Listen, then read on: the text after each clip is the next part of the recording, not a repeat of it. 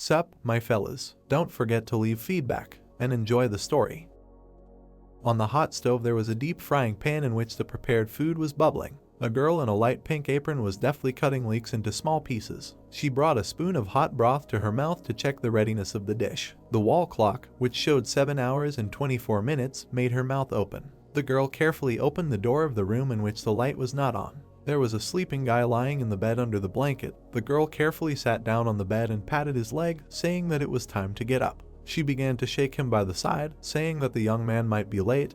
He muttered something in his sleep. His ear twitched when he heard him being called father. The guy opened his eyes in fear. Rising from the bed, he opened his mouth in bewilderment. Scratching his head and smiling, the young man replied that he was already getting up. The girl exhaled. A friendly smile appeared on her face. She clasped her hands behind her back and, closing her eyes, told her father to quickly get up and go to breakfast. The guy thought that 2 months ago, because of his father's contract, he unexpectedly had a daughter. 10 years ago, a fault appeared on Earth, disrupting harmony and tranquility. People, noticing its appearance, were horrified, not understanding what it was. The men, with fear on their faces, began to run away from the open gap in space. Anthropomorphic monsters with many teeth and extra limbs appeared from the rift in unimaginable quantities, which were impossible for an ordinary person to cope with. However, strange abilities awakened in some people, regardless of gender and age. An armored man with a sword and a girl in a red suit stood in front of the monsters emerging from the portal. They called themselves hunters and without hesitation entered into battle with the fiends of the rift. Each of them could see and adjust their abilities using a status window, very much reminiscent of the game interface. In the open window, the name, level, title, characteristics, and abilities were written. The hunter, controlling the window, said that he still had enough strength. The girl in the red suit firmly stated that they should try again. The man in yellow armor agreed with this, and behind them stood several more hunters ready for battle. However, the main character did not have these abilities, and after serving in the army, he quietly studied for 3 years. Dojun sat at his desk, surrounded by books, and wrote something in a notebook. Then he managed to get a job as a civil servant in one of the technical positions in the fault department and became the most junior among the other employees. The man at the computer desk asked how things were going with the report. The guy jumped up from his workplace. The young man did not shine with special talents. The curly-haired man waved his finger menacingly, asking if he was going to continue doing this. The main character bowed, asking for forgiveness. But after a year of hard work, he was still able to get the first task, expecting a lot from the first serious day. Dojun walked along the pedestrian crossing, looking at his phone. After work, he went to the Kandon area in search of a fault that had appeared there, but suddenly turned around, seeing a bright light from the side. A car was moving towards him at great speed. The guy did not have time to react. On the street, on which there was not a single person, a terrible metal clang was heard. On the way to the desired place, he was hit by a truck. Shielding his eyes from the blinding light, the young man woke up lying on the ground. The place where he came to his senses was a world called Miram. Men in medieval costumes looked at him in surprise, as if he were an alien, with pagodas standing behind them. There was a fight in the large hall. People in gray suits were attacking each other with swords. Someone was lying on the floor motionless. One of the warriors cut the main character's back, forcing him to close his eyes in pain. In Miram, he died many times. His body lay on the floor in a pool of blood. After he woke up in this world, he acquired the ability to revive him after death. The pocket watch was shrouded in haze. It returned its owner a day back in the event of death. Dojun raised his sword above his head, preparing to attack. Armed people attacked him at once, screaming. The guy returned after death again and again. At some point he forgot his name, but finally became the strongest in Miram. The warrior sat on a destroyed column among many corpses against the backdrop of a fire. The residents of Miram nicknamed him Chinma, which means heavenly devil. The bloodied warrior held his sword in his hands, thinking that he had become the strongest. Looking forward from under his brows, he did not understand how he could return back to his home world. The young man became the first, and as a reward he received the same sudden return to his reality. He woke up in a dressing gown in a hospital bed. When the patient was about to leave the hospital, the doctor behind him worriedly asked if everything was all right, and the nurse, covering his mouth with his hands, told him to come back immediately if anything hurt. Holding a sick leave certificate in her hands, the nurse clarified whether this was the same man who was hit by a truck and who had undergone a 17-hour operation the day before. The man, his mouth open in surprise, said that he already doubted it. The main character went out onto the street with many skyscrapers around, realizing that he did not remember Korea well and that it would take him a lot of time to adapt. Dojun opened the status window. All his stats were level 999. He thought that he had become so strong that he didn't have to work. The guy in the formal suit looked at his hands, realizing how much blood was on them. Memories of all the events that happened in Miram, all the battles and fights, flashed through his head. Constant betrayals, countless deaths and revivals brought him to complete distrust of anyone. Stopping in the middle of the road, he thought that he would like to be normal. Fixing his gaze upward, the young man decided that this time he wanted to live an ordinary, quiet life. There was a huge clock hanging on the Seoul City Hall building. The doors were open, and the main character greeted his colleagues. The office workers looked at him in shock, and the woman covered her mouth with her hands in amazement. The curly-haired man opened his eyes wide and asked if everything was okay. With a calm expression on his face, Dojun replied that nothing had happened to him. His colleague said that in appearance, nothing had really changed. Raising his eyebrows high, the man noticed that his colleague began to talk strangely. The guy, looking away and scratching his cheek, asked about how his speech sounded before. A badge hung around his neck, his work uniform fit loosely on him, but the employees still noticed that his body seemed to have become stronger, although before he was fragile and timid. The curly-haired man, looking into his eyes, said that his height had also changed. Scratching his chin, the young man thanked him for the information. The senior colleague, waving his hand and squinting, asked if it was another person standing in front of him. Keeping a calm expression on his face, the young man replied that they may think that something in him has changed a lot, but it really is him. They stood in the middle of the office. The main character explained that he was still in shock from the accident and had memory problems, and asked where his place was. Crossing his arms over his chest and raising one eyebrow, the curly-haired man, not believing that his old colleague was standing in front of him, said that this forgetfulness made him even more suspicious. The woman, clasping her hands, noticed that in front of them was indeed Dojun, just more handsome, but the employee turned around and still asked Hyunsu to bring a fingerprint scanner. The office worker showed a small device that will confirm identity using the right thumbprint. The guy put his finger on the scanner. Everyone looked at the device, the voice from which confirmed the identity of the Rift department worker. The curly-haired man asked him to place his finger again, and the robotic voice repeated what had been said. Refusing to believe it, the employee raised his hands and asked to do it again. Squinting, he stated that a person cannot change so much in just a day. The woman, looking admiringly at her colleague, suggested that these were the consequences of amnesia and noticed that his speech had become more intelligible. The man looked at her, saying that the change in height looked much more suspicious, but the employee with a blush on her cheeks only smiled, answering that she was not so worried about it. Putting his hand to his temple, the young man once again asked to indicate where his seats were. His colleague waved his hands, saying that he should go home today and have a good rest. Pouting his lips, he clarified that the sick leave had not ended yet and that he could start work tomorrow. Grabbing the main character by the shoulders, the man was about to accompany him, but he declared that he could walk home himself. Cumulus clouds floated across the clear sky. Dojun recognized the building and approached the apartment building. He walked up the stairs to his floor. The guy put his hand on the combination lock. Almost immediately he removed his hand. Standing in front of the door, the young man could not remember the code. Someone's voice came from the apartment, causing the main character to tense up. He looked down. The girl peeking out from behind the door called him uncle. The owner of the apartment fearfully asked who she was. The sun illuminated the apartment building. They sat at the table opposite each other. Dojun took a sip from his mug. Looking at the sad girl, he asked who she was. Taking the mug away from his mouth, the guy clarified whether the girl sitting in front of him was his brother's daughter. She nodded her head affirmatively. The young man put the mug on the table and clarified the fact that he agreed to look after her because her mother died in an accident and she had nowhere to go. The main character said that he gave her the code to the apartment and that's why she came today. The girl, clasping her hands together, answered in the affirmative. Putting his hand to his chin thoughtfully, Dojun asked if they had met before. Waving her hand and smiling, she replied that today they were seeing each other for the first time. Irritably covering his face with his hand, the guy wanted to know if she had other relatives. Nervously clasping her hands and lowering her gaze, the girl replied that her mother was an orphan and that she had no one else to rely on. The young man noticed a plate of food on the table and asked what it was. On the plate was an omelet with rice, covered with red sauce, and vegetables. The girl replied that she made the omelet for her uncle to eat after work. The words that he was not ready to welcome her into his home made her eyes widen. The girl jumped up from the table, placing her hands on it, and exclaimed that the main character had promised to shelter her. She showed the phone to her uncle, who did not understand anything. In the correspondence from 2 days ago, it was said that Dojun himself invited her to stay at his house and that this would not cause him any inconvenience. He confirmed that he really wrote these messages. Taking the mug in his hands again, the guy said that until yesterday he was in the hospital because he had an accident and was discharged only today. Rising from the table, the young man clarified that he had lost his memory. The girl looked at him, asking if everything was okay. Her uncle brought the mug to the sink and replied that his body had fully recovered. Having opened the water and wiped the mug with a rag, he added that his memory was failing him greatly and that this could cause some difficulties in everyday life. Having placed a clean mug on the tabletop, the main character said that now it would be difficult for him to take care of someone because it would take some time to adapt to everyday life. The girl put her hand out in front of her, discouraged. Opening her mouth, she exclaimed that they needed to agree and draw up a contract. Dojun turned around, asking what contract he was talking about. Placing his hand on her chest, the girl asked him to become her father until she graduated from school. Looking down, the guy asked incomprehensibly what she was talking about. The girl grabbed his hand, saying that it would be difficult for him to live alone due to memory loss and that it would be difficult for him to clean, do laundry, and cook on his own.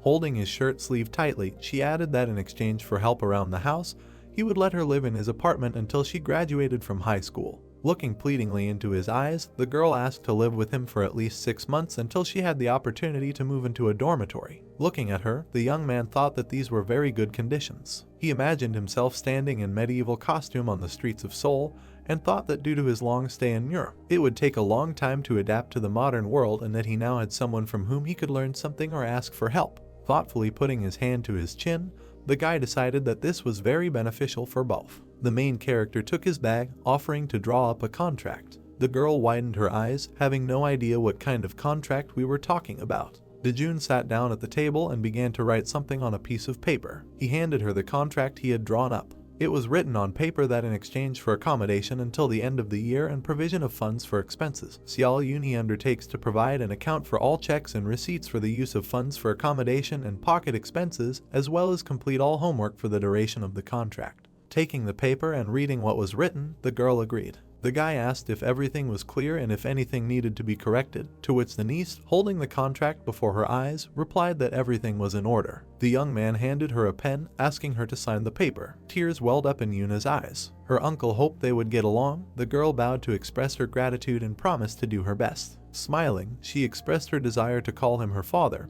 Her eyes shining, the main character replied that he did not mind. Dojun was about to leave the room. The girl asked him to call her by name and address her as you. He agreed. Still holding the piece of paper, Yunhee thought that her new father was getting used to what was happening pretty quickly. She looked into his room, wanting to say something else, but found him changing clothes and saw his muscular body. Out of embarrassment, the girl covered her mouth with her hands and a red blush appeared on her cheeks. She quickly turned away and apologized for the intrusion. Turning around, the guy asked what happened. Embarrassedly scratching her cheek, the girl said that the refrigerator was empty and they needed to go to the store for groceries. She stood in the door with her back to her father. The young man took out his wallet. There was a bank card in his hand. The main character asked his niece to pay for all his purchases with her. Yunhee took the card in her hands and looked at it in bewilderment. Holding the card to her chest, the girl looked at her uncle and offered to go to the store together because it could return some part of his memory. Looking down, Dojun replied that it might work and agreed to go to the store. A sign hung above the glass doors and a row of shopping carts stood nearby. They stood at the vegetable section. A huge green field was visible in the window. Yunhee noted that for a while it would be necessary to prepare food from fresh vegetables. Then she noticed that pork belly costs 10,000 won for 600 grams. The guy thought that it was sale. After the words of gratitude, the girl sheepishly scratched her cheek. Some noise behind them made them turn around. The girl opened her mouth in surprise. The young man asked what happened. A rift opened in the middle of the store, and frightened customers rushed to run away from the portal. Yunhee took a gun out of her bag. Holding her weapon out in front of her, she shouted that there was a rift in front of them and ordered her father to hide because it was too dangerous here. A snarling green monster with sharp fangs emerged from the rift. People were running away from the department in which the portal had opened. A young man in a blue hoodie shouted that there was a goblin in front of him. The main character watched what was happening with an absolutely calm expression on his face. Yellow energy has accumulated at the barrel of the gun. Immediately after this, a beam of light erupted from the weapon. A wave of energy passed right through the monster's body. The goblin growled in shock as he looked at the hole in his chest. Not even a second had passed before his body collapsed on the floor of the store. One of the customers covered her mouth with her hand, saying that the goblin had lost consciousness. Someone was standing with a bat in his hands. The man said that they were lucky that there was a hunter in the store. Yunhee breathed a sigh of relief. Dojun realized that his niece was a hunter. The girl put the gun in her bag and asked displeasedly why her father didn't hide, because he could have gotten hurt. The guy apologized and said that he would be careful in the future. The girl pursed her lips pitifully, wanting to know if this was true. The answer was in the affirmative. The police who arrived at the scene took photographs of the monster's body. One of them, holding a notebook in his hands, stated that there was only one goblin and that there were no dead. The policeman turned to the heroes while his colleagues were inspecting the scene and asked the young man whether the monster had died by his hand. The main character pushed Yunhee forward, taking her by the shoulders, and said that his daughter had dealt with the goblin. The man in uniform opened his mouth in surprise. He then asked for identification, telephone number, address, and bank account number. The officer, looking at the guy, explained that this data was needed to receive a reward. The policeman clarified that this was the price for destroying the monster and the spent mana, and that this was a reward for preserving the lives and safety of the residents. The girl was very happy about this news. After saying that his father could provide a bank account, Dojun thoughtfully touched his chin with his fingers. Looking at his niece, he decided that it would be fair if the money was transferred to her account because this was a reward for her work. She smiled, a red blush appeared on her face. It was night outside, but there was light in the windows of the house. The phone on the table vibrated, and Yunhee took a break from cooking to look at the message. Taking the phone in her hands, she was very surprised. The message said that for destroying the rift and killing the monster, the Seoul Police Department transferred 150,000 won to her. The guy behind her said that this was a lot, and in surprise the girl pressed the phone to her chest. Her uncle looked at her and expressed his opinion that there was no point in her living in his apartment if they paid so much money for killing one monster. Smiling, the girl replied that it was a special situation, because the break was temporary and no one guarantees that all monsters will be as weak as that goblin. She also added that only a licensed hunter or the associated angels of death can enter the rift called the dungeon, and this is not available to her. Due to the fact that she is an ordinary person, the young man displeasedly crossed his arms over his chest and looked away. The main character asked if his niece had studied the law of reason. The girl looked at him questioningly, not understanding what he was talking about. Raising his index finger to his head, Dojun answered the question of what the law of mind means, saying that it is the ability to absorb energy from the outside. Not wanting to continue the explanation, he lowered his hand and concluded that there was nothing special about it. Yunhee closed her eyes and smiled, saying that this all must be surprising, but she plans to enter the State Hunter Academy in March. Taking the frying pan in her hands and putting the prepared food on a plate, the girl added that her power has not yet awakened, but she can use mana, and she also has permission to use the mana gun, which she always has in her bag. Sitting down at the table, the guy praised her, saying that not everyone can become a hunter. The niece, holding a spatula in her hands, said that therefore she should be treated well. Raising her hand and smiling, she said that she would become very famous. There were a lot of Korean dishes on the table. Yunhee wished her a bon appetit and asked her to eat everything without leaving anything. Taking a spoon in her hand, the girl asked what her father's job was. The young man, putting a spoonful into his mouth, replied that he worked at the mayor's office. His daughter asked if this meant that he was a civil servant. The guy confirmed this. Smiling, the girl expressed her concern that his work could be dangerous. She pushed a plate of meat towards him and once again wished him bon appetit. The sun was shining on the City Hall building. The clock showed almost 9 o'clock in the morning. The wall clock in the office showed the same time. The main character entered his office, greeting his colleagues. The curly-haired man was surprised by his appearance. His face looked worried and he asked if everything was okay and if the employee would be able to work today. Looking at him, Dojun thanked him for his concern and said that everything was fine. Crossing his arms over his chest, the man asked to contact him if any questions arise, because health comes first. He pointed to the computer desk and told the guy that was where he belonged. The bespectacled employee at the next table said he would answer any questions if the amnesia had not yet passed. The young man looked at him, not remembering his name. The man said that he was his boss, Hyuksu. The main character bowed and thanked him. The curly-haired worker looked at his watch and declared that the time had already come. The boss ordered to bring a very valuable hunter up to date, to which the employee exhaled irritably, doubting that the F rank was valuable. The man with glasses smiled, stating that despite his rank, a hunter is a hunter. Everyone turned around when a man came into the office and immediately apologized for being late. The girl with pink hair was trying to catch her breath. Wiping the sweat from her brow, the new girl smiled and asked if she was too late. The curly-haired worker spread his hands, saying that he had to go out and meet her. The girl bowed and once again asked for forgiveness. While they were talking, Hyaksu pointed at them with his hand and asked the main character to say hello to their new hunter. Dojun looked around questioningly. Taking him by the hand, the boss took him aside, realizing that, most likely, his subordinate did not remember something. The guy listened carefully to the words that their department was mainly engaged in searching for faults, going on missions together with a hunter. Pointing to the girl, he explained that Yeji would be in the young man's care. The main character greeted, maintaining a calm expression on his face. Yeji looked at him admiringly. The boss specified that she was supposed to become his partner. After these words, they both stared at Hyaksu in confusion. Smiling shyly, the man scratched his cheek. Looking at them, he explained that Dojun is not in a state to go out on a mission right now, so the employee will take over this matter. The guy lowered his eyebrows in displeasure, asking if this work was originally his occupation.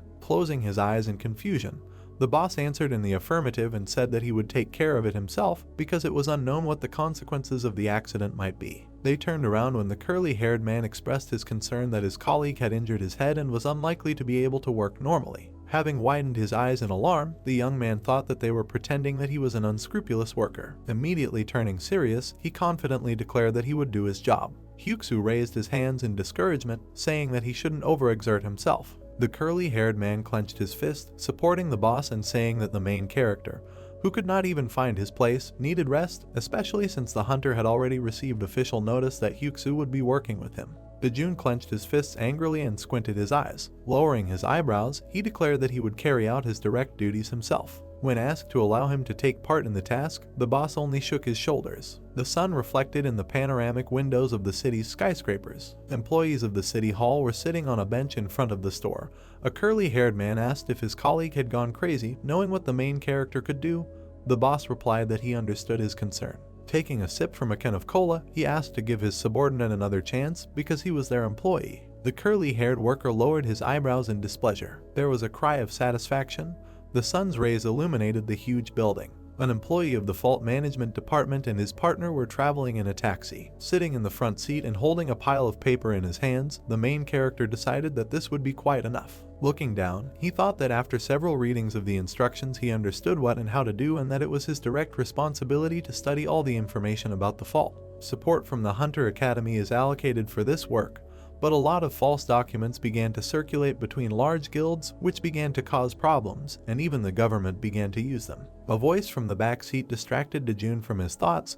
The girl introduced herself and said that she was 21 years old. Turning around, the guy apologized, explaining that he was checking the documents. She laughed and said that everything was fine. Noticing something in her hands, the young man asked what it was. On her lap lay an oblong case. Yeji explained that this was a case for the uniform and weapons needed to fight monsters. The taxi driver stopped the car and, looking out the open window, said that they had arrived. The heroes thanked the taxi driver. Mountains were visible ahead. The taxi driver dropped them off on the side of the road in the forest. The metal case opened to reveal a small green ball. The girl put it to her chest. The sphere in her hands began to glow. At the same moment, her clothes turned into a gray tight suit.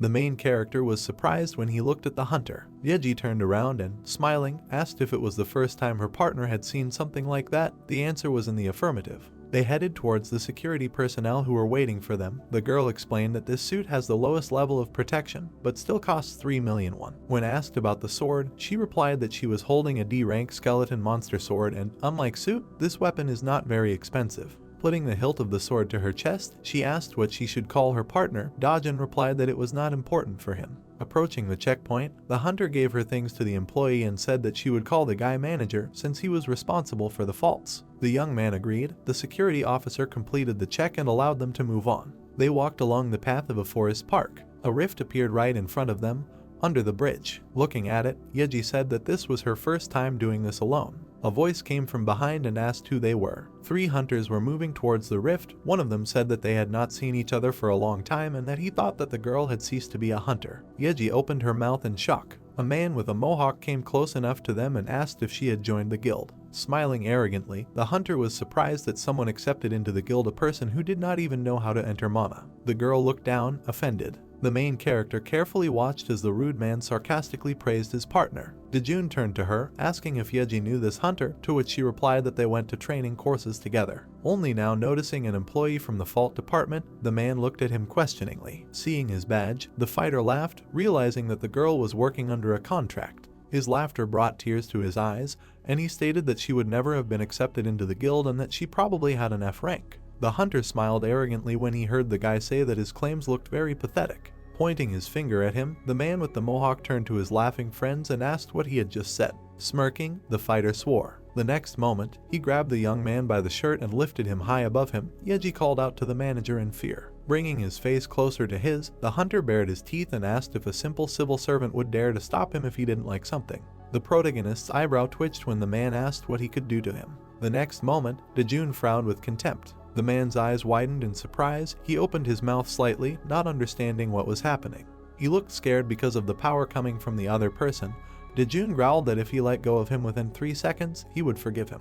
His eyes turned red. Hanchun raised his hand, streams of dark energy surrounding his body. Sweat ran down his face.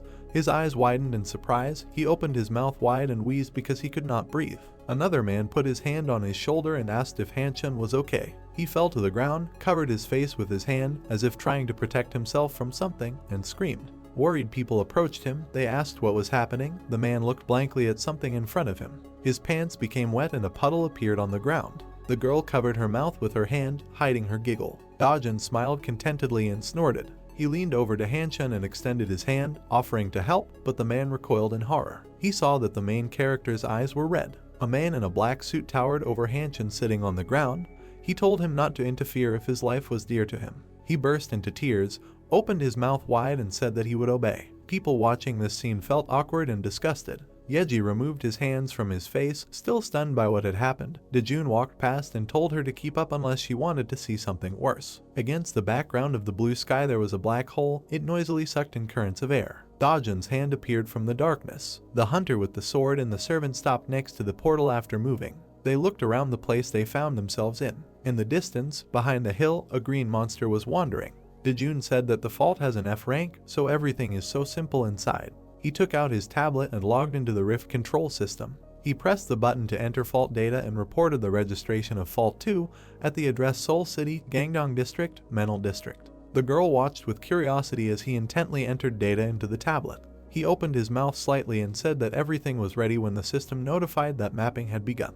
He put the tablet in his bag and told Yeji it was time to go. She jumped for joy and said she would go first. He looked questioningly at the frozen girl. She clenched her hand into a fist. With a serious expression on her face, she thought that she should be responsible for the safety of ordinary people. Besides, if she showed herself well, she would be hired to work at the mayor's office. Something caught their attention. The bodies of killed monsters lay on the ground, and hunters stood next to them. The girl was horrified. Her eyes sparkled with tears due to the fact that many hunters had come here earlier. She fell to her knees in despair and thought with regret that she had to show herself somehow. Dojun calmly looked at the girl and said that this is even good. Without the goblins, they will be able to finish their work faster and leave. He looked puzzled at something below. The information of the hunter was written on the screen. Dojun thought that her parameters were the same as those of an ordinary person. He looked at the information in surprise. Data appeared on the screen that Yeji has fencing skills. A man with a tablet in his hands asked if she knew fencing. She smiled and guessed that he had seen her status window. She tilted her head and smiled. She said that she was very pleased before, because there are not many such S-rank skills. Besides, she was one of the best at the beginning of the course. The girl pressed a trembling palm to her mouth and said with regret that she always wrote exams perfectly and never lost in competitions. The man looked somewhere to the side and tried to call out to her. The excited girl began to chew on a strand of hair. Tears appeared in her eyes. She said that everything changed during the demonstration of skills because she did not have mana. Dojun called out to her again. Tears flowed from the girl's eyes. She closed her eyes and continued to talk about how she was told that mana would appear only at the 3rd level, and she had no idea how to move to the 2nd. She was sure that her efforts would lead to nothing. He approached her, grabbed her by the shoulders and pushed her away. The girl looked in fear at something below. An arrow was sticking out of her leg, and something fell in the place where it had just been. A wooden club with sharp spikes stuck out of the ground. She looked fearfully at the green goblins who appeared from behind the hillside. Dojun pulled her to her feet and told her to show her best side. He leaned towards the frightened girl's ear and said that the battle would now begin. He pushed her forward. The girl with the sword in her hands froze in indecision. She stared at the enemy and clenched her teeth. She thought that she needed to pull herself together and concentrate. She ran towards the green goblins with clubs. She lunged, causing streams of air to fly up. The huntress pushed herself off the ground. She jumped up and stabbed the goblin in the face with her sword. The monster grabbed his eye. Black blood ran down his face, and he hissed something furiously. The girl jumped again, aiming her foot at her opponent. The girl's foot hit the goblin hard on the head. He flew back from the blow. He narrowed his eyes in displeasure, black blood flowing down his face. With a swing of her sword, Yeji cut off the monster's head. The headless body fell next to another goblin. The girl dropped to one knee with her back to them. She was breathing heavily, sweat running down her face. She turned around and with a wide smile turned to the manager. She asked if he saw how she easily killed the goblin. He looked intently at the tablet screen. A surviving monster ran towards him. Yeji tried to warn him of the danger. The goblin bared its teeth and extended its clawed paw. The girl screamed. Dojun closed his eyes and sighed in displeasure. There was confusion on the monster's face as his paw passed through the air, the man easily avoiding his attack. Yeji watched closely what was happening with her mouth slightly open. The goblin fell head down and moaned pitifully. He flew off the cliff screaming. Dojun turned his back to him, losing all interest. He studied the information on the tablet again.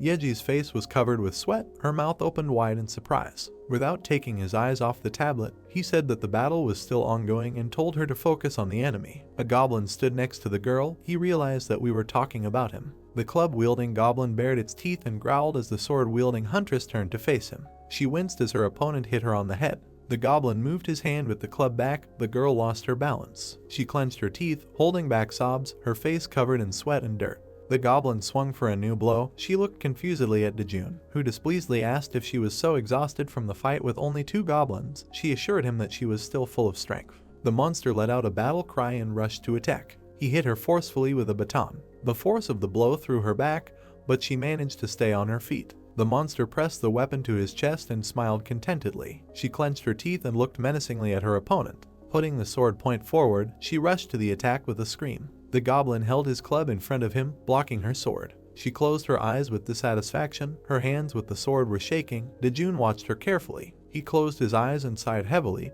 He said that it seems that fencing is not her main skill. Sweat streamed down the girl's face. She looked at him in surprise and said that in her opinion the most important thing was to block attacks and strike with the least amount of effort. Dojun, with a tablet in his hands, told her to step back and catch her breath. He said that due to breathing problems, her hands were shaking and, as a result, the sword. She obediently took a few steps back. She puffed out her cheeks, trying to breathe deeply. She looked at the goblin. The monster was breathing heavily. Dojun said that the enemy was also at the limit and his strength would soon run out. He watched what was happening with indifference. He told her to concentrate on the attack, because there would surely be a good chance. She stared at her opponent, opened her mouth wide and agreed with the manager's words. The goblin ran. Dojun advised her to gather all her strength and use a powerful, swift attack. The monster continued to run, raising his baton to strike. Dojun said that the most important thing is to notice the enemy's unnecessary movement. She stood in a fighting pose, looking intently at the monster. The main character said that it was time to show the essence of fencing. She looked resolutely at her opponent. The goblin let out a war cry and swung his club. The sword struck the air. The monster stared blankly, sweat running down his face. Yeji pressed her sword to the neck of her opponent, who was sitting on the ground. The goblin screamed, black blood flowing down the blade of the sword. Splashes of blood flew into the air. She opened her mouth wide and was breathing heavily. The body of a defeated enemy lay at her feet. Dojun said that this time she was able to show all the beauty of fencing. The sky turned orange and sunset was approaching. Yeji was lying on the grass, arms and legs spread wide. Dojun was standing behind her. He praised her and suggested that she return. He looked carefully at the tablet screen and said that today she had killed 17 goblins. If she worked alone, she could make good money. The girl stood up and brushed herself off, smiling. She said that she was doing this not only for the money, but because she wanted to become a member of some team. She looked at him with interest, opened her mouth slightly and asked if he was hiding his strength. The man standing next to the fault tensed. He said that he did not understand what she was talking about. She began to explain. Only the man's legs were sticking out of the portal. He interrupted her mid-sentence and said that he was leaving. She crossed her arms over her chest and frowned after him. Dusk fell on the city. Lights were burning in the windows of high-rise buildings. There were many people walking around the faces of Seoul. Dojun was among them. Someone was pressed against the wall. Hiding around the corner, a man watched Dojun. He stopped. The main character winced with displeasure and pressed his palm to his face. He turned his head and told the man hiding around the corner that if he came out within 10 seconds, he would not be angry. The countdown had begun. Yeji came out of hiding at the last numbers. She bent over, placed her palms on her hips and breathed heavily. He looked at her displeasedly, opened his mouth and asked why she was pursuing him. The girl looked at him and said that he still didn't answer. Dojun didn't understand what she was talking about. Yeji straightened up and looked at him playfully. She repeated her question about whether he was hiding his strength. She pressed her hands to her growling stomach and blushed embarrassedly. He turned away and said with irritation that since she followed him from the office to the house, she could have dinner with him. The image of the street became blurred and Yeji thanked the manager. Dojun lived in a white multi-story building. They walked up the stairs in silence. The girl looked up at him and embarrassedly said that it was inconvenient for her to come to visit so late, so she'd better go home. On the landing, he turned to her. The girl crossed her arms under her chest and looked away. Dojun said that you need to be patient a little. It's dinner time and she's probably already prepared everything. Her eyes widened in surprise. She opened her mouth and asked who he was talking about. He hid his hand in his coat pocket and explained that he lived with his daughter. This news shocked Yeji even more. She was sweating, her eyes widened in surprise, she opened and closed her mouth, unable to say anything meaningful. They walked to the door. The man intended to ring the bell, but turned around and asked Yeji not to talk about work because his daughter thought he was an ordinary employee. She bowed down, but did not dare to contradict him. The huntress pressed her hands to her chest. She felt terrible about her tactlessness. She thought that Dojun probably got married early. A smiling Yunhee opened the door and greeted her father. The two girls stood frozen in front of each other, Yeji looking shocked and Yunhee looking displeased. Her eyes widened in surprise, sweat flowed down her face. She tried to understand how Dojun could have such an adult daughter. She opened her mouth wide, continued to stare at Yunhee and thought about how old the employee was, whether children were overgrown, and whether a wife could call her husband father. The girl with short hair looked displeased at the stranger and asked the main character who it was.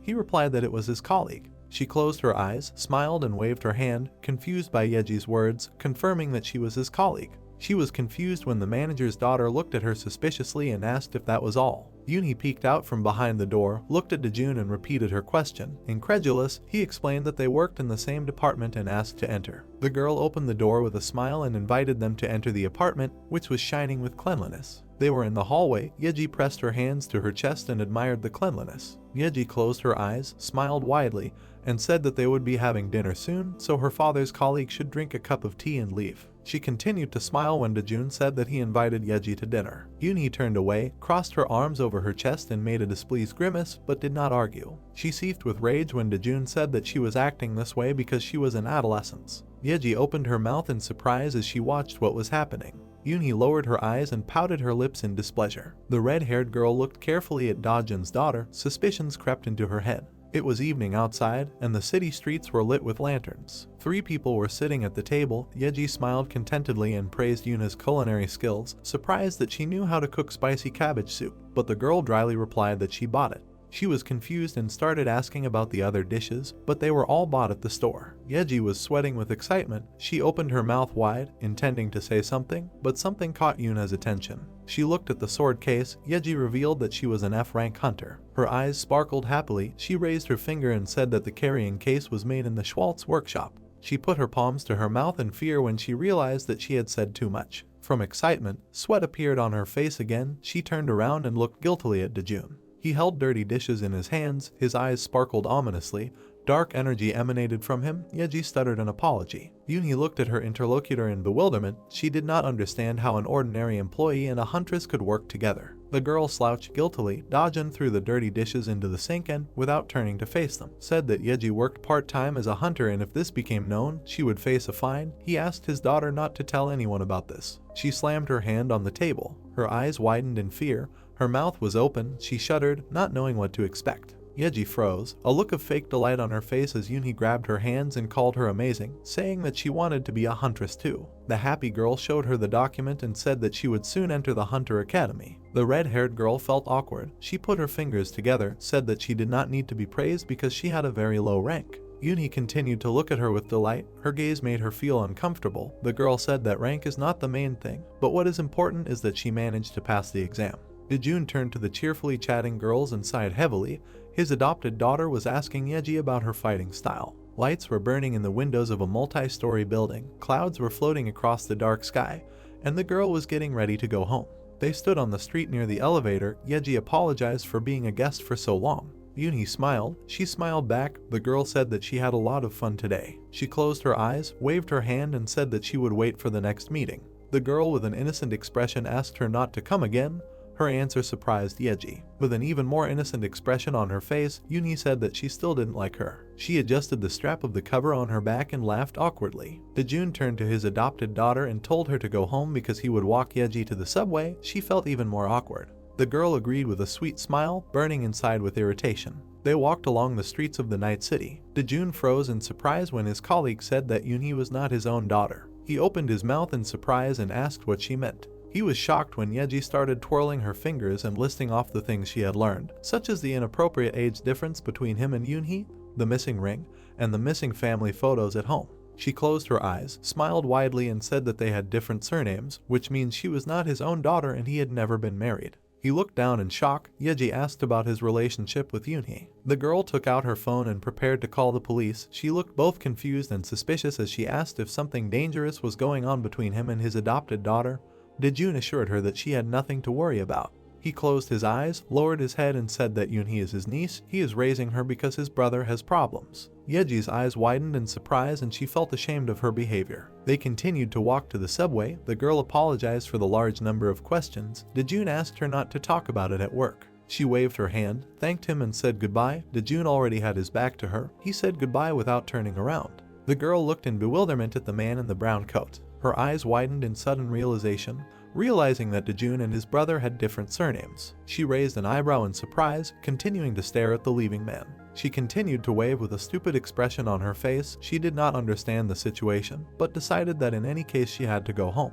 There was a clock hanging on the light wall of the 3-story City Hall building. The boss opened his mouth in surprise as he looked through the papers. He couldn't believe that Dojun did this in one day. The man in a white shirt and pink tie clenched his teeth and looked at the main character in fear when he asked if there was any problem. Sweat appeared on the man's face.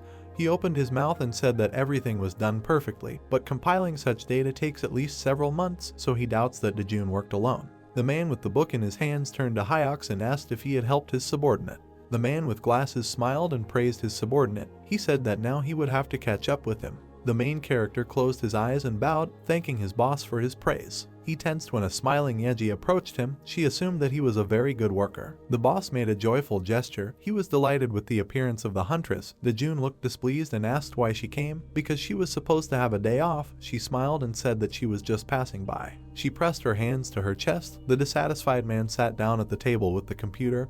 He said that she could do as she wanted, because there would be no overtime anyway. He clenched his teeth and looked with hostility at the outstretched piece of paper. He took the paper in his hands. Yeji looked at the document over his shoulder with curiosity. Dojun asked what it was. Hyuksu smiled and said that this was the hunter qualification exam schedule, because now that he had a ward, he should know such things. She thought about how all hunters take an exam to assess their level once a year. He presented Latin letters and a red arrow. According to the exam results, the hunter's level can either increase or decrease. He carefully studied the contents of the document, because this exam was very important for every hunter. He presented many banners with different symbols. They belonged to various guilds that were constantly looking for high-level hunters. There were several hundred such organizations in South Korea alone. He thought of the old man in the suit who was handing the card to the man. He knew that during this period, hunters often move from one guild to another, so the day of the exam is often called the opening of the guild change market. Dojun was very surprised when Hyuksu covered his mouth with his hand and secretly told him that the boss was very worried about this. He opened his mouth and asked if the boss was afraid that the hunter would move to another guild if he raised his level. Hyuksu confirmed his guess. A man with glasses sat at the table. He looked at the computer screen and said that in any case, Yeji needed to pass the certification and Dojun had better go with him. He found the huntress on the list. She was supposed to perform in a week in the first group. He looked at the girl displeasedly and asked if she was going to move to another guild if she increased her level. She waved her hands and said that she wanted her contract to be extended. She closed her eyes and pursed her lips as he turned away and said that someone else was handling those tasks. He lowered his head, opened his mouth and said that she needed to raise the level to certification, because it would be more convenient for him to go on assignments, and her salary could be raised. He was looking forward when the girl said that she would get an F rank anyway. He turned around and looked at her with confusion. The red-haired girl explained that she could not use mana. The certification was divided into several stages, and the result depended on the total score. She presented a blue crystal and said that the most important thing in the exam is the amount of mana, because the mana crystal increases the physical strength of the hunter. She thought about how the golden light surrounded the person's body. This was the acceptance of mana that she could not achieve. Dojun closed his eyes and scratched his forehead thoughtfully. He understood that the huntress could not count on a level higher than he. She closed her eyes and fingered her fingers. Her lips pressed into a thin line when Dojun said that if she didn't try, she wouldn't know what she was capable of. But the girl was sure that she was destined to live with an F rank. She raised her eyes and looked at him in surprise when he said that then he too was doomed to be stuck at an F rank. He stood up, pushed the chair back with his hand, walked towards her and said that he has only one hunter in his care and the level of faults that he can explore depends on his level. Yeji lowered her eyes. She said that if he found another hunter, he could move forward. He lowered his head, put his hand to his chin and said that she was right and he needed to put up an ad looking for another hunter. Her eyes widened in surprise. Her mouth dropped open when Dojun said that she was the only hunter for him now and told her to follow him. In the corridor with light walls there was a sign for a training room for hunters. They walked inside. Yeji looked at the room with her mouth open. The man flipped the switch and said, "The office for working with old faults," which was converted into a training room. In the room there was a shelf with various types of bladed weapons and several mannequins. Dojun admitted that this was his first time here. He knocked on the wall and explained that the hall was built from special materials provided by the Hunter Academy, so the walls were quite resistant to impacts. He looked at her, opened his mouth and started talking about the girl's lack of mana. She closed her eyes and smiled shyly when he suggested trying physical strengthening. Yeji explained that she couldn't get mana until she reached level 3. Tears appeared in the girl's eyes when she admitted that she was a complete failure. He crossed his arms over his chest and asked to demonstrate his fencing skills. The girl began to dig in her bag. She said that she had notes. She handed him a notebook with a purple cover. Dojun thanked her. The girl smiled contentedly when he opened the notebook and praised her for taking a lot of notes. On the page it was written in a line that the Samj contains the universe, the source of intersection, heaven, earth, and the 3 principles of man. Yeji admitted that she herself did not fully understand the meaning of what was written. He continued reading. The girl smiled shyly and said that at the end there were sketches of techniques. The man with downcast eyes chuckled thoughtfully. There was a line drawing of a person in different poses on the sheet. Yeji said that she was bad at drawing. Dojun ignored her words and said that it was like the 3-way method. She also looked at the notebook and was surprised that he saw the 3-way method in the drawings, not fencing. He patiently explained that fencing was a technique developed based on the 3-way method. He imagined a man with flowing hair and traditional clothes. It was the swordsman Jin Seok. At the top of the mountain there were 2 men. One of them was sitting on the ground, the other was pointing a sword at him. Dojun said that Seok was the genius of the Imperial Palace who appeared with the comet and disappeared after the conquest of Miram. He rethought the 3-way Samj method. The man lying on the ground with his mouth open looked at his opponent in fear. Dojun talked about how Seok called his method fencing and, leaving his advice and teaching on the technique, disappeared. The man sighed. Yeji continued to smile, but became inwardly wary when he addressed her. He put his hands on her shoulders. The girl's cheeks turned pink with embarrassment when he leaned over and said that she was a rare lucky one. Her green eyes widened in surprise, her mouth fell open. She did not understand what he was talking about. A round clock hung on a white wall. The man in the white shirt and pink tie smiled widely. The needle approached 12. The man opened his eyes wide in anticipation. Then the hand stopped at 12, which meant that it was exactly 6 o'clock in the evening. The young man stood up from the table and said that he was heading home. The girl with red hair ran out of the office, saying goodbye to her colleagues. The man in the pink tie raised his mug to his mouth, asking why their junior colleagues had been disappearing at exactly 6 for several days in a row. He assumed that there was something between them. The worker with the rectangular glasses smiled and replied that there was indeed something on Yeji's part. He put on a black jacket and said that only a fool would not have guessed about it.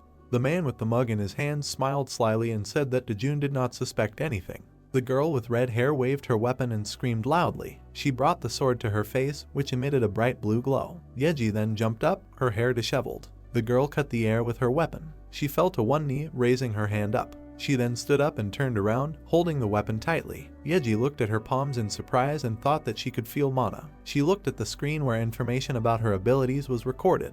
Yeji was level 3 in S rank, and she had the passive skill of a swordsman. The main character clapped his hands and praised the girl's result, which she achieved in just a week. Yeji turned around and said with a joyful smile that meeting him was a real success. Dojun raised his head with pride and replied that he would take this into account when renewing his contract. Yeji's cheeks turned red as she closed her eyes and smiled. She then opened her green eyes and gazed at the main character. He put his hands in his pockets, and the girl asked if he was hiding his strength. Dojun closed his eyes and sighed. He then turned around and said goodbye to Yeji as she waved to him. The next day, the building of the Hunter Academy was illuminated by the rays of the sun. At the entrance there were many people chatting among themselves. The main character asked if Yeji was taking part in the certification for the first time, and the girl answered with a smile that she had already gone through the entire procedure for passing the Hunter exam, but after that she never took it again. She closed her eyes and thanked Dojun as he wished her luck and told her that she had been training hard. The main character and Yeji turned around at the same time when the young man in armor loudly shouted about someone's arrival. Han Minji and Kang Minhyuk walked side by side.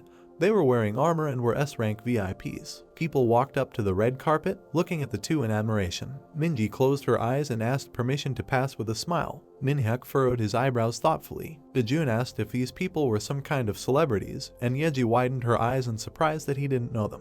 Then the girl said with a smile that Minji and Minhyuk are hunters from the Icarus Guild, and also one of the strongest hunters in the whole world. The main character raised his dark eyes, looking at them. A crimson aura emanated from Minji and Minhyuk. Yeji's mouth dropped open in shock when he said that these hunters were nothing special and could be caught up in a year if you tried hard enough. People in the crowd laughed, and the girl began to sweat with excitement. Then she covered her face, which was red with shame, with her hands and asked the main character not to say such things again.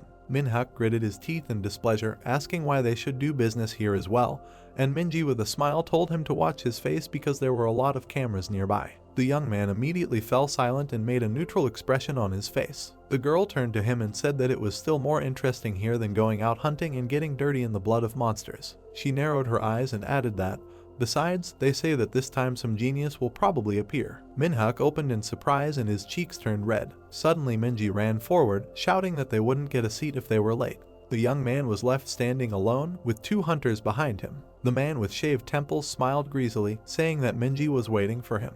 He frowned his thick black eyebrows and said that he was impatient. Hanjin clenched his hands into fists and shouted angrily at his comrades, who began to laugh at him. A man in a blue suit raised his hand and announced the start of counting statistics, and also told the hunters to enter in order. Dojun leaned over to Yeji and said that they need to go there. Hanjin grinned and laughed, telling Icarus to wait for him. People crowded around the entrance, where a bright light came out. The hunter with the black beard began to sweat, and excitement showed on his face. He opened his mouth in shock when information appeared on the screen that he was a C rank. He laughed joyfully. People around him began to support him. Gildan, the personal manager of the Balkan Guild, greeted the hunter with a polite smile. He raised his hand and explained that their guild consisted mainly of C-rank hunters, and for D-rank they provided all the necessary weapons and costumes for free. Yeji closed her eyes as she tried to push through the crowd. She rested her hands on her knees and breathed heavily as the man in the brown coat asked if she had passed the test. The girl smiled, showed a peace sign and said that she had received a D rank.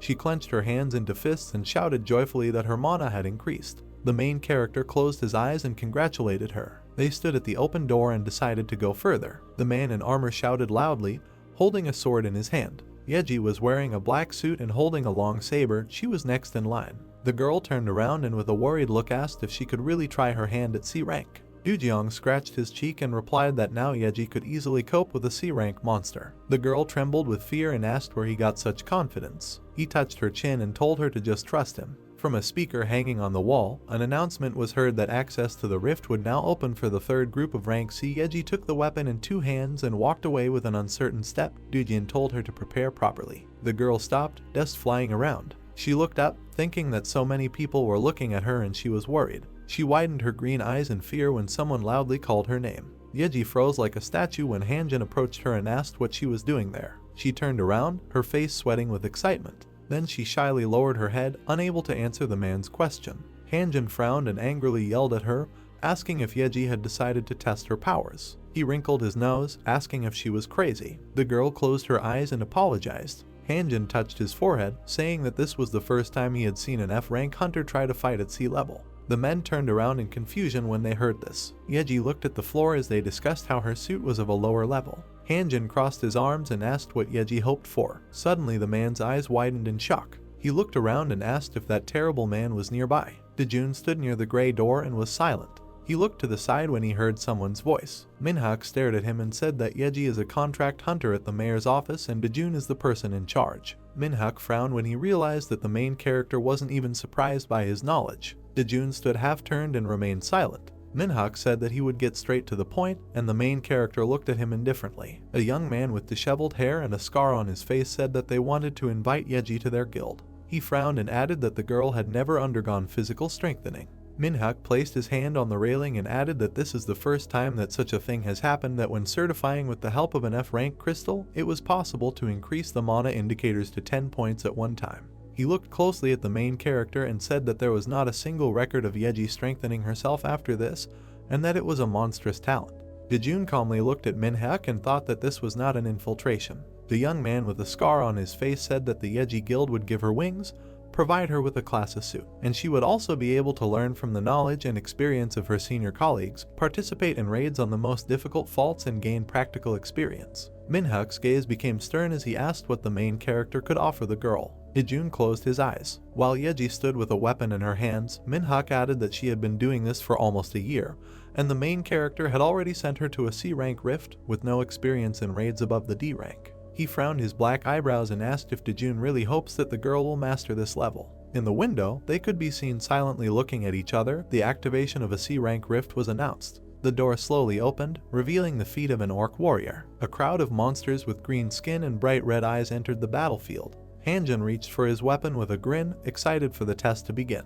Yeji frowned and tightened her grip on the hilt of her saber. There were lamps on the ceiling and fire alarms hanging. Dojun looked tiredly at Minhyuk, who said that Yeji should come to them if she wants to learn to survive. He approached the main character and said that this is the case if he really thinks about the girl. Dojun closed his eyes and scratched his cheek. He then looked at his interlocutor seriously and replied that Yeji is not a thing, so he cannot dispose of it. Then he smiled mysteriously and suggested making a bet. Minhyuk furrowed his eyebrows in confusion. The orcs were armed, they were approaching the hunters. Hanjin frowned and ordered Yeji to pull herself together. The monster opened its fanged mouth wide and screamed fiercely. Hanjin began to sweat drops, saying that he was in vain and deciding to go to C rank. The orc jumped and swung his club. A white mark appeared in the air from a quick blow. The man used a sledgehammer to defend himself from the attacks of an angry monster. Hanjin clenched his teeth and closed one eye in tension. He opened his mouth in horror, not understanding why the orc was so strong. The man fell to one knee and let out a painful wheeze. He closed his eyes and screamed that he couldn't do it anymore. The monster punched him in the cheek and Hanjin dropped his hammer. Then he fell on his back.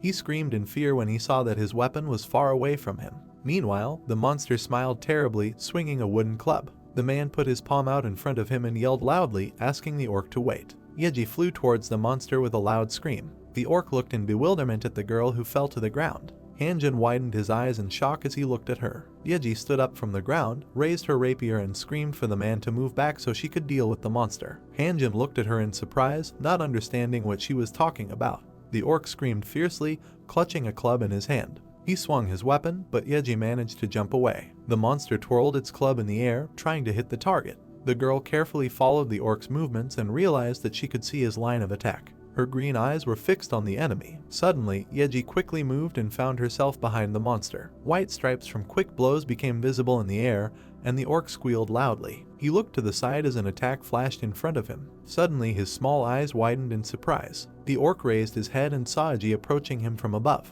The girl ran her hand along the blade of her sharp weapon, using the first move of the fencing school. Yeji attacked the ogre while falling, and a bright red streak appeared behind her saber. The girl grinned, her hair disheveled. The audience leaned closer, mouths open in shock. His teammates also looked at Yeji in shock. Hanjin raised his thick eyebrows, he was stunned. The main character closed his eyes and smiled. Minhyuk frowned and shouted that it was impossible. The main character sighed, asking why the young man was so surprised. There are 3 ways to use mana, and one of them is to invest mana in a weapon, in such cases it glows. The second way is to release mana when it flows out of the source. And the third method is the method of mana replacement, when energy flows can replace each other. Investing mana into weapons is not that difficult, the most important thing is to control this process. Minhyuk's eyes widened, admiring how Yeji used this technique so easily. An announcement was made from the speakers hanging on the ceiling that the exam was over. Hanjin rose from the ground and took the hammer in his hand. He raised his eyebrows, asking how this could happen.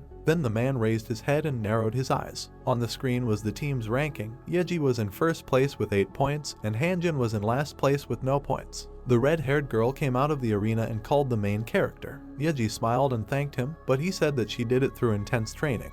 The girl fell silent when she saw Minhyuk in front of her. He closed his eyes and said with a smile that it was a worthy battle. Yeji shyly turned away, scratched her cheek and mentioned that Minhyuk had an S rank. The young man looked at the girl carefully, saying that she was very skillful in using the technique, and asked if she had a teacher. The main character stood between them and said that Yeji was educating himself. The girl widened her eyes in shock and began to turn around. Then she blushed, laughed and said it was true. Yeji's eyes widened in fear when Minhyuk called her. He frowned and invited her to join the Icarus Guild. The young man closed his eyes, raised his hand and added that they would give the girl whatever she wanted if she agreed. Yeji smiled and said that she was very grateful for the offer, but she would not join their guild. She put her hands behind her back and looked at the main character, who confirmed her words. Minhyuk bent his knees and began to actively gesticulate, asking the girl to think again, because she will receive a much higher salary and will be able to develop. Yeji touched her reddened face and sheepishly replied that she was still happy with everything. Minhyuk opened his mouth wide in shock when the girl bowed goodbye and walked away with the main character. Dojun turned around and asked the young man to remember to call him. Minhyuk frowned in confusion. Then he closed his eyes and smiled. The main character crossed his arms, inviting the young man to make a bet. He bet that Yeji could destroy more than 5 orcs. Minhyuk scratched his chin thoughtfully when Dojun said that if he lost, he would persuade the girl to join the Icarus Guild. The main character with a serious look said that if he wins, he wants Minhyuk to give him a rank suit.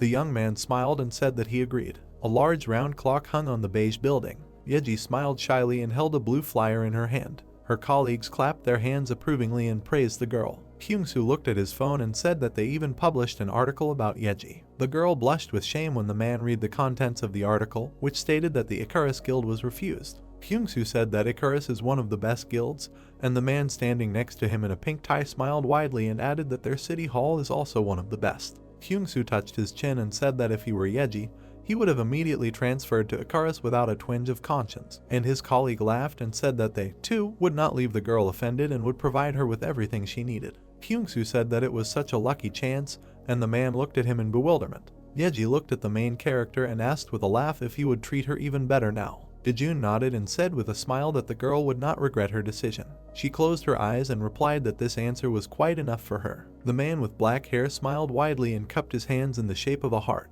The main character turned around and said that he and Yeji would go to Daehan's workshop. Daehan Workshop is the largest hunting equipment store in Korea, located on the premises of the academy, where they buy and sell costumes, weapons, and various small items. Kyung-soo threw up his hands and said with an awkward smile that he understood Dojun's efficiency, but their budget was not designed to buy equipment because everything had already been distributed among other hunters. The main character turned around and calmly replied that they were not going to buy, but to get what was promised. A tall building of a peculiar shape towered over the city. Dojun and Yeji walked through the shopping center, which was shining with its luxury. The girl slowed down to admire the armor. The main character and Yeji stopped at a store with hunting equipment. A woman with long brown hair bowed to greet the customers, and Dojun introduced himself and said that he came from Minhyuk. The woman looked up and said with a smile that she had been given this information. The main character put his hands in his jacket pockets and walked on, and Yeji thanked the store employee. Then they both noticed a gold cuirass with designs on it. The girl looked at the red and silver armor and said that she did not yet see a suit that would suit her. Suddenly she turned around and opened her mouth in surprise. Admiration appeared in her green eyes. Yeji called out to the main character when she noticed a suit with a long white coat and black boots. She pressed her hands against the glass and said that, according to rumors, this costume was made from the wings of a queen ant. Dojun raised his eyebrows and asked if the girl would take it. Yeji's eyes welled up with tears and she said with pity that it was very expensive. The sun was hiding behind the horizon, the sky turned orange. The main character looked tired, wondering why they had been in this place for 4 whole hours. He put his hands in his pockets and thought that Yeji had bought that suit with the silver wings anyway as the girl opened the bag. Suddenly Dojun noticed something. There was an announcement written on a wooden sign that there was a 50% discount today. He walked closer to the box that held the weapons, and the seller talked about the sale of E-rank items. The man with a bald spot on top of his head smiled and said that he would give them a discount. In the end, one piece would cost 1,000,000 won. When the main character widened his eyes in shock, Yeji said with a smile that all hunting things are so expensive. Dojun turned around and said they were leaving. Suddenly he stopped, his eyes wide open. A bright golden flash was visible behind him. Dojun returned to the box and began rummaging through the weapons. The girl looked at the main character in shock. Dojun opened his mouth and widened his eyes. He looked at the oblong weapon made of stone and mentally wondered how it ended up here. The main character took it in his hand and examined it. He saw that the price tag was 50,000 won. Suddenly the seller held out his hands to the item and said that this should not have been there. Dojun pulled the weapon closer to him and asked if it was really worth 50,000 won. The seller confirmed this and laughed awkwardly, and Yeji looked at the main character in shock and asked if he was really going to buy it. Dojun seriously replied that he would buy it. The seller put on a smile and said that it was just an old piece of hardware and only one handle remained. The chandeliers burned brightly on the ceiling. The main character was on Mount Amyon and looked at the city at night. He looked thoughtfully at the weapon in his hand. He then closed his eyes and said that the sword of the throne was only worth 50,000 won. The weapon suddenly glowed in his hand. A black and purple glow emanated from the sword. The sky turned dark purple. Dojun suddenly froze when he remembered that Yunhee promised to cook dinner. He looked at his phone and said that it would be too late if he took the subway. The main character disappeared, and only gray smoke remained on the mountain. Dojun walked into an apartment where the TV was noisy. He took off his jacket while the news announced that a large fault had appeared and immediately disappeared near Mount Amyon. The main character looked away. He looked at the papers lying on the table. Yunhee said with sad eyes that because of the move, she completely forgot about paying for equipment rental, lecture fees, and living expenses. Her face sweated with excitement as she screamed indignantly at the fact that at a public university, all expenses were more than 50,000,000 won. Yunhee held the document in her hand and said that she could ask her father, but then she remembered that this was not in the contract. She put her hand on her forehead and said that she should be grateful that he allowed her to live here. When the main character entered the room, the girl screamed in surprise. She immediately turned over the payment documents and said that she was just tidying up the table. Dojun pointed his finger at the door and invited Yunhee to eat together. She shook her hands and replied that she had no appetite, so the main character could eat alone. Yunhee turned away, began to build a structure out of pens, and with an awkward smile again said that she needed to tidy up the table.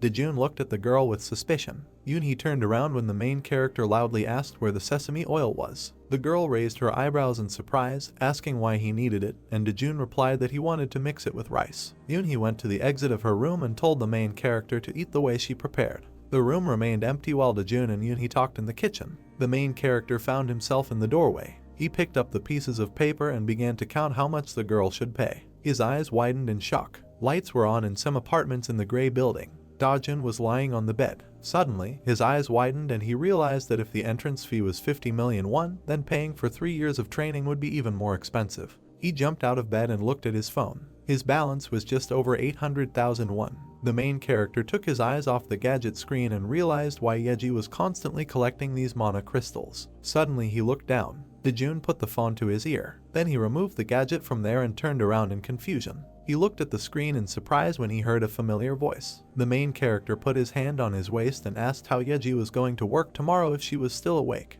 The red-haired girl who was lying in bed apologized. Dojun held the phone to his ear, asking about the price of an rank mana crystal, and Yeji replied that it depended on the size of the crystal and that for one they fetched about 100 or 200 million won. His eyes widened in shock. Yeji sat up on the bed and reminded the main character that she was still far from reaching rank A. Because she had only recently received rank C, Dojun walked over to the table on which the laptop stood and said goodbye to the girl. Yeji smiled and thanked him for the suit. Then she put on the night blindfold and lay back down. The day came, white clouds floated across the blue sky. The main character was dressed in black clothes. He collected glasses, a mask and gloves in a bag. In his hands was a fake temporary hunter's pass. Dojun walked to the door that had a yellow sticker on it and said that 2 or 3 hours would be enough for him if Yunhee went to Mount Guryeong.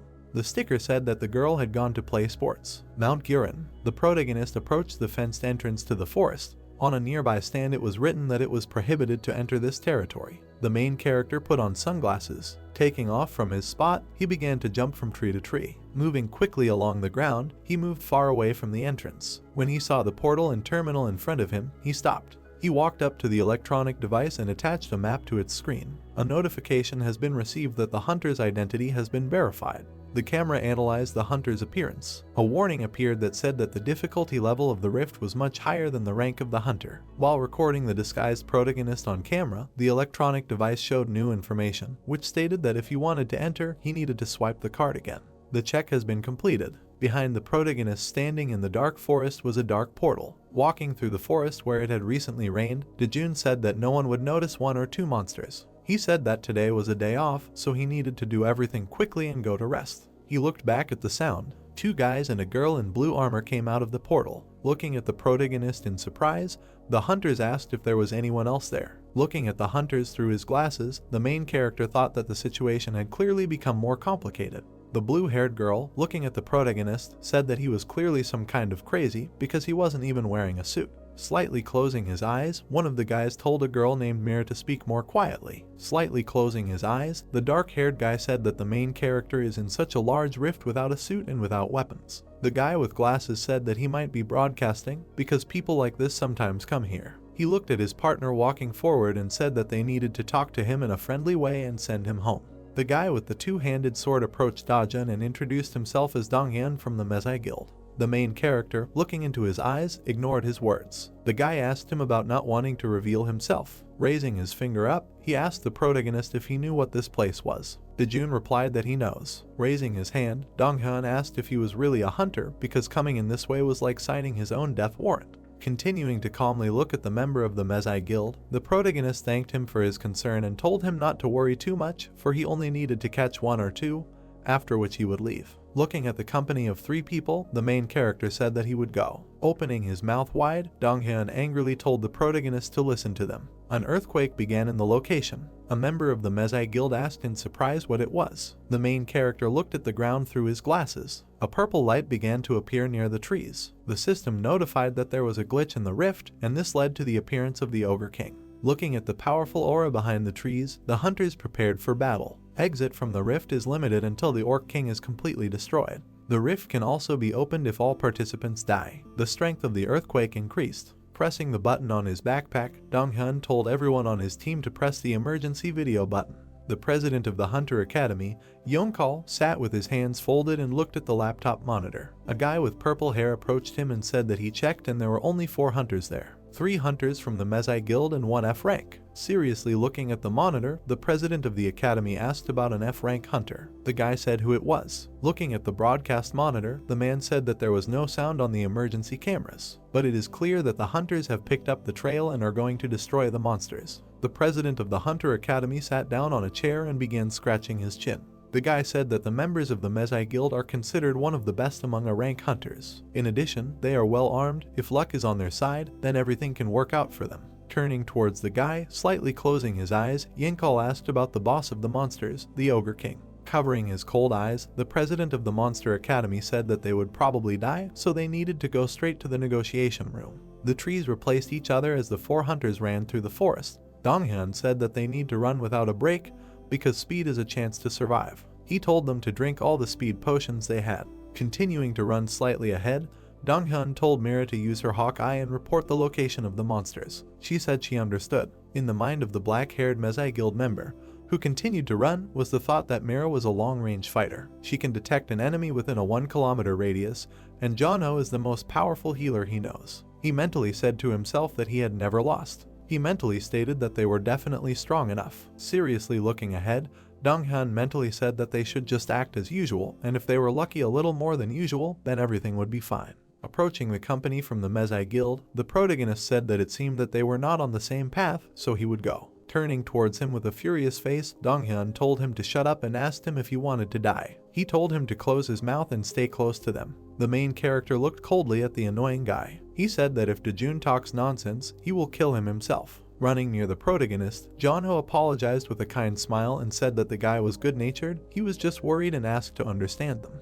With weariness on her face, Mira asked if they could survive. After all, the Ogre King is not an easy prey for S-rank hunters. Looking ahead, Donghyun told her to stop thinking about all that nonsense and focus only on her responsibilities. Making a hand gesture, the Mezai Guild member told everyone to stop for a minute. Watching the 3-meter dark monster, he stated that there was one dark ogre ahead. He suggested destroying it and moving on. Turning towards the blue-haired girl, he told her to check if there were any other monsters nearby. She opened yellow eyes with dark, constricted pupils. Standing on one knee, Donghyun asked Mira and Yunhee to cover him from behind, and he would take over what was in front. Exposing his fist towards the sitting protagonist, with a dissatisfied face, he told him not to do anything strange and to stand here. Calling Yunhee, the guy walked forward. Putting his palm forward, Mira told them to wait. They stopped and looked at the girl with confusion on their faces. She stated that something was wrong here. Continuing to analyze the monsters with her own eyes, she said that all their opponents were heading in the same direction. Several ogres in orange robes were walking in the other direction. Not far away, the girl noticed a 6-meter orc wrapped in a purple cloak and holding a stone staff. Mira said that they were all going to the Ogre King. The thought that this would not be easy flashed through the mind of the protagonist looking at him. Looking at the Ogre King, who had long, bluish-white hair, the main character mentally stated that more than 20 monsters had already gathered around the Ogre King and they were still continuing to accumulate. The members of the Mezai Guild sitting nearby were talking about nothing. Dojun thought that with their abilities they couldn't go far. He stood up and raised his hand to his head. He thought that although he didn't want to, there was nothing he could do. The protagonist looked in surprise towards the guy who took him by the jacket. Donghyun, lowering the guy to the ground, told him to stand here. The main character began to explain, but he was immediately interrupted. The guy, with anger on his face, shouted that if everything failed because of him, he would personally strangle him. The protagonist asked to listen to him. Looking at the guy with cold eyes, the commander of the Mezai Guild squad said that if he didn't shut up, he would die. Calmly sitting down on the grass, Dojun thought that let them do what they want. Raising his 2-handed sword, the dark-haired guy said that if they continued to accumulate in one place, then they should not hesitate. He stated that they would take them one at a time, and then Mira's sniper skills would come into play. Under the cry of Donghyun, who lowered his sword, his 2 partners went on the attack. The Mezai Guild members surrounded the Ogre King in an instant. The monster, looking at them with its red eyes, growled. The squad leader who ran up to him swung his weapon. He, using all his strength, carried out the attack in an arc. At that same second, his eyes widened in surprise. The Ogre King easily withstood the blow. The huge monster clutched his bladed weapon with the fingers of one hand. A dozen pink arrows flew into the body of the crouching monster. The girl with the bow and the guy with the gun looked at him. The monster turned around and received several strong shots to the body and right arm. Yunhee, down on one knee, fired his pistol. The squad leader, looking at the attacks of his partners, shouted for the guy to be faster. Standing behind the monster and looking through a spyglass, he told them not to show off. Lunging with the blade in his hands, Dojun said he just wanted to finish quickly. The Ogre King, receiving another blow, cried out in pain. Having received a blow to his legs, he fell to his knees. A member of the Mezai Guild jumped up and began to swing at the fallen monster. Dark blood began to flow from the site of his attack. He began to fall, continuing to hold the blade in the monster's body. Wiping the sweat from his brow, he said that he should move on to the next opponent. The girl who approached him said that it was not far to the next monster. He said that in that case they would leave immediately. Shocked, Yunhee shouted that the protagonist was not in his original place. All three of them looked at his past location in surprise and speechless. Looking around the dark forest with dense trees and bushes, Donghyun said that the guy was an idiot. Several lightning sword attacks flashed nearby. The main character stood over the corpses of several dark orcs. Sitting on the body of one of them,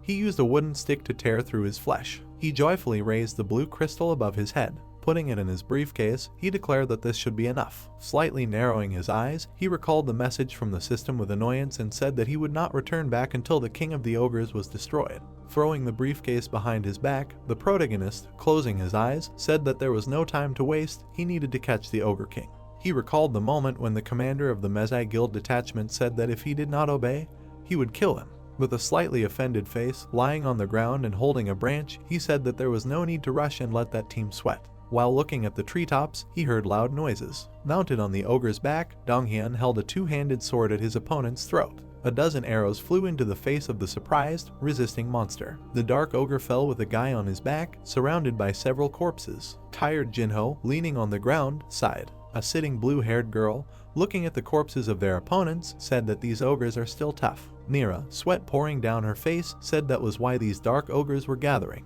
Continuing to lie on the corpse of the monster, the squad leader thought that they had only destroyed 11 ogres and their strength was already running out. Looking ahead seriously with his dark eyes, he thought that it would be nice if they managed to fish out the Ogre King. Clenching his fist, Donghyun mentally stated that even if this happens, it won't change much. The guy was called by his teammate. He turned around, and he asked what he wanted. The guy's black eyes opened wide in surprise and fear. The Mezai Guild team looked at several dozen armed ogres. Looking at the monster standing behind him, he declared that it was the king of the ogres. Sweat flowed down Donghyun's face from fear. He asked about when they had time. Taking his blade in both hands, the squad leader told his teammates to pull themselves together. Raising his sword up, he said with a confident look that they should be extremely careful. He said their tactics would be to slowly retreat back and catch them one at a time. Donghyun, gritting his teeth and stumbling slightly, continued speaking. An image of a dark void appeared behind the dark-haired guy. He thought that there was nothing further, this was the end in any case. Another powerful blow was dealt to a member of the squad. Yunhee flew into a tree. The head of the Mezai Guild detachment, worried about him, turned in his direction. Opening his mouth furiously, the head of the monsters made strange sounds. The blue-haired girl looking at him said that she was thinking about why tomorrow seemed so tasty. Standing in a stupor, Donghyun remained silent. Walking forward a little and holding out his blade, he said that he would distract them and she should run. Closing her eyes and smiling tiredly, Mira told him that she didn't even have the strength to run, so there was nothing to talk about. Throwing his greatsword over his shoulder, the squad leader slightly impulsively shouts for her to listen to him and take Yunhee with her. Looking into her eyes, he said that what was behind him he left to them. Taking off from his place, he, holding out his blade, ran forward.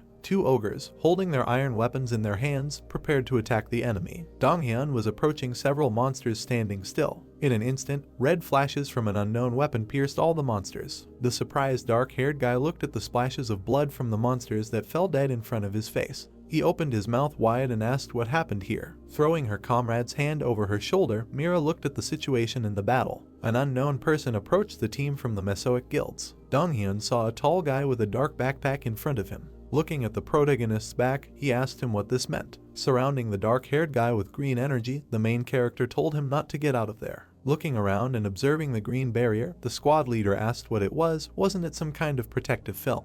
Looking up and assessing the scale of the barrier, he mentally wondered if there was anyone capable of making a protective film of that size. One of the monsters pointed his axe towards the protagonist's head. The main character picked up a small wooden stick from the ground. Throwing it freely at the monster's body, he instantly turned its head and body into dust. Shocked, Yunhee, covering one eye and holding his head, asked what was going on here. Eyes wide, the blue-haired girl asked if ogres could explode. Several monsters with the boss behind them attacked Dojun. Raising a clenched fist with a purple object, the protagonist said that since he was already here, he needed to do everything right. He, withdrawing his right hand, slightly left the object. A dark substance began to emerge upward from the object. A bright light illuminated the location. Members of the Mezai Guild team observed a ball of energy from which lightning bolts were emitted. Donghyun, looking in surprise at the main character's ability, asked what kind of thunder it was. Yunhee threw up. Mira, slightly closing her eye and gritting her teeth, holding her head, said that it's not just thunder, it has a strong effect on the head. Covering his face with his hands, the squad leader stated that the thunder was getting stronger. The glass of a nearby car burst. Dojun put his palm forward. A fast stream of light energy began to fly towards the monsters. The protagonist's blade struck a dozen orcs in an instant. Watching the fight in surprise, the dark-haired guy asked if this was a sword technique. The light attack flew towards the boss, who put out his hand to defend. Various parts of his body began to be enveloped in flashes of energy. Streams of blood filled the space around him. He screamed in pain. The main character caught an unusual purple object. He approached dozens of cut-up corpses lying on the field in the night. A starless, dark sky stood above an ordinary forest that had become a battlefield. A system alert appeared about the death of the Ogre King, and also that the fault is returning to its normal state. Calmly looking at the system alert and exhaling, the protagonist said that now he can go home. Holding a sword stuck into the ground, Donghyun asked if it was all over. The girl held her aching head. Yunhee lay there exhausted. Approaching the main character, who was cutting up the monster, the slightly embarrassed dark-haired guy asked how he could do it. The protagonist replied that they would believe that their team killed the Ogre King. He also noted that he does not like it when any difficulties arise. Looking at the protagonist, the squad leader clarified what he meant. While putting the crystal in the backpack, the protagonist said that it was beneficial for their reputation and because of this, their value increased. Continuing to look at Dojun in surprise, the guy says that's not all. Turning towards the squad leader, the protagonist tells them to do as they are told. He also asked if they owed him anything for saving him and stated that this would be enough. Disappearing in front of the dark-haired guy who extended his hand, he says goodbye to him. The whole team looked after him in surprise. The blue-haired girl asked what it was. The detachment commander said that he should have at least taken a business card. The girl, throwing her hands behind her head, said that it doesn't matter anymore. An image of a purple sky above the forest appeared. The guy said that because of her he would not come again, because she was swearing all the time. 3 people are shown looking at the screen. The 2 men look surprised. Young Chul, clasping his hands together, asks the man to replay the video from the moment the ogres appeared. The recording with the ogres starts. The Ogre King appears. A guy is seen telling everyone to pull themselves together and be extremely careful. Young Chul watches the recording thoughtfully when an order is given not to get out of there. The man, lowering his hand, orders to stop the video. A man is shown with his hand raised, and the question is asked whether it is a sword. The thing is depicted closer when the idea is heard that it is a sword hilt, and a request is made to replay the recording again. The man closes his eyes when he hears what seems to be more than just thunder. The person standing next to him looks at him, reporting that the recordings on the other camera also stop at this moment. Young Chul stares back, asking what his name is, and it is revealed that his name is Hyunwoo. The man looks down when asked to provide information about that person. Young Chul frowns, telling him to stop mumbling and talk faster, to which he is told that there is no information. He turns his head questioningly, and it is reported that the registration number, address, and everything else is all false information. The man awkwardly claims that even the registration date is the 99th day of the 99th month of 9999. Closing his eyes, Young Chul asks if there are any witnesses, because the man came out of the rift. After all, Minhyuk and Minji were sent there, so they probably saw something. He rubs his temples when it turns out they say no one saw him leave. He folds his hands thoughtfully, thinking that that person's skills are no less than rank 5, the technique of transferring mana into the sword, and that protective film is the use of special skill. He stares in front of him carefully, thinking that as far as he knows, there is no one among the S-rank hunters with this style of technique. The screen is shown again, and the phrase is heard that with such abilities he will probably be released soon. The office is shown and Yonal says that they will wait until he shows up. Dojun looks to the side, noticing something. A girl is standing on the threshold with packages, and he asks where she went. Walking into the apartment, she says that she went to the store, and the guy assumes that she is having a hard time. Smiling, Yunhee figures that he hasn't had lunch yet, so he's going to prepare some food for him. As he leaves, Dojun states that he will have dinner a little later. His room is visible, and he warns that for now he will clean up his room. He enters the room and stands awkwardly at the entrance. He falls onto the bed, exhaling, and declares that the place is already clean. He looks tired and remembers that he has been on his feet since early morning, so he doesn't want to do anything. He gets out of bed, remembering something. He opens the box with crystals. He is holding something in his hands. He looks up, deciding that the workshop might suspect something and this won't do. The smiling girl reports that after removing the commission, it turns out to be 250 million won. Looking down, the guy claims that he only sold one small crystal, and they are more expensive than he thought. He looks at them, wondering what he should do with the remaining 9. Throwing them into the air, he realizes that he has a headache. He is lying on a bed with crystals. A building is shown where the lights are on. Sitting at the table, Yunhee reveals that she made a lot of snacks, but if Dojun doesn't have enough, he can say so. She is surprised when he hands her the papers. She looks down, asking if he saw. Looking at her, the guy asks why she didn't tell him. The girl awkwardly claims that she thought that he would hate her. She is already grateful to him for allowing him to live here. He looks at her with his arms crossed as she states that she didn't want to cause any unnecessary trouble. She closes her eyes when Dojun states that it's intense, and besides, it's not in the contract. She widens her eyes in surprise when he says that they need to add this to the contract. He begins to write on a piece of paper while she asks when he managed to get the contract. The clauses of the contract are shown and the guy asks Yunhee to sign. She raises the corners of her eyebrows in concern. She takes the paper when Dojun states that he will wait until she signs and he is hungry, so it would be nice for her to do it quickly. Tears sparkle in the girl's eyes. Sighing, the guy says that dad is hungry, so she needs to sign quickly. He looks at her dumbfounded as she begins to cry. Handing her napkins, he claims that his daughter is costing him dearly. Their house is depicted, and the girl is asked to stop crying and have dinner instead. Monday comes and the building is visible again. Dojun puts on his coat. As he approaches the door, he announces his departure when Yunhee tells him to wait. She straightens his tie when she notices it's twisted. She hands him a small snack, stating that she prepared it. The guy looks at the bag in surprise, thanking her. The girl smiles sincerely, telling him to be careful and calling him father. Dojun leaves the apartment dumbfounded and wonders if 50 million won is the power. Hyuksu sits in his office, noticing that the Mezai Guild has been so popular lately. Dojun comes into the room and they greet each other. Turning to him, the man with glasses asks if he saw the news, because they say that 3 rank hunters destroyed the boss from the Biga level rift. The guy is surprised, reporting that he did not know about it. Hyuksu looks down thoughtfully, arguing that if the rift is a rank, the boss is most likely S rank, and there were only 3 people. He scratches his cheek, concluding that this can't be true, and wondering if the other F rank hunter had something while his colleague is in a stupor. He turns to him, asking if he thinks so. Dojun, sweating, replies that he doesn't know, but remembers that the Mezai Guild seems to be an honest organization. Crossing his arms, Hyuksu agrees. Looking questioningly, he realizes that he was not talking about the Mezai Guild. He turns to Dojun, informing him that he should also read up on the big rifts, because, judging by the speed of Miss Yeji's ability development, B rank is just around the corner. He looks up, remembering that there haven't been any hunters above rank B in their department yet, so he himself doesn't know how exactly they should prepare. He hands the guy a notebook, realizing that he forgot to give it to him. He points his finger at it, saying that this is a new fault that has appeared in Gyeonggi province near the Dokyang area in Goyang City. He smiles, claiming that the last time he visited it briefly during a business trip, there were orcs there. A street with a portal is shown, and it is said that this is supposedly a C rank rift. Since Miss Yeji has received a C rank, it would be a good idea for Dojun to go there. Hyuksu smiles, stating that this is an order from the boss, so the guy doesn't need to be offended. Nodding, Dojun states that he is grateful because it is a sign of trust. The man approaches him again, noting that he has been doing very well lately, to which he responds that he needs to try harder. Walking over to the sink with a mug, Hyuksu tells him to ask him if anything is unclear, then he will help in any way he can.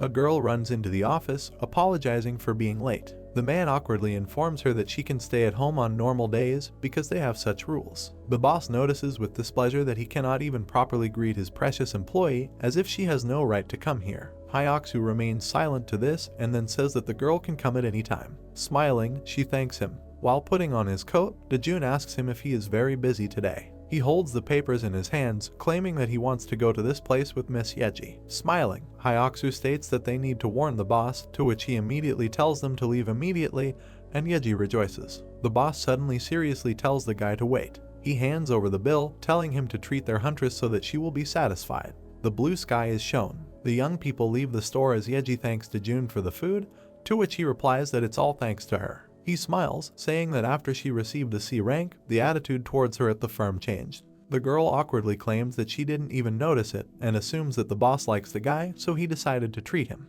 Dojun thoughtfully lowers his gaze, declaring that this is impossible because for their boss, 150,000 won is a lot of money. He looks away, thinking that for him, who has 200 million, this, of course, is a drop in the ocean. He points his finger, inviting the girl to go, because the fault is not far away. A portal and a person opposite it are visible. Yeji looks questioningly, believing that many already know about the rift. A man is depicted picking his nose, and the phrase is said that there is an employee of the Hunter Academy and there are many B-rank hunters there. The guy asks again in surprise. Smiling awkwardly, the girl reports that it is common to hunt in a lower-level rift for safety. She remains silent, and Dojun notices that she is worried. She raises the corners of her eyebrows. She confirms this because this is the first time at level C she lowers her gaze, realizing that she must protect the guy. She imagines the monster and Dojun standing in front of him. She decides that she won't make stupid mistakes this time. The girl stands with her hands clenched into fists as the guy tells him that if she's worried about him, she shouldn't be because he's not fragile either. She frowns, telling him if she gets into danger, to just run.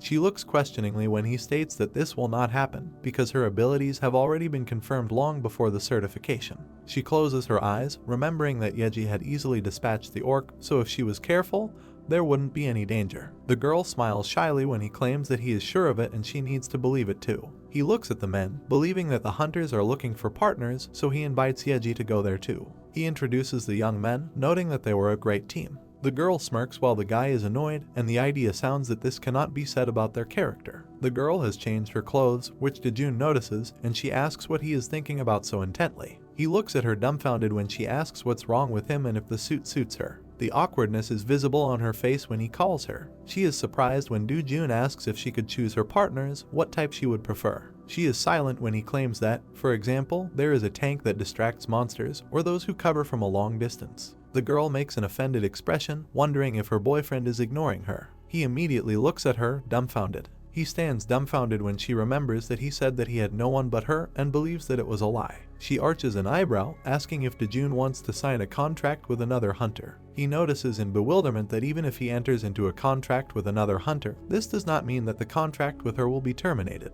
The girl calls him resentfully. She looks away, declaring that she doesn't need anyone. She turns around, claiming that all she wants is to make money. She turns around, irritably telling the guy to walk faster. Deseng stands there, picking his nose with his finger. Looking at his phone, he notices something strange. His gaze is downcast, and he thinks that this is the second day after the discovery of the rift, but the hunters who went there have not yet returned. Buildings are shown, and the idea is heard that the team that entered on the first day returned 8 hours later. A rift is depicted, and it turns out that 32 hunters entered after this, but he does not see that they were planning to leave. A sandy area is visible, and the thought is heard that usually the entire hunt takes about 8 hours, especially since in this fault there is neither food nor a place to rest. The man looks up, believing that all those hunters are working there without rest. He takes out his tablet, realizing that he needs to report this to the academy. Suddenly he silently looks up. He begins to laugh, noting that there will be a change of post soon, so let the other person in charge sort it out, but he can't do anything, because he's just an intern.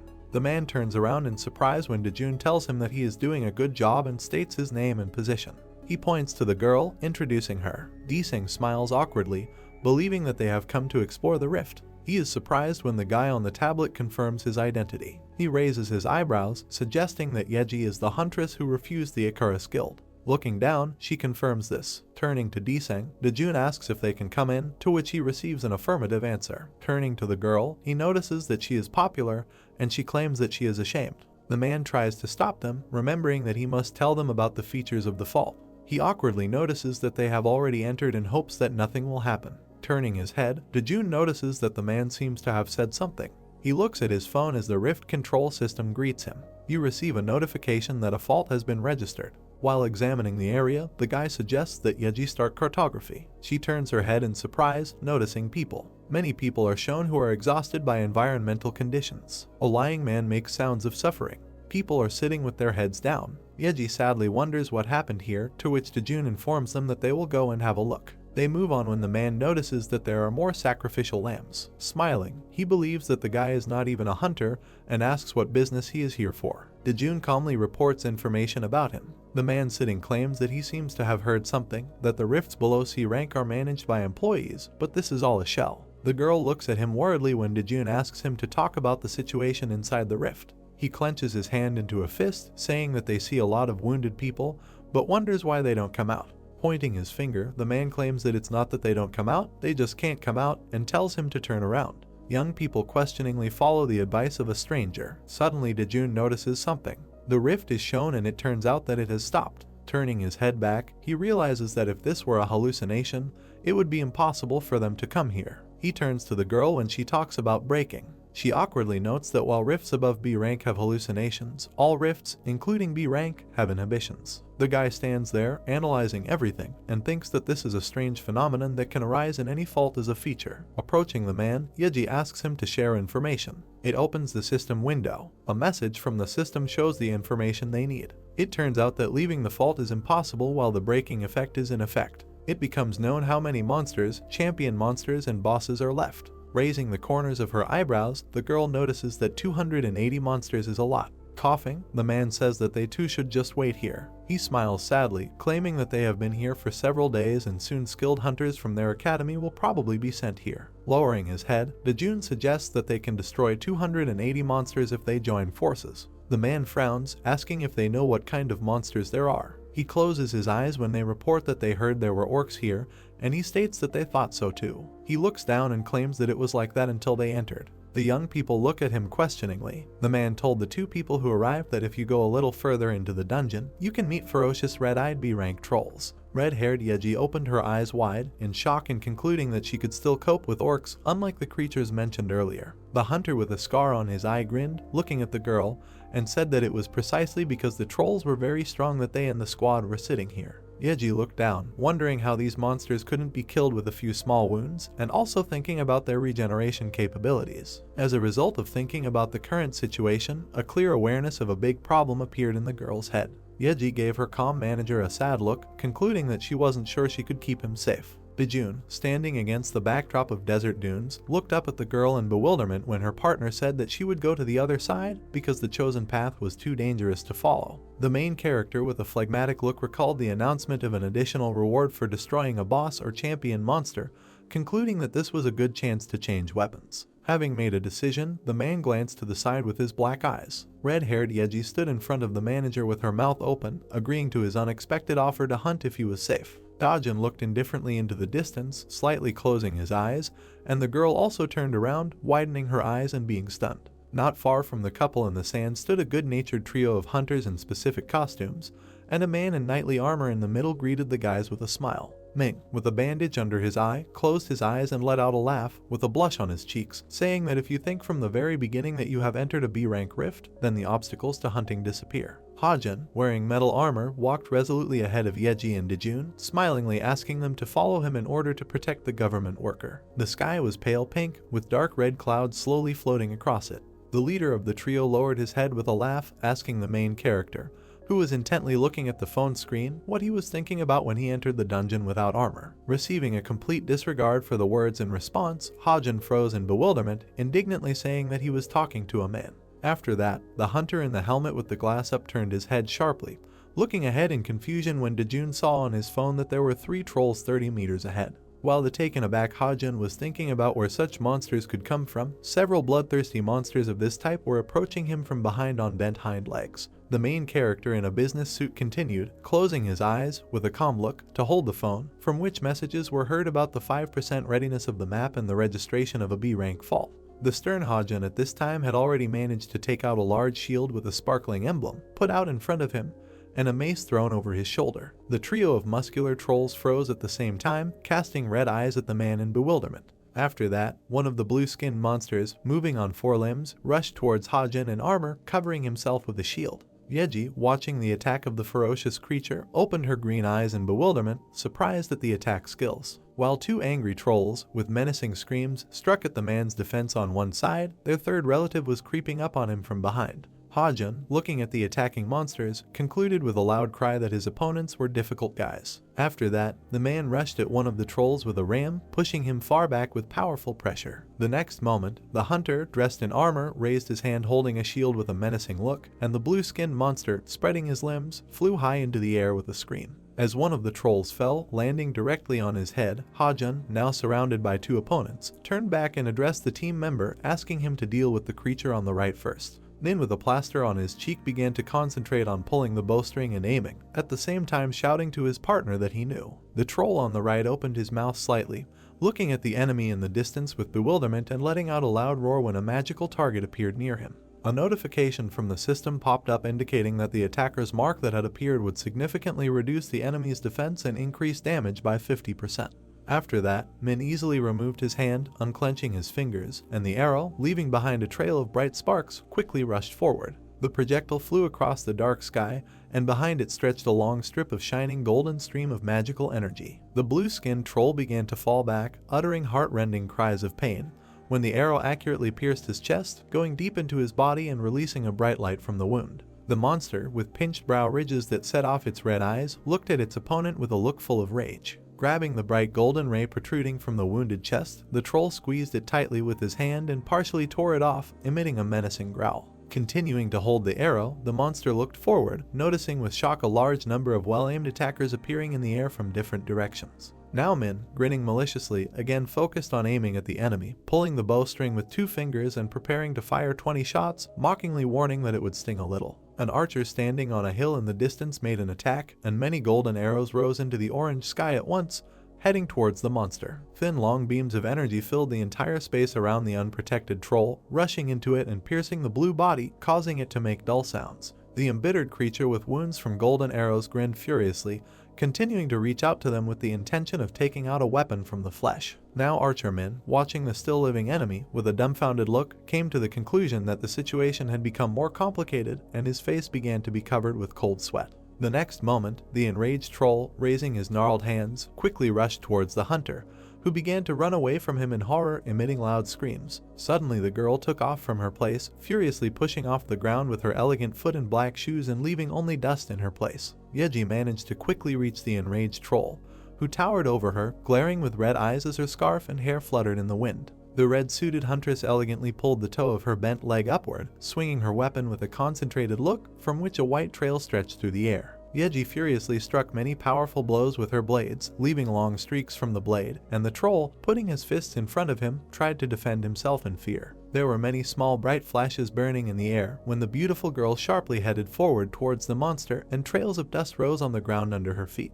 The huntress sharply swung her sharp sword, after which she jumped, raising her arms up, and the severed head of the troll with a frozen eerie grimace flew down from her shoulders. While Yeji, pressing the blade to her chest, closed her eyes and began to regain her breathing, Min ran behind the joyful one with the bow in his hand, declaring that they suit each other well. At that moment, Disung, who was standing on the battlefield behind Hingjun, surrounded by green magical energy, turned to the other team member, annoyedly asking him to focus on the battle. Min threw an angry look at his green-haired partner, who turned away, expressing his indignation with loud cries. Yeji now stood opposite the manager, trembling, anxiously asking if he was okay. Dojun, taken aback by what he heard, looked at his interlocutor with a puzzled look and replied that he was just watching the battle. Then the red-haired partner, knitting her eyebrows, admitted with a pitiful look that she was very worried about the man. Dojun raised his eyebrows, cast a sly glance at the girl opposite him and called out to her. The next moment, Yeji watched with her mouth open as her manager quickly ran away into the distance and turned around to point back. The huntress in the red suit froze in bewilderment, watching the man and not noticing how a ferocious troll was flying towards her from behind with a furious cry, stretching his arm forward. The next moment, the girl blew herself up, and in her place only dusty circles that rose from the high speed remained. Yeji, with her scarf fluttering in the wind, spread her legs, abruptly sank to the ground in another place, positioning herself further away from the angry blue monster. Hajin in armor and with a mace in his hand turned to the girl, apologizing for the fact that the attack skill was released by mistake. Yeji lowered her head and thought in horror that this attack was dangerous and could even hit the manager. After that, a girl in a red suit, hiding her eyes under her bangs, walked forward furiously, surrounded by golden sparks, while her scarf fluttered in the wind. She furrowed her brows in anger, giving her opponent a look full of rage, and shouted a threat to kill everyone.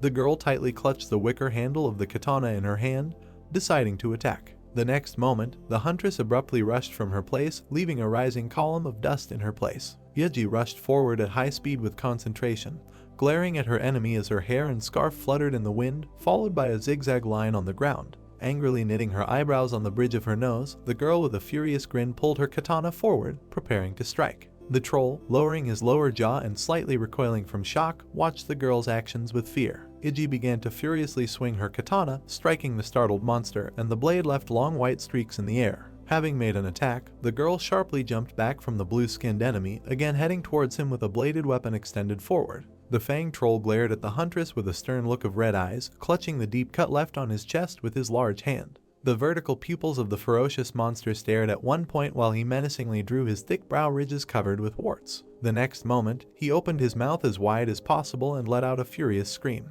The phlegmatic Dojun in a business suit at this time cast a calm glance at the monster, remaining standing in place. Hojun in armor, listening to the troll's heart-rending scream, stared at it in bewilderment, as did Min behind him, and wondered what was happening to the creature. The leader of the trio in a helmet began to shake his head in panic, saying abruptly whether this was really what he was thinking about. Glancing into the distance at the dune, the back of Hojun's head became covered in cold sweat from fear, and he remained silent.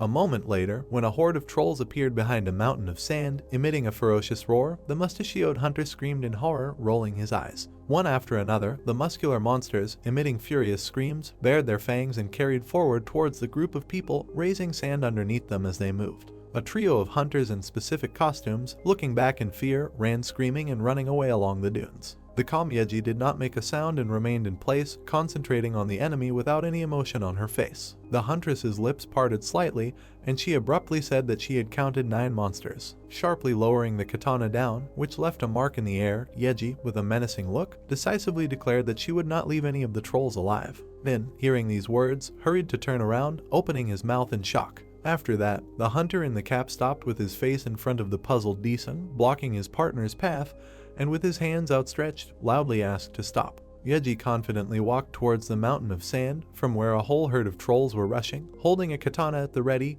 and someone shouted, "Had she gone crazy?" The trio, turning and opening their mouths, watched the situation in shock, and the green-haired Dojun thought about what to do, while the frightened Hojun suggested returning so as not to die here. Nin was silent, continuing to watch the strange girl with round eyes in bewilderment. The red cap shaded the hunter's face as the sun shone from above, and with an astonished look he asked his comrades to stop. He watched the girl's katana, around whom an aura hung like a faint haze in the air. Dojun, hidden behind a large rock, peered out from his shelter, squinting thoughtfully at the obscure nature of the great sword. An enraged Hojun, clad in armor, shouted indignantly at the team members, asking if they would continue to stand and wait for their death. While the 2 hunters in strange clothes remained in place, their mouths open in shock, Min, tightly gripping his bow, quickly rushed towards the group of monsters, calling the guys with him. At this time, the trolls were rapidly approaching, digging their lower limbs into the sand as they ran quickly. As the crowd of ferocious monsters rushed forward, each of them let out a menacing roar, opening its mouth wide.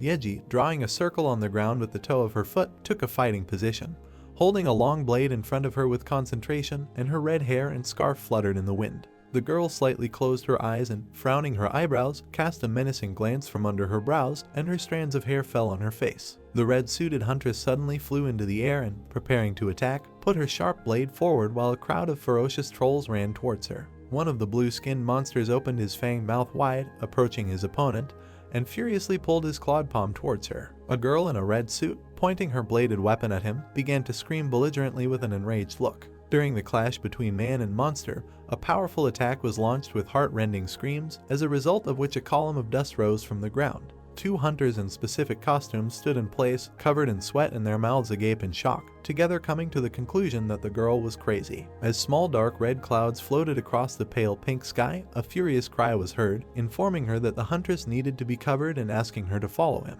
The action moves from the fault to a residential area of the city where a 6-story building rose on stilts. The niece of the main character, Yunhee, who was in the apartment, stood in the kitchen, rummaging through the open refrigerator. The girl looked excited and carefully placed many colorful containers of food on the shelf, one on top of the other, hoping that her uncle would like the snacks he had prepared for her. Moving away from the refrigerator, Yunhee stretched with a smile, deciding that now it was time to start cleaning. Some time later, she was whistling something under her breath as she walked across the kitchen floor with a vacuum cleaner. In the guest area of the apartment, Yunhee skillfully folded the scattered items, placing them in neat piles on the sofa. Next, the protagonist's niece walked with a smile to the closed door of her father's room, pulling the handle to enter and restore order inside. When the girl entered the bedroom with a separate workspace, she began to actively vacuum the carpet. Approaching the white wall, Yunhee paused for a moment at the bars, carefully examining the Polaroid photograph hanging on it. On one of the small shelves there were several thick books in Korean, one of which the girl noticed, calling it unusual. Yunhee stood at the desk, stretching out her hand, and looked at the volume with the blue cover in amazement, deciding that there was nothing to be surprised about because the owner of the room had lost his memory. Having opened a book containing advice on how to become a good father, the girl curiously began to flip through the pages, shocked that a parent would even read such a thing. Yunhee looked at the collection, wide-eyed and barely noticeable tears welling up. Standing in her father's bedroom with his book in her hands, the girl was stunned to realize that there was a lot of underlined text on the pages. Deciding to take a break from her sad thoughts, Yunhee, with a furious look, grabbed the vacuum cleaner with both hands and began to quickly rush around the room, deciding to continue cleaning. After that, the blonde girl stopped, opening her mouth wide in an attempt to catch her breath, and loudly screamed about her intentions to become a huntress in the future to help her father. Squatting down on one knee, Yunhee raised her eyebrows and was shocked to find a bag of garbage on the floor, from which a small crystal could be seen, and pulled her hand towards it. The girl grabbed her fingers tightly into the crumpled dark bag, pulling it out from under the chest of drawers. Suddenly, Yuna's eyes widened in amazement as she looked questioningly at the contents of the trash bag. The protagonist's niece looked in bewilderment at the sparkling faceted crystal that she held in her raised palm, not understanding what the gem was doing in a bag of trash. With her mouth slightly open and her eyes wide, Yunhee continued to look at the mineral, assuming that it had magical properties. Drops of cold sweat ran down the startled girl's face as she tightly clutched the gem with both hands, suggesting that it might have fallen out of the drawer. Then she went to the blue chest of drawers, sharply pulling out the box to make sure of her guess and return the stone to its place. Looking at the contents of the box, the discouraged Yunhee widened her eyes and opened her mouth in surprise. There was a 6-story building in a residential area,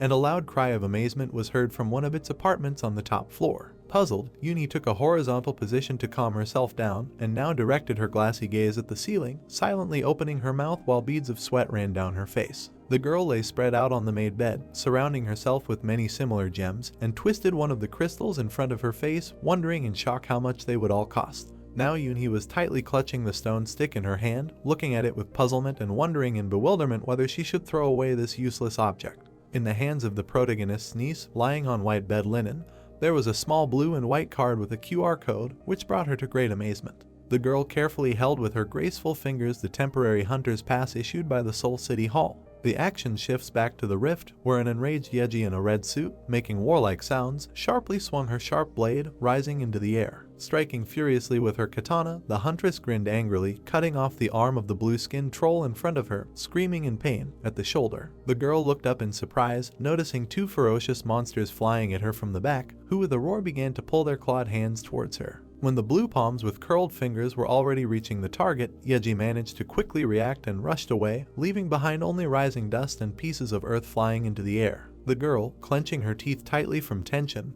recoiled far back, sliding her bent legs along the sand dunes in an attempt to stop. The next moment, the huntress in the red suit stood in a fighting position, baring her teeth angrily and holding her blade in front of her in a horizontal position. She swung her sharp katana sharply, leaving a long streak of the blade in the air as one of the angry trolls began to quickly approach her. The ferocious monster attacked Yeji, who was furiously waving her blade in front of her, while several defeated blue-skinned relatives of the creature were scattered across the battlefield in different places. Min, clenching his teeth tightly from tension, lay on the ground, with trembling hands, with great effort, holding the huge palm of the troll trying to crush him. The monster's shaking blue hand furiously reached out to the face of the very frightened hunter, intending to scratch it with its claws, and he, covered in cold sweat, loudly asked for help. Hajun, standing nearby with a shield in his hands, glanced at his team member in horror, calling him an idiot as he kicked the ferocious one-armed troll away from him. The next moment, the hunter in armor was already holding the enraged monster from behind with his hands, grabbing him under the armpits while he made dissatisfied sounds, glancing sideways at the man. All 3 partners were engaged in the fight against only one troll, absurdly trying to resist him, and Yeji, holding the sword in front of her, looked sideways at them in bewilderment. After that, the red-haired girl turned her tired gaze forward, sighing heavily and making a mental conclusion that she had little strength left. 2 menacing trolls now towered over Yeji, their red eyes fiercely sparkling, and she, looking at them, decided that this was the end for her. In the last moments before her death, the image of her manager Dojun in a business suit, who smiled softly, lowering his eyes to the tablet in his hand, appeared in the girl's head. After that, Yeji firmly grabbed the handle with both hands, firmly deciding that she definitely couldn't wipe out the battle now. Having risen into the air, the girl furiously rushed at great speed towards her opponents, causing her hair to be pressed by a stream of wind, and the huntress screamed loudly, promising not to give up. Flying up to the target, Yeji jumped high and with a menacing look, pointed her katana point down, intending to attack. The girl rushed down furiously, swinging her bladed weapon violently to deal a strong blow to the enemy. Having made a powerful attack, the huntress disappeared from view, hiding in a rising column of dust. When the katana blade flew at the ferocious fanged troll, he managed to put his crossed arms in front of his face, and the blow fell on his blue hands, leaving a cut. While the monster stood in front, covering himself with his limbs from an attack with a sword, his relative was furiously rushing from behind at high speed to pounce on the man. Noticing the approach of the second ladle, the girl widened her green eyes in horror. The enraged fanged troll quickly ran towards the huntress, putting his clawed hands forward and emitting a warlike roar. Suddenly, the blue-skinned monster froze in a daze, shaking his head slightly and barely moving his hands. The monster's body was seized by a strong trembling, and he, tensed greatly, stared out his red eyes so that a network of blood vessels appeared on them. The troll, now defending himself from the katana with only one hand, lowered the other, watching in shock at his relative who had collapsed to the ground, and Ajit, on the contrary, also turned her surprised gaze on him, her mouth open. Nearby was a slightly frowning dark-haired Dojun, who with a concentrated look held his hand out in front of him, palm open. After this, the main character, dressed in a business suit, with an indifferent squint, again hurried to hide behind a large stone, saying how annoying everything was to him. Now wearing a red suit, Yeji furiously slashed at the opponent standing opposite her with her katana, leaving blade marks in the air and kicking up sand. At this time, the trio in another part of the desert area continued to attack the already wounded one-armed monster in strange positions, pinning it to the ground and furiously kicking it in the head. The exhausted huntress in the red suit, trembling, fell to her knees, lowering her head and placing her hands, which held the katana, on her legs. Yeji looked down with her eyes, sighing heavily, and in a panic concluded that she was lucky, small drops of sweat running down her face. The red-haired girl turned sharply to Dojun with a happy smile when he approached from behind and, putting his hands in his coat pockets, with an indifferent look, asked if she was okay. Closing his eyes with relief and lowering his head, the man seriously stated that they needed to take a break before moving on, because everything here looked sad. A trio of hunters in ridiculous costumes, exhausted after a long battle, lay on the ground around a one-armed blue-skinned enemy who was unconscious. 2 hours passed, and the sky in the dungeon was still pale pink, but the clouds on it had turned into a light haze. Hajin stood, covering himself with a metal sword, while Yeji furiously swung a sharp katana nearby, dealing with the troll, who collapsed into the sand. In front of the hunter in knightly armor, a notification from the system popped up in the air, notifying him of the number of different types of monsters remaining. Realizing the speed of the fight against the opponents, Hajun, covered in sweat, thought with amazement that they would be able to clear the rift if they continued to act in the same way. After that, the man in armor shook his head, turning his gaze to the tired Yeji next to him, noting her amazing abilities and remembering that she had a C rank. Hajun was suddenly taken aback, eyes widening in shock and sweating as he suddenly realized that he could now witness the birth of an S-rank hunter. He watched in disbelief as Min, with a joyful smile, extended 2 hands towards the girl with his thumbs up, and she was touched, suggesting that it was all because of the hunter's strength. The guy in the red cap beamed with happiness and, closing his eyes, asked Yeji what she was doing after work, inviting her to have dinner together. Dojun, holding his hands in the pockets of his coat, glanced suspiciously at his partner, who was holding her index fingers together and awkwardly announced that she still had business in the city hall. Min looked indignantly at the approaching Hajun, who loudly suggested that everyone should have dinner together to celebrate the merits of the red-haired girl, frozen in bewilderment. The main character at this time stood aside, carefully looking at the screen of the phone that was ringing in his hand. When a notification appeared indicating that 60% of the gorge had been mapped, the brunette decided that at this rate they would be able to finish the task today. After that, Dojun turned his black eyes to Yeji, concluding that his partner had become much stronger, as if her amount of mana had doubled. At this time, the red-haired girl stood, raising her hands with an awkward look and trying to refuse the offer to have dinner together. Dark-haired Dojun turned his head in the other direction, casting an indifferent glance and continuing to think about his partner's strength. While an inspired trio of hunters in specific costumes approached the man, he said that it was time to prepare for battle. Looking up at his interlocutors, Dojun noted with a serious look that in 200 meters they would meet the enemy, adding that he had great strength. While her feet, clad in metal knight boots, were firmly on the ground, she began to shake slightly. Partners Seojin and Tisung felt the shaking at the same time, shaking their heads in bewilderment and opening their mouths in shock. The 2 hunters froze when a 3-headed muscular monster of colossal size, 3 pairs of eyes sparkling fiercely red, walked towards them from the sands. 3 team members watched in horror at the approaching enemy, and the green-haired Disung asked Hajun in bewilderment if this was really a troll, and he hesitantly confirmed his guess. Hunter Yeji said nothing, silently casting a worried look at the monster as beads of cold sweat ran down her face. A three-headed colossal troll with horns on one of its heads began to emit a ferocious roar, opening its three-fanged mouths and raising its clawed hands. The enraged boss monster began to release luminous spheres from its three mouths, intending to attack. After that, the middle head spat out a magic ball, which quickly rushed towards Yeji, who was standing alone, leaving a golden sparkling streak behind it. A girl with red strands developing from the rising whirlwind, eyes wide and mouth open, watched in horror as the monster's attack flew in her direction. Watching what was happening from the side, Dojun frowned deeply, noting the strength of the enemy and realizing that his partner would die if she was hit.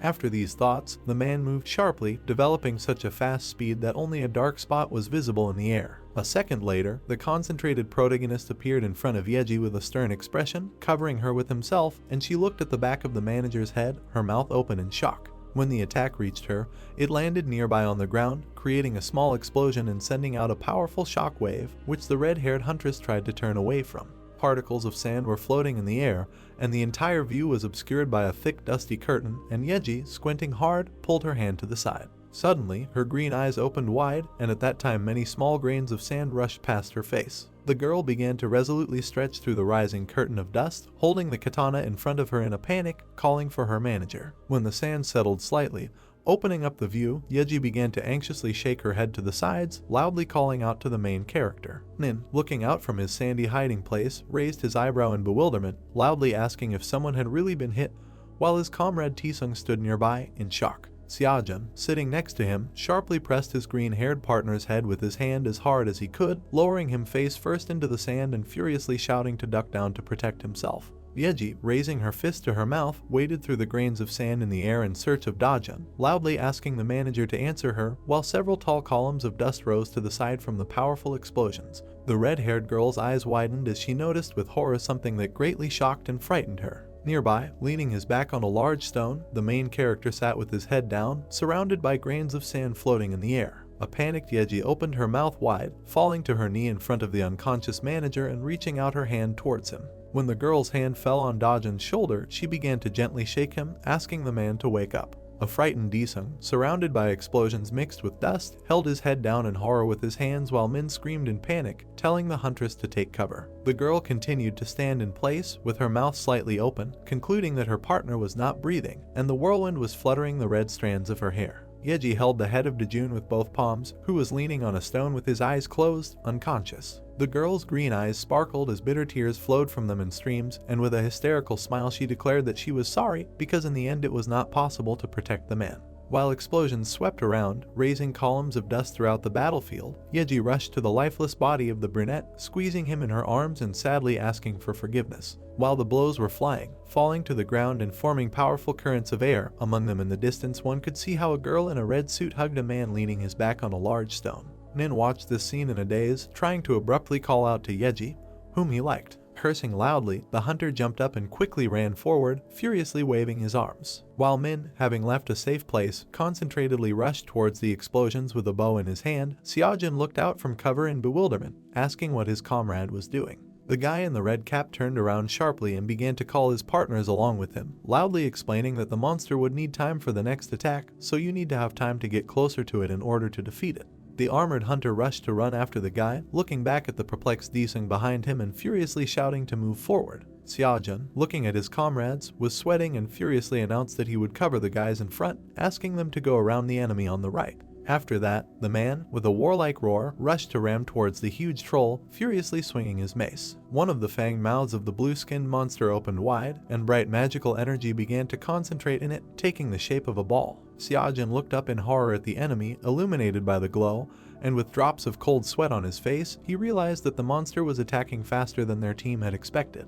When the three-headed man opened his mouth and spat out the ball, making a powerful attack, a bright trail from the rapidly flying ball appeared in the air, and the man in armor began to fall, flying backwards. A moment later, Xiaojun was lying on the sand with his arms and legs spread out to the sides, having flown some distance, and pieces of armor, a fallen helmet, a weapon, and a shield were scattered nearby. Several small flashes appeared in the air in front of the three-headed ferocious troll, and all the heads hurried to close their eyes from the blinding light, hiding behind their blue hand. The colossal boss monster trembled slightly as Archer Ming quickly flew towards it from the side, kicking up dark clouds of dust and sand behind him. Stopping, Min in the red cap broke into a malicious grin, bared his teeth, and shouted that he was the troll's opponent. Memories now flashed through the grieving Yeji's mind, the first of which was meeting the manager, who was puzzled to realize that they had not introduced themselves to each other. After that, the voice of a man flashed through the girl's gloomy mind, saying his full name. Also, memories flashed through my head of how, during one of the battles, the calm Dojun grabbed the startled hunter from the back by the arms, asking her not to stand still.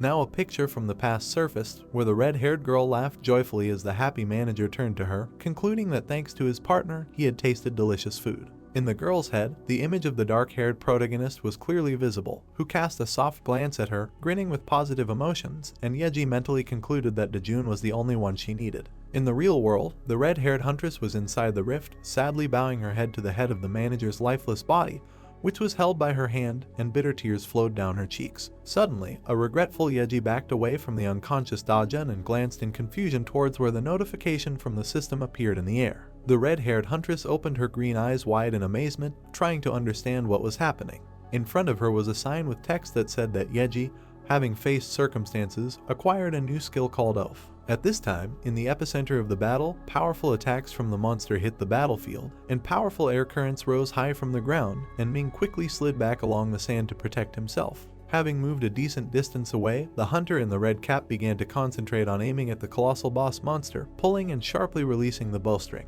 One of the three heads of the huge troll opened its mouth wide, revealing its fangs, and let out a furious roar. The enraged men, frowning, cast a menacing glance at the enemy, shouting angrily in response. After these actions, the middle head of the three-headed colossal troll again released a powerful stream of energies, which was directed directly at the young man, emitting bright sparks. Ming reacted quickly. With an effort, he managed to bend down from the ball flying at him, gritting his teeth from the tension, and the attack swept further across the field. When powerful air currents began to appear from the sand due to the impact, the archer, with his mouth open, watched in horror what was happening. The guy in the red cap and with a plaster on his cheek was greatly shocked when a flash of blinding light appeared nearby. Turning away and raising his hand, Min screamed heart-rendingly when powerful air currents with sand rose right in front of him. The hunter in the red cap, under the pressure of the shock wave, flew back viscously and fell off his feet, falling on his back. The next second, he turned on his side while a slight trembling ran through his body, and a loud cry came out of his mouth since there was a small stone right under his back. Lying on the ground, Xiaojun frowned with displeasure, looking at the team member and saying that the culprit should just die. While Min, sprawled on the ground, lay in tears and thought about why he was such a loser, Tisun, who was located nearby, clarified whether his comrade was okay. A system window appeared in front of Yeji, describing the rank of the oath skill and its type. The girl with shock on her face read the system window. The effect of the skill was to bind an oath to the selected target as their master. The skill itself was active when the player was within a radius of 500 meters from the master. Next, 3 system notifications immediately arrived. In the first system window, it was written that if the master was killed by the enemy, the player would receive severe punishment. The next system notification notified that all indicators increased to 100%, and the damage received was reduced to 50%, and immunity to the effects of the punishment status was also acquired. In its third notification, the system asked Yeji if he wanted to choose Dojun as his master. Yeji, who had not moved from her place, was surprised and a little puzzled and asked herself if that meant Dojun was still alive. A moment later, her eyes widened in realization. She grabbed Dojun's hands with her own hands, wanting to use the skill. The next second, magic circles of the contract appeared on Yeji and Dojun's hands. After Yeji lowered Dojun, the bracelet on her hand began to dissipate, and the system notified that she had chosen her owner and that he was within a radius of 500 meters from her. The girl clenched her hand into a fist after receiving a system alert about the activation of the Oath Blessing skill. At this time, Hajin was running away from the monster, running after him at full speed, crying. Hajin suddenly fell to the ground due to another gust of wind that raised a pile of sand into the air. He screamed pitifully, asking Min to recover quickly because he would die like this. Min, who was lying next to Tisun, who was treating him, sadly said that he could not help and Hajin needed to cover him a little more. Tisun, seeing how his comrade was barely running away from the monster, asked Min if there was at least a little pride in him. Suddenly, Yeji, who was running next to them, called out to Tisun, asking her to take care of Dojun. Nin suddenly grabbed his bow and jumped up, shouting to Yeji that it was too dangerous to run on her own, so he would help her. Hajin, who had previously fled, stood in a stupor upon hearing this. He was shocked by Min's words. Pointing a trembling hand at his comrade, he began to curse him. A sudden explosion that occurred right below him threw the hunter's body into the air. Hajin landed right in front of Tisun, who sighed and said that the treatment was not helping them at all. When Taesung was about to leave to look for Dojun, Dojun grabbed his hand. Holding the doctor's hand, Hajun told him to cure him first. At this time, the protagonist woke up and opened his eye. He remembered the system window that had appeared recently, notifying him that Yeji had chosen him as the host, and he wondered about its meaning. Feeling the aura that enveloped the girl's body from a great distance, Dojun realized that she had become approximately twice as strong. Having sat down and started sorting through the stones, the protagonist decided not to go out right away so as not to seem strange. At this time, on the battlefield, the three-headed monster roared furiously, looking at Yeji circling around him. The girl gripped her blade tighter and clenched her teeth from the hostility she felt while looking at the monster. Moving in a zigzag pattern, Yeji was able to dodge two of the monster's projectiles. The central head of the monster inhaled a huge amount of air and inflated. A moment later, the monster spewed out a large amount of flame, aiming at Yeji. The girl exclaimed and, thanks to her fear, was able to jump away from the flame to the side at the last second. After landing on the ground, Yeji put her hand out in front of her to soften the landing, but the pain still made her grit her teeth and scream. The girl suddenly opened her eye, sensing a threat. A huge three-headed monster, approaching her, already raised his foot, wanting to trample her. But a moment later, arrows flew into the monster's back, causing the left head to cry out in pain. The left head turned around and noticed Min standing with a bow, trying to cheer up his partner. Min jumped, dodging the projectile of the thrown monster. Yeji suddenly stood up and grabbed her sword with both hands, sneaking up on the distracted monster. The girl ran up and swung her sword, striking the monster's hand. The three-headed man growled loudly, clutching his wounded arm, green blood gushing from the wound. The monster struck with his fist, throwing away Yeji, who had crossed her arms on her chest. As soon as the girl's feet touched the ground, she began to slide along it, trying to stop herself. The girl was surprised by such an unexpected blow and called out. But a moment later she became serious. Yeji held out her blade in front of her and rushed at the monster while steam emanated from her body. Yeji screamed loudly as she approached the three-headed one. A second later, the girl found herself behind the monster, striking him in the body with a blade, making him scream in pain. Yeji turned around sharply and bent her legs in preparation for a sharp jerk. Many sword cuts fell on the monster's back, causing all three of its heads to scream loudly in pain. Yeji, whose swings of the blade left a trail of energy behind her, screamed and swung her sword again. The monster covered his body with his hands, enduring all the blows inflicted by the girl. But the very next second the monster could not stand it and struck in rage. Yeji twisted, dodging the monster's hand. Using her momentum, the girl kicked the monster right in the face. After her kick, a couple of the monster's teeth broke and flew out. The exhausted three-headed ogre fell to one knee. Approaching him, Yeji kicked the ogre in the head again. The ogre fell on his back after the girl kicked him. Yeji, looking at the ogre, began to catch her breath. Climbing right on top of the monster, the girl decided to end everything. Yeji grabbed the sword with both hands and raised it, aiming for the monster's head. The blade of the blade glowed brightly and then sank sharply down. The girl fell to one knee while sitting directly on the monster. Min saw everything and was shocked. But just a second later, Min sat down with relief next to Hajun, accusing him of almost dying because of him. The protagonist continued to sit, watching Yeji from afar. Stroking his chin, Dojun noticed that Yeji's sword skills had grown, although she still had a lot to learn. After looking at his shabby suit, the protagonist decided to buy new clothes as soon as he finished work. Dojun couldn't help but imagine his daughter seeing his jacket. Almost crying, he decides to deal with everyone who offended him. The protagonist stood up and took off his shoe, shaking off all the sand that had gotten into it. Taesung turned his head, noticing Dojun's completely healthy appearance. Yeji turned her head sharply and screamed, looking at the protagonist. Throwing away her sword, the girl, crying, rushed at her master. A moment later, Yeji was already hugging the stunned Dojun. Ming narrowed his eyes and cursed when he saw this. Taesung approached the hugging group and asked Dojun how he survived. Hajun began to get up, complaining about his feelings. He had previously been sure that he would die, and the feeling that 100 years of his life had been taken away from him did not leave him. Taesung's palms lit up when he decided to heal the protagonist just in case. But a moment later, Taesung's mouth opened in surprise. He stretched out his hands, actively pouring in mana and trying to heal Dojun, but nothing worked. Min came up to him from behind and asked the healer what he was doing. Looking at his hands, the worried doctor said that his treatment was not working. Yeji, who stopped crying and hugged the protagonist, asked him if he was injured at all, to which he answered her by saying that he had no wounds at all. Min, picking his nose irritably, said that there was no difference because in the end they survived. Hajun approached the group and offered to stop here, after which he asked the protagonist's opinion. Dojun nodded his head in agreement with Hajun. Looking at the pinkish sky, one of the group asked the group how they were going to divide the magical cores and bodies, to which he immediately received the answer of the protagonist, who said that they would simply divide the prey equally between the hunters. Hajun looked at Dojun in bewilderment and asked what he would take then. The protagonist answered him by saying that the law does not allow him to earn money here. Hajun smiled happily after hearing the protagonist's words, saying that in any case, the offer was quite convenient.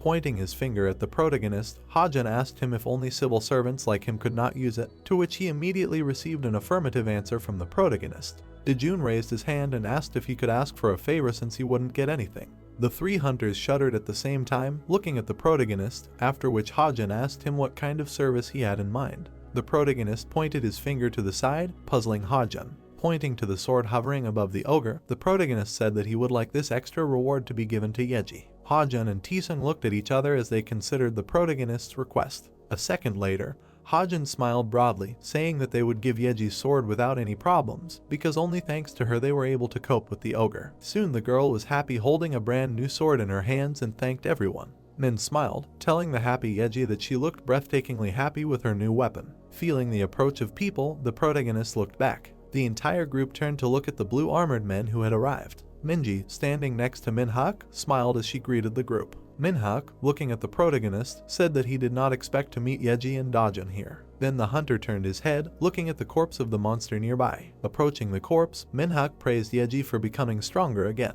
The girl awkwardly scratched her cheek and smiled and thanked Minhyuk. The protagonist grinned and said that everything was thanks to the suit that was given to her. Minhyuk frowned and smiled evilly before admitting defeat. Minji put her hand on Minhyuk's chest, calming him down and telling him that it was time for them to go because they had a lot of work to do. Annoyed, Minhyuk turned around with a frown, telling the protagonist that they would talk next time, but now they would go first. Fortunately, Minhyuk did not see the face of the mocking Dojun, otherwise he would not have been able to restrain himself. Minji handed Dojun a business card and said that if he was thinking about transferring, he should contact them. The smiling girl did not notice the irritation when the protagonist asked her what she meant. She answered him by saying that she was talking about handing Yeji over to them. The protagonist stopped smiling after asking the girl's name.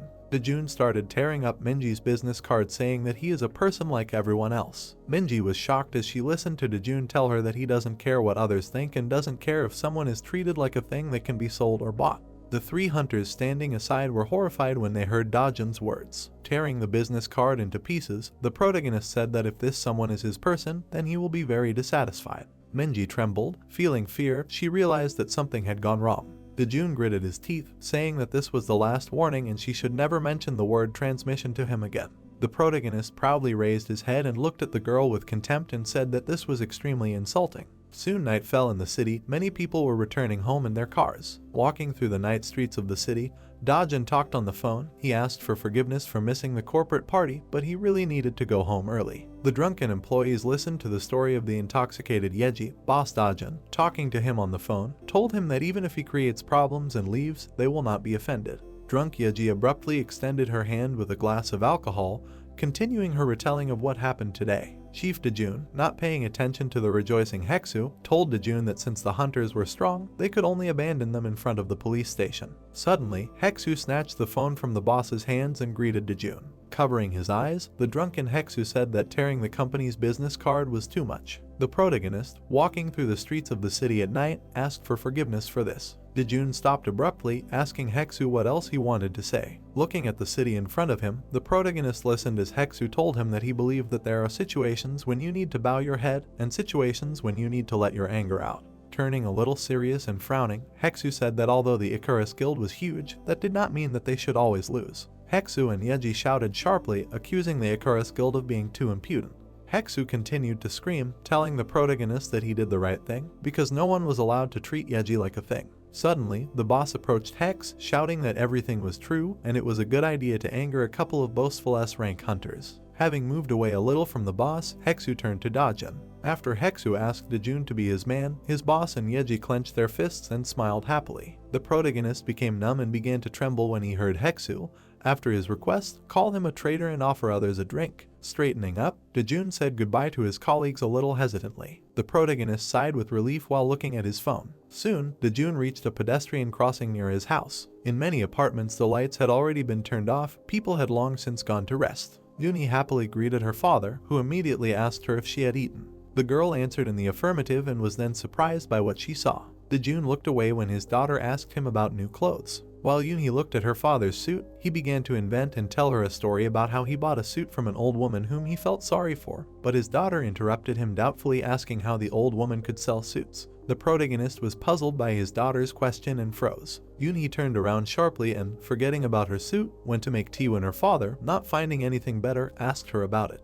The daughter became thoughtful, remembering all the things she found in her father's room. She wanted to ask about everything, but did not dare. While pouring water into the kettle, Yunhee thought, assuming that Dojun works as an office worker and at night as a hunter. The girl imagined her father revealing his true identity at night. Yunhee covered her mouth with her hands, beginning to convince herself of the correctness of her judgment, remembering that Yeji was also a hunter. Next, the daughter imagined her father and Yeji in suits and working as a team. Then the girl fantasized about how Yeji, jumping over her father, shot at the enemies, saying that they made an excellent team, and her father, hearing the words of his comrade, said that she reads his thoughts and then asks to call him brother. Yunhee was furious after the presentation. The girl trembled with rage, not paying attention to the boiling water in the kettle. Suddenly Dojun came up and pointed his finger at the kettle, telling his startled daughter that the water was already boiling. Because of her excitement, the daughter dropped the kettle from the stove. Dojun stood motionless as he watched the teapot fall. A moment later, the protagonist suddenly grabbed the falling teapot with his bare hands, shocking his daughter. Yunhee looked in shock at her father, who told her that she needed to be careful because she could get burned. Yunhee screamed sharply, asking her father what he was holding right now. Dojun, holding a hot teapot in his hands, looked at his daughter in bewilderment. But then he realized and looked at the teapot in his hands. Dojun put the kettle on the table, telling his worried daughter that it wasn't that hot, maybe the water hadn't boiled after all. Yunhee forced her father to put his hands under a stream of cold water, saying that he needed to cool his hands. The father, looking at his hands, told his daughter that everything was fine. The excited daughter agreed with him a little hesitantly. Yunhee bowed her head and began to ask for forgiveness. Dojun turned around and began to wipe his hands with a towel and asked his daughter what she was thinking about. A moment later, the girl straightened up sharply, remembering something. Dojun looked at Yunhee incomprehensibly. Dojun watched as his daughter ran to her room. A second later she came out, holding a piece of paper in her hand. Yunhee handed a piece of paper to her father, asking him to look at it.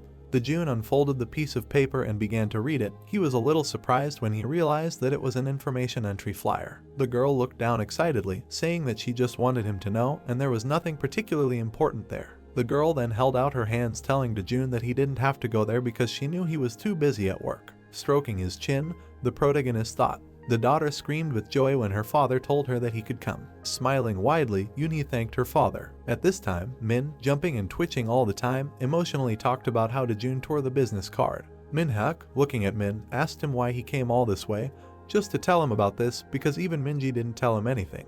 Min stopped twitching and stared at Minhyuk. A moment later, tears flowed from Min's eyes and he asked Minhyuk to punish Dojun. Events shift to the next day at City Hall. The protagonist stood up from his workplace and looked at the boss. Approaching him, Dojun asked for forgiveness for disturbing him. The protagonist asked the boss if he could let him go on Monday afternoon.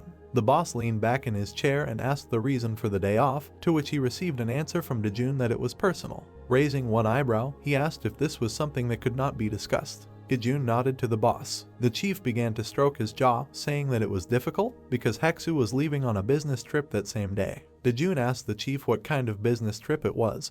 Hearing his question, the chief raised his head and asked him if he remembered the event that will take place next Monday. With his hands behind his head, the chief said that they had been sent an official note requesting the participation of all nearby organizations, so they could not ignore it, which is why they decided that Heksu would attend the entrance ceremony at the Hunter Academy. The protagonist's eyes widened sharply in surprise after hearing what he heard. The boss glanced at Dojun, saying that they wanted him to focus on Miss Yeji so they didn't bother him. Crossing his arms, the chief said that if it was urgent, he could pass on the approval notice, since it was unlikely that their department would not tolerate the absence of both employees. A moment later, the chief began to think through in his mind several hundred variations of what could have happened in writing. A little nervous, Dojun decided not to bother the boss anymore and said goodbye to him. The events moved to the city center at the Eden Cafe. The protagonist, sitting opposite Heksu, talked about how he heard from the boss about his business trip.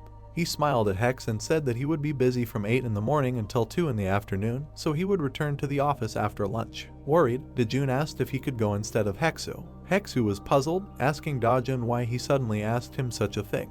The protagonist froze abruptly after asking Hex. Cirrus clouds floated across the blue sky while the protagonist told everything to Hex. Heksu's drink started dripping from his mouth as he stared at Dojun in shock upon hearing that he had a daughter. Bowing his head slightly, the protagonist asked to keep this a secret from the others. Having put the drink on the table, Heksu asked Dojun's age, to which he immediately said that he was 26. Heksu became agitated, remembering that his friend's daughter was 17 years old, and asked if he was married. The protagonist closed his eyes, saying that his daughter was not his own. Shocked and a little worried, Heksu couldn't say anything as he extended his hands towards Dojun. While crossing the pedestrian crossing, Heksu asked Dojun if Yeji knew about everything. The protagonist responded by saying that she knew, and then asked why he asked this, because Yeji was at his house and they knew each other very well. Heksu put his hand to his chest and exhaled in relief upon hearing Dojun's words. Looking at the perplexed Dojun, Heksu asked if Yeji said anything. After Dojun said that Yeji didn't say anything, Heksu looked at him and said that given his circumstances, he should go and he would definitely tell the boss. Walking next to Dojun, Heksu said that of course he would keep the protagonist's secret.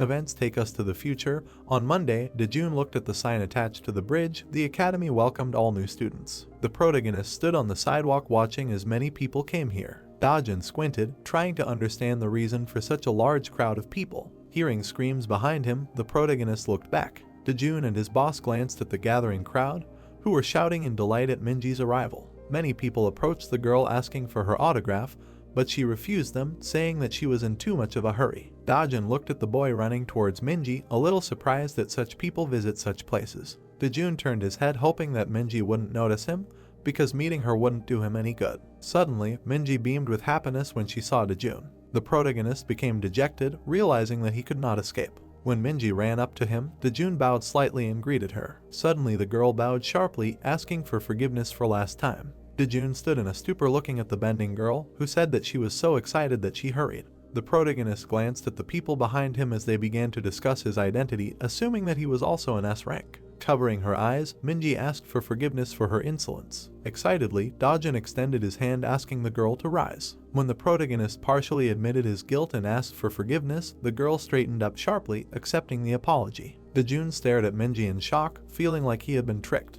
The protagonist continued to stand motionless, listening to how the people behind him were outraged that he was looking down on Minji. Minji held out the business card again, trying to hand it over. The protagonist looked at the card and asked why he needed it. Minji answered him by saying that it was a reminder of their peaceful intentions. Minji smiled, saying that it had nothing to do with Yeji. Dojun looked at Minji, puzzled, asking what she meant. Minji continued to smile, saying that he could contact her if he needed help, because as she already said, this is a reminder. The protagonist looked in surprise at the business card that was handed to him. But a moment later he smiled and thanked Minji. Looking at the academy building, Minji suggested that they come in since the event was almost starting. Many students were standing in front of the event hall when a voice was heard over the speakers, telling them that the entrance ceremony would begin soon. The students lined up, listening to the voice from the speakers inviting and welcoming them. One of them was a smiling Yunhee. Minji stood in the stands, watching the preparations for the entrance ceremony. Noticing something, she looked down tensely, thinking that this could not be a mistake.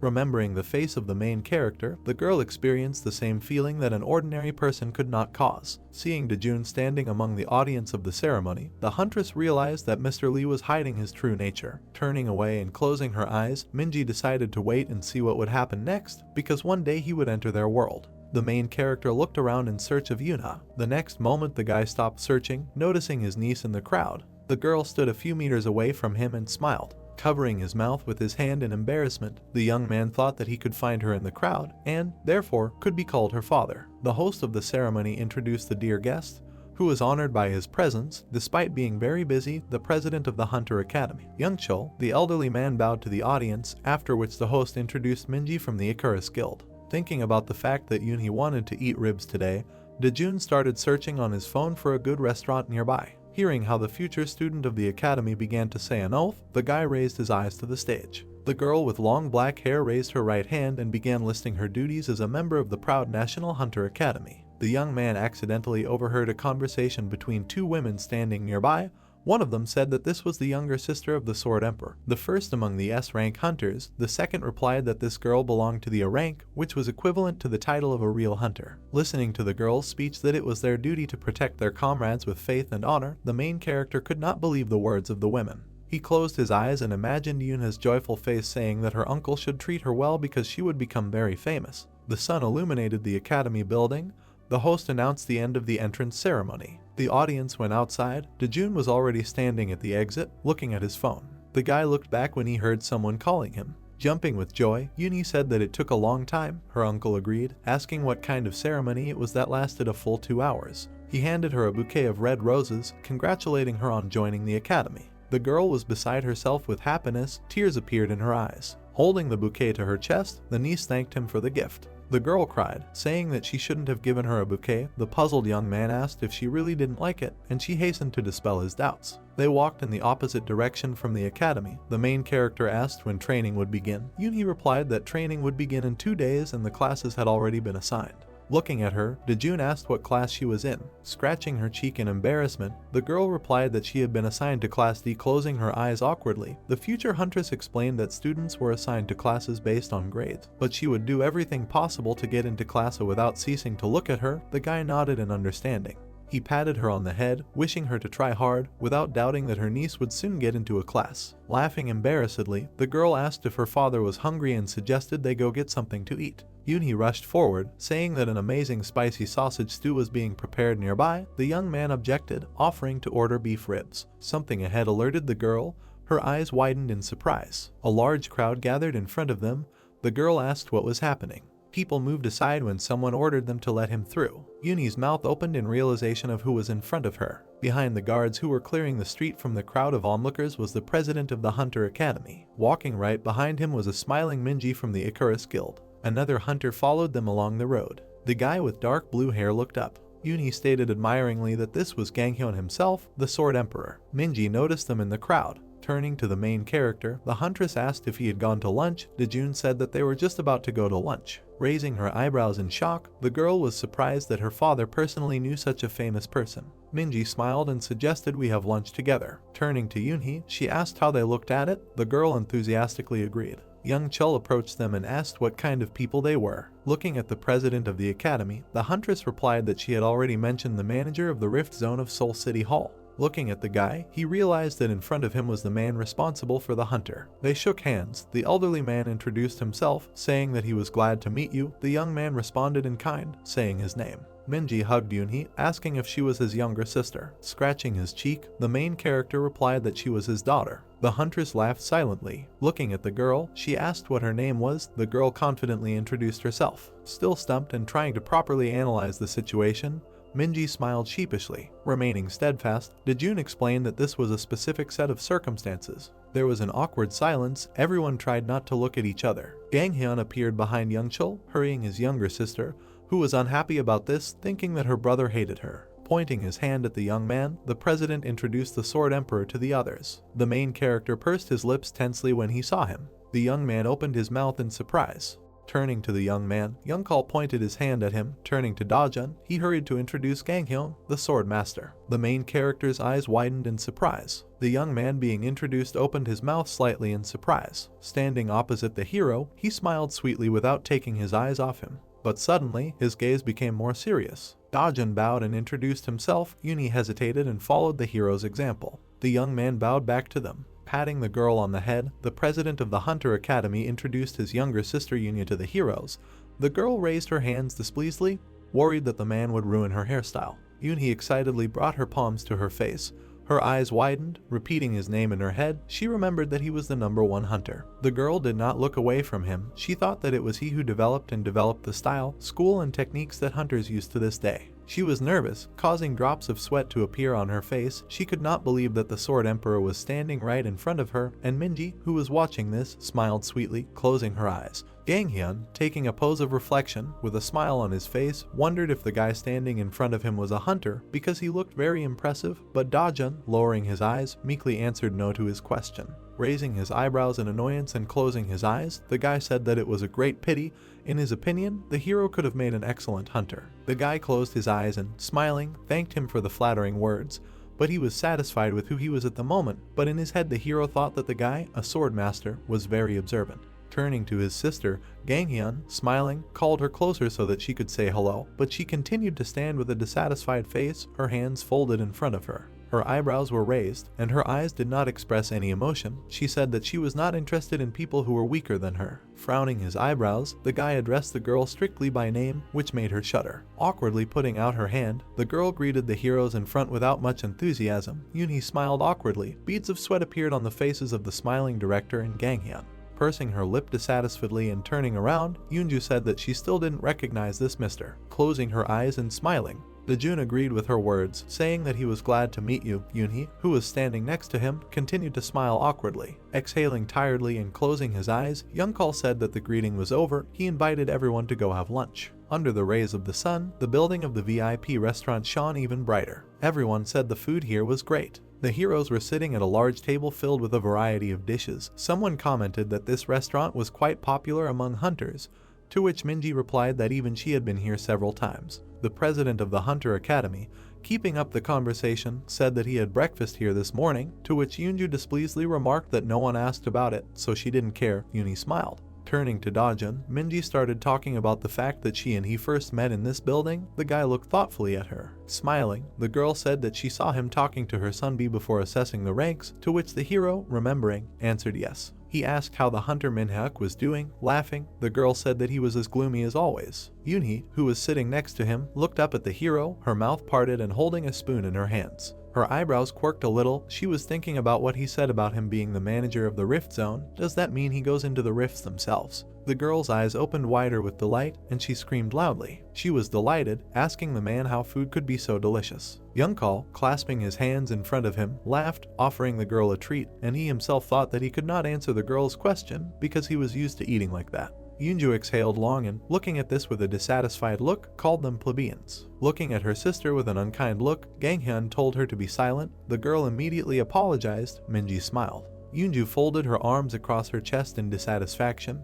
Pursing her lips, she said that Appa is always so angry with her. Bowing his head, the guy closed his eyes and, raising his eyebrows, said his wish that his sister would be at least half like Miss Yunhee. She immediately waved her hands in front of her. A blush appeared on her face. She said that she was really very grateful to eat such a wonderful meal. Turning to Dojun, she smiled, asking if that was true, calling him father, to which the man, without looking up from his meal, remarked that it was really tasty here. The girl noticed that the hero was already emptying the fourth plate, stacking them one on the other. She smiled awkwardly, saying that she would try to cook at home just as well. Chewing her food, the man said that would be nice. Interrupting their conversation, Minji fixed her gaze on the girl, wondering if she wanted to take the preliminary assessment while she was here or if she had already taken it. Yunhee smiled shyly. Dojun raised his eyebrows and asked what kind of preliminary assessment this was. Intervening in their conversation, Yoonju, waving her finger and looking up, said that this is carried out using special equipment. For this you do not need to be a hunter. Raising her hand to her chin,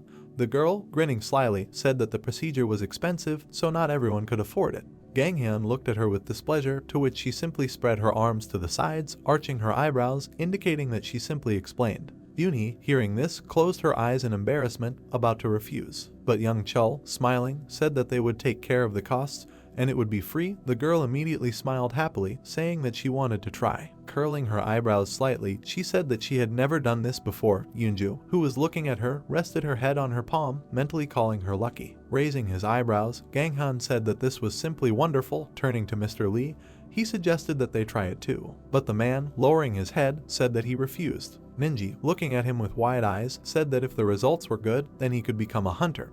But the hero stood his ground, saying that he was not particularly interested. Youngkal also suggested that Dojun take the test, saying that this was a rather rare opportunity. Ganghyun, who was sitting next to him, said that he was also interested. Curling his eyebrows, the man reluctantly agreed to go. Yunhee found herself under the light of the device. She looked at it excitedly. The scanning was almost completed. The girl looked forward with concentration. Being in the iron structure, the system announced that the results would be shown. Minji took the piece of paper in her hands, lowering her eyes. She was about to find out the results. Dojun, standing next to her, looked at her. The girl's eyes opened wider and she brought the paper closer, saying that this was a potential rank, the expected awakening of an rank skill. Coming out of the structure, Yunhee enthusiastically asked about the words she had heard standing opposite the heroes. Ganghyun raised his eyebrows in surprise, saying that this was rare. The girl must have amazing hidden potential. Directing her gaze to Mr. Lee, Minji grinned, saying that she apparently had a bright future ahead of her, to which the man only chuckled. standing next to Yunhee, Yunju folded her arms across her chest and, looking away, said that maybe she was not hopeless. The girl only smiled awkwardly. Raising her arms bent at the elbows in front of her, she joyfully thanked the girl for her words. Frowning, Yunju looked away, her face turned red. She thought about why this girl always smiles like crazy. Turning to the man, Minji said that now it was his turn. He looked at her. Putting her hands in her pockets,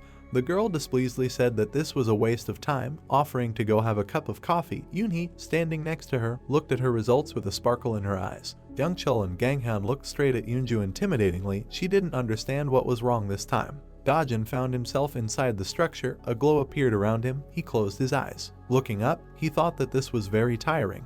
The machine began scanning. Mr. Lee waited motionless for the end. Opening his eyes slightly and raising his eyebrows, he thought that perhaps he should have continued to refuse their offer, since there would be difficulties if the results turned out to be strange. In addition, the hero thought that these people suspected him of something. They watched the process in fascination. The hero looked at his palm. He saw how particles of mana were scattered across it. He realized that scanning occurs by passing it through the body. He immediately furrowed his brows, deciding that he would not allow this to happen. Dojun, knitting his eyebrows and tensed, used his mana to prevent the scan. The device sparkled. The system reported that the scan was completed. Minji looked to the side in surprise. Yunju stood behind her, holding the results of Yunhee's scan in her hands. She didn't understand why the girl felt so much joy from one piece of paper. Minji was surprised that the scan was completed so quickly. Coming out of the machine, Dojun asked if the results were ready. Looking at the sheet, the girl's face changed. She arched her eyebrows, saying that it was impossible to measure a potential player. A bead of sweat rolled down her face. She said that this was nonsense.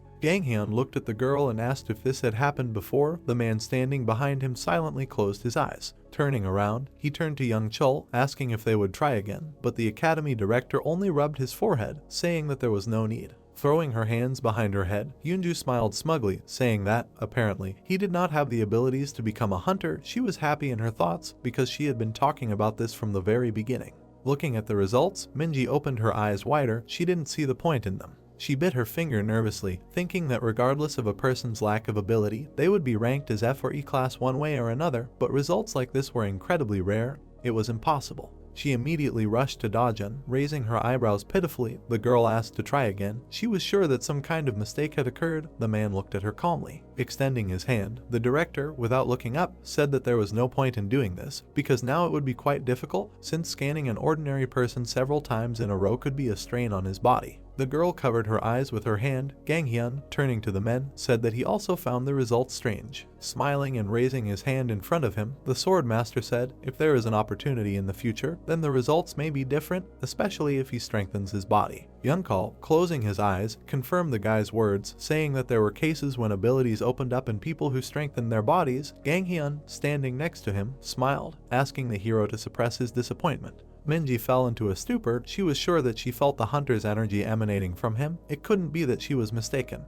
Interrupting the words that it was a great pity, the man raised his eyebrows and asked if the others would mind if they went home. A couple of days later, bright stars could be seen among the dark night sky. The clock almost struck 10 in the evening. The boss sighed heavily, straining his tired eyes. He hammered away at the keyboard, talking about how he felt he was about to go crazy. Hyuksu had his back to him. He was busy checking documents. Suddenly he turned around, turned to the boss, offering to go to the sauna today after work, to which he chuckled tiredly. Dojun didn't pay attention to their conversation, continuing to type something on the keyboard. The boss looked at his trembling hands. He said that he had a feeling that he did not have enough energy to even get there. He narrowed his eyes, saying that he would spend the night here. Hyuksu raised his eyebrows in displeasure, asking if he really should stay here too. The boss happily agreed, saying that it was cold here alone, but the man said that he would still go home. The phone on Dojun's desk rang and he saw that it was Yunhee. Picking up the phone, the man asked if she needed anything. The girl excitedly asked if he would come home today. He looked at the stack of papers on his desk, raising his eyebrows. The man said that he probably wouldn't be there.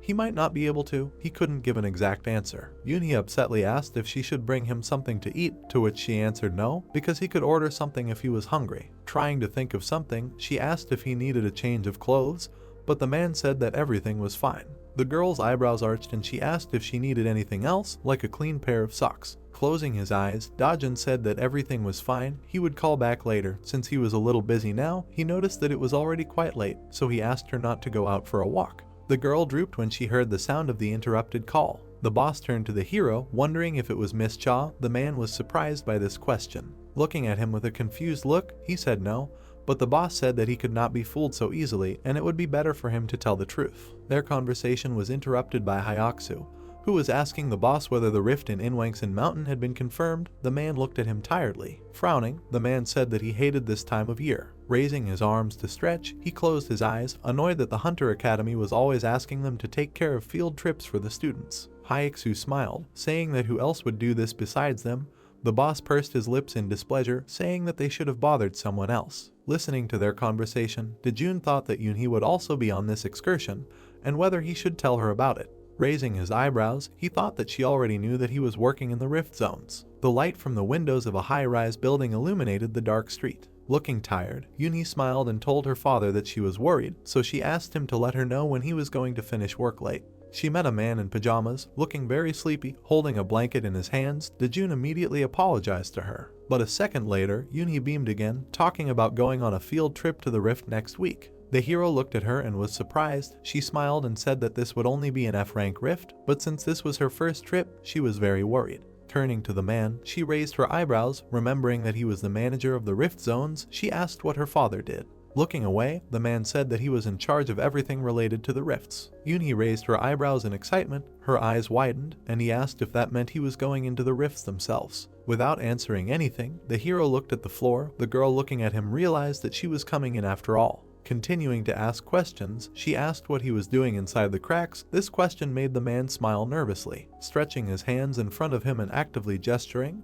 the man began to describe everything in detail. Yunhee looked in bewilderment at Dojun, who was telling her about how hunters work. At the end of his story, he said that she did not need to worry about it. The girl's face darkened. She stamped her foot furiously, talking about how she could not worry. When he walked into the cracks, beads of sweat appeared on the hero's face. From the apartment with the lights burning in the room, loud screams could be heard from Yunhee, who asked if he knew how many hunters were dying there. The neighbors on the floor below began to complain from these screams. She said that it was completely unacceptable to leave everything in this state. The man looking at her opened his mouth in surprise. Raising her index finger up, the girl, frowning, said that she would arrange a special training session for him. Dojun looked at her in surprise. Pointing his finger at the girl, whose face was concentrated, he asked again that she would arrange training for him. Pointing his finger at himself, he raised his eyebrows in surprise. Yunhee, arching her eyebrows pitifully, clenched her palms into fists, saying that although not now, she is a future hunter, and if you believe the words of the fortune-telling machine, then a rank hunter. She frowned and said that from now on, he would train with her every weekend. She would teach the man everything. He looked at her blankly. Raising her index finger, the girl knitted her eyebrows, saying that she wanted him to go to the Hunter's Bureau on Monday to apply to strengthen his body. Mentally, she remembered this incredible building.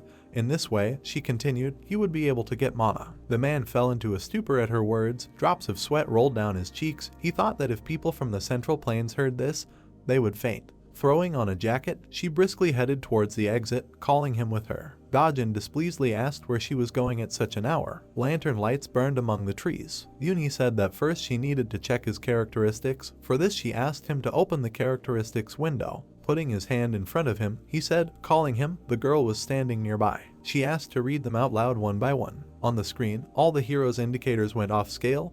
His health points were 999, as well as strength, dexterity, and internal power. Seeing this, his eyes widened and his mouth parted. He began to pretend to read, saying that the strength indicator was 10, agility 6, health 9, and internal power 0, no skills. The girl chuckled in surprise. She opened her eyes wide. Holding her hand in front of her, she asked if the total points for strength, agility, and health were 25. A trembling ran through her hands. She said in surprise that this was impossible. This was almost the same as that of E-rank hunters. The man standing opposite thought that, apparently, this was also a lot. Raising her hand to her face, Yunhee said that his strength and health are higher than hers, although this is probably normal for him because he is in good shape.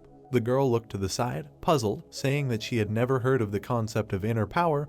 The man's face darkened, and he opened his mouth slightly in surprise. Nervously moving his fingers, he said that he had read it wrong. It was a mana indicator of 0. The girl folded her hands behind her back, smiling, saying that an ordinary person would not have any mana, although his other indicators were quite unusual. Hearing this, the hero's eyes became more and more dumbfounded. The lantern illuminated the treetops. Yunhee said that Yom was the easiest to use, but he needed skills to use it, so this option was eliminated. Bringing her index finger closer to her face, she suggested another simplest and easiest option, Chul, which can be used at a distance from monsters. She took out a pistol and, smiling, said that he wouldn't be able to use it right away, but she would still show how it works. Dojun's surprised gaze turned to the weapon. With a sharp movement, she raised the pistol in front of her, supporting it with her other hand. Her eyebrows frowned. The hero was surprised. A glowing energy appeared from the barrel of the gun. Having brought the weapon to herself, Yunhee, closing her eyes, said that taking mana from the body and redirecting it into the gun means reloading. The man carefully watched her actions. The girl turned to the hero with a smile on her face, saying that if he could do this, then half the journey had been completed. She asked if he wanted to try. Extending the entourage to him with both hands, she said that the stat window could show that he had mana,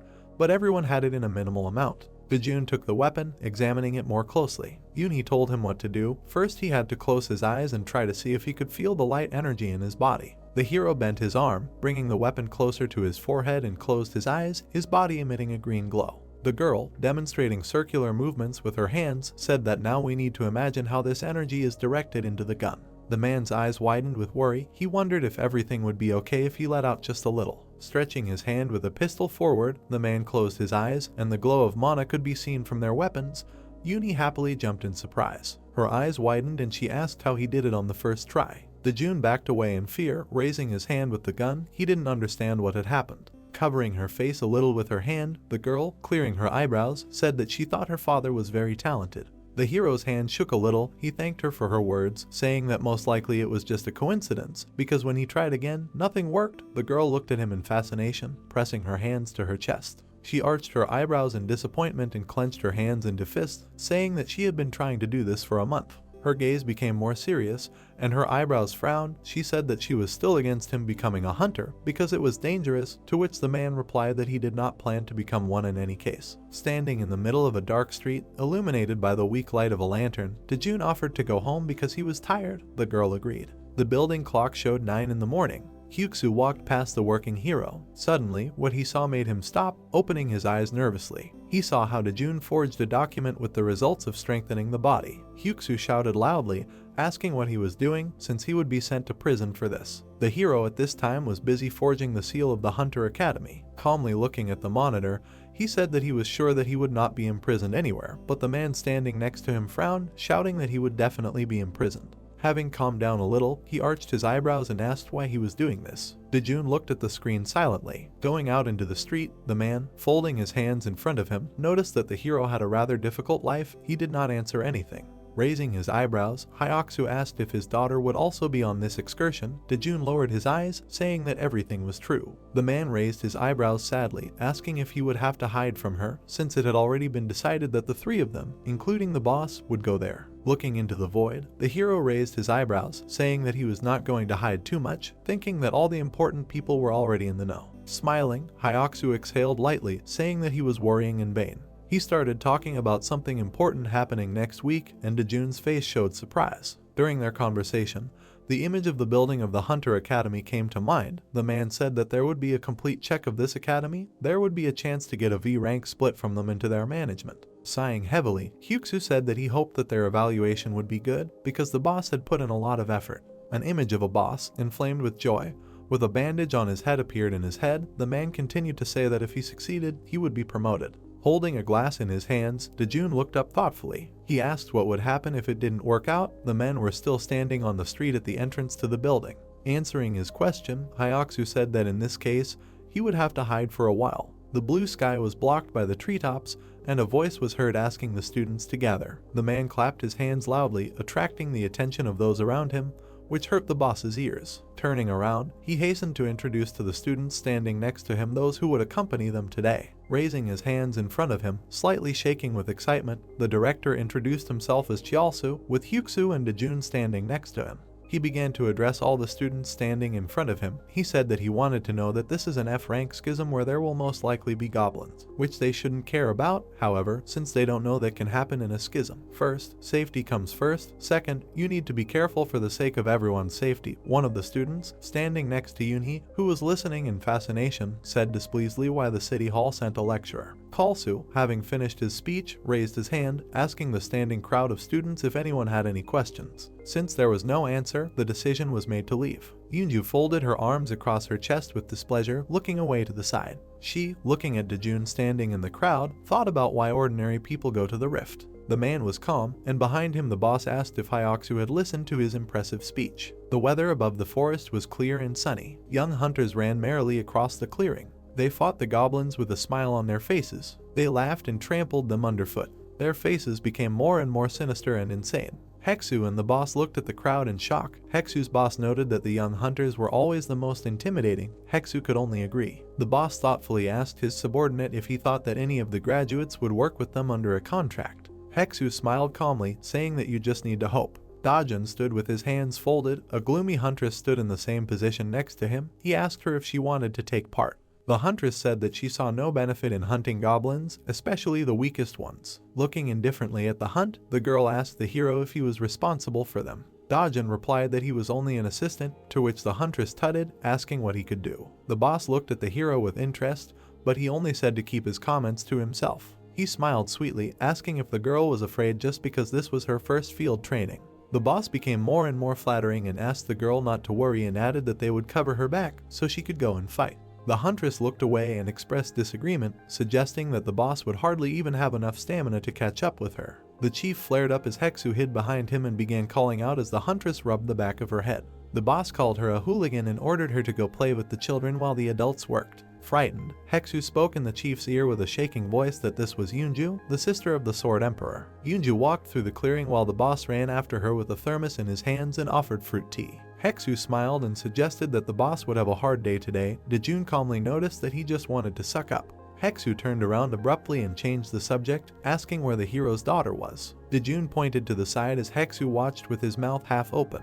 Yunhee was having fun on the sidelines. Heksu noted that she was cute and that she would be popular among her peers. Yunhee turned around abruptly, looking confused. She saw the hero and waved cheerfully to him. He waved back. A big man in a gray suit explained to the young hunters that now they would have some time to hunt on their own. They just needed to return to the same place in an hour. He also allowed them to hunt in groups. Heksu smiled slyly at the hero and said that now he could communicate with his daughter. Dojun immediately ran forward, promising to return, leaving Heksu standing behind. He smiled and noted that he had not seen Dojun run so fast for a long time. A loud sound was heard above the forest. The goblin fell from Yuna's shot. Dojun stood like a statue next to her. He said that Yunhee had a talent for shooting. She smiled shyly, saying that the goblin was just a very easy target. She added smugly that she practiced alone. Dojun clapped for her. He suddenly became serious. Yunhee and her father looked around as the sky became dark. Frightened, Yunhee asked why the sky suddenly darkened. The goblin stood up abruptly. His eyes shone with a purple light, and a mark of the same color appeared on his forehead. Yunhee did not understand how this goblin woke up so suddenly. Dojun silently looked at the goblin while Yunhee was lost in guesses and questions. She blocked her father's hand, grabbing the gun and telling him to step back. A beam of blue energy began to accumulate at the barrel of the gun. A swift green beam flew towards the goblin. The goblin took the shot in his face. Yunhee raised the gun and continued to look forward, saying that everything happened easier than she imagined. She turned away from the goblin's body. She wanted to shout that everything was fine now, but at that moment a pink light began to hit her back. Dojun shouted Yunhee's name. The notification stated that the Rift Guardian had been successfully defeated. A blood-red pillar of light grew behind Yunhee. The notifications continued to say that the requirements had been met and that the rift was opening. The stream of light began to grow and thicken in dark colors while Yunhee covered her eyes with her hand. The message said that the difficulty level would be set randomly. Dojun, fearing for his daughter, called her to him. The girl's hair fluttered in the wind. She did not hear what they were saying to her. She turned around and saw something terrible. All she had time to do was call her father for help. An unknown force began to pull Yunhee inside the rift. The girl was swallowed up almost completely. Only a small breast remained sticking out in the real world. Dojun ran screaming towards the rift. Without hesitation, the hero ran inside the bloody pillar. The rift continued to emit vile sounds for some time. In an instant it closed. There was only a quiet night left. The young hunters looked at the sky in bewilderment and did not understand what was happening with the weather. The boss was lying on the ground, covered in fruit tea, and was silent. Someone called Hexa and suggested she go home. Bare rocks lie beneath the bloody sky. The rocky terrain was cut by a huge fault. Dojun stood opposite Yunhee, who was sitting on her lap. She looked into the void with horror. The hero looked into the crevice, assuming that it led to a rift. The notification announced that the heroes had entered Izaw's cave. Dojun looked at the purpose of being in the rift. The goal was to survive for 30 minutes. A huge dragon named Izaz appeared in front of the man. Yunhee closed her eyes and clenched her teeth. Dojun thought to himself that the girl was in a state of shock. He exhaled and asked why this always happens when he has to hide his abilities. He picked up Yunhee's gun. The girl came out of her stupor and asked what her father was going to do. He turned to her and told her to stay put and promised to quickly finish off the dragon. Dojun moved towards the dragon while his daughter shouted after him to wait. Izaz looked down at the man. He opened his mouth and streams of flame poured out of it. He called people pathetic insects. A huge cloud of fire headed from the dragon's mouth towards the hero. Yunhee screamed no in horror. Dojun calmly watched the approaching fire. He exhaled. Dojun released his palm forward and the flames of fire split in two, without even touching the father and daughter. Yunhee leaned back in shock and looked forward, the fire avoiding her. She instinctively covered her face with her hand, but could not understand how the fire could split. She shook her head and mentally assumed that the dragon had decided to spare them. When Yunhee saw the dragon's surprised face, the answer immediately became negative. She looked at her father, who put the gun to his face and thought at him. Dojun took aim at the dragon, and Yunhee still couldn't understand how he could do this if he doesn't even know how to shoot him on a gun. Dojun was surrounded by sparks and asked that since Yunhee already shot, nothing bad would happen if he did it. The dragon began to sweat and raised an eyebrow questioningly. A blue beam of energy began to accumulate at the barrel of the gun. Dojun was almost completely hidden behind the increased ball of energy. The dragon's eyes narrowed in realization of what was coming.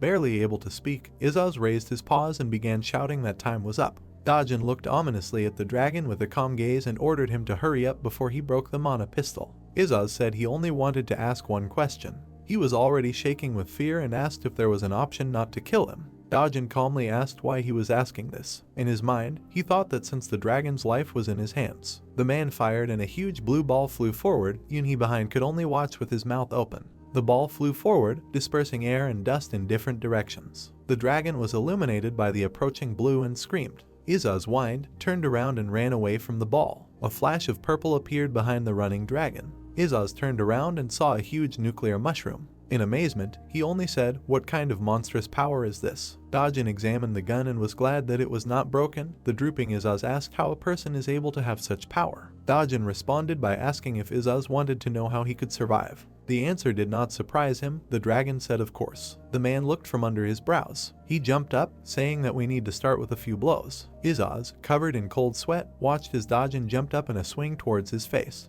He was amazed, completely losing his former threatening appearance. With a blow from the pistol handle, Izaz flew down, his eyes bulging. He crashed through the stone with his head. The dragon closed his eyes, clutching his horned head. A lump grew on the dragon's head.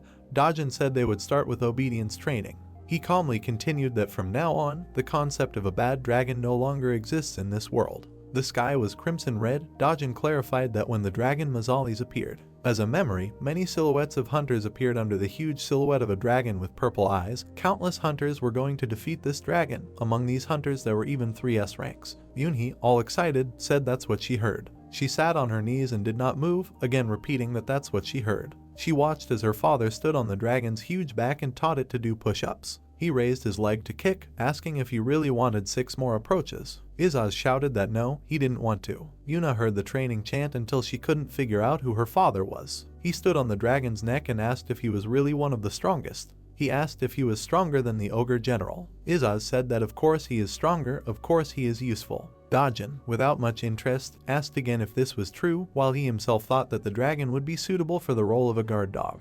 Dojun folded his arms across his chest and looked displeased at the disgruntled dragon. He didn't like that he was stupid, but he figured that he could calmly leave this dragon with Yunhee because he turned out to be even more obedient than he thought. Yunhee called out to her father and he turned his head towards her. She asked if he thought it was time to return. Dojun landed at the dragon's huge paw and immediately agreed. Yunhee folded her arms over her chest impatiently. Dojun told her that they had something to discuss before they left. Yunhee looked at him worriedly. Dojun came closer to the girl and told her what happened here, but he didn't have time to finish, and the smiling Yunhee finished for him. She said that everything that happened here is a secret. Smiling, she asked again if he wanted to keep everything a secret. She continued to say that she promised not to tell anyone, until a surprised Dojun confirmed her words. Stunned, he pointed his finger at her and asked if she could accept it so easily. Yunhee scratched her temple in embarrassment, saying that he probably has his reasons, and therefore she should be understanding, because they are family. The dragon looked down on him as Dojun thanked his daughter and suggested they go. After a while, Dojun turned back and asked, "Is the dragon planning to go just like that?" Confused, Izaz clarified, to which Dojun asked if he could change his physical form. The man imitated a gun and said that if Izaz behaved thoughtlessly outside, he would not like the consequences. The dragon exhaled and said that he understood everything and that now he would be reincarnated. The entire dragon was covered in radiance. Before the eyes of the father and daughter,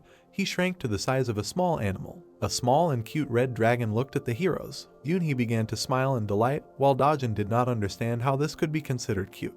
Izaz was offended and frowned. Yunhee immediately asked for forgiveness. Yunhee stood saddened. Dojun immediately shook his fist at the dragon, asking what he didn't like. Izaz immediately asked for forgiveness. Dojun said that Yunhee likes cute things, so he acted accordingly, to which Izaz fell, starting to make an angel, and said that he would remember. The man invited his daughter to pet the dragon, saying that it was softer than it seemed. Yunhee squatted down next to the dragon and began to rub its belly and giggle, which made the dragon frown. Izaz spread his paws and remained humbly silent. Clear weather returned to the forest. The young hunters were having fun while the boss stood next to his subordinate and noted the change in weather, and added that nothing had happened to the class either. Frowning, he asked why he had not seen the hero all this time, since he had just been nearby. The chiefs turned around when a leg appeared behind them from the crack that had appeared. The irritated boss watched as the rift closed behind Dojun and Yunhee and asked where it was. Dojun asked for forgiveness, saying that something happened. The chief clasped his hands on his chest, tusked and said that it was time to go back, but something confused him.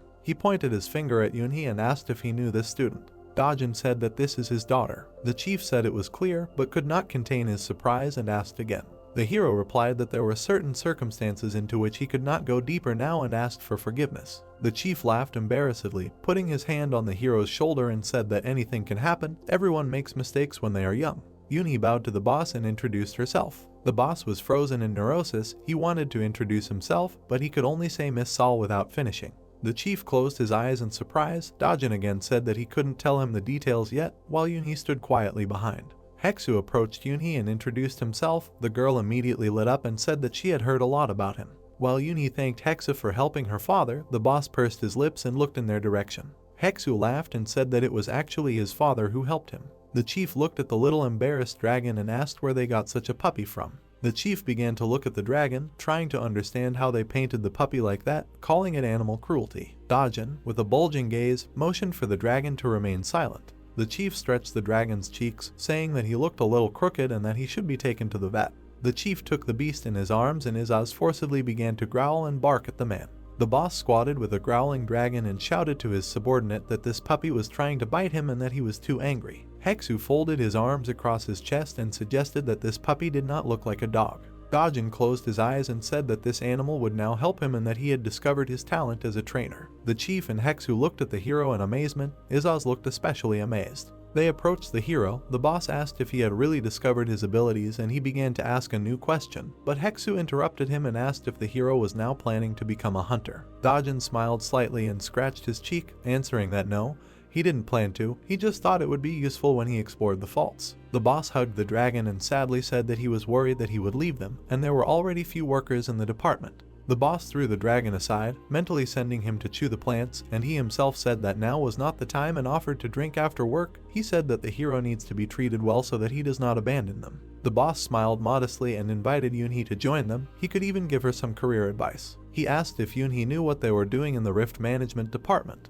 Yunhee was embarrassedly silent and didn't know what to say. Then the chef suddenly said that there would be meat and then the girl lit up and immediately agreed. Someone shouted wait and the whole crowd turned towards the speaker. Yunju pointed her finger and asked what it was. Izaz looked down at her with wet violet eyes. Yunju looked down at him and said that this was impossible. Izaz hung on the woman's arms and looked forward with curiosity. Yunju held him in the air and asked whose it was. She screamed that Izaz was super cute. Yunhee carefully sneaked up to the girl and hesitantly said that she shouldn't just pick him up. Dojun approached Yunji and said that this was his pet. She asked again, and he said that he had discovered new abilities in himself. Yunji screamed, "Are you really a trainer?" She shouted that this was a very rare class. Izaz looked over the girl's shoulder, realizing that the hero was lying, while she continued to say that the results of the preliminary assessment were not yet available and was it even possible. The shocked boss looked on as Dojun calmly answered questions. Yunji asked if Dojun was going to become a hunter, to which he replied in the negative and that he had other plans. Yunji hugged the dragon even tighter and asked in surprise why not, because the trainer would be welcome in any guild. Dojun answered while the boss smiled insidiously, looking at him. The hero said that he was going to use this when exploring faults, to which Yunji was surprised that the hero had no ambitions at all. A man in a gray suit flew up and shouted that Dojun should, because trainers make money just by being present.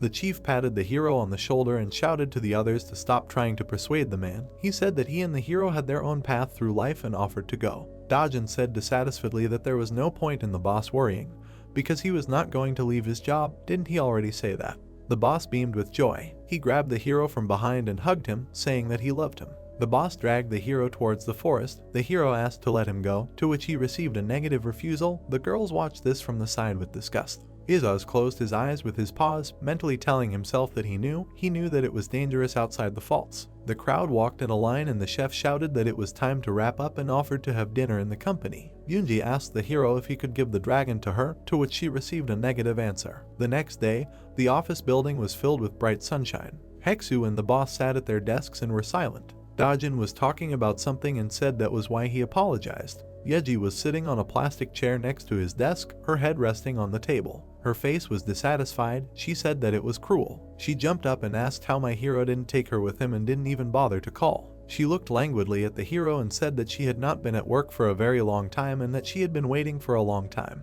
She added that he certainly didn't have to, but she flared up and screamed. While Dojun plugged one ear with his finger, Yeji screamed that she didn't understand how she could not come to work because she was also part of the team. She said that she heard that the hero ran around with barbecue pork and saju, to which he was surprised and clarified about the pork. The chief's office and Hex could hear Yeji shouting about barbecue, drinking, and how she liked it too and that she waited all day while she cleaned the office. Dojun corrected Yeji and said that they had beef instead of pork. Chef and Heksu sank from the terrible realization of the mistake the hero had made. Yeji's face changed and began to become saturated with realization. She began to shake and could not utter a word. The chief and Heksu immediately flew up and grabbed the hero from both sides. The chief said that they ate pork fed on acorns, which gave it the taste of beef. Dojun calmly corrected the chef, saying that it was a Hanwoo special and reminded how the chef cried when he saw the bill. He asked if his bosses were so drunk that they didn't remember it. The boss smiled and asked the same question in response. Yeji lowered her head and gloomily called everyone liars for lying about how pork was served yesterday. The chef began to sweat and began to calm down Yeji, suggesting that they have dinner in the company and order barbecue pork today. Yeji suddenly turned around and said that she was fine and that she could eat the Hanwha special on her own. Heksu with a heroic face pulled out the candy from behind the skirt of his jacket and said that nothing could be done. Heksu ran forward to calm Yeji down while the chief and Dojun remained watching impassively. The office was filled with sunshine. Yeji said that in any case and fell silent. She gloomily chewed the candy and asked in the future not to forget that she was also part of the Rift management team. Heksu clasped his hands together in apology and promised to fix it. Heksu pointed to himself and his colleagues and asked Yeji to take care of them during the next inspection, to which Yeji proudly replied that she would do her best. Suddenly, the attention of the man and the girl was attracted by the scream of the boss. He was talking on the phone and shouting about what they were telling him about the cancellation after all that had been done. The boss was furiously yelling into the phone to stop telling him B-rank hunter this, B-rank hunter that. He asked what the problem was so suddenly. He furiously explained how it was possible that people did not pass the qualification requirements and asked to listen to him. On the other side of the phone they hung up and no one listened to the boss anymore. He slammed the pipe on the table, calling the people on the other side bastards. He flew ahead, apologizing to his colleagues and announcing that he was returning to work. The Jirios were left looking in the back of the fleeing chief in confusion. Dojun asked Hexa if they weren't specifically asked to help them with this project. Heksu grabbed his chin thoughtfully and said that this was not the first time this had happened. They asked if they could even do this. Heksu exhaled displeasedly, saying that those people want to show who's boss. Izaz folded his arms across his chest in displeasure and asked Yunhee if she really thinks she's the boss here. He asked why she decides everything here. Yunhee threw up her hands guiltily and said that this was not so. She said that they could not go for a walk because she was busy cleaning. She squatted in front of the red dragon and said that anything could happen on the street, to which Izaz said that as long as he was with her, she had nothing to worry about. Yunhee guiltily continued that she was most worried about the dragon and that she couldn't leave him alone. Izaz muttered with displeasure that the stupid man spoke as if he would immediately get into some kind of trouble as soon as he came out.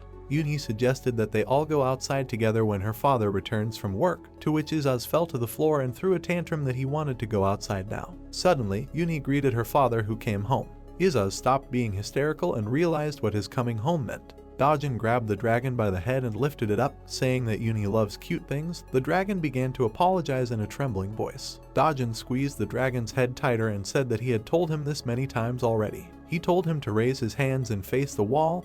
Izaz replied, "Yes, sir." Izaz stood with his hands raised at the level of the cabinet and looked at the wall.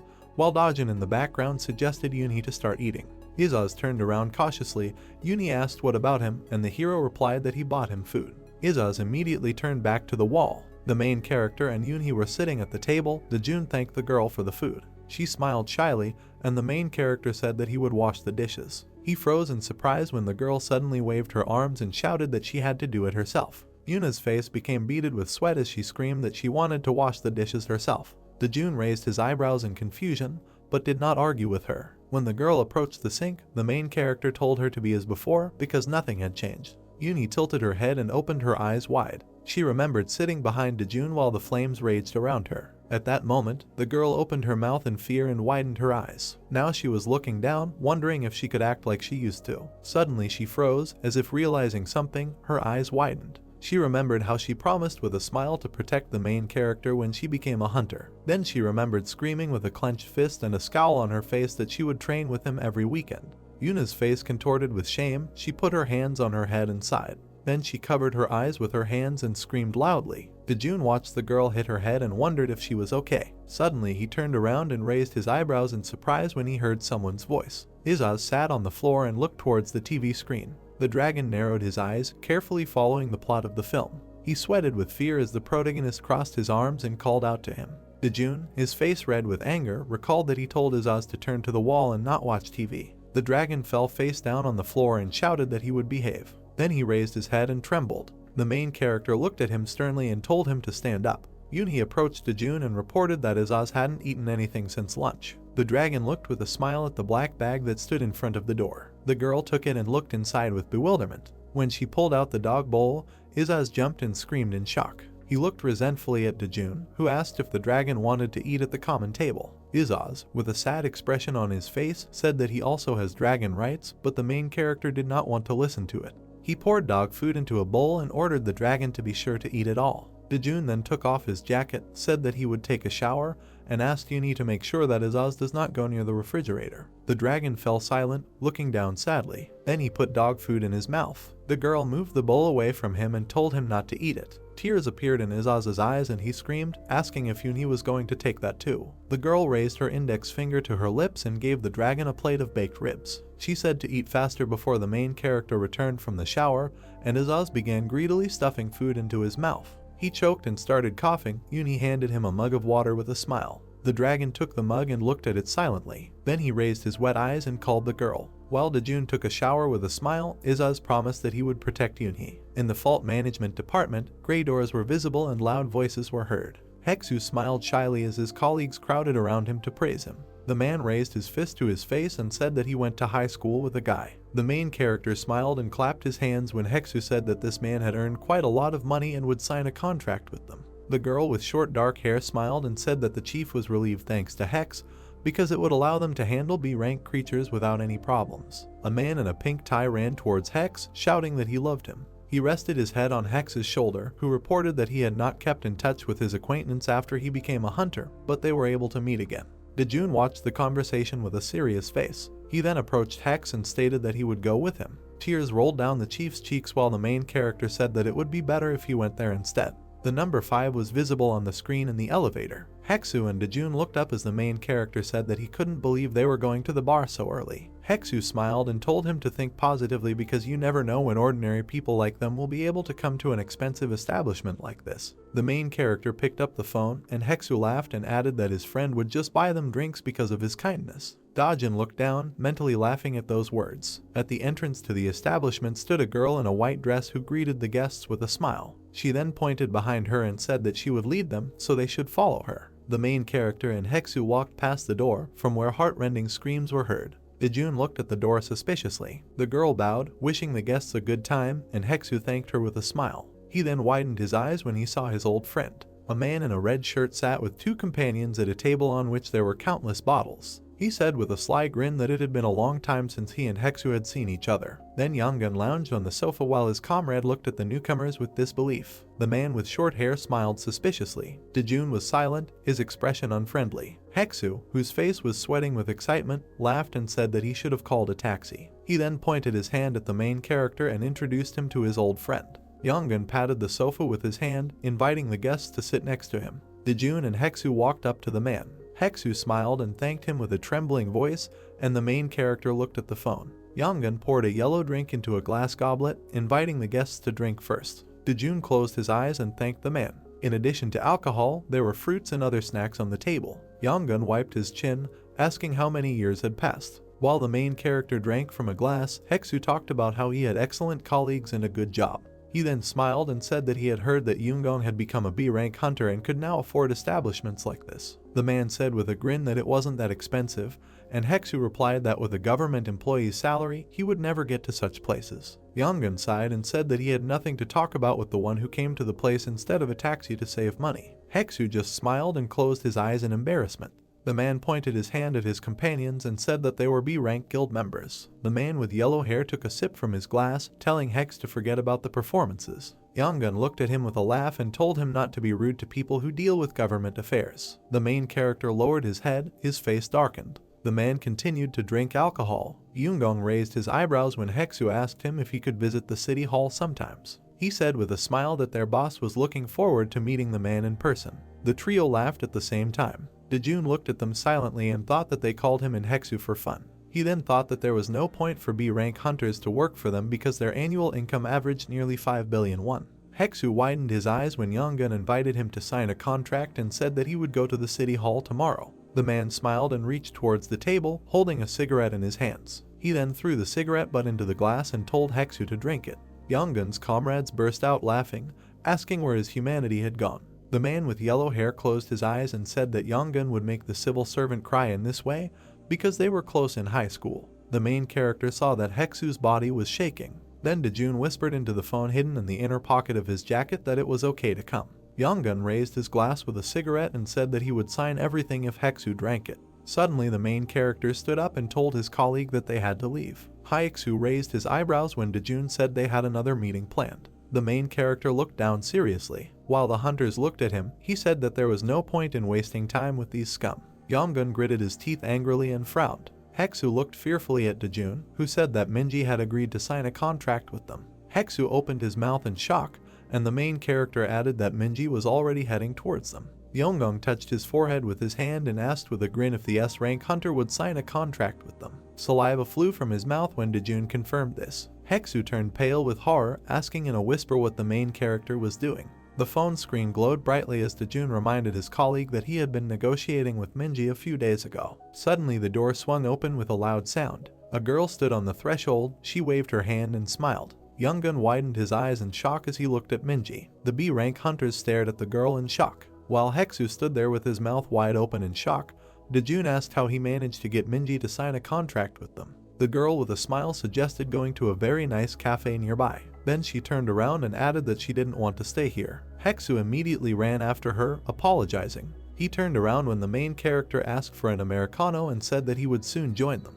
Heksu wanted to say something to the main character, but Minji gently pushed him towards the door, saying that a man really needs to check his promises. The door closed. Dojun stood with his back to the hunters and was silent. He then looked at the glass with the cigarette butt inside and told Yongun to drink it. The main character furiously wrinkled his nose and added that in this case he would receive forgiveness. There were many different desserts on the counter in the cafe. Heksu and Minji sat at a small table across from each other. The man's legs were shaking with excitement. His face became sweaty as he thought about how Minji was here to take revenge and that her relationship with the main character wasn't the best. The girl looked at Heksu carefully, thinking that he was scared because his pride had been hurt. She didn't take her eyes off him, wondering whether she should console him or pretend she didn't notice. Then Minji closed her eyes and thought that she didn't want to be here. Kyungsu closed his eyes and opened his mouth. Suddenly the round device beeped loudly, indicating that the order was ready. He stood up and was about to say that he would take the drinks when suddenly Minji disappeared from her seat. She took 3 Americanos from the barista and thought she felt very awkward. Kyungsu began to sweat, thinking about the main character trying to escape. Minji placed the mugs on the table and told the man not to worry about Dojun because he would be fine. The girl widened her eyes in bewilderment when she saw the fear on Heksu's face. The man adjusted his glasses and said that those guys were B-rank hunters. The girl laughed and said that she rather sympathized with those guys. Heksu raised his eyebrows in confusion. Minju brought the mug to her mouth and said that her instinct had never deceived her and that she should just wait. She opened her eyes and looked straight at the man. Dojun stood with his hand in his pants pocket. Yongun furrowed his eyebrows angrily when the main character said that he would let him live if he drank that drink. The man approached Dojun, asking what would happen if he didn't. He clenched his crooked teeth. Suddenly the main character raised his palm, extending 2 fingers. Yonggun lost his balance, marks appeared on his shirt as if from gunshots. He opened his mouth wide and trembled in pain. He tried to move his hand, but he couldn't. Dojun put his hand on the back of the man's head and told him in his ear that he needed to drink this. The protagonist's palm emitted an eerie black and red glow. When it spread to Yonggong's skin, he screamed loudly. A man with yellow hair watched this from afar, asking what Dojun was doing. He approached the main character from behind, raising his fist. Dojun looked away. Then he raised his hand, and the man flew back, uttering a heart-rending scream. He slammed into the wall, gritting his teeth. The hunter with short hair looked at his comrade in horror. The main character turned around and with crazy eyes said that he would kill anyone who stood in his way. The hunter in the shirt with leaves froze, covered in sweat with fear. Dojun looked at Yonggong again. He grabbed his face and said the man had gone too far. The main character raised his hand to the man's stomach, from which red sparks emanated. The next moment, something hit Yonggun in the stomach and he screamed deafeningly. His eyes bulged and drool flowed from his mouth. Then he closed his eyes and fell exhausted to the floor. Dojun explained with an indifferent look that he had destroyed the man's energy center, so he would have to look for another job. The yellow-haired hunter lay motionless as the protagonist said that from this day forward he would watch what they said. The man in the leaf shirt flinched in fear when Dojun said that he would rip out their tongues if he knew that they or their comrades would cause such an annoying situation. Yellow lamps illuminated the room that the main character left. He walked down the corridor. The cafe had a wide window and shelves hung on the walls. Minji looked away embarrassed and said that Dojun asked her for help because he got involved with some strange people. Heksu bowed and asked for forgiveness, believing that it was all his fault. Minji closed her eyes, touched her cheek and said that she had her own goals and was here for her own reasons. Heksu opened his mouth in shock. Dojun walked up to the table and the girl greeted him with a smile. Heksu looked at the main character with worry and asked if he was okay. Dojun sighed and replied that they gave him a few drinks. Minji asked with a wide smile if she had fallen into favor with the main character. The girl screamed joyfully when he confirmed this. Heksu closed his lips and sighed. Then he smiled and thought it was a relief because he would have been in an awkward position if he had come alone. Dojun bowed his head and asked if Heksu and Minji had time for dinner. He placed his hand on his forehead and explained that Yunhee had prepared too much food that needed to be eaten before it spoiled. The trio sat at a round table. Dojun said that Yunhee is really a good child who helps him in many ways. Yunhee cried while carrying huge bags of groceries in both hands. Dojun stood at the exit of the cafe, closing his eyes. Then he turned around and looked inside. Heksu lowered his head and said that he had caused inconvenience to many people. Minji replied with a smile that everything was fine. The main character put the phone to his ear. He looked down while Yuna's voice was heard from the gadget. The main character looked at a tall green tree and asked if food could cheer up a girl when she was upset or depressed. Yunhee, who was lying in bed with a book in her hands, replied that it was possible if the food was really tasty. The girl's face tensed when Dojun said that she was a good cook. He stood at the gray building, reporting that something had happened to Heksu. Yunhee immediately jumped up, asking what Heksu likes to eat. The girl closed her eyes and put on a smile when the main character told her to prepare her signature dish. Her eyes widened in shock when Dojun announced that Minji would be coming with them. Yunhee ran out of the room and shouted that she would do everything she could in 2 hours. Translucent soft clouds floated in the blue sky. A loud sound was heard in the bright, spacious apartment, signaling the arrival of guests. The girl opened the door and saw Hexa, Dojun and Minji at the entrance. Suddenly a small dragon ran up to the door. Minji widened her eyes in surprise and asked the main character what it was. Izaz raised one eyebrow when Dojun called him first a pet and then a partner.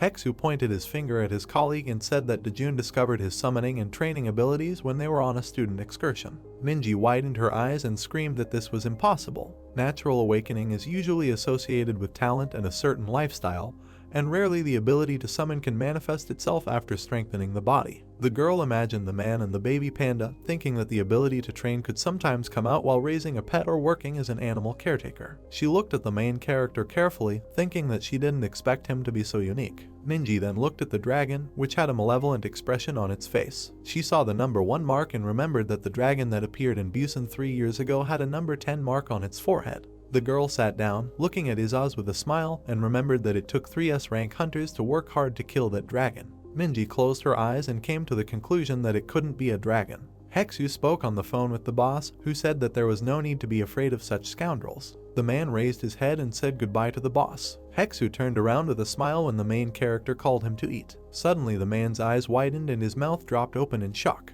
He looked at the table filled with different dishes and asked if Dojun always eats like this. Yunhee laughed shyly when the main character said that it was all thanks to her. The adults sat down at the table while the girl stood nearby. Hexu closed his eyes and said that it was really difficult, but thanks to Dojun, everything ended well. His eyes became wet and he thanked the main character. Dojun placed his hand on his chest and replied that without Hexu, his career as a civil servant would have ended already. Minji said with a smile that Hexu has a great ward. The man with a joyful expression on his face said that it could not have been better. The main character, sitting on the left, told the guests to eat before the food that Yunhee took so long to prepare got cold. Izaz watched the people from afar. Night fell, the lights were on in the apartment. The main character leaned his face on his palm.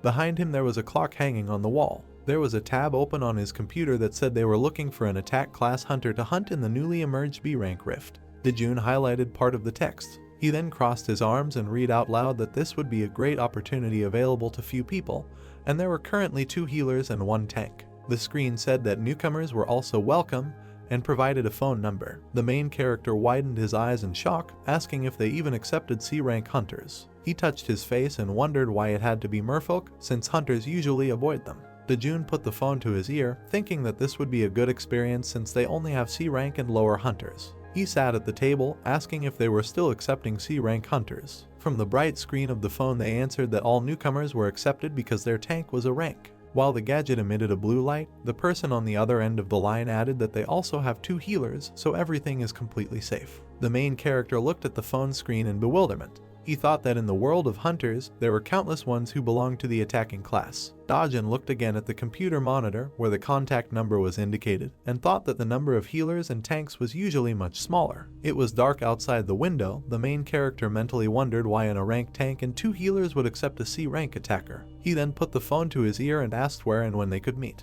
On the table, in addition to the laptop, there was a computer mouse and a notepad for notes. The main character tapped his fingers on the surface of the table, thinking that there was no interview, as usually happens when a group is looking for a new member. Dojun thought that hunting in the rifts could be extremely dangerous. He imagined splashes of dark blood, thinking that you never knew when or where you would die. The protagonist then imagined 2 men hugging and thought that it was very important to know about the strength of your group members and also to make a correct assessment during the interview. He crossed his arms, wondering why they didn't ask him anything. Izaz was sleeping on the floor with a pillow under his head. Dojun sat at his laptop and thought about Solomon's guild, which only had 3 members. He touched his chin, trying to figure out what was wrong. The main character stood up, putting the phone to his ear. He closed his eyes and asked Yeji if she had a few minutes. The girl was packing her things, but replied that she was completely free now. Her eyes widened in admiration when Dojun asked if she could come to Sobingo Station at 9:30 tomorrow. Yeji shouted with a wide smile that she would come even if there was a disaster. The main character looked at the wall clock and said goodbye to the girl. He fell silent, his face looking tired. He then put on a black mask, a sweater and a small bag. Yeji threw things around the room with a happy cry. She was happy because she thought it was a date. There were many stars shining in the dark sky. Dojun jumped over the fence, saying that he needed to quickly get in and out before he was noticed. He saw something bright in the distance, resembling an interdimensional portal. There were purple sparks near the main character. A black mask tightly fitted the lower part of his face. Dojun stood at the entrance to a dark cave. Stalactites hung from the ceiling of the cave. The main character came to the conclusion that he would need time.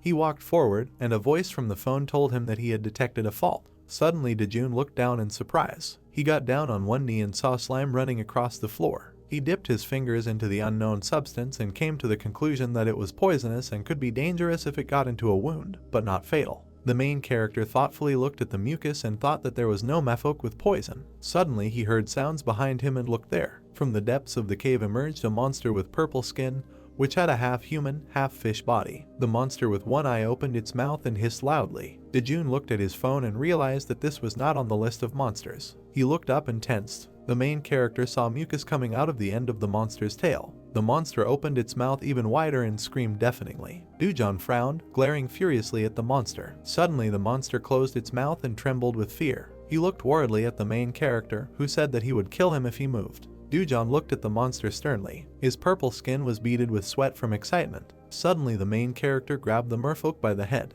Dojun examined the monster carefully. The monster opened his mouth wide when the protagonist ordered him to do this. He touched the saliva dripping from the fangs and concluded that it might be a paralyzing poison since it was different from mucus. Dojun thought with a serious look that the most important thing here is to remove the mucus from the skin, but it is not easy for a hunter below B rank to do this. The main character sat down, trying to find a separate organ on the monster's body that secretes mucus. Suddenly loud sounds were heard from the depths of the cave. The wall was brown. Dojun ordered the monster to remain silent if he did not want to turn into experience points. The main character was squeezing a part of the merfolk's body from which a substance was released. While the monster was trembling, lying on the floor, Dojun held the gadget in his hand and thought that the fight would be much easier if he cut off his paws first. The main character then kicked the merfolk, who immediately screamed in pain. While the monster ran further, Dojun advised him to stay in the farthest corner of the cave if he wanted to survive. The main character turned around and said that now you need to get to the place where the map ends. He raised his eyebrows in confusion when the system reported that he had been targeted by a merfolk. Dojun then read that his stats would drop by 30% if a merfolk spotted him within a 50-meter radius. It was dark in the cave. The main character stood at a crossroads. 99% of the fault had already been mapped. Dojun raised his head and realized that there was one last section left. He stood in front of the high doors. The doors creaked open. The main character entered a dark space. He looked up without making a sound. Dojun saw a huge monster that resembled a mutated shark. The black eyes of the predator rushed towards the main character. He looked at the shark indifferently. The predator's fangs shone brightly, and in some places on its body the skin was torn off. Dojun sighed and closed his eyes. The system announced a special quest called Sacrifice. The main character looked down when he saw a notification that the shark tooth would start attacking if he crossed the red line. While the monster was flying in the air, Dojun read in the system notifications that the victim countdown would begin 5 minutes after crossing the red line, and when a certain number of victims were reached, the shark tooth would be sealed for an hour. The system then reported that there was a chance to open a locked chest as a reward. The number of victims was 9 out of 10. The main character, whose face was hidden by the cloth, doubted that there was a hunter who managed to hold out against the monster for at least 5 minutes, and it seems that 9 people have already died here. Dojun looked at the chest standing in the distance and thought that this was ultimately the reason why people didn't ask him about his rank, skills, and even name. He crossed the red line and came to the conclusion that people who are like garbage can be found everywhere. The shark opened its fanged mouth wide and squealed shrilly. The main character raised his head and told the monster that he was not in the most favorable mood and asked him not to irritate him. Dojun turned around and the shark flew away. He sat down on the chest. He then picked up the tablet and said that he would collect more data in the remaining time. Some stalactites and stalagmites have grown together to form a thin column. The chest opened and the system announced the completion of a special quest. The monster's body suddenly began to burn with purple flames as the system announced that the shark tooth would be sealed for an hour and that the red line would disappear forever. Dojun took out a weapon from the chest. The system reported that it was an rank sword made from shark tooth bone. The main character waved his weapon and said that Yeji would like it. After swinging the sword a little more, he decided it was time to go back. The gray door opened. A yellow light was burning in the room. Dojun looked at the sleeping dragon who was supposed to be guarding the house. The main character kicked Izaz and told him to go sleep in the corner. The dragon raised his paws and said through his sleep that Yunhee covered the meat with dog food, and that if he was caught, his head would hurt. Dojun remained silent, looking at Izaz. Then he walked to the door. The dragon remained sleeping on the floor. The main character left the room and thought about getting rid of it. Izaz stood up and asked why it suddenly became so cold. The dragon trembled and called Yunhee. He jumped onto the girl's bed and asked why she had turned off the floor heating in the living room, because it was still winter. Izaz reached for the blanket, saying it was animal cruelty. Yunhee and the dragon were lying in bed and sleeping in the same positions. The day came. A gray multi-story building towered over the city. Yeji looked at her outfit. She was wearing a pink suit with a skirt and high heels. The girl looked into the reflection and straightened her hair with a smile. Then she saw a sobbing child calling for his mother. Yeji turned around when she heard someone calling her. She smiled awkwardly, asking why the main character came so early. The girl raised her eyebrows when Dojun said that he wanted to finish analyzing the fault data. The main character looked at her in bewilderment while she thought that this could be a work meeting. Dojun gave Yeji a weapon and said that she would be more comfortable with it. The girl took the sword and was surprised that it was a rank. The main character closed his eyes and said that in any case, this weapon will help her become stronger. He then pointed to the side and suggested that they find a place to sit down to tell Yeji about the details of the rift they would be entering today. The girl looked at Dojun in shock. The main character widened his eyes in confusion when Yeji lowered her head and said in disappointment that they were not here for fun. Dojun looked down. He saw long earrings on the girl's ears and realized that he had not seen them on her before. Then he saw a gold necklace on her. The main character examined Yeji's clothes and came to the conclusion that they were inconvenient for battle. Finally, in the girl's hands, he saw a basket with lunch, which no one would take with them into the rift. Dojun began to sweat and his hand trembled. Yeji called him, and the main character responded with his face frozen in shock. She said with a smile that it was all his fault. Dojun pursed his lips tightly as the girl said that she should have been informed in advance about the rework, but she was not told anything. He raised his hand and apologized to Yeji. He then raised his index finger and added that he would make sure she was paid for her overtime.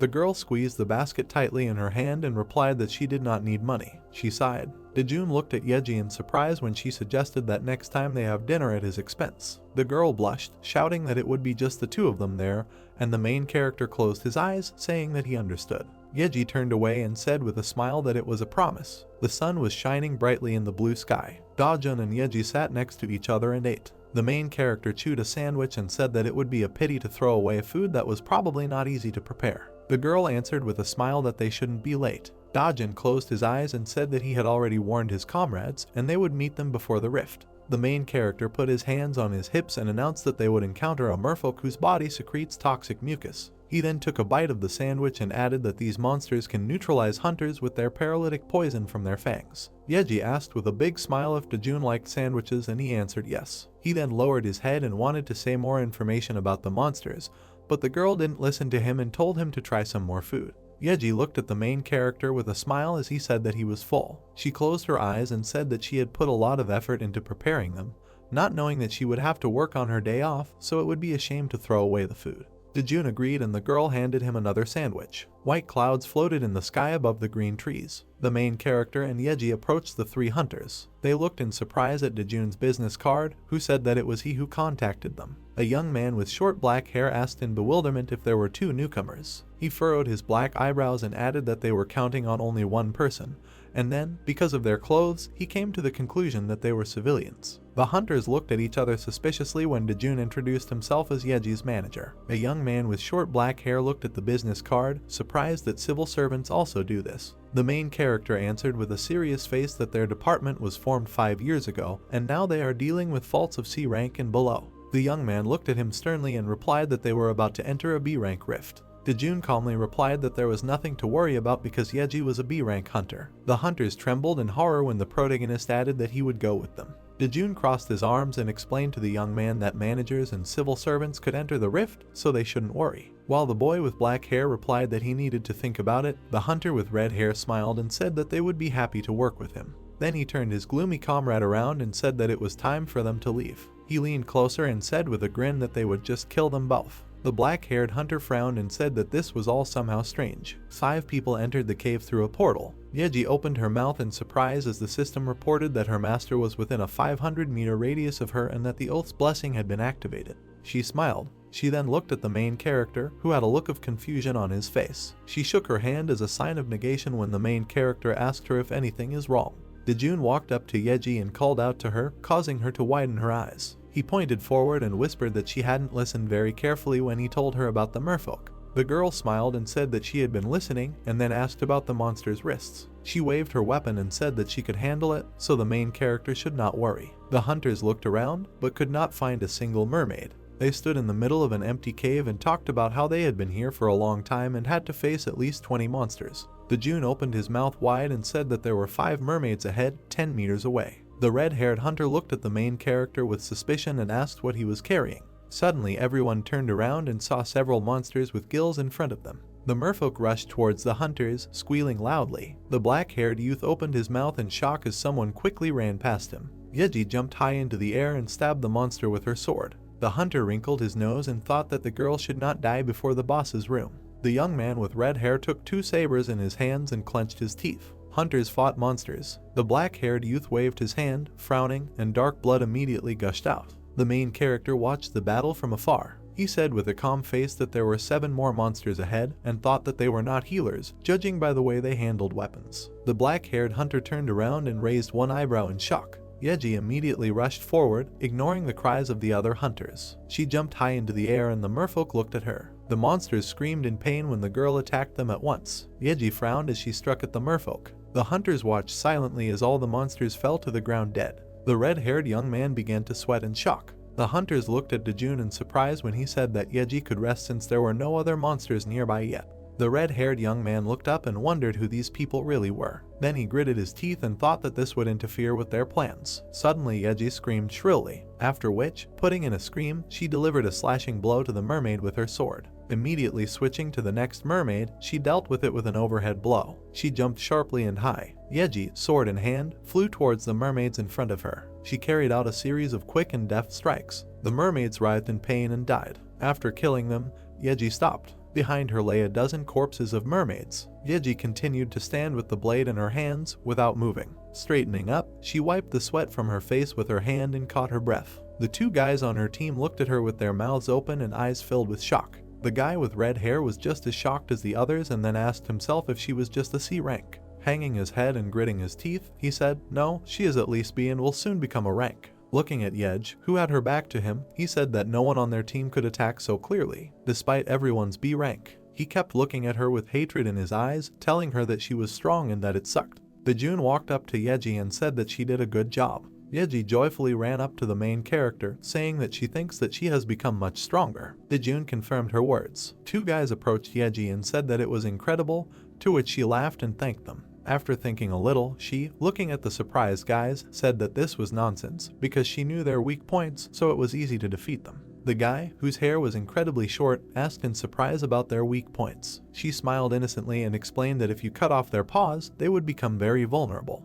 The guys couldn't find the words to say anything to this. Dojun called Yeji at that moment, saying it was time to go. She immediately started running towards him. The remaining group was in the cave and trained. In front of a guy with short hair, who was holding a sword, was a mermaid. A long-haired man with red hair, standing next to another long-haired guy, said that the number of mermaids was definitely less than usual, as if only the strongest were hanging around. The guy next to him with a calm face said that this means it will be easier to get to the goal. Suddenly hearing something, he turned his head towards the sound. Yeji ran up to him, and he immediately asked her if she needed to be treated, to which she shrugged it off and said that she was fine. After which, with a smile on her face and pointing to the main character, she asked to follow him, saying that he was quite demanding. Approaching Dojun, the healer guy asked him if he got hurt by accident, to which he replied that of course not. A red-haired guy watched all this. He stood leaning against the wall and said in his head that unforeseen factors just jump out of nowhere. He realized that things were getting more complicated. Looking at Yeji, he said that he was sure that he and the other two guys should do something with her. There were no emotions on his face, he did not even show what was hidden in his head. Then he said that most likely if Yeji were attacked, they would also be injured in that case. He stopped. After thinking a little, he smiled sarcastically. At that moment, Dojun sensed something was wrong. Looking at the red-haired guy, he asked him whether they were coming or not, to which he apologized and went to them. They walked deeper and deeper into the cave. Suddenly they came to a cliff and stopped in front of it. Looking at his tablet and looking around, Dojun said that they need to go left, thereby interrupting the guy with short hair who was indicating another way. Then he immediately turned to Yeji, saying that he knew the local geography better, to which Yeji, without listening to him, answered well and ran after the main character. Then he excitedly told Yeji again that they should go to the right. She looked at him in surprise and said that if Dojun said to go left, it means left. The guy was in shock, he couldn't do anything to oppose it. He closed his eyes and became angry, but decided not to show it. He asked Yeji and Dojun if they were here for the first time, and then said that his company had been here more than once, so they better listen to him. Scratching her chin and thinking, Yeji said that then let him and his company go that way, and she and Dojun will go to the left. A red-haired man came out in front of the shocked guy with the short hair, who said that then they should go forward and he and his company would follow them. The guy with the short hair was very angry at them, so with a smile on his face he said that he would strike last because he wanted to kill them with his own hands. 10 minutes later, the three guys were shocked by what they saw. In front of them was the boss's room. They are not surprised that she was so close to them all this time. The short-haired guy said in confusion that they reached this place in 10 minutes, although it usually took more than 2 hours. Yeji stood behind him, giggling softly. The redhead approached Dojun and said that the last thing they needed to do was fight the boss, and then asked if they could handle it. With a smile on her face, Yeji looked at the main character and said that it might be dangerous to go inside. Then Dojun, after thinking, concluded that observing was also a good solution. Stepping forward in front of Dojun, Yeji looked at him and said that it was time to go inside then, warning him to stay close to her. Suddenly Yeji felt something was wrong. A green aura enveloped her. It was a disease spell that reduces the target stats by 30%. The one who cast it was a short-haired guy. With a malicious smile on his face and hatred in his eyes, he thought that even though she was close to the A rank level, but in this state, she would not be able to cope with 3 opponents. A notification flashed in front of him, stating that the disease was ineffective against the target. He was shocked, sweat poured down his face, and his eyes filled with fear. Another message appeared in front of him, in which it was written that the disease was cancelled thanks to the blessing of the elf. He was shaking with fear. Suddenly he screamed in despair, asking how his spell could be annulled. With her back to them, Yeji's kindness disappeared. She said that she knew something was wrong. Taking the blade in her hand, she asked her opponents with a serious face and disrespect in her eyes if they were really player killers. The long-haired guy, taking his sword in his hands, full of fear, ordered to kill her. At this moment the order was given not to move. Surprised, Yeji turned around to see where and from whom the sound was coming. Suddenly she screamed from something she did not expect to see. All this time, while Yeji was distracted, the red-haired guy walked around her and Dojun and put a blade to his throat. With a mischievous smile on his face and smugness in his eyes, he told Yeji not to move if he didn't want Dojun to lose his head. Yeji anxiously rushes to the guy, calling him. She looks sadly, realizing that she missed him, although she should have protected him. Looking indifferently at the threat, he asks what he is going to do. The man, smiling, replies that he will find a use. The girl looks at him fearfully as he tells her to be a good girl and stay put if she doesn't want her colleague to die. She looks at what is happening with concern. She falls to her knees in front of the large door. She reaches out her hand, calling for Mr. Lee. He leaves in the custody of the murderers. The redhead looks up, smiling. A shark is shown with its mouth open. She lies on the ground and the man looks at her questioningly. He wonders in bewilderment why it behaves this way. He looks ahead, asking what else happened. The stunned man notices that the red line has disappeared. The red-haired man looks down in surprise. The third man turns his gaze to the ground, asking if his partner is joking. A system window appears in front of the frightened killer. A notification arrives that a special quest has been completed and a question is asked about what is happening. The man looks at the chest, noticing that even it is open. While everyone is in shock, Dojun smirks, claiming that he's sure they're surprised considering they tried to get 9 victims. The redhead turns around in surprise, asking how he knows about this. To this, the guy calmly remarks that they have already seen what was in the chest. Yeji is holding it in his hands right now. The man looks at him dumbfounded when he tells him that he came to check out the place after they said goodbye over the phone. Frowning, the red-haired man claims that this is a huge rift, so there is no way to just walk around like in your backyard. The guy sighs, saying that it is, if that's what they want to think. They grab him by the collar, telling him to stop talking nonsense. Smirking, Dojun states that he's sure they don't have time for that kind of behavior right now, and reminds them of something. His face darkens as he states that the only thing missing is the red line and the reward, and the shark's tooth is still there. The man looks at him in surprise. He gets scared when a shark appears with its mouth open. Blood gushes and screams sound. The rest watch what is happening in shock, believing that this is impossible. As he leaves, Dojun asks the shark to take care of the rest of the trash so he can let her live.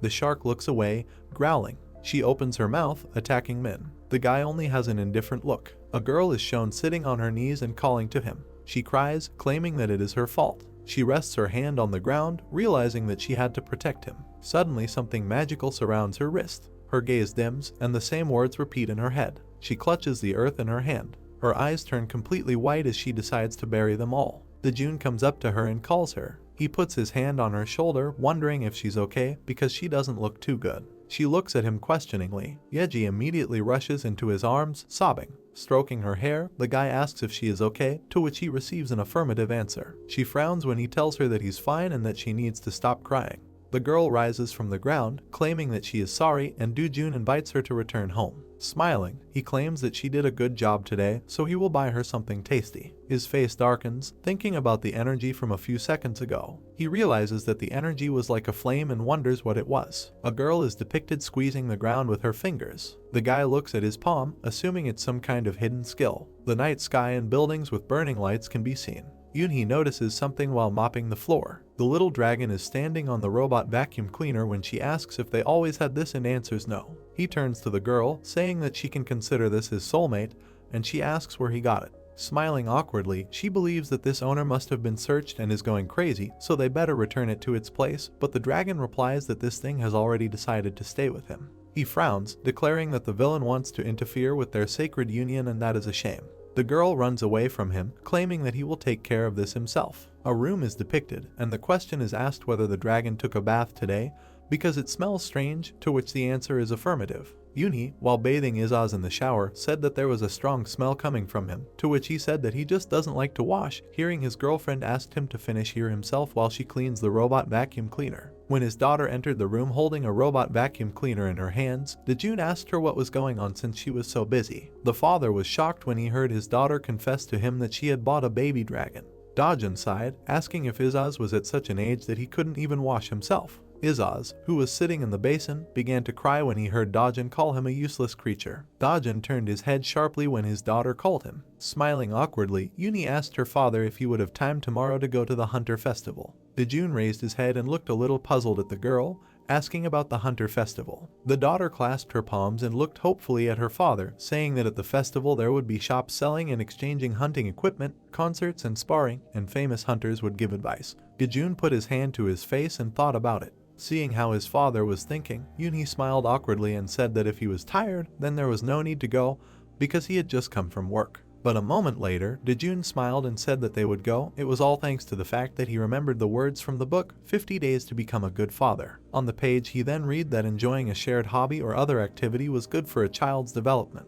Yunhee showed hearts with her fingers and thanked her father. Suddenly, a wet Izaz came out of the bath, saying that he also wanted to go, and he had been collecting coins for a long time to participate in the festival. An angry Dojun sharply kicked Izaz, scolding him for dragging water everywhere. The little dragon screamed seeing how his money flew out of his hand. Night had fallen and only the moonlight and lanterns illuminated the night city. The events are moved to the next day, to the area where the Hunters Festival is held. Yunhee, on whose shoulders Izaz sat, stood with her father in the middle of a crowd of people, surprised at their number. Izaz looked sadly at Yunhee, saying that he could have walked on his own. The girl looked at the dragon, saying that there was too much of a crowd here and they might step on him. Then the girl closed her eyes, saying that she knew very well that he wanted to run away and buy food. Her words made Izaz nervous and silent. Yunhee raised her head and looked at the dragon, asking him if he was waiting for the right moment, like in the case of the robot vacuum cleaner. Feeling the touch of his bag of coins behind his back, Izaz became depressed because he had worked so hard for this day. Yunhee lowered her head and continued walking with her father and told Izaz that if he behaves well, then she will buy him something and he will keep his money. Dojun looked at his daughter and asked her to give him Izaz because it was probably heavy. The smiling daughter and Izaz, who felt hostility, looked at Dojun and began to say that everything was fine with them and Izaz was not at all heavy. After some time, the father and daughter, together with Izaz, were sitting at a table on which 2 plates of baked goblin ribs were placed. While Dojun looked at them doubtfully asking if they really wanted to eat it, his daughter and Izaz expressed their interest and wild desire. Almost clapping his hands, Izaz, whose mouth was drooling, said that he had long wanted to try this delicacy. Yunhee took 1 rib with a fork and started feeding Izaz like a child, telling him to try it first. When Izaz began to chew the meat, he felt heavenly pleasure, which is why he suddenly froze. While the dragon gave a thumbs up saying that the ribs were delicious, Yunhee glanced at her father and suggested they start eating themselves. Suddenly, a small dog ran up to the protagonist's table and began barking loudly. When all 3 people sitting at the table looked at the dog, it began to tremble with fear, but did not stop barking. While Yunhee assumed that someone had lost the dog, Izaz accepted his little monster. Raising his hand, the dragon shouted, ordering the dog to leave. Listening to the threats that the dragon shouted, the small dog stopped barking and began to tremble more than ever. A moment later, all 3 watched as the frightened dog ran away from them. Izaz looked fearfully at the smiling Yunhee when she suggested that he put on a collar because she had seen a sign that pets had to be on a leash. Jumping onto the table, the dragon began to bow down, saying that he could be called a security expert, monitoring health and safety. Dojun narrowed his eyes and annoyedly told the dragon to get off the table and then asked him what else he was doing besides eating everything that was in their refrigerator. Crossing his arms over his chest, the protagonist made the dragon nervous by asking him who protected whom, since Yunhee cooked for him, washed him, played with him and put him to bed every day. Looking at the huge windows, the protagonist ordered the dragon to hurry up and eat because they had to do other things. Soon, father and daughter, along with the collared dragon, continued to walk through the festival among the crowd of people. Looking at the ceiling, Izaz said that he would think of the collar as a family necklace because he would never wear it if it were cheap. When Yunhee and Izaz passed by the shooting range, the dragon turned his head, interested in the fact that one of the guys was holding a gun in his hand and said that it wouldn't work. When the guy fired the pistol, his mana bullet hit the wall and bounced off, barely managing to bend it. When the 2 guys left dejectedly, the owner of the shooting range approached Yunhee and asked if she wanted to try to knock out 10 targets using a pistol, using 3 attempts. Before Yunhee asked how much the shooting gallery cost, the dragon, frowning, held out his bag of money. Smiling, the almost bald man told Yunhee that it cost 100,000 won. Hearing him, Yunhee and Izaz were horrified, moving away from the man and wishing him a good day.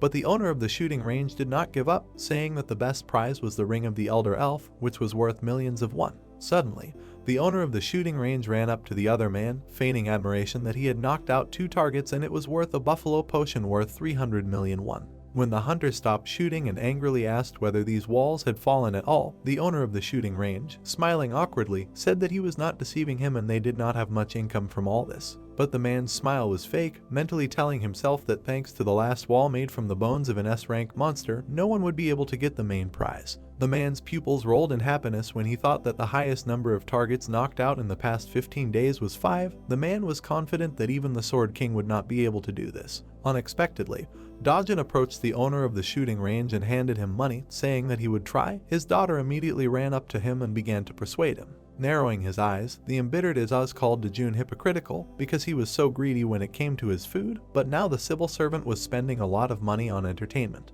When Dojun fired 3 shots, his daughter became agitated by his calmness, and Izaz, stretching Yunhee's hair, angrily asked the protagonist why only he was having fun. Looking ahead, the daughter and the dragon did not see a single scratch on the wall, after which the dragon asked the protagonist what he was shooting at. The owner of the shooting gallery approached the protagonist awkwardly, asking him if he could give him a cute toy as a consolation prize since no targets were hit.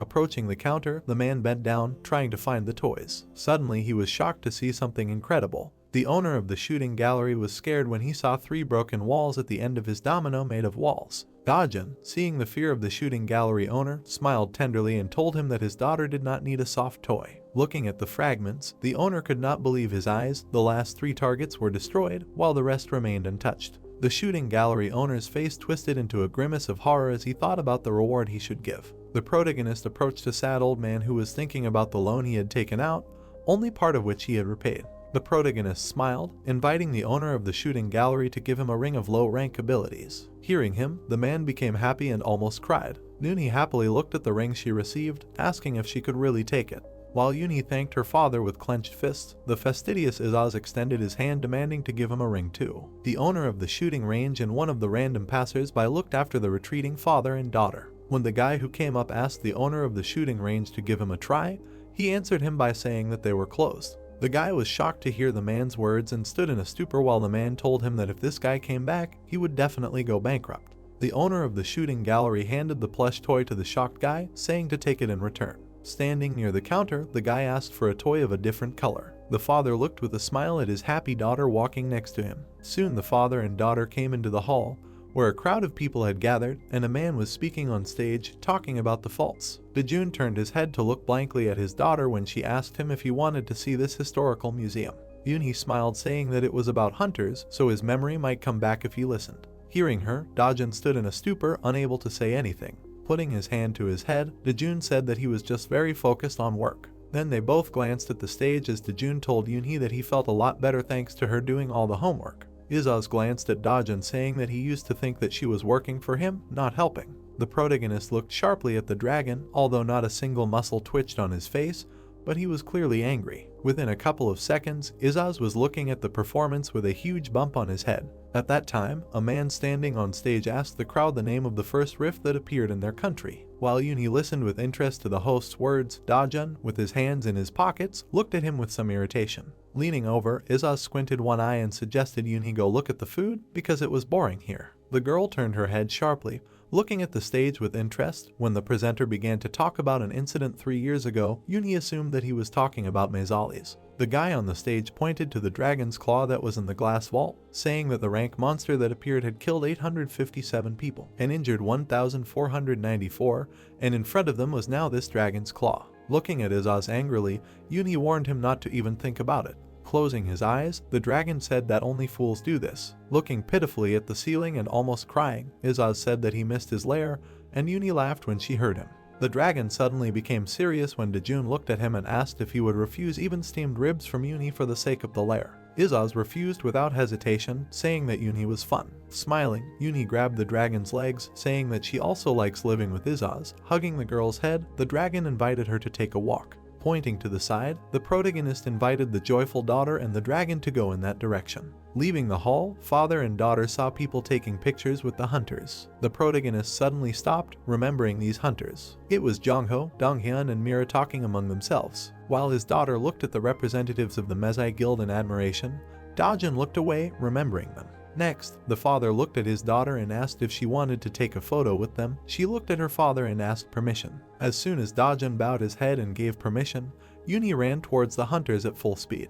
Approaching them, an excited Yunhee asked Donghyun if she could take a photo with them. Donghyun agreed and called his comrades. The daughter turned around and called her father for a joint photo. Dojun didn't immediately go thinking. He felt unpleasant, because only thanks to him they were able to succeed, but now it is he who is forced to take pictures with them. Soon, Dojun and Yunhee stood between the Mesai Guild members and took photos. After a couple of seconds, the hunters stood in front of the father and daughter and smiled as Yunhee began to thank them. When Yunhee stood in front of Donghyun, saying that she was a big fan of their guild, he smiled at her, saying that he was flattered that she was interested in them. The guy suddenly opened his eyes and looked at Dojun in surprise when he asked Yunhee if she wanted to watch something or just have a snack. Father and daughter turned around and walked away as Izaz shouted about goblin meat. Mira approached the shocked Donghyun asking what was wrong. Mira stopped smiling when her friend said that Dojun's voice was familiar to him. The guy ran sharply towards Dojun. Mira tried to stop him, but couldn't. The father and daughter stopped and then turned back when Donghyun ran up to them and asked them to wait. Looking sadly at the guy, Dojun asked him how exactly he could be useful. While Donghyun's two comrades ran up to him, the guy himself asked Dojun if he was Hyunwoo. Jeonho and Mira screamed when they heard their comrades' words. Yunhee remembered the temporary pass found for her. The girl covered the dragon's mouth with her palm when he began to be indignant, demanding to go to the food court faster. Dojun glanced at his daughter as he asked him if everything was okay. Donghyun opened his mouth in surprise when Dojun apologized and told him that he seemed to have made a mistake. Donghyun bowed and asked for forgiveness for his mistake. The protagonist turned around and said goodbye, and his daughter bowed as a sign of respect. Dojun and Mira approached Donghyun and started arguing about the identity of the protagonist. But a request from a passing man to take a photo with his children made Donghyun turn around. Smiling, the hunter agreed. While they were taking pictures with the man's children, and the protagonist and his daughter were leaving, Donghyun mentally told himself that they would meet again if fate decided so. While Izaz moved around the room on a robot vacuum cleaner, Yunhee watched a drama on TV. The protagonist approached the dragon and asked if he had brought a robot, to which the dragon replied that his precious body would no longer move on its own. Smiling and pointing at Yunhee, Izaz said that he had a robot at home and Yunhee outside. Izaz ran sharply when Dojun clenched his fist, asking the dragon if he wanted to say that Yunhee was a means of transportation. Approaching Yunhee, the dragon smiled, telling Dojun to be more polite because Yunhee was watching the drama. Having started to eat next to the girl enchanted by the series, the dragon said that eating it cold was not so tasty. Yunhee turned her head and asked her father why he was wearing a suit. Dojun dejectedly said that he had a feeling that he would need to go away. Yunhee's series was abruptly interrupted, stunning her, after which they began to announce on TV that a rift had appeared. Dojun sighed when Izaz asked him if Mount Wumian was nearby. Hearing her father's affirmative answer, Yunhee looked out the window in surprise. The girl and Izaz went to the window and looked into the distance in shock. An unexpected call made Dojun glance at his phone. When her father answered the phone and said he was on his way, Yunhee looked at him a little worried. A moment later, Yunhee became depressed, worried about her father. At this time, a huge red and black portal formed right in the air, the energy continued to expand the portal, and black lightning continued to rive. The crowd of people standing in front of the portal looked like ants compared to the huge portal. Minji raised her head in shock, looking at the portal. Lowering her head, the puzzled girl thought that the portal had almost doubled in size in half a day. A moment later, Minji called up the system window and began checking the statistics. She gritted her teeth in horror when she saw the dungeon's statistics. The approximate assessment of the crisis grew, even reaching 2,000. It continued to grow. The girl, seeing this, prayed, asking to stop at least at 22,000. Minji then looked back. Turning around, the girl looked at the gathered hunters, who had already gathered 100 people, although they were mostly A and B ranks. One of the S-rank hunters with a scar across his eye became a little desperate when he realized that there were only 7-rank hunters. But looking at the other hunters, the man understood that the worst thing was that the rift demotivated them even before the start of the battle. Grimacing with dislike, the man with his hair in a ponytail said that no one expected such a high rating for the rift, especially when Genkun and the Behemoth Guild were not here. Frowning, the S-rank hunter decided to tell his mother the password for the bank account. Events are transferred to a temporary headquarters near Mount Wumian. Minhyuk stood in front of various equipment that stood on the table. From the speaker of one of the devices, an order was heard from Yenkal, demanding to report the situation. Minhyuk obeyed him, saying that they had completed the deployment of troops and were currently waiting for instructions at the temporary base. Yenkal, sitting in his office, said that this mission was dangerous, but still the civilians would be evacuated and the perimeter would be under control. Minhyuk looked at the equipment, realizing that he needed to prepare for the worst. Looking at the rift on one of the screens, Yenkal told Minhyuk that he would need to cooperate with Icarus because the Behemoth Guild was not there. Folding his fingers in front of him, Yenkal told Minhyuk that the only one who can be the commander-in-chief is him, then he asked him if he could handle it. From the battered building, whose windows were broken, the sound of equipment hissing was heard. The sound of loudspeakers echoed throughout the night city, informing citizens that it was an urgent broadcast from the Hunter Bureau office. Looking into the night sky, citizens listened to the evacuation announcement. Minhyuk, who was standing in front of the equipment, responded by saying that he would do his best. Minhyuk was unsure of himself even after Yeonchul shouted at him that he had to do everything perfectly. Ninji carefully stuck her head out of the door and looked at her comrade, who had bowed his head. The girl did not continue to watch and looked ahead with a desperate look. Yeonchul, who had sweat dripping from his face due to overexertion, said that they had about 2 hours before the outbreak. The old man frowned, saying that if they did not stop the outbreak and monsters filled the streets of Seoul, then a situation incomparable even with Maisalis would occur, so they should have kept everything inside the rift at all costs. Minhyuk and Minji, hearing his words, bowed their heads a little and looked sadly at the floor. Minji, standing near the wall, listened as Yeonchul told Minhyuk that he would give the signal to enter. The girl picked up the phone, looking sadly at it. But suddenly her eyes widened and she exclaimed. At this time, Dojun turned around to leave for work. The daughter asked her father who was leaving if it was because of the recent news. Dojun turned his head and closed his eyes and said that most likely yes, but he'll find out the rest in the office. Father and daughter looked at the TV when the news said that the crisis had now exceeded the 2,000 mark, while the highest estimate was 22,000 at the time of the Maisalis incident. Izaz, pointing to the side, asked the protagonist if he should have gone straight to the rift instead of the office, because it would be faster if he took care of everything.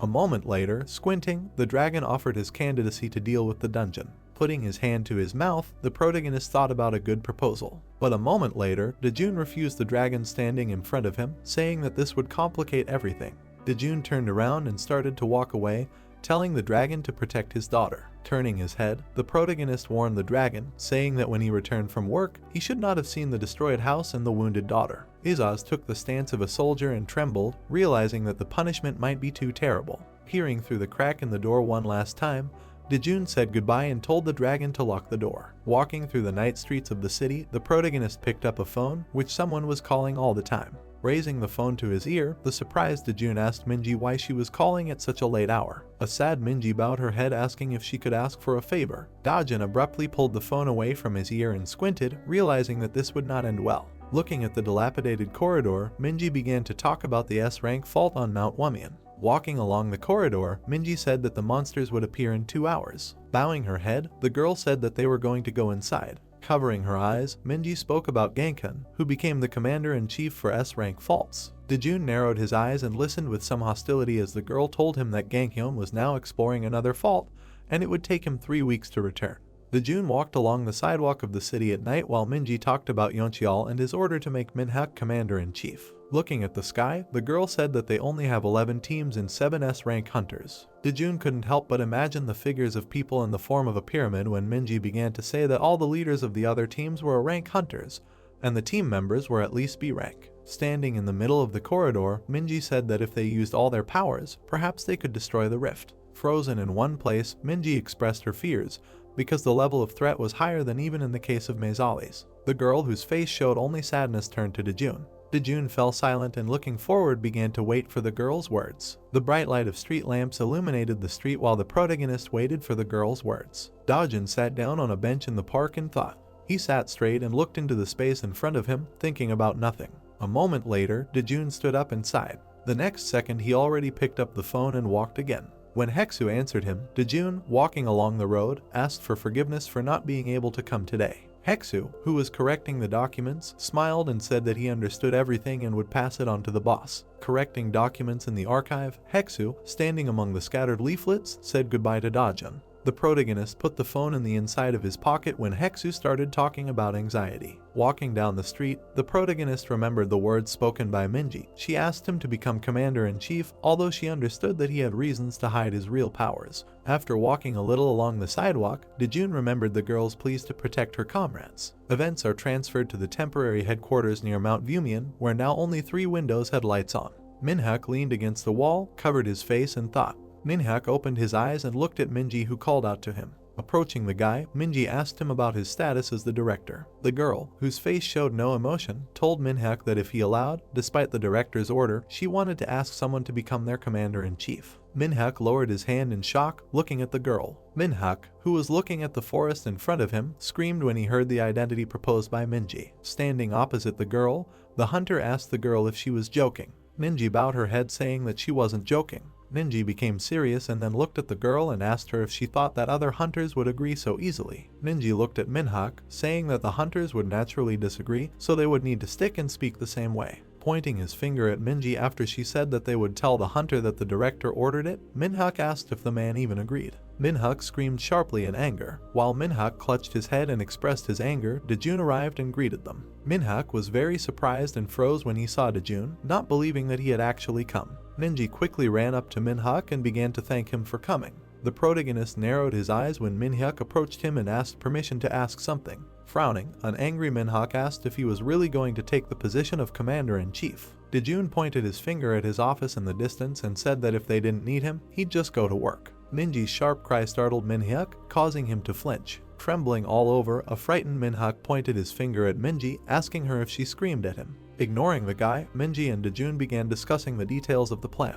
Having calmed down, the girl said that since they needed to leave before the outbreak, they would leave within an hour and a half. Suddenly, a man's footsteps were heard and everyone in the room turned around, looking towards the entrance. The green-haired S-class hunter stared in shock and Dojun said that civilians were not allowed to enter here. Minji pointed her hand at the bowed Dojun, saying that he would be the commander today. The protagonist stood in the corridor with his arms crossed over his chest and listening to the shocked screams of the newcomer. The protagonist opened his eyes when the newcomer shouted to Minhyuk and Minji, "How could Doji, even if he was not an S-rank hunter, become a commander?" Dojun did not move, continuing to listen as the newcomer shouted, accusing the director of various illnesses and stupidity. Putting his hands on the table, Minhyuk bowed his head, saying that he also wanted to know why the director gave such an order. The hunter looked at Minji, gritting his teeth. Minji looked away, feeling awkward. The girl turned around when Dojun walked to the window and called out to her. Turning around, the protagonist told them to continue the meeting, and he would return soon. All three hunters were shocked by his words. The one who arrived became completely angry, shouting that Dojun does what he wants. Minhyuk gritted his teeth and frowned, realizing that the situation was getting worse. At this time, Dojun stood in front of a huge rift and looked at it.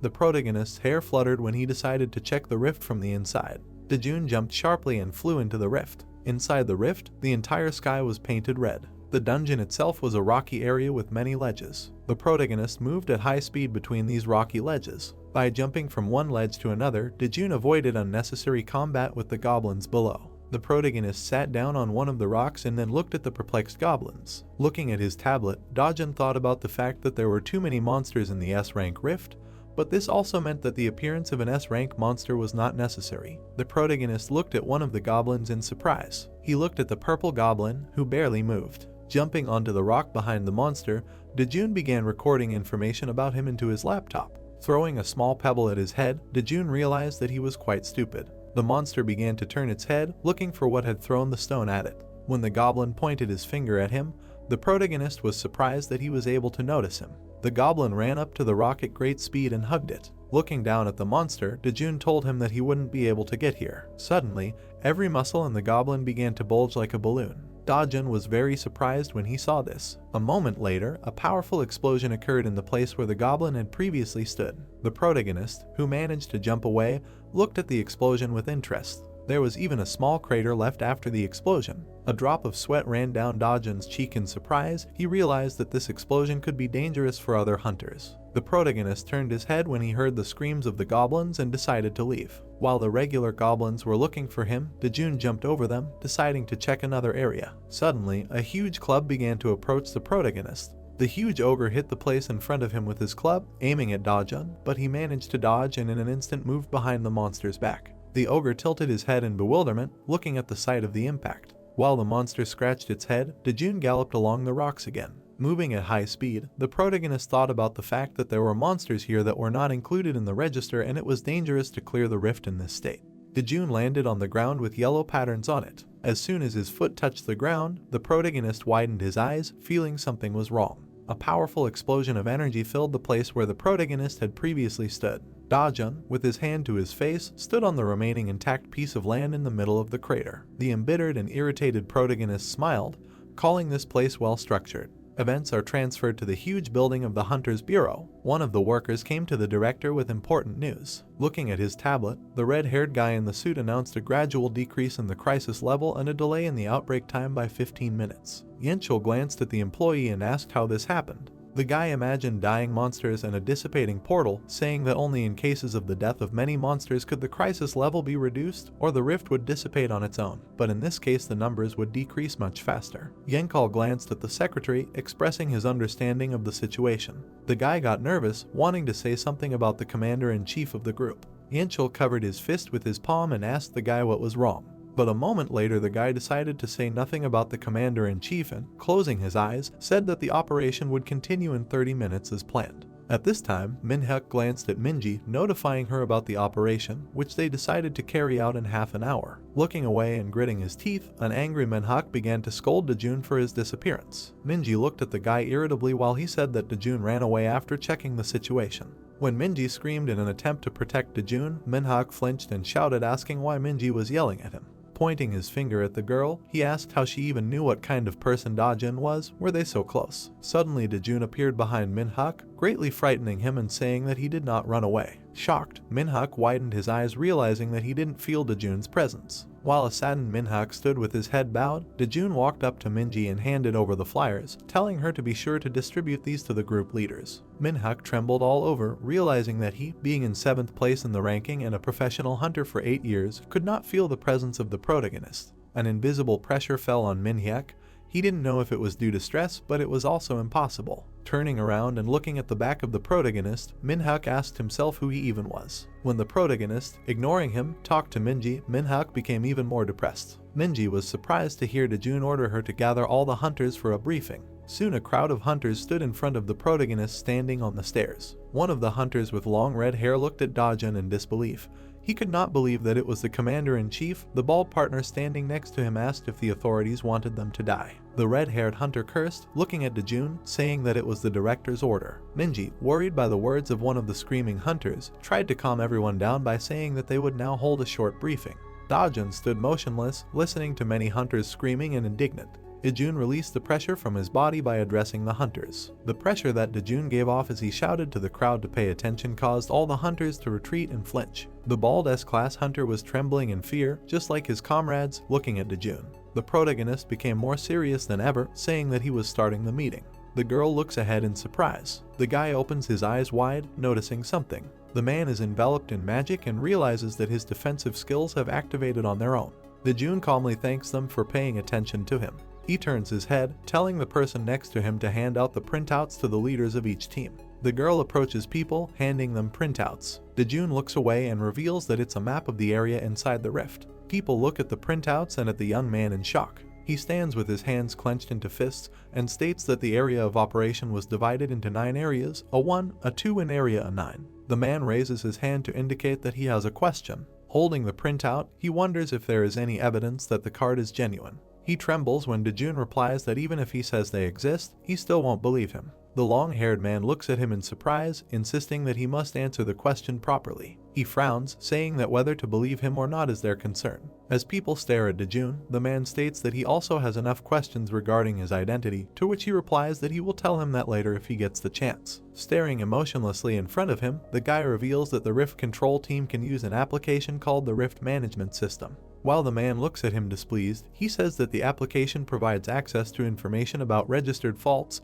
All information regarding the S level on Mount Amun is also on the tablet he is holding in his hands. The bald man irritably asks if he wants to be believed, to which he receives an affirmative answer. The long-haired man clenches his jaw, telling the guy to stop bullying because they are now risking their lives. People stare at Dojun. He, with his head down, claims that he understands that they are all nervous because this rift is the largest since the incident with Maisali's. His bag is shown, and he says that their commander-in-chief is a government employee who handed out pieces of paper at the briefing and claims that this is a map of the rift. He takes the papers in his hand, saying that they would not want to trust the documents called the map because their lives are at stake. The man looks down as he states that perhaps there is not a single person here who is confident that the operation will be successful. The girl also stands, looking down, while he states that perhaps those present here have come to the conclusion that they will be destroyed as a result of the mission.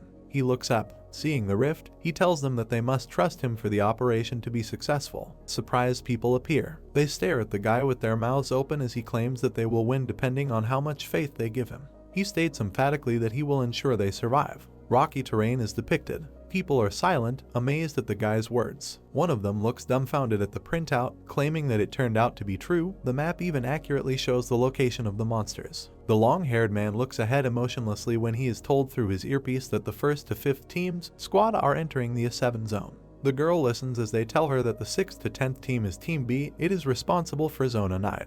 Holding the tablet to his chest, Dojun states that Team 11, in charge of supplying supplies, will follow Team, and if anything happens, they will need to inform him without delay. People look decisively in front of them when they tell Team A to move forward. Everyone shouts when they call Team B. The girl turns around questioningly. The long-haired man looks at the people leaving. He looks there thoughtfully when he is informed that it is time for them to leave and everyone is waiting for instructions. His name is called through the earpiece. He blushes when they thank him and claim that they will treat him to dinner when they return.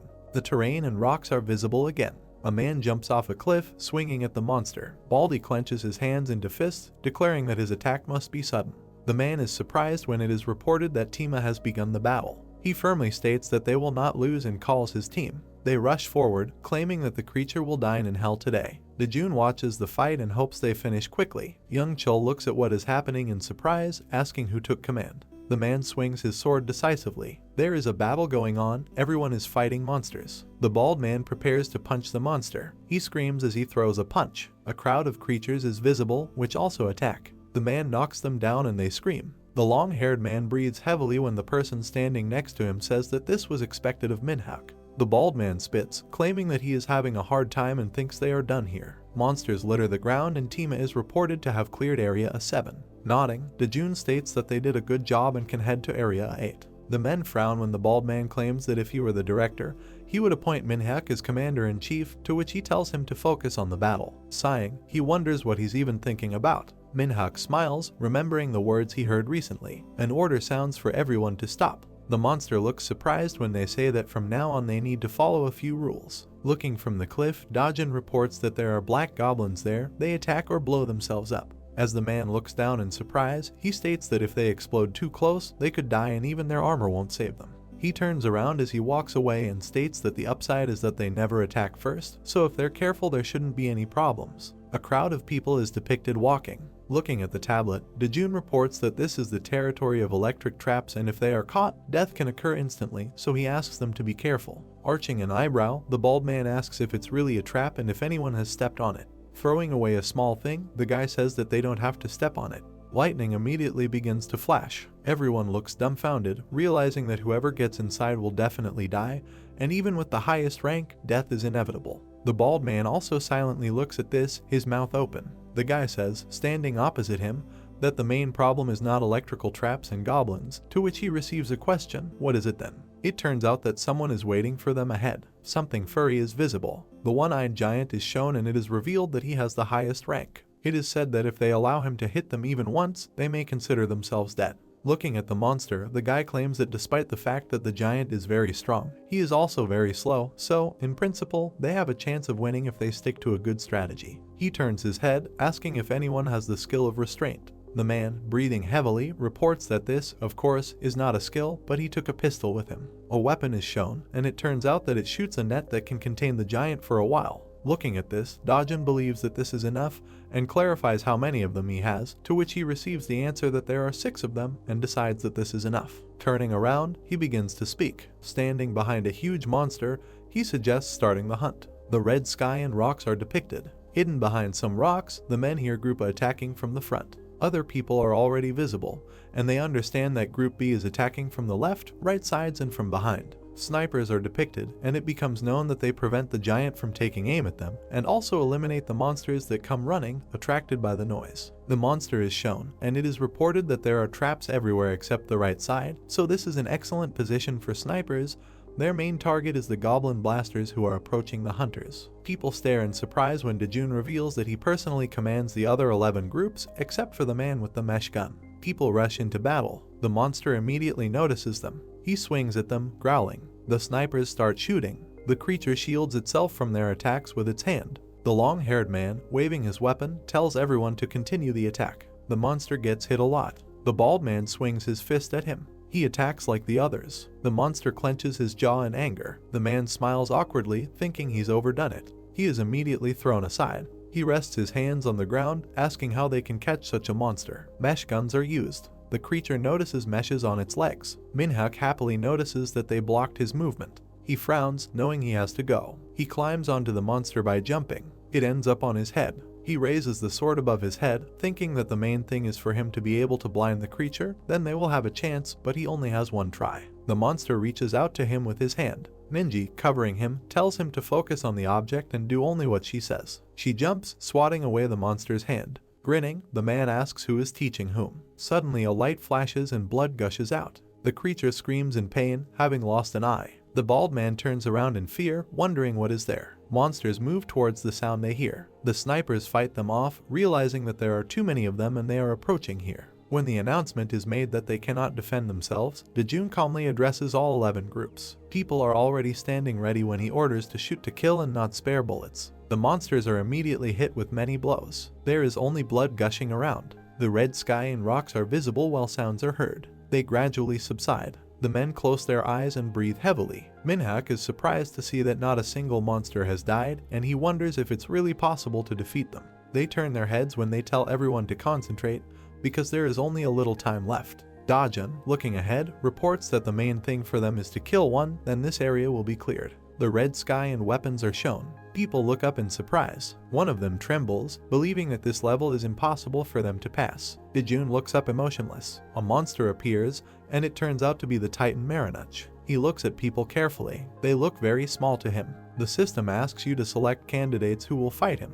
The men look dumbfounded when it is announced that only 5 people can enter the boss area. The man trembles when it becomes known that those who do not enter the boss area will be expelled from the territory of that level. It talks about what will happen if within an hour they cannot defeat Minhyuk. It turns out that in this case his army will follow those who remained. The man looks in fear, realizing that they are finished. Even if there are 5 of them, even if there are 100 of them, they cannot defeat him. Minhyuk looks down, noticing that among the highest rank of them, he, Jingu, Yunhee, Minji can fight. Dojun approaches, claiming that he will go. People look at him when they are called and tell them to prepare for battle. Minji smiles as she accepts the order. Turning to the guy, Minhyuk asks if he has any plan. Walking off into the distance, Dojun reveals that the entrance is here, behind the yellow line. There are people behind it, and the system reports that the team has been selected. Some find themselves behind the yellow line, others do not, and it becomes known that the rest will be expelled from the territory of this level. The men look ahead in surprise. Clenching his hand into a fist, one of them says that their goal is to prolong time as long as possible. The rest will be done by the Hunters Association. The bald man smiles awkwardly, claiming that he has lived long enough that he will not regret it if he dies now, and he thought that they had already won and wanted to ask for a good drink and food. He looks away, asking what the civil servant is doing here since he is not a hunter. He is surprised when Dojun reports that he can't find a way. He looks ahead, claiming that this is the way that will give them the opportunity to defeat the Titan without him. Minhyuk looks at him in surprise, wondering if he thinks there is still a way to win. They look at a huge monster. The system reports that Minhyuk is waking up. One man sobs as he bids farewell to his friends as another declares it all has begun. It becomes known that Minhyuk's abilities are being restored. Minhyuk is startled when it is reported that he is frozen. It turns out that using skills is impossible. The bald man cries, claiming that this is not fair, they can't even move, and he will beat them. The giant looks at the little people. People look up, noticing something. Minji closes her eyes, covering herself with her hand. Something is rushing forward. The girl opens her eyes questioningly. She calls out to Dojun as he grabs the blade of the weapon with his hand. The monster is confused. The guy squeezes the weapon with his fingers. It is destroyed. The monster growls in shock when it is reported that its powers have been restored. The men look in surprise when it turns out that it becomes possible for them to use their skills. Minhyuk is startled and wonders what is going on. Dojun calmly turns his head. A camera is visible on the bald man's shoulder. The guy frowns, realizing that everything was filmed and he is a coward. Minji turns his attention to him when he reveals that this time it really is the last request. The guy is enveloped in blue magic. He stands with his hands clenched into fists. Suddenly he raises his hand. A blue light emanates from it and everyone is amazed. The monster looks at this in surprise. The men open their mouths in surprise. Minji is also amazed at what is happening. Minhyuk, looking up, realizes that this is incredible. Dojun firmly puts his hand forward. The creature screams when struck. A line appears in the middle of his face. Suddenly blood gushes out. Everyone looks on in shock when it is reported that the object has been eliminated. It becomes known that the dungeon of this level has been cleared. Minji notices something when the system notifies that hunters are being asked to leave the area. She looks around, calling for the manager. Everyone looks around the area, believing that he has left. Exhaling, Minhyuk notes that they won and can go home. Everyone looks at him when he tells them to hurry up, because they still have to report. Minji's proposal for a drink in the evening sounds. Closing his eyes, the man smiles when she announces that she has a date. Buildings are visible and Dojun notifies Yunhee that he's back, to which she asks what he wants for dinner. When Izaz says he wants pizza, the guy arches an eyebrow and tells him to be quiet. The city is shown, and it is reported that from now on the state of emergency is lifted, and the girl asks if they have any canned fish left. Houses are shown, and the guy claims that he will be there soon. A building with a burning light is seen, and the dragon is called to eat. He immediately takes off, wagging his tail. He happily wishes everyone a bon appetit upon seeing the dish. He cries, claiming that Yuna's food is the best as always. The girl looks down, wondering when her father will come. She frowns when Izaz notices that it seems the owner won't be coming today and asks if he can eat it. Yunhee picks up the plate, declaring that he has already eaten his, to which he replies that he is joking and she shouldn't worry because the owner is invincible. The girl grins, asking if this is true, to which the indignant dragon claims that she saw everything herself. He frowns as he tries to reach the plate and declares that the owner is strong. He smiles when he succeeds, and Yunhee allows him to eat the dish, and he wonders if she will take back her words. Suddenly they are dumbfounded. The girl worriedly asks what kind of push it was just now. Izaz looks at the dish in fear, realizing that he almost dropped it. A TV is shown reporting that a dragon has appeared in the Bambi area of Xiacho County. Similarities are found with the Mazalis that appeared 3 years ago in Busan. Suddenly there is a new shock. Izaz tries to catch the dish that flew out of his hands. The girl grabs her head while all the food ends up on him. He cries when talking about the chicken. He frowns, scolding the dragon. Jumping out of the window, he declares that he is finished, and Yunhee asks where he is going. She ties her shoelaces with a frown, thinking that he always creates problems when her father is not at home. A dragon and many police cars are shown. He looks away. People are surprised when it is reported that the Mezai Guild has arrived. People pass by, claiming that from now on this place is under the control of the Mezai Guild. Jonho asks in surprise whether the dragon is of the same rank as Mazalis, to which he is answered in the affirmative. Nira resolutely pulls the bowstring. Donghyun asks in amazement what she's doing, to which she replies that while the dragon is standing still, they'd better make things easier and hidden in the eye. Hyuksu awkwardly calls out to her when the guy asks what she would do if he suddenly gets angry and if she knows how many civilians live here, and he claims that Donghyun is right. He smiles awkwardly, saying that he understands the girl's feelings, but wants to say something about the attack now. The dragon appears again with its head turned. Everyone looks at him in bewilderment. Hyuksu fearfully asks if there is something there. He looks up into the sky, noticing a red spark there. Izaz is already rushing towards the dragon. The purple dragon looks at his large appearance in shock. Izaz growls angrily at him. People are stunned by the appearance of another dragon. Jialsu, hiding behind Hyuksu's shoulder, asks him if it seems to him that they have already seen this red dragon somewhere. The man with glasses notices the number on the dragon's forehead and realizes that this is the animal that Dojun took. He remembers a guy who closed his eyes and said that this pet will help him and he has discovered his talent as a trainer. Izaz confidently strikes the other dragon. He pushes it into the rift as the people marvel at it. The girl's shoes are visible. She runs to the pet, calling him. She covers herself with her hands, sitting on her knee. A purple dragon, sitting, holds its head. He frowns, asking who dared to do this. Suddenly, he fearfully notices the voice of the speaker. Izaz looks at him with his arms crossed. He trembles when the red dragon reveals that he has made 2 mistakes and asks what mistakes he is talking about. Hitting him, Izaz claims that he entered without his permission. He calls him with his finger. The purple dragon lowers his head as he asks if he knows what hot stewed chicken is. With tears in his eyes, the dragon reports that he does not know this. Izaz frowns and states that this is his second mistake. The purple dragon immediately flies away again. Clenching his paw into a fist, Izaz claims that today he is a dead man when his name is called.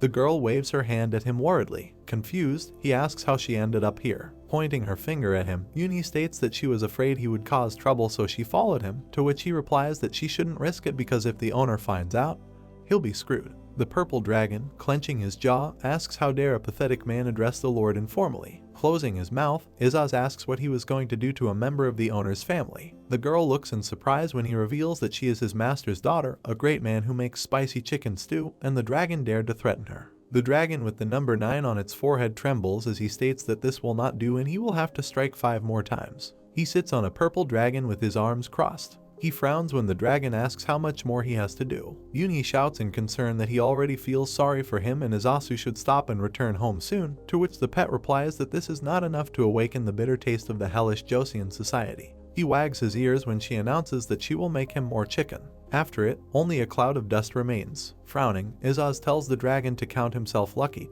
but if he goes out again without permission, he really is finished, to which he replies that he wouldn't dare, and Yunhee feels sorry for him. She looks around and asks if the dragon really has nowhere to go, that's why he's here. She, smiling, wants to invite him to their home, but realizes that she needs to ask her father first, and Izaz expresses his displeasure. He is drawn to the girl when he wonders if a dragon can shrink like Izaz. Suddenly, he becomes small and adorable. Yunhee pats his head, praising him and calling him cute. Smiling, she offers to go to their house first, but if her father is against it, nothing can be done. The dragon cries with happiness, realizing that the owner's daughter is actually an angel. Hyaksu and his colleague quickly approached and stood with their arms outstretched in front of the indignant members of the Mezai Guild, covering the trio's further path. An angry Donghyun put his hand on the shoulder of a civil servant in a brown business suit, while he awkwardly tried to explain to the hunters about the priority protection of the place, and the blue-haired Mira standing nearby opened her mouth in bewilderment. The huntress was greatly taken aback, turning and looking to the side with round eyes. Yunhee confidently emerged from the red rift in the company of the serious dragon Izaz in her miniature form,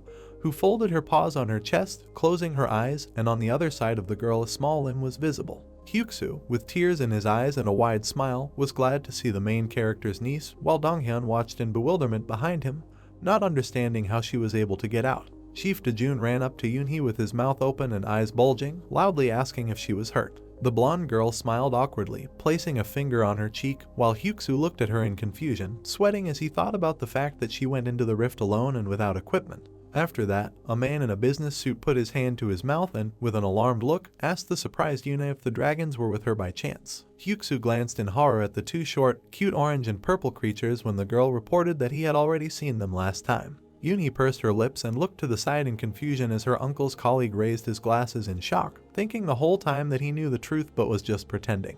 While the stunned Hyaksu stood behind him with his arms outstretched, Mira approached one of the dragons, putting her hand to her chin and looking at him thoughtfully. When the blue-haired huntress with a puzzled face came to the conclusion that these were dragons, the civil servant, putting his hand to his face, began to convince her that they were just the pets of an employee of his department. The man took Izaz's cheeks and began to stretch them, calling the dragons cute, and Karsil began to portray an innocent creature. Hyuksu, towering over the miniature monsters, glanced at them and stated with an awkward smile that they were puppies. The man's fingers continued to stretch Izaz's cheeks, and the dissatisfied dragon looked up at him with a menacing look, asking if he really wanted to die. Hyuksu, who had let go of the monster, lowered his head and sighed in relief when Yunhee approached him and began to scold the pet, who was not happy about it. Continuing to bow, the civil servant in a business suit suddenly opened his eyes, anxiously remembering something important. While Mira poked her finger at the districts below in bewilderment, noting the numbers on their foreheads, an alarmed Hyuksu shouted after Yunhee whether her uncle should be worried if she came late. The blonde girl raised her eyebrows in confusion and opened her mouth slightly, sweating.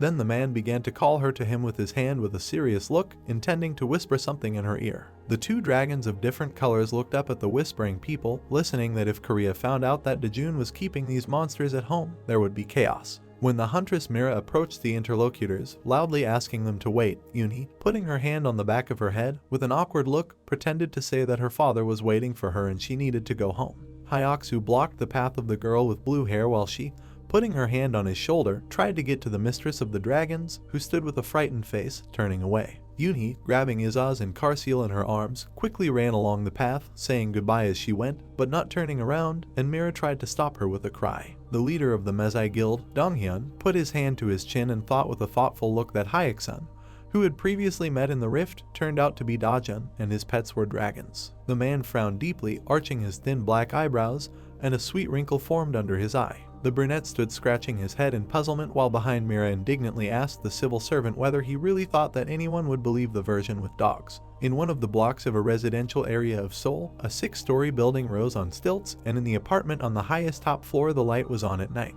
There was chaos inside the room, all the food was turned over and scattered on the floor, and an angry Izaz was running after Karsil, swearing menacingly over the uneaten chicken, while Yunhee, standing nearby, tried to calm them down. The purple dragon raised its head, looking up in bewilderment, and the blonde girl reminded the angry orange creature that he needed to clean up before her father arrived.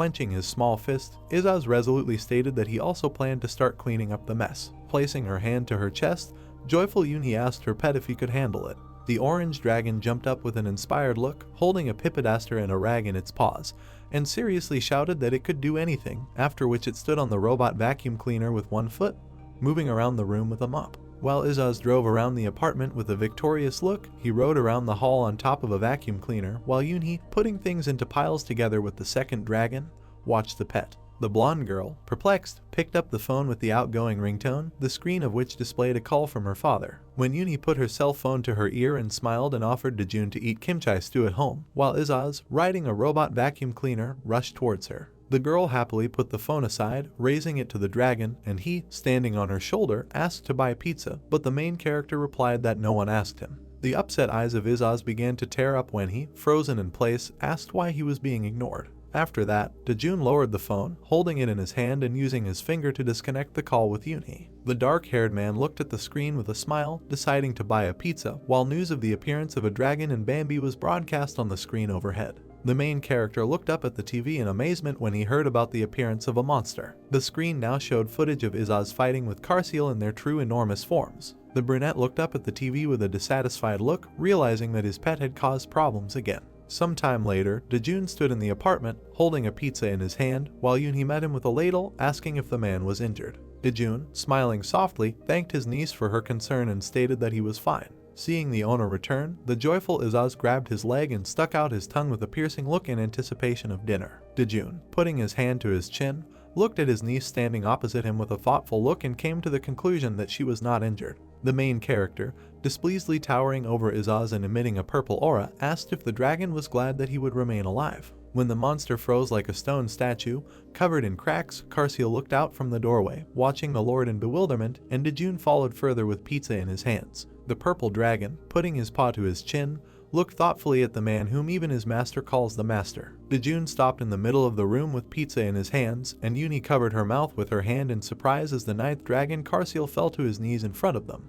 respectfully bowing to the master. The blonde girl, clumsily clasping her index finger and looking down, asked her father if they could leave this monster at home too. The main character lowered his eyes, carefully examining the second dragon, when Yunhee began to plaintively talk about how the creature was left alone in the desert. Hearing permission to leave the second monster at home, the girl joyfully clasped her hands and smiled widely, and Carseal, putting his paws to his cheeks, blushed. The purple dragon dropped to one knee, bowing respectfully and answering in the affirmative to his master's question about his name being Carseal. Standing behind Dojun, Izaz was very taken aback when he complimented the name of the new pet with a smile and declared that they would get along. The main character began to leave the room to take a shower, and Yunhee ran in the other direction, planning to cook dinner, and a puzzled Izaz was left standing alone. A moment later, he walked up to a young girl at the stove and pulled her apron to attract attention. Izaz furrowed his eyebrows indignantly, asking with a dissatisfied expression why the mistress did not give a nickname to the second dragon. Yunhee continued cooking and, finally chopping the onion, answered with a smile that her father thought the monster's name was cool. The girl extended her arms to the perplexed Izaz, lifting him up and answering yes to the question of whether he had a cool name, but calling her by her nickname. When Yunhee sat the orange dragon on the sofa, he corrected her with a displeased look, and she asked him to watch TV while she cooked. The drooping Izaz was left alone in the living room, sadly lowering his head and opening his mouth while tears appeared in his eyes. At this time, Dojun stood intently, casting an attentive gaze forward. He looked at the cracked glass with heat, which was carefully covered and sealed with newspaper. Looking at the frightened Izaz, the man folded his arms over his chest and asked if he had broken the window. A rectangular lamp was shining on the ceiling, and the dragon was very indignant when the owner gloomily announced that he would be left without pizza today. As night fell, the lights were turned off and the room became dark. While Yunhee, Dojun, and the new pet Carseal wished each other good night, the upset Izaz remained silent, shedding tears. Both dragons were sleeping on the floor under the same blanket. The purple monster turned to the side, and the orange one lay with its limbs spread apart and muttering something about pizza in its sleep. Izaz opened his eyes slightly and drooled from his mouth when a hand gently touched him to wake him up. As the orange dragon began to sit up, rubbing his eyes, he saw Yunhee standing in front of him with pizza on his plate, putting his finger to his lips. The monster was taken aback, widening his eyes when he clearly saw 2 pieces of dough on the dish handed to him. Blowing tears of joy, Izaz tightly clung to his hostess and joyfully thanked her in a whisper. Yunhee watched with emotion as the happy orange dragon devoured pizza, stained his mouth with crumbs, and called the girl an angel. Dojun, lying on the pillow with his hand under his head, smiled in his sleep. His phone lay on the bed next to the glowing screen from the notifications he had received. An inscription appeared on the display indicating 80 missed calls and 281 incoming messages. Many urgent reports appeared on the internet telling about the operation in the S-rank dungeon. Everyone was wondering what the legendary civil servant's next step would be, and the main character's phone with a burning screen was vibrating with incoming notifications at this time. There was a large TV on the wall in the apartment where a news channel anchor was talking about the appearance and disappearance of a dragon in the Bambi area the previous night. While Karsiel sat on his knees by the screen, admiringly watching the program, Izaz, behind him, lay on his side with a dissatisfied look, resting his head on his hand. Taking his phone in his hand, Dojun pressed the dark screen to turn off the device. Yunhee sat at the table, holding a drink and laughing, while her father waved his mug in one hand and held his cell phone in the other, stunned by his sudden popularity. At this time, a loud knock was heard from behind the front door, and the girl said that she would go check, and Dojun asked not to open it and pretend that he was not there. Yunhee, pressing the screen, saw the image from the camera and opened her mouth, recognizing with shock the guest standing outside the door. The main character turned to his daughter, puzzled, not understanding her violent reaction when she sighed, folding her hands in front of her. Yunhee, turning her head to Dojun, began to sweat with excitement and pointed to the screen, which showed the president of the Hunter Academy who had come to them. At this time, the gray-haired elderly man frowned and looked expectantly at the camera. When the command "Rise" was heard, 2 dragons jumped up at the same time, and Izaz, with a serious look, put his hand to his head, loudly clarifying whether it was time for lunch. When Dojun, without turning to his pets, announced the arrival of an important guest and asked to hide, Karsiel obediently bowed, folding his hands, and the orange relative standing next to him glanced displeasedly at him, thinking that the purple monster would receive from the owner for such an exaggeration. The main character, on the contrary, closed his eyes and broke into a smile, contentedly thinking about how the new creature extolled his orders, remembering that this had not happened for a long time. Winged Karsiel spread his arms, wondering where to hide, while Izaz, his cheeks puffed out indignantly, stood still and asked why the violet dragon was not even scolded. A foot dressed in a patent black shoe crossed the threshold of the apartment. The gray-haired president of the Hunter Academy, accompanied by a young assistant, lowered his head in front of Mr. Dojun in greeting. While Yunhee greeted him back, the main character standing in front looked at the 2 men at the entrance, indignantly asking how they knew his address. The girl turned to her father, her mouth open in shock and covered in sweat, while he turned away with displeasure, still inviting the tactless guest to come inside. When a man in a black business suit sat down at the table, the girl handed him a cup of hot tea on a saucer with one hand. The president turned to Yunhee and smiled joyfully, thanking him for the drink, and she embarrassed herself with an awkward laugh, placing her hand on her cheek. Dojun sat down at the table opposite the guest, holding a mug of tea in his hand and with a dissatisfied look, specifying what issue he had come to discuss. The white-haired man's assistant stood up and bowed respectfully as the president expressed his sincere gratitude to the protagonist for ensuring that all of his hunters had returned alive. The old man admitted that while the main character was with the other guys in the dungeon, he watched the situation using an emergency surveillance camera, and the more he looked, the more he admired the brunette. When the president again decided to thank Dojun, he stuck his finger into the handle of the mug and stopped his speech. The man, folding his hands in front of him on the table, looked at his interlocutor with an indifferent look, informing him that he would soon have to go to work, and asked to get to the point. The president of the Hunter Academy, agreeing to get to the main point, took out an envelope and, opening it, began to pull out the papers. The old man carefully laid out the documents with photos containing information about the person who was saved by the Mezai Guild and asked Dojun if he was in these pictures from the cameras. The main character looked carefully at the papers provided, raising his eyebrows in surprise and mentally wondering if he had really been caught. The president of the Hunter Academy sat calmly on a chair while his assistant, putting the documents back into the craft envelope, clarified that they had not come to find out the correctness of the action. After this, a young man in a business suit and tie pulled out a sheet of paper with a contract, enthusiastically inviting his interlocutor to officially join the ranks of the hunters. When the man from the academy, gesturing with his hands, joyfully continued his speech, Dojun, looking displeasedly sideways at him, interrupted the phrase and briefly said that he would not do this. Then the president and his assistant, with the contract in their hands, froze in shock and stared at the main character, loudly suggesting that they at least first familiarize themselves with the conditions. While Yunhee, standing next to Dojun, lowered her eyes in puzzlement, he turned his surprised gaze to his daughter, declaring that what he has in life now is enough for him. The girl looked questioningly at her father in response, breaking into a smile. After this, Dojun began to remember how he was in a place where there was a continuous struggle for power, and the smell of blood was in the air. The man was now reflecting on the fact that he had lived a cruel life, returning countless times to get everything. and after the shaggy dark-haired guy defeated everyone, he was left not with fame and money, but with loneliness. Yunhee threw a soft glance at her father while he closed his eyes and thought that he could not exchange the peace of mind that he had acquired for any imaginary benefits. The president lit up with joy, spreading a smile and looking with hope at his interlocutor when he replied that he would think about it if he showed a little sincerity. Dojun, remembering the unfortunate requests, asked if it was possible to arrange a joint inspection of the B-rank rift with the dungeon department. Then the gray-haired old man was taken aback and, covered in sweat, said that this was contrary to the law. Hearing this, the brunette closed his eyes in understanding and concluded with a sigh that in this case nothing could be done. After these words, the president of the Hunter Academy, holding out his hand, sharply proposed the solution to the problem, suggesting that the interlocutor be given the right to manage the fault. Taking on a serious look and casting a piercing glance at the man from under his brows, the gray-haired old man clarified what he had decided about his proposal. Then Dojun, raising his palm and closing his eyes, calmly stated that he would not be a hunter, because civil servants are prohibited from combining it with other work. The president of the Academy of Hunters, Dojun, swollen his lip and chuckled, casting a dissatisfied glance at his interlocutor. After that, the gray-haired old man caught the pitiful glance of his subordinate, who reminded them that they needed the brunette to break through, and he gloomily replied that he knew that himself. The president and his assistant simultaneously looked at Dojun with a puzzled look when he said that he could be counted on if force was needed. The old man dropped his jaw in shock,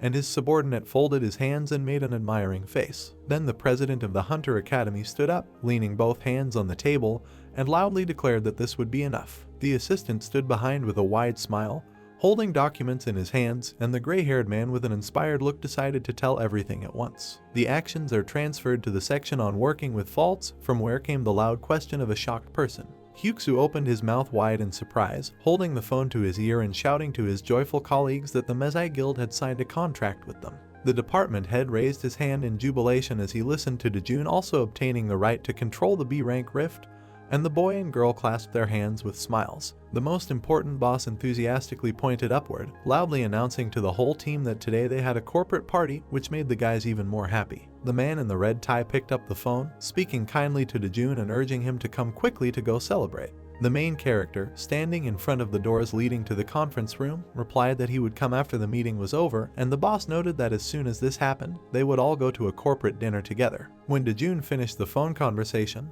the man from the Hunter Academy noted with a smile the good relationships in the team, and he happily replied that they only had good people. The presidential assistant extended his palm forward, inviting the main character to go inside and informing him of the imminent arrival of a foreign hunter. The foot, shod in dark patent leather shoes, walked measuredly along the carpeted floor. A dark-haired man in sunglasses and a summer shirt stood at the airport, and a plane flew overhead in the sky. The arriving foreigner looked around the stop, illuminated by the rays of the sun, realizing that it was this country that was guarded by the Emperor of the Sword himself. The hunter stood among the crowd, carelessly blowing bubbles out of chewing gum, and thought that it would be easier to take first place in the world. Taking off his glasses, the man broke into a wide smile and hoped that his opponent Ganghyun would at least hold out for a little while. The action moves to the conference room, where those gathered were seated, and the president of the Hunter Academy and his assistant took seats in the middle. The gray-haired man sat in a chair, closing his eyes, and chuckled thoughtfully when his subordinate, standing against the wall, anxiously looked at the phone screen, not understanding why the guest was so late.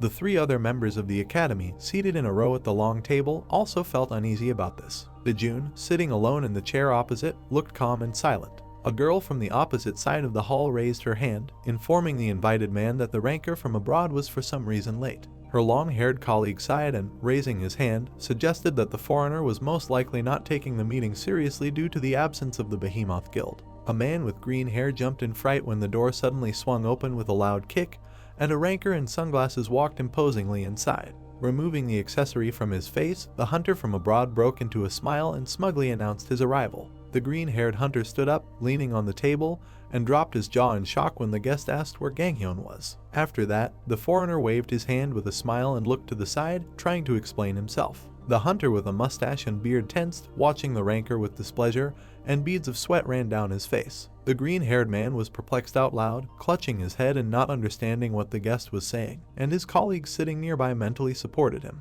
Lowering his head, the ranker reached into his pocket, realizing that he had forgotten to turn on the translator artifact. Now in his hand there was a small box that duplicated all his phrases in Korean. The ranker imposingly approached the green-haired hunter and, shaking hands, introduced himself as C.H. Hockey, who opened his mouth in shock. The foreigner cast a curious glance at those gathered and, breaking into a smile, mentally concluded that the hunters would make excellent subordinates. The blue-haired girl and the shaggy guy in the chairs looked at the ranker in bewilderment, not understanding why he was staring at them like that.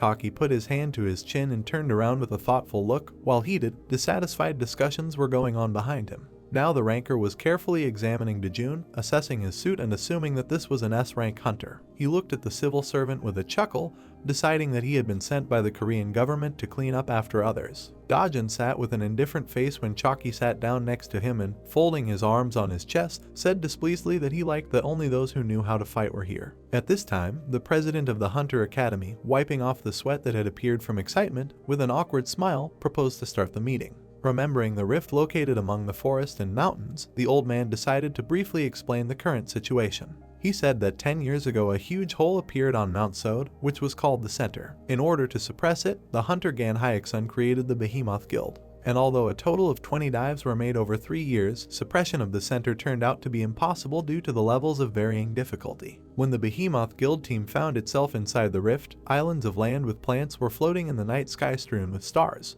The guys began to scream when the ground under their feet suddenly began to shake violently. One of the hunters opened his mouth in shock when they stopped at the edge, discovering a huge dragon and other terrible monsters of colossal size in the cliff. Dojun's eyes widened in horror, realizing that they had fallen into a rift on another level. The blonde raised her head, noticing the ferocious monster flying down, and shouted to the guys to be careful. The trio, looking up, began to concentrate on preparing weapons to protect themselves from the creature. Gan Hyaksun jumped high into the sky, swinging his blade with a furious cry to strike the monster with a powerful blow. The head of the guild, Behemoth, clenched his teeth tightly in anger, holding his sword in front of him. The president's assistant pointed to the screen, saying that as a result of that trip to the dungeon, it was decided that its conquest would be impossible even in a century. The trio, sitting in a row, listened in amazement to the presentation. The ranker from abroad broke into a wide smile when it was reported that this was the reason why the hunters had gathered here. Dojun looked bored and his face showed no emotion. The shaggy hunter raised his hand, asking the president what level the fault was compared to Marinuch. He, closing his eyes, noted that there was only an assumption and began to answer. The trio of hunters were taken aback when the old man said that the mentioned dungeon might seem like a child's toy. The blue-haired girl looked at Dojun, asking with bewilderment whether he would also go with them, but the exact answer to this was not yet known. The two colleagues hung their heads with a sad look, which the foreign ranker noticed.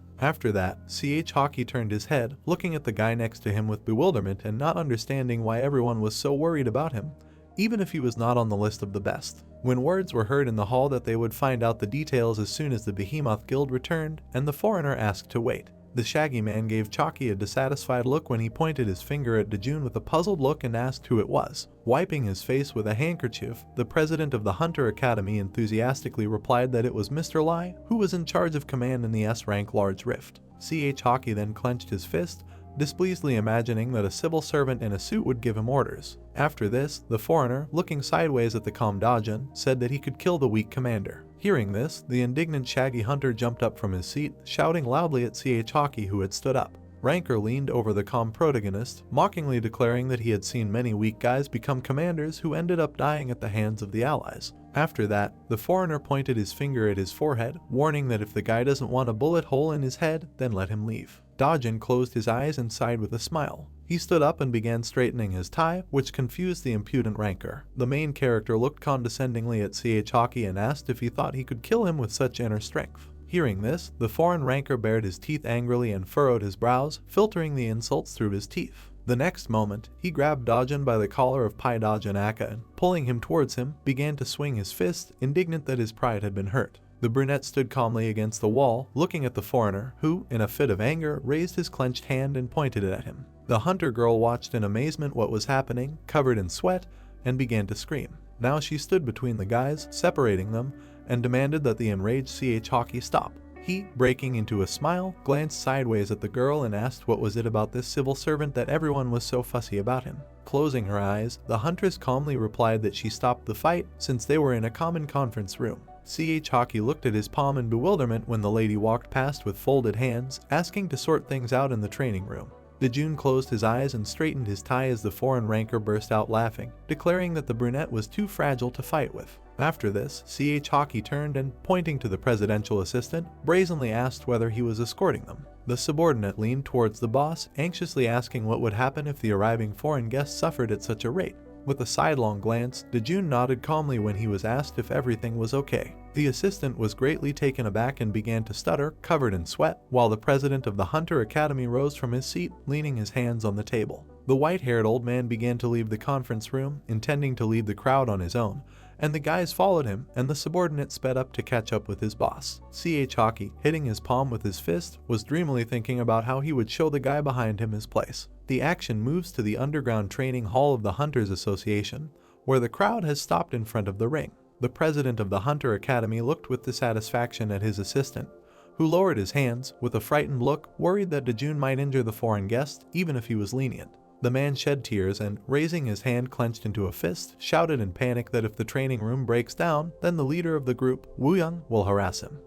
Hockey, holding out his fists with a smile, surrounded by energy, said that if his opponent kneels and begins to beg for forgiveness, he will be lenient and use only one hand. Dojun, calmly standing opposite, tiredly asked the foreigner if he would really talk like this all day. Then the ranker clenched his teeth tightly, shouting menacingly for his opponent, and the veins stood out on his face from tension.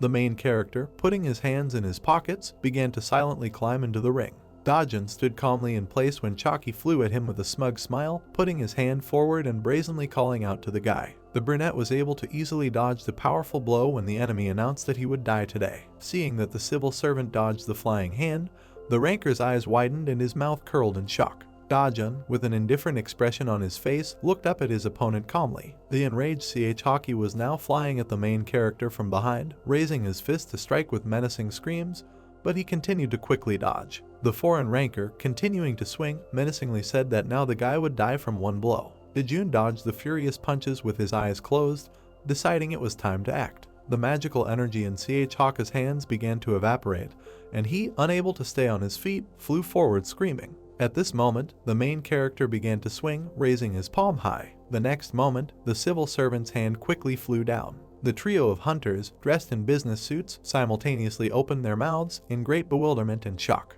While Hockey was standing bent over with his hand forward, Dojun, who was nearby, hit him on the neck with his palm. When the civil servant in the suit simply waved his hand without much effort, the ranker began to lose his balance. After that, the main character raised his palm, sighing, and began to watch his shocked opponent fall down. When Chalky finally collapsed on the surface of the ring, Dojun left him and, with his hands in his pockets, began to calmly walk down the steps to the shocked hunters who were watching what was happening. The assistant quickly rushed towards the defeated foreign ranker, and the measuredly walking main character warned the president of the Hunter Academy that he had not hit the enemy hard, so that he would wake up in a few minutes. The subordinate, running up to the unconscious man lying on the floor, loudly announced that nothing was damaged. The gray-haired old man suddenly froze, in severe shock, his mouth opened slightly, and drops of cold sweat appeared on his face. While the green-haired hunter clutched his head in amazement, his shaggy colleague looked to the side, pursing his lips, and worriedly concluded that he had thought so. He turned in amazement at the calmly walking Dojun, looking at his back and realizing that the civil servant was on a completely different level.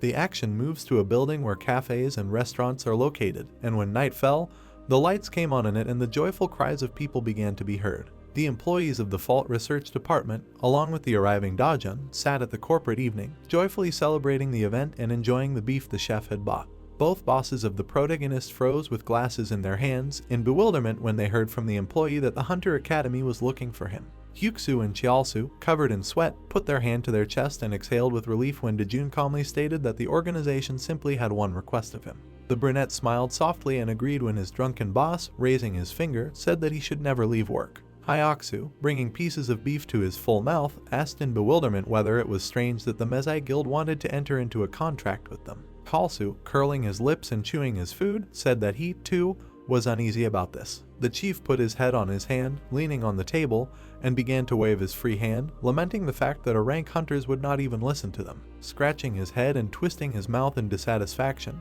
Kalsu agreed that the Mezai Guild really has such a right. Dojun, raising his glass of alcohol, answered with an astonished look that he would take on Yeji's mission. The trio of colleagues looked excited as they sat around the set table as Chialsu reminded them that they would soon be collaborating with the Mezai Guild themselves. Deep night fell over the city, the sky darkened, and the windows in the buildings were burning, and joyful exclamations of civil servants were heard from the restaurant. A new day has dawned and the action now moves to Seoul City Hall. Inside was the red-haired Yeji, who, with dissatisfaction, puffing out her cheeks and knitting her eyebrows, declared that she did not want to. A calm Dojun stood at the entrance to the building, looking indifferently in front of him, when his two bosses ahead were taken aback at once, deciding that they had heard something wrong. Hyoksu looked at the huntress with bewilderment, clarifying what she didn't like, and she, folding her arms, answered displeasedly that she could protect her manager herself. Then the boss raised his palm, waving it with a stunned look and using this image as an example, explaining that one hand cannot stop 10 at once. Yeji lowered her green eyes to the floor with a thoughtful look as the man asked what would happen to Dojun if the monster attacked him from behind. The red-haired huntress, remembering how once a red-haired, arrogant man put a blade to her manager's throat, agreed with the boss's words, but hesitantly hurried to object. Kalsu looked at the main character in surprise when he interrupted the girl, assuring that she was in no way inferior to a rank hunter's. The brunette's dark eyes sparkled with admiration, and a soft smile appeared on his face as he looked at Dojun. The girl, embarrassed, felt a flower garden blooming around her and hurried to lower her eyes to the floor, tucking a strand of hair behind her ear. Yeji stood with a smile, her hands on her cheeks, and Hyuksu held a glass of water, deciding to allow it if Dojun didn't mind. Suddenly, all four workers turned in the same direction, their faces showing displeasure. A young civil servant looked into the office and, very worried, asked where to take the arriving Mezai Guild. Both bosses began to rush around the room in a panic, rushing to greet the guests appropriately. Kalsu raised his hand sharply, ordering the fault department to assemble. Three men with a serious look gathered in a circle and the chief began to speak seriously, asking them not to grovel before the hunters. Looking sideways, Kalsu menacingly declared that if the Mezai Guild oppresses his workers, they can safely inform him so that they can sort it out. Hyuksu and Dojun were sincerely happy when the department head said that he would not tolerate disdainful treatment of his employees. The next moment, a trio of hunters from the Mezai Guild entered the office. All the guys were dressed in strict black suits. Seeing them, Kalsu chattered his teeth tensely and with a shaking hand whispered to his subordinates to put all their strength into their gaze. Mira and Donghyun stopped, looking at the guys in bewilderment. Meanwhile, Kalsu and Hyoksu were throwing menacing glances at them, actually hiding their strong excitement. The tall Donghyun, who approached him, now towered over the head of the department. Kalsu, looking up at him in fear, began to stutter violently from excitement. The man put his hand forward when the trio from the Mezai Guild abruptly turned around and loudly greeted the civil servants. Kalsu and Hyuksu saw this and opened their mouths and widened their eyes in bewilderment. Several representatives of the Mezai Guild bowed and introduced themselves. Several people in shirts looked at them in surprise. Turning to the protagonist, one of them asked him why they were so disciplined. Slightly closing his eyes, the protagonist said that he didn't know. In the mind of one of the members of the Mezai Guild, who was seriously looking forward, the thought appeared that they could not make mistakes. If they make a mistake, they will die. Yenchul, sitting with folded hands, said that now they surely understood what kind of person Mr. Dojun is. He said that if they understood, then they need to unquestioningly serve him with all their hearts and sincerely. Looking forward a little surprised, Donghyun held his hands behind his back and wondered if the main character remembered how he cursed last time. He asked himself why he lost his temper last time. Lightly covering his mouth with cupped hands, the cold-looking president of the Hunter Academy said that if the relationship between him and Mr. Dojun deteriorated, it would be their fault. He told them not to do anything that would offend him under any circumstances. A little worried, the dark-haired guy mentally stated that he hoped that he did not remember his curse. Passing a company of hunters from the Mezai Guild, the protagonist told them to sit down and that he was making them tea. Looking at him a little surprised and embarrassed, Donghyun said that he would make it himself. He raised his hand a little embarrassedly, and trying to call out to the main character, he said that if he wanted, he could make tea for him himself. Dojun turned towards the guy with surprise on his face. Looking at the two guys from the Mezai Guild, the protagonist said that it would put him in an awkward position if the guests did this. Raising his hands slightly in confusion, Donghyun, who was standing next to Jongho, asked what they could do in this case. Slightly closing his eyes, the protagonist thought that the president had apparently given them firm instructions. He told them to just read the contract carefully and familiarize themselves with the terms before putting the stamp on it. Opening his mouth slightly and stuttering a little, the squad leader from the Mezai Guild began to say something. Dojun told everyone to sit down. Without waiting a second, the three team members instantly found themselves on chairs at the table, with their hands on their knees. The people working with the protagonist looked a little surprised at the frightened hunters. To the exclamation of the protagonist about the signing of the agreement, the members of the Mezai Guild raised their hands up. A dark-haired man with a red tie, looking at the hunters immediately signing the contract, said that it must be read first. They simultaneously shouted that they had already looked at it. A guy in a brown suit approached the main character and asked him what was happening. The starry night sky over the city was slightly cloudy. Izaz asked the protagonist if he had come, calling him Senior Master. He also said that he was waiting for him. The main character, closing the door behind him, said that Izaz apparently had not had dinner yet and he must be hungry. He also said that the animal needed to eat on its own. Approaching Dojun, he, wagging his tail slightly, asked if it was possible to do this. He laughed and said that he would take that into account in the future. Yunhee, approaching the beast with a little anger on her face, asked if he was going to continue to behave this way. Opening his arms, he replied that he was just joking. Holding a plate of rice in one hand and chopsticks in the other, the protagonist wishes him a bon appetit. A dragon peeking out from under the table asks if it can eat now. Putting another plate on the table, the girl said that he could eat. Izaz, with a happy smile on his face, wishes you bon appetit. Looking at the actively eating animal, the main character said that when he looks at it, he is always surprised by its strangeness. Turning towards Karsiel, who is calmly eating food, the protagonist asks that maybe he is something special. Dojun looks at the dragon, actively rotating its paws, asking for water. Holding her hands folded, the girl, a little embarrassed, asks the main character if he has time tomorrow. She, looking down, says that at 10 in the morning there will be a lesson with the presence of parents. She, rubbing her fingers together a little, asks if he can come. Without waiting for an answer, she, smiling slightly and scratching the back of her head, asks if he won't be able to do it and claims that it's a weekday and he needs to go to work. The protagonist seriously replies that he will come. He says that the work ended well and he can use the first half of the day. Putting her hands together and understanding her head, the girl asks him with genuine happiness if he really can. She says that they were told that the lesson with the presence of parents this time will be held in the rift that suddenly appeared 2 weeks ago. This place was chosen based on the fact that there are no monsters there. Bringing the chopsticks with meat to his mouth, the protagonist with a kind smile mentally notices that Yunhee was very happy. He also mentally stated that it was impossible not to go when she was so happy. While finishing his food, the dragon clenches his fist and confidently says that he will go with them.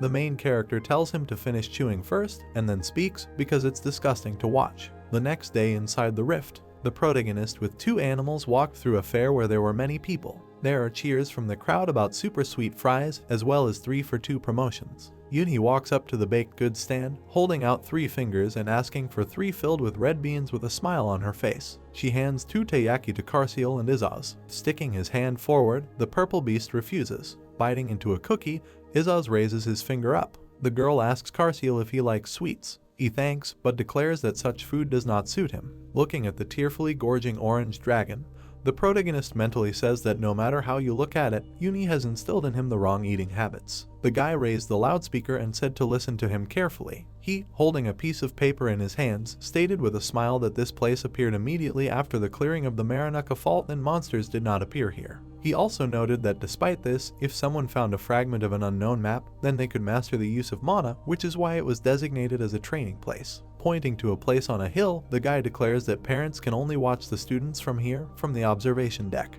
In the middle of the clearing stood a silver cup. The guy informs that the students, as usual, find a fragment of the map and put it in a cup in the center of the wasteland. Raising a small white ball, he says that in addition, they will hand out helper balls as souvenirs to parents, one by one. Holding the ball in his hands, Dojun asked the girl what it was. Yunhee, making the ball red, said that this ball will help discover the originally hidden heritage. The protagonist watched as the girl created a red pistol from the ball. Yunhee talked about how if you add mana to it, you can change its shape at will. The color changes depending on the mana, from red to purple, the more purple, the stronger. As he began to interact with the energy in his hand with the ball, the protagonist mentally asked if it would break if he injected too much energy into it. The girl looked at him with surprise on her face. Creating a black dagger from the ball, the protagonist declares that it is amazing. The surprised girl thinks that she has never heard of someone's color changing to black. She turned towards the guy who said into the loudspeaker for the students to prepare to leave. The girl thought that this happened quite quickly and said that she would need to ask the teacher about it later. Walking and waving her hand, Yunhee told the main character that she would go. He raised his hand with a smile and told her to be careful. Dojun's dark eyes widened. Looking towards the void with the goblet, he thought that he had just felt a rather strong energy in that wasteland. The cup began to be enveloped in burgundy and dark purple streams of dense energy. The protagonist stated that the energy comes from that cup. By making a movement with his hand and sending a beam of energy towards the cup, the protagonist mentally states that it is impossible for Yunhee to be in danger and that this cup needs to be checked. A dense stream of magic is sucked into the purple portal in front of the goblet. Streams of purple energy emanating from it begin to disperse throughout the forest and shoot into the sky. The main character, looking at what is happening, thinks that he could absorb his energy. Starting to collapse, the parents shout indignantly that an earthquake has occurred. Running up to the instructor, they shout furiously that they are training their children in such a dangerous place. Worried, the guy awkwardly puts out his left hand, hesitatingly saying that this has never happened before and they should all calm down. Surprised parents state that the earthquake is over. Some say they should get the kids out faster rather than stand still. Scratching his chin, Dojun thinks that this happened because he absorbed his energy. The orange dragon thinks with sadness and surprise that he has not yet had time to eat everything that is here. Observing the cup filled with dark energy, the protagonist mentally notes that the energy it emits, on the contrary, has become even stronger. The protagonist notices a system alert that says Nerges is watching him.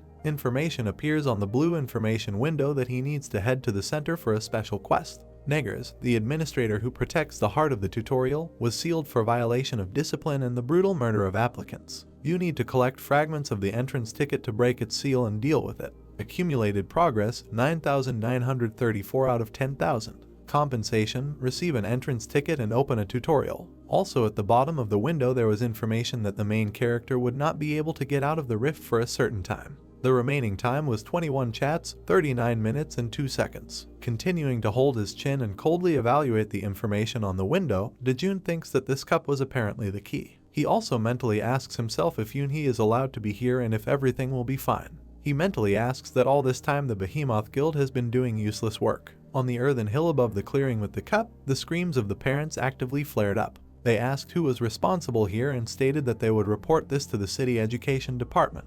The parents standing in front of the protagonist and the animals shouted for their children to be brought to them quickly. They said that they were very worried. Holding his hands behind his back, Izaz said they made a fuss about nothing. Putting his paws to his stomach, Karsil said that with the exception of their owner, people are very weak. Looking at the information window, the protagonist thought that the gatekeeper guarding the entrance might be interested in him. He mentally said that judging by the fact that he killed the applicants, it is impossible for him to appear while Yunhee is here. Continuing to look at the system window, he, lost in thought, mentally stated that there was not much time left before the seal was lifted. He thought that he needed to collect several fragments of the map. Turning towards the orange dragon, the main character asked him if he could see where Yunhee was. He held his hand to his head and confirmed. The protagonist told him to follow her. The beast asked if he and Karsil would go alone. The main character confirmed and said that he still needed to do something. Joyfully looking at the sky and putting his paws to his cheeks, Izaz, exclaiming joyfully, said that first he would buy everything that he had not had time to eat before. Slamming fist to fist, Karsil said that they would sacrifice their lives to protect the younger master. Running up to the purple-haired beast, Izaz whispered and suggested that he first look in one place. Raising his hands a little in surprise and not wanting to disobey the order, Karsil began his sentence. Interrupting him, the orange beast said that they would quickly and if they both kept their mouths shut no one would find out.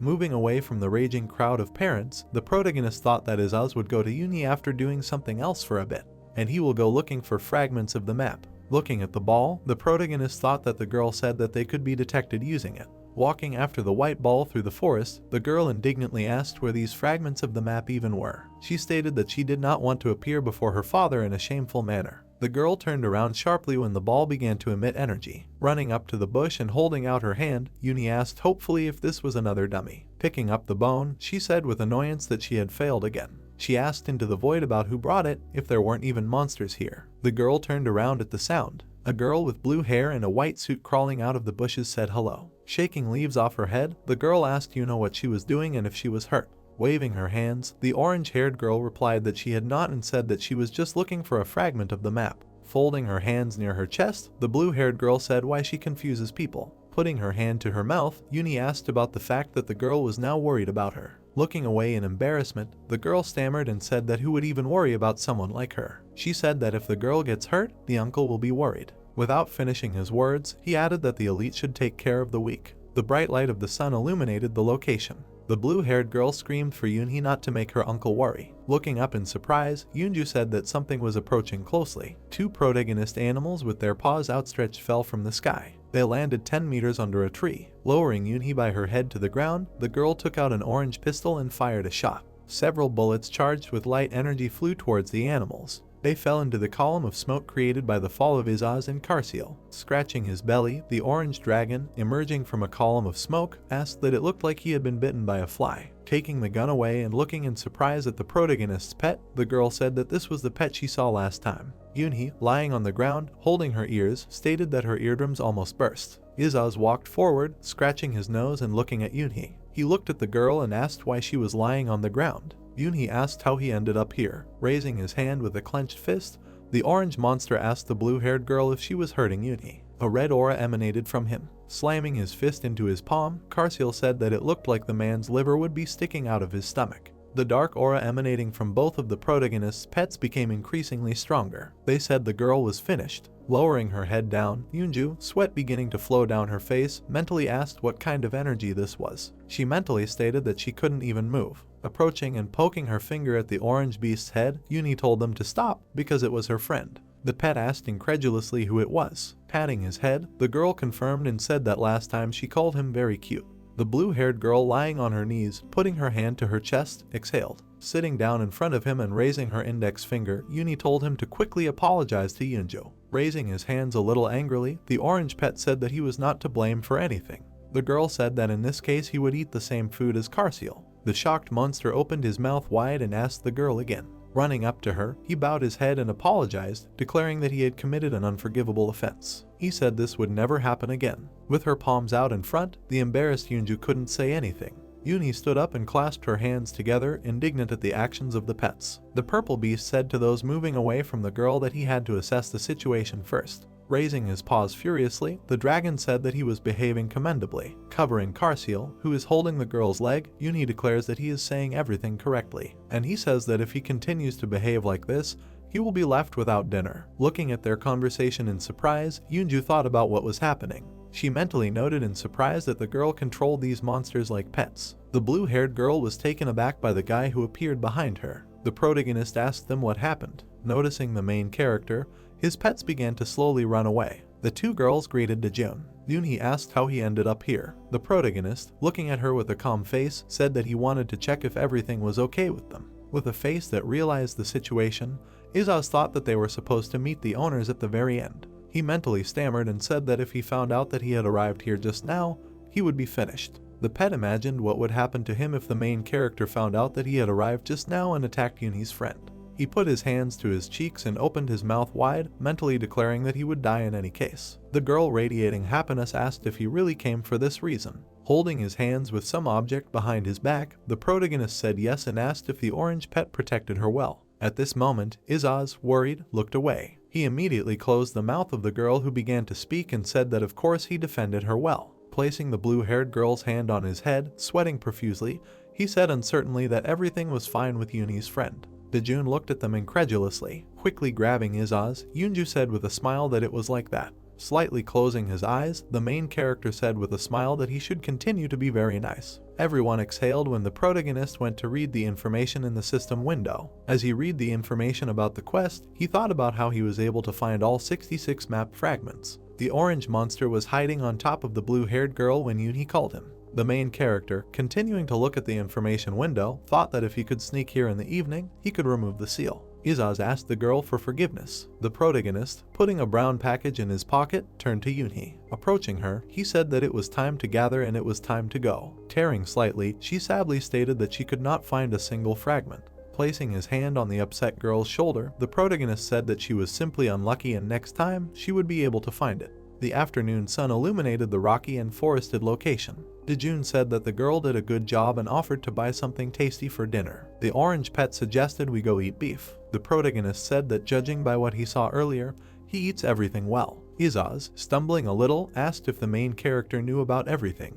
The protagonist confirmed and told him to wipe his mouth. After returning home, passing through the room with the girl and the pets, Dojun said that he had something to do and would go out for a while. Turning in his direction and holding a towel around her neck, the girl said that it was already 10 in the evening. Going out into the corridor, the protagonist said that he would most likely return quickly. He also said not to wait for him and go to bed. Holding the towel unsteadily, Yunhee asked him not to go today. The girl continued to ask him, calling him father. Coming a little closer, she asked about the fact that he couldn't help but go. The protagonist, looking at the trembling girl, began to say something. The girl looked away and continued to shake. Looking at Izaz with popcorn and Karsil, he confirmed that she could not watch horror films at all. He calmly looked at the TV while the girl cried and screamed in fear, clinging to his leg. She was cracking up and asked him if maybe he wouldn't go after all. The orange monster sarcastically hit the main character's leg. He, looking at the girl, told her to wait. Moving his head towards Izaz, he asserted that in fact he was not the least bit afraid.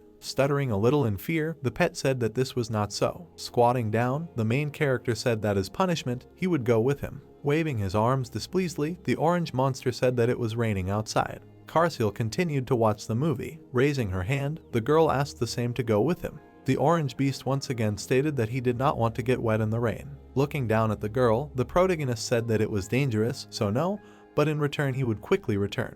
The girl, looking into his eyes, hopefully asked how quickly. Dojun said that if you take a taxi, the round trip will take 2 hours. In the background of an ongoing horror movie, the girl clenched her hands and said that she would never agree if it took 2 hours. She stated that the truth can make you faint. The protagonist asked her what time would suit her. Yunhee, raising her fingers, said 30, no, 20 minutes. Spreading his hands, Izaz asked if she had a conscience if she asked to cover a distance of 2 hours and 20 minutes. She looked at him angrily. She turned to him with a murderous look. Lowering his head, he said with fear on his face that this was possible and suggested that his life depended on it. Stroking his hand on the girl's head, the protagonist said that he would come as soon as possible. Approaching the door, he said that Karsil was nearby and the girl should not worry. He told her that he would be back soon. Clenching her hands into fists and raising them to her face, the girl with hope in her eyes declared that the main character should return quickly. Karsil, watching the film, once again thought that it was very scary. Grabbing the purple beast by the body, the girl asked that they couldn't watch something else. A heavy night rain hit the roofs of multi-story buildings. The protagonist jumped across the rooftops, holding his pet to his body with his hand.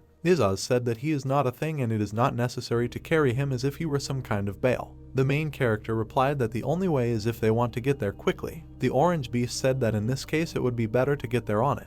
Continuing to run, the protagonist said no, because it was too noticeable. Pressed against the body of a fast-running guy, through the streams of rain, the pet asked to wait because the ride was so comfortable. Spreading his paws, he asked where they were going. Continuing to look forward, Dojun said that there was a monster in the rift they were in during the day that they needed to deal with. Continuing to run through the heavy rain, the protagonist said that Yunhee was very afraid, so they need to deal with the monsters in 5 minutes. He also expressed his uncertainty about this. Continuing to lie in the hand of the running guy, Izaz thought that the one who could hold out in battle with him for 5 minutes was clearly a god. Inside the rift, a light, slightly cloudy sky stood above the dense forest. The protagonist's pet noted with annoyance that there were no food trucks as he had hoped. The protagonist said that this was natural since everyone returned home.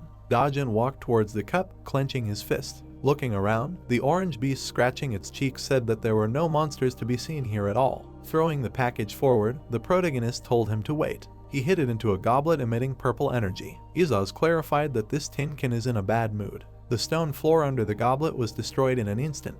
The orange pet holding onto the protagonist's leg said that it was like the scene of a monster appearing from a movie. If light also appears, it will be absolutely perfect. A bright light from the abyss illuminated the entire location. Izaz screamed with pain in his eyes. A creature appeared in the center of a sphere emitting light.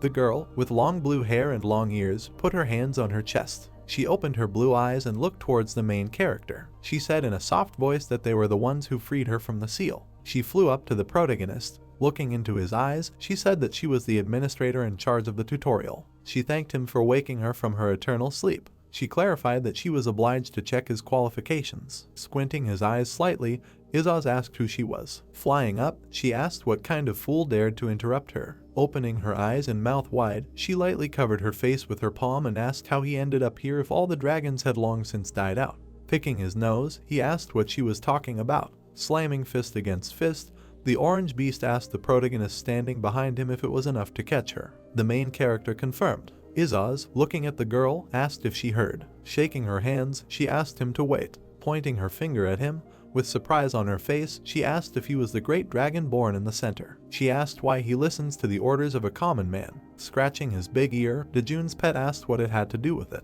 Spreading his hands, he asked her if dragon dignity, pride and nobility would feed him. He asked again if it would yield ribs or spicy stewed chicken. The girl, in complete shock, asked what he meant. Looking at the timer on her phone, which read 10 minutes and 29 seconds, the protagonist, taking out a white ball, asked if she had anything else to say. Moving the ball forward and covering it with concentrated blue energy, he stated that he did not have time. Streams of blue energy surrounded the main character, who created a huge sword in his hands. Actively gesturing, the girl asked to wait. She, looking at Dojun with fear, said that if he killed her, he would not be able to continue the attack on the center. Holding the sword in his hands, the protagonist asked what she meant. Frighteningly putting her palm to her chest, the girl said that if she died, then the administrator of the tutorial would disappear and then the path to the next floor would be blocked. She asked if they now understood how important she was. Raising the sword up, the main character said that he didn't care because he just needed to hand over the entrance ticket. Looking at the protagonist in fright, she asked why they needed an entrance ticket at all. She said she had another way then.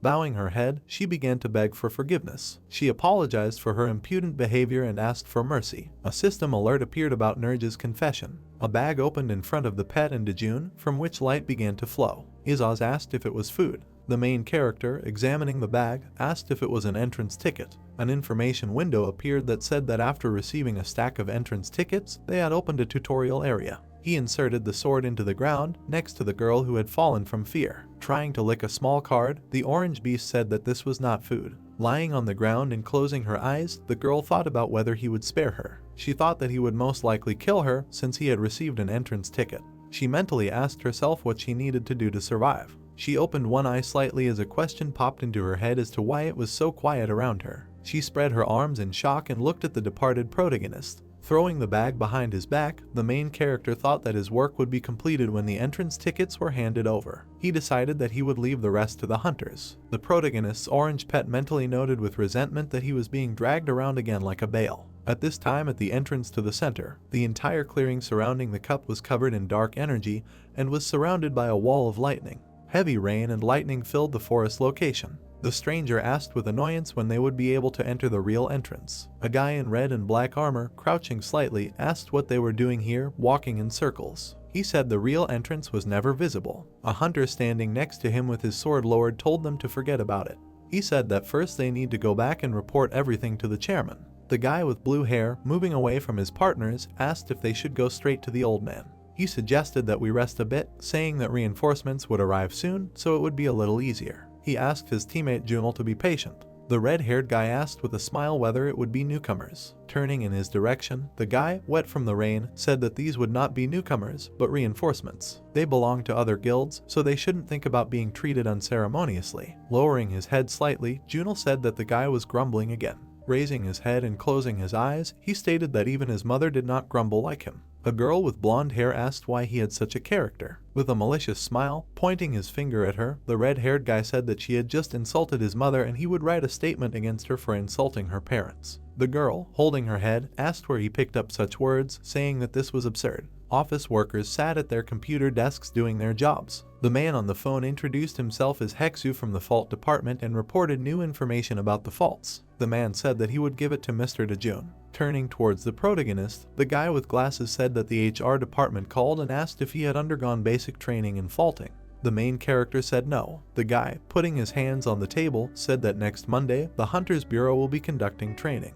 The protagonist agreed with a slight smile. Closing his eyes, he thought that he was just thinking about when to give him the entrance ticket. The red-haired girl raised her hand high and said that she had a B rank on Monday. Dojun said that he knew and stated that they would go together. Yeji asked with a smile if they could have dinner together then. A little embarrassed, she repeated that next time she wanted to have dinner with just the two of them. She also said that he was paying. The main character, realizing what she was talking about, looked at her. He agreed with her proposal. She joyfully raised her hands to her body and said that then they would meet at the entrance after everything was over. The guy sitting behind the protagonist said it was a great time. Monday, Hunter's Bureau. Several glass high-rise buildings stood above the city. The man greeted the students and said that they had all done a good job in the morning classes. Walking across the stage, he told them to have a good lunch and to be seated before the afternoon classes began. Walking through the audience with a bag behind his back, the main character mentally stated that now is the time to give away the entrance ticket. Someone outside the door told Junel that he was very tired and asked him to stop. The protagonist standing in front of the door thought that someone had come earlier and mentally asked himself what he could simply leave near the door. A guy passing by Dojun called out to him. Lowering his head slightly and exhaling, the guy asks what brought the protagonist to the president's office. He said that if he needed anything, he could just call on the phone. Looking at the guy, the protagonist says that he is currently undergoing basic training on faults. Opening his mouth in surprise, the guy asks the main character again. The protagonist asks what's wrong with this. The guy, stuttering slightly, says that it's nothing. Handing him the bag, Dojun tells him to give it to the president. Looking around slightly with the bag, the guy calls out to the departed protagonist. The main character, calling the elevator, says that he will go because he has class soon. Continuing to hold the gray bag in his hands, the guy calls Dojun again. Sighing, he slightly opens the bag, from which a purple light emanates. He evaluates the filling of the bag in surprise. He looks in shock at the item in the bag, which he took in his hand. The man near the board, holding the paper up, says it's time to start the afternoon class. He tells everyone to sit down.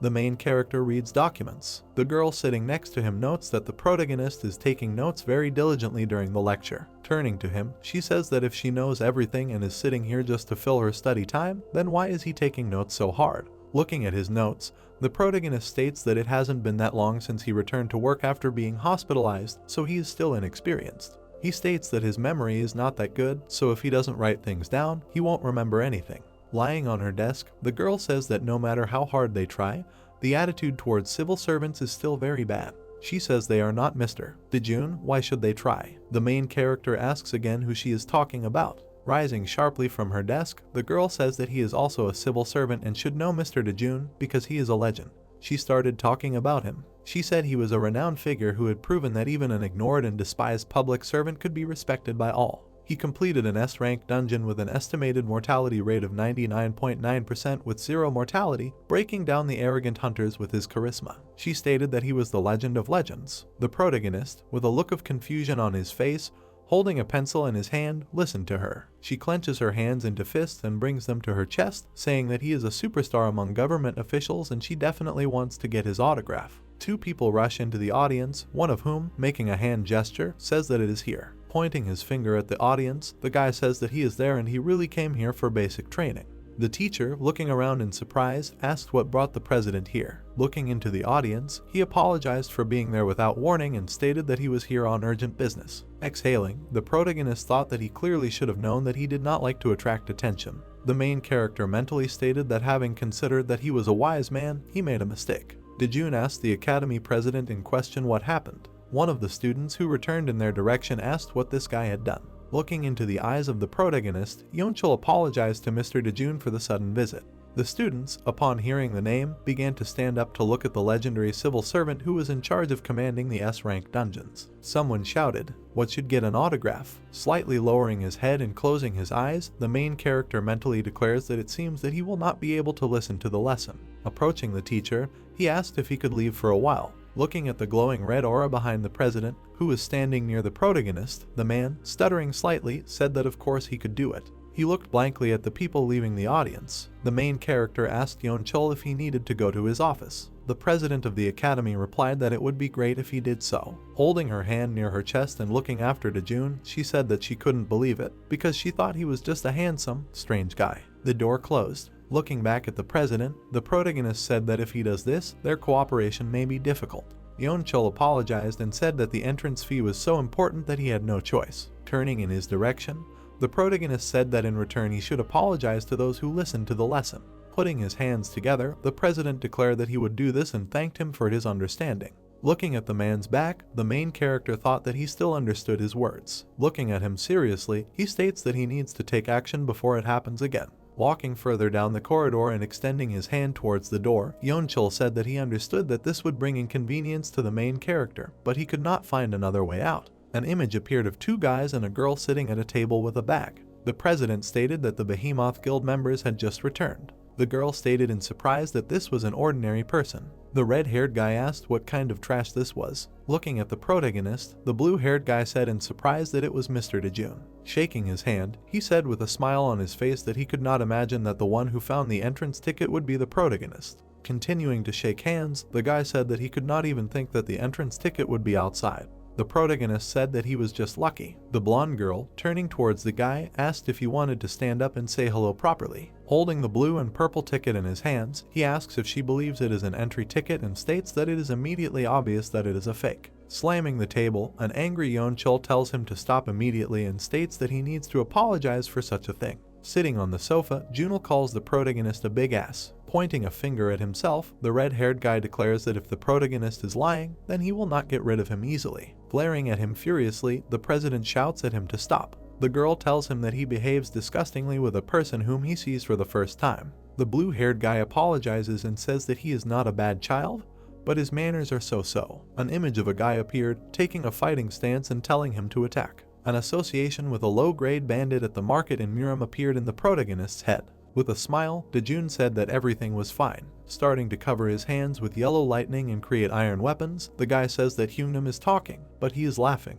He states that the one who brought the fake ticket has completely lost his fear. Creating an iron staff in his hand, the guy, laughing and putting his hand to his forehead, declares that civil servants are always hiding behind the backs of hunters. He says that the protagonist has never received it, so he doesn't know what pain is. Junel declares that he will personally demonstrate it to Mr. Civil Servant. He makes a dash with a spear covered with lightning towards the main character. Members of his team, looking at the guy's actions, ask him to stop. The main character calmly looks at the bladed weapon, which is already 2 centimeters from his forehead. He remained in place, and the red-haired guy stopped the attack and asked if he now understood who he was trying to deceive. Placing his hand on Dojun's shoulder, he asks with a malicious smile if he was scared if he couldn't move. Junel says that he would not hit a civilian and insults the protagonist. President Yeonchul looks at the guy in shock, sweat running down his face. Throwing his staff over his shoulders, the guy, raising his head and sighing, says that he even trained swindlers. He will say that he is too kind and that this is his problem. The main character addresses the president. He responds, opening his mouth and eyes wide. The protagonist looks at the man with a sincere smile. President Yeonchul claims that he doesn't really care about anything. With a grin, the main character declares that they raised their puppy poorly. The red-haired team members look at him in surprise. Turning towards the protagonist with sincere rage, Junel repeats his words. Covering his weapon in yellow lightning and extending his finger forward, the red-haired guy asks if the protagonist wants to die from this puppy. Hearing such a statement in his direction, a malicious smile appeared on Dojun's face. Turning to Junel, he showed him his power, a blue aura covering his body. Junel was very scared. He could not move, and his body bowed before the main character. Standing behind, Gankun and the white-haired girl were shocked that Junel was bowing her head. It all got to the point where he, groaning, knelt in front of the main character. He looked at him mercilessly. Junel, sweat pouring from his face, begged for mercy. Having saved him from suffering, Dojun said that this was only for the first time. Junel was holding his throat and trying to catch his breath after what happened. Dojun sat on the sofa while a long-haired blonde ran up to Junel and asked if he was okay. Ganghyun was horrified. He asked himself what that just happened, and was it possible that Dojun was able to subdue Junel with just energy. At that moment, without a single emotion, Dojun asked if he could hear why he was invited. Yenkal, bowing his head obediently in front of him, asked that the main character become a member of the center attack squad. Dojun answered sharply and coldly that he would not be part of the attacking squad. Hearing this answer, Yeonchul was a little disappointed, but did not show it and only thanked him for finding the entrance ticket, after which he reached into his pocket. A second later, Yeonchul handed Dojun a bank card, telling him to accept it as a thank you. Dojun looked at the card accusingly and turned to the president. Yeonchul folded his hands and asked him what it was, to which Dojun folded his hands in displeasure and replied that civil servants are fired if they take bribes. Yeonchul was scared and immediately hurried to say that it was just gratitude, to which Dojun said that in his industry this is a bribe. It was clear that the president was upset. However, Dojun said with a faint smile, if the president is sincere, he also wants to maintain good relations with the Hunters Bureau, Dojun said. Hearing this news, Yenkal immediately cheered up, saying that he agreed to everything. Dojun looked at the president with complete seriousness in his eyes and said that from now on, no matter what request Dojun makes of him. The president's face changed from joyful to fearful. He was afraid of what Dojun would say next. The members of Team Behemoth understood what was happening. You will give your consent, Dojun finished. Junel sat in the corner, overcome with fear and defeated. A drop of sweat ran down Ganghyun's cheek. He knew that these words actually meant that Dojun would become the head of the Hunter Bureau. The president agreed without hesitation. After thinking for a while, Yeonchul turned to Dojun and asked if he could promise him something. Dojun told him to speak. Yeonchul recalled the incidents in the rift and said that currently many hunters have died in it. The center boasts a level of difficulty that is not comparable to an ordinary rift. Folding his hands, Yeonchul asked a little worriedly if Dojun could at least in the center prevent the hunters from dying in vain. After a moment of hesitation, Dojun said that he would try. Joyful Yenkal, clapping his hands, said that then he would promise him anything. After that, Dojun stood up and, preparing to leave, said that they would discuss the rest later, and that it was time for him to return to training. As he left, Dojun finally told the president that in the future they should refrain from actions that could harm other people. Dojun left. Everyone in the office let out a relaxed sigh. Leaning back in his chair, Yenkal displeasedly asked those present if they had heard the news. Without waiting for an answer, he began to explain that Dojun was the commander of an S-rank dungeon and single-handedly dealt with the boss monster. Hearing this, everyone was shocked. Junal was scared and a bead of sweat was running down his face. Moreover, it took him less than a minute to kill the S-rank monster, the president continued. The white-haired girl doubtfully asked if he was really human. After a little hesitation, the president replied that probably. Ganghyun grabbed the hair on his head, saying that he had no idea how strong Dojun was. Unlike the worried Ganghyun, Dojun didn't think about anything. With his hands in his pockets, the main character returned to class. Arriving at the office, he found no one except the teacher. Walking into the office, he said that in the end he would still have to come and listen again. He scared the teacher with his conversations. The teacher waved to him and said with a smile on his face that he thought he would never see Dojun again. Dojun apologized. The teacher, holding his head, laughed and said that he had been trained. Dojun said that he had to leave in the middle of class. The teacher, holding the cube in his hand, said that he heard that he had more important things to do, and that all this was with the approval of the president. Lowering his head, Dojun thanked the teacher. Then the teacher handed him a cube with question marks drawn on it. He explained that this was a random box given to training participants. Dojun, holding the cube, looked at it with some frustration. The teacher at that time said that F-rank items most often drop out there, so he warned Dojun not to hope for anything and open it just for fun. Dojun turned around and walked away. Arriving at the meeting place, a happy Yeji jumped up behind Dojun. Looking at her, he asked how long she had been waiting, to which she, rummaging in her purse, said that she had just finished. Taking out the companion form from her bag, she handed it to Dojun and happily said that she now has rank B. The main character looked at her with pride and said that it was all thanks to her efforts, to which she became embarrassed. She skipped ahead of Dojun, hurrying him to quickly go eat. Night fell, the sky was clear, dotted with stars. Yeji's voice could be heard saying that they had eaten well and offering to eat more, to which Dojun's voice replied that it was time to return home. Dojun's house. In the room, the whole family was sitting around a random box. Looking at Yunhee, Dojun asked if she wanted to open it, to which she shrugged it off and said that she had already opened these several times and she always got F-rank items. Izaz laughed at Yunhee's unluckiness. Angry, Yunhee began to run after Izaz throughout the apartment, and Dojun, watching them, asked himself whether to open it for him. Taking the cube in his hands, he glowed red. Yunhee, who had Izaz in her hands, said that it was a dummy, because the light should be at least yellow. Suddenly the light of the box changed from red to yellow, after which it immediately changed to blue. Powerful energy filled the entire room, and a second later the light changed to purple. Yunhee shouted that if it comes up blue, it means an unexpected turn in life, and if it comes up purple, then it's already the level of the 9 o'clock news. Dojun sat calmly with the cube in his hand, not showing any excitement. Still holding the cube in his hand, Dojun waited for something to happen. Suddenly, a congratulation message appeared on the cube, and the next message said that he had discovered a spiritual heritage. Dojun looked at the transforming cube in his hand in surprise. The cube turned into a book, and Dojun asked himself if it was good, because no special power emanated from it. It was an encyclopedia dedicated to the center, compiled by a traveler to the spiritual world, an Epikuros. In his hand, instead of a cube, Dojun held a book. He was calm, but in his head he said that this was a spiritual heritage dedicated to the center. Putting his hand to his chin, he remembered that Nerges had said that dragons were born in the center. At the same moment, he showed the book to Izaz, asking if he knew what it was. With a straight face, he said that he didn't know. Dojun didn't really believe him. Turning to Casriel, he asked him too, but he said that he also knew nothing about the center except that he was born there. Realizing that no one knew anything, Dojun stared at the book. Then Dojun decided to ask Yunhee if she knew what the legacy rank was, to which she shook her head negatively and said that usually items up to S rank drop out, and she had never heard of anything like that.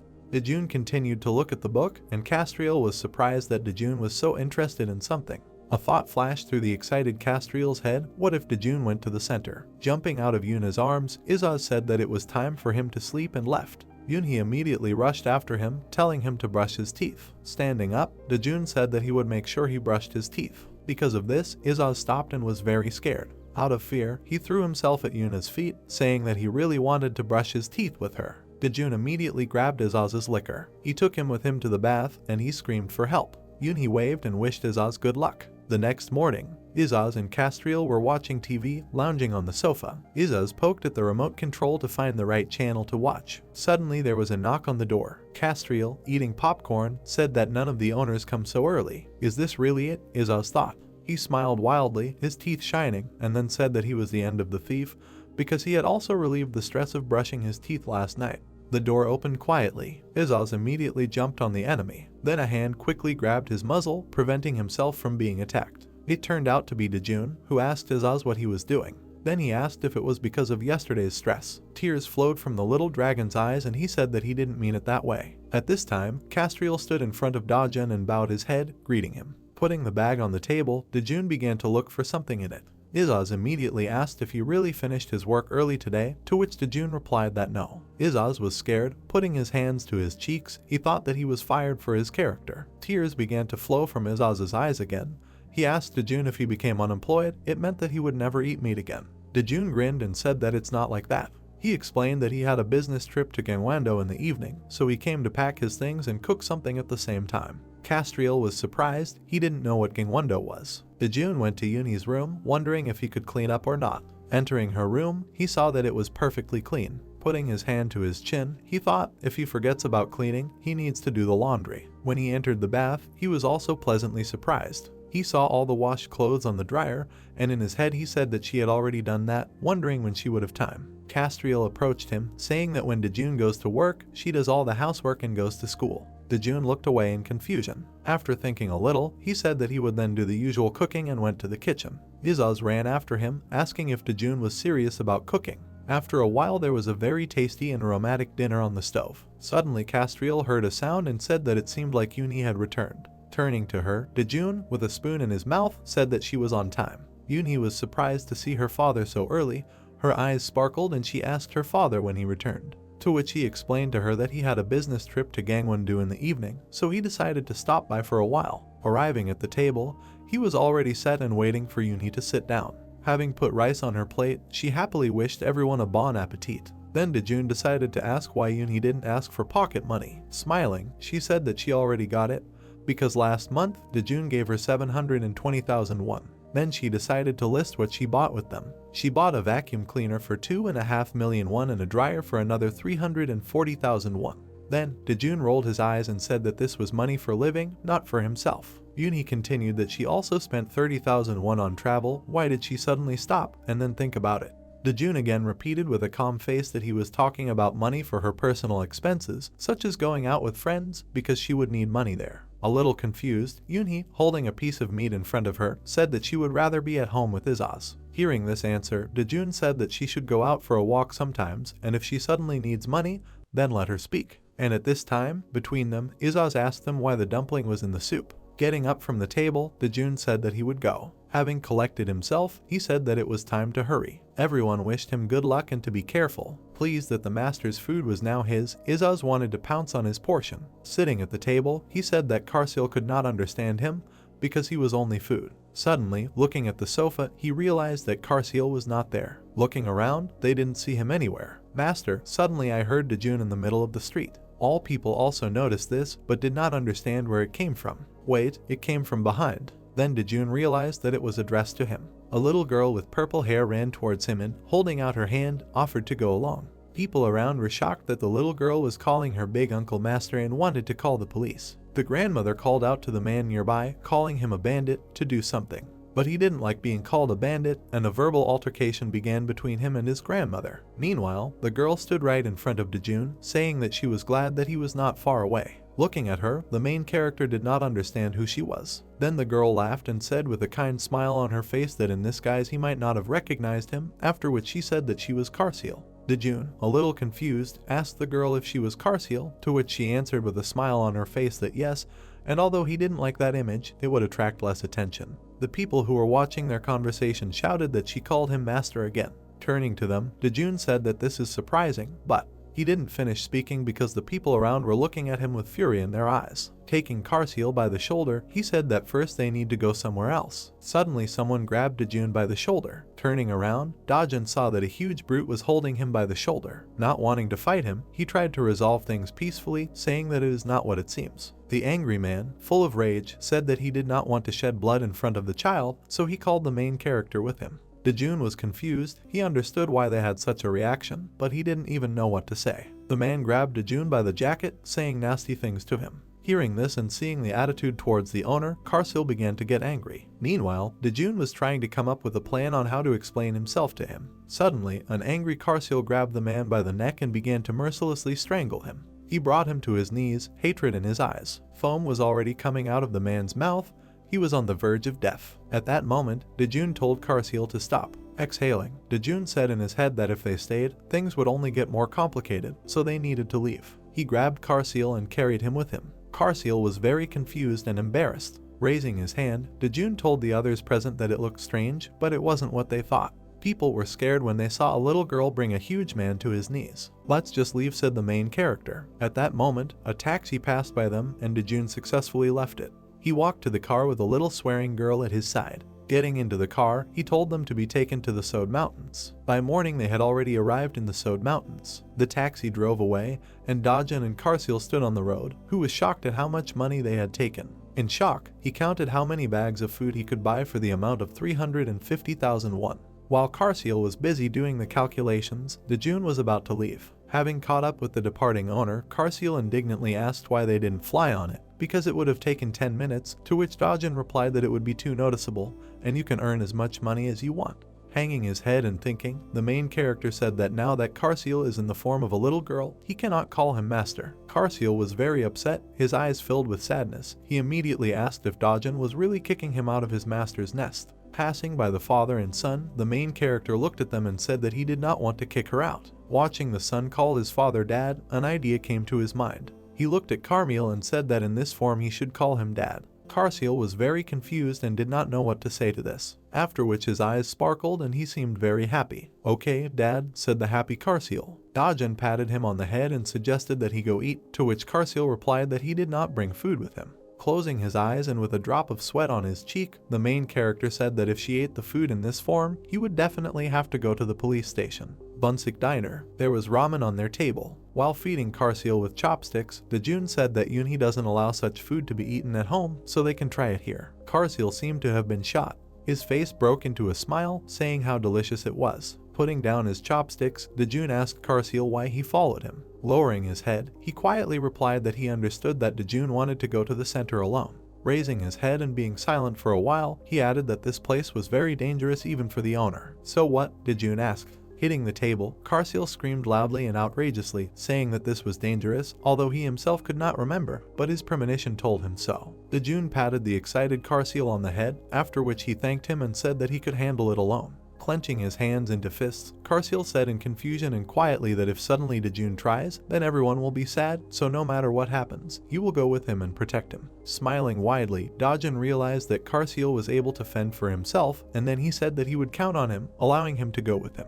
Karsil said with a serious face that he was ready. Mount Sode, entrance to the center. In the middle of the forest there was a very strong and large crater. Standing on the edge of the crater, at the bottom of which there is a crater, stood Dojun and Karsil. The main character, looking at his comrade, asked if they were coming, to which he decisively answered yes. He took the form of a dragon again. Looking at his master before jumping, he silently told the younger master not to worry. They both jumped into a funnel that was emitting strange lightning bolts. Suddenly they found themselves on the ground. Dojun immediately said that this is not the place where you go before entering the real entrance of the center. In front of them there was only a forest, and small islands were flying in the starry sky. Dojun then said that it looked quite peaceful. The main character reached into his bag, at the same time saying that since they were going to enter the real entrance of the center today, Karsil would also need this thing.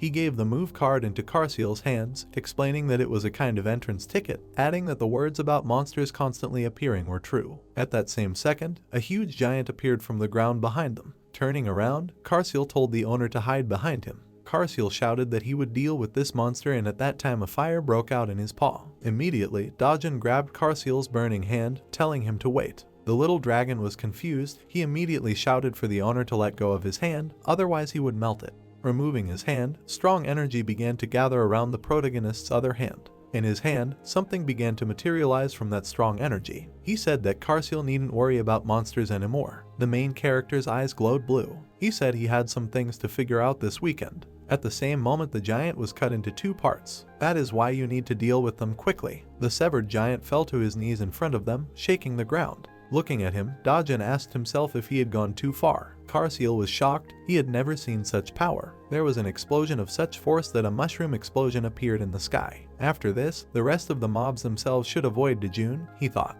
At this time, the flying fairy felt something. He asked if someone new had entered the center. Looking up, the fairy said that if he could feel his energy even here, then he was very strong. Then his face distorted with an ominous smile, and the thought flashed through his head that he would finally have a strong toy after so much time. "Hurry up," said the fairy. After killing the giant, they moved on, and then Karsiel asked Dojun where the entrance was. They walked through the bushes and trees. Hearing the dragon's question, Dojun said that judging by the energy he felt, they were almost there. Suddenly, among the bushes in the mountain, they saw a portal glowing with a red ominous light. Karsiel pointed his finger at him and asked if this was the entrance. "Looks like it," Dojun answered calmly. Karsiel immediately rushed to the portal, saying that then he would go first. Suddenly he turned his head and saw something unpleasant. In front of him at the entrance lay a man entangled in vines. Dojun opened the book he got from a random box, saying that if it was a person, then they should save him. "But this is not a person," Dojun continued, looking at a similar image in the book, after which he clicked on it, and the book immediately told him to indicate the purpose of the check. Pointing his finger at the man, a sign appeared in front of him that he had downloaded information about human hell. Afterwards, a notification immediately appeared that the progress of the encyclopedia had been increased, and a description of this creature appeared in the book on one of the pages. It was a trap plant that attacked when approached, danger level 1. After which Dojun was informed that he had received the status of Traveler of the Spiritual World. The next notice said that he was now granted additional anti-magic power. Dojun looked at the book and thought that it would be nice to get information by filling out the book, but he doesn't have much time for that, so he needs to go quickly. Karsiel anxiously clung to his owner's leg. They both looked at an eerie portal that made ominous sounds. Karsiel hiccuped in fear. "Master," Karsiel said anxiously. Dojun looked at the dragon questioningly. The little dragon was shaking with fear, asking if his master was afraid. Then Dojun, with a smile on his face, squatted down and patted the worried Karsiel on the head, asking him if he was afraid. There was only warmth in his eyes. Dojun said that if he was scared, he could take him home. Worried, Karsiel sadly asked if he would be a burden if he went with his master. Dojun assured him that everything would be fine and he would take care of everything. Then he extended his hand to the little dragon, asking him if he was ready to go, to which he, no longer afraid, with a smile on his face, gave his hand and said yes. And in his head, Karsiel said that as long as he was with the Elder Master, everything would be fine. Entering the portal, they found themselves in a cave. The dragon, flying and holding Dojun's hand, said that it was somehow strange here. Suddenly he grabbed his head, sweat began to pour down his face, and Karsiel himself said that his body was becoming heavier. Dojun looked at the dragon in surprise. Karsiel was getting worse, his mind was becoming clouded, and he himself said that he should not lose consciousness. Suddenly his mind went blank. Dojun, confused, picked him up by the hand and saw that he had lost consciousness. Placing it on his back, Dojun turned around and walked further through the cave. Center, tutorial area. First floor, an island floated in the sky, to which other smaller islands were attached by bridges. Karsiel woke up. Opening his eyes, he saw the bright sun. Still not recovered from sleep, he thought he could sleep a little longer. Closing his eyes, he began to fall asleep, basking in the sun. Suddenly he remembered everything. He jumped up sharply and began looking around with wild excitement, saying that he was definitely entering the center. Not far from him, Dojun was sitting on a sun lounger with a fishing rod in his hands, fishing. Seeing the owner, Karsiel was a little confused. He immediately asked what Dojun was doing, to which he, with a tired face, said that he was told to catch an artifact with this fishing rod, so he was fishing. Karsiel took the stick and lay down next to the owner, moving this stick through the water, asking what kind of bad person dared to give orders to his owner. Smiling slightly and closing his eyes, Dojun said that this was not an order, but something like a test, while noticing that he seemed to feel better. Karsiel gave off a kind and calm aura. In his head he said that he felt much better than usual. Maybe because he was born in the center, his energy increased, but he told Dojun that he felt peaceful. After thinking a little, Karsiel, coming closer to the owner, asked if it would be easier to go and catch the artifact himself, to which he answered him that the artifact would immediately disappear if it went into the water, so he waited for Karsiel to wake up. Hearing this, Karsiel asked why, to which the answer did not take long to arrive. Energy began to accumulate in Dojun's hand, which held the fishing rod, enveloping her. Dojun said he just didn't want to wake up Karsiel. He threw the fishing rod into the water again, only this time putting his strength into it. At the bottom of the reservoir lay jewelry, books, and other things. Suddenly the water began to ripple, to which Dojun told Karsiel to move back a little. Suddenly the water flew up, as if there had been a strong explosion in the reservoir. Together with the water, everything that was at the bottom of the reservoir rose and flew ashore. A golden catfish fell into Carseal's hands, and he immediately asked if this was a scam. And Dojun had a watch in his hands. He said that he caught it all with a fishing rod, which means it's not a scam. The fishing rod in the main character's hand began to disappear, which means the quest was completed. Opening the system screen in front of him, he asked himself what the next quest was like. The screen said Dojun caught the artifact, achievement completed, anti-magic power increased by 0.5, asking if he wished to combine the artifacts he received to get a higher level artifact. Holding the 3 required artifacts in his hand, Dojun said yes. A notification appeared in front of him about the start of the merger. Carseal looked at the beautiful combination of artifacts with surprise and a golden catfish in his hands. As soon as it ended, as a result of the merger, Dojun received the wizard's bracelet. In Dojun's hands was the same bracelet with beautiful blue stones. In the characteristics of the bracelet it was written that its rank is 3rd, it increases the damage of all skills by 30% and reduces the mana consumption of all skills by 10%. Carseal, throwing the catfish out of his hands, rushed to the owner, asking if something good fell out, to which Dojun said that this bracelet would suit Yunhee. Patting the happy Carseal on the head, he said that he was lucky. Putting the bracelet away in his bag, he asked himself what to do now. Suddenly he noticed something was wrong. An ominous portal suddenly appeared above the pond. At the same moment, someone's hand appeared from it. Carseal immediately assumed a fighting stance, telling his master to hide behind him. The fairy appeared with a crazy smile on her face. Dojun emotionlessly asked who she was. At this time, Carseal's face expressed particular excitement. She smiled madly. I was thinking about how to introduce myself to her. After which, her evil aura instantly changed to a good one. The fairy put her fingers to her cheeks and, pouting her lips, said that her name is Tala and she is the most reliable assistant for those who arrived in the tutorial area. Blowing a kiss, she asked him to take care of her. There was no emotion on Dojun's face. There was an awkward pause between them. Little Tala flew up to the main character and, hitting him on the head, indignantly asked why he did not react to her. Suddenly an ominous aura enveloped her. Carseal was very scared when he felt such energy. While playing with the hair on Dojun's head, Tala smiled madly and said that she wanted to play with him right now. Carseal was very frightened and was shaking with fear. Dojun turned to him and told him to stand behind him. The dragon hid behind its owner's leg. At that moment, Tala, hitting herself in the face, screamed that this was impossible. After all, this was her new toy and it was impossible for her to die so quickly. She turned away from them and confusedly asked if they had felt the terrifying energy. She jumped on Dojun's head and started hugging her, saying that she was very scared. Stroking his head, she asked him if he understood how terrible this place was. With bloodlust in her eyes, she said that without her they would die in the blink of an eye. Looking sideways at her, Dojun thought.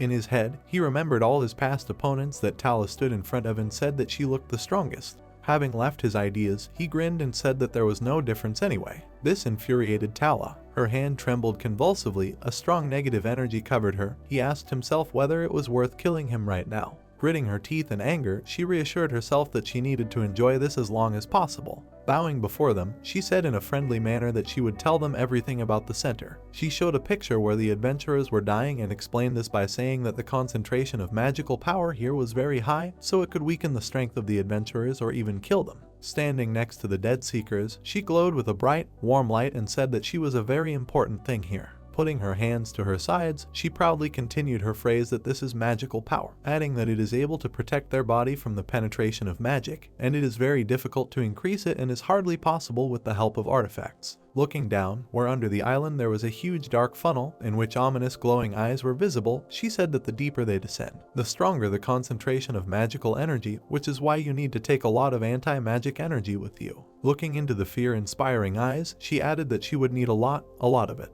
After which Tala joyfully flew around the main character, saying that they had already collected a lot of anti-magic power. Holding herself with both hands, she said with self-satisfaction that even so, without her help, Before she could finish, Dojun interrupted her and asked how he could get into the deep end. This infuriated Tala again, but she didn't show it. She just said in her head that this was the last time she would let him get away with this. Pointing forward, she said that on each floor there are tests, after passing which he will be able to go to the next floor, adding that on this floor he needs to catch the monster. After which, after a short silence, she added, pointing to the cliff, that if he was suddenly afraid, he could simply jump down, but he would absolutely die. Dojun looked at her and said, laughing, that he is sure that even if he jumps, that everything will be fine with him. Tala did not answer anything to this, she just lowered her head. She clenched her teeth in incredible anger and irritation. She was again enveloped in negative emotion. She could not resist and said that he was her first toy in a long time, so she endured it, but this was too much. Dojun looked at her with complete indifference, saying in his head that he cast the bait to check if the explanation written in the book was correct, but everything fits. Karsil, hiding behind the owner's leg, said that this could be dangerous. A spear appeared in the fairy's hands. She angrily said that he had better stop showing off if he wants to live.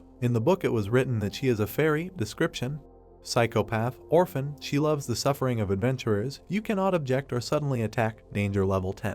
Dojun smiled. A strong energy enveloped him, after which he said that she had misunderstood something, because the one who now does not know his place. He put his hand forward, his eyes turned blue, and his power was terrifyingly strong. It's you, Dojun continued. There was an explosion. Tala was defeated. Dojun put a collar on her so that she wouldn't fly away. She cried and asked for forgiveness. Dojun, with Karsil on his back and a leash in his hands, told the fairy to shut up because it was interfering with his concentration. Pointing to the cage in the center of the main island, she said that the bird in it was the monster. A huge bird, seeing the approaching company, screamed furiously and began to fight in the cage. Tala asked if they would let her go now, to which Dojun said no. Tala burst into tears even more. Seeing this, Karsil laughed. While Karsil and Tala were arguing, Dojun was reading a book and reasoning that if he caught the bird, he would go to the second floor of the zone, right? He asked Tala. Yes, that's right, the fairy answered, suddenly noticing something. She saw an encyclopedia in Dojun's hands. She asked in surprise if it was a fake, to which he replied, no. She screamed in shock. How could she end up in his arms? Taking the tablet in his hands, he raised it above himself, photographing something, after which he replied that he had won it in a random box. After looking at the bird, Tala said that she would have to wait 5 minutes for the barrier to open, so she asked for more information about the random boxes. Taking hold of the cage, Dojun said that he didn't have time for this. Tala hurried to tell him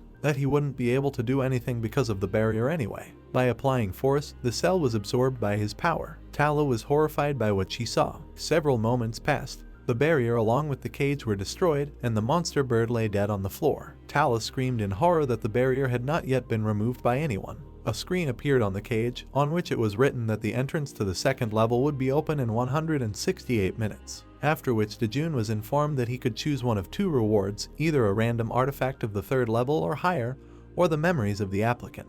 A red ruby and a box with question marks appeared in front of the main character. Looking at them, Karsil said that the 3rd level artifact was a valuable thing. Signs with their explanation appeared next to the objects. A box with an artifact containing an item of level 3 or higher. Red ruby, Challenger's Memories, Tutorial Zone, level 1, when used, teleports to the first level of the tutorial zone as a save point, one-time use. After which it was written that if he selected the applicant's memories, after 10 minutes they would automatically be thrown out of the center. Dojun thought for a moment and chose the Challenger's Memories. Tala looked at him in surprise. Pointing to the box with the artifact, she asked in shock why he didn't choose it, since the 3rd level artifact was very valuable here. Dojun looked at the ruby in his hand as he replied that he had work next week. Hearing this, Karsil said that they could just run then, to which Dojun smiled and replied that he had something to do before Monday. Tala was shocked. She opened her mouth wide and didn't know what to say. In her head she said he was crazy. Dojun looked at her sharply, calling out. Tala was very scared because she thought that he had read her thoughts. Dojun and Karsil began to disappear, and a notification appeared above the protagonist's head that a forced exit from the center was being carried out.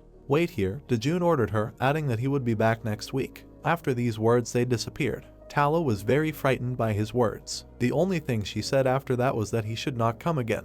Yunhee was cooking in the kitchen. Behind her, a disgruntled Izaz sat at the table. Unhappy, he turned to Yunhee and asked why there was no meat in his food. Yunhee, going up to him and poking him in the stomach, said that ovozi should also be eaten. Then Izaz jumped up and, hitting the table with his paw, asked if she was not giving him meat because the owner was not at home. Confused, Yunhee replied, "No, this is all for your health," she said. Izaz became very angry at these words. He jumped up, started jumping, running and shouting that she was sorry because he was also a member of the family. Yunhee, starting to eat, told him to be patient a little because when her father returns, she will prepare a lot of meat-side dishes. Izaz calmed down, but dissatisfaction was still visible on his face. He jumped off the chair and ran away with a displeased face. Pressed against the glass, he looked at the moon. His eyes were filled with sadness, and he said, because she said that she would fulfill his wish. The moon in the sky smiled and said no. Hearing such a cold answer, he burst into tears and asked to make the owner return faster, to which he also received a refusal. He was very upset when suddenly there was a knock.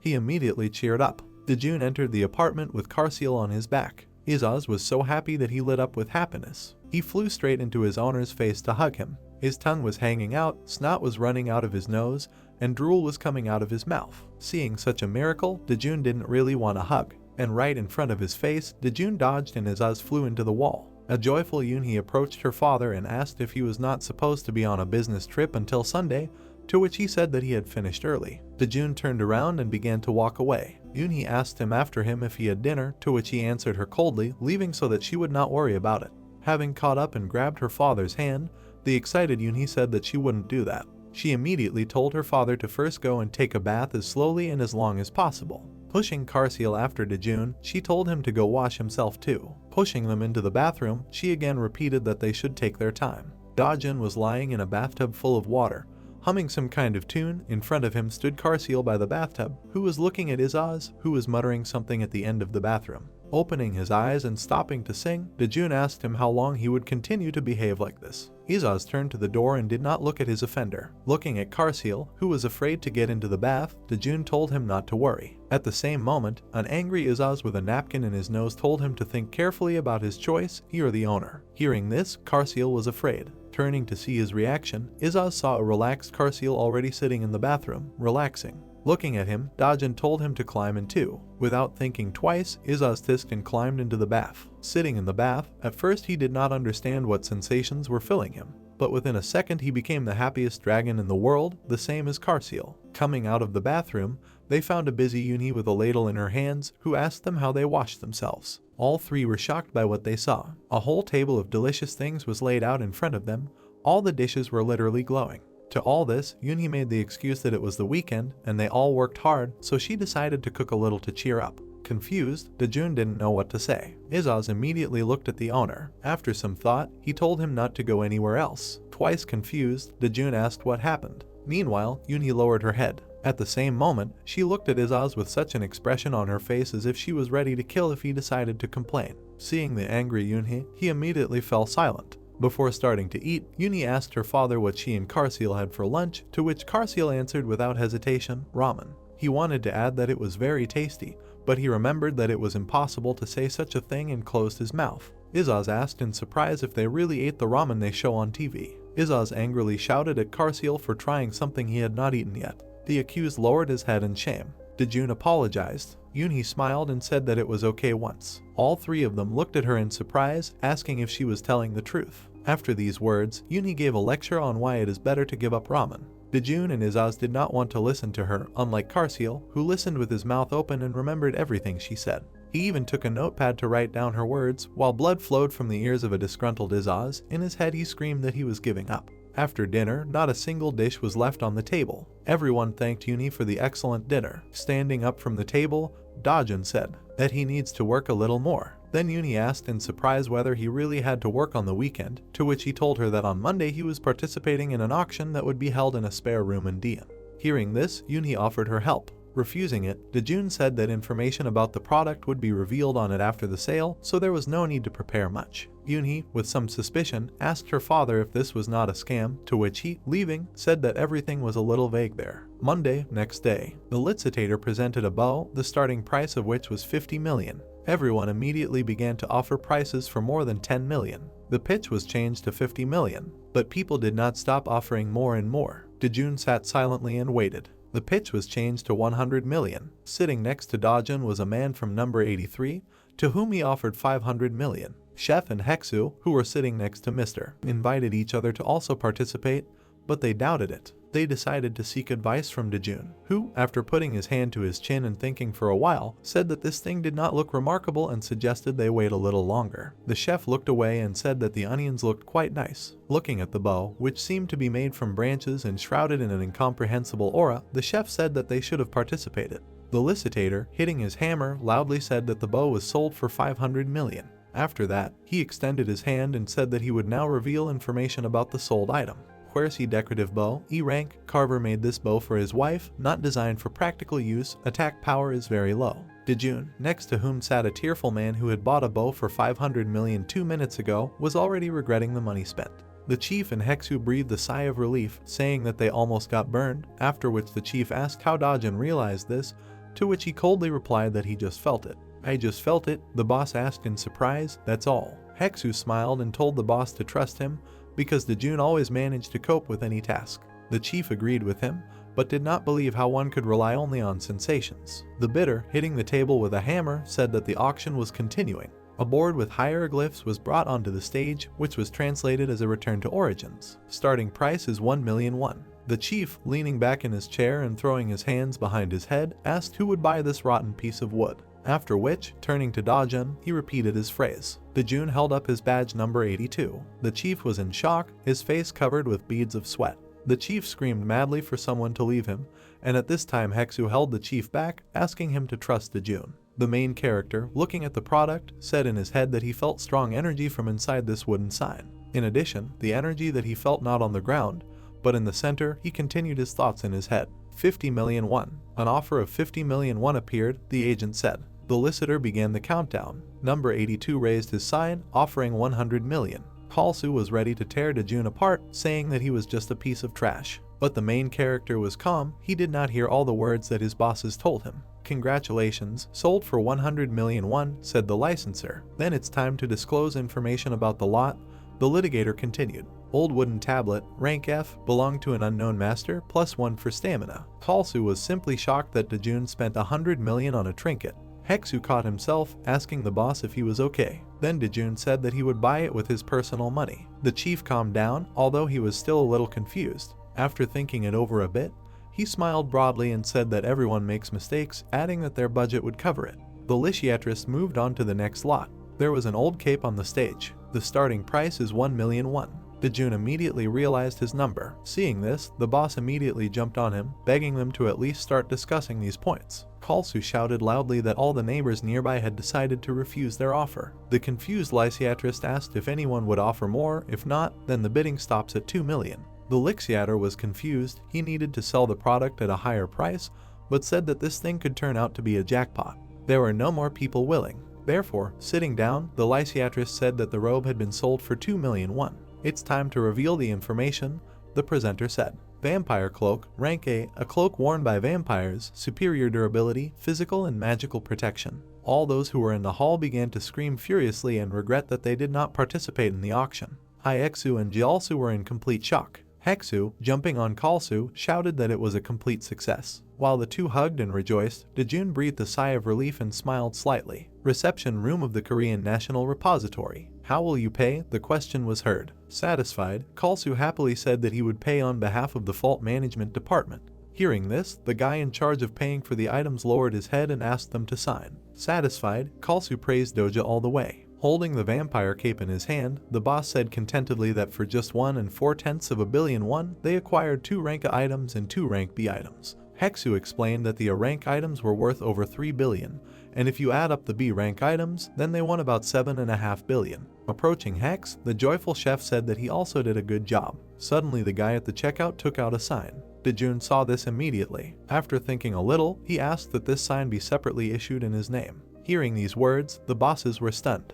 Heksu turned to Dojun and asked why he was doing this, since it was even better than winning the jackpot at the casino, to which the main character replied that he was fine. At this moment, after hearing Heksu's words about the casino, she also asked if he had played in the casino. What should we do then? Asked the guy with a sign in his hands. Approaching the table, Dojun told him to do as he was told, adding that he would pay right now and take it with him. Payment confirmed. The next second, the sign was already in the hand of the protagonist, who in his head said that he was definitely not mistaken. Looking at this sign, he said that he could definitely feel the energy that he sensed in the center. At that moment, something began to happen. Suddenly, Dojun found himself in a place unfamiliar to him. Looking around, he asked himself whether it was worth breaking this place by force. Suddenly, he saw a silhouette. It turned out to be a girl who looked like a goddess. She was taking a sword out of its sheath, saying that it was not ready yet and that it should come back when it was ready. Dojun immediately began to gather strength in his hand, when I suddenly realized that something was wrong. The magic around his hand dissipated, and he himself realized that he could not move.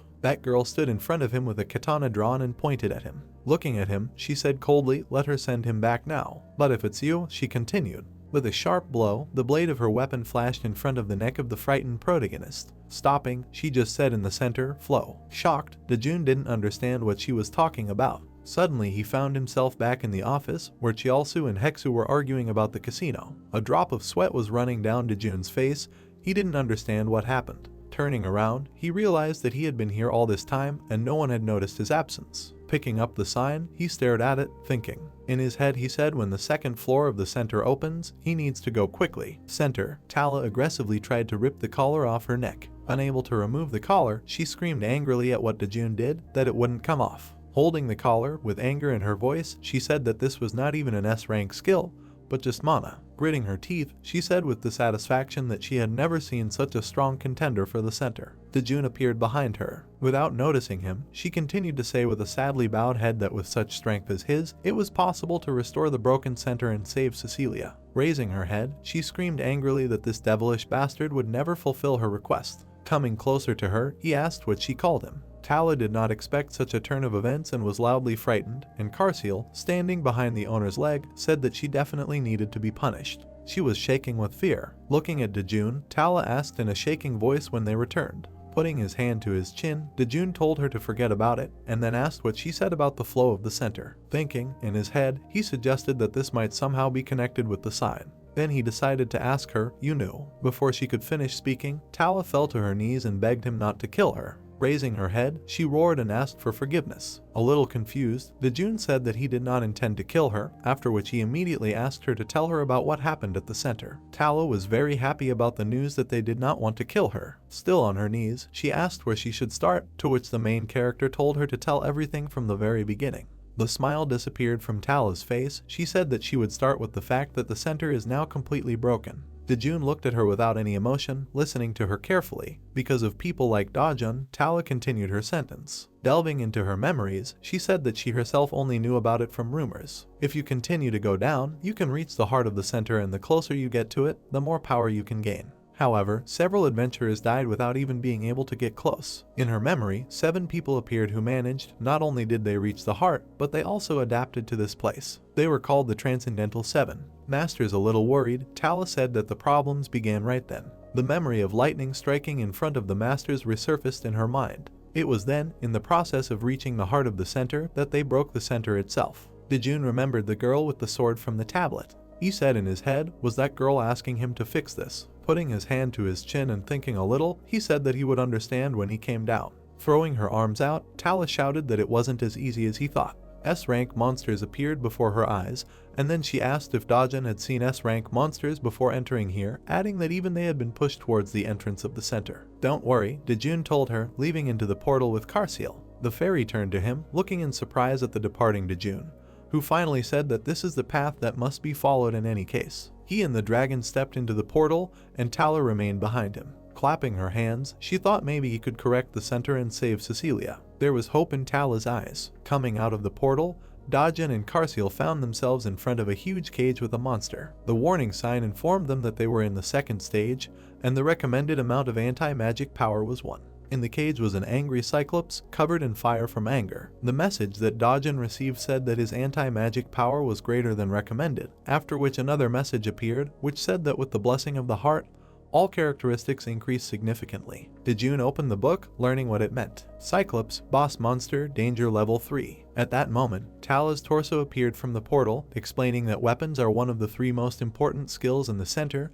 In other words, they are skills that strengthen the body. Pointing to the subway station behind her, she said that if they took the subway, there would be a monster at every station, and every time they caught a monster, they could level up the weaponry. Suddenly, the Cyclops' hands turned red. Tala pointed at them. This is the skill of weaponry, she continued. Suddenly, she saw the encyclopedia in Dojun's hands and asked if there was a description of her in it, to which he replied that it was there, but it was better for her not to see it. Scratching her chin, an interested Tala said she wanted to look even more. Dojun threw the book at her without thinking. The joyful fairy began to look for her page. She smiled madly, imagining that if it said the strongest Tusitala, then it would be a little embarrassing. Opening her page, she read the description, which says, Psychopath, Orphan. After that, she immediately slammed the book shut, and behind her was a giggling Carciel. Dojun closed his eyes and said that he was saying that it was better not to look. The drooping Tala gave the book and called everyone to the subway. Arriving at the metro, a train stopped in front of them. Pointing at it, Tala said that they could sit down.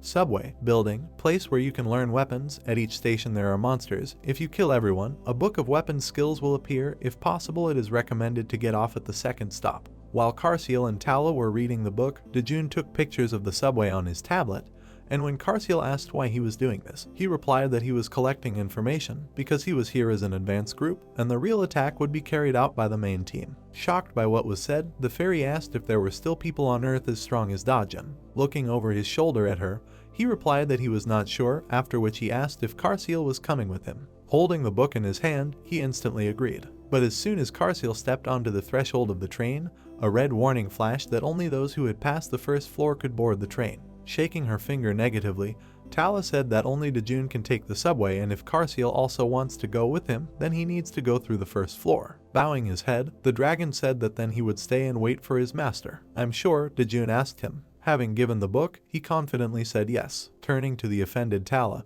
he asked her how many stops there were, to which she coldly replied that she didn't know, wasn't it written in the book. Holding the book in front of him, Dojun said that this man seemed to only write down what he experienced himself, and the book only has information up to the second stop. Tala lightheartedly said that she herself didn't know for sure, so she couldn't say anything, but she warned him not to stay long. Doors are closing. Turning around sharply, with some excitement, Tala shouted to Dojun not to go too far. The doors slammed shut and Dojun waved off Tala and her boring warnings. Seeing that the fairy was worried, Karsiel said that she should not worry, because his master is the strongest and invincible person of all time. 2 hours later, sitting on the floor, Karsiel asked how long it usually takes, to which the fairy, thoughtful, replied that it was about 2 hours and that Dojun would be back soon. 4 hours later, both were already starting to worry, not understanding where the main character was disappearing. Meanwhile, at one of the stations, Dojun was photographing everything on his tablet. While at one of the stops, he photographed a monster that looked very much like a human. Opening the book, he asked in his head whether he needed to enter all the information he had collected into the encyclopedia. Looking at one of the pages, there was nothing on it except the inscription that it was impossible to verify information about this object.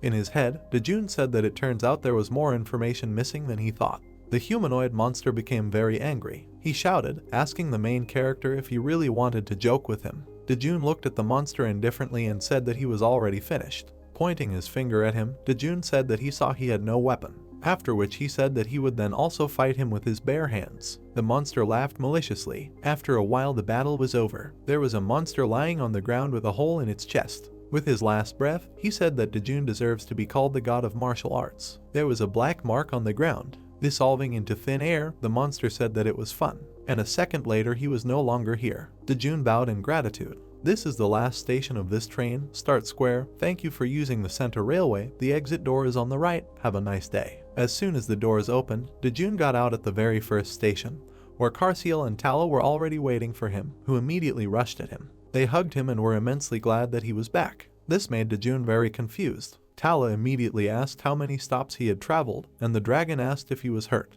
Hugging Karsiel, he said that he had reached the very end. Hearing this, the fairy's jaw dropped. While walking up the stairs, Dojun told Tal that he was given a weapon skill. A train painted in the colors of the rainbow appeared in Tala's head, after which she said that the weapons become stronger, ranging from red to purple in the order of the colors of the rainbow, and the more dances he completed, the higher his skill became. She was confused. She wondered if he would just start with purple right away. But purple is a color that only a traveler who gets close to his heart can possess. An explosion thundered. The fairy's face was distorted in horror and surprise. She saw that the monster in the cage was defeated on the second level. To her left stood Dojun, his hand covered in a black aura. A notification appeared that in 168 hours he would be able to move to the third stage of the tutorial zone. Seeing the black aura, Tala was very surprised, because she had never seen or even heard such a thing before. Of the 2 awards, he again chose the memoirs of the applicant. Tala immediately rushed to Dojun, asking what his overall level of weapon skill was. The main character answered lightheartedly that it was only 0.1%.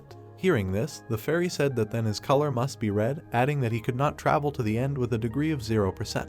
Lowering his head, he said that it was most likely all due to differences in rank. At that moment he opened the system window. It was written on it, "Weapons, the truth." Monday morning, Dojun's place of work. The main character drew little people on the screen. At that time, Kalsu, sitting not far from him, was saying when the weekend would start. Lazily exhaling air, he continued to say that setting an auction record is good, but if you manage to do your job well, then they harass you a lot, and if you do well, they give you even more to do, right, guys? Before they could answer, San suddenly came into their office, waving to everyone and saying hello. Walking in, he, still waving his hand, asked if everyone was doing well. Everyone except Dojun looked down, saying that this guy has come again. The main character turned questioningly to the guest. "Who is he?" he asked Hexa, to which he, with bags under his eyes, replied that he was a representative of a small workshop, but he was a fraudster. Kalsu displeasedly asked him why he had come again, to which San, smiling, said that he had come all the way from Busan to see him. Kalsu immediately said that he was a scoundrel,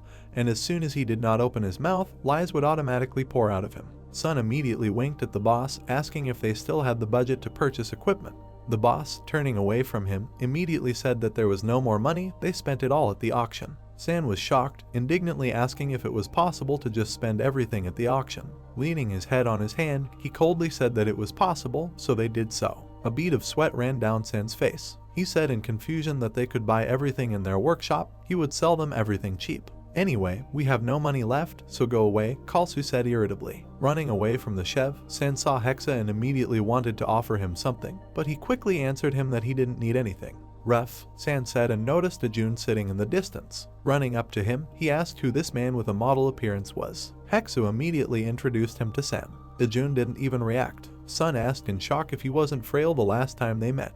He jumped from side to side, asking if a person could really change so much in just a couple of months, and then asked Dojun if he remembered him. And right after that, he said that he hoped he drank all the mana supplement he bought last time. Turning to him, Dojun sharply said that he did not remember him, after which he asked about the mana supplement. San immediately pulled out a bottle from his bag, introducing Dojun to the new product. While showing it to the main character, San said that it was originally worth 4 million won, but especially for the handsome Mr. Dojun. Only today, he will always sell it to him for 20,000 won, saying after that once he drinks it, he will become an S-rank hunter, because a civil servant like him became an S-rank hunter by drinking this drink. "Mr. Dojun said, but before he could finish speaking, San interrupted him, convincing him to buy one box first. Immediately after this, the main character told him to be glad that he was able to deceive him last time, reminding him that for fraud with hunters' items they get a life sentence. After these words, the frightened Sen tried to justify himself, saying that he never deceives. Looking at Sen disapprovingly,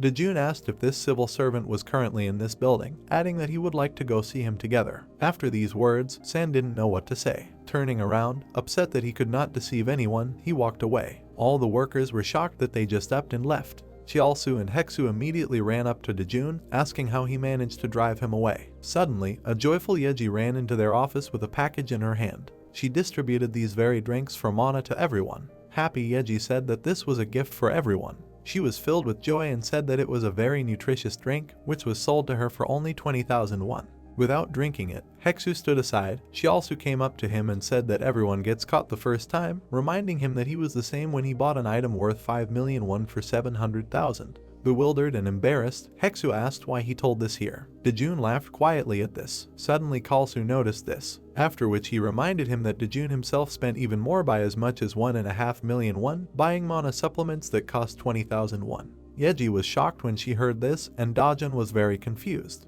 A little upset, Yeji asked if this was a scam, to which Hexu, after drinking a little of the drink, said that it was not at all and thanked him for the drink. Kalsu also thanked Yeji for the drink and began to drink. Joyful Yeji said it was great, and at this time, the angry Dojun was clutching a bottle of drink in his hand. Late evening, Dojun returned home. Dojun brought a package with him. As soon as Izaz saw it, he immediately asked if it was food, to which he received the answer that it was not for him. He put the package on the table. Yunhee, coming up, asked in surprise what it was. Dojun replied that it was a nutritious drink for mana. "Really?" Yunhee asked. Dojun asked her in surprise if she really knew about him too. Holding the bottle in her hand, she smiled and said that this drink was very popular on the internet lately, and then asked if he bought it himself. Dojun replied that Yeji gave it to him. Yuna's expression changed. She was not very happy to hear that name. Izaz also came to the table and took the bottle. Yunhee, standing with a bottle in her hand, coldly said that she needed to send a message of gratitude to Yeji. Izaz, holding a bottle in his hand, laughed and sarcastically asked, "And this is a nutritious drink for mana?" With a mischievous smile on his face,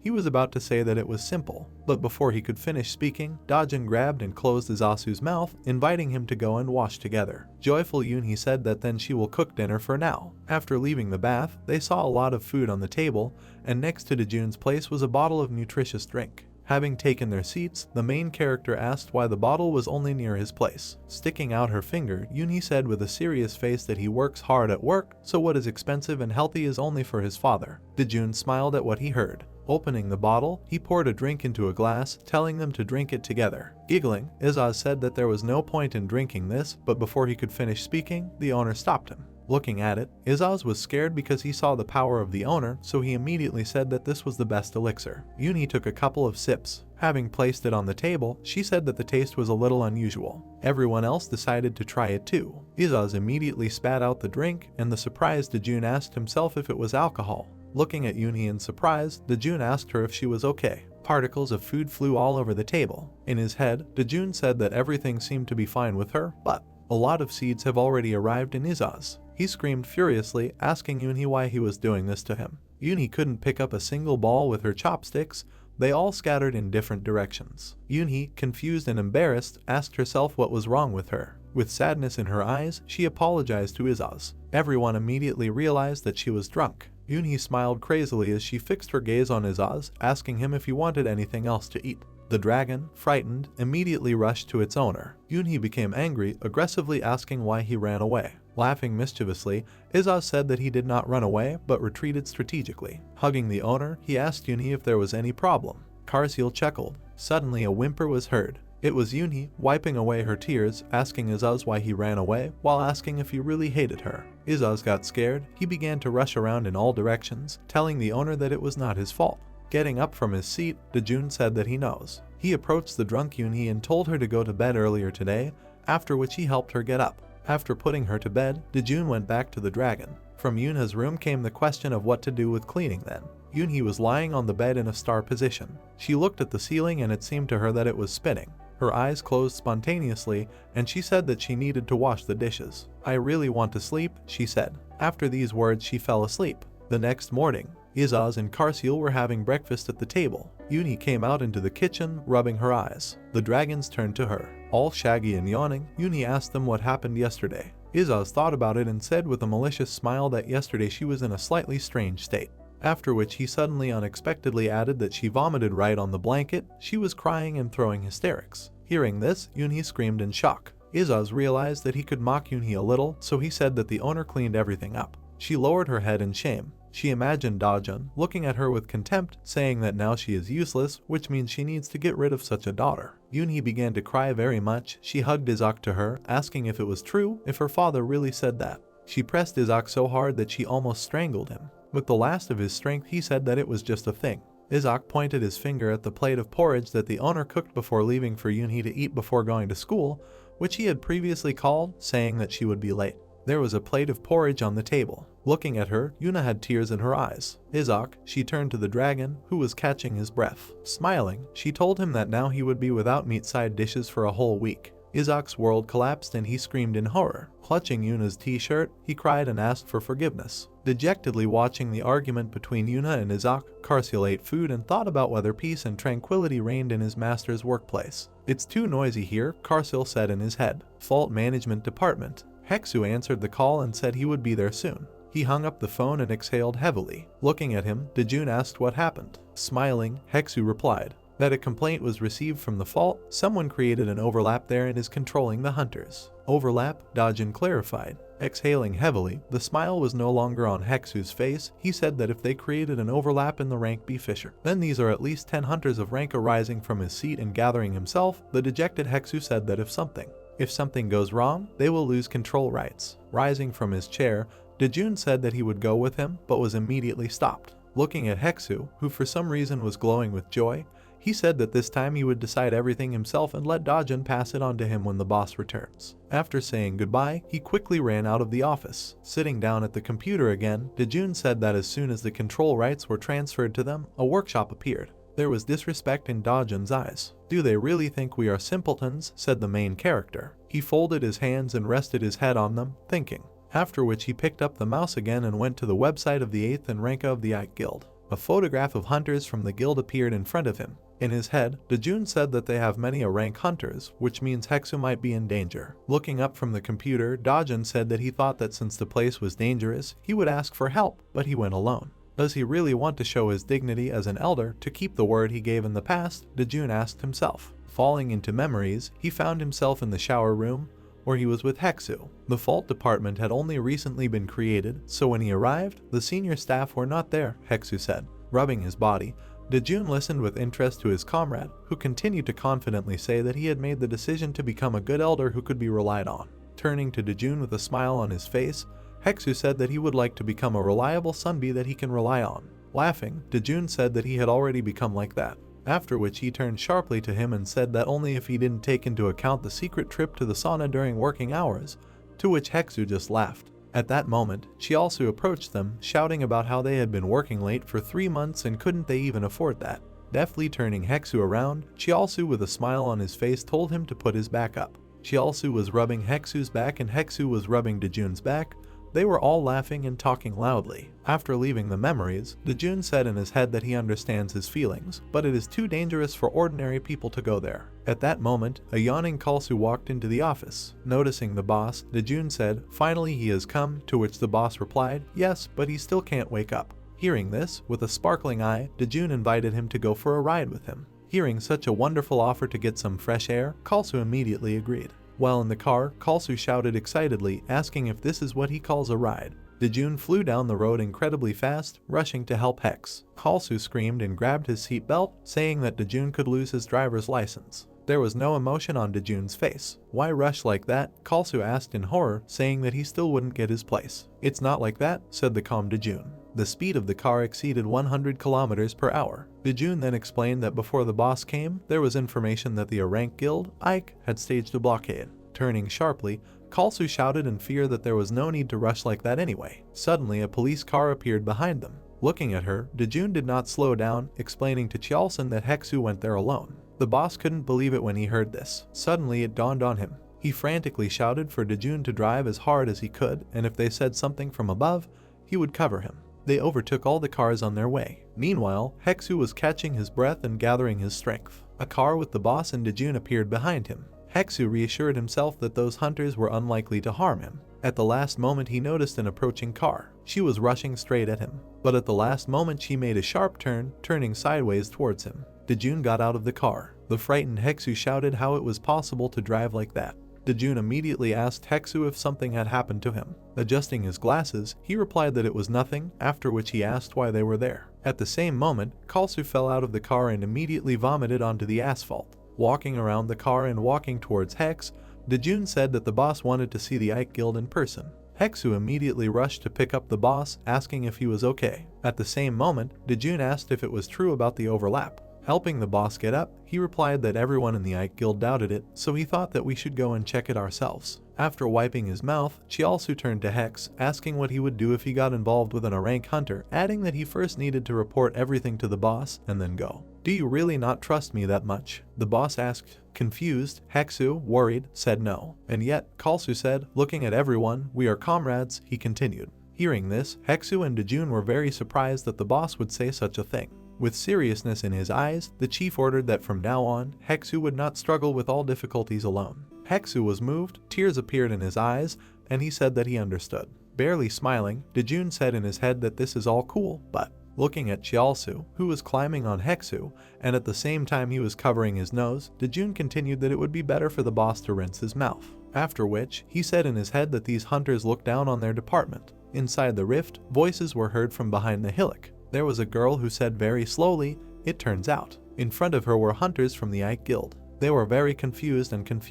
The girl continued, saying that it was true that they had built a ceiling, to which they hesitantly replied that this was not so. The girl, pointing her finger at them and shouting indignantly, said that only 10 people occupied as much as 70% of the hunting grounds. What else can you call it, if not an overlap? Without stopping to scream, she wondered why S-rank hunters would even come to this dungeon. Suddenly a portal appeared behind them. All three entered it. Enraged, Kalsu shouted where the hunters were because state power had come. Dojun saw a schoolgirl who studies at the same school as Yunhee. She was screaming and scolding the high-level hunters. Chialsu, with a terrible smell of Iso Raya, leaned towards Hex, who had tissues in his nose, asking what she was even hoping for, shouting at the Ike Guild, to which he replied that he was more surprised that S-rank hunter Changshik looked pinned to the wall. Suddenly the girl noticed them and looked displeased in their direction. She immediately shouted towards the government officials to quickly arrest these people, pointing at the hunters. Dojun looked at her silently, asking himself in his head if she was learning vocals since she was quite loud. Kalsu, approaching the hunters, seriously asked if the student was telling the truth.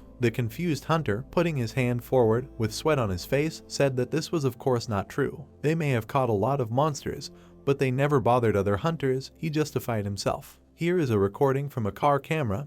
After these words, he put a small SD disc in the boss's hand. They immediately inserted the disc into the tablet to take a look. For several minutes they watched with rapt attention what was happening on the screen. The smug girl, proudly raising her head, asked if it was true that she was right. After watching the video from the camera, coughing into his hand, the chief said that this was not an overlap. The girl turned away angrily, asking if the civil servants really sided with the Ranka Guild. The confused hunter immediately turned to the girl, calling her urine and saying that he had already asked for forgiveness. Hearing him call the girl, Chialsu and Heksu were horrified. Turning around, Dojun saw his two partners shaking in fear and then immediately asked them what happened. The enraged image of Yurin Yongchul's father, the president of the Hunter Bureau, appeared before the two's eyes. The two of them immediately rushed to Yurin to bow and apologize. She accepted their apology coldly, telling them all to prepare to resign. Without a single emotion, Dojun looked at all this and asked in his head whether all this noise since the very morning was just because of one petty girl. "It would be better if I went to school,"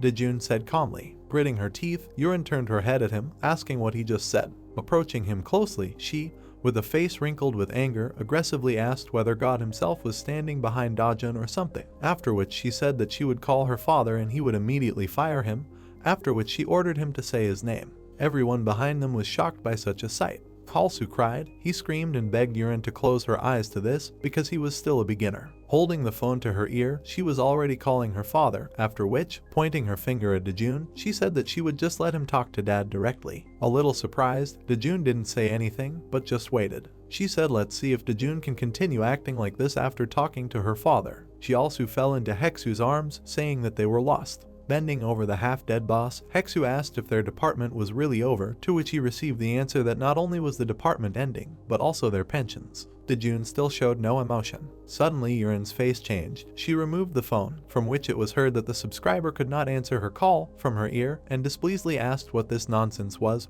he really busy? Pointing her finger at the main character again, Yurin ordered him to follow her. At that moment, she also perked up and tearfully told Dojun that it was a matter of life and death for their team, and then asked him to beg her to control her anger. Dojun calmly replied that he would do his best. The boss burst into tears again, saying that he didn't need to try, but to do it exactly. With tears in his eyes, OK shouted that he believed in Dojun. Stepping aside, Yurin finally got through to her father and said that there was a civil servant here who was negligent in his duties and asked to fire him. After which she handed the phone to Dojun. Looking at her phone, an angry voice came from there, saying that it was no longer useless to beg. Dojun said to himself that she and her father seemed to have a good relationship. He put the phone to his ear. Yonchul introduced himself, to which Dojun introduced himself in response. There was nothing but silence on the line. "Hello," Dojun said. Yurin looked at him in surprise, and the thought flashed through her mind that Dojun was a painfully familiar name. And at this time, complete chaos was happening in Yenkal's office. Everyone was rushing from side to side, and then Yenkal began to ask in horror how Dojun was doing all this time and if there were any problems. To this, Dojun calmly replied that everything was fine, but thanks to his daughter, they appeared. Yeonchul immediately apologized, saying that there was still a lot his daughter didn't know. Smiling, Dojun said that he understood everything, because she was still young.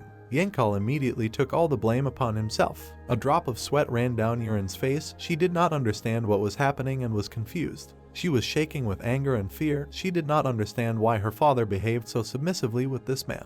Dojun then said that she skipped school today and also subjected busy civil servants to training like mongrels, and then asked her father what he should do. Yenkal was very scared for his daughter and, stuttering, asked for forgiveness for her. And at this time Yurin still could not understand who this Dojun was. Suddenly she seemed to be shot through. She remembered the newspaper where it was written about Dojun. She remembered that he was the commander-in-chief of an S-rank fault.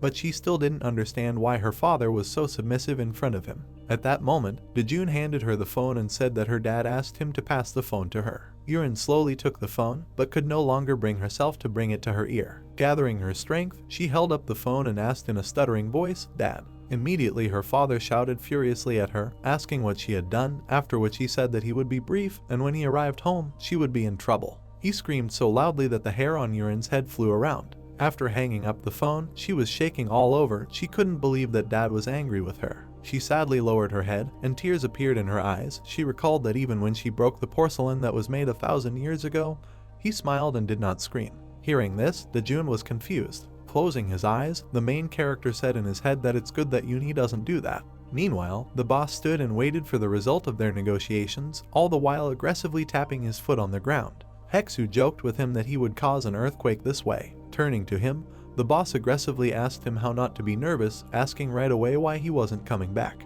"They are coming," I heard from the hunter. Everyone started shouting at once. Where? Dojun walked in the distance, and behind him walked a disappointed and downcast Yuren. Approaching everyone, the main character told Yuren to quickly ask everyone for forgiveness. The boss got scared and started apologizing for Dojun, saying that he didn't mean it that way. Immediately after these words, Yuren apologized. Everyone present was shocked. They did not believe that this was possible. Tears appeared in her eyes and quickly flowed down her face. She said that she was sorry that they had come such a long way because of her, and that she was sorry that she had so imprudently accused the guild of blocking them. The hunter immediately began to calm her down, saying that this was a situation that could be misunderstood. Smiling, Dojun said that everything seemed to be resolved well. Behind him, his colleagues stood as if confused. Approaching the hunter, he said that the issue with the complaint had been resolved, asking if they could now go, to which the hunter thanked him. Everyone was returning back. Dojun and Yuren were ahead of everyone, and behind them were the chief and Heksu, who did not understand whether they were dreaming or not.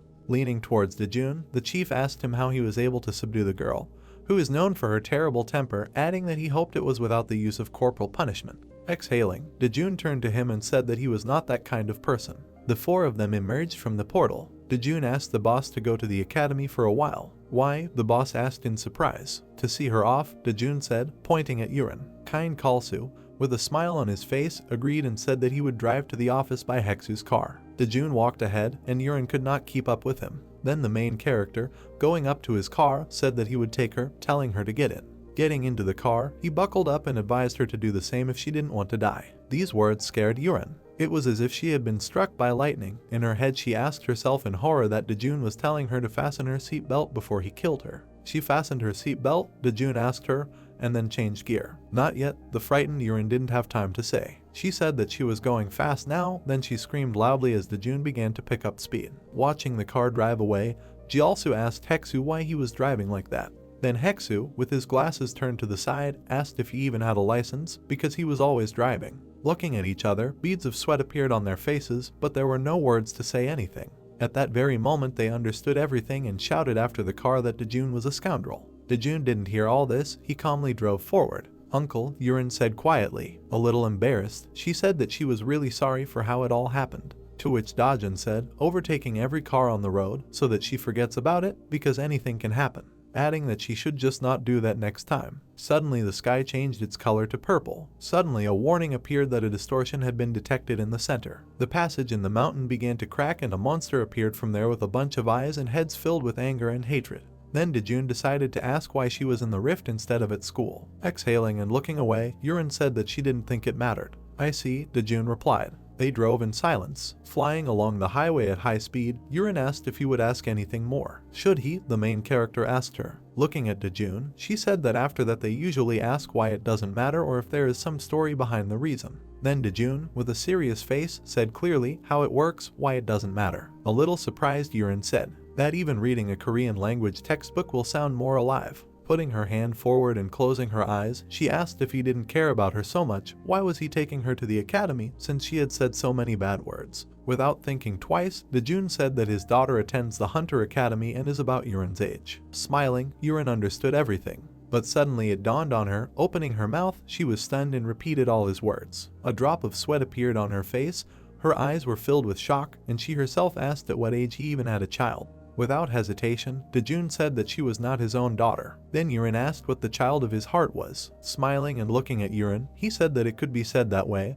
after which he still asked why school seemed like a trifle to her. Folding her hands, she proudly said that she thought she would become something like an rank hunter, but school is always about the basics and it's very boring. A little quieter than usual, she said that her dad said she needed to gain experience at the academy, but she thought it was a waste of time. Turning to Dojun, she asked if he thought the same as she did, to which she received the answer that there was truth in her words, but her father had not said anything wrong. She beamed with joy at Dojun's approval of her words. Suddenly a sign appeared that a distortion had been detected in the center. Seeing this, Eren got scared and asked Dojun what the distortion meant. The main character did not answer, silently continuing to move. Suddenly, two monsters appeared in front of his car, both the first and second levels of the center. People got out of their cars and ran in the opposite direction from the monsters. Just like everyone else, Dojun and Yurin got out of the car. There was not an ounce of worry on Dojun's face. In his head he was asking why those who should be in the center appeared here. The monsters looked straight at Dojun. He decided that he would ask Tala about this later. At the same moment, the monster bird released a large stream of fire at them.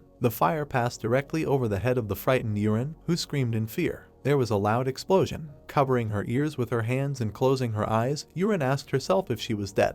Opening her eyes, Dojun stood in front of her, then Yurin asked why she didn't die. Looking at Dojun, she saw that he was holding the car with one hand as a shield, protecting it. She was shocked, so she asked what it was. Having thrown the car away, Dojun thought that it was a company car, but he had not been in an accident, which means that he did not have to write an explanatory note. A second later, a spoiler appeared, which said that Jun did not have a driver's license, so he nevertheless wrote an explanatory note. Energy began to accumulate in Dojun's hand, forming into a weapon. Wait a little, he said, adding that he would quickly finish this. A spear appeared in his hand, which he immediately threw at the monster with such force that the asphalt broke under him. Closing her eyes in fear, Yurin screamed that even her brother could not cope with this. A loud bang was heard, which made Yurin even more scared, saying that by doing this he only angered them. Opening her eyes, she said that instead of a long painful death, she would prefer to die quickly, when suddenly she stopped. She couldn't find words for what she saw. She was in complete shock. Looking up, she saw how the spear launched by Dojun cut off the heads of both monsters. As it ended, Dojun turned to her and asked if she was hurt. Erin was very confused and didn't know what to say. Clenching her hand into a fist, she turned to Uncle. After hesitating a little, she asked with some danger who he even was. He immediately replied that he was a civil servant. Yurin got angry and shouted that that's not what she was asking. But it's true, Dojun told her. With such answers, Yurin was simply amazed. After which she screamed, asking if he couldn't just tell. To which he replied that he was indeed a civil servant. Hunter's Bureau. In the evening of the same day, a voice was heard from the tower saying that it was beginning to report on the situation. The president's assistant stood in front of his desk and reported that there were no casualties and restoration work had also begun. There's just one problem, the assistant said. The hunter who killed the monster never showed up. It doesn't matter, the president said, looking out the window. In any case, only one can do it, he added. The surprised secretary at first did not understand who the president was talking about. And then, scratching his head and laughing, he realized that he was talking about Dojun. The assistant laughed to himself, and at this time Yenkal was silent. The secretary remembered the day when Dojun promised that he would make sure that fewer people died in the center. But seeing the heavy expression on the president's face now, does he already think that something like this will happen again? The upset assistant asked himself in his head. At this time, Yenchul was looking at the phone without paying attention to the assistant. He wondered why Yurin didn't answer the phone. Suddenly he was horrified, suggesting that suddenly she was offended because he had scolded her in the morning. His mind became clouded and he could barely stand. Seeing this, the secretary rushed to his aid. Having managed to catch him, he asked if he was okay. Holding his head, Yenkal couldn't help but say something. The president said nothing and seemed to give up the ghost. Then his assistant screamed loudly with tears in his eyes, holding the president in his arms. Suddenly Yenkal opened his eyes, which were filled with tears. He said his daughter's name and said that he was wrong. At this time, at Dojun's house, Yurin saw that her father was calling but did not answer the phone. She said there was nothing to be done about it. Full of hope and confidence, she said that the only person who can solve her problem is her uncle. Until then, she will not return home, Yurin thought. She stood on the threshold of his house with all the suitcases and bags. In the apartment, Yunhee was cooking, Izaz was watching TV, and Karsil was serving food on the table. Suddenly there was a knock on the door. Yunhee asked Izaz to open the door. The dissatisfied dragon said that he was being distracted at the most interesting place. Opening the door, Izaz asked who came. "Hello, uncle," said Yurin. Looking around, she did not find anyone.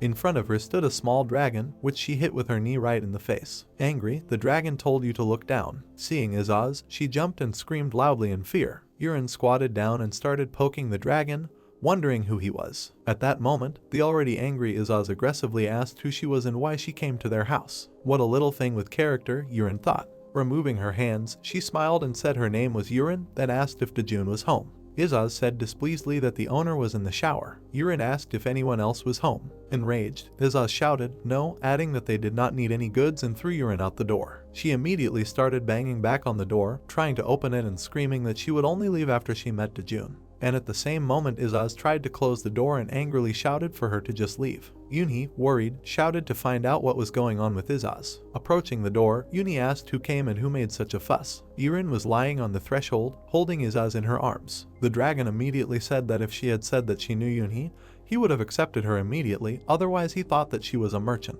Irin released the dragon and said why the merchant should wear a school uniform. Standing up and brushing herself off, Irin thanked Yunhee. Yunhee was very surprised that the president's daughter came to them, so she immediately asked why she came to them. Taking a look at her, Irin said in her head that she was that same daughter, quite ordinary. Yunhee was a little shy because they had never had such guests before. Looking around, Irin said that today he helped her a lot and that's why she wanted to see him and thank him. Yunhee was very angry because she called her father uncle. Although he is still very young, in her head she said that she couldn't refuse because she just wanted to thank him. Unhappy with her guest, Yunhee told her to come in and have some tea. Irin carried all her bags into the apartment and thanked her for the hospitality. In her head, Yunhee was very unhappy that you brought your bags here, although she only came to say thank you. Walking into the kitchen, Irin said that this house is smaller than her room. Hearing her comments, Izaz said, yes, small, asking if she wanted to make it bigger. Sitting down on the sofa, she asked if Yunhee was his daughter. She heard from her uncle. Mr. Irin quickly corrected herself. Yunhee was very annoyed that she called her father uncle. Yes, but what? Yunhee answered displeasantly and sarcastically. Irin didn't understand what happened. It seemed to her that Yunhee was angry. But why? Looking at Yunhee, Irin asked if she accidentally got angry, but she didn't answer. Suddenly, Dojun's voice was heard from the bathroom, asking who had come. My daughter was very happy that he finished. While drying his hair, Dojun saw Irin coming to them and looked at her in surprise. Exhaling, he said, so it's her. Irin didn't really like this greeting. It wasn't necessary to be so disappointed, Irin shouted angrily. Dojun, turning to Zaz, said that he had warned to drive away all traitors. Hearing that she was called a merchant, Irin was shocked. Izaz, looking sideways at the guest, said that she pretended to be Yuna's friend and deceived him. Then Dojun decided to ask why she came to them. She screamed so loudly that she came to thank her that everyone had to cover their ears. True, Dojun asked, taking his fingers out of his ears. Folding her hands over her skirt, she said that this was not really the main reason for her visit. Lowering her head, she said, Uncle, please. But before he could finish speaking, Dojun refused. Evil Irin shouted that she hadn't finished speaking yet. To which, waving his hand, Dojun asked if she wasn't asking to become a student. She was amazed. She didn't understand. How did he know? Does he really have the skill of reading minds? Irin asked the main character with her mouth open. Then Dojun looked at all the things that she brought with her and asked if she came to thank, then why all these things? Screaming in despair, she said that if he took her as a student, she would give him 10 billion won. Exhaling sadly, Dojun asked her if she knew how much one magic stone cost. Raising her head proudly and grinning, she said that about 800 million won, but why did he suddenly do this? Before she could finish speaking, she looked at him and realized that his rank, speed and strength were immeasurable, and his rank was above as she realized that he could easily earn this money. Confused, Irin asked the departing Dojun if he wanted something else, to which he, folding his arms, said displeasedly that it was time for him to have dinner, asking her, isn't it time for her to leave? Tears welled up in her eyes. She asked in a quiet and weak voice if he would really do this to her, to which he answered, without a drop of doubt or emotion on his face, yes. Hanging her head sadly, she asked if she would never, ever take her as a student. After thinking for a while, the confused Dojun gave up and said that he would take her as his student. Overjoyed, Irin lit up with happiness. There is only one condition, Dojun said. He told her to graduate from the academy as the best student, then he would take her as a student. The best student, Irin exclaimed in surprise, imagining herself in first place. Her face began to shine again. She was happier than ever. After these words, Dojun told her to go home. Motivated, Irin shouted that she understood and promised that she would definitely graduate as the best student.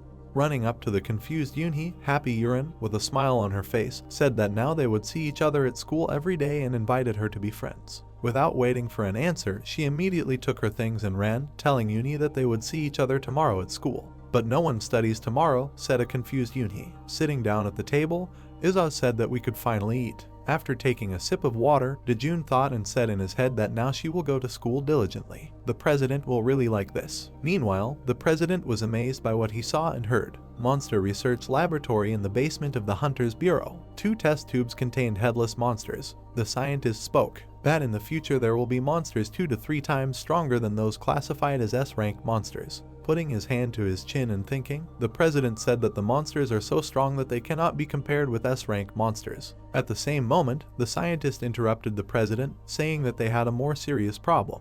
The center began to actively absorb the earth. The scientists screamed in horror. Yeonchul was very tense from this news. He realized that active erosion had begun. Gangkun, standing next to them, did not understand what they were talking about, so he asked what erosion was. Scratching his chin, the president said that he first entered the center 3 years ago. Plunging into his memories, there was a picture in front of him of how the Behemoth group was in front of an A-rank rift at that time. But after they entered the center, S-rank rifts began to appear. Approaching the bird monster, he continued that the meaning of the discrepancy between S-rank monsters are around 1,000, but this monster has a record of 7,500, far exceeding this figure. So, the more we explored the center, the stronger the monsters became, Gangkun asked. Closing his eyes, the president confirmed his guesses, saying that the greater the difficulties we overcome, the more often the center sends more and more powerful monsters to Earth. He imagined that a huge energy hand appeared around the Earth. Then he asked what else to call it, if not a takeover. Gangkun asked decisively, so there is no hope for humanity. Approaching Ganghyun, Yeoncheol threw his hand forward and said that this was just a hypothesis for now, and when Dojun provided information about the tutorial area, they would think again. The excited old man with beads of sweat on his face said that in the end it all depends on Mr. Dojun. Karsil said that he would wait for the owner on the street, to which he replied, "Okay, father," Yunhee called out excitedly. Turning around, he walked towards her. Concerned, Yunhee asked if he was going on a business trip again, to which he replied yes, saying that he would continue to work on weekends for a while. Hanging her head sadly, Yunhee said that she understood. Dojun was surprised by this reaction. Izuz ran up to the owner and hit him on the leg, reminding him that they were going to go out for dinner today, after which he tearfully asked why he was going to work. To such a statement, Dojun said that he heard it for the first time. This made the remaining two even more upset. Then Yunhee decided to tell her that, to be honest, she received a scholarship and that's why they decided to go somewhere fun on the weekend. Shyly, she said that she wanted to make it a surprise and say it today. Hanging her head sadly, she said that he was not worried, she did not want to interfere with his plans. Izuz curled up and turned away, saying how much he was looking forward to this. Dojun thinks about how to be a good father. As a result of reflection, for the sake of the right emotions, he decided to spend time together. Everyone was very happy that they were literally glowing with happiness. Then the main character asked if they would make it if he returned by 5, to which Yunhee said, of course. Long live the owner, Izuz shouted and jumped to hug the smiling owner. Then I will come back as soon as possible, Dojun said and ran away. There is only hot lava on the floor, the third stage of the tutorial area. Dojun asked Tala what to do here, to which she replied that he could only begin the mission after receiving the item. Subject, Dojun clarified. At this time, Karsil looked at the lava and thought, it's probably warm. Where do they give this item? Dojun asked in surprise. Just a second, Tala said. At this time, Karsil was floating in the lava, relaxing. Suddenly something appeared in front of Dojun. A skill ring fell into his hand. Rank 5, number of connectors 0. Having given out this ring, Tala said that perhaps this was the most important artifact in the center. Is this ring really necessary? Dojun asked. Closing her eyes and in all seriousness, Tala said that without this ring he would not be able to use the skills. At that moment, Dojun's hand was covered with his energy and he said that he could use it. Tala immediately said that it was because they were in the tutorial zone. Laughing, the fairy said that even Dojun needs her. Flying around the master, she explained that he needed to catch the gatekeepers on each floor in order to increase the number of skill sockets that could be placed in the ring. This tower has 7 floors, so the ring can contain up to 7 skills. Stopping in front of his face, she said that you can give up at any time, but the difference of 1 skill is great. Please surrender at any time so as not to get hurt, said Tal, concerned about the health of Mr. Immediately she was shaken, and she herself began to swear, asking herself why she was so kind and what she should do. Looking at her, Dojun said that everything about her is fine, the only problem is that she loses her mind from time to time. Karsil continued that it was definitely an incurable disease. Pointing to the gatekeeper, he asked Tala if they should be killed in order. Tala did not understand what her master meant, because if not in order, then how else? Energy began to accumulate in Dojun's hand, and he said that he had a meeting today, so he didn't have time. He accumulated more and more strength in his hand, after which he said that if it were possible to kill the very last gatekeeper, it would save a lot of time. With a sharp blow, Dojun rose to the very top floor. Seeing this, Tala hopelessly screamed for Dojun to be like all normal people. Having made a passage to the 7th floor, the main character easily found himself there. Behind him there was only destruction, and several holes were visible in the floor. A few minutes passed and a sign appeared in front of him, on which it was written that he took first place in the 3rd stage of the tutorial. He stood in front of a huge rainbow snake. The ring's strengthening begins, and the ring on Dojun's finger begins to glow. A sign came up saying that after the reinforcement was completed, you should return to the 3rd floor lobby, and Dojun disappeared. He found himself behind the fairy, who was stunned that he was completely finished so quickly. After looking at the ring, they wanted to know its characteristics. Improved skill ring, center treasure rank. The ring allows the use of skills and also enhances the effect of skills registered in the sockets. However, once a registered skill cannot be deleted, so it is necessary to register them carefully. Tala screamed in shock, not understanding how this was possible. She asked what kind of strengthening it was, to which she received the answer, "I don't know." Laughing, Karsil said that she acted as if she knew everything, but in reality she didn't know a lot of things. Hearing this, she showed her fist to the dragon. "Karsil, let's go quickly," Dojun said. "Of course, master," said Karsil. "Wait," the fairy screamed before disappearing. But it was too late and they had already disappeared. Left alone, Tala screamed because she never received an explanation as to why the ring turned black. 5 o'clock in the evening. Dojun managed to arrive on time. Passing by the cinema, the main character asked what film they would watch today. Yunhee smiled and said that the movie Kingswoman is very popular right now. "Then we'll see about him," said a smiling Dojun. Yunhee laughed, taking her father's arm. Behind them, a woman dropped a sausage roll. It was Yeji who noticed Dojun. Tears suddenly appeared in her eyes, and she tearfully asked whether Mr. Dojun had really had a girl with him all this time. Yeji stood in the middle of the crowd and asked if Mr. Lai had a girlfriend. Yeji gloomily recalled imaginary memories where she cheerfully ran away from the flirting hero, but he denied everything and left. She looked gloomily at her feet and became covered in flames and said that she would not forgive this. A man walking nearby was burned by the sudden flame and cried out that he was hot. Yeji did not pay attention and her flame only intensified. The people around began to run away. She shouted that only death follows betrayal. She pushed off the ground. Her gaze was directed towards the hero, who was walking in an embrace with his daughter. Yeji lost her peaceful appearance and called out to the master. She put her hand on her shoulder and called the hero by name. She pulled him towards her and angrily asked how dare he do this to her. She asked if his good attitude towards her was false, was she a toy for the hero? Anger gave way to tears and Yeji shouted that she was really disappointed in the hero. It turned out that a couple of people unfamiliar to her were standing in front of the girl. The man, in bewilderment, asked who she was. The couple looked at Yeji indignantly as all her tension turned into mortal shame. Then the girl of the unknown man got involved. She furiously asked if he had really dated both girls. The man began to shake his head in shock and deny this theory, saying that he did not know the red-haired girl. The girl hovered over the man and grabbed him by the collar while Yeji watched in shock. The girl told her not to lie to her because Yeji said his name exactly. Dojun appeared and called out to the frozen Yeji. She turned sharply towards the sound. Dojun looked at the girl while a beaten man who looked like him stood behind him and he asked if Yeji came to watch the movie too. Yeji immediately turned around and ran away from these people, loudly shouting an apology. Surprised, Dojun assumed that she was practicing fast movement techniques. The hero was still looking after his partner until the dragon called out to him and he was distracted from the thought that the girl had become much faster. Izuz pointed pleadingly at the fat man with a large packet of popcorn and asked if they could eat that. The fat man was chewing popcorn while Dojun asked the dragon if he wanted popcorn.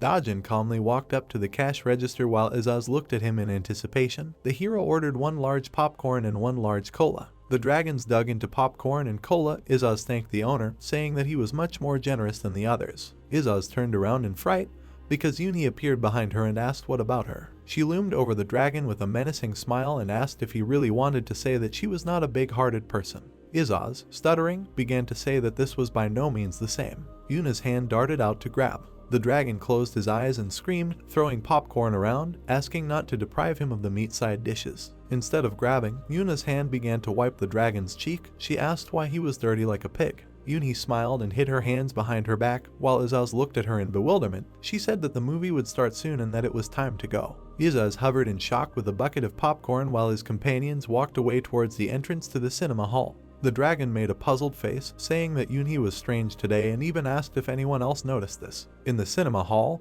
he was still looking at the smiling Yunhee and noted to himself that he should watch her. In the movie, a tough man stood in the middle of a cloud of dust and said that manners make the dragon. He sent the dragon flying with 1 kick, asking to be allowed to teach him a lesson.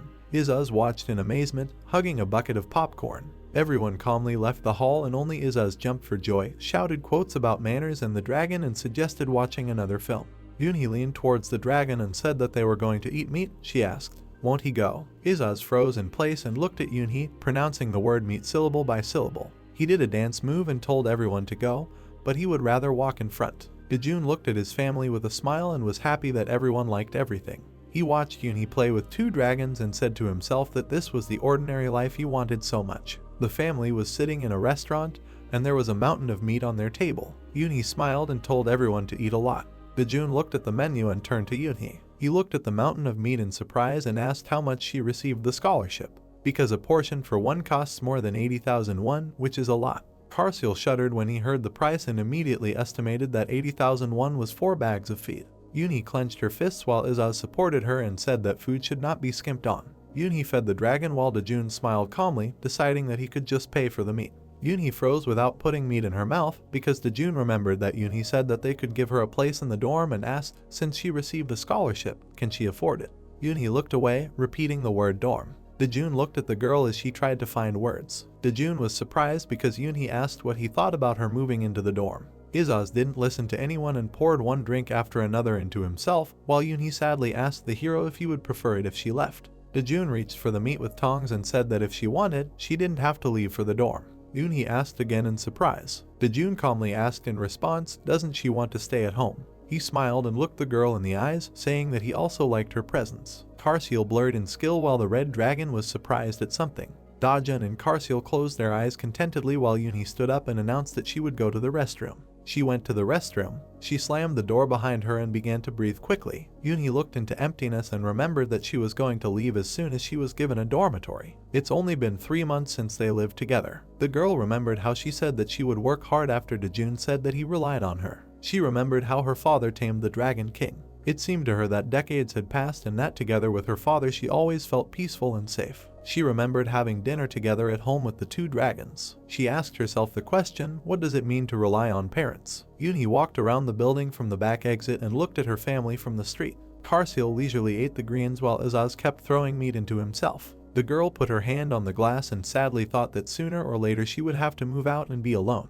She looked at how Dojun lifted the angry dragon by the wings and decided that now she wanted to be a family a little longer, together with dad and 2 dragons. The establishment was covered in night. Yunhee returned to the table and exclaimed that only 10 minutes had passed since she left. Had he really already eaten everything? Izaz, with his mouth full, replied that everything was wrong and that there was still food for her. Karsil sadly said that there was only one more piece. A red and white bus drives down the road for an educational trip. A man points his finger up and says that a long time ago. A man in a suit tries to stop a screaming, smiling and waving man and asks him to sit down, to which he replies that he does not want to. A girl in blue sits, holds a bottle in her hand and offers the man in front a glass when he places a glass under the bottle. She looks towards Yeji with a bottle in her hand and offers her a drink as well. Her look becomes very surprised. Yeji herself looks away in embarrassment and is told that she is apparently already drunk and she doesn't have to drink if it's hard. She smiles and puts her hands in front of the man in a gray jacket, saying that she doesn't feel well and she won't, to which he notes that this is strange, because she hasn't even drunk a glass. The girl in blue looks worriedly in her direction as she turns away with an embarrassed smile and asks if she's okay, only to get some rest. She closes her eyes and remembers herself screaming that cheating is unacceptable. She cries when a man in gray sits next to her and realizes that the chance to sit next to him comes very rarely. He hands her a bottle of water and asks if she wants water because she might get seasick. Smiling and closing her eyes, she turns away, and several people looking at her realize that she is indeed drunk. The girl in blue closes her eyes as a man with a red headband stands next to her. She says that she should have thanked her earlier, to which he is indignant that no one has done this yet. He stands with his hand clenched into a fist and declares that if it weren't for her, they would be sleeping on the street. The girl understands that he also got very drunk. A few weeks earlier, he was sitting in an office full of people shouting into the phone, outraged that a reservation was being cancelled for no reason. He continues to scream and clutch the phone when he is told that a refund will be issued immediately. He becomes indignant, waves his hands, everyone in the white office looks at him, and he asks how he can find housing in NG this season. The girl with pink hair smiles, calls on the phone and says that the reservation was suddenly cancelled. A man in a white suit sits in front of her, and in the background people are calling and talking about what happened. She gets up from the table and calls out to her boss, who panics when a subordinate tries to restrain him. He yells at her. He turns around and calms down, saying that he's not angry at her. She smiles and shows her phone, saying that she has already decided everything about a place to stay for the night. Everyone looks at her in surprise. She, smiling sweetly, says that her mother helped resolve this issue. Everyone looks at her and calls her an angel. A man in a white suit shows her his phone and asks if this is the place, to which he receives an affirmative answer. Everyone looks in horror and says, looking at the screen with the image of the boarding house, that its price is 400,000 won for one night. She points at herself and asks if she's doing well, wanting to be praised. The boss comes up to him, grabs him by the shoulder and whispers that he should praise her for this. He exhales heavily with his eyes closed. He gives 2 thumbs up with an emotionless expression on his face and slowly says that she is a great fellow. She smiles, putting her hands to her face, closing her eyes with pleasure and denies. Several people are walking through the boarding house and are surprised by its luxury when Yeji follows them. The bus is parked next to a large white building, from which praise can be heard in her direction. They have come to the place where someone says they have come. A disgruntled girl in a yellow robe and Yeji's smiling mother stand behind the railing, and the latter says that she has heard a lot about them from her daughter. Everyone smiles and says that they should be thanking her. She smiles, barely opening her eyes,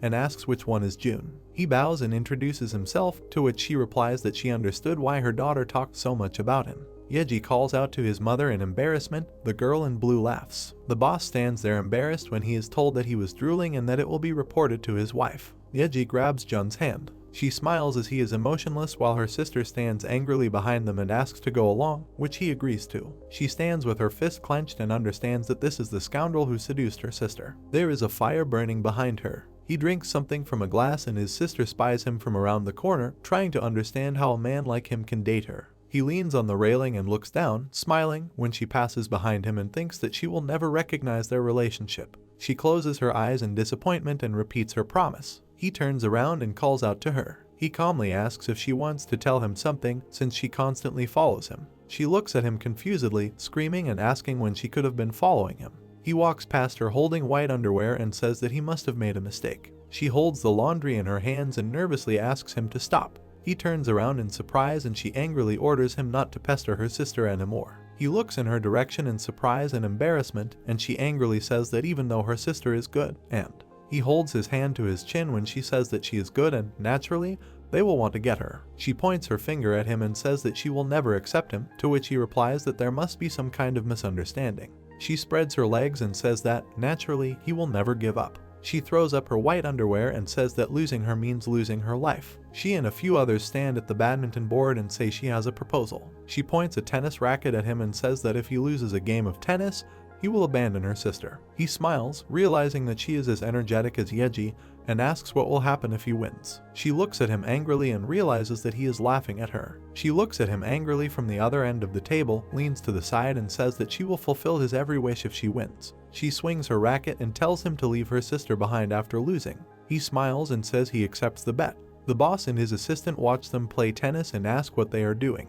She holds a racket in her hand. She furiously hits the ball with incredible force. The ball lights up red. Everyone looks at it from the side and is horrified. June stands motionless as she declares that this is a deadly blow. She smiles maliciously. There are several cups behind her, and she believes that this blow cannot be repulsed because she is a tennis champion. She looks in horror. He stands, holding a racket in his hands, and she understands that he is not just a professional, he is better than a professional. His racket hits the ball. He hits her hard and she thinks he is a tennis god. She looks around in horror. His face shows no emotion. The account shows the number 99 and 0. He asks if they are finished. She lies down on the table in frustration, not understanding how this happened, when he, calmly closing his eyes, asks about their agreement. She lies indignantly and thinks when he looks at her. She asks him to let her sister go. He says that since Yeji is such a valuable person, he won't be able to do this. Sister Yejin is standing at the tennis table with Jun and a few other people next to her. She says that a bet is a bet and she has to fulfill the promise. She closes her eyes and sharply declares that she will allow him to date her sister, although she will not allow him to marry. Confused and surprised, everyone stands and asks again who she thinks he is dating. Everyone calms down, and he calmly explains to her that he has never met Yejin. Indignantly, she, with wide eyes, declares that he confessed his love for her. She points a finger at him. He looks at it in bewilderment and does not understand what is happening. She angrily says that he told her that she is his only one. He holds his head and says that, apparently, the hunter took his words somehow in his own way. The sister indignantly asks why he then said that he could not let her go. He, looking at his palm, says that he said that because it is the irreplaceable talent of their team. Everyone looks at him in surprise and cannot believe it. He slams his palm down on the table. Everyone jumps aside, and he reminds her that she promised to do anything. Watching him tensely, she confirms his words. She stands displeased. She stands in front of the smokehouse as he walks in the background and doesn't understand why she's frying meat. She asks him, who turned in her direction, and asks why he chose this. He asks her not to shirk. She drops the meat from the oven mid in fright. She turns around sharply and says that she almost had a heart attack when he calmly, with his hands in his pockets, reminds her that she was the one being lazy here. He stands in front of her and points his finger to the side, ordering her to bring the boxes. Boxes and bottles of water are piling up, and he says that with this, preparations for the barbecue will be completed. She looks down indignantly, leaning on the railing, and says that there are a lot of them, to which he calmly says that he can quickly cope. She turns around sharply and calls out to him. She smiles sweetly and asks him to do it for her. He looks at her in surprise. She runs up the stairs and says that she will bring everything now. He smiles and notices that she is very bright and lively. He has his back to her and realizes that Yunhee would have liked her as she holds the boxes, not understanding why it didn't work. The whole veranda is filled with tables and people talking, drinking and eating, and the boss looks at it all with a smile. He, smiling, holds a glass with liquid inside above his head and says that everyone has worked hard and now they can forget about their work. Everyone raises glasses with various kinds of liquids upward. The chief and his assistant are drinking something together. They sit at the table and smile. A drunken boss offers to make a bet. He looks at Jun and Yejin standing together and asks if they will get married. The assistant, sitting at the table with him, asks if anything can come from one-sided love. The chief drinks a liquid of unknown origin and says that still. He sees how she climbs towards him and how he pushes her away. The girl in blue calls out to her. He asks to take her to her own room because she drank too much. The girl in blue notices that the same thing happened on the bus and that she was just about to get on. She pulls her aside as Jun stands to the side. He stands with his eyes closed and exhales when his sister calls out to him. She asks where her sister went. He looks in her direction and emotionlessly says that she was taken to the room because she looked tired. He was asked if he took her himself. He looks towards his sister,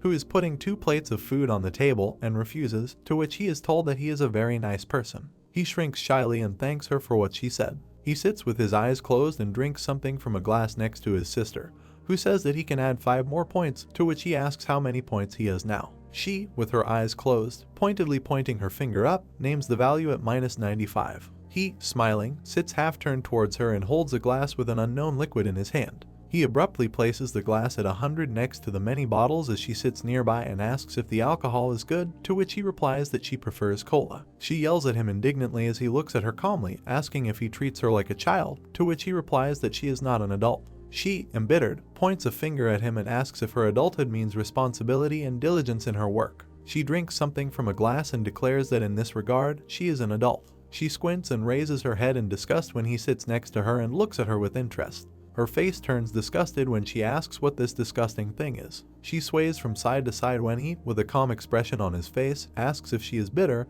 and she replies that she can drink. The boss and his assistant are sitting at the table in surprise when Sister Yejin walks in with a confident smile, saying that she has to work because she is an adult. The boss and assistant look at him indignantly and ask if he should escort her out, to which they receive the answer that this is her home and nothing should happen. She walks unevenly along the house, not understanding what her sister likes about this guy. She remembers her sister standing next to her and telling her that Mr. Lee helped her when she first came to City Hall. She sits on the floor and says that at first she thought that Jun was a nasty and cunning person who was trying to do something to Yejin. She sits, supporting her head with her hand, with her eyes closed, and thinks that he is not as bad as she thought. A huge black and blue portal appears behind her. She sits in bewilderment. She exclaims in surprise and fear that this is a fault. Her gaze becomes even more filled with horror. The hologram announces all the information about the rift. She stands on the rock surface near the rift and faces it and asks what it is. She screams in horror and asks why she can't get out. She turns around in surprise. A huge monster with fangs and greenish skin appears behind her. She stands half-turned towards him and screams in horror. Yeji's sister found herself in a cave unknown to her and screaming in fear. Opposite her stood a huge goblin in armor on his feet. He was drooling and foreshadowing a delicious meal. The girl looked forward in horror and remembered everything that her sister told her to do in case of danger,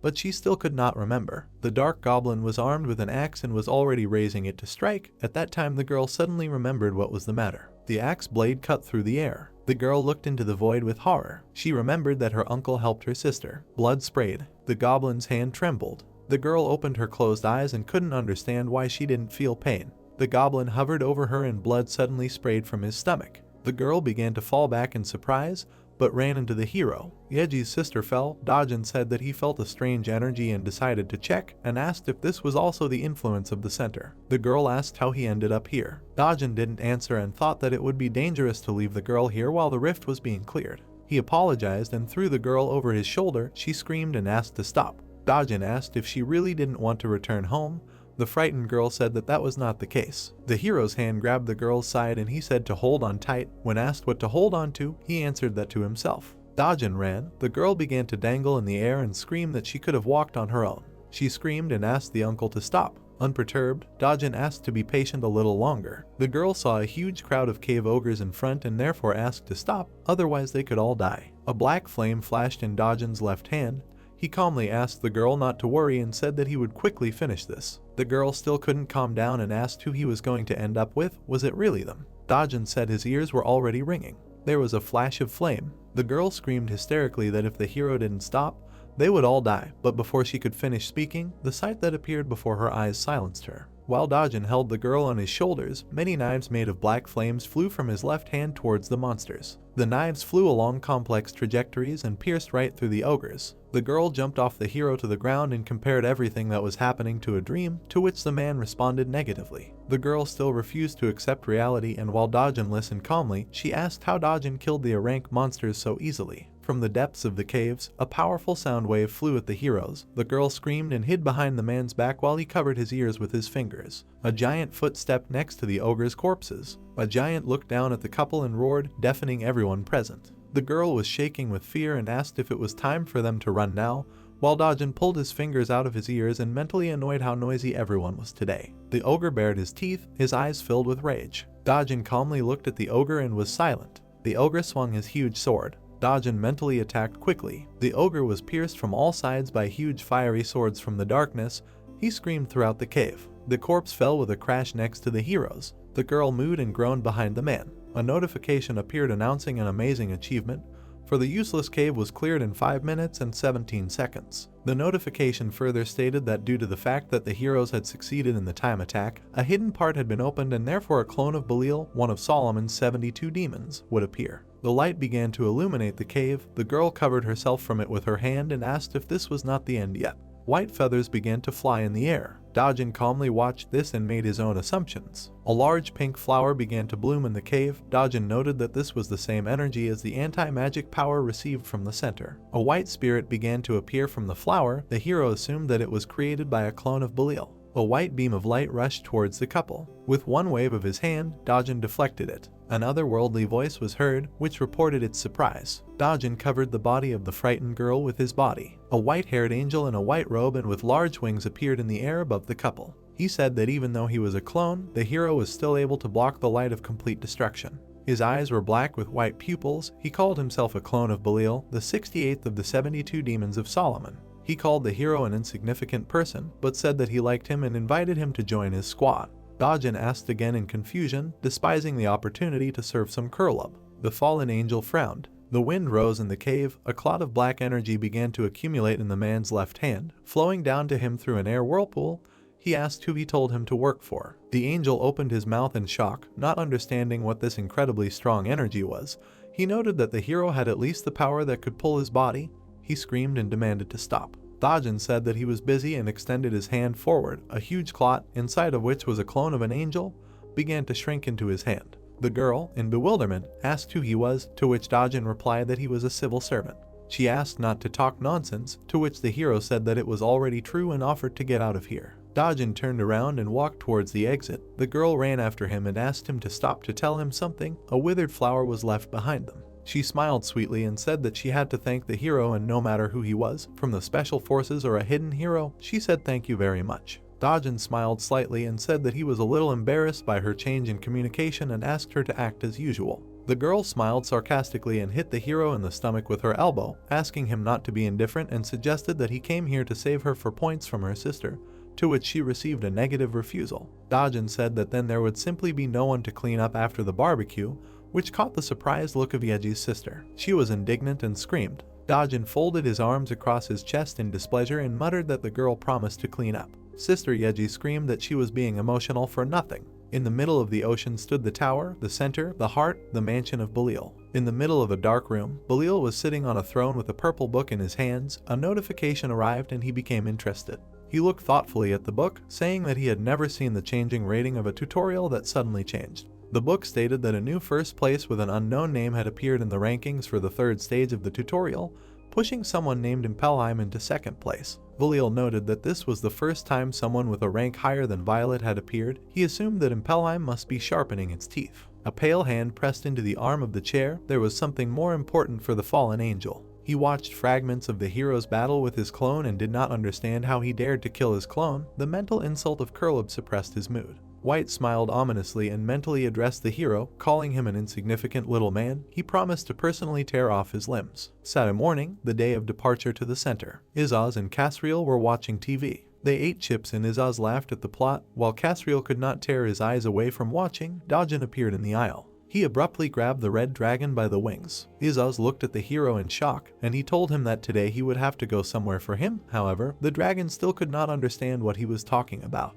Casriel folded his hands to his chest and said that lately his lord had been spending time at home every now and then, so his master said that he would take him with him to the center in his place. Izaz reluctantly clarified whether Dojun was really going to take him with him to the center, to which he agreed and said that Izaz had gained weight recently. Izaz burst into tears and hugged the hero, loudly shouting thanks. He jumped down at the man's feet and began to dance, rejoicing at the exit. Dojun just looked at him questioningly. Casriel said touchingly that most likely he really wanted to go. A huge rocky wall, the last area of the center tutorial. Izaz and Dojun stood on the edge of a small cave on the edge of a cliff. The dragon was frightened by the opening view, which surprised the hero. Izaz looked in horror at the huge snakes under the rocky wall and denied all accusations, calling himself the king of the dragons and that he was different from all the little things below. Izaz pointed indignantly at the impudence below while Dojun calmly watched. The huge snake's mouth opened in an aggressive cry. The giant purple snake tore apart and began to eat its smaller relative. Izaz slammed his fist into his palm and asked for permission to deal with these snakes,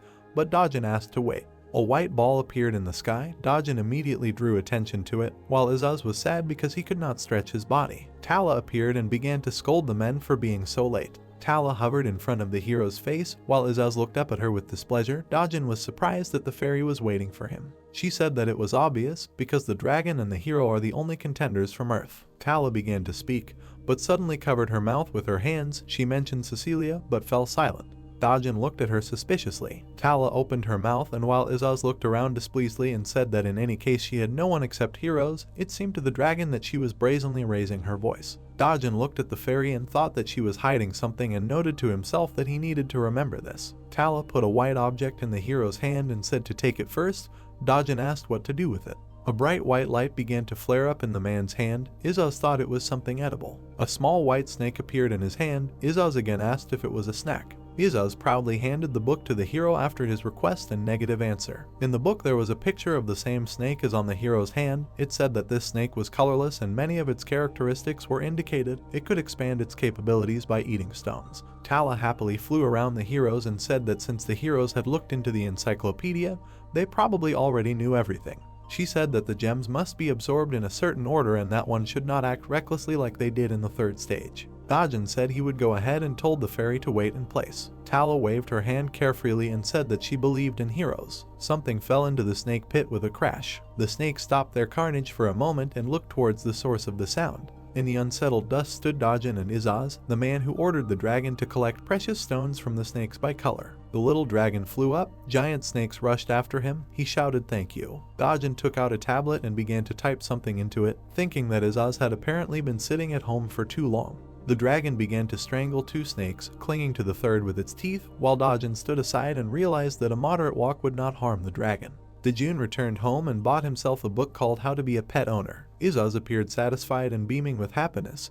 He held out a pile of shining precious stones in his hands and asked the owner if this was enough. Dojun took the purple stone and began to feed it to the white snake while thanking the dragon. The snake in his arms puffed up from what he had eaten, exhaled and turned purple. Dojun looked at the dragon beaming with joy and asked if there were more snakes, to which the dragon replied in the negative. Dojun abruptly grabbed the dragon's backpack, not believing his words. Embraced by dark energy, he flew up, a fairy lay on his shoulder, and he clutched the dragon with his elbow to his chest. Tala did not understand what suddenly came over the heroes. Dojun looked forward with an indifferent gaze. He finally understood why he felt a strange energy. The heroes hovered in the air in front of a huge snake made of earth and rocks, whose name was Ouroboros. It represented the location of the fourth stage of the tutorial zone. Izaz asked in shock who it was. Dojun replied that this is a mythical creature that even Tusitala does not know about. Dojun formed a huge sword of dark energy in his hand and said that he didn't know either. The hero's eyes lit up blue. He said that he only knew that he needed to catch this snake. Darkness fell and powerful cuts went along the entire body of the snake, demolishing everything in its path. The snake screamed. Izaz and Tala watched in shock. Tala flew up to the hero and asked how he knew about his existence, and stutteringly added that even she did not know about it. Dojun and the dragon looked at the small black snake on his arm while the fairy waved her hands irritably behind her. She shouted to be heard and accused the men of not even hearing her. The snake in his hand suddenly began to move. She wrapped herself around the hero's hand like a bracelet. Izaz looked at the snake thoughtfully and noticed that if it were red, it would be better, to which Dojun said that red is the weakest color. A black snake status window appeared with a list of colors. A window of 3 special effects appears. Izaz kept complaining about how red is usually the main color, to which Dojun consoled him with a sarcastic smile that it would be nice if it were red. A black status window reported that the heroes had completed the tutorial and suggested making its result public, to which a dissatisfied Izaz replied no. The notification stated that due to fulfilling hidden conditions, the heroes received the Amulet of the Center. An Amulet of the Center appeared, which, according to the description, allowed you to teleport to a place that you remembered. Dojun held the amulet in his hand. Izaz was hanging on the backpack in his left hand and timidly turned to the owner, saying that he had done an important job well. He broke into a gentle smile and suggested we go to the restaurant for beef again. All the heroes looked at the ground. Izaz in the hero's hand suddenly spread his arms and legs and guiltily shouted that he didn't have to eat beef and asked if he was angry, to which Dojun asked him not to make a fuss. A powerful earthquake passed through the land of the island. From a hole in the ground, bloody black clots of energy shot into the sky. A female voice congratulated the hero. He looked at this with his eyebrows raised high, and Izaz on his shoulder opened his mouth wide in surprise. Tala, who appeared in front of them, bowed to them and announced that they had opened the entrance to the first floor of the center. Izaz, looking at her, did not understand why she was addressing them like that. Pretending that he was whispering, he smiled sarcastically, telling Dojun that when she saw how the owner was fighting, she thought that if she showed off, she would be finished, and decided to change her behavior. The hero listened. He was not interested, and the fairy in front of them, she clenched her hands into fists out of anger. She immediately frowned, shouting that this was not the point, it was just a formality for those who had completed the tutorial, so she asked them not to rush into trouble. Looking at the gate, the man asked if he should come this time too in a week, at which time Tala and Izaz were mimicking each other. She put her hand on the hero's shoulder, closing her eyes and raising her index finger. The fairy started talking about how this was not necessary. In the case of the tutorial, this was done to avoid collisions with applicants from other dimensions. Starting from the ground floor of the center, you will coexist with challengers of all dimensions. Dojun looked at her in surprise, asking about the applicants. She snapped her fingers, saying that we were talking about applicants for the so-called copies of the Earth. Holograms of planets appeared above the heroes. Dojun and Izaz looked up in surprise, and the fairy, pointing to the planets located above them, said that in the center is the Earth, from which they came, and the planets revolving around are planets created by copying it. She extended her hand forward. A hologram of the Earth, painted red, appeared in her palm. Looking at it, she said that on some of them there are places identical to the places of their planet, but there are also completely different ones. Her words made her draw images of people. It was a nun, next to her stood a man practicing martial arts, and below was a military man. Tala said that the applicants who came from copies also have a human appearance, but this does not mean that they are not real. They are really living people. Dojun, closing his eyes and bowing his head, said that everything was clear to him. Hearing this, the fairy opened her mouth in surprise and lowered her ears a little. This was not the reaction she expected. She began to rush from side to side, waving her arms, saying that usually people feel sick or even faint when they find out about this. The hero did not even look at her. Izaz, smiling, noted that this is not such amazing information. He fixed his gaze on the emerging tongues of energy in the man's palm. He continued to say that even if you take all these skills, from the very beginning this is unrealistic. A dark sword formed in Dojun's hands. Tala raised her eyebrows in surprise. Her hair rose up, spreading her arms. She screamed, calling them frivolous, because when they enter the center, where different dimensions are mixed, they will no longer be able to go back to Earth. She immediately covered her mouth with her hands, looking at the heroes in fear. Dojun, raising his eyebrows a little, asked her if he really couldn't come back. At this time Izaz's face expressed true shock. He cried out in displeasure, saying that this meant that they would no longer be able to eat braised ribs and spicy braised chicken. Tala pressed her palms to her face, opening her mouth wide. He thought in horror about how crazy she was, because he was the only one who could save Cecilia, who would then go to the center instead of him. The hero looked in surprise at the drooping fairy.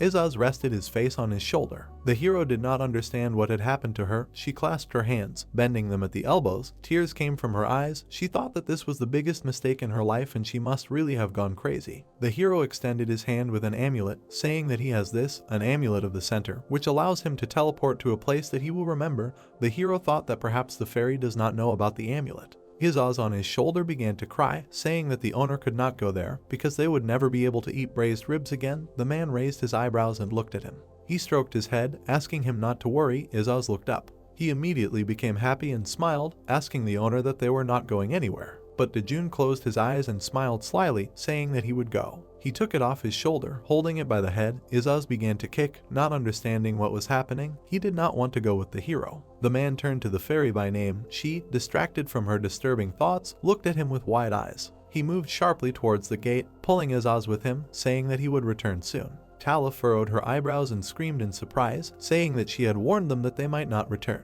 She spread her arms to the sides, falling into a stupor. She realized that she didn't even have time to explain anything to them. The fairy shouted after them that she told them not to act rashly, but Dojun quickly headed towards the gate, eyes wide open. Izaz screamed loudly. Falling down, the man said that he was very noisy and should keep quiet. The hero's hair rose up from the flow of air. The dragon in his hands, kicking, screamed about how much longer they had to fall. He tried to turn around to look around, but the hero's hand was tightly squeezing his head. The man said that they were almost there. They flew past a large tree, next to which there were boulders. Dojun, with a calm face, tried to open the status window.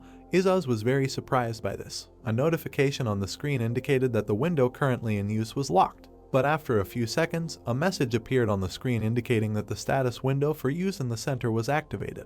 A black status window has been applied. The bracelet on the hero's hand turned black. The mastery level of the current status window gradually changed from red to purple. A notification appeared on the black screen stating that the hero's statistics will be shown in the status window. The pop-up black windows covered each other. The current received characteristic was true energy. This window was overlapped by another, in which it was notified that the current received characteristic was magic resistance. The window characteristic was received. Continuing to fall down, Dojun, without changing his face, read the notifications in the status window. A black status window opened in front of the hero, in which his strength, health, agility, and endurance indicators were equal to 5. No registered skills were detected. The hero's memory recalled the moment when he opened the window on the state on Earth. He thought that, compared to the original window, the characteristics were less defined. But since this window is black, the characteristics are definitely not just 5. Dojun and Izaz finally landed on one of the rocks. Raising his hand and reaching for the ring, the hero thought that since the characteristics had opened, he could simply register the skills. Izaz looked around intently, trying to understand where they were. Turning the ring, the registration of the skill Heavenly Demon Spiritual Technique, Pocket Watch, Weapon, Truth was reported. On the black stat window there was a notification that the skills had been registered. Due to the effect of the artifact, the power of the skill increases. The hero looked up, thinking about leaving an empty space for a skill for later. Words of surprise were heard from the side that a newcomer, for the first time in 10 years, managed to get here. The man turned interestedly towards the sound. Behind him was the silhouette of a man who said that he was pleased to meet him. The man, swinging his weapon, said that this was his level of mastery. Dojun asked again, not understanding what the man was talking about.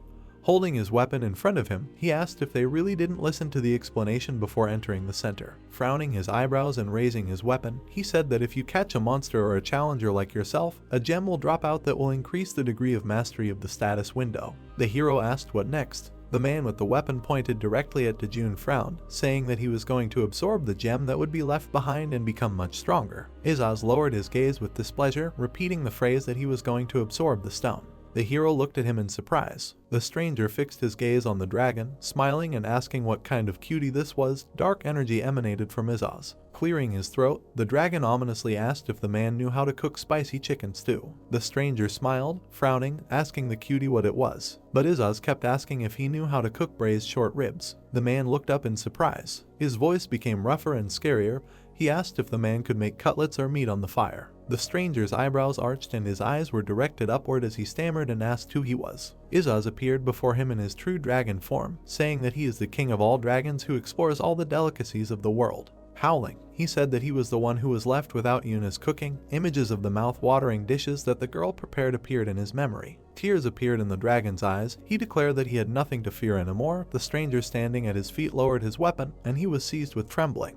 The dragon spread its wings, screaming furiously. He screamed piteously about the loss of his braised ribs and spicy chicken as tears flowed from his eyes. He lowered his fire-breathing mouth towards the stranger, making him tremble even more. He said that although he wanted to devour him right now, but if he knows how to cook delicacies, then so be it, he will spare him. Dojun sighed displeasedly, calling him by name. He extended his hand with the amulet in front of him, saying that with its help they could return, and Yunhee promised to make braised ribs today. The dragon's eyes widened in surprise. He could not believe his words. He asked displeasedly why the owner was talking about this only now, creating smoke around himself. Izaz changed into his usual small dragon form and began to cry as he clung to Dojun's leg, saying that he thought that he would never be able to taste braised ribs again and would only eat grass like spinach for the rest of his life. The hero looked at him in surprise. Looking at Izaz, Dojun said that everything is clear with this, maybe they will start to slowly leave. The dragon, with tear-stained eyes, looked at him in surprise. The hero looked towards the high rocks behind his shoulders, saying that he was talking about the people who were there. Izaz turned around in surprise, saying that there was no one there. Two rocks stood opposite each other, only the tops of the trees at their feet rustled from the wind.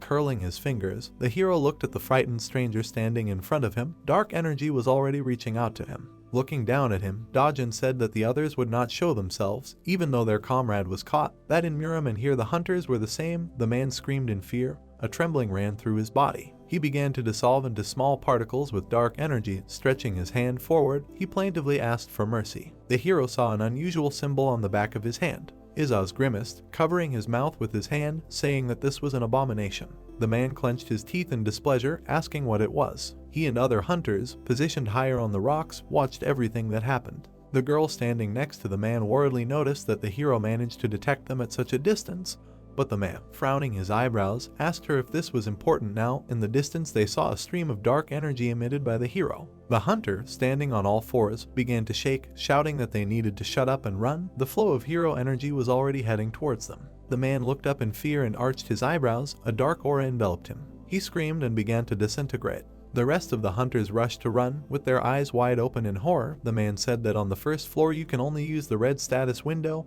He did not understand what kind of black energy this was. The girl, not having time to explain how she could resist this, turned her rounded eyes back, seeing tongues of a dark aura in front of her. She immediately began to disappear before the man's eyes. He looked at it in amazement. Turning around, he saw the entire squad of hunters disappearing under the power of dark energy. Looking at this, the man shook, his eyebrows arched, and tears appeared in his eyes. He said that this was just a dream, trying to calm himself down. Out of nowhere a voice was heard asking if he had finished playing hide and seek. The man turned around in fear at the sound. Dojun, who appeared in front of him, looked at him with a stern gaze, asking him not to talk about the fact that after all the murders he had committed, now he was scared. The man fell to his knees in front of the hero. He leaned on both hands and began to breathe heavily. His eyes widened. He thought that he had committed a mortal sin. He asked to be spared. Looking at his hand, the man invited Dojun to join his blood guild, the Outlaws, swearing on blood because they could be of great help to him. The mark on his hand became brighter. The hero was sent an invitation from Mr. Music to join the Blood Guild. The offer was rejected. The man fiercely grabbed his hand, not understanding why this happened. The system notified that the Lord cannot be invited to the Blood Guild. Dojun looked at him with an arrogant gaze, his eyes turning blue. Mr. Music furrowed his eyebrows and opened his mouth in surprise. He was amazed that the hero had the characteristic of a ruler. Traces of movement appeared in space. The hero put his palm on the man's head and looked up at him pitifully, opening his mouth. Dojun talked about how the Blood Alliance is something similar to the clan in Miram. Looking down at the man, the hero said that in any case he was not going to join them. After these words, Mr. Music began to disappear under the hand of the protagonist, finally shouting.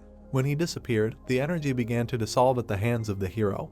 He said that if he got involved with people like this man, it would mean that he became a bad father for Yunhee, whom he would be ashamed of. The girl turned to the dragon, smiling, calling him by name. She happily talked about how she was going to make spinach salad today instead of braised ribs. She asked what he thought about this. Carseal, eating a dish from a bowl, happily showed her a thumbs up, saying that he liked it. The girl, wearing gloves, mixed the ingredients in a bowl. She was interested in where her father goes on business trips every weekend. The dragon sitting behind her closed his eyes, continuing his meal. He, raising his eyebrows a little, told her that the owner ordered to keep it a secret. She came closer to him, pressing her hands to her chest, piteously asking if he could tell her a little, and she would pretend that she had not heard anything. But Carseal, frowning, refused her request, saying that the hero had said that the junior master will be worried. Yunhee smiled smugly, raising her eyebrows as she noticed that the man had gone to a place she would be worried about finding out. The dragon's eyes widened. He pitifully grabbed her leg, saying that this was not fair. He closed his eyes, not understanding how she could make such conclusions. The girl sat down at the table, resting her head in her hands, and sighed heavily, noticing this. Karsil worriedly noticed that she was already worried, but Yunhee, closing her eyes, said that that's not the point. Looking at him, the girl smiled, saying that now she is very happy, but sometimes she is scared. She raised her eyebrows pitifully, saying that sometimes it seems to her that happiness is ready to disappear at any moment. When she dreams that neither her father, nor Izaz, nor him, Kasriel, is around, then she becomes scared and she cries. Looking at her with tear-filled eyes and pursed lips, the dragon thought that he always wondered why the youngest master sometimes had such a sad expression on his face. That's what she was worried about. He, smiling, took her palms, asking her not to worry about anything. The girl pursed her lips and smiled. Suddenly, their conversation was interrupted by Izaz, laughing. He told her not to worry, because even if she tells him to leave, he will not leave. Karsil and Yunhee, frightened, clung to each other with a cry. The girl screamed loudly when she saw her father and the dragon on the threshold, asking when they returned. The man, looking away to the side, said that just now, but Izaz, holding out his index finger, smiling, said that they returned a little earlier. She displeasedly asked why she had to sneak up like that, to which Izaz, raising his eyebrows, said that he proudly walked through the front door. Yunhee arched her eyebrows nervously, asking at what point he heard their conversation. The dragon repeated her question, crossing one leg over the other and pressing his hand to his chest. He made pitiful eyes, repeating her words, saying that sometimes she cries, but it is her soul that cries, not her eyes. Yunhee frowned, clenching her palms into fists. She looked furiously at the dragon, laughing out loud. He said that this was not even some kind of web novel from the 90s. The girl, closing her eyes, began to stretch his head, asking displeasedly. When she said that, Izaz screamed, asking her for forgiveness. He asked the girl to look at something, pointing at it with a shaking hand. He stammered and said that the owner also thought she looked worried and that's why he bought her a huge bed. The frame of a light bed and a packed mattress standing next to it appeared before the girl. She was very surprised. Touching his burning cheeks, the dragon said that the master bought this bed not because she cried when she sometimes fell asleep at the table, but because now he and Karsil decided to sleep with her. The girl asked if it was true. The dragons took fighting stances. Izaz, waving his hand in front of him, said that he was completely discouraged because a dragon is a creature that values its nest as much as its life. Karsil, clasping his fist with his other hand in front of his chest, said that this is true because for them this house has become a nest. Yunhee raised her eyebrows, a blush appeared on her face, and she called the dragons by name.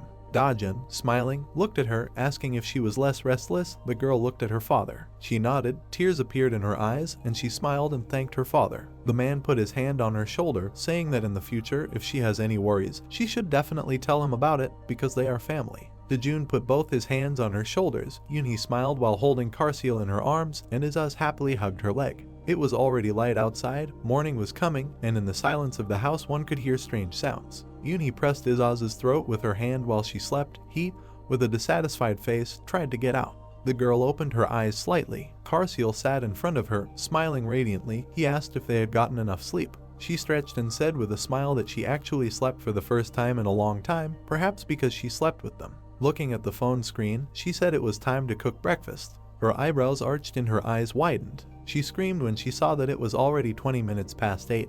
Because her father would be late for work, this scream scared away the bird sitting on the wires. Dojun walked into the kitchen, caught by the fact that she got up early. With curlers on her hair, Yunhee looked at him with wide eyes, asking him to quickly take a shower while she prepares her clothes. The hero thoughtfully raised his index finger to his face, not understanding that it was with a girl because today is Sunday. Yunhee, standing in front of him with a mug and milk in her hands, froze in place. The man asked if she was dreaming today. She widened her eyes and a blush appeared on her face. Yunhee asked in surprise who wasn't dreaming, to which the hero said that he was talking about a nightmare. The girl smiled sweetly and, looking at the floor, said that she was not dreaming. The man smiled, saying that changing the bed apparently had some benefits. Yunhee embarrassedly pressed her 2 index fingers together, saying that it was all thanks to him. Then the dragons came out of the room. Karsil happily announced that they would help with breakfast. Izaz, standing next to him, looked very tired. Dojun raised his eyebrows and asked the girl what she said, but she replied that it was nothing. The girl directed him to the sofa, pushing him in the back, saying that it was better to eat something light for breakfast, and for lunch she would cook something delicious. Izaz climbed onto the sofa, groaning pitifully. Looking away, Karsil asked why he looked so tired, to which the dragon, raising his eyebrows high and squinting his eyes, said that for the first time in his entire dragon life he dreamed that they wanted to kill him. Turning on the TV, the hero sat down on the sofa. The dragon hung on the edge of the sofa. According to the news, it was reported that this Wednesday, the 10th of April, at 10 o'clock in the main building of the Hunters Bureau, the updated ranking of S-rank hunters will be announced. The girl on the screen, speaking to the portrait on the screen behind her, announced that based on the data on hunting in the rifts over the past year, the president of the Hunter Bureau, Yunhee, announced that places 1 through 30 will be redistributed based on the amount of contribution of each hunter. In addition, she continued, the president mentioned that he had an important announcement and asked that attention be paid to it. While eating a sandwich for breakfast, Dojun thought that he had to transfer the data centrally to the president, but this was quite troublesome. The hero was thinking about just sending it by mail. Izaz, still as tired, was eating a sandwich made for him. The man picked up the phone, thinking that he would again ask about everything. It would be better to give it to him personally when we meet. The man, chewing his food, moved the phone to arm's length due to Yunhee's loud exclamations from the receiver about what caused Mr. Lee to call early. The hero put the phone to his ear, apologizing for calling so early on Sunday. He looked away, saying that he had to tell him something if he could drive up. At this word, he fell silent, looking at Yunhee, who was preparing breakfast. He thought that if he and the president talked about this here, then when she learned that he went to the center, the girl would worry. Words were coming from the phone. A man was asking if he should drive up to Mr. Lee's house. He would be there in 30 minutes. Looking down, Dojun said that he would send the address and asked the president to come there, asking if he had time. He replied that he had plenty of time, so the hero need not worry. About to end the call, Dojun said that then they would meet right after he read the message. Yunhee's agreement was heard from the receiver. A small cafe was located between multi-story buildings. The president jumped up from his seat when he saw Dojun enter the establishment. The people sitting at the next table looked at them in surprise. The man smiled, saying that he had ordered coffee in advance, to which the hero replied that it was a little burdensome. He asked him to sit down. Yunhee bowed to the man, apologizing for the inconvenience caused, to which the hero raised his palm, saying that there was no need to apologize. The president was pleased to note that having examined the hero up close, he could say that he looked very young, like a student. Taking out documents from his bag, Dojun looked at him and noticed that 26 years old in Korean calculation is the age at which people still attend university. The man laughed and said that he looked so young that he even wanted to introduce him to his daughter, at which time the hero's fingers holding the papers clenched. He immediately imagined the image of a girl who furiously clenched her hands into fists, spreading them in different directions, who was screaming about whether he knew who her father was and that she would abuse power. Thinking about this, the hero closed his eyes, saying that he would gratefully accept only the man's intentions. He handed him the documents, asking him to read them. Pulling them closer, the president asked what it was. The young man sitting behind him turned around. The man's face changed, his eyebrows furrowed, and his mouth opened slightly. A drop of sweat appeared on his face, and he asked anxiously if Mr. Lai really went to the center alone, because he thought that he would just get tickets for them and retire from this matter. With a calm face, the hero said that he just looked there, went through the tutorial zone. In a month the results will be reset. So he asked to tell the Behemoth Guild that they will not be able to enter there yet, and he will send all the materials to him by mail. Yunhee stood up and bowed, thanking Mr. Lee. He took his hand with both palms. The president's eyes shone. He broke into a smile, asking how he could repay the hero for his kindness. Dojun looked away embarrassedly, saying that he would say about it later, first asking him to let go of his hand. Sitting down, the man cleared his throat into his fist, apologizing, explaining that he was just very grateful. The hero looked in bewilderment at his hand, from which strange sensations emanated, asking that the Behemoth Guild contact him before heading to the center. The man enthusiastically thanked him, to which the main character again fell into a stupor, asking him to stop thanking him. Dojun picked up the mug, telling the man sitting across from him and holding the documents that he was watching the morning news, where the man said that he would make an important announcement next Wednesday. The hero asked what it was about. Yunhee looked around warily. Leaning closer to him, the man said that he had to keep this a secret. Dojun raised his eyebrows, thinking about how burdensome it was. He looked at him, his eyes sparkling, and told the president not to worry because he knows how to keep his mouth shut. Raising his eyebrows slyly, Yunhee began to whisper in a whisper that he was going to make the SS rank higher than the S rank, and he was going to declare Hunter Gahyeon the first SS rank hunter. Their serious glances crossed. Dojun, raising his eyebrows, asked if that was all, to which the man, sitting down and clasping his hands, said that that was all. The hero said that he understood everything. Getting up from his seat, he took the documents from the hands of the president, saying that he thought that he had conveyed everything that he had to, so he was going to leave. Dojun, putting the documents in his bag, quickly headed towards the exit. The president behind him did not understand why he was leaving so quickly and offered to at least have lunch because he had booked a table in a good restaurant. But Dojun said that since he was a government employee, He would get in trouble if he accepted treats worth more than 30,000 won, so he better bow out. The president waved at the cafe window, asking Mr. Lee to wait, but he quickly walked away from the cafe. Monday morning in the fault department, Dojun noticed Hyuksu sighing tiredly. He turned to him, asking what happened. The man's eyebrows arched as he exhaled heavily. He, looking into the void and raising his eyebrows, said that a rank of fault had appeared in front of his house.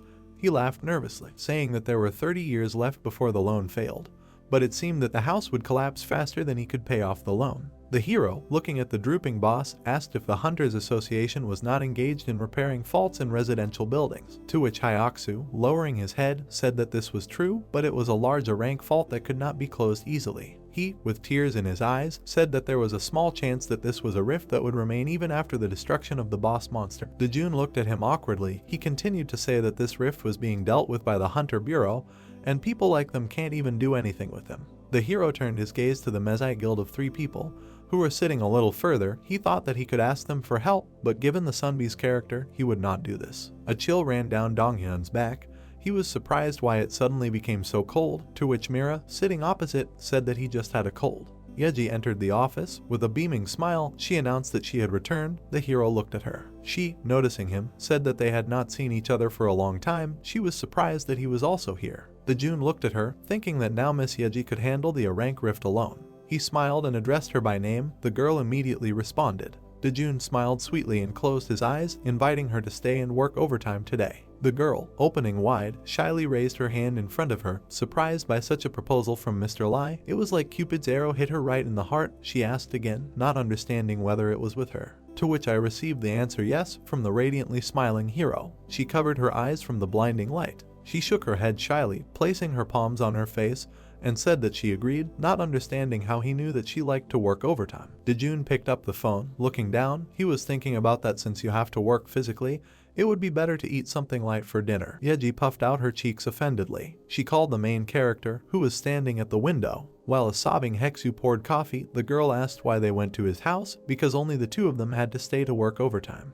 Dojun turned around and replied that they needed to find out how worried the locals were. Yeji raised her eyebrows in surprise and touched her face. Heksu approached them with a tray in his hands and announced that the coffee was ready. The man and girl widened their eyes in surprise when the main character said that the rift was really big. Dojun looked down and added that now he understood why Heksu was worried. A shining blue portal was located right in front of his house. The main character reached for the mug and asked Yeji if they would go to the rift immediately after drinking the coffee. Heksu widened his eyes in panic and shouted that it was too dangerous even for Yeji, so they should go home. The girl answered with a confident look that everything was fine, and thought that, for inexplicable reasons, she was given strength by the thought of Dojun supporting her. The main character looked at Hexa and also said that everything was fine. The man with the tray in his hands began to cry because he was emotional that his colleagues would go to such lengths for him. Dojun crossed his arms as Yeji sarcastically said that she definitely didn't come here to be alone with him. The girl and the main character stood at the entrance to the rift, where many people were crowded. Yeji asked if Dojun was going to come in too. He turned around and replied that he couldn't sit idle because he was responsible for the girl. Yeji pursed her lips and replied that lately he had been quietly letting her go alone. The main character felt her gaze and looked in the other direction. The girl crossed her arms and said that he still couldn't come here because it was a large and dangerous fault.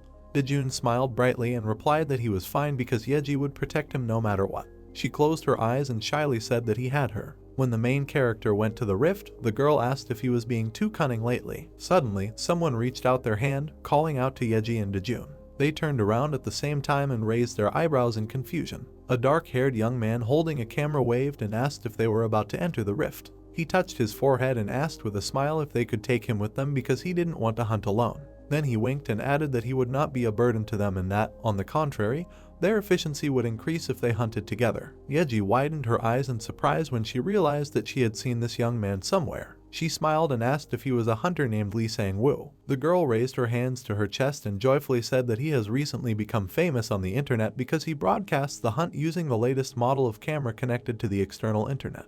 Yeji pointed her hands towards Sang-woo and said that he has over 10,000 viewers and is a rank hunter, so his skills are good. Dojun said that 10,000 viewers is a lot, and Sang-woo closed his eyes in embarrassment, saying that some streamers have over 1 million viewers live. Then he smiled and asked their names. Yeji introduced herself and then pointed at the main character and said his name. Sang-woo looked at the ID that was hanging on the main character's chest. His eyes widened in shock and he realized that Dojun was a government employee. Sangwoo pointed his finger at him and asked if he was the legendary civil servant while he recalled snippets of news articles. The main character put his palm out in front of him and replied that it was not him, he just had the same names with that person. Sangwoo scratched the back of his head and responded with a laugh that with such and such merits, Dojun would already be the owner of the building and could fly to lunch in France on a private jet and then dine in Vietnam. As Sangwoo continued talking, holding the camera in his hands, the main character wondered if all streamers were such talkers. He walked forward and thought about how Yeji would feel less burdened if they walked together. Dojun and Yeji walked into the rift with Sangwoo following behind them with a smile.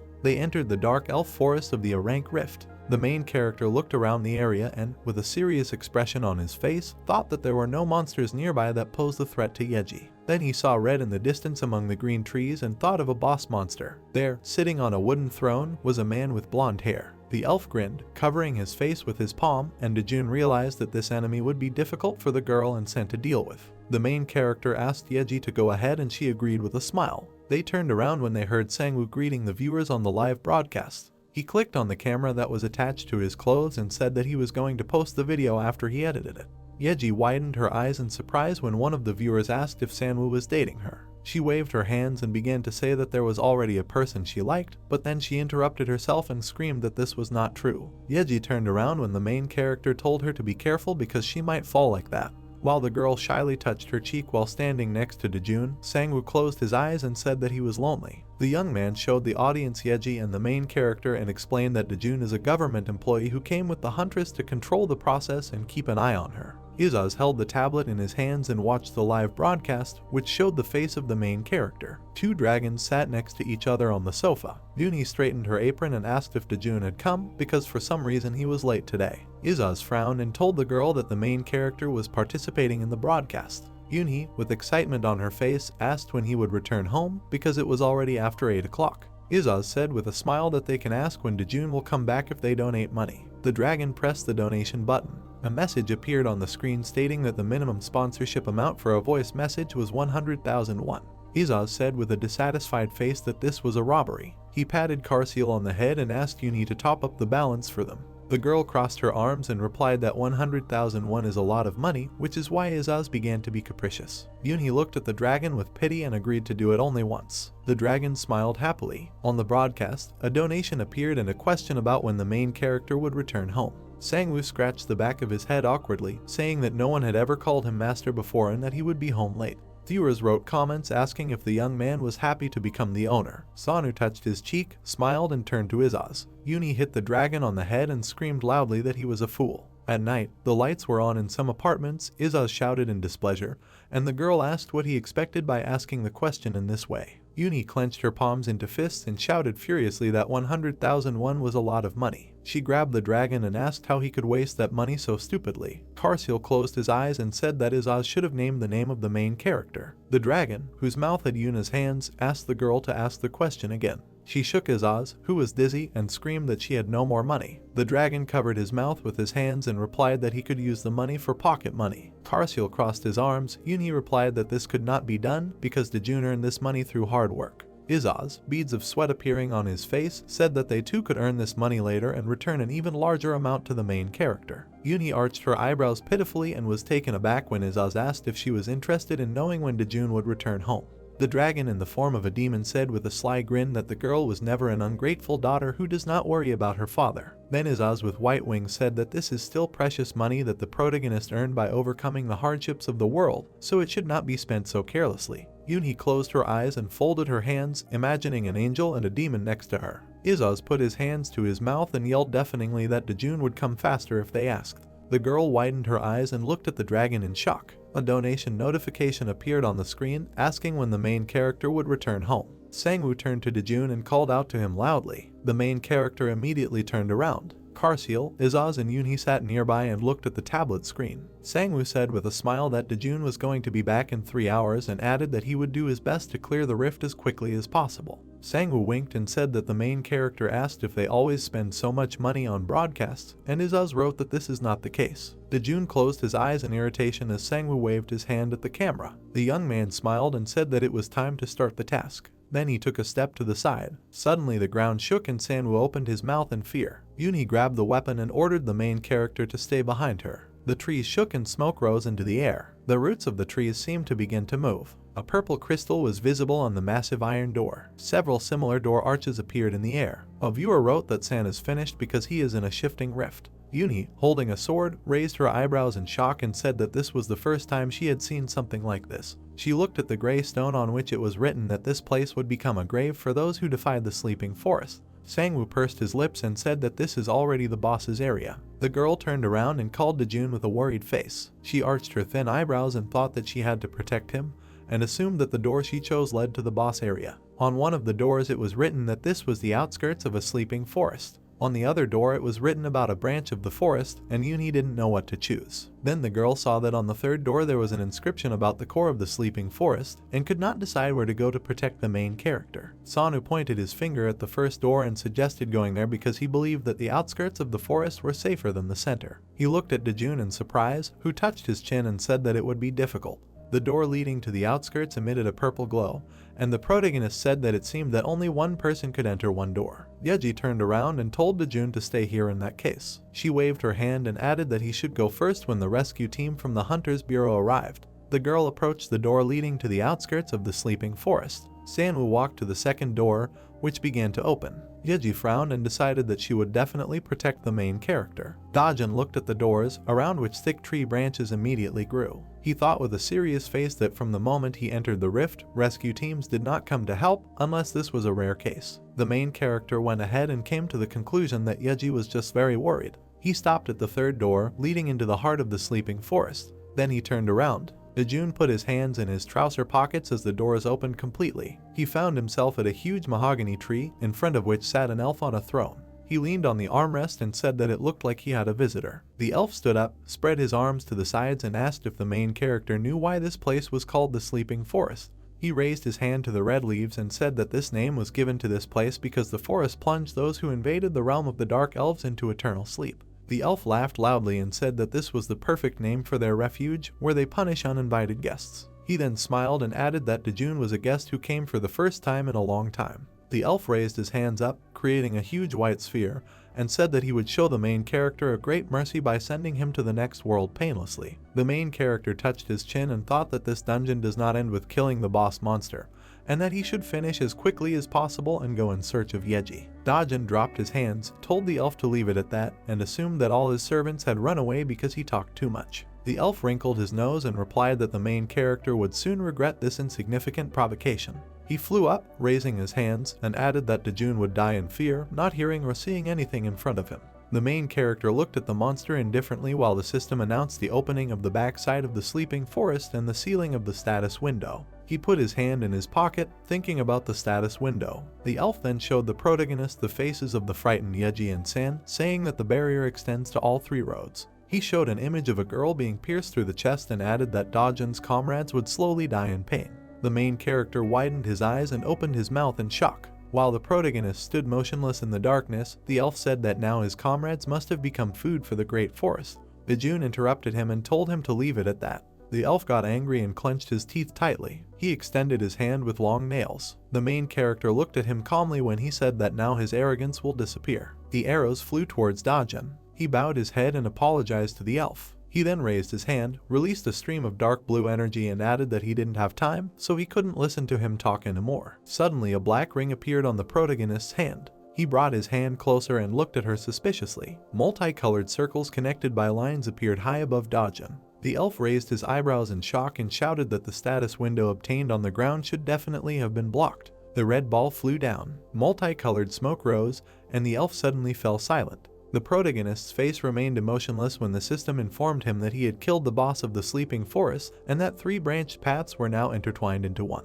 Yeji lay on the ground, spears protruding from her back, and elves crowded around her. The ground was stained with blood, and Sanu lay nearby. Dojun looked down and said that he misjudged the situation. He lifted the girl into his arms, and the elves put out their spears, shouting that the main character should not approach. He then raised his hand, on which a black ring appeared. The elf widened his eyes in fear and screamed loudly. Gently holding Yeji's head, Dojun created dark blue magic streams that destroyed his enemies. Suddenly the ring on his hand began to glow. He flexed his fingers, keeping his palm on the red-haired girl's head. Then the main character dropped to one knee and a large clock appeared behind him. 3 hands moved around the dial while the system said that this skill is activated only after the death of the main character, and that there was a return back to 24 hours. Dojun closed his eyes as the water flowed on him. He looked at the bathing dragons with a smile and realized that he had definitely returned 24 hours ago. He then leaned against the wall and thought about the appearance of the guy who made it so that only skills in the center status window could be used in the rift. He imagined warriors and magicians and concluded that those who reached the heart were people from a copy of Earth.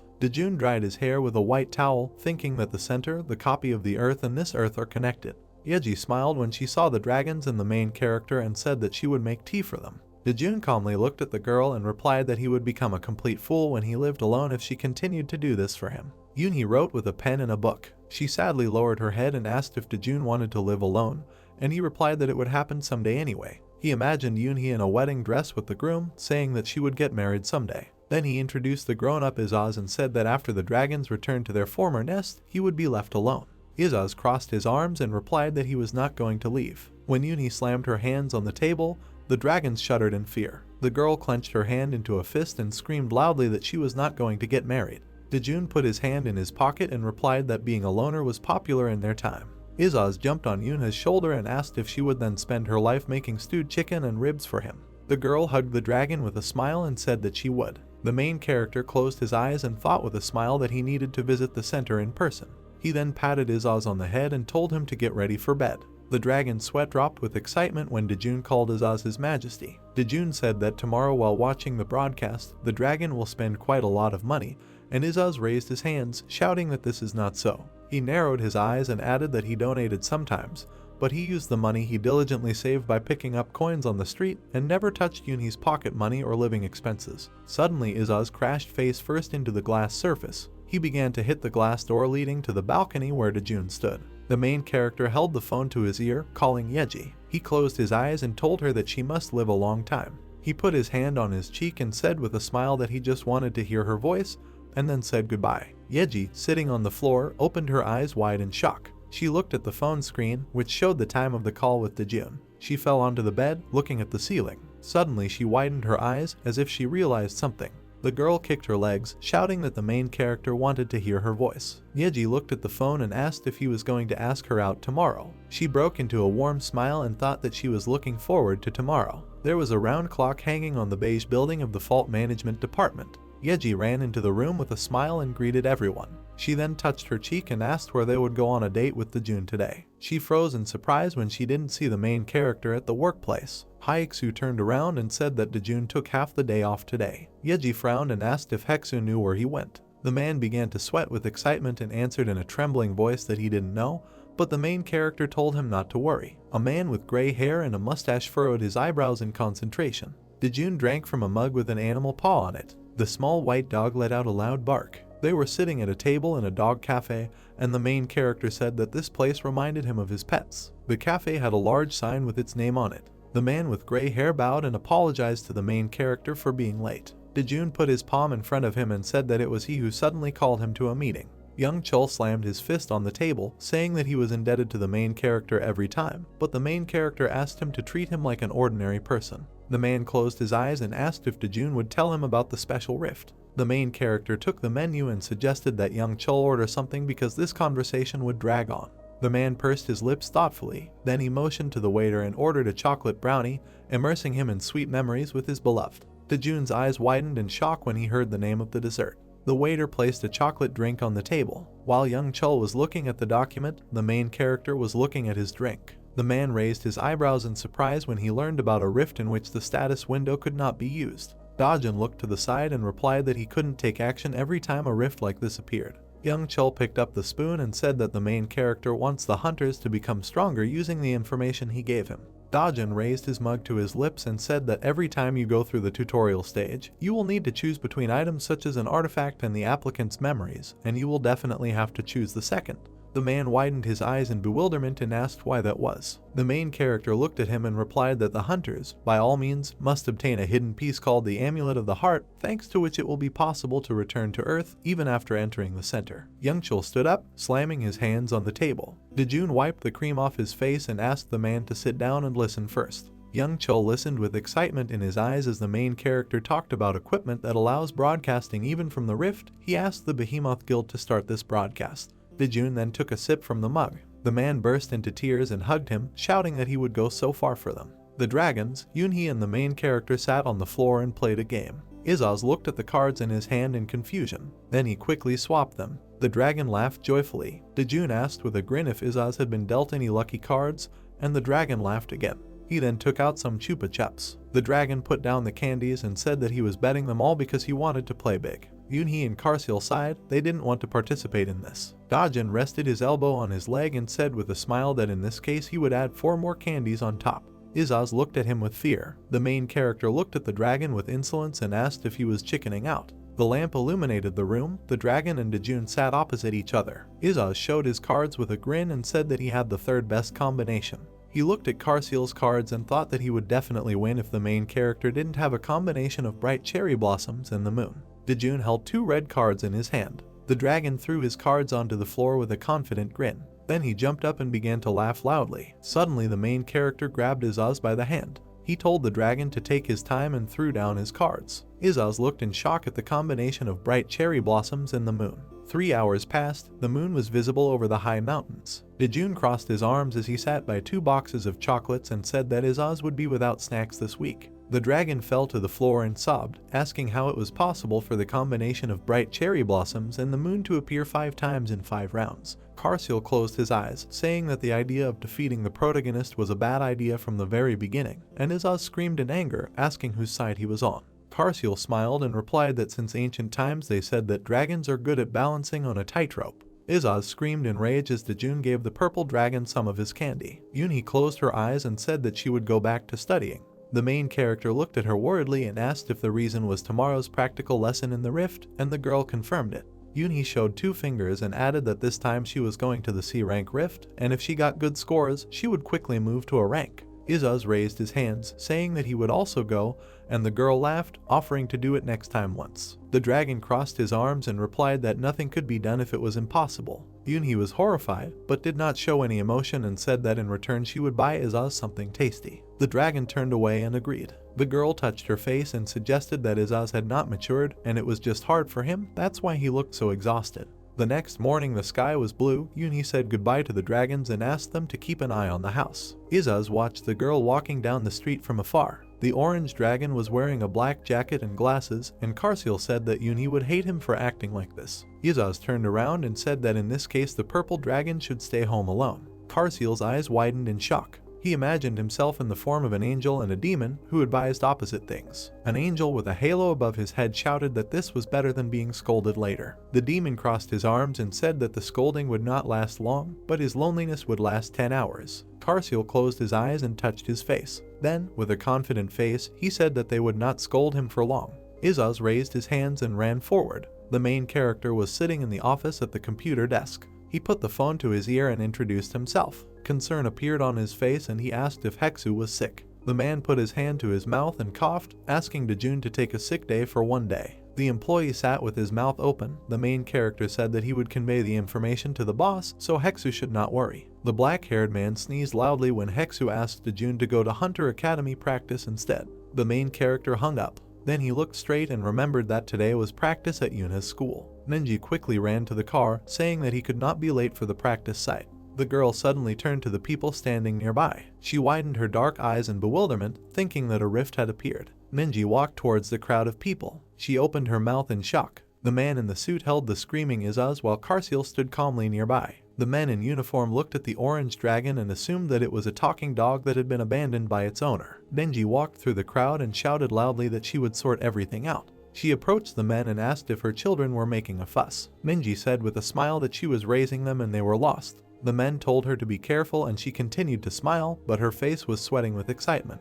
Izaz touched his chin thoughtfully and thought that he had definitely seen Minhyuk somewhere, and in any case, she was helping him now. The dragon jumped on her neck and loudly called her mom. People opened their mouths in shock. Karsil looked in horror at Izaz, who called Minhyuk the mother of all dragons. The girl hugged the dragon and played along with him. Karsil reached out to Minhyuk with trembling hands. She looked at the purple dragon in bewilderment. He fell face down on the floor and greeted the mother of the king, who dominates all existing dragons in the world. A shadow fell on the red car. Passers-by stood by the car in which Minji and the dragons were sitting. Her face became sweaty. She asked them not to call her mother, and Izaz, sitting in the front seat, asked about the price of the car, calling her auntie. Minji rolled her eyes at this and replied that her car was worth about 8 billion. He then held his coffee glass tightly and asked Izaz not to call her auntie. Karsil breathed a sigh of relief when he realized that Minji was not the queen mother, and Izaz screamed in shock when he heard the price of the car. The girl choked on her coffee when the orange dragon asked her to marry the main character. Minji lost control of the car and the car flew off the road.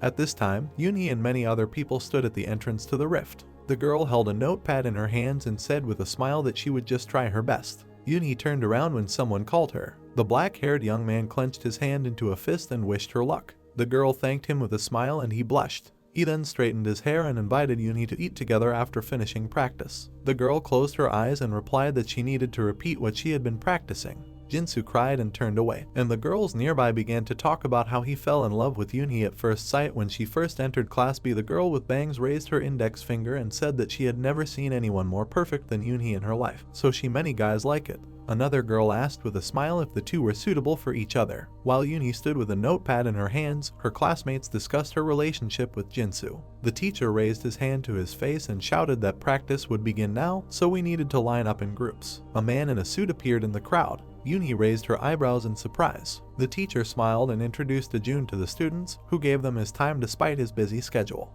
Yunhee clapped her hands happily when she realized that the main character was in charge of surveillance today. Dojun greeted the students with a calm face and said that they could ask him questions about the rifts at any time. The girls opened their mouths in shock and blushed, considering the main character handsome. Yunhee lowered her head and clenched her hand into a fist happily, thinking that today she had to try harder than usual. Dojun saw a girl standing in the middle of a crowd of students. He smiled and waved to her. Yunhee also smiled happily and waved at him.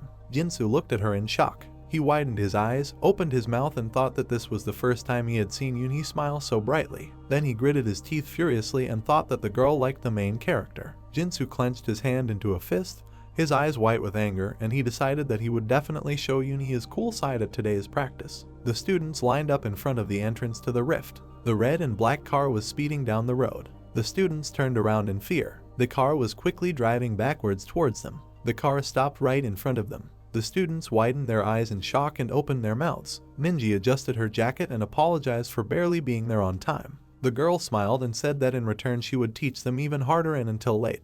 The teacher spread his arms to the sides and replied that he was happy even just to hear this. Minji smiled and then was taken aback. Behind the students, she saw Dojun. She approached him and asked why he was there. The dragons were hiding behind the car and talking about how Minji must be famous. Karsil looked scared and Izaz looked confident.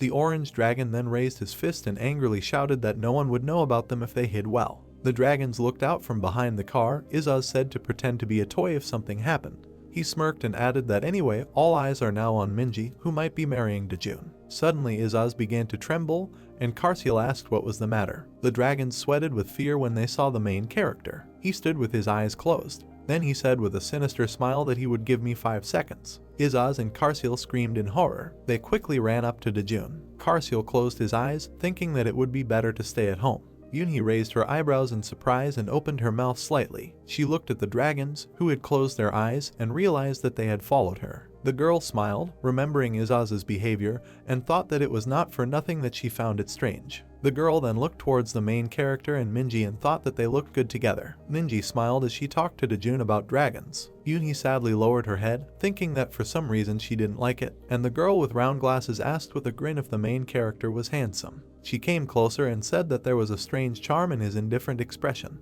The girl raised one eyebrow and added that beautiful people always pay for their faces because there are always a lot of women hovering around them. Yunhee suddenly clenched her hand into a fist and shouted angrily that her father was very caring. She cut herself off, putting her hand to her mouth. The girl looked at Yunhee in bewilderment. Yunhee touched her face with her finger and said that she meant that Dojun would be caring when he became a father, and her classmate spread her arms to the sides, saying that Yunhee was completely bad at picking guys. There were tents in the middle of the forest. The main character watched from afar as Yunhee talked with her classmate. He smiled and thought that she got along well with the guys. Izaz stretched, raising his hand up. Dojun looked at the dragons sternly and asked what he should do with them. Izaz looked at him in confusion when the protagonist told them to go have fun. The dragons became confused when Dojun said that he would not scold them. Karsiel smiled and looked at him hopefully. Izaz pursed his lips and looked to the side, trying to tell the main character something. Karsiel sighed and said that he would say it for him. He then put his hand on his fist and asked if Dojun wanted to go for a walk with them. The main character touched his chin and asked if the dragons were satisfied that the place had already been determined. Izaz and Karsiel agreed, joy appearing on their faces. They ran forward and Dojun slowly followed. Yunhee looked after them with sadness and thought that she also wanted to go with them, while the girl with glasses said that she wanted to quickly learn a lesson from Minji. Jinsu looked at them and told them to stop waiting and go. He pointed his finger at himself and told the girls not to worry about the orcs because he would be nearby. Haejeong covered her mouth with her fist and left. Jinsu blushed with shame as she said that he was showing his feelings too openly and trying to look cool. The young man arched his black eyebrows and told Yunhee to trust him. She turned around and thanked Jinsu for her kindness and said that she also needed to get stronger. Yunhee picked up the gun and Haejeong laughed, saying she felt sorry for Jinsu. Yunhee pursed her lips and frowned, thinking that she needed to focus on practice first. The green-skinned monster trembled, holding an axe in his hands. Izaz clenched his hand into a fist, asking who made that sound. Dragons and Dojun walked among the orcs. Karsiel looked at Izaz worriedly and said that it would be better to apologize to Yunhee for leaving the house without permission. The orange dragon winked and replied that it would be enough to make a cute face, so there was nothing to worry about. Karsiel looked at him skeptically and thought that his dragon mind had completely disappeared. Suddenly Dojun put his hand on Izaz's head and told him to move. The main character clenched his hand into a fist, and a blue fog appeared around him. He raised his hand and there was a powerful explosion. Dojun and the dragons looked up as the system notified that a hidden dungeon had been discovered. They stood at a large portal leading into the rift. Karsiel closed his eyes and congratulated the protagonist for finding the hidden dungeon and being able to obtain the treasure. The dragon introduced a golden monster and said that if you find a hidden dungeon in the rift, a treasure goblin will definitely appear instead of a monster 1 or 2 levels higher. He sighed, closed his eyes and said that if you catch the goblin, there is a chance of getting a skill book, and Izaz ran into the rift. Karsiel looked after him lostly and added that the book of skills was sold for 35 billion. Dojun patted the purple dragon on the head and said that Izaz is useless to tell anything. Karsiel closed his eyes and explained that he knew so much because he stood by while Yunhee studied. The main character, holding a tablet in his hand, said that he was proud of it and offered to go inside. Karsiel and Dojun walked down the stairs. Dojun closed one eye and raised his hand to his face, shielding himself from the bright light. They found themselves in a green clearing. The monsters communicated with each other with smiles. The main character looked at his tablet when asked to name an unregistered monster, and he named them red orcs. Dojun pointed the camera at the orcs and guessed that they were rank B. Izaz looked at the protagonist in shock as he told the dragons to stay put and wait. He clenched his hand into a fist and shouted that pets grow up feeding on the love of their owners. Dojun put the tablet in his bag and replied that the orcs would run away if the dragons went with him. Karsiel hit his palm with his fist and said that the main character should return quickly. Izaz scratched his face and said that he also wanted to have fun. Suddenly the dragons saw something shining in the distance, and Karsiel assumed that it was a treasure goblin. Izaz grinned slyly. He raised his hand up and loudly called to the golden goblin. He turned around, he had small round glasses on his nose, and he was holding a bag in his hands. Izaz beckoned the monster towards him with his hand. The goblin's sweat dropped in shock when he realized he was seeing a dragon. Izaz took a breath and began to count. The goblin immediately appeared in front of him and fell to his knees. He covered his head with shaking hands and apologized as the dragon scolded him for being slow. Dojun held the magic sword in his hand as dust rose around him. He lowered the hand that held the weapon. Then the main character picked up the tablet and said that now he just had to catch the treasure goblin and put the dungeon on the map. He turned around when he heard loud screams. Dojun saw Izaz shouting loudly at the golden goblin near a tall tree. The monster cried and threw jewelry out of the bag. The orange dragon with the red cap shouted that he gave the goblin 3 seconds to pull everything out. The monster, near whom the gold coins lay, bowed and shouted that this was all. Izaz, who had a shield, a sword and other valuables in front of them, said that a merchant should never lie. The dragon stepped on the white cloth and said that this is still not enough because the most important thing is missing. The goblin, beads of sweat running down his face, asked what Izaz meant. Karsiel rolled his eyes in shame as the orange dragon began to loudly shout that he was talking about food. Suddenly he widened his violet eyes in surprise. Izaz turned around as Dojun approached them. Karsiel wanted to tell everything to the main character, but he saw the panicking orange dragon and changed his mind. The goblin covered his head with trembling hands when he heard that the dragon had just called a common man his master. Dojun got down on one knee and examined the weapon as Izaz informed him that the goblin was a beggar. The monster heard this and screamed deafeningly that in his field of activity he was considered very rich. Karseal, whose eyes began to shine with anger, asked how he dared to shout at the main character. Dojun put his hand on the dragon's head and said it's okay. The goblin began to cry and began to apologize, saying that he had a wife and 30 rabbit children at home. The main character opened the book and replied that he had no intention of hitting the monster, so he had nothing to be afraid of. Dojun's black eyes widened. In the skill book it was written that she belongs to Ranka and has her own skill. The main character smiled, thinking that he was lucky. The goblin lowered his ears and looked fearfully at Dojun, who said that he would spare him if he gave him the skill book. The main character closed his eyes and said that he did not need other things, because the goblin also needed to live. The monster opened its mouth in shock. He recalled how he ran with a bag from armed hunters. Tears appeared in the goblin's eyes as he thought that Dojun only took what he needed and even spared his life. The monster looked at the main character with a book in his hands and thanked him. Karseal closed his eyes and said that he would make good use of the skill book. The goblin bowed and said that they could take whatever they wanted.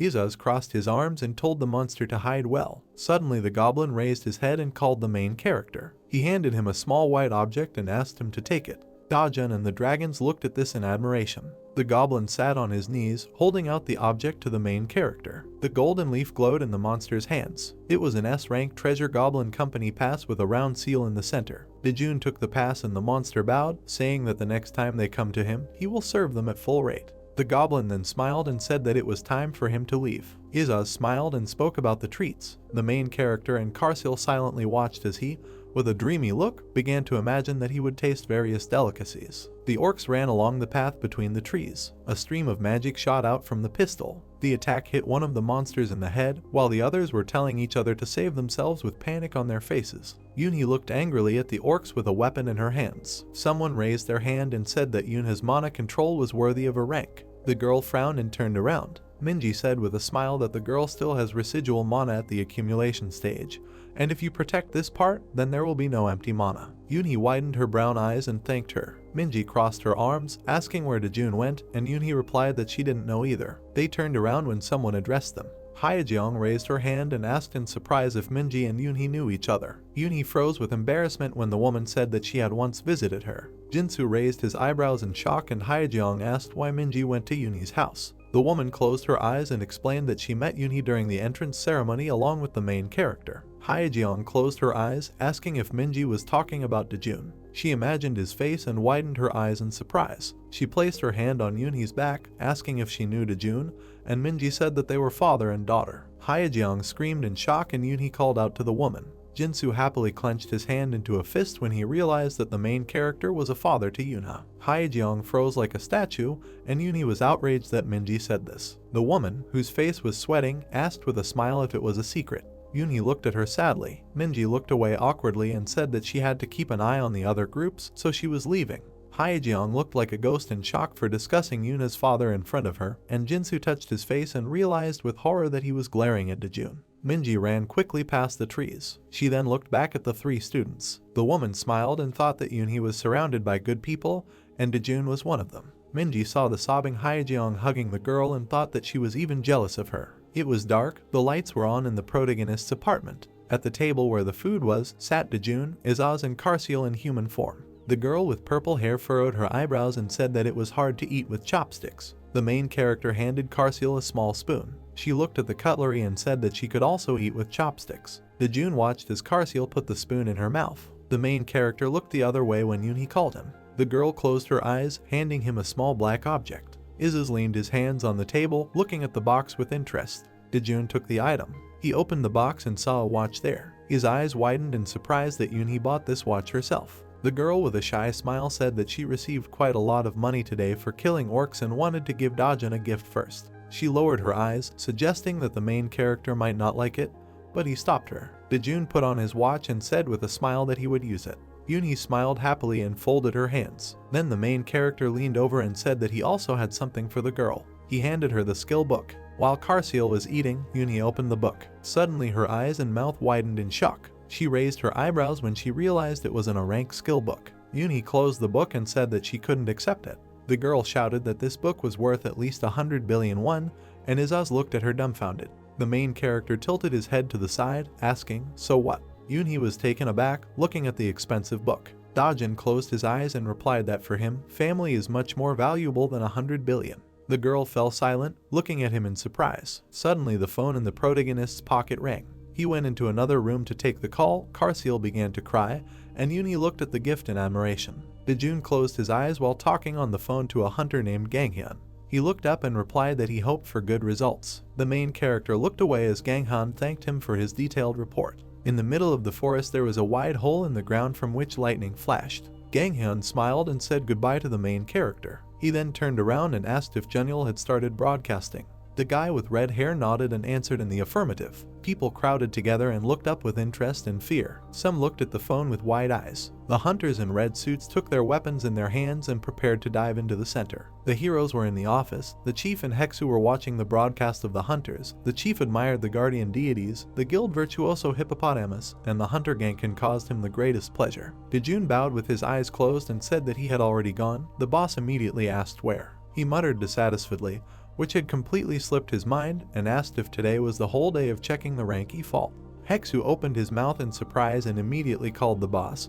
He said that the Hippopotamus Guild had finally moved on to the first stage of the tutorial. The boss and Yeji at the same time could not stop their mouths from surprise and immediately began to clarify whether this was true. Dojun smiled at the surprised girl and said that if she wanted, she could stay and watch the broadcast. She became embarrassed and immediately began to refuse, saying that she could not go on patrol without a hunter. Dojun kept smiling and said that Yeji looks like someone who really wants to watch the broadcast. Yeji straightened her hair and said that it was so, but added that if it bothers him so much, then they can have dinner in the evening. Dojun and Yeji turned around at the shout. The owner shouted loudly, not allowing the girl to finish. A satisfied Yunhee appeared in the aisle, Izaz in glasses and a dissatisfied Karsiel behind. Izaz shouted that they had arrived, to which Karsiel asked the Lord, as the king of the dragons, to maintain his reputation, while he himself noted that this was very embarrassing. Yunhee handed the hero a bag. While he asked what brought the girl here, she said that she didn't have to go to school today and so she decided to go to the training center and at the same time bring him a lunchbox.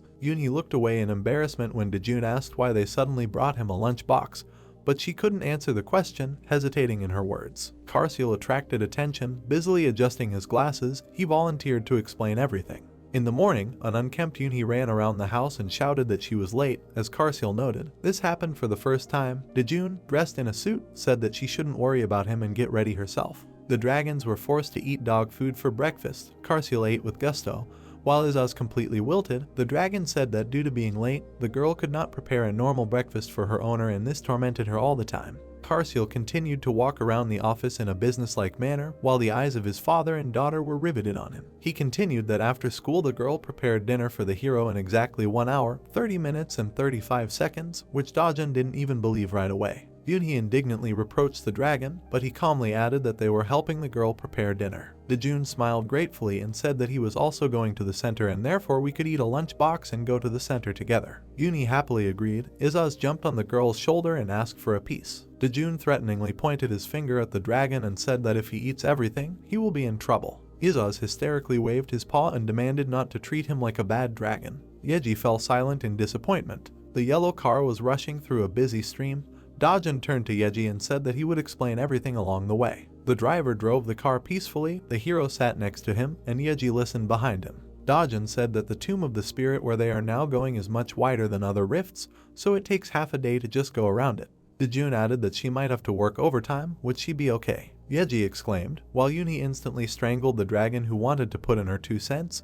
The girl asked if she and the hero would then have a private date after lunch. Dojun closed his eyes and said that this is not a date, but a patrol. Yunhee squeezed the dragon with an unprecedented fury, furious at the thought of a date. Izaz barely asked the second dragon if he had said that pets were prohibited from entering the training center. Karsiel only turned to the dragon in surprise and asked what he was talking about. Izaz immediately slammed the dragon's mouth shut and said that nothing could be done. He asked if it would be possible for them to go into the rift with their owner. Dojun calmly said that then everyone would have to go together. Yeji looked indignantly at the dragon, exhaling with a smile. Yunhee mentally turned to her dragon. Izaz gave her a thumbs up and mentally answered, while Karsiel cleared his throat, that they would keep an eye on this woman in exchange for meat side dishes all week, asked if she also wanted a stepmother. Yunhee slyly folded her hands while Izaz rubbed under his nose contentedly, agreeing to the proposal. A squad of heroes stood in front of the entrance to a huge abandoned temple. A notification reported that the squad had entered the tomb of the spirit. A statue of a praying elf was carved into the wall. Izaz asked the owner if this is a place where only weaklings sit. The owner replied that yes, this is a dungeon of rank E. Izuz thoughtfully looked at the statue, while Yeji was surprised at his knowledge, because the dragon said that such a drawing is found only in those places where Ragheim lives. The girl asked who it is. Karsiel talked about an elven girl in a blue dress with a crown, saying that it was Ragheim, the king of spirits. The dragon said that she was the first spirit and that she was the mother of all spirits. Dojun was slightly surprised as Yeji asked again about what she had heard. Dojun peered into the darkness leading inside the temple and thought that he felt an energy much higher than Ranki. He noted that it seemed to be inviting him to go inside and thought that it was good that they began the inspection before other hunters came here. Dojun scratched his chin while Yeji panicked behind him and suggested going back, because the Spirit King was too dangerous and the hero thought that it would be better for the girl to stay here. Dojun smiled. Yeji fearfully reproached him that now was not the time for laughter and that she was against going inside, assuming that the Spirit King was an S-rank monster. Yeji began to shake and didn't have time to understand anything. She fell into the hero's arms while he smiled and said that this was a reasonable decision and suggested not to forget about it in the future. The hero sat the girl against the wall while the dragons watched. He said that he would go and see what was inside and told them to wait outside too. Izuz animatedly raised his paw and asked to go with his owner, while Karsiel politely agreed and said that he would protect the red-haired man. Dojun walked inside the cave, and Izuz ran up to him, rejoicing at the start of a new adventure. The couple walked through the darkness and their eyes were drawn to what was ahead. Dojun's surprised face lit up with light. He said that the view inside was different from the view outside. Dojun and the dragon stood in the middle of a blooming pink clearing, along which small elemental spirits were running. Izuz said that this is the place where the King of Spirits lives. The hero smiled and said that Yunhee would like this view. Izuz sarcastically told the owner in his ear that even if she saw, spirits still live here, and the moment they invade their territory, the spirits become terribly irritable. The little spirits were having fun, jumping among the magical flowers and flying on the stems of leaves. Dojun asked if it would still be difficult for Yunhee to cope with them. Izuz rubbed his chin and said that high-ranking spirits are more dangerous than his master thinks. Something suddenly caught the dragon's attention. He screamed his master and spewed huge flames from his mouth. A column of white energy flew towards the couple, which Izuz began to block with his fire. The hero calmly looked at what was happening. The heroes remained standing, but they were surrounded by smoke and scorched earth. Izuz peered ahead and called out to Ragheim, asking what she was doing and saying that his master was not some strange person. The thin female hand was surrounded by flashes of energy and running current. A female voice said that she didn't care who this person was, asking how dare a dragon appear here, that he dared to run alone on the day of the final battle. Izuz began to dodge the white energy blasts, asking what day of the final battle was it. The hero's hair fluttered in the emerging wind and he calmly asked what else the dragon had done. He dodged magical volleys and denied everything, asking what does it mean again. Ragheim called the dragon a disgusting king. She pointed her hands, charged with energy, towards the dragon, tears streaming down her pale face. She called the dragon a dirty traitor. Ragheim raised her hand to the sky and a powerful ball of energy began to form above her. She shouted how dare a traitor appear in front of her. Izuz, in horror, began to make excuses, not considering himself a traitor and saying that the first one to attack was Ragheim. The spirit cried and shouted at the dragon, asking so and will he pretend that he doesn't know anything.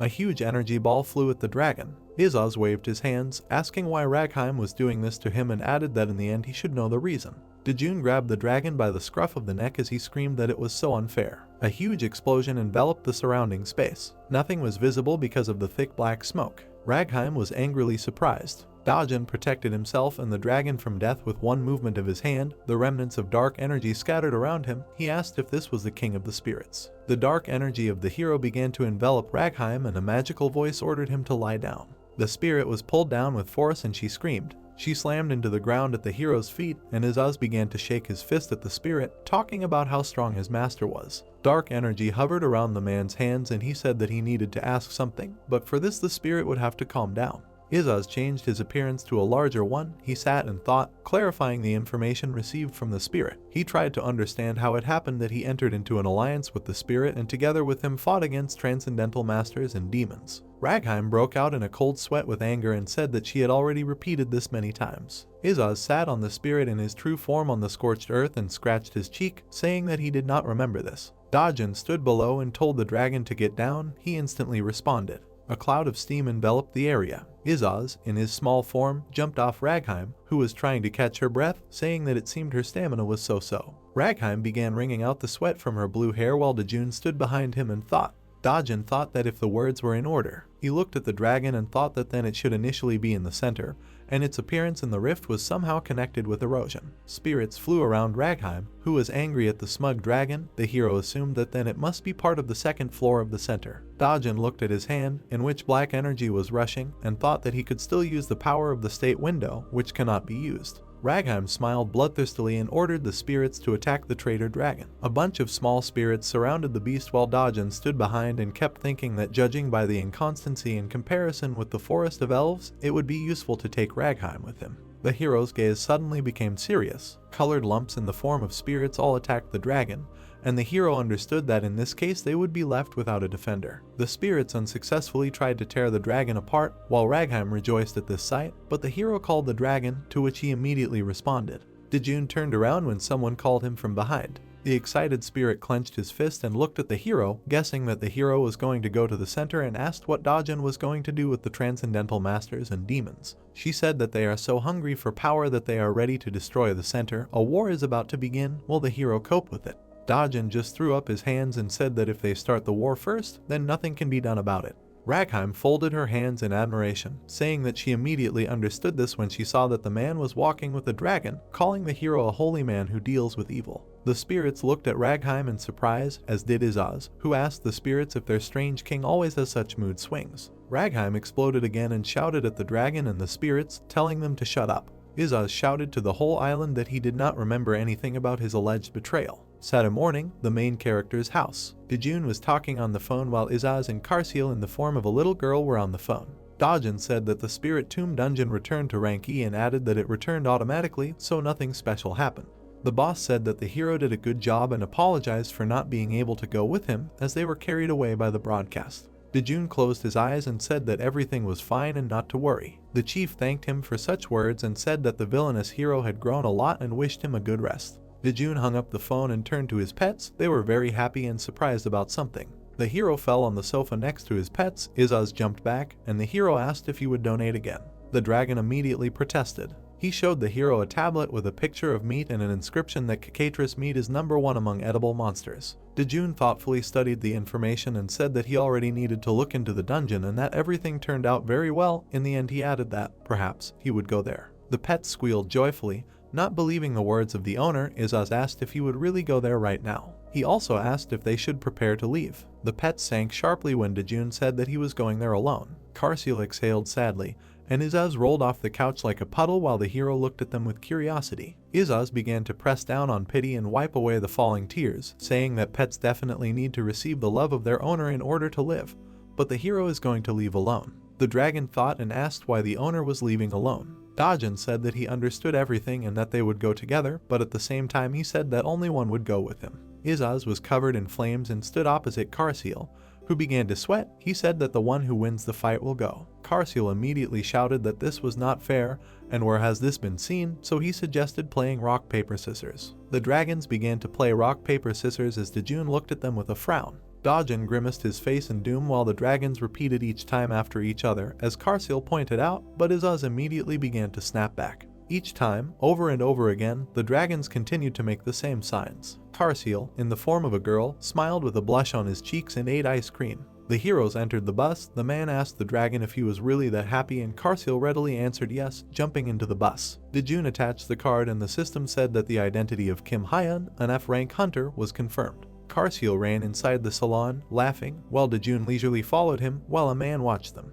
He pursed his lips, thinking that since he was an F rank, he must be a porter. The unknown man was concerned about the fate of the child, suggesting that the hero may not even know how porters are treated in this place. At the end of the salon, 3 healthy, bad-looking guys were sitting in 3 seats. Dojun was cleaning the mouth of a girl who had gotten dirty in ice cream, smiling, and telling her to eat more carefully, while the man next door suddenly leaned away from the back of his chair. Excitedly, he suddenly asked if this was the hero's daughter. Dojun turned around and said yes, while Karsil continued to eat ice cream and not notice anyone until Dojun realized the gravity of his situation. The man leaned forward and spoke in a whisper as Dojun listened, and Karsil faltered. The man said that bringing his daughter to the dungeon was a little. He remained silent, and still said that it was dangerous in the dungeon, and at the same time he didn't want to appear in bad shape in front of his daughter. At that moment, Karsil realized that he now had the appearance of his master's daughter. Dojun calmly looked ahead while the worried man was shaking with fear. The hero thanked him for his concern, and the man asked him to keep his voice down because the people behind could hear everything.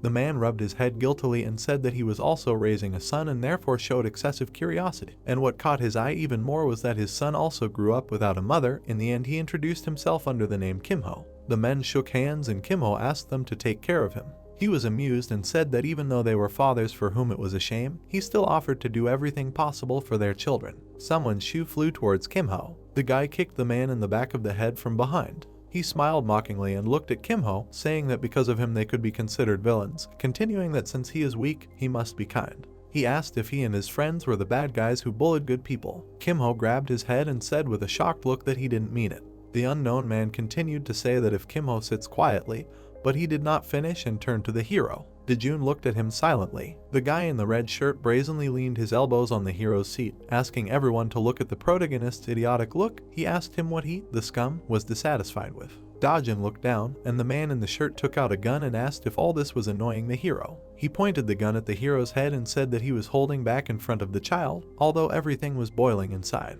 Dojun calmly looked ahead, and Karsil became angry and broke his waffle cone. Kimho broke out in a cold sweat, realizing that it was all because of him. He thought that he needed to be much quieter and not start a conversation with the hero. Kimho closed his eyes and asked for forgiveness. Dojun started talking without even looking at the man with the gun and told him that he had been talking to him informally from the very beginning and asked if he had really become his boss. The man was surprised, and behind him Kimho froze in horror. The two friends of the man in the shirt laughed and began to address him as a boss, asking him what he would do now, having angered the great hunter of rank F. The man clenched his teeth. Dojun finally looked at the man and said that since he cares about him and gives him advice as if he were his boss, then he will accept it, but if the man wants to intimidate him, then he better stop. The man laughed and said that he did not expect to hear instructions from the porter. He began to laugh and red energy began to appear around him. He said that the hero seemed to see nothing beyond the faults and suggested that he pierce the eye socket on the back of his head so that he could see better. The hero's eyes glowed blue, Karsil bared his teeth, and steam began to pour out of his mouth.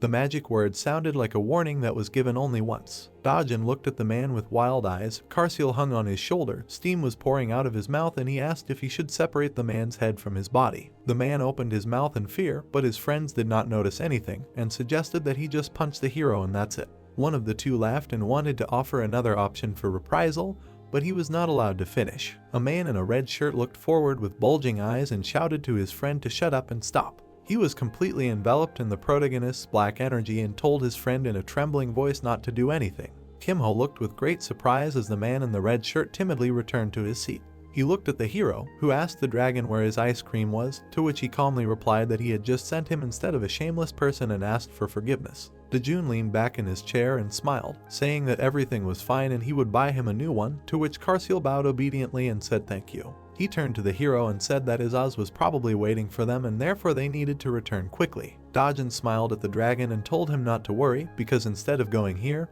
he went for a walk with Yunhee. He assumed that Izaz was having fun right now. At this time, Izaz sat and folded his arms across his chest in displeasure, turning to Yunhee and asking if she didn't promise that they would go to some interesting place. Yunhee laughed back and asked if he wasn't having fun. Izaz made a displeased face and asked how Yunhee thinks. How old is he? The couple was in the middle of a busy playground and assumed that it was about 5 or 6 years old, to which Izaz began to wave his hands and said that he had already exceeded 8,000 years.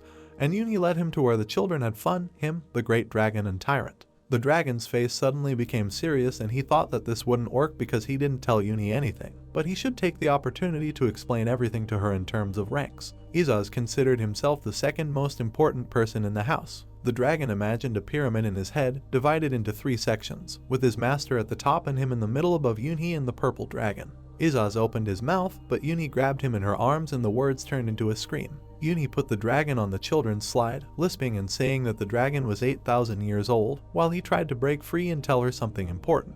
The girl let go of her hands. Izaz, surprised, flew down the slide while Yunhee laughed behind him and shouted that he was flying. She smiled and asked if he was having fun. The dragon sat silently on the edge of the slide. He turned around embarrassedly, rubbed his nose and said that this was a good place to wait for cicatrice meat. Yunhee helpfully folded her hands and asked what he would ride next. The dragon asked why suddenly such respectful speech. Yunhee smiled as she remembered a book called There Are No Bad Children in the World and said that she didn't tease him. Remembering the specific advice about how to calm down a fussy child, you should always use respectful language when talking to him. Monday, Hunter's Bureau. A group of people stood at the front door. Dojun stood opposite them and asked for a moment of attention from the hunters from the Seoul City Hall. He held a tablet in his hand and said that as they all know, today is the day to regularly strengthen the body with the help of a C-rank magic stone, which is represented by the Seoul City Hall. The hunters looked at the hero indifferently while he asked them, do they need a higher level stone? Dojun turned around and walked forward, calling the hunters behind him to strengthen his body. The blonde hunter displeasedly told the second that as soon as Dojun had an accident, he stopped being afraid of them, because before, as soon as they approached him, he began to tremble. The second hunter asked if they had heard about the hunter Yeji. He said that she went with the hero and moved from rank F to rank A. The hunter turned around sharply and in surprise, asking if she had really reached rank A. He waved his hand while the second hunter smiled and said that in this case, you need to ask to change the leader because there is still no help from Hexu. The second hunter laughed and asked, does he really think that if he walks with this hunter, he will become stronger? The blonde hunter smiled and said that since the incompetent Yeji had reached rank A, it means there was something in the hero and if he didn't tell it in a good way, then he would have to talk to him in a bad way. Someone bumped into this hunter. The one in front froze in shock, while the hunter behind was displeasedly trying to understand what was happening in front. The president of the Hunter Bureau and the other hunters bowed in greeting in front of the main character. Dojun calmly looked at the guild representatives while the hunters behind him whispered and tried to understand why such serious people treated the hero so politely. Ganghyun looked seriously at the hero while Yenkal froze with embarrassment. He asked for forgiveness if he suddenly crossed the boundaries of what was permitted and said that he could not help but come when he heard that the hero would arrive here. Munajin, without raising her head, also asked for forgiveness. Dojun looked ahead calmly. Junil threw his hands behind his head and smilingly asked why he left this guy alone. Gunhyun pulled him back, but Junil pointed his hand at the blonde hunter, who was ashamedly silent and said that he could be heard even from afar, and Dojun probably heard the words of this as he called garbage. Junil hugged the hunter cowering in fear and asked, is it true? The hunter was unable to utter a single coherent word. Junil laughed while the hunter looked in horror at the yellow sparks that appeared. He said that there was no need to apologize to him. He pointed a spear at the hunter's face and thought that he needed to apologize not to him, but to that person, but he shouted that he had been under a lot of stress lately. Gankhun and Munajin stood behind with stone faces, and the guy wondered if Junil had really thought about that guy and at the same time changed his words. Junil held an electrified spear and laughed wildly. He was told to stop. Junil calmed down and looked away. This was said by Dojun, who calmly looked at the hunter while behind him, the stunned hunters shouted that Junil was crazy. The hunter could not open his eyes, and the spear hovered in front of his face literally a centimeter. Junil turned around, smiling calmly. The spear was gone. He said that it would be so. Yeonchul stood between the hero and the hunter, smiling and saying that all they wanted was to visit him. The hero shook the president's hand and said this, adding that there was no need for it, but he thanked him anyway. The president smiled and said that you. His face suddenly became serious and inwardly he was glad at how calmly he reacted to this. The hands were still clenched in a handshake, Dojun said however. He leaned over and said in the director's ear that in the future he would consider whether such a greeting would please the person and whether it would be acceptable. The director looked to the side in fear. Dojun said that the director is a wise man and therefore he is sure that this will not happen again. The director only agreed. Junil kept his hands on his belt and looked at the hunters. He called out to them, to which they immediately responded. The hunter's face became serious. He said that the hunters should not dare to disobey the hero and ordered them to serve him, putting all their heart and soul, adding that he was saying this especially for them. Dojun watched as Junil raised his hunters and shouted if they understood him. The school where Yunhee studies. Someone was creeping up to the girl from behind and holding out his hands. The friend suddenly hugged Yunhee from behind. Yunhee turned around and screamed Hyejeong's name. Jinsu stood behind him embarrassedly while Hyejeong laughed and said that their practical training was over and suggested they have fun at Yuna's house. Yunhee thoughtfully sipped her finger, suggesting that her father would probably be against it. Hyejeong embarrassedly put her finger to her finger, saying that nothing could be done then, but suddenly asked if Yunhee might still ask her father for permission, asking if she would have problems because of this. Yunhee immediately said no and that her father is very kind. Hyejeong smiled sarcastically, saying that in this case, her father should be very interested in what people her daughter spends time with. Jinsu beamed and praised his friend's enterprise. Yunhee stood and called her father, mentally hoping that he wouldn't answer the phone. The hero's voice came from the end of the receiver, which Yunhee was not entirely happy about. She broke out in a cold sweat and asked if she could bring her two friends home today. In her thoughts, she hoped for refusal. Yunhee closed her eyes. Dojun hummed thoughtfully at the end of the phone. She begged him to say no. Yunhee stood in slight confusion because a laconic maybe followed. Dojun was talking on the phone while she also hovered on his shoulder and addressed him. Dojun asked if he needed to buy anything for home. Kalsu laughed and said that the hunters of their guild had become very polite and courteous, asking what the hero told them because the hunters literally behaved like royalty in the morning. Hyejeong and Jinsu ran up to Yunhee, asking what her father answered. The girl said that she didn't need anything and didn't need to buy anything. Gloomily, she said that her father allowed it. Yunhee stood dejectedly while her two friends threw their hands up in the air and rejoiced. Hyejeong sat and laughed, holding a healthy yellow mug in her hands. The friends sat at the set table and ate. Hyejeong praised Yunhee's cooking, but she was only embarrassedly modest, saying that Hyejeong also cooks deliciously. Jinsu came in with his mouth full and said that all of Hyejeong's dishes were immediately thrown into the trash. The girl pressed the guy's leg under the table and asked him to repeat what he had said. Yunhee laughed until the screams of dragons came from the next room, demanding to be silent. Yunhee suddenly became serious and looked behind her. Two sleepy dragons walked towards Yunhee. Izaz yawned and asked if it was Yunhee's first time bringing her friends home. Karsiel rubbed his eyes and said welcome to the little mistress. Jinsu widened his eyes and asked what it was. Yunhee disappeared with the dragons into another room, leaving the guy and his friend alone at the table. Concerned hums could be heard from the kitchen as Yunhee exhaled, holding the two dragons under her arm. Izaz looked at the girl with displeasure when she asked the dragons to stay in the form of puppies today. Izaz began to struggle, shouting how dare she violate his dragon rights and how dare she ask for such a thing. Karsiel calmly hung in the girl's arms and said that this was still a request from the mistress that needed to be fulfilled, and noted that they were still dragons, not puppies. Yunhee smiled guiltily and asked for forgiveness. She looked at the surprised dragons and said that they were already making a lot of noise and said that she had heard that if people found out that they were dragons, there would be even more noise all over the world. She went on to say that if they made a lot of noise in the world, then they would have to run away. The dragons became desperate and horrified when Yunhee concluded that in this case they would lose all the ribs and ramen, and even simple food. Izaz immediately began to apologize, saying that although he did not understand what was happening and what would happen, he said that it was all his fault and that he was sure of it. Yunhee smiled sarcastically and thanked the dragons. The dragons sat in front of two filled bowls of food while Yunhee stood shyly in front of the table and answered questions about what kind of puppies are these. She smiled and said that she forgot to feed them and therefore walked away. Jinsu smiled and said that they looked quite unusual for puppies. Yunhee turned around sharply questioningly, which surprised Jinsu. Dojun came home and announced his presence. The guys at the table were very surprised, not expecting Yuna's father to look like this. Jinsu bowed to the hero, first calling him father-in-law by mistake, then uncle, and said that he was Yunhee's classmate.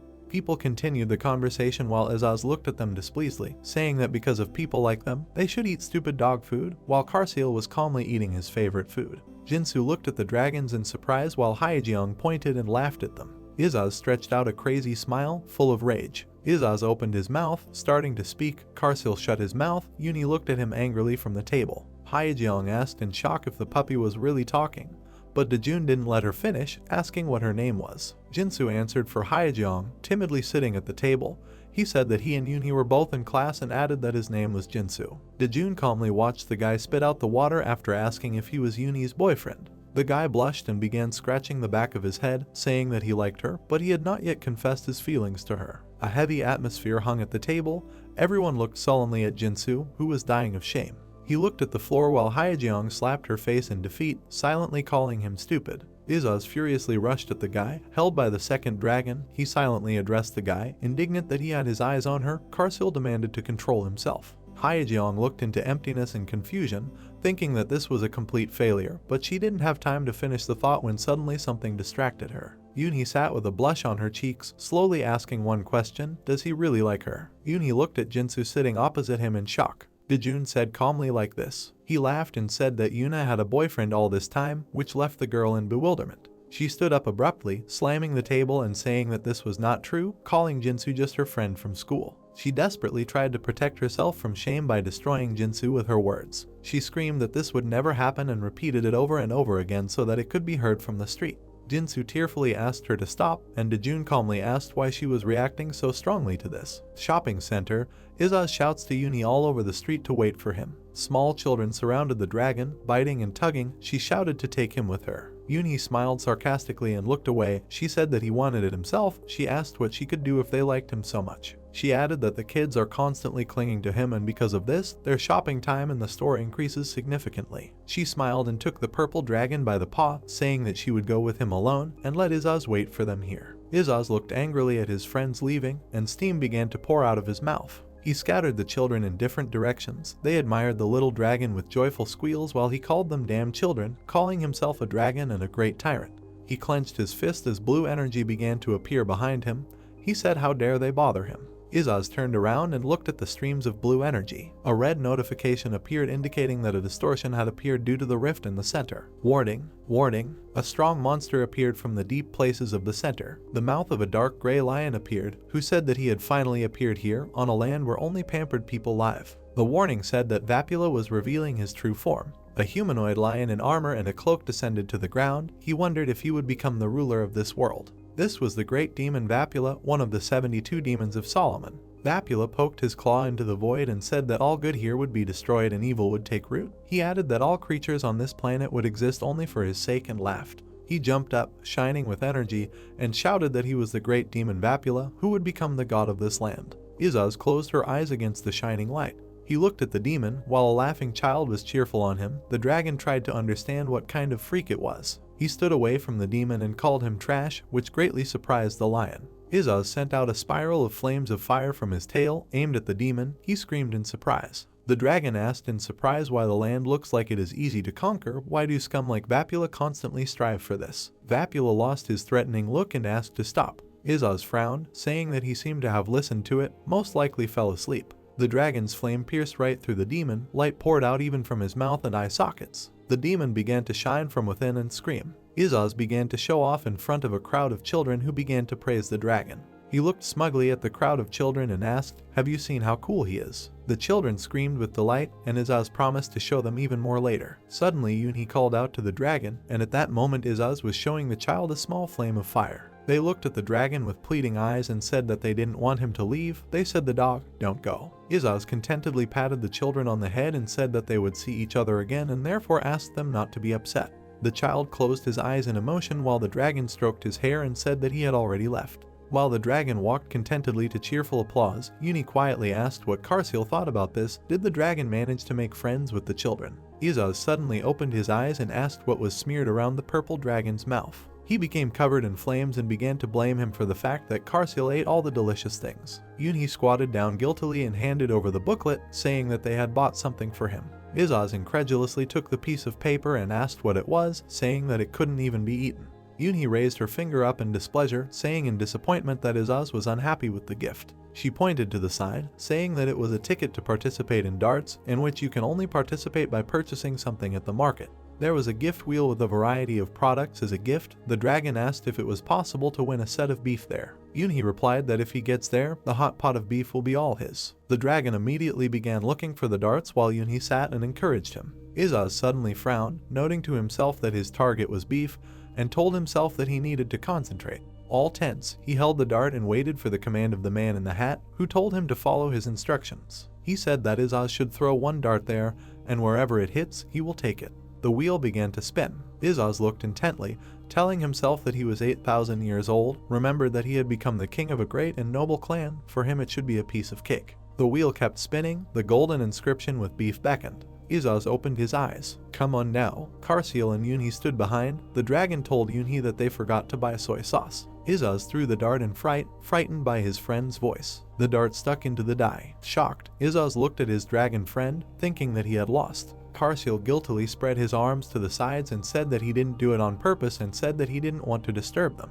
Izaz angrily shouted at his friend, saying that he had lost, while behind him a man with a hat announced that Izaz had won first place. He turned around as Yunhee exclaimed happily and repeated that he took first place. Yunhee grabbed him by the armpits. He asked if this meant he could eat even more meat. Yunhee said that meant he won a first-class family vacation voucher. Izaz exhaled in disappointment, saying that since it wasn't beef, he wasn't interested. Yunhee cheerfully said that here as a bonus there is a coupon for an unlimited barbecue, which means that there will be even more meat. The dragon at this time presented a huge grill filled with sizzling meat. He couldn't believe what was said, his whole mouth filled with saliva. Yunhee took out her phone to tell her father about this while Karsil teased the Dragon King. Yunhee was surprised by something. A notification on the phone said that the subscriber was unavailable. She did not understand where he had gone. At this time, Dojun was standing in the middle of the forest opposite a girl who said that he should not be here. The hero's eyes began to glow blue. The girl bit her finger and repeated that the hero should not be here because he would be killed here. A white unicorn with wings flew through the light into the darkness. On the ground floor of the center, in its very core, lived 3 mythical servants with powers. This was Intesh's strongest unicorn.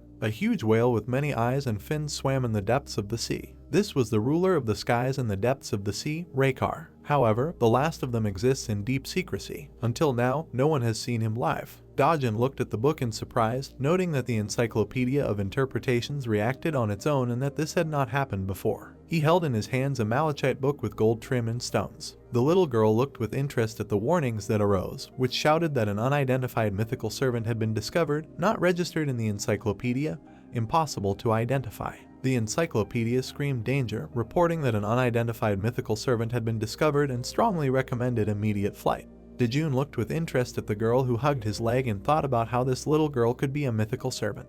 The girl exclaimed and said that the book told the hero the truth. She spread her arms and said that her uncle had little time and he needed to run away. He asked why. They stood opposite a small pond and the girl pointed at it with her hand, saying that it would soon appear from there. She pointed her finger towards the pond and said that a liba would soon appear. A huge whale jumped to the surface. Dojun looked at it calmly. A huge black eye with a bloody outline looked at the man and an otherworldly voice said that a human being dared to invade his territory and suggested that Dojun did not value his life at all. Dojun immersed himself and the girl in a black bubble. She asked why his uncle didn't run away. He calmly replied so that she wouldn't worry, adding that there is a saying in Korean. The girl had difficulty pronouncing the word. Dojun created a huge black sword in his hand and said with a serious face that the one who strikes first wins. He made a powerful swing and a huge cut flew towards the whale. The whale's head separated from its body and a huge shockwave began to scatter blood and water throughout the area. The notification went up into the air. It screamed that it was hard to believe. You defeated Raykar. It asked whether it was worth notifying the center about its achievement. The wind blew hair from the forehead of a man and a girl looking in surprise at a dead whale. Dojun said no. The girl called out to her uncle. He looked at him in surprise and she asked what his name was. He sat down on one knee and said that his name was Dojun and asked what the girl's name was. She embarrassedly hid her hands behind her back and said that she didn't have a name. He was surprised. Dojun smiled and asked if he could give the girl a name. The girl became embarrassed and asked if this was really possible. Dojun smiled and said of course it was true, even adding that he could give her several names. The girl exclaimed fervently and agreed. Dojun said that the girl will now be called Star. She looked at her uncle with admiration and repeated her name. Blue energy shot up from the girl's body to the hero, and the alert said that someone had tied a mythical servant to himself. The myths of the center have been edited and recorded in a new way. The star shone with yellow light and looked down. Dojun put his hand on her head and said that it was time for him to go home. She asked again in surprise. Dojun calmly explained that he lives in a place called Korea. The star looked at the hero with big sad eyes and asked if they would really never see each other again. Dojun closed his eyes and smiled, saying that he would come back. The girl's small hand clasped the hero's finger and she said that he must definitely come here again, to which he made his promise. Evening, seafood cafe. Someone turned to the hero. Dojun and Heksu had dinner together. Heksu said that he thinks the hero is simply an amazing person, saying that he only cares about himself and even that is not easy for him. He grabbed his chest and said that a hero at that age is raising a child and that he can't even imagine such a thing. Dojun looked at the book on tips for new dads on the table and said that he couldn't know for sure, but he thought Heksu would be good at something like that too. Dojun smiled and sipped his glass, thinking that the birth of a child is a great happiness, but he understands that it can be scary, and he said live that there is no one in the mayor's office who would promote caring for the younger ones as well as the older ones. Heksu listened with tears in his eyes as a pleased Dojun said that if Heksu only thought about himself, he would not have bought a book on raising children. Heksu thanked the hero for everything. The night sky above the cafe was quiet and calm. Dojun asked when Heksu got married. He immediately said that he did not have children and that he bought this book so that he could look after his nephew next week. He wanted to spend quality time with him. Dojun came home, took off his shoes, put on slippers and announced that he was home. Izaz began to wave his arms while Karsil folded his hands reverently and bowed. Yunhee joyfully turned to the hero whom Izaz ran into and noted how quickly he returned home. Dojun asked, "Haven't they had dinner yet?" Yunhee pointed to a plate of hot soup and said that they had already had dinner and remembered how her father said that he would drink today and so she prepared hangover soup for him. In the end she decided to clarify whether he likes soup with sprouts. Dojun embarrassedly said that he loves him. He had a good tolerance for alcohol and therefore was not drunk at all. Dojun calmly sat down at the table while Izaz looked at the vegetable soup in disbelief, and Yunhee guiltily stood nearby and asked if it was worth making soup from dried pollock. Dojun replied that no, he likes this kind of soup too. He thanked his daughter. He took a sip from the plate and said that he would eat it with pleasure, while Izaz looked and thought that there was nothing in this soup except a thick broth, and did not understand why such a soup was even needed. Dojun looked at Yunhee, turned to her and asked if she wanted to tell him anything.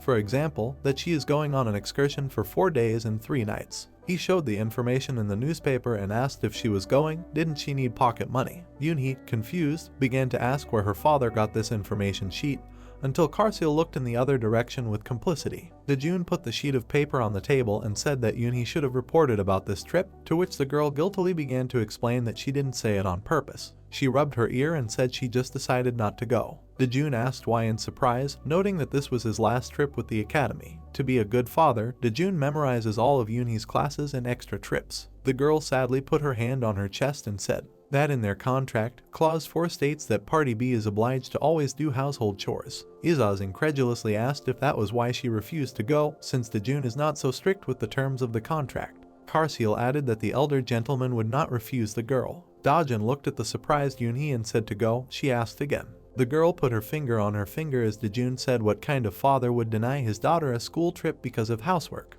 He added that he would give her pocket money so that she could eat whatever she wanted on the trip. Izaz sat with a swollen lump on his head while Karsil looked at the hero with admiration and praised his generous elder master. Yunhee wiped the tears from her eyes with a smile and said that she would go. Dojun reached out and said that if she goes tomorrow, she will need to go to bed early today. Izaz sat and asked the girl to help him, unable to even open his eyes. Dojun said that until the morning the dragon would deal with his requests himself. Izaz tearfully asked the owner for forgiveness. Karsil wished his master good night with a calm smile. Most of the windows in the house were no longer lit. People stood by the arriving carriages. Busan station the next day. Yunhee, dressed in sportswear, rolled her suitcase behind her, not understanding why it was so heavy because she only took light clothes. The dragon's finger appeared at the zipper while the girl thought that she had put in something extra. Yunhee looked at the suitcase in fear. From there, 2 dragons looked at her contentedly. Yunhee immediately slammed her bag shut as the dragons started screaming and complaining. She saw the toilet sign. She looked down thoughtfully. The dragons crawled out of the bag, sitting on the toilet rim.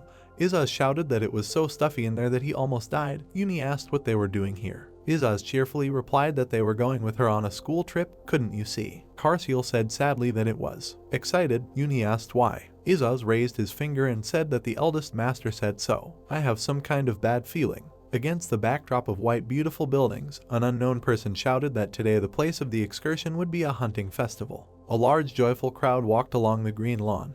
And someone continued to say that being here in Korea, in the place where the first hunter Ganghyun is, don't they feel the strength of their country? The man continued by saying that their hunter was Ganghyun. The lecture was given by a cute girl with glasses. She raised her finger and said that such a hunter in Japan is Kanzaki Sejiro. Yunhee listened with interest, while the dragon stood aside and ate meat with a sad look. The woman added that this hunter who tamed the wyvern was called Lord of the Sky. Izaz exhaled mockingly, surprised that the man who tamed the wyvern was the Lord of the Sky. Karsil said that apparently people are indeed very fragile and weak creatures, with the exception of their elder master. The guide animatedly pointed to the side and asked the crowd to look at the majesty of the wyvern. A large gray wyvern sat and roared, with its paws outstretched, and a man stood at its feet. The wyvern smiled contentedly while the woman said that in addition, Kanzaki. He also stood and smiled. The woman continued that Kanzaki gave the Hunter Academy students the opportunity to see and touch the wyvern. All the people around went into general delight while Yunhee hugged the 2 dragons and calmly watched the general joy.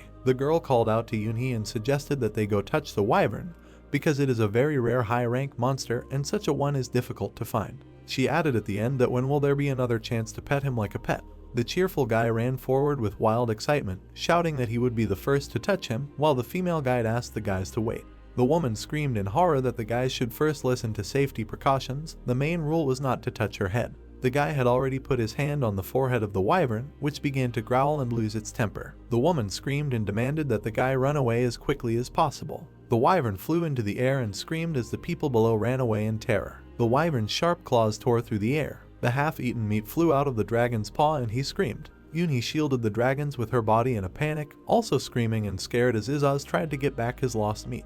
The woman and the hunter were blown away by the wind. He asked Kanzaki if it was possible to pacify him somehow. He shouted that no, this is impossible, and that is why he asked the woman to read the safety rules to people. The hunter shouted in horror that under no circumstances should the wyvern be touched by the head. The wyvern opened its webbed foot in attack. A frightened man sat on the grass and asked for help. Something caught his attention. The sky turned black and a huge bloody eye opened above the wyvern. The true form of the Dragon King was revealed. The huge Izuz hovered behind the wyvern and asked in a terrible voice how such a non-entity dared to interfere with his dinner. The woman fell to her knees as the hunter ran forward screaming. Yunhee held the purple dragon in her arms in horror and asked how he managed to end up there, while Karsiel asked his friend to come to his senses as soon as possible. A huge red paw squeezed the wyvern, whose eyes even bulged, and Izuz asked if he knew what his kebab was made of. Without waiting for an answer, he barked that he was a cockatrice. Tears flowed from the terrifying face of the Dragon King.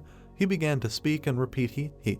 He began to remember how he cleaned up, how Yunhee praised him, how she gave him stickers as praise. He remembered holding a piece of paper filled with sticky notes and being happy. They handed him a bill in his paw for all his efforts. He held the desired kebab in his hands, remembering how he saved every penny for it, and the wyvern dared to ruin everything. Izuz began to enter the red portal, saying that the wyvern could consider itself a corpse. The hunter screamed in horror. Yunhee stood with the dragon in her arms. People around them ran away in panic, but she smiled, realizing that people were not harmed by the wyvern. She looked at the sky, realizing that new problems had arisen from his actions. She thought the case would likely be covered in the news. There were bloody rocks with a burgundy sky all around. Izuz asked what it was. He strangled the wyvern and told her that he wanted to smear her, asking why she was screaming so much. He promised to make a kebab out of it. Behind the dragon, Kanzaki was hiding behind a rock. He was shaking all over with fear and said that he had to help the wyvern. He turned around when he heard Yunhee call the dragon's name. She was sitting astride a large purple dragon. But not so frightening, the hunter thought in shock. Was it really another dragon? His pupils shrank in horror. The two dragons sat opposite each other while Yunhee asked why he made so much fuss. Izuz strangled the wyvern, saying that today there is no need to calm him down and dissuade him. Yunhee shouted that she would buy the dragon more meat on a stick, and first offered 2, and then even 3. Izuz raised an eyebrow and said 4. Yunhee sat on the dragon's forehead and agreed while Izuz froze in a stupid smile. He became small again and said that this time he would be kind and bear it. His small hand became covered with wreaths. He began to speak and repeat but. There was a roar behind the rocks and dust rose. Izuz shouted that he must hit this wyvern at once. He looked down and put his hands on his chest, asking if the wyvern realized how lucky she was. She lay in the middle of a deep crater while Izuz continued that because of her race could become extinct today. Yunhee looked guiltily at the bruised wyvern while happy Izuz called her to eat meat. Yunhee raised her finger and began to scold the dragon, telling him to promise her that this would not happen again, to which Izuz asked if he was to blame for this situation. Yunhee looked at the dragon and asked if he understands what will happen if his father finds out about this situation. She added that it will now be all over the news. Izuz began to anxiously imagine how Dojun drew his blade, hoping that this would not happen in life. Yunhee closed one eye and said that she was worried about him and asked him to promise that he would not do that again, and then she would put in a good word for him to her father. Izuz hugged Yunhee's leg in tears and said okay, even asked if the owner should say the same thing. He thought in trepidation that this case might not be so serious and everything would work out. Karsiel added that Dojun is unlikely to be angry because he is a wise and strong master. At that moment, the hero was being hugged by a girl on the street. He was very surprised when he looked at her. The huntress Munjin looked down at him with fascinated eyes. She asked the hero to help her. Munj hugged the hero and looked into his eyes, addressing him by name. There was a blush on her cheeks and spirals were swirling in her eyes. The hero thought, how did this happen? City, 30 minutes ago. Dojun was walking and paid attention when he was called. Munjin hugged his hand and asked why he was so late. Dojun looked in surprise at the gambling Munjeong and said that he had even arrived before the appointed time. A drop of sweat ran down Munjin's face. She quietly told the hero to accept the current circumstances and play along with her. Dojun asked again in confusion, while Munjin shouted ahead to unknown people, don't they see that the hero is her young man, and therefore asked them to stop pestering her and offered to go their own way. A certain man exhaled dissatisfiedly, asking, is this your boyfriend? A big guy in a sports t-shirt raised his finger and said that she was flirting in front of him, and now she was telling him that she suddenly had a boyfriend. The big man approached the hero and looked at him angrily while Munjin covered herself behind him. The big man said that Dojun looked like those who lay before him and asked if people like him were Munjeong's type. The big man began to show off his biceps and sarcastically said that he knew that she was looking at his huge muscles, to which the embarrassed Munjin said that this was not the case. Dojun nervously closed his eyes as Munjeong continued to whisper to him that if they found the wrong approach to the man now, then the news headlines would be full of wrong headlines about her person. Dojun said that he understands what is happening now, but is there really any point in solving the problem this way? Munjin began showing examples of headlines about how the hunter Munjin from the Behemoth Guild was rude to an ordinary person, that Munjin doesn't like ordinary men, and so on. Dojun hesitantly asked if this was really possible, and Munjong nervously replied that there was no reason for this yet.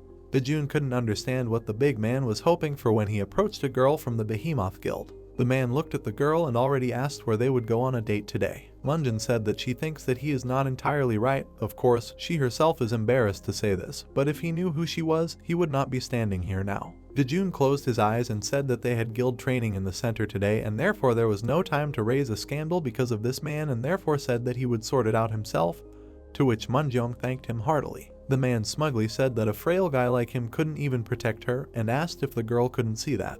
At the end, he added that only a person with a body like his could protect Munjin. Munjin playfully stood next to the hero while he said that the man had quite a lot of fat in his body, and that was probably why he had a low heart rate, and advised him to lose weight, which caused a strong reaction from the man. The man began to strike. Dojun caught the man's blow. With his other hand, he pulled Munjin towards him and said that they were not just a couple of lovers. He hugged the embarrassed Munjin to himself and said that they were spouses. Dojun said that she was already crossing all boundaries and asked if she really wants to get attached just because she called them spouses. The man screamed in pain and covered himself in sweat. Tears and snot flowed from his eyes. He shouted that the hero had broken his bone and said that he should have said right away that they were married, because if he had known that they were married, he would have left immediately. Dojun continued to wring the man's hand while an embarrassed Munjong asked if his words were true, to which he responded through pain that yes, it was true, and asked to be released. Dojun released his hand and told the man to go where he was going.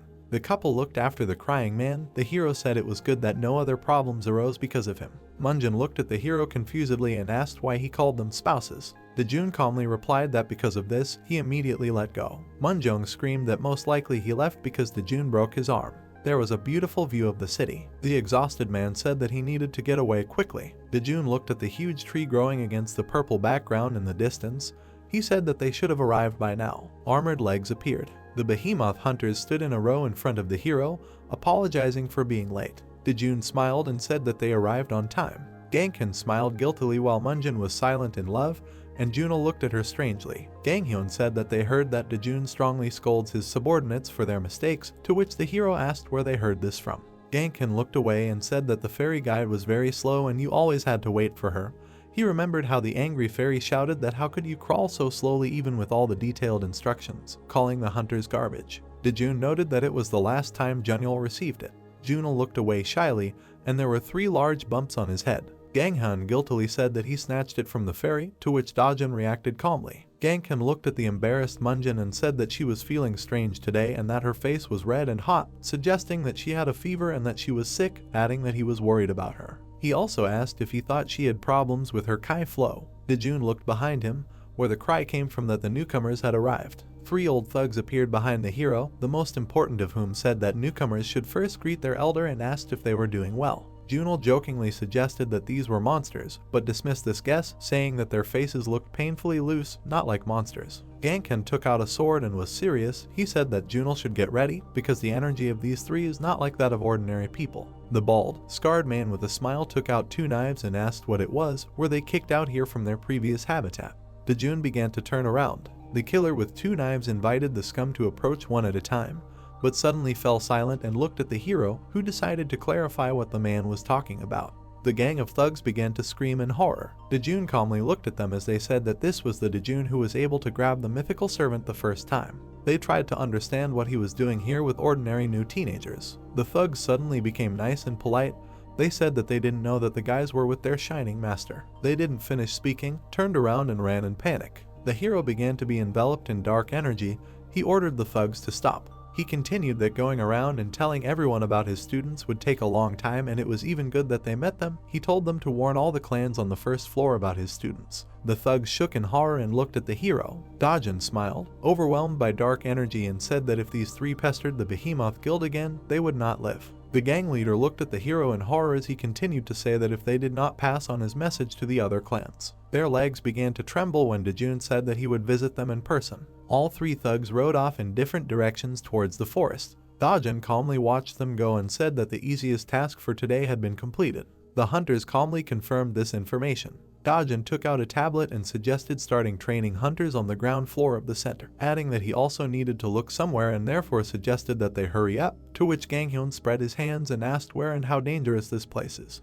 Dojun remembered the signs warning about the danger of the mythical servant and with his eyes closed said that yes, it was quite possible. The hunters all opened their mouths and asked if such a dangerous place even existed for a person like him. Dojun smiled and said he had to go. Mentally, he said that even if it was dangerous, he still had to visit Zvezdochka, because every time he looked at her, he was reminded of his daughter. The girl's small hand reached up among the sparkling trees. She sat on the pink grass and looked up with big eyes, saying that she missed her uncle. She turned back and asked when he would come. Someone said the name Star. The pink roots of the tree engulfed the girl. A large shining tree lifted her into the air on its branches and told her that she should not date a man named Dojun. She folded her arms across her chest in displeasure and asked why. The tree said that he. At this moment, Dojun suddenly turned around, while behind him Junel was languishing with fatigue. And the tree continued that Dojun may be the person who will accelerate the destruction and death of all dimensions. The star, putting a finger to her mouth, asked if the protagonist would destroy this world. A large green leaf touched the girl's hair. The tree said that this is not certain, but the man named Dojun is dangerous. By tying branches around the body of a fair-haired girl, the tree declares that if there is such a possibility, then you should not get close to it. The star, with sadness in her eyes, asked if she could date the main character. The girl, pursing her lips and raising her hands clenched into fists, began to become covered with an aura. The light energy emanating from the star began to emit a bright light. She shouted that she didn't want to. Opening her mouth wide and sticking her right finger forward, the girl told the tree not to say anything bad about Dojun. The tree with turquoise leaves, from which the light was coming out, said that, although it agreed, it still believed that it would be better if he stayed to live only on Earth. Turning to the tree, Star said that he promised her that he would come again. The girl jumped forward and exclaimed that he had come. The tree, watching the happy girl, was worried about the situation. It thought that it could only hope that this ominous premonition was simply wrong. The pink leaves of the densely spaced trees were illuminated by the bright sun. The main character stated that they will finish the main tutorial of the first floor of the center here. Closing his eyes and looking at the tablet, he stated that it looked like they had completed it earlier than they thought. The guy with blue hair suggested they try to get into battle and catch some of the villains, among those they were shown earlier. Looking at the guy incomprehensibly, the protagonist said that there was no point in fighting, given that he had already fought with such people. Recalling Dojun, who walked towards the enemy, covering his fist with bright energy, Ganghyun stated that although the protagonist said that they fought, this was slightly untrue. Putting his hand to his chest and looking forward, the guy said that even though he was so supportive and helpful to them, there would be no point if in this training they could not become stronger and gain new knowledge themselves. Looking at the blonde girl and the red-haired guy, he stated that they do not want to become fools who rely only on the protagonist and his strength. Closing his eyes with a smile, the main character declares that he likes his determination. He also noted that they will do as he says. Looking at the main character with a smile, Ganghyun thanked the guy and said that today he and Junel would go together because Munajin was not feeling well. He asked the protagonist to take care of her. The embarrassed girl standing next to Dojun, stammering slightly, asks him to wait. Munajin, looking back at the guy in embarrassment, said that she didn't feel bad in that sense. The protagonist exhaled. With cries of joy, the star flew towards the protagonist. The blonde girl looked up in surprise. Joyfully jumping into the arms of the main character, she said that it was good that they came so early. Holding the girl in his arms, Dojun said that it was good that she was happy. A shocked-looking girl in red and black armor asked what the little girl was doing here. The protagonist told her that she was not a traveler. The star looked at Munajin with interest. The main character said that she is one of the mythical servants living in the center. Continuing to look at the little girl in surprise, the girl asked that since she is a mythical servant, that means she is stronger than SS rank monsters. The star sucked her finger while in the protagonist's arms. Dojun stated that she is incomparably stronger than them. The girl asked Munajin, addressing her as her aunt, if she was from Korea. The girl was very surprised, looking at the girl. Raising her hands to her face, she was upset by the fact that she was called aunt. The worried girl asked if her aunt was in pain. Observing the girl's anger and embarrassment, the protagonist turned away and laughed. Indignant, Munajin asked how he could laugh in such a situation. Looking at the girl with a smile, he said that he was also an uncle. Moving away from the shock and looking at the protagonist, the girl noted that called him that too. Clenching her small fist, the girl with a serious face told the main character to follow her. The protagonist asked where. Raising both hands up and remembering the magic tree, Star replied that they needed to go to her great friend. Dojun replied that he would go with her. Getting off the guy's arms to the ground, the little girl said that he shouldn't lag behind. As she began to run forward, she said that there would be places that should not be stepped on. The main character thought that he knew where she was going. Looking ahead, the protagonist thought that for Manhwa with zero training, this would be extremely dangerous. He mentally asked himself what he could do to help her. The girl extended her hand after her, not understanding where she ran. The main character told Manhwa to climb on his back. Opening her mouth and eyes wide and turning around sharply, the girl asked again. Looking at her seriously, the protagonist said that this is the only thing that will help her because it is very dangerous there. Bringing her fist to her chest, she hesitated a little and said that it was still a little strange. Without waiting for the girl's answer, he throws her onto his back. The little star, joyfully moving forward, throwing her hand up, told them to go. Closing her eyes in embarrassment, the girl mentally said that she was very embarrassed and apparently only she felt it and couldn't find a place for herself.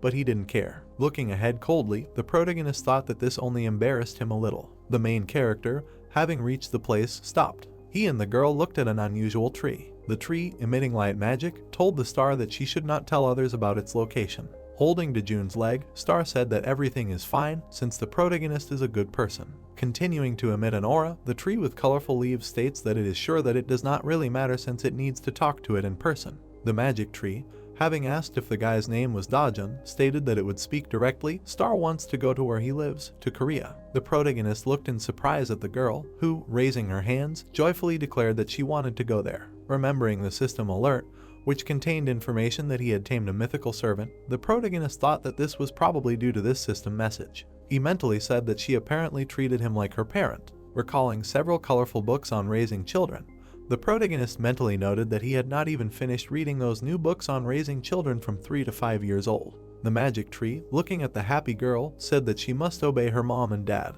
The star, raising her hand and looking at the blonde girl, called her mom. Pointing to herself, Manhwa asked again in confusion. By putting her palms forward and actively waving her head, she declares that she is not a mother. Taking her long hair, the girl with sincere sadness in her eyes asks about the fact that she is not her mother. Closing her eyes and accepting her fate, the girl declares that she is her mother. Mother. The girl happily jumps into Manhwa's arms. The protagonist scratches his chin, looking at the scene of family joy. Approaching her, the main character addresses her as the huntress Manhwa. Looking up at the guy, she asks him what he wants. With a calm gaze, looking at the blonde girl, he asks if she wants to live with him. The shocked girl asks again in confusion. A bird sang on the balcony of the protagonist's apartment. Manhwa, putting her hand to her mouth, yawned. She sleepily rose from the bed, in which Star also lay. Opening her eyes, she thought that she had not gotten enough sleep at all. Turning to the sweetly sleeping girl, she mentally stated that she could not even think that she would come to this house only because she would become a mother. Stroking the little girl with a slight smile, she thought that it was good that Star was sleeping so peacefully. In fact, the girl always had problems with dreams. She tossed and turned a lot and slept little. Even that tree had trouble coping with this habit.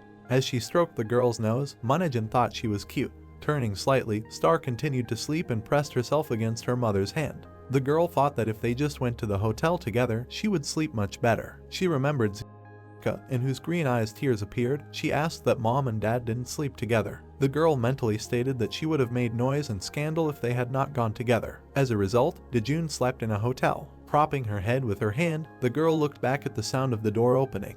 The protagonist came in and asked if they had gotten enough sleep and said that they needed to go have breakfast. Closing her eyes, the girl agreed. Looking back at the main character who took the girl in his arms, she thought about how she could sleep peacefully, knowing that she was sleeping in the same house with a man. Shaking the little girl a little, the protagonist tried to calmly wake her up, saying that it was time for her to get up. Looking away a little embarrassed, Manhwa mentally asked herself if he really cared. As she walked into the kitchen, she thought that she might be overreacting and asked herself if she was probably overreacting. She looked at the table in surprise. Observing the huge variety of dishes on the white table, Manhwa, a little embarrassed and surprised, mentally asked herself how he was able to cook all this in the morning. It was actually food that Yunhee cooked and left behind. The girl left a yellow note on the refrigerator with a note saying that there were more salads in the refrigerator. Starting the meal with rice, the blonde girl thought that she almost always eats food to order and the protagonist prepared it himself. She mentally noted that he was a very hard worker. The little star ate happily. While drinking a glass of water, the main character said that it was time for him to go to work. He also asked Manhwa to take care of Star during his absence. The girl agreed. Holding a spoon of rice in her mouth, the girl with eyes reflecting hope asked if dad would be back soon and asked him not to leave. Ninjin smiled sincerely as the little girl grabbed her father's leg and mentally declared that they were like real father and daughter. The protagonist pulled away the asterisk rushing towards him by the scruff of the neck. The girl thought about what would happen if they got married. placing her palm under her head, she mentally said with a smile that this would be exactly what she would see every day. The thought flashed through her mind that this was a great start to the day. Minhyuk decided to go to a small brown department store. The girl put her palm forward in shock and called out to her daughter. The star, raising both hands up, ran around the store with a smile. Minhyuk, who was running after her, shouted to her that she couldn't run around like that, it was dangerous. Her eyes widened with fear and excitement. She imagined dozens of corpses of civilians. The girl thought that if the mythical servant encountered an ordinary citizen, then trouble would happen and the store's visitors would be in danger. Having caught it, she took the little girl by the stomach. Minhyuk, lifting the joyful girl up, said that she was caught. Laughing a little, she exhaled at the same time. Looking at the girl seriously, her mother said that she couldn't run around like that alone. Starting to finger her fingers, with a sad look, Star asked if she was angry. Looking at the child emitting light, she closed her eyes and answered that no, and asked her to just be close to her mother. The girl decided to start with the clothing department. She walked into a store that had a red and white J children's clothing sign above it. Consultants greeted visitors. Minhyuk, having found a suitable specimen, asked if the girl wanted to try it on first. The clothes shook when the girl took one of the sets. The starlet said she wanted to try it on. The girl came out of the fitting room, joyfully raising her hand. She was wearing a white and blue dress, white tights and red shoes. She called her mother. Putting her hand to her face, Minhyuk said with emotion that she was very beautiful. Taking out a blue set of clothes, the consultant agreed and invited the princess to try it on. The star came out in a pink dress and a white hat. The girl said that it suits her very well. Then in a striped t-shirt and blue shorts. Minhyuk said that it looks very beautiful on her too. Then the girl with a serious look came out of the fitting room in green shorts, a yellow sports t-shirt and a cap. Her mother asked how everything could fit her. Taking out a dark card, the blonde girl impulsively said that she would take everything. The seller asked if she would pay in installments. The girl replied that no one would pay for everything now. Putting her palms together, the brown-haired girl, in front of whom stood 5 white bags of clothes, thanked her for the purchase and said to come again. As she clasped her hands together as she walked out of the store, Minhyuk mentally stated that she originally only wanted to buy 1 or 2 sets of clothes and wondered if that was too much. She mentally stated that most likely she was just too excited.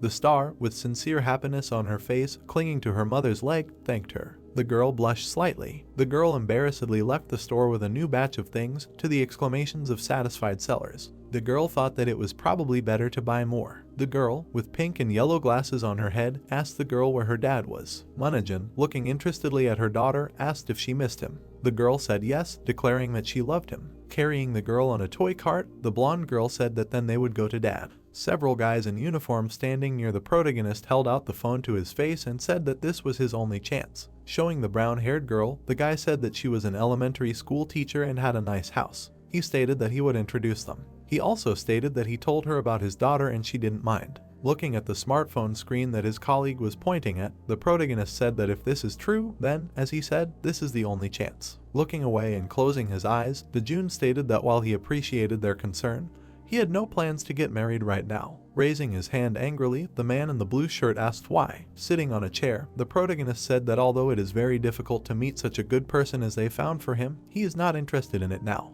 Exhaling and looking forward, the main character thought that he planned to think about his marriage only after Yunhee's marriage. He also made a mental note that they might make a fuss if he told them this. A man looking at the entrance in surprise asked if the guy was thinking about the same thing he was thinking about. Seeing a blonde girl with Star in her arms, they identified her as the huntress Minhyuk.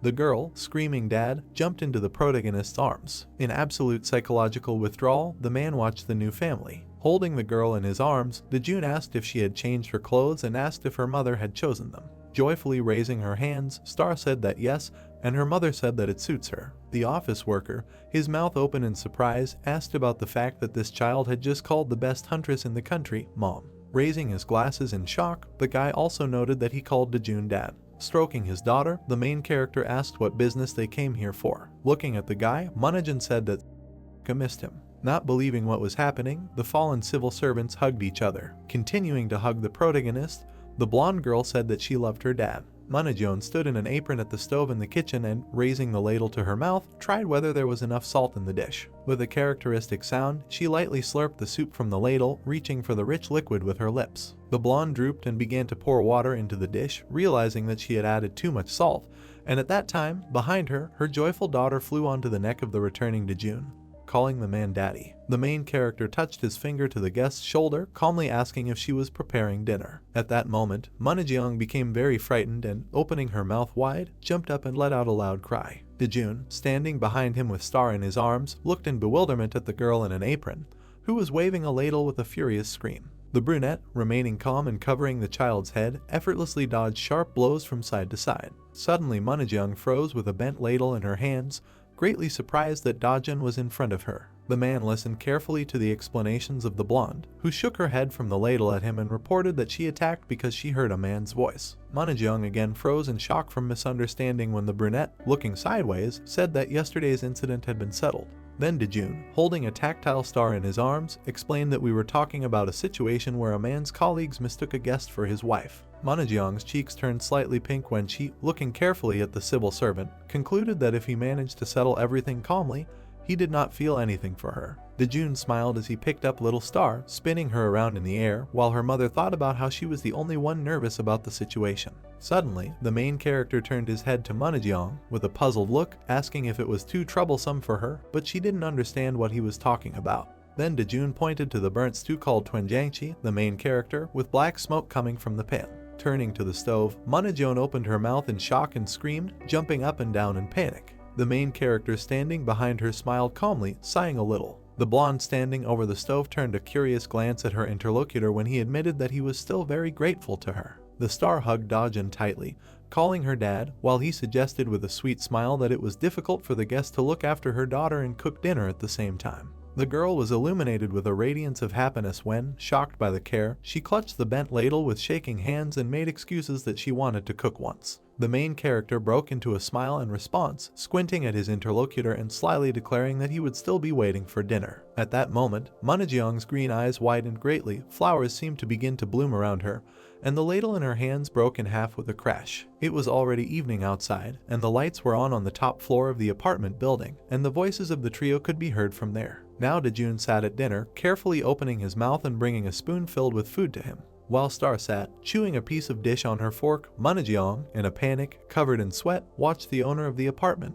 asking how he was doing. The next second, the girl was already sitting with a smile on her face, joyfully hugging her daughter, because Dojun praised the dish prepared for her, although in fact he felt that it was too salty. Happy Manhwa now rubbed her cheek against Star's plump cheek, asking her to eat too, and the girl said that she was ticklish. At this time, the brunette closely watched the huntress, noting that she was either too accustomed to the role of the child's mother or was playing well. The pale purple phone vibrated and it showed that the contact dad was calling. Manhwa froze in bewilderment with a spoon in her hand, looking puzzled at Star, who took a large mobile phone in her hands, deciding to answer. Having read the name of the contact, the girl pointed in shock at Dojun sitting at the table with chopsticks in his hands, declaring that dad couldn't call because he was with them now. When Manhwa tried to calm her daughter down, she pressed the green answer button, pulling it to the side. The blonde, watching the child's actions, widened her eyes in horror and screamed loudly, asking her not to pick up the phone. Starlet sat at the table with her palms out and looked up, stunned, at her mother, who grabbed the phone and held it with a sweaty hand when her name was heard from there. At this time, Dojun calmly looked at the huntress, wanting to somehow speak out. Manhwa awkwardly twisted her mouth and put her fingers to her lips, holding the phone to her ear and trying to calmly answer her father. The girl's eyes widened greatly in horror when she suddenly heard her parent ask what kind of man was next to her. The phone screen displayed an image of the guest's dad, who saw Dojun and asked his daughter to come visit, and at that time the brunette, closing his eyes, explained that he wanted to warn that this was a video call. Manhwa arched an eyebrow and cast a tired glance at the owner of the apartment, while her parent suggested from the phone that she and her boyfriend visit the family. When Manhwa folded her hands in front of her and collapsed face first into the table, Star began to tug at Dojun's sleeve in a panic, worried that her mother was in pain. Hearing this, the blonde silently raised her head and cast a melancholic look into the distance. The Star, sitting on the brunette's lap, looked at the girl with alarm, while he enthusiastically offered his help to the guest. Then the huntress, raising her eyebrows pitifully and clasping her index fingers, clarified whether the main character could go to visit her father. Dojun put his finger on his chin and closed his eyes, taking on a thoughtful look, realizing that under the current circumstances it would be difficult to explain to the girl's parents that they were not dating. Manhwa looked at her interlocutor with shock when he, throwing up his hands, declared that they had no other choice. Resting her face on her palm, the girl lowered her gaze and with a sad look began to reflect on the fact that despite the fact that they pretend to be a family, the man draws a clear line between them. Minhyuk suddenly looked up at Dojun in surprise and stopped thinking when he suggested that they still had another option. The main character, holding in his arms, began to gesticulate, asking with bewilderment what the blonde thought about the second option, and the daughter and mother together looked at him questioningly. Realizing what Dojun was getting at, Minhyuk opened her mouth in horror and loudly asked if he thought it was too revealing. The brunette, looking down, answered with a serious look that they could choose the right wording, with which his interlocutor agreed. At this time, the star, putting her finger to her mouth, thoughtfully raised her green eyes to the main character, who said that first we need to train the girl. One clear day, the trio went to the luxurious private house of Minhyuk's parents, near which there were several trees. Dojun looked at the building in shock, holding Star in his arms while she pointed her finger at the house in amazement, and the blonde explained with an awkward smile that her father was just a successful businessman from SG Group. Dojun and the girl walked forward almost equally, and he asked again for the name of the company. The main character froze, looking up in shock when he introduced a huge corporation. Began pointing in surprise at the tall glass office buildings that appeared behind him. Turning his eyes to the side, the puzzled brunette wondered why Minhyuk became a hunter. The blonde, holding the handle of the front door, anxiously turned to the man, covered in perspiration, and awkwardly warned that her father was a very hot-tempered person. Mr. Moon at this time was already standing in anticipation, indignant at the fact that the guest stood at the entrance for a long time, and his wife smiled sweetly behind him. Suddenly the businessman stumbled over his sentence, and the two parents stared at the guests in shock. Minhyuk tiredly looked to the side while Star, sitting in the arms of the calm Dojun, joyfully waved her hand to the elderly man. The girl opened her big green eyes wide and said with a happy look that her mom and dad said that he was her grandfather. Hearing this, the Moon couple simultaneously grimaced in shock, trying to comprehend what was happening. The businessman raised his head and screamed with his mouth wide open, and his wife, noticing this, began to panic and call for him. 3 generations of women simultaneously called out to Mr. Moon, who, from too much shock, collapsed on the floor, losing consciousness, and Minhyuk rushed to run to her father to help. A blue sky with floating clouds and a rainbow halo towered over the 2-story house, and the exhausted voice of the head of the family could be heard from the building. Mr. Moon, holding the back of his head, forcefully lifted his injured head, which was bandaged, and asked if Dojun had asked his daughter to play the role of a mother. The brunette, sitting next to him on the same sofa with Minhyuk, confirmed what had been said, adding that this would not be necessary anymore, because soon a person would arrive who would take care of Star, who was running around the room. The blonde shyly lowered her gaze to the floor when the crippled father, holding his head, began to shout indignantly that this could have been warned about by telephone. While the businessman was screaming heart-rendingly, continuing to scold, the girl approached and stretched her hands towards him. The girl looked contentedly, holding bags of 3 different types of tea in her hands, explaining what her grandmother asked him to choose. Hearing this, the businessman choked on his saliva in surprise and clutched his heart from excessive tension due to an excess of emotions. Now Mr. Moon sat calmly on the chair, silently looking at Star, who, putting her finger to her mouth, said in puzzlement that she couldn't give any of the bags to her grandfather. The man looked after the girl with emotion, who, having received an answer, raised her fist and joyfully asked her grandmother to pour black tea. Minhyuk, bending over and turning her head, looked in bewilderment at her father, who with a dreamy look noted that his daughter had long since reached the age of marriage. The blonde arched her eyebrow indignantly, asking her parent about the words spoken, but he began to deny. Little Star in a yellow dress stood in the middle of the living room, curiously pointing her finger into the distance and saying that there were a lot of mothers' photographs there. Minhyuk sharply turned her head along with her body in the direction of the girl's outstretched finger, casting a puzzled look. Mr. Moon jumped up in a panic when Star put her hands on Minhyuk's shoulder, enthusiastically asking them to go to the room with the pictures together. They both turned around, casting questioning glances with large green eyes at the strangely reacting man. A businessman with a bandaged head closed his eyes in embarrassment and, putting his fist to his mouth, began muttering something into it and coughing.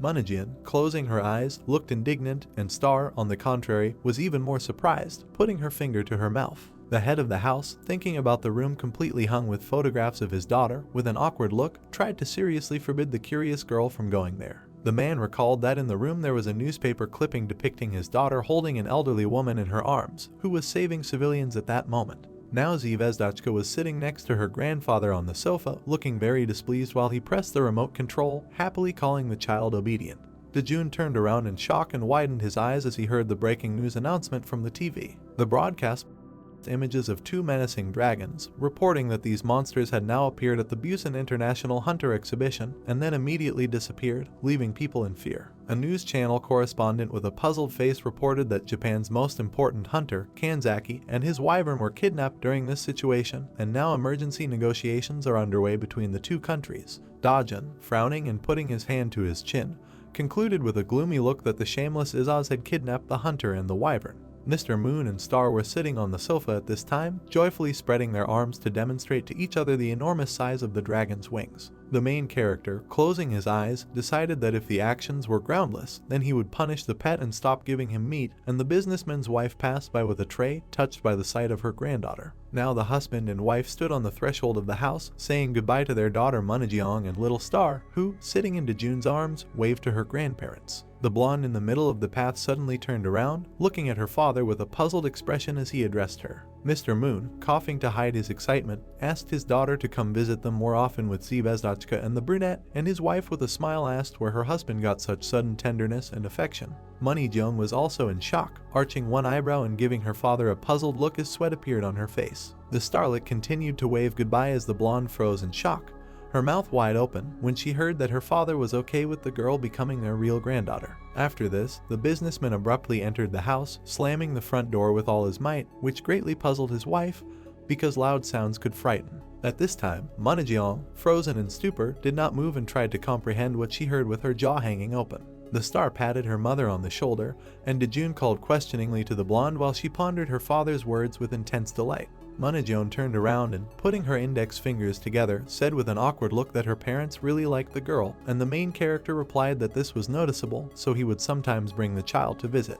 The girl put out her palm, looking lovingly at the huntress, and the brunette said with a smile that she, too, could come to them at any time. Munjeong opened her mouth in puzzlement, remembering what changes would come from today. Putting her hand in front of her chest and clenching it into a fist, the girl realized that she would no longer be with the guys. Watching Dojun, who had a nice conversation with Star, carrying her away in his arms, the huntress thought that if the guy had not asked for this favor, then now she would not be so annoyed. Yunhee walked into the apartment with a tired look, pulling off her shoe with her finger, while Izaz was hiding behind her leg, and Karsil walked ahead at that time, carrying a backpack on his head and hoping that its owner was doing well. When the girl opened her eyes, she noticed that her father was nowhere to be found and assumed that he had gone out on business, and the purple dragon with a puzzled look recalled that the man had offered to have dinner together. Walking inside the apartment, Yunhee stopped, looking puzzled at the sofa on which lay an unfamiliar thing. Lifting and straightening her dark shirt, the girl concluded that she did not have such a thing. Yunhee, engulfed in ominous purple energy, stood wondering why there were women's clothes in their house, while the dragons behind her looked at each other in shock, covered in cold sweat. Suddenly, Karsil and Izaz turned back in amazement when they heard the man's voice. Dojun, holding Sweet Star in his arms, remembered the advice from the book for good fathers and in a gentle tone asked Yunhee if she had a good trip.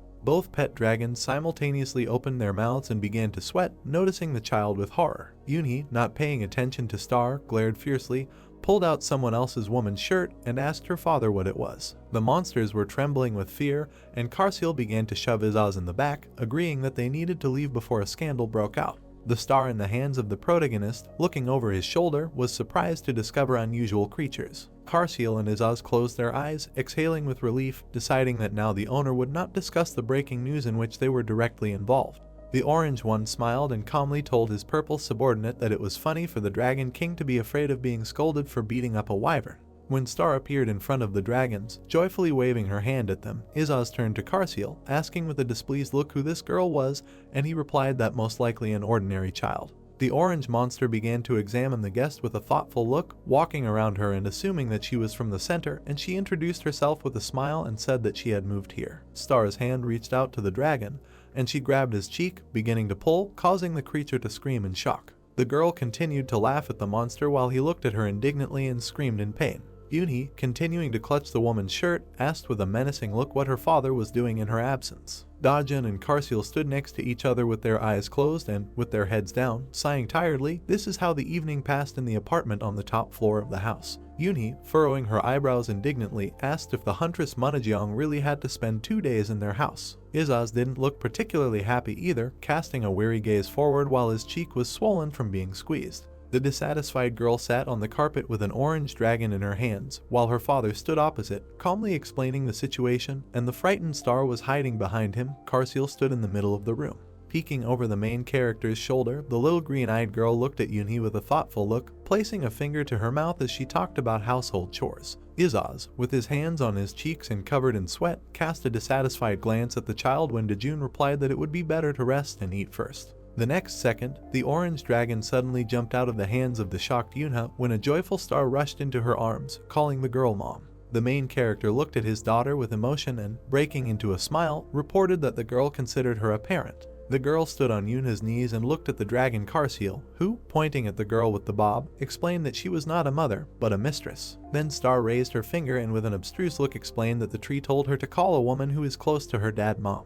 Izaz, with a puzzled face, began to bend his fingers, trying to count the girl's mothers, and the purple pet sighed heavily. How could there be more than one of them? Turning to the dragons, Yunhee, with a puzzled look, told the assistants that this would not work, so they would begin to train the child. Izaz spread his hands with a bewildered look, asking the hostess what they would teach the little girl. The star clung to Yunhee with a sweet smile while she stated that at this age it is important to teach a child the rules of behavior. Otherwise, problems will arise later. The girl with the bob, knitting her eyebrows, held the happy girl on her lap, while Izaz looked at her mistress with a puzzled expression, wondering why she wasn't bothered at all by the fact that the star had so suddenly burst into their lives. Dojun looked up in surprise and asked his daughter again after hearing her unexpected proposal to go camping together. Yunhee began to cheerfully lift up Izaz, who was waving his arms, saying that he had won a gift certificate for a glamping trip at the market. Then the main character cast a gloomy look at the orange dragon, which made him feel uneasy, and, after thinking, replied that they could go, since tomorrow there was time to go to explore the fault. Putting his fingers to his chin, Dojun closed his eyes and declared that it would be wonderful. Happy Yunhee and the slobbering Dragon King clasped their hands, thinking about the trip and the opportunity to eat meat. The inspired purple Karsil clapped his hands, congratulating the little hostess, but she looked at him in bewilderment, not knowing what glamping was. Closing his eyes and breaking into a smile, Dojun said that the ban on meat in this case would be lifted, which made Izaz very happy. The orange dragon turned in horror at Karsil, who began to whisper, suggesting that the owner wanted to punish him for beating and kidnapping the wyvern, which even appeared in the news. Izaz broke out in a cold sweat and began to hiccup with fear when the main character, towering over him, cast a menacing look, showing that he knew about everything. The Dragon King trembled in horror, lowering his eyes to the floor, while Karsil struck his fist in his palm, thanking him for his master's favor, and Yunhee, behind him, circled the happy star in the air. The next day arrived and the whole extended family arrived by car to glamping with a certificate that Izaz had won by pitching a tent overlooking the sea. Pieces of meat, vegetables, and mushrooms were laid out on a barbecue grid, which were soaked in smoke and baked over the fire. Dojun, turning over the groceries and looking at his phone with a puzzled expression, said that he needed to go to work while Yunhee pulled a kebab to her mouth. The star, chewing food, looked at the main character in bewilderment, and Karsil wished the owner a good day, while Izaz chewed a huge piece of meat. The girl's cheeks turned pink and a smile appeared on her face when Dojun patted her head before leaving for work. The man looked at the two dragons, happily announcing that they were leaving with him today. When Karsil humbly closed his eyes and agreed, Izaz, who was enjoying the meat, began to scream indignantly, holding a piece impaled on a fork in his hand. Now Dojun walked steadily forward, and the purple dragon followed him, dragging behind him the orange monster, who was sobbing and, stretching out his hands, in tears, asked to help him. Star pointed in shock at the crying Izaz, calling him a puppy, while Yunhee tried to spoon-feed her with a smile and asked her not to worry. The action moves to a rift, into which a horde of not very happy hunters followed. Dojun, raising his eyes from the sheet in his hands, looked to the side in bewilderment when he was called out as a leader. The man looked with a smile at the out-of-breath Yeji, who was leaning over to wipe the sweat from her face, and he announced that he had just arrived, while Karsil stood nearby in bewilderment. The red-haired huntress opened her eyes, pointing at the dragon in surprise and asking what kind of dog-like creature it was. Near the calm Karsil, a distraught Izaz stood on all fours with his tongue hanging out, emitting flames, and he declared that he himself did not know this dog. Looking down at the leaf, Dojun explained that this was the same animal that he took last time, and Yeji wondered why Izaz was in a bad mood then if he was walking. After that, the brunette turned around, offering to start hunting, which greatly puzzled the red-haired girl, who had not seen her manager for a long time. The main character, holding a sheet of paper in his hands, raised a questioning glance, asking whether Yeji was offering to inspect the fault. At this time, other teams were already hunting in full force, brandishing weapons and killing monsters for trophies. The red-haired girl, raising her eyebrows pitifully and clasping her index fingers, asked to look around first. Dojun, with a puzzled look, pointed in the direction opposite the entrance and began to question why the hunters were not going in that direction, to which Yeji replied that there were uncharted territories. Ahead there was a view of a valley with a stretching river, behind which snow-capped mountains rose, and the girl explained that in those places there was a high level of difficulty, and even the Icarus team gave up before clearing this area. Dojun cast a piercing gaze into the distance, wondering with curiosity that due to the enormous amount of energy, the Titan Marinuch could be hiding in the uncharted lands. The huntress looked excitedly towards the valley, reporting that the monsters there were not afraid of the last team, and adding that this area remained popular due to the possibility of obtaining many items. Suddenly, a red-skinned monster with large ears and fierce sparkling eyes appeared, making loud noises. Hearing them, the main character turned around sharply and cast a calm look at his enemy. Several creatures flew above his head, swinging their weapons angrily. The enraged Izaz, holding out his clawed paw, rushed towards the monsters, shouting that he just wanted to let off some steam. Dojun grabbed the pet by the head and began to torment him like a dog, demanding to stand still. The man cast a calm glance into the distance, telling the dragon that he did not take him with him to fight. At this time, many long cross marks from the blade of the blade appeared in the air. Yeji, having dealt with the monsters with several blows, walked forward along the rift, calling out to the leader. Showing a sign of victory, the red-haired girl said with a smile that she had already received 3 artifacts. Dojun looked at his partner with pride, joyfully concluding that she had grown as a hunter during this time. Yeji, putting her hands to her cheeks, was touched and looked at the man with loving eyes. The main character, holding the dissatisfied Izaz by the ear, looked with shock at the girl's palms, in which she concentrated energy. A pink notification from the system appeared, informing about the artifact Xenix's Lotus Ring, which increases resistance to water. In her hands, Yeji carefully held a small ring on which there was a beautiful white flower, touched by the fact that the master made it for his wife. Dojun, looking at the accessory with interest, confirmed that this is a romantic story. Opening her green eyes, the hunter enthusiastically stated that when she saw this ring, she thought about the cafe. Holding out the sparkling lotus artifact, Yeji asked with an embarrassed face if the manager would like to have dinner with her. The red-haired huntress opened her mouth in shock and folded her arms over her chest when Dojun immediately agreed, offering to go at his expense to apologize, but the girl herself volunteered to pay. The main character, breaking into a smile, said that it was not worth it, thinking that after dinner it would be possible to return to the wasteland. Izaz watched what was happening with dissatisfaction, noting that their owner treated his partner like a child, and Karsil stated that looking at the owner's joy, one might think that they were in a relationship. Joyful Yeji ran into the rift first, raising her sword up, and the manager with 2 dragons walked leisurely behind her. Now the red-haired huntress was giggling as she sat on her bed and looked at her phone. Yeji, blushing, put her hand to her cheek and enthusiastically began to remember the dinner with Dojun, deciding what to call him the next time they met. Very flushed with embarrassment, the girl raised her fist joyfully, wondering where else they could go on a date. Suddenly, a notification appeared on the mobile screen informing about an emergency situation in the Olympic Park Vault, where the Adunta's monster was eliminated. Yeji widened her eyes in horror, remembering that the boss there was considered invincible. The action moves to a residential area where night has fallen, and in a 6-story building the lights come on in some of the windows. Dojun was sitting on the sofa, holding a brown cloth in his hands, thinking that it would be strange if he gave it to Yunhee. A system screen appeared, which contained information about the artifact Invisible Mantle of Aduntas, describing the classification, rank, strength, and effect of the item. The man held the cloak at arm's length and, remembering the cases of suicide due to magical things, decided that he would give it to Yunhee when she became stronger. Dojun began to hide the acquired robe when a girl with an apron on her arm came into the living room and asked if he should peel some fruit. Hearing the child's voice, Yunhee turned around in bewilderment and looked down. The star from below looked at the girl, tugging at the hem of her t-shirt,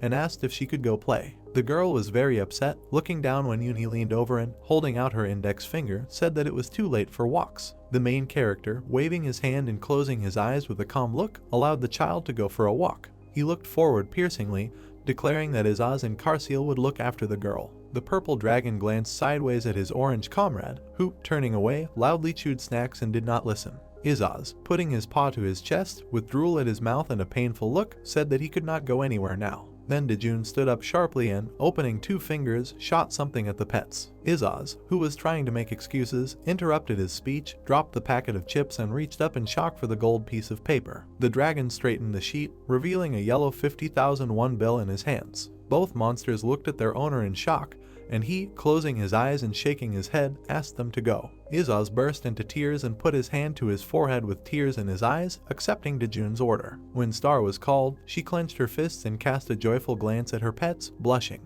As the girl walked away, accompanied by 2 cool dragons in sunglasses, Yunhee happily waved after her, wanting to have a good time. Coming out onto a dark street in the middle of the night, Star quickly rushed forward with the desire to find Leg, and Izaz and Karsil tried to catch up with her in a panic. Out of breath and covered in sweat, the orange dragon with clenched fists indignantly asked what kind of leg it was. Then Star stopped, widening her eyes and raising her arms high above her head. The image of a huge evil moth floating in the darkness and attacking people appeared in the child's head. While Izaz stood still, a butterfly landed on his forehead. The little Star looked at the orange dragon with admiration after explaining about the insect, and he tiredly scratched his head, closing his eyes. Rubbing his nose with his finger, the monster said with a smile that the girl would also become smart when she lived on Earth for 3 months. The Star, closing her eyes, greatly admired Izaz, praising him and calling him the best. The butterfly flew away, and the orange dragon was greatly taken aback and put his finger to his cheek in amazement, realizing that he had been praised for the first time, and this had a great effect. Izaz continued to scratch his nose, declaring that he would buy a valuable ice cream in exchange for her high spirits, while Karsil pointed into the distance in horror. The orange dragon turned around sharply when his purple comrade reported in panic that the coal star was inside the dungeon. The little Star, screaming and trying to catch up with the butterfly, was already sticking her arms and legs into the fracture portal. Izaz was greatly horrified and widened his eyes, remembering the words the owner said before leaving for a walk. Then Dojun glanced sideways at the dragon, trembling with fear, threateningly asking if he understood what would happen if he was shown on the news again. After this memory, Izaz rushed screaming into the portal, and his subordinate Karsil, holding out his hand, loudly called for his master. Now the trio, consisting of a girl and 2 dragons, found themselves inside the dungeon, and the monsters with great effort tried to catch up with the fugitive, who was rushing after the butterfly. Izaz firmly grabbed the child's shoulder while Karsil pulled him towards him with great effort. The dragon, rubbing his nose, looked up dissatisfied, and Star poked forward, asking what was there. Ahead of the stone, several massive monsters were having fun beating a traveler who was lying on the ground, covering himself with his hands. The guy with glasses, holding his head, asked to stop hitting him and understood that he had to at least protect the drawing with a landscape in his backpack. The Star sighed furiously, puffing out her cheeks and knitting her eyebrows, and looked out from behind her, puzzled. The pointy-eared green monster looked at the girl in confusion when she demanded to stop torturing the young man. Star's hand with an extended finger was reaching towards the creature's body. The monster screamed heart-rendingly as air currents began to rush past it. The Star looked menacingly at the creature, raising a small palm and creating a whirlwind. The young man was sitting on an island of grass, clutching his backpack in horror, when a powerful stream suddenly passed through a huge stone behind him, leaving a huge hole there. At this moment, both dragons lowered their jaws in horror, not believing their eyes. Star turned to the orange monster, perplexedly reporting that their opponents had escaped. Izaz, chattering his teeth and trembling in panic, decided to hide the information from the owner so that he would not lose his meat. As the orange dragon stood emitting dark energy, the rescued youth looked at him in shock with his mouth open. Putting his hand to his heart, the bespectacled traveler promised in fear that he would not tell anyone anything, because he was here to pay for an expensive digital drawing training. The guy closed his eye pitifully, saying that he was very poor but had a talent for drawing.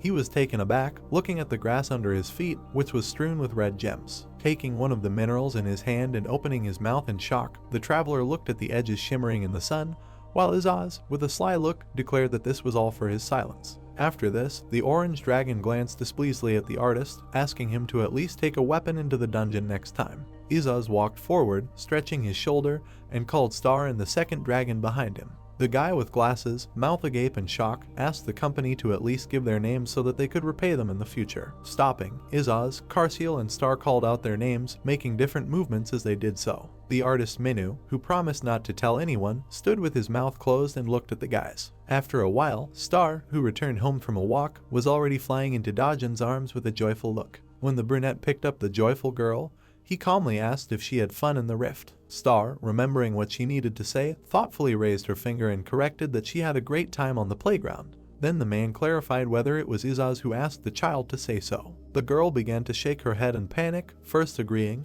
and then denying everything. The Star turned around, and Dojun smiled and pretended to believe it, while the orange dragon standing on the floor was covered in sweat, looking down in horror. The brunette, breaking into a good-natured smile, asked Izaz to follow him with his eyes closed. The Dragon King, noticing the hand reaching out to him, was greatly horrified. A moment later, the monster in the night flew out of the window, falling to the ground surrounded by shards of glass and screaming for help. The action moves to the office, where Chialsu, rising from the table, showed Hayek a paper, furiously demanding a report on the rift, which he hurriedly fumbled to type with his mouth open. Dojun, hearing the shouts in his direction, quickly moved his fingers on the keyboard, declaring that he had just sent his report. While the main character was intently looking at the computer, continuing to send important documents, Yunju stood nearby in an awkward position, wanting to help with something. The man began to hand the boss a folder while the girl continued to repeat that she could take charge of something. Having received the agreed documents directly in his hands, Kalsu loudly announced that he was going to a meeting about the faults. Both subordinates, sighing from fatigue, wished their boss good luck. Hyuksu turned his gaze to Dojun, concluding with a stupid smile that work in the morning was like being on a battlefield. The brunette shook his head approvingly and noted that the Sunbi had done a good job. Yunju, trying to attract attention, twisted her mouth and asked if he could be useful in the office. Both men turned at the same time to look at the cute blue-haired girl, shocked by the ominous dark aura emanating from her. Hyuksu began to shake in panic, asking why Yunju was so angry. She clenched her fist and loudly shouted with anger that she was not as good as Appa, but she could still carry out assignments. The boss looked at Dojun in shock as he threw up his hands, answering that in the current situation they didn't need help. Hyaksu was scared to death when the girl leaned forward towards the brunette, threateningly repeating what was said. Yunju, listening to a big monologue about working with documents, opened her mouth in shock and covered herself with her hand. The blue-haired girl furrowed her eyebrows, trying to say that she didn't want to mess around. Dojun calmly looked at his interlocutor, curiously clarifying why the educational institution sent her to practice. Yunju became very indignant, pushing the civil servant when he concluded that there was no work for her in the office. The girl sadly recalled her brother's admiring words about the main character, realizing that she could not say the same about him. Yunju put her hand to her chin thoughtfully, wondering if Dojun should be as strong as the Japanese Kanzaki if he was helping the Behemoth Guild. Hyuksu, in a panic, grabbed the perplexed brunette by the shoulder, reminding him that today was his day to check the faults. After this, the boss, in a panic, turned to Yunju at the doorway, inviting her to go with her subordinate. The girl, putting her hand on her chin and looking at the floor, wondered whether this would satisfy her curiosity. The Sword Emperor's sister's eyes widened greatly as she mentally decided that if she deliberately put Dojun in danger, she would be able to verify his abilities. The blue-haired girl waved her hair with a smile, happily agreeing. Now Hyuksu stood with his hands on the guy's shoulders and said that he would expect good results from his work. The man in glasses, covered in sweat from excitement, smiled awkwardly and mentally apologized to his colleague. There was a building on the street, half covered with glass, and the sunlight was not reflected in it. Dojun walked forward with a bag on his shoulder while Yunju, angry, reported that the rift was in the other direction. The girl, putting her hand on her forehead, began to shake her head and look for the dungeon when the man said that it was in the area of the educational institution.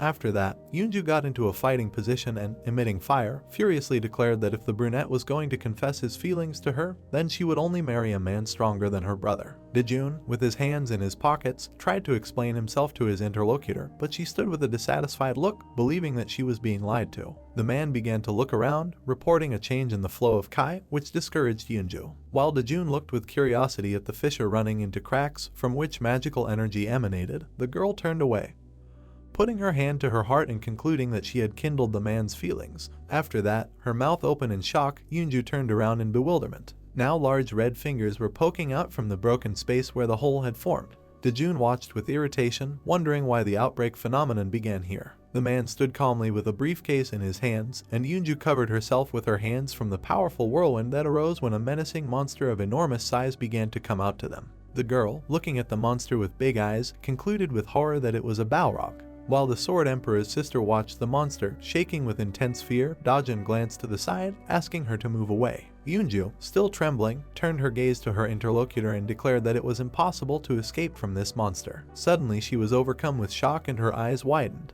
The horned Balrog at this time opened his mouth in surprise while magical blades flew at him from the air. The monster stood firmly on its paws, slightly moving one of them.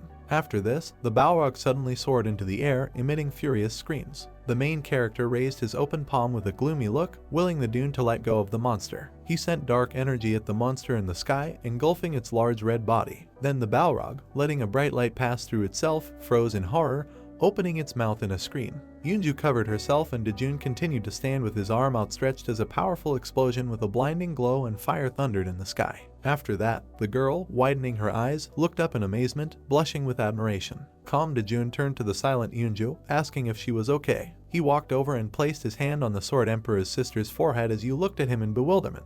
While the man was intently checking the girl's temperature, she watched him with shock and loving interest, realizing that this civil servant had dealt with a very strong Balrog monster in one blow, something that even her brother could not do. Dojun looked after Yunju in bewilderment as she apologized and ran down the road in a panic out of embarrassment. The main character followed the girl with a stunned gaze, wondering what was wrong with her. At this time, the flushed Yunju quickly moved away from the brunette, while he was thinking that lately he really didn't understand children. The action moves to the apartment, where a vibrating phone lay on the table. Dojun, leaving with the teapot, asked the emotional Izaz to check what he received on his mobile phone. The orange dragon scrolled through the information on the phone in bewilderment, reporting that Yunju had sent a photo from practice. He also read the girl's message, concluding with surprise that she had become another fan of the owner. Izaz, holding the phone, looked at and asked how many mothers she had. The girl, remembering Munajeong and Yunhee, joyfully showed 2 fingers. The star thoughtfully put a finger to her mouth when Izaz twirled his hand with a serious look, declaring that now there would be 3 of them, but then decided that in this case they would be taken to the police and changed his mind. The bright light from the lamp illuminated the expanses of the apartment, which was located on the top floor. Leaning on the table, Yunhee reported on the method of using mana. At that moment, someone approached her and covered her with a blanket. Lost in his own thoughts, staring at one point, the main character noted that if he woke her up now, she would say that she needed to get back to studying, suggesting that it would be better to let her sleep rather than wake her up. Continuing his thoughts, he stated that even the books say what to do in such a situation. Turning his attention to the table where he put the money, Dojun thought that it was time for him to leave, adding that he would just leave her a note. The main character thought that Yunhee must have a hard time during the exam period, thinking that she should buy something for herself. Frozen in one position, in his thoughts, Dojun noticed the last thing he needed to do, after which, he took the sleeping Izaz in his arms. Closing his eyes, turning to the main character, he wondered if he was going to go somewhere. Then, Izaz tried to find out if they were talking about training at dawn. While in the shackles of Dojun, who got out of the house, he stated that he wanted to sleep at home. The guy's gazes were focused on the huge man who was in the depths of the cave. The plot takes us to the center, the entrance to the second floor. With a worried expression on his face, the guy wondered if they had completely screwed up. At that moment, the system reported the gatekeeper of the second floor, Kurt, telling him that his category was king. The system stated the description was that he was banished from the depths, pointing to rumors where he was completely defeated against Imfelheim, after which he was imprisoned in hell, but has now escaped. There was a grin on the gatekeeper's face. The system reported that among the countless kings, he was the one who had the nickname Warlike King. Suddenly, his eyes were shrouded in a bright red color. The system reported rumors that the gatekeeper was as strong as 60 of Solomon's 72 demons. Frightened, the guy said that this was not so, noting that the gatekeepers at the entrance to the second floor should be vultures, adding that he almost wet himself from fear. The girl, in turn, wondered if he had wet himself. Indignant, the guy said that this was not so. The elder tried to find out how the association reacted to this by asking if there was a strategy of capture. Raising her hand, the girl stated that since they could only use the association from the second floor onwards, she thought it would be easier to use a strategy in that case, noting that instead they would just lie to them and say that there was no monster here. Suddenly, the guy wondered how long he could repeat, noting that he hadn't wet himself. Closing her eyes, the girl said that they had completely screwed up, adding that if he disbanded, he would not be able to return to the first floor again. Then, the elder wondered whether they were ready to accept the challenge, or would they wait for other applicants. Pointing her finger at the guy, she stated that they would wait, saying that they could not trust the peeing boy to do this and attack at his direction. Taken aback, the elder asked the guys to calm down. From what they saw, the guys' looks were shocked. Their eyes were drawn to the statements of the system, which indicated that the applicant of the monarch level had entered. A magic staff was visible in the gatekeeper's hand. The system stated that thanks to the challenger, the gatekeeper's power changed from 50 to 100%, telling that the earth was shaking from the furious spirit of the Warlike King Kurt. From what he saw, the guy's face was enveloped in genuine shock. Taking the tablet in his hands, the main character wondered why they were so scared. The girl, in turn, noticed that this was happening because of the monarch, asking why Dojun was here alone. With an excited expression on her face and pointing her finger forward, the girl tried to find out if the main character had any subordinates by asking who was behind him. Having lowered the sleeping Izaz down, the main character noticed that he had one subordinate. Suddenly, paying attention to the guys standing next to him, the gatekeeper wondered how long they would continue chatting and making him wait. Smirking, he declared that the test had already begun, adding that if they did not approach, he would approach them himself, inviting them to have fun together. Looking at the frightened old man, Dojun assumed that he was worried about the gatekeeper. The elder, in turn, tried to find out if the main character had eyes, noting that he saw perfectly and understood everything. Heading towards the enemy, Dojun said that he understood the reason. Further, the elder asked him to stop, said that he did not need to go first, since first they had to come up with a plan. With an excited expression on her face, the girl arrived in time to the elder. With a serious expression on her face, she stated that if this person identified the gatekeeper's attack techniques, then their chances of winning would increase. Pointing his magic staff towards the main character, the gatekeeper noted that this was his choice, adding that even if he died. Smirking, he wondered if Dojun would attack alone. Then, he noted that the main character brought some kind of bug with him, saying that he was finished. Pointing his weapon towards Izaz, he communicated that he was not interested in this small, useless creature. Closing his eyes, the gatekeeper declared that the more attackers, the better, saying that Dojun could bring at least 1,000 creatures with him. After which, he noted that the main character should bring with him the biggest and strongest person he can find. Indignant, the gatekeeper stared forward. His gaze was drawn to Izaz, who ordered him to move out of the way. Taken aback, the gatekeeper froze in one position. Averting his gaze, the main character was mired in his own thoughts. Clutching the weapon in his hands, Dojun's opponent communicated the idea that they needed to see if the day was right for this. Putting his hand to his face, the gatekeeper said that if you think about it, the slogan of this test is fairness and correctness, noting that it is natural that one-on-one battles are possible in this exam. Turning to the girl standing next to him, the guy wondered if there were such rules before. The girl, in turn, said that this could not be, adding that the guys who fought with him before them said that they attacked the guard like dogs and that was the only way they could pass the test. Looking at the excited protagonist, the gatekeeper stated that there is such a rule. Outraged, he asked Dojun to start the attack. Suddenly, the gatekeeper's body was enveloped by the protagonist's powerful technique, which began to constrain his movements. Suddenly, Dojun's opponent collapsed to the ground. The guys were shocked by what they saw. Putting his hand forward, the main character spoke about the idea that it would take him a day or two to go down to the second floor, noting that the test turned out to be quite easy, which pleased him. Turning to the tired Izaz, Dojun asked him to follow him. Agreeing, his assistant wondered why the main character took it if he came here for this. Heading out, Dojun noticed that he did this in order to take a walk. Next, the system congratulated the main character for passing the test at the entrance to the second floor, informing him that he could now pass. Raising his hands, Izaz said that this is not how dogs are usually raised, adding that no one takes care of them like he does. Watching the sun gradually cover the morning sky, Dojun asked him to come back quickly so that he could go to bed. After which, Izaz asked the main character not to try to beat him because he would not wake up. Dojun, in turn, agreed. After reaching home, Izaz lay down on his bed. Straightening his arms, he said that he was very tired. Getting out of bed, the little girl wondered where he had gone. Suddenly, a bright smile appeared on her face. Starting to shake Izaz, she asked him to wake up. With a face full of annoyance, he wondered why she was doing this, not understanding why she did not let him sleep peacefully. Indignantly, the little girl said that they had to go now. Hitting Izaz on the head, she continued to shout that they needed to go. From the depths of the house, the voice of the subordinate protagonist was heard, who indignantly asked to be allowed to sleep.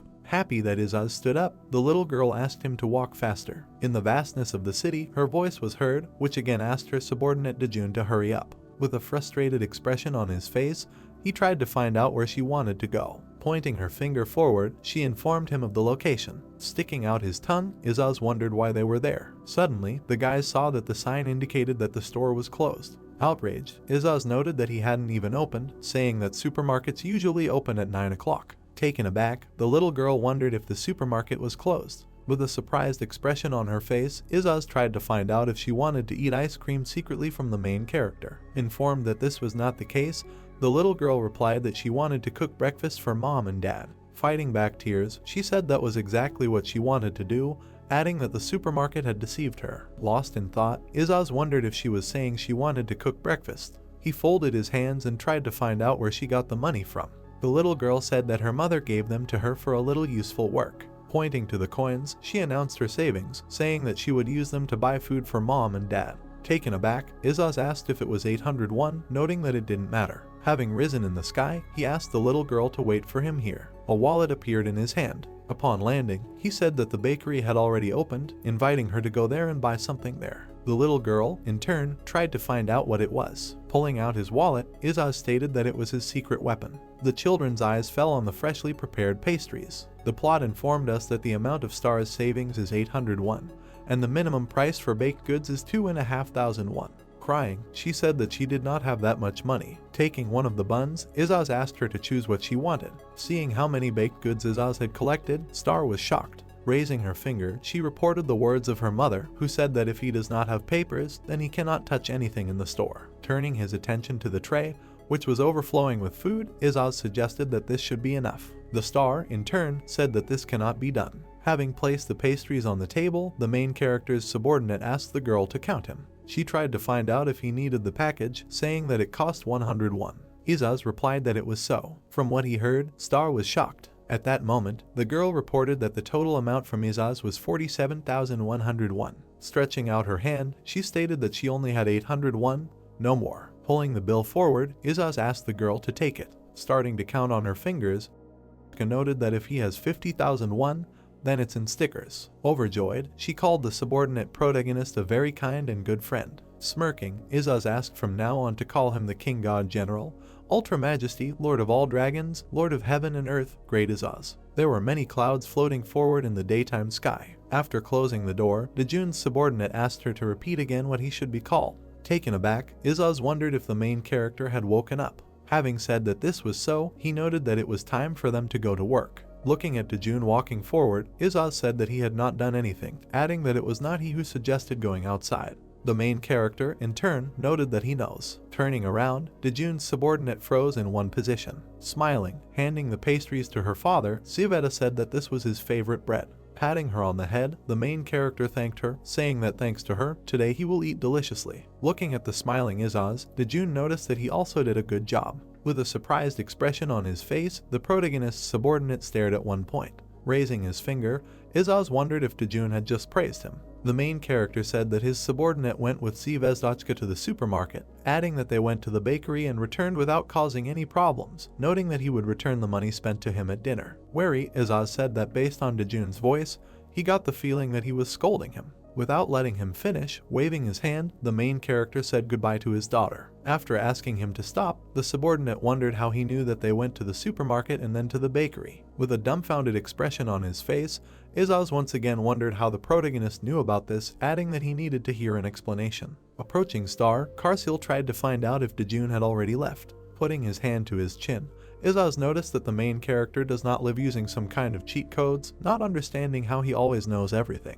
Thinking about Dojun's strength, he noticed that an ordinary person simply could not be that strong. Taking the bag in her hands, the star said that now they too would go eat some baked goods. At that moment, Karsil asked her not to run. Suddenly, the protagonist's subordinate began to take an air to sneeze, not understanding how Dojun could be so strong. After his sneeze, a bright flash of flame appeared in the house. There were a lot of cracks on the TV standing next to it. Surprised, reported that the TV had turned black. Frightened, turning to Izaz, Karsil wondered what they should do, noting that if Dojun found out about this, then.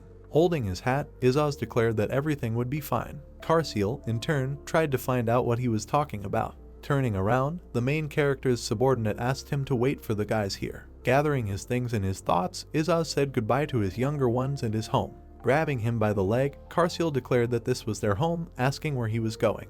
Having asked to be released, Izaz wondered if he was simply offering to die here, adding that in that case they should just live on the street since they could take root anywhere. Overjoyed, Star said that she would go with them. At that moment, Karsil suggested that the guys try to fix the TV. After revealing that he had made a roast out of it, Izaz wondered how they could fix it, saying that they needed to buy a new one. With a worried expression on his face, Karsil asked if they could at least try. Taking the TV in his hands, he asked Izaz to wait here. Looking at the sky, the protagonist's subordinate tried to find out where Karsil was going. Having landed in an unknown place, Izaz's comrade froze in one position. Raising his head, Karsil, turning to the stranger, said that a subordinate of the ruler of all dragons, Lord Izaz, had come to him, calling his name. Enveloping his eyes in a bright red color, the stranger wondered who he was. The subordinate's face was filled with excitement. The huge dragon, spreading its wings, stared at one point, after which he tried to find out how Karsil dared to come here. Kakas, looking at Karsil, exuded an overwhelming aura. Kakas, lowering his head and looking at Karsil, exhaled and wondered how he dared to appear here, noting that he was a small dragon. Karsil, holding the cracked TV, groaned at the overwhelming aura of Kakas. Kakas, pointing his hand at Karsil, wondered if he knew what it meant to appear before him. Kakas, taking Karsil by the scruff of the neck, lifted him from the ground. Kakas, holding Karsil in his paws, wondered if he knew how. Kakas, spinning Karsil with a smile on his face, said that he had been waiting for him for a very long time. To which Karsil declared that he should put him on the ground. Carseal, pretty dirty from unwinding, told Kakas to let him go. Kakas, with a smile on his face, wondered how much time had passed since their last meeting. Kakas further stated that Carseal used to be very fond of this kind of treatment.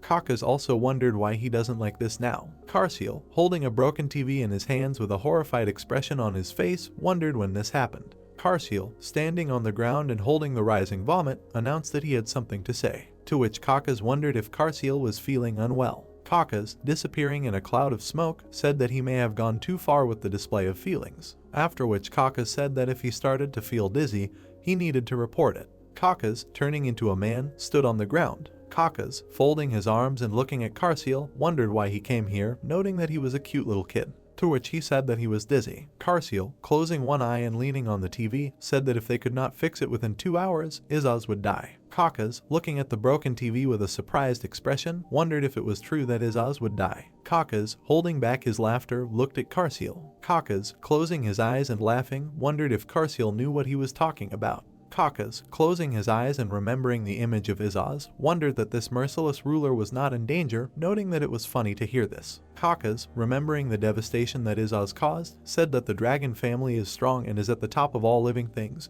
noting that their king cannot be compared with them. Kakas further said that he must know what kind of creature he is. Carseal, folding his hands with a serious look, wondered if he looked like he was joking right now. Kakas, holding his chin, wondered if this was true, after which Kakas said that initially he was not the one who would allow himself to mock the ruler, noting that he was always the most silent. Kakas, with a surprised expression on his face, holding his chin, stated that then it would be better if Carseal clarified the essence of the matter, noting that he needed to at least know where Izaz was now. Carseal, closing his eyes and exhaling, said that they were now living together. Kakas, spreading his arms with shock on his face, wondered how they could live together, noting that the ruler absolutely hates it when someone infiltrates his nest. After which Kakas wondered if Izaz was still alive and where he was now, to which Carseal said that he was now in the Chungsan Villa in room 401. To which Kakas wondered where it was. Carseal went on to reveal that it is on Earth, noting that his new nest is in a country called Korea. Kakas, holding his head, said that he could not believe that he was living with the king.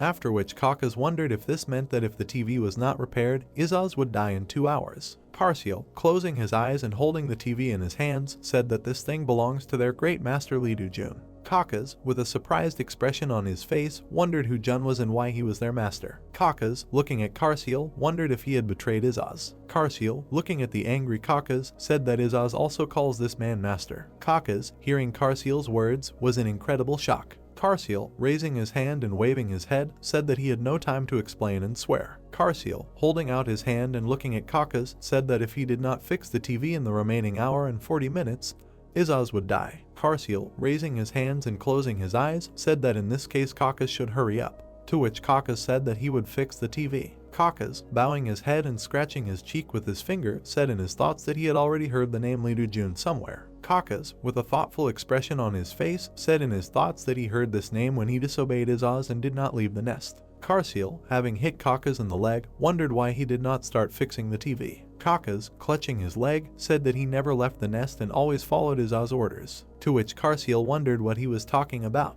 Carseal, looking at Kakas holding his leg, wondered if he was acting this way because he wanted to see Izaz die, to which Kakas said that he understood everything and would get to work. Kakas, raising his hands and casting spells, closed his eyes, after which Carseal said in his thoughts that it looks unusual, but it is a simple spell for summoning tools. Kakas, working with a screwdriver, was unscrewing something from the TV. Kakas, standing with his back to the disgruntled Carseal, wondered in his thoughts where he could have heard the name of this man. Kakas, looking at the unscrewed screw, said in his thoughts that he remembered, noting that it was when he secretly went to have fun in the rift. After which Kakas said in his thoughts that he heard the name of this man when 2 passionate guys were destroying demons. The narrative takes place in the events of 10 years ago, where the dragon, flying across the sky, burned all living things below. The dragon, emitting flames, struck everyone who was under it. The dragon, having received the blow, coughed up blood. Dan, with a smile on his face, raising his sword, headed towards the enemy. Kakas, recalling the events of 10 years ago,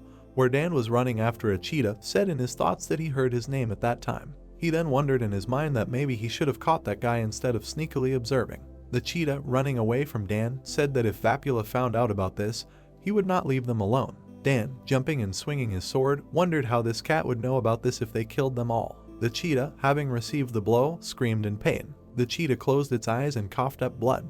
Dan, looking at the suffering cheetah, reported that he no longer felt its energy, after which Dan wondered if it was possible that he had already died somewhere in alien land. The cheetah, lying on the ground and clutching the wound in his stomach, said that Dan did not dare to humiliate him.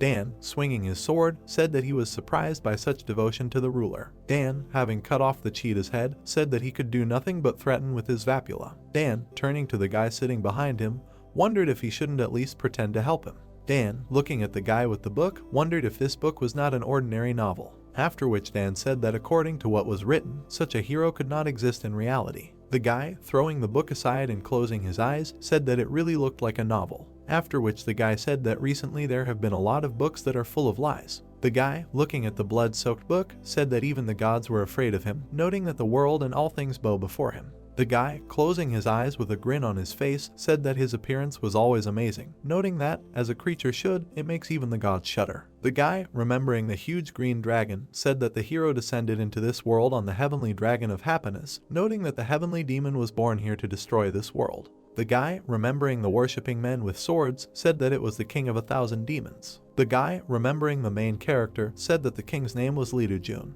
The dragon annoyedly watched a man in a white robe sitting among the mountains with a hammer. Karsil told him to stop being distracted and fix it if he didn't want to see Izaz leave this world. Hakase replied that he was almost done. The TV sparkled like new. The man said he had finished his work. The dragon hugged the TV and said that without his help, Izaz would definitely have died. He looked at him warmly, opened his mouth and asked why they were living with a man who threatened to kill a dragon for a broken TV. He assumed that this man had a small nest and that he had learned about the weakness of magical creatures and was now manipulating them. He crossed his arms over his chest and leaned over the dragon, who raised his hand and waved negatively. Karsil said that their master was an honest and good person. Hakase did not believe him. He asked in disbelief if such a person could kill the Dragon King for a broken TV, and suggested that if he is such a monster, then he probably already has mountains of gold and silver accumulated at home. He closed his eyes, thoughtfully scratched his chin and said that, on the contrary, the owner was very simple and, as it seemed to him, there was no greed in him, while the dragon considered him the strongest in the universe. His eyes widened in surprise. He opened his mouth and asked if this meant that the dragon's master controlled the dark world. Karsil said that this was not so.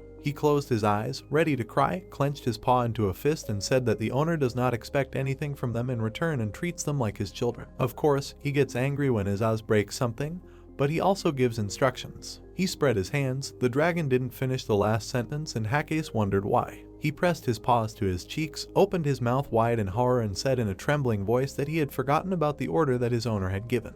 He extended his hand after the flying dragon with the TV and tried to stop it. He continued to stand with his hand outstretched, but Karsil had already left. He scratched his head irritably. Hakase was still interested in a lot about Dojun, but he didn't want to go to him. He continued to scratch his head and looked at the mountains. He thought that they would meet again, but he was worried about the changes in Karsil. It was a sunny day. Two people were sitting in a clearing surrounded by pink flowers. She raised the cup to her lips, took a sip and asked if the savior liked it. Dojun looked unhappy. The colorful little creatures were stretching their paws towards him. He said with irritation that she was calling him that again. She was in a panic and afraid to look at him. He closed his eyes and said tiredly that he had already told her many times that he was neither her master nor her savior. She asked how she should contact him in this case. He narrowed his eyes in displeasure, opened his mouth and said that she could just call him by his name. Ragheim looked at him intently with blue eyes and tried to call him by name. Multicolored perfumes flew into the air. She closed her eyes and screamed that she couldn't do this. He pursed his lips in displeasure when the girl and the spirits knelt down and bowed to him. She said that he was an amazing man, whom even the great Izaz considered his master, and that he would bring peace between kings and gods. She looked down at him, opened her mouth and said decisively that she could not address the person who would solve all their problems by name. He looked at her in confusion. A drop of sweat appeared on his face from excitement. Dojun said that she could address him as she wished. She thanked the savior for his kindness. She pressed her hand to her chest, looked around and said that she had not seen Izaz today. She looked at the man with delight. He took a sip from his cup and said that the dragon could not come until he fulfilled his instructions. She could not believe that he could force the Dragon King to perform some duties. He closed his eyes and snorted mockingly because she called the dragon a bastard. Dojun said that she was right, but at the same time, Izaz is very good. She closed her eyes, raised her index finger and said that the dragon had changed thanks to the influence of the savior and even his eyes had become kinder. She imagined the angry growling dragon that Izaz was before, and the cute creature with a stupid expression on his face that he had turned into. She thought that the changes were so strong that it was impossible to believe that they were the same dragon.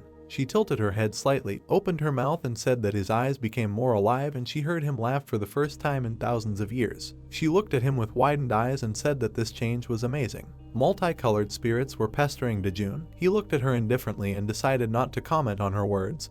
Because she wouldn't believe it anyway, he decided to change the topic and said that the spirits seemed to really like people. She hugged the spirit to her chest and said that people tortured them after they lost their home, so they only liked Dojun. He looked at the green and purple spirit.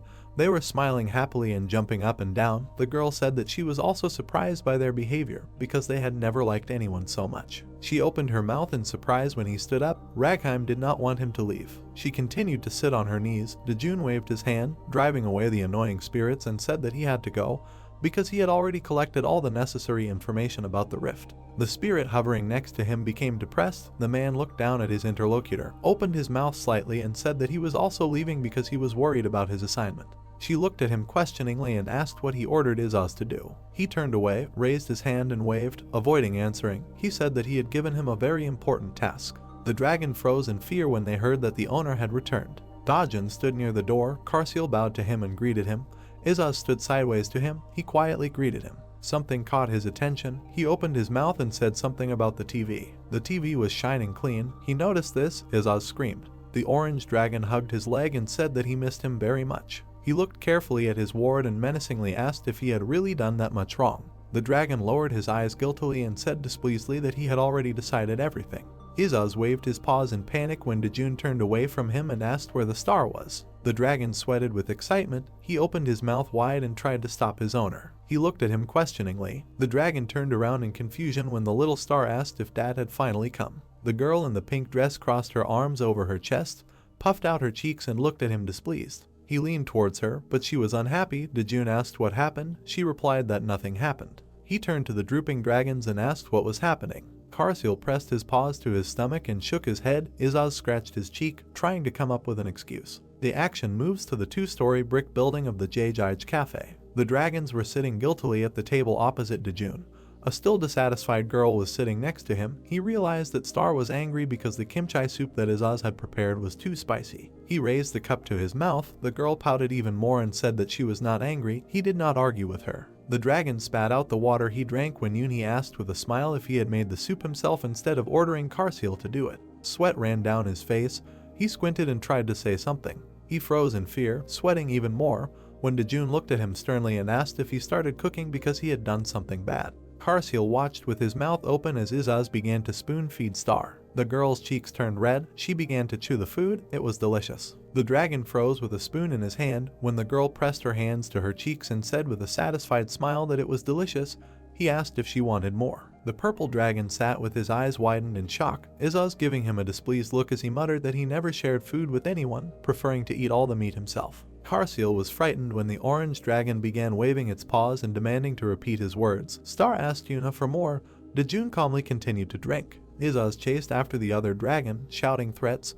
The star pressed her hands to her cheeks with a satisfied look. She truly enjoyed the food. He watched what was happening with a slight smile. He hoped that it would always be like this. Dressed in a black suit, Dojun opened the door to the fault department and said that he was back. The boss shouted something about an internship into the phone, and the main character listened carefully. Hyuksu turned to him as he sat down on a chair. Dojun asked if a new employee was coming to them. The man with glasses replied that no, the boss was talking about him. He adjusted his glasses with 2 fingers and said that usually potential employees undergo an internship before being hired, but Dojun was an exception. He looked at him in surprise, opened his mouth and agreed in confusion, but in fact he did not remember anything that happened to him before he got to Miram. The boss continued to argue with someone on the phone. Sweat appeared on the face of the man with glasses.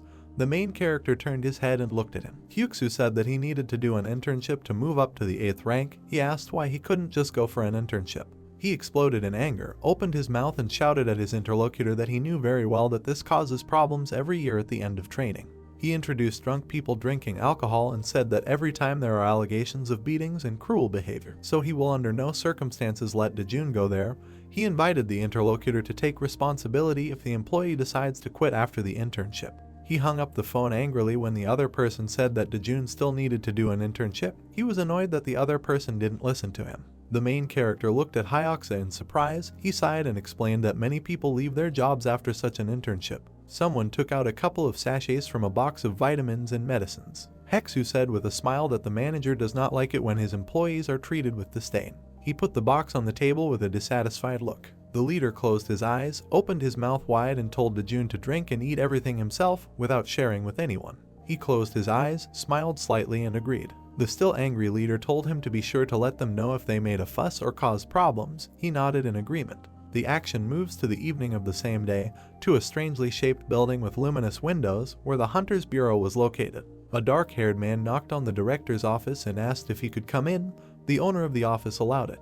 The newcomer froze at a respectful distance. While Yunhee was looking through some papers, he asked why he came. He placed a black folder with documents on his desk for approval and said that he had come to report on the internship of government officials. The mustachioed man opened his mouth in surprise and asked if the head of the department should be doing this. He grabbed the folder when the man, sweating with fear, stammered that the department head should be in charge of this, but this time Lee Dojun is on the list. Yunhee grabbed his head. The subordinate lowered his eyes guiltily. The president asked why Dojun was doing an internship. He had been working in the Seoul municipality for a long time. The employee explained that, as an exception, he started working without undergoing an internship and offered to include him in another list. He screamed, pointed his finger at his subordinate and asked if he was going to kill him. He sat down in the chair, his body shaking from the memory of Dojun leaning towards him with a menacing look. He told the employee that the man would be interning with everyone else and told him not to single him out in any way. He opened his mouth wide, raised his eyebrows in surprise and said that he understood everything. He took the documents in his hands. The subordinate froze when the president asked him to stop. Young Chul looked at him sternly and asked him to warn the employees that he would fire everyone if he received a complaint for mistreating interns. Lights were burning in the windows of the apartment building where Dojun lived. The orange dragon was vacuuming the floor. The main character was sitting at the table in front of the computer. Junish placed a mug next to him. He pressed the button and turned off the vacuum cleaner. The girl looked contentedly at the dragon. He looked very sad. She asked if he had finished cleaning. He grunted something in response. She took the blue piece of paper and was about to give the dragon another sticker for a good job. There were already a lot of stars on the sheet. Yunhee said that Izaz had already collected all the stickers and was going to give him money. The upset dragon didn't even turn around. He said that he didn't need anything. She looked at him with brown eyes in surprise, opened her mouth and asked again, sure that she had heard. The orange dragon sighed heavily and handed her a couple of bills and a wallet with change. He asked to add this to the living expenses and said that Yunhee is not obligated to give him money. She squeezed the bills in her hands and looked questioningly at the dragon. She looked after him in disbelief when the dragon sighed heavily again, turned away and said that he would no longer ask for meat. She rubbed her hand. Dojun continued to type on the computer. The girl confusedly asked if he knew what was happening with Izaz. He turned around and looked carefully at the dragon. He said that he didn't seem to have done anything and offered to find out from Karsil what was happening. The little star and the purple dragon were sitting at the table and drawing. He put the chalk down, looking at the owner in confusion when he asked if he knew what was happening to Izaz. They looked at him in surprise when the dragon knelt down on one knee next to the table and said that now the owner could tell them how much heartache the owner had endured alone during this time. He put one hand on his knee, closed his eyes and said that there was no need to hide anything from them anymore. Yunhee didn't understand what he was talking about. He opened his red eyes and said that they would try very hard not to revive the painful memories of the owner again. She scratched her cheek thoughtfully. Dojun looked questioningly at the dragon. No one understood what was happening. Everyone gathered at a low table. The dragons looked very sad. They sat with their eyes closed. Star happily chewed Izaz's ear, but he did not react in any way. Karsil said that they accidentally witnessed Dojun quitting his job. Yunhee turned her head and looked questioningly at the man. He was also surprised, pointed to himself finger and clarified whether they were talking about him. The purple dragon closed his eyes. Tears flowed from his eyes. He said that before dinner they found out that the owner was now unemployed. Izaz looked displeasedly at Star and scolded her for behaving like that at such a serious moment. They looked at the dragons in bewilderment. Karsil cried harder. He remembered how he saw that the owner was reading on the laptop screen about an internship at the Hunter's Bureau. He decided that this meant that Dojun was tired of working in the department and wanted to quit it. He looked at him intently, clenched his paw into a fist and said that they understand everything, because people are weak creatures and always envy others. He imagined the exhausted protagonist sitting at the table, and his colleagues mocking and laughing at him. He said that they were simply jealous of his master's abilities and suggested that because of them he decided to leave his job. He imagined Hyuksu and Chialsu holding hands and laughing happily as Dojun left. He said that the owner was very merciful and left his job for unworthy people. Karsil was wiping away his tears with a white handkerchief. Star, standing behind him, asked Izaz what was happening. He replied that the purple dragon was over-dramatizing the current situation. At that time he lamented the fact that loneliness completely overtakes all perfect beings. She watched him with her mouth open in surprise. He pressed one paw to his chest and raised the other up, and without ceasing to sob, he said that he was very touched by the owner's responsiveness. He closed his eyes, waved his hand, and said that he was very pleased with their concern for him, but he was quitting work. The dragons froze in shock with their mouths open. While Izaz sat with a dissatisfied expression, Karsiel climbed onto the table and asked what kind of internship this was. He was sweating heavily with excitement. His eyes widened in surprise. He told Dojun that as far as he knew, completing an internship is necessary to get a job after university. The orange dragon grabbed his head. He only now realized that he had just parted with his money. The purple dragon closed his eyes in fear as the angry Izaz loomed over him, blaming him for everything. As punishment, he allowed Star to circle the purple dragon. The girl was delighted. Karsiel apologized, but the Lord was adamant. Then the ninth reminded him that he needed to return his money. Yunhee looked at him in surprise as the dragon grabbed her hand and begged her to return his wallet. She closed her eyes, raised her finger up, and with a sly smile asked who asked her to use this money for living expenses. The dragon looked at her in fear and stepped back. He admitted that he had said that. She propped her face on her hand, looked down at him, and with an ominous smile said that she could give him the money if he asked nicely. He knelt down. The starlet watched in surprise as Izaz tearfully begged for his money back. She looked at the dragon in confusion, held out her wallet, and said that she just wanted to joke. He pressed his cheek to the wallet, smiled happily, and said that he missed his love very much. She handed him a 50,000 won bill and told him he could take more. She watched with a smile as the dragon was delighted with the money. She explained that this was his reward for collecting all the stickers. While the orange dragon thanked Yunhee with a wide smile, Karsiel tiptoed and tried to escape. He looked at his subordinate with displeasure and ordered him to stop. The purple dragon froze with a guilty expression on his face.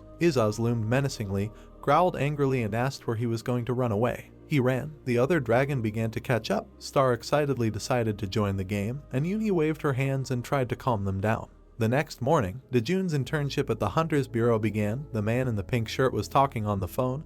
He was angry that he was told some important information too late. The main character turned and looked at him. The man was shouting into the phone that he couldn't hold a meeting now because he had to go to Gangnam Station, which the interlocutor knew about.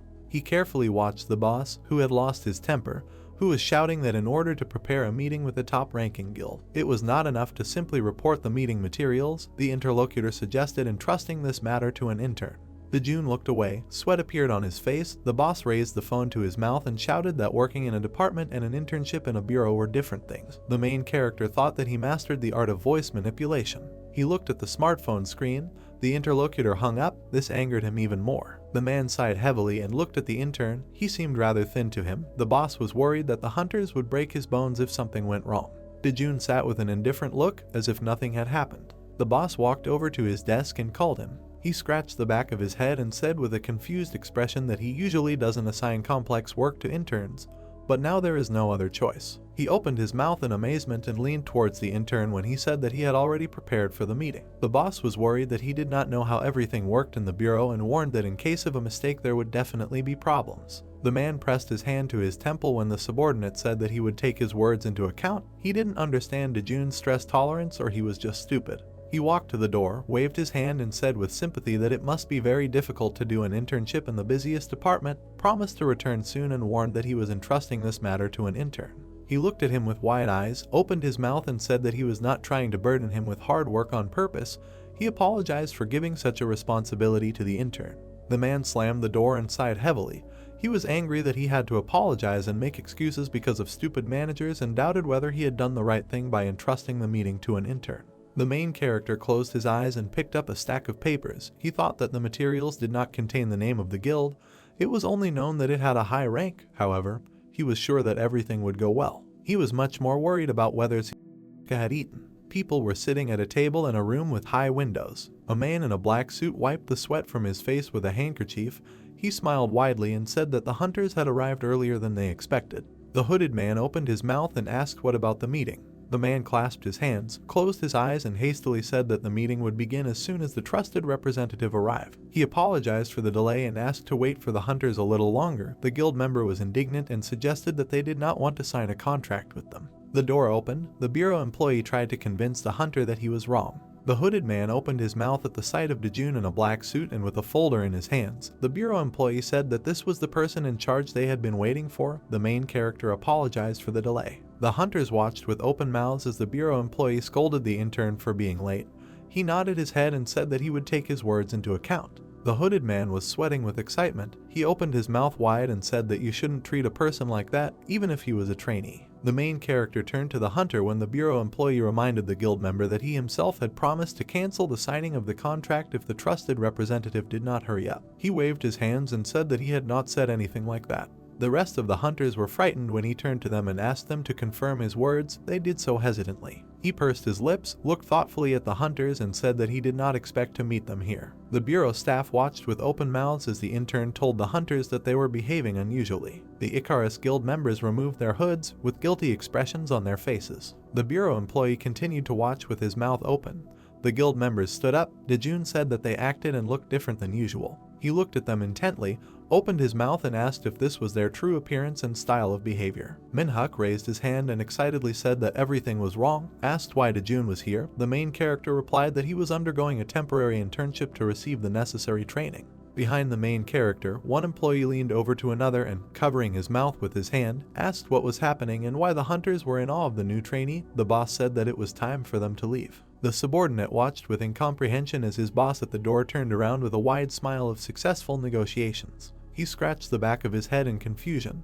The second man looked at him irritably and reminded him that the Icarus Guild hated the bureau because of the mistake that had happened the last time. He offered to put all the blame on the intern if the negotiations were unsuccessful. Dojun and Minhyuk continued to stand at the door. They heard the bureau employees talking. The boss said that the best thing they could do was leave the meeting as soon as possible. He looked menacingly at the hunter, opened his mouth and said that it was time to start the meeting. He looked at the Icarus Guild members, who stood with their eyes closed, and threw a black folder on the table. The hunters looked in surprise at Minji, who opened her mouth wide and screamed, demanding to wait. She opened her eyes, extended her hand to him and said that although from the outside it might seem that they were abusing their power in their conversation with those men, they simply had no other choice. He looked at her thoughtfully. The girl closed her eyes, clenched her hands into fists, and explained that they needed to create a formidable image because otherwise they would get hooked on them and use their names to intimidate young hunters. He looked at Minhyuk. The hunter raised his hand. Dojun asked what they were talking about. The guild member was surprised that he didn't know. He raised his index finger and said that in a world where hunters are the backbone of the state, the Hunter Bureau has the most powerful weapons. He imagined a muscular hunter standing behind bureau employees in office suits. People were sitting on their knees in front of them and explained that hunters strive to gain benefits. But if those who control them begin to act in their own interests, then many hunters will inevitably die. He looked carefully at his interlocutor, opened his mouth and asked whether those two employees were really the same as the people he was talking about and whether the bureau president was simply ignoring what was happening, pretending that he knew nothing about it. Minji closed her eyes and shook her head. She said that it was thanks to the president that the bad people in the bureau could no longer do bad things. Minhyuk turned his head and looked at his guildmates. He said that in the past the bureau often exploited hunters and intimidated citizens. They nodded in confirmation of his words. He slammed his fist on the table, exclaimed that the president was the one who changed the bureau, and asked if Dojun knew what Youngchul did first. He introduced an elderly man with a weapon in his hands and said that he had completely destroyed corruption. There were red notices of dismissal on the foreheads of the screaming people. Minhyuk said that about 2/3 of the employees were fired then. The man with the red notice was punching the ground in anger. Minhyuk said it wasn't easy. People holding signs demanded Youngchul's resignation.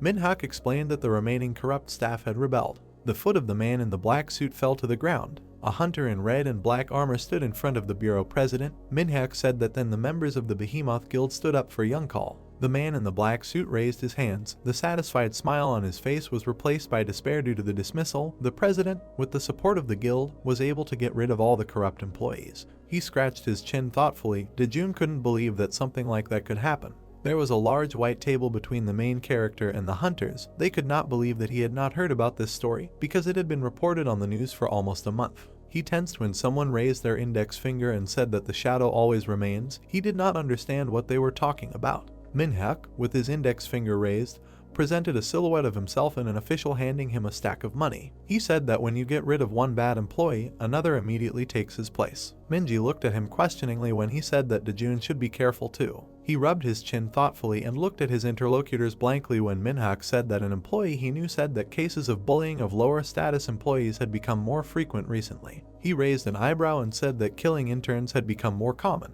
Minji sighed, shook her head disapprovingly, spread her arms to the side and asked if he meant that Dojun should be careful of ordinary people because they might bully him. The guy with the scar on his face raised his hand to his face, cleared his throat and said that he was not asking him for this, but not to accidentally kill someone. A bead of sweat rolled down his face, his eyes widened, he opened his mouth and tried to say something. The hunter put his trembling palms out in front of him in a panic. Dojun raised his hand and said that they had nothing to worry about. Minhyuk explained that he didn't mean it in a bad way or anything like that. The members of the Icarus Guild opened their mouths in surprise when he said that he understood perfectly well what the other person wanted to say.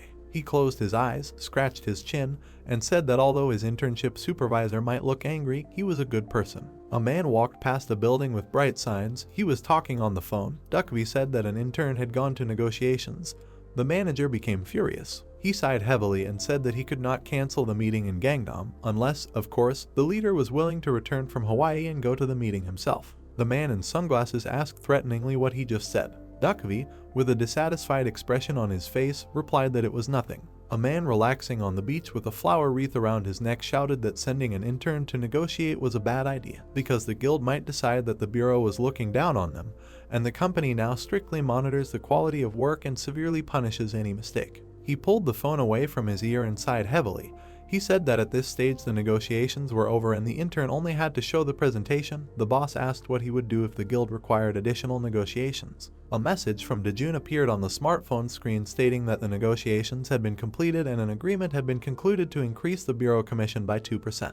He looked at the smartphone screen in shock. The boss decided that he was not answering because he was offended, softened, and said that Duckby was not guilty of anything. He put the phone to his ear. His eyes were widened in surprise. Sweat was running down his face. He asked the manager if they could hire this intern. This statement shocked the interlocutor. His sunglasses slid down his nose. He listened in disbelief to his subordinate's story that additional negotiations with the guild had been completed, and the intern was able to obtain the guild's consent to the bureau receiving 2% more profit. A passerby looked in surprise at the man who was talking on the phone and shouting into the receiver that they were obliged to take this intern for themselves. He frowned, lifted his sunglasses with his finger and displeasedly told his subordinate that his screaming would burst his eardrums. He asked how they could hire an employee from the mayor's office. He sweated with excitement, opened his mouth wide and said that they could just change his place of work to the bureau. They had to get Dojun at any cost, even if they had to fight the president.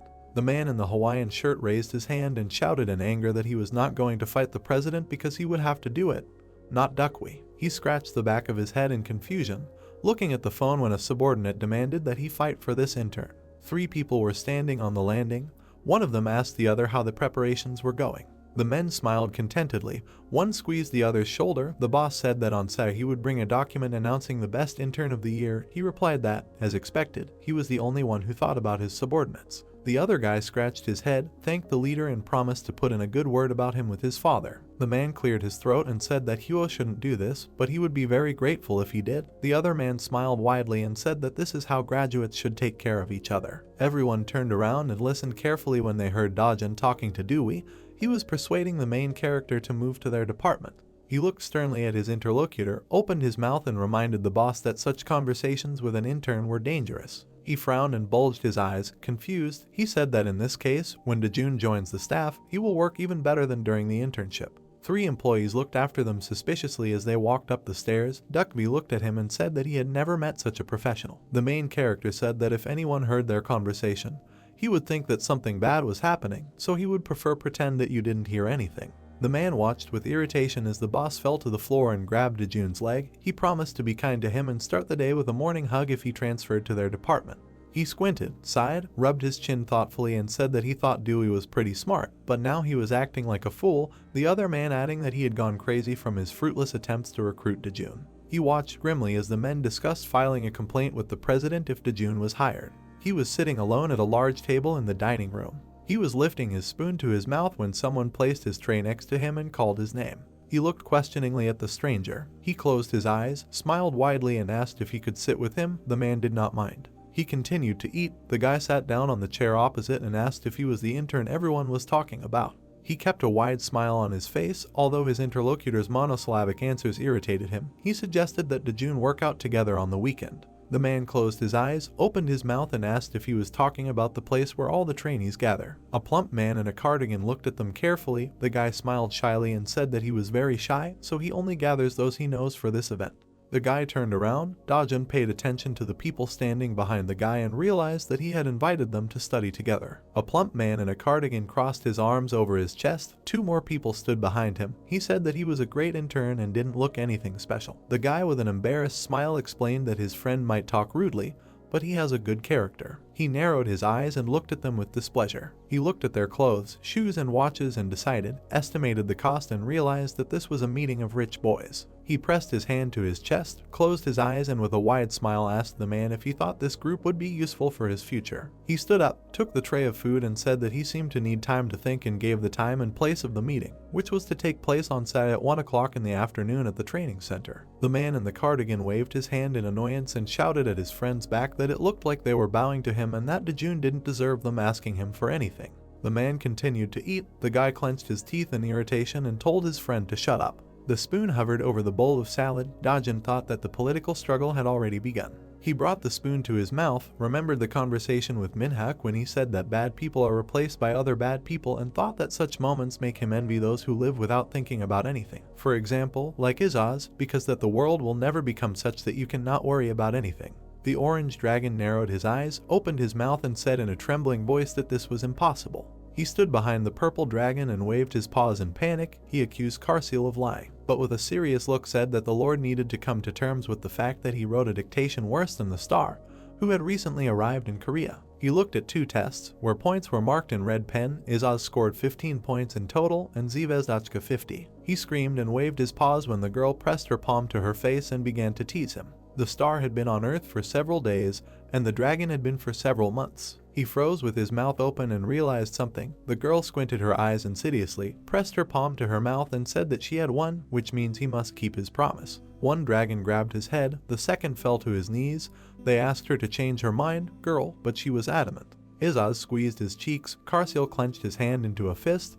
They agreed to fulfill her wish. The girl pointed her finger at them with a menacing look. He closed his eyes, raised his fist in the air and shouted that they were crime fighters. The purple dragon raised his paw with a lethargic expression and added that they were in the Green Mountain Villa. The dragons standing on either side of the girl took fighting poses. Izaz could not believe that he was doing something like that, despite the fact that he was 8,000 years old. Karsil said that this was all because his dictation writing skills were very bad.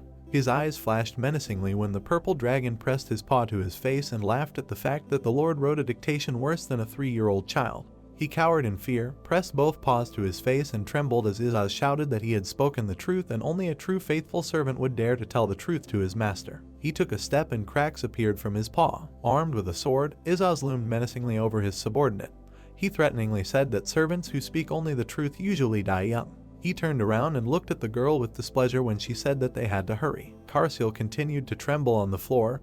He turned to him and said that this time he was lucky. The star went somewhere with a satisfied look. The dragon looked at her gloomily and said that a promise is a promise, which means it's time for them to go. His eyes widened in surprise. He opened his mouth wide and called out to them. It was cloudy outside and raining. Karsil reminded them that the owners told them not to go outside in such weather. He looked thoughtfully at his subordinate, pointed his finger at himself and asked what kind of danger awaited him, because he was the king of dragons who killed monsters of SSS rank with 1 blow. The star opened her mouth in surprise. She was a mythical creature and even S-rank hunters could not cope with her, so she was also unlikely to be in any danger on the streets of Seoul. The purple dragon continued to sit on the floor. Izaz mockingly asked if it was dangerous for him to go outside, because he was stronger than the 10th dragon, to defeat which it is necessary to gather all the S-rank hunters in the world. He stomped his paw and said he didn't mean to go that far. The dark eyes of the purple dragon looked intently at Izaz. He said that if something does not go according to plan, the Lord will not be able to eat meat for a whole month.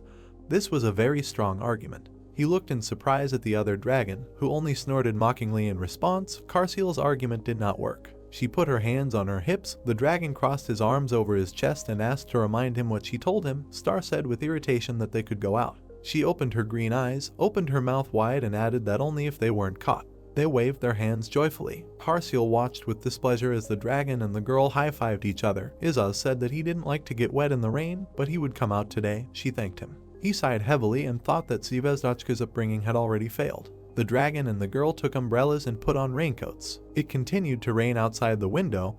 Izaz looked displeasedly at his friend and asked if he really wouldn't go. The girl said that he should go. Karsil sighed heavily and said that he was already on his way. The sky was overcast with black clouds. It was raining heavily. A little girl cried out on the street, and the dragon asked what she was doing. A starlet in yellow rubber boots jumped into a puddle, saying it was a lot of fun. Dragons in multicolored raincoats watched her with displeasure.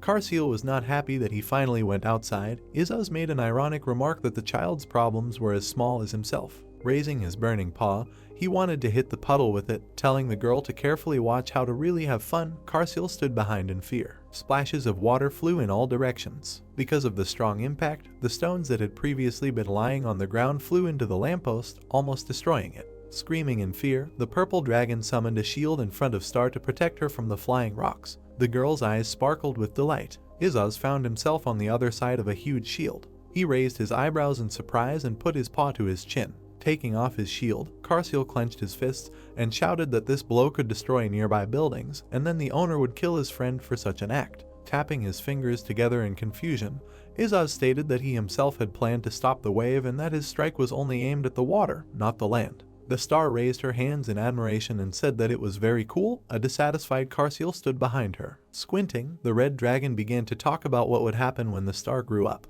The girl, concentrating energy around her leg and raising it, asked if she should do the same. Karsil, raising his eyebrows in alarm, called out to her. Izaz, widening his eyes, screamed. They rushed towards the child to stop him and shouted at him not to do anything. When the dragons had already stretched out their paws, Starlet dipped her foot into the puddle. There was a loud bang and water rose over the roofs of the houses. The dragons managed to put up a magical shield and were surrounded by clouds of dust. Izaz sneezed. The girl coughed, putting her hands to her mouth. Clouds of smoke rose from the neighboring house. The red dragon angrily asked what she was thinking about when she hit the puddle. Karsil accusingly said that his friend himself showed her how to do it. The residents of the house opened the window in fear to see what had happened. The man asked what that sound was.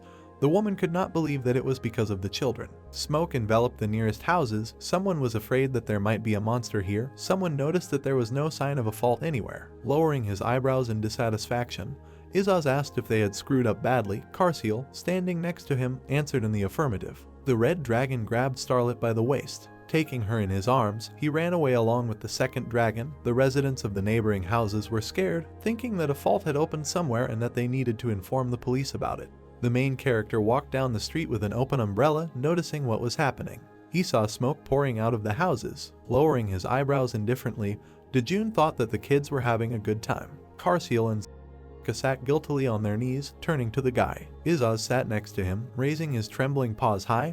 There was a bump on his head. The girl pitifully said that he was in pain and that he needed to be forgiven. The purple dragon tried to take the blame upon himself. Exhaling, Yunhee told her father that she was sure he had no bad intentions and asked to be allowed to lower his hands, the dragon's paws trembling with fatigue. The young man nodded and allowed him to lower his hands, which the dragon immediately did. Falling face down on the floor, he thanked his master. Yunhee rushed to him. The main character called the dragon a malingerer. The girl extended her hand to Izaz, covered in sweat. Taking him in her arms, she smiled and asked if he had any bad intentions. The dragon, with tears in his eyes, replied that he was up to no harm. Looking at him caringly, Yunhee asked him not to do that again and said that today there was braised ribs for dinner, so he needed to behave. Curling his claws, Izaz raised his eyebrows, surprised that the braised ribs had been prepared for him. Looking at the smiling girl, he called her an angel. The dragon replied that he would try. Yunhee extended her hand to him. Grabbing his cheek, she said that Star is still a child, so she repeats everything after the others. But she has enormous strength and will not be able to get along with ordinary people if she uses her abilities haphazardly,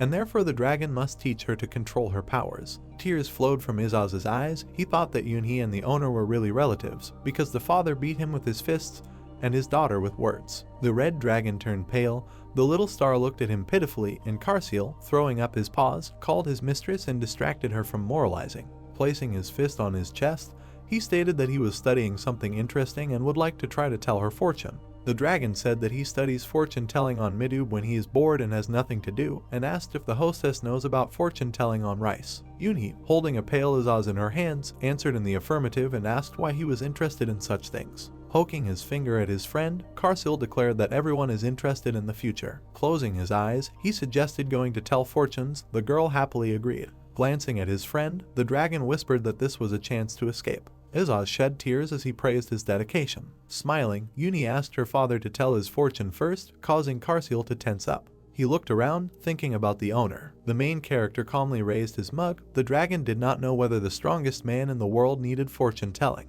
Turning away and walking towards the kitchen, the girl said that fortune-telling would not interfere with a person who often goes to dangerous places. Asterisk, wiping tears from her cheeks, grabbed Izaz by the head, wanting to help, and dragged him away. Yunhee put a glass of rice on the table. Karsil looked at her in bewilderment. He screamed in fear when he found himself at the same table with Dojun and the girl. Taking the rice in his hands and looking at his master, the dragon said that something bad might happen, but since they are doing this for fun, he hopes for understanding. The guy indifferently replied that it doesn't matter. Having announced the beginning of fortune-telling, the dragon knocked over the glass of rice. Pointing his finger at the grains of rice, he noticed that in one place the rice was scattered on the table, and in another it was gathered in a heap. Yunhee was surprised to call her friend a professional. Suddenly, something made Karsil tense. The girl pressed her hands to her chest, asking if anything bad had happened. The dragon opened his mouth in shock, calling his owner. The little star tried to wake up Izaz, who was suffering from pain in his ears. The purple dragon said that fortune-telling was nothing important and that it was just fun.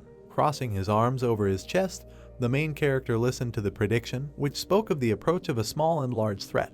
Putting her hands to her cheeks, Yunhee was horrified by the prediction of successive threats that would happen soon. She covered her eyes with her hands. Karsil asked the hostess not to worry so much. The girl looked at him upset, asking how you can not worry when someone warns of danger. Frowning his brows, he agreed, but said that there was something else. Looking at the calm protagonist who was holding a mug in his hands, the dragon declared that the owner was the strongest person in the universe. This argument could not calm the worried Yunhee. She looked at Karsil, who said that the prediction meant that every time there was a threat in the house, small things would break, so this alignment could imply small dangers that would pass without much loss of the world's strongest man. Placing her hand to her chest and lowering her gaze, the girl replied that, despite this, she could not help but worry when it came to her family. Sare, the bright sun shone on the Hunters Bureau building, where a training meeting for trainees from wealthy families was taking place. 3 employees stood in the building in front of the turnstiles. One of them asked how long they would be standing here. The second said that everyone had already arrived and it was time to go in.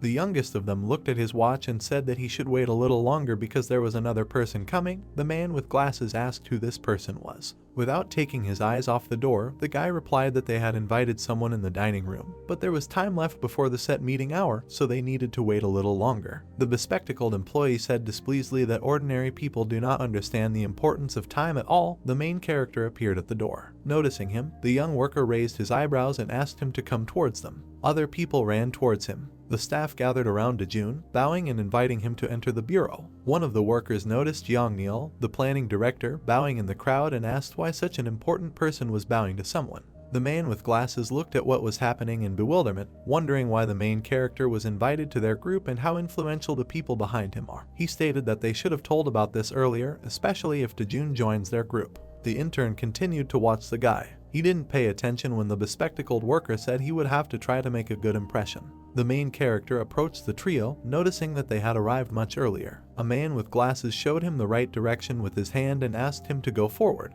While he was explaining that they had a lot of useful information that would help with further tasks, the young employee turned his back to them. Frowning his eyebrows with dissatisfaction, the guy did not understand what was going on here. Thinking that what his father said was true and that this person really existed, Dojun's face remained as casual as possible. When everyone took their seats in the audience, the man with glasses announced that everyone present was one family and that they needed to meet each other and introduce themselves. Adjusting his glasses, he said that now they would often see each other within the bureau. While the employee was talking about how they all had a common headache over an assignment on a free topic and that they needed to share important information for progress with each other, the intern squinted at the main character. Holding a folder in his hands with the inscription "Top Secret," the man said that everyone was supposed to receive some information necessary for the case through their useful connections. Pointing at Dojun with his hand, he suggested listening to the topic of the task of this amazing, still unknown to them, person. Someone sitting in the audience asked in a whisper why this person was amazing. Another answered him that if this employee said so, it means there really is something in him. People whispered about the arrogance and usefulness of the new bureau member as the young employee glared at his back. The young man stood up from the table, wanting to ask a question before talking about the topic of his assignment.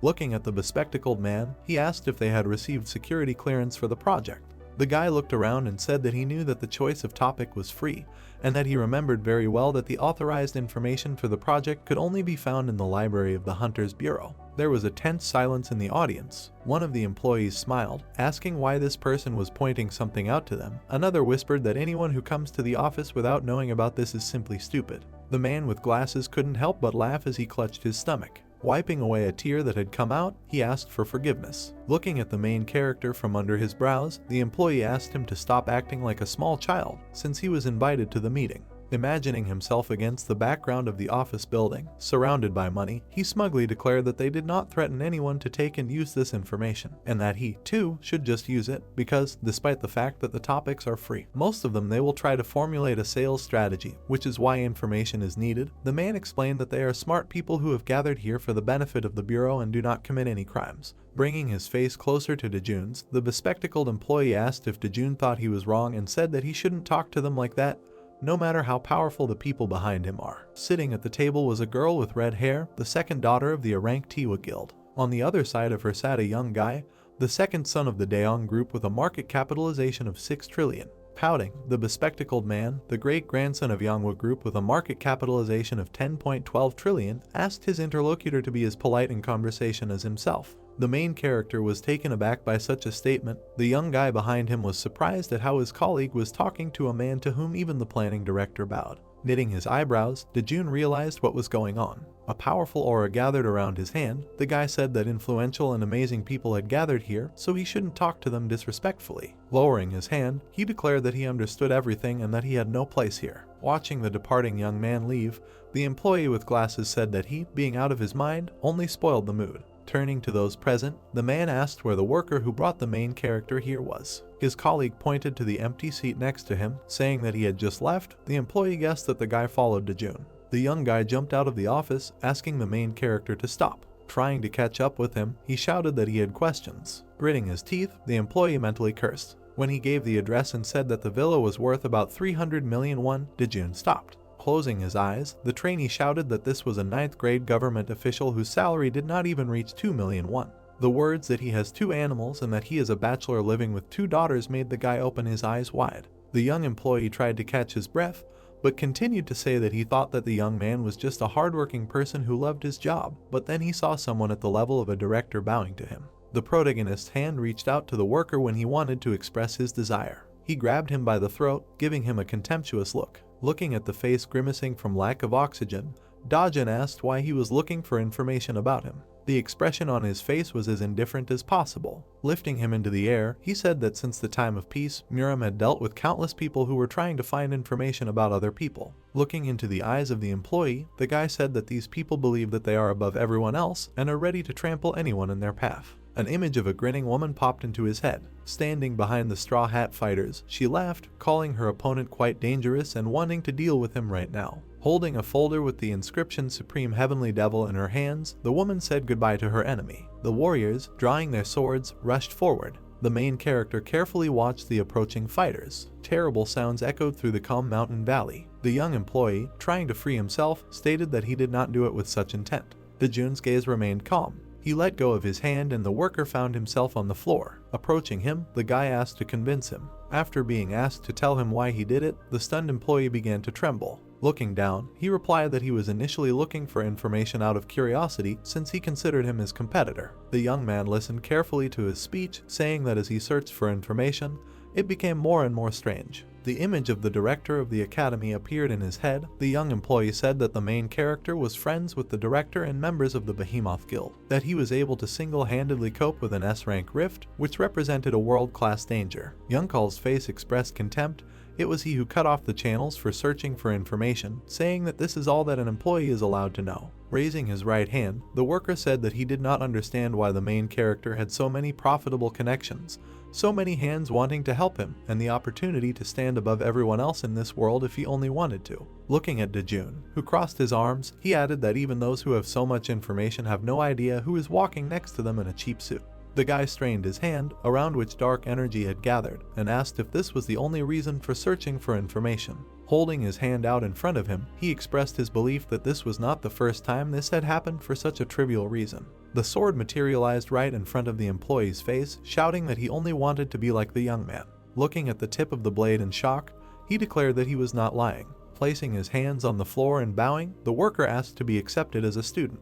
Looking at him arrogantly, the main character asked why he needed this. Trembling with fear, the employee replied that Dojun received universal recognition only because of his abilities. Exhaling, the guy made his sword evaporate. Having introduced the bureau employees, he realized that people with similar interests get along well with each other. The young employee asked if his words were heard. Looking away, the young man replied that this was the purpose of the words spoken. With his eyes widened in surprise, the employee wanted to argue that he spoke in a whisper, but decided to get down to business. Looking down, he stated that before meeting the protagonist, he believed that he needed to use his money and power to become a person that no one could ignore because he did not have the talent to create a huge corporation like his father. After imagining the face of a man with glasses as a figure from a board game, the intern noticed that people inside corporations pretend that they are better than everyone else, but in reality they are nothing because their parents gave them a job in the corporation, and the challenge is to infiltrate the Hunter Bureau and establish connections with others. Looking down, the employee concluded that people who treat him well are only interested in his influential father. The main character scratched his chin thoughtfully. Dojun asked why the young worker would not give up all this and said that without giving up what he has and without having any abilities, he still wants to become someone without putting any effort into it.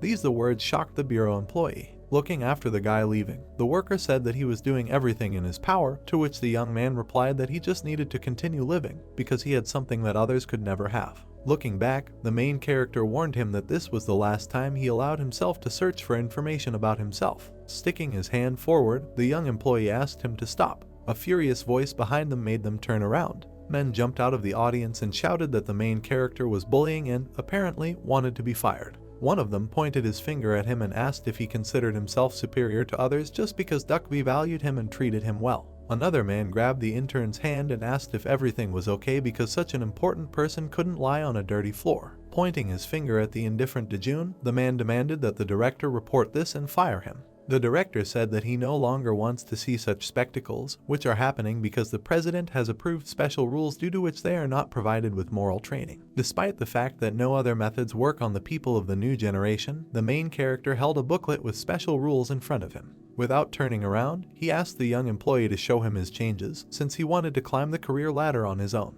The worker's face expressed undisguised admiration. Throwing away the booklet, the guy said that he was just lucky. Moving towards the exit, he added that the employee was born in a time when people who are higher up are not mean and do not use evil methods. Young Cho and Ganghan sneezed while sitting in the office. The men in formal suits were unhappy about being ignored, and one of them promised to file a formal complaint with the fault management department. He turned to his young colleague and smiled, saying that he should not take this incident to heart. The man handed him a folder, stating that this file contains information about those who completed the internship best of all and took first place. Hearing that with this information he could also take first place, the employee looked at the folder with concern. His hands were shaking. He thought that Dojun would not accept him as his student. A drop of sweat ran down his cheek. The young man decided that this was the easiest way, but then he remembered the words that he was lucky to be born at a good time. The silhouettes of his colleagues blurred in his eyes. He thought that such people would not disappear anywhere. The young worker looked down and thanked his colleague, but refused. Many people gathered in front of the list of winners posted on the wall. Someone noticed that only people from wealthy families won. The list was on the green board. Someone suggested filing a complaint, but another employee immediately objected, saying that it would not work. The jubilant voice announcing victory caught the intern's attention. The man with glasses put his hand on his shoulder and said that he didn't really want to take first place, but it definitely wouldn't hurt. Laughing, he declared himself the best and asked his colleague not to be upset. Giving him a smug look, the man said that the guy who came to their meeting might be fired from the fault department. The words that the Hunters Bureau had put pressure on the department and that now the arrogant young man would know what disrespect leads to caused the young employee to open his mouth in shock. The blue mug fell into the sink, breaking into many pieces. Yunhee jumped away from the sink, clutching her hand. Karsil excitedly asked if everything was okay with his mistress. Reaching for the broken mug, the girl thought that she had never broken anything. Remembering the prediction, she raised her eyebrows, realizing that the first danger was approaching. A lot of journalists gathered in front of the bureau. The girl introduced herself as a reporter from JP News. The guy with glasses said that an internal complaint had been made to the Hunters Bureau with a complaint about illegal employment, and the prosecutor's office began an investigation into this fact. standing in front of the camera with a microphone in hand. The reporter said that Mr. Kim was at the center of a corruption scandal because some trainees were given apparent preference in employment. Journalists with voice recorders tried to approach the man in an official suit to find out who the instigator was and who gave the appropriate order. The security guard tried to protect him from reporters. The man demanded that the cameras be removed. With an angry frown, Mr. Kim shouted that he didn't know who the informer was and that it wasn't fair to treat them that way. Pointing his finger at his colleagues, he said that all this time they had behaved terribly, but this was not a reason to ignore all mandatory procedures and so unceremoniously lead them away. The three guys looked on guiltily. Mr. Kim shouted that first they need to provide strong evidence of guilt before taking people away. He attacked the reporter and asked who gave the order. The man next to him said it was him. Turning around, Mr. Kim found himself perplexed. Standing in front of him was Yunhee, arrogantly declaring that he had personally investigated the case and had already handed over all the evidence of the corrupt acts committed to the prosecutor's office. Turning away and walking up the stairs, the bureau president hoped that no one would be angry about this, since confidentiality was an important point in order to organize this mass arrest. Placing his hands on the pulpit, he greeted the people gathered outside the building. Looking ahead, Young Chul introduced himself and said that due to the fact that he was busy with other things and could not monitor the activities of his house, strange things began to happen in it. Shocked reporters rushed to film his speech. The bureau president vowed to continue his work by increasing vigilance against so many morally wrong acts, especially the employees involved in this case. The bespectacled man burst into tears when he heard that these workers would never be allowed to work in the bureau again and that those who assisted them would be severely punished. Seeing someone in the crowd, the employee raised an eyebrow questioningly. He pointed his finger at the main character, saying that it was his doing and that it was because of him that they were in this pitiful situation. Dojun exhaled indifferently and said that he had no idea that the director was planning something like that. Even though the guards tried to take him away, the man with glasses turned around and shouted that this was a blatant lie and that he would find a way to take revenge. With his mouth wide open in anger, he stated that everyone saw how the guy incited the man standing next to him to report on them. Mr. Kim scratched his ear, sarcastically suggesting that he go and complain, although even if he did, he would still not be caught. The main character asked him why the man looked very calm, although a few seconds ago he was excited and swore that he couldn't treat employees like that. Mr. Kim, blowing on his finger, replied that it was just an acting game. Exhaling, he explained that the boss specifically asked him about this because the president's appearance in this case would look more dramatic, but he himself was absolutely indifferent to the capture of corrupt officials. The guy nodded understandingly. The man with glasses swore, thinking how dare they ignore his words. He gritted his teeth, asking them to be very careful because he would try his best to make them burn in hell. The promise to make their families' lives hell was interrupted by someone punching them in the nose. Minhyuk, from whose blow the man fell to the ground, angrily asked how he dared to talk about someone's family. The guards tried to calm the huntress down. Clenching her fist, the girl ordered the criminal to be taken away quickly. After seeing her, the shocked reporters tried to get closer to find out if the Behemoth Guild was assisting in this matter. With his hand contentedly placed on his chin, Mr. Kim noticed that the bloody dismissal ceremony was being revived. Closing his eyes, the main character thought that the arrest had turned into a chaotic show and that today was too noisy a day. Junyeol, standing next to him, smiled, saying that his aunt's anger was very terrible and that life after her blow would be completely ruined. Seeing him, Mr. Kim turned around in surprise. He was shocked by the appearance of members of the Behemoth Guild. Ganghyun asked his comrade to watch his language, to which he only shrugged his shoulders. Minhyuk's eyes flashed furiously and she asked the man to repeat what he had said. Junyeol, thinking that it was about him, raised his eyebrows in fear, trying to justify himself. But noticing how the girl asked what the man was going to do to their families and began kicking the detainee, the guy breathed a sigh of relief. Turning to the main character, the hunter said that he should be grateful to her. Mr. Kim was surprised that Junyeol was talking to him in an official tone. Looking at the employee trying to defend himself from the blows, the youth told Dojun that he was preparing to take revenge on him behind his back. Pointing a finger behind his back, he added that Minhyuk found out about this, and therefore they could watch as the criminals were taken away from here in handcuffs. Ganghyun nodded in confirmation. Junyeol exhaled, admiringly noting that SG Group was really strong. When he wanted to justify himself, saying that he was not trying to talk to the main character informally, but was simply talking to himself, the huntress came down to them. She cleared her throat to attract the boy's attention, who immediately looked at her. After fixing her hair, she smiled happily and asked how Dojun was doing. Closing his eyes, the guy replied that thanks to her, everything was fine with him and that he had no idea what was happening. The girl grinned, saying that he had nothing to thank her for. Ganghyun gave a thumbs up. His comrade smiled sarcastically, noticing that Moneyjeon's burning love is quite frightening, because she even asked her father and mother for help in this matter, which she had never done before this incident.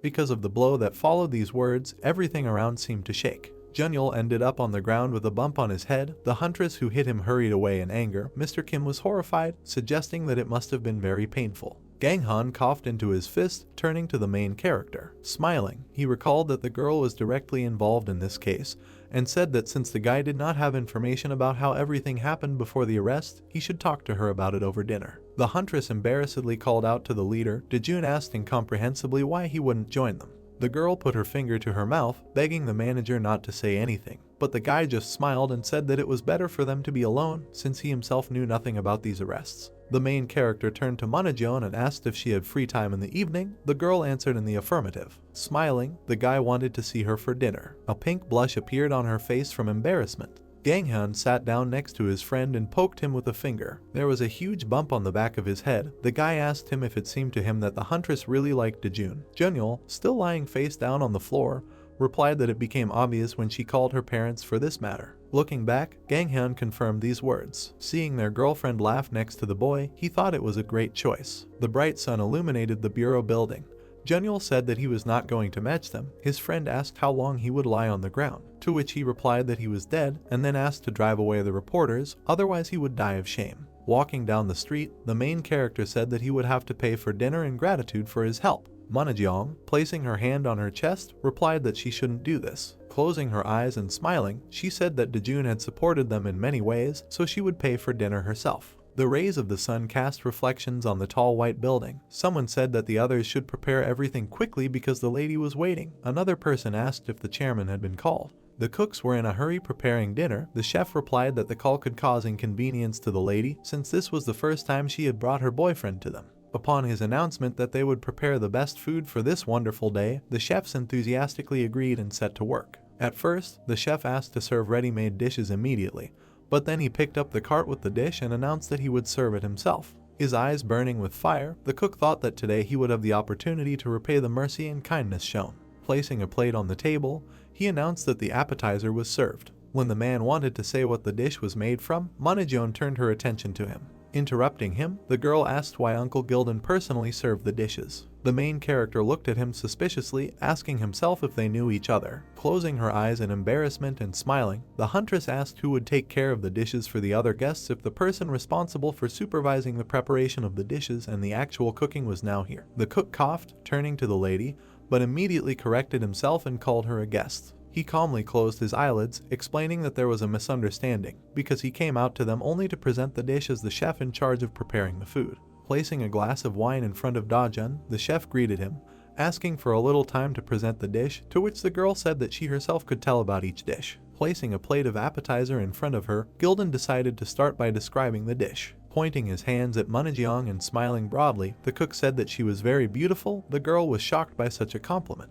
The guy tilted his head questioningly. Imagining money falling from the sky, the man continued, saying that this is not her only advantage, because she has excellent management skills, because sales increased by 700% when the girl took over the management of this place for just a year. His eyes sparkling with happiness, Gildan added that the luxury room in the hotel where the lady was staying was paid entirely from her own funds. But even if she lived in this room all her life, she would not be able to spend all the capital she had earned. Clenching his fist in front of him, the cook said that the statement that the girl is the best only because of her abilities will be a lie, because she knows the names of everyone, even the youngest employees, and if the family of one of them is in a difficult situation, then she solves all problems, justifying this necessity. Well-being of the company, because her character is wonderful. Moneyjeon sheepishly tried to stop him when the man said that her funds were used to cover the cost of an operation for the sous chef's mother, who had cancer. When he said that the lady had helped get a scholarship for their young employee who was working 2 jobs to pay off student loans, the girl interrupted him by covering his mouth with her hand.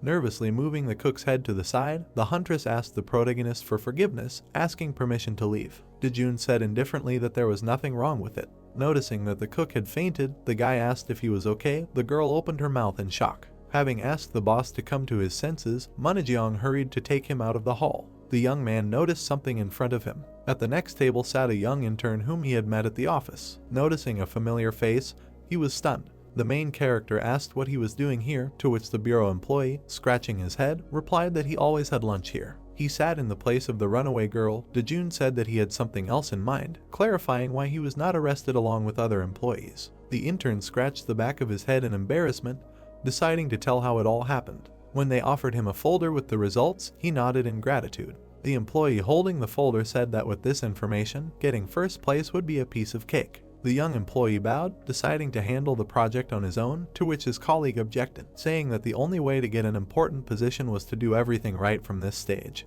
and that otherwise he would get a position where even a promotion would not lead to a good place. Looking down, the intern expressed his understanding, calling his action crazy. Scratching his head again, he told the main character that he really didn't know why he refused then, but in the end everything ended well anyway. Looking away, the young employee said in confusion that he still didn't believe he could successfully build a company from scratch like his father. A small smile appeared on Dojun's face as the intern concluded that he was trying his best to not regret his choice. Nodding approvingly, the guy wished him success in his efforts. A surprised Mujong appeared at their table. Watching their conversation, the girl decided that today was not her day because as soon as the boss left, this stranger appeared. Turning away, she thought that this was the first time she had worn such a dress today. Dissatisfied, Izaz leaned against the hostess's leg, anticipating a quick dinner. Looking at the table, he indignantly said that they had nothing but grass for dinner again because they were dining without their host. Raising her index finger in confusion, Yunhee replied that due to the large amount of money spent on dragon meat,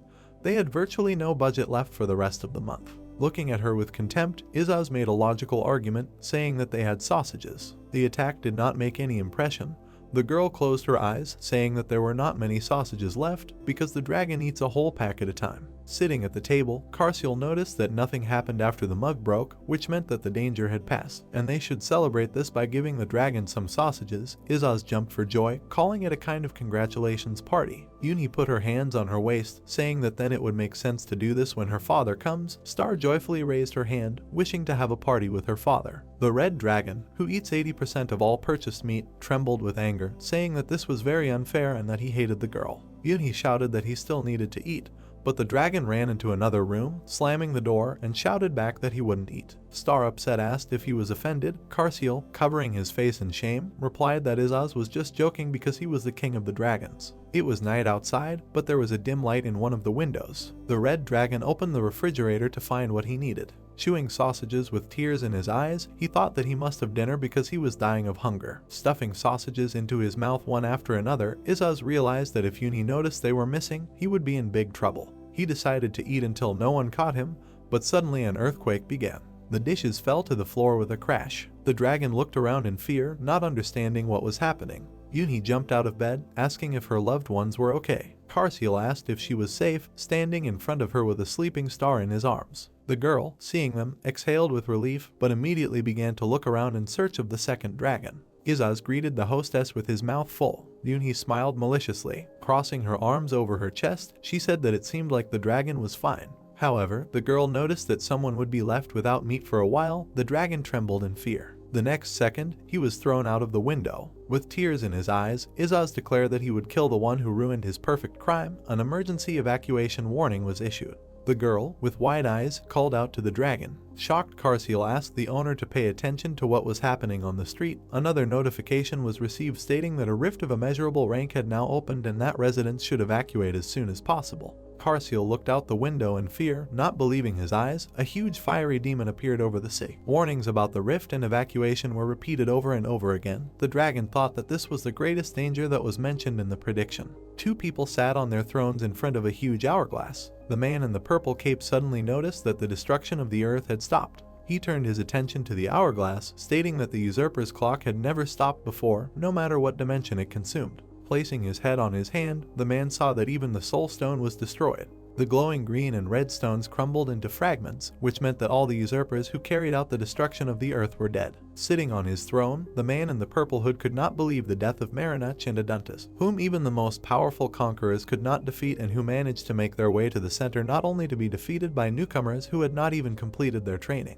He imagined Dojun in front of him, thinking that it would be problematic if the Titans were killed by a newcomer who had recently appeared in the center. Continuing to look ahead, The unknown person thought that he planned to recruit a new group of newcomers for training immediately after the destruction of the Earth. Sighing heavily, he asked himself who would have thought that the destruction of the Earth would stop. The guy on the fiery throne in front of him distracted him from his thoughts by asking what his friend was thinking so seriously about. Smiling, he offered to sort out the problems themselves since the destruction had stopped. The hooded man replied that they were the only ones who could do this and thought to himself that they should not underestimate those who killed the usurpers, despite the fact that they are weaker. The guy with red hair propped his head on his hand and asked if his friend remembered who he was. Grinning evilly, he introduced himself as the rightful owner of Ognium, the essence of fire, born in the hottest place, in the heart of the whole world, the King of Flames Hyperion. Rising from the throne hanging in front of the rift, Hyperion concluded that he himself would personally launch the process of destruction, since Marinuch and Aduntas had failed the mission miserably. Looking at him, the man in the robe opened his mouth, thinking that he knew about the cunning reasons for such furious zeal. Walking towards the rift, the King of Flame asked him to remember only one thing.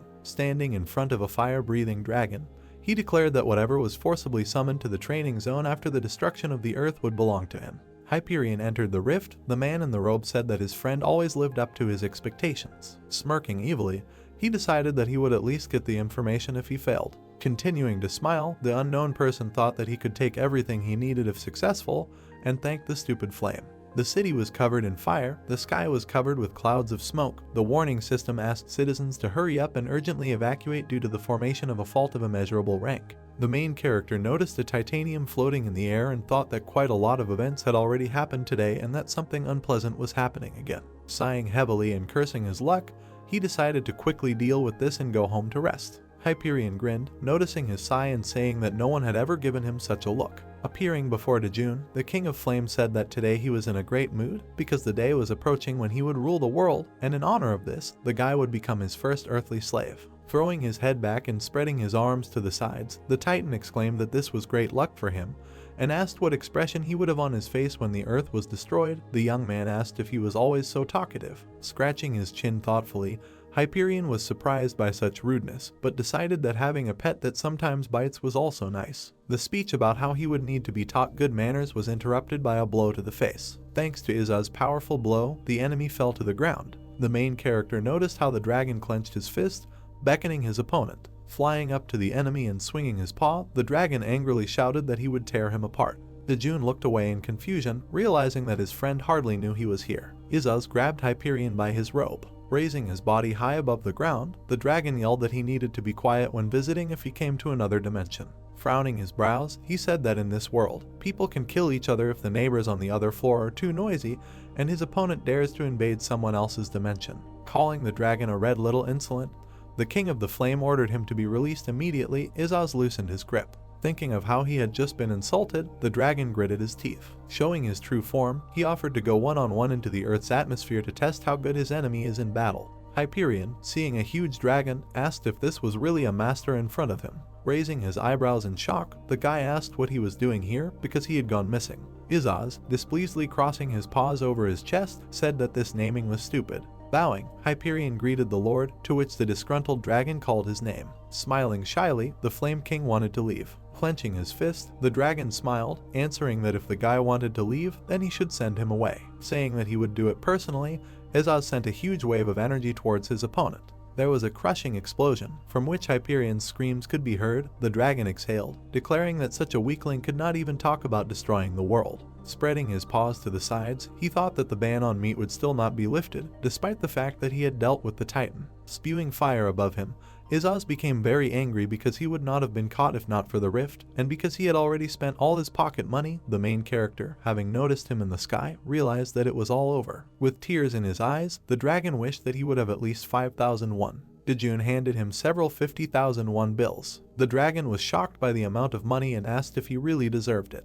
Putting the bills back into his wallet, the guy suggested forgetting about it since he didn't want the reward. Snatching the bills, Izaz replied that he really wanted to receive them. The young man added that he said something to Yunhee. The dragon looked at his owner in bewilderment, wanting to know what he said. The main character closed his eyes and replied that he asked his niece to lift the ban on meat. Holding the money to his chest, Izaz shed tears of happiness. He enthusiastically called out to the owner, despite the fact that he asked him to leave, and said that he loved him. Yunhee, along with Star and Carseal, slept peacefully in bed. A multi-story building stands against the backdrop of the city, and in it someone is calling for his mother. A little girl dressed all in pink approaches her mother, who is standing in an apron next to the sink with a piece of paper in her hands, and asks if she can help her with anything. She shows her a sheet of good girl stickers and says she will do whatever she says. Mom stands half turning towards her in gloves and an apron, smiling and saying that she doesn't know at all how to help her. The girl is in a state of tension. She holds the piece of paper with both hands, makes a pitiful grimace, and says that the star should collect them all as soon as possible. Nervously, Mom, smiling and waving her hands, remembers that they don't have spinach and need to go to the store for it.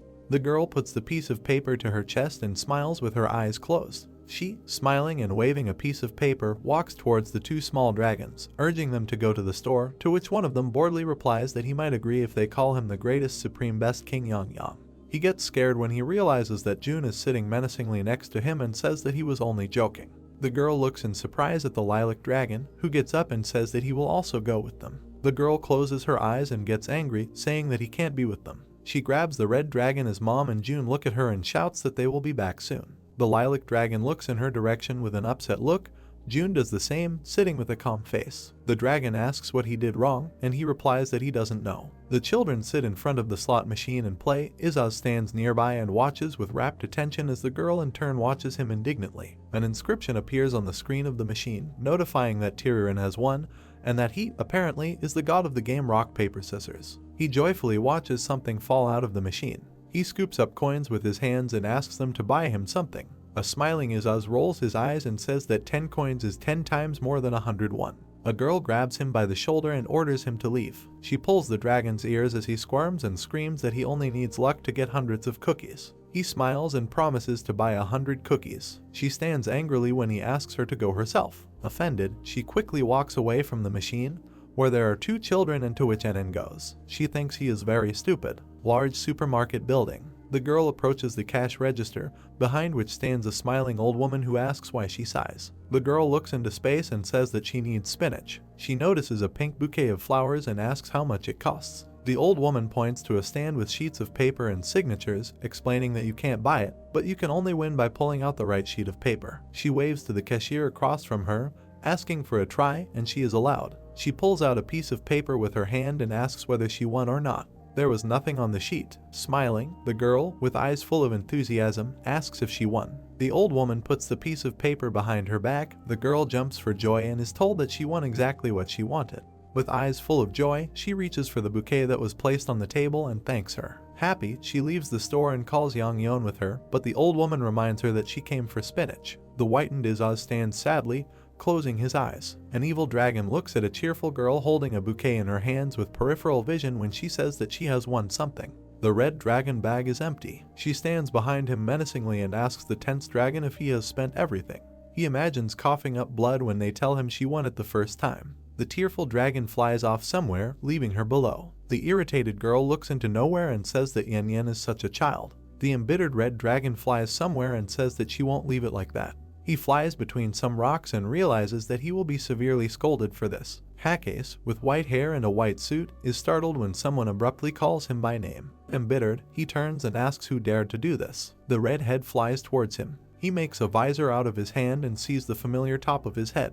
The dragon bumps into him and says that the word crown sounds impolite. A huge explosion occurs. In the middle of the rocks, Hackase talks about returning to the starting position. Izaz, wearing a red cap, stands next to him as he rises to his feet and orders him to stand up. He stands up straight and cannot understand how this insignificant dragon dares to command him. The dragon says that he can forgive him if he fulfills his request. He is horrified to hear that this is a request from the Lord himself. He, embittered, with fire behind his back, asks, standing right in front of him and pointing his finger at him, if he has forgotten what fear is. Everyone exhales and Yang Yang points to the hologram and asks if he knows what it is. He looks at the hologram and says that it is a slot machine. The dragon stands holding the hologram in his hand, realizing that he knows about it.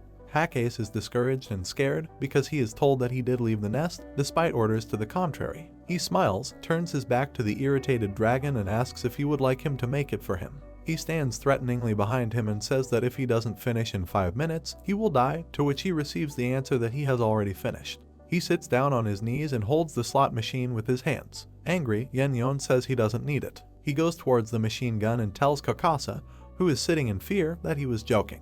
He feigns concentration and climbs into the machine gun. A man in a white suit stands straight behind him. Hackace looks blankly and thinks that there is no point in training, because everything that happens to him is accidental. A dragon, a man in white and a destroyed machine gun stand among the rocks under the night sky, and he asks him to make another one just like it. A few days later, an office supply store with a large yellow and blue sign above it. Satisfied, Izaz stands and watches. He holds a coin in his hand and says that he is a master of this game. He stands in front of the spot on the street where the slot machine used to be. Horrified, he asks the old woman where the machine gun went. She says that government officials dismantled it because it was illegal. The dragon is in a state of horror and misunderstanding. He screams into the sky in fear as the cashier watches him and realizes that he has wasted his money. Multi-story building against the backdrop of the city under a bright blue sky. Karsiel sits with a thoughtful look and says that lately he has been noticing something strange, because everyone is having fun without him. A red dragon and a girl with pink hair sneak behind him. They stop abruptly when he asks if they are leaving without him again. He stands upset with his hand outstretched when she says she'll be back soon. He cries and says he wanted to go with them.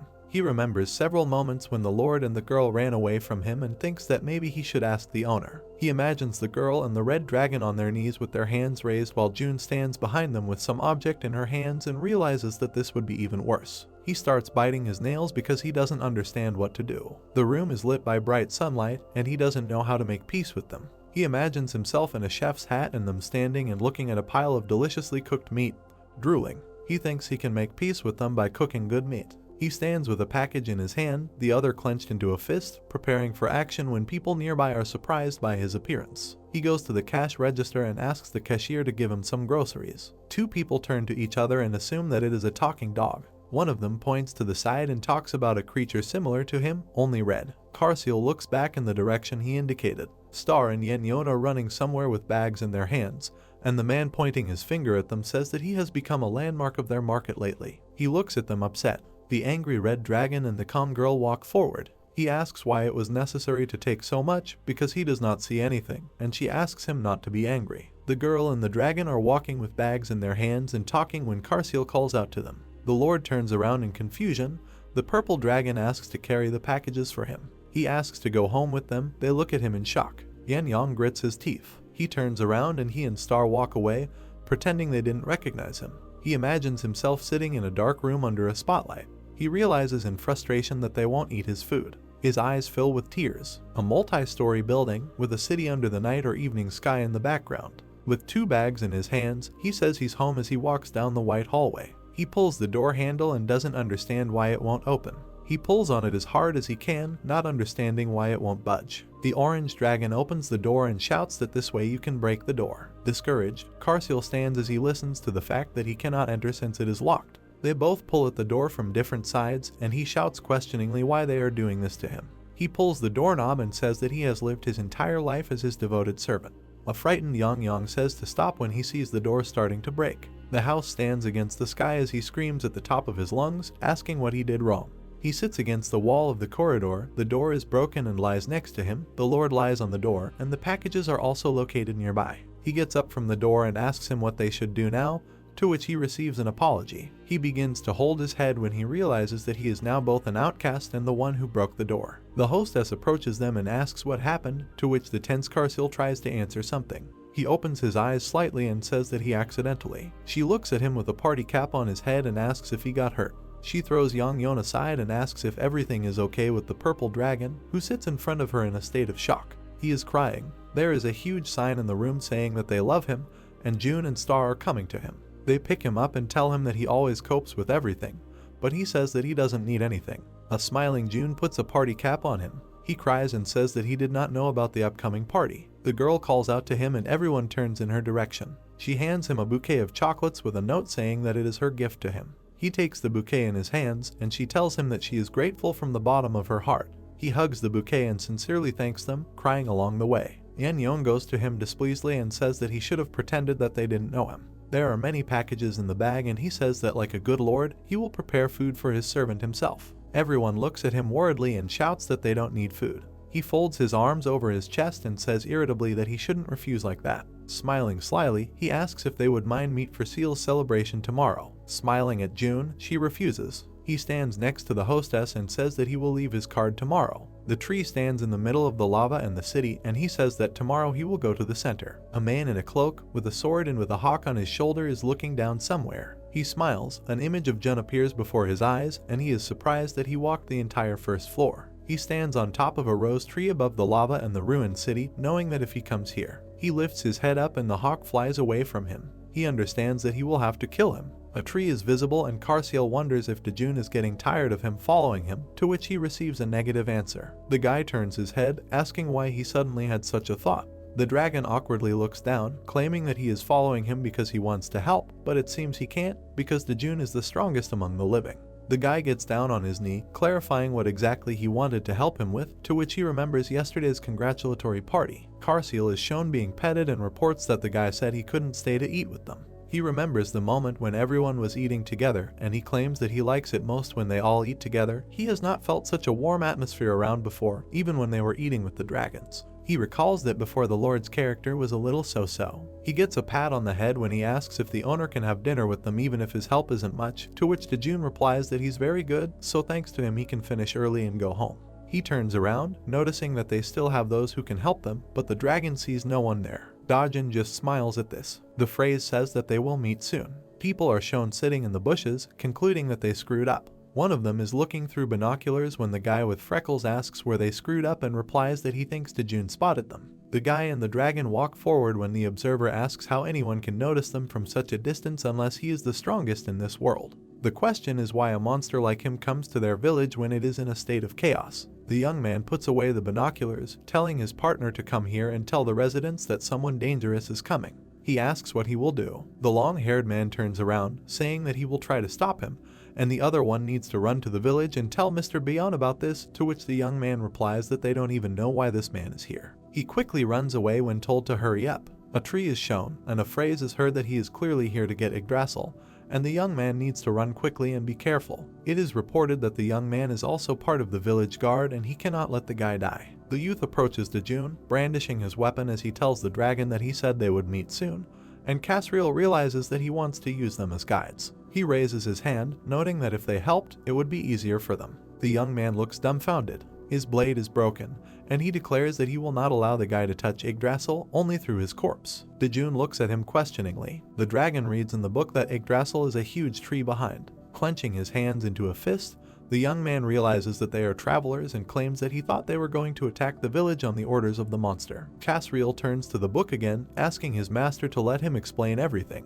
It turns out that according to the description, Yggdrasil is called the Tree of Life, its leaves contain vitality, they are used as medicine. The tree sap is shown and it is learned that it is considered effective enough to be called the elixir of longevity. A monster is depicted when it is reported that the tree is said to be periodically attacked by a monster called Tarantulas, who lives behind the lava field. The young man trembles when the dragon reveals that the book says that he is also currently being attacked by travelers, and Dojun realizes that this situation has caused misunderstanding. Closing his eyes, the young man asks what kind of misunderstanding there could be. Suddenly a man runs past them. The young man realizes that this is Beyond, and the one who appears declares that he is not an opponent for him and he should retreat. The young man, dumbfounded, asks if he is here, then who is opposing Tarantulas now. Dojun looks at Beyond questioningly as he states that he has to be here to keep the boy from getting hurt. The guy crosses his arms over his chest as the dragon remarks that apparently he has become a villain to them.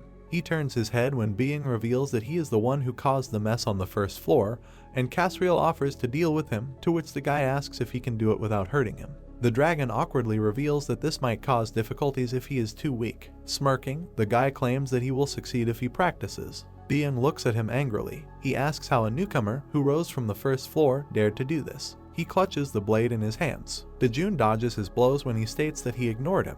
He brings his fingers to his face, telling the guy not to dare to complain about the death he himself was striving for. Dojun turns to the dragon, asking if he is okay, to which he replies that the owner blocked the attack. Being, confused, realizes that his blow was too weak, so he decides to show him everything he can do. The ground begins to shake. The young man happily notes that Being can make the earth shake with just one movement of his energy. He reports that he is hard to hear. Suddenly a red dragon appears and scares Being.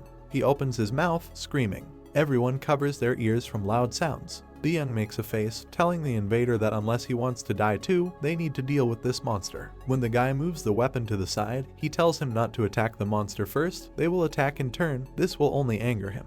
He screams as Dojun swings his sword. The flame that the dragon emits is visible. The guy sighs as the monster breaks into pieces. While Byung is stunned, he asks if they can talk now or if he needs time to cool his head. He trembles and talks about what will happen if he doesn't give him some time. The remains of a monster are visible. Smiling awkwardly, Byung says that the guy should have told him right away that he just came to explore this area, that's all. What he heard was that he searched the entire first floor, so he thought they came for the tree. Casriel crosses his arms and remembers that he was the one who attacked them as soon as he saw them. The guy sighs as he states that the master could destroy their entire village if he just wanted to, and if he got all the information he needed about them. He needs to hurry up and help them explore the second floor, and Byung agrees, telling them to go rather, he will show them everything. The dragon reveals that if the owner gives him the tablet, he will complete half the research for him. Dojun thanks him. They walk across the bridge, and the dragon suggests they hurry up because they need to finish things before dinner. Some time passes and the area is depicted.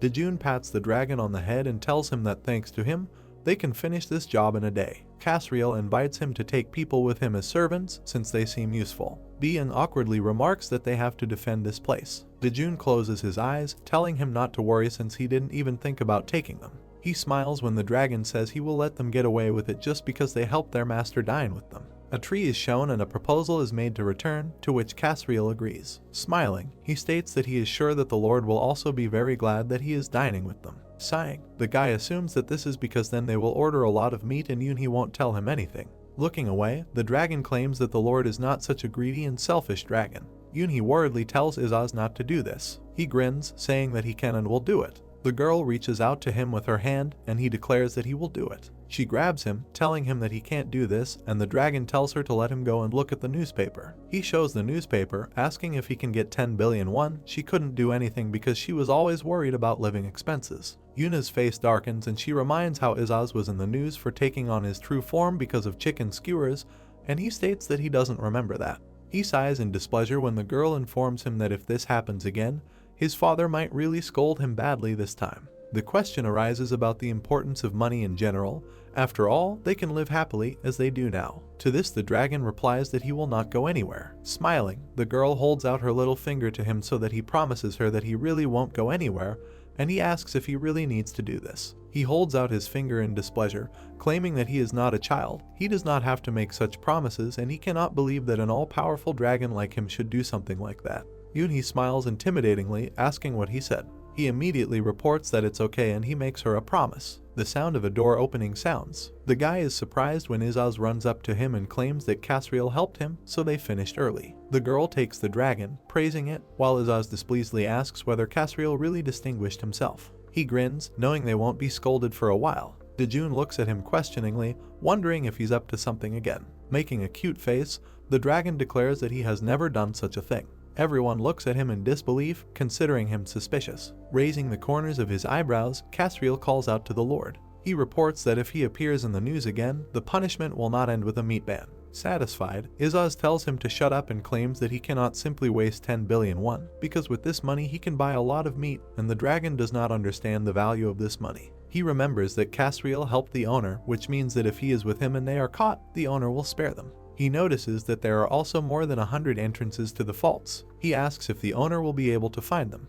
He speaks confidently, declaring that even the owner's grandfather cannot know that they will enter through the 79th entrance. He frowns, noticing that Casriel has been acting very arrogantly lately, and even speaks to him very arrogantly, to which he claims that he misunderstood. He speaks louder to him because he is worried that their owner will catch them. He flinches when Izaz tells him to stop moving. He trembles as the dragon asks what he is hiding and answers that there is nothing there. Pressing his paw to the table, Izaz informs him that if he catches him in a lie, he will cut off his hand, but he declares that there is really nothing there. He notices that there is something there, and the Lord frowns, asking if he wanted to die, since he dares to lie to him so brazenly. Lying people are shown, which Casriel reports. Izaz looks questioningly. He concludes that this is why they cannot be found. He steps towards the people, claiming that they had to go where a lot of people walk, and wonders why they went here, and now they are also lying here. He gets angry, declaring that all of them, with the exception of the owner, are weak creatures that once you hit, they will fall apart. Casriel waves his hand, asking why don't they send them out of here. Izaz looks at him silently. He covers himself with his hand, concluding that of course they need to help people and the dragon is quite cruel. He begins to help them with magic, claiming that it annoys him.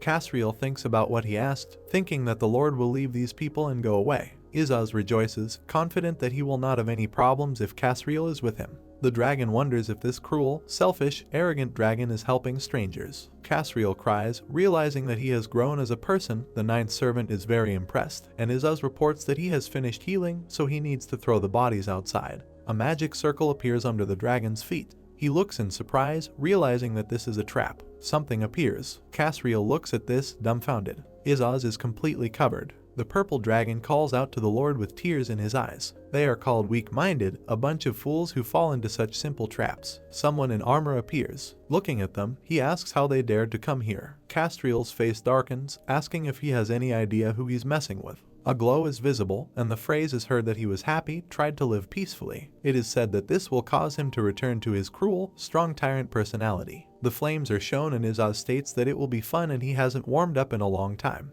The creature looks at him dumbfounded when he asks if he should repay the one who was able to make him laugh for the first time in a long time. Izaz has fun playing with fire. The creature reports that if he starts a battle, everything here will collapse, the world will collapse and they will also receive wounds. Izaz smirks. The phrase says that he will not get hurt. Shards fly and the creature is enveloped in light. Laughing evilly, the dragon claims that he is finished. Casriel looks at this in fear, declaring that he needs to quickly tell his owner about everything. The phrase says that everything is in order. Dojun sighs, revealing that he knew something like this would happen, so he came running right away. Izaz is stunned and is told to stop before something collapses here. Sighing, the guy tells him to apologize later, to just stop, otherwise everything here will collapse and people will get hurt. While he is being held, Izaz asks to be released from punishment, to which the guy asks if he should be punished now. The question arises as to why he is here. Rummaging in his pocket, the guy reports that Casriel told him. He takes out the skull, claiming that this boss's item worth 10 billion won will be given to the government. They won't be able to buy meat with it,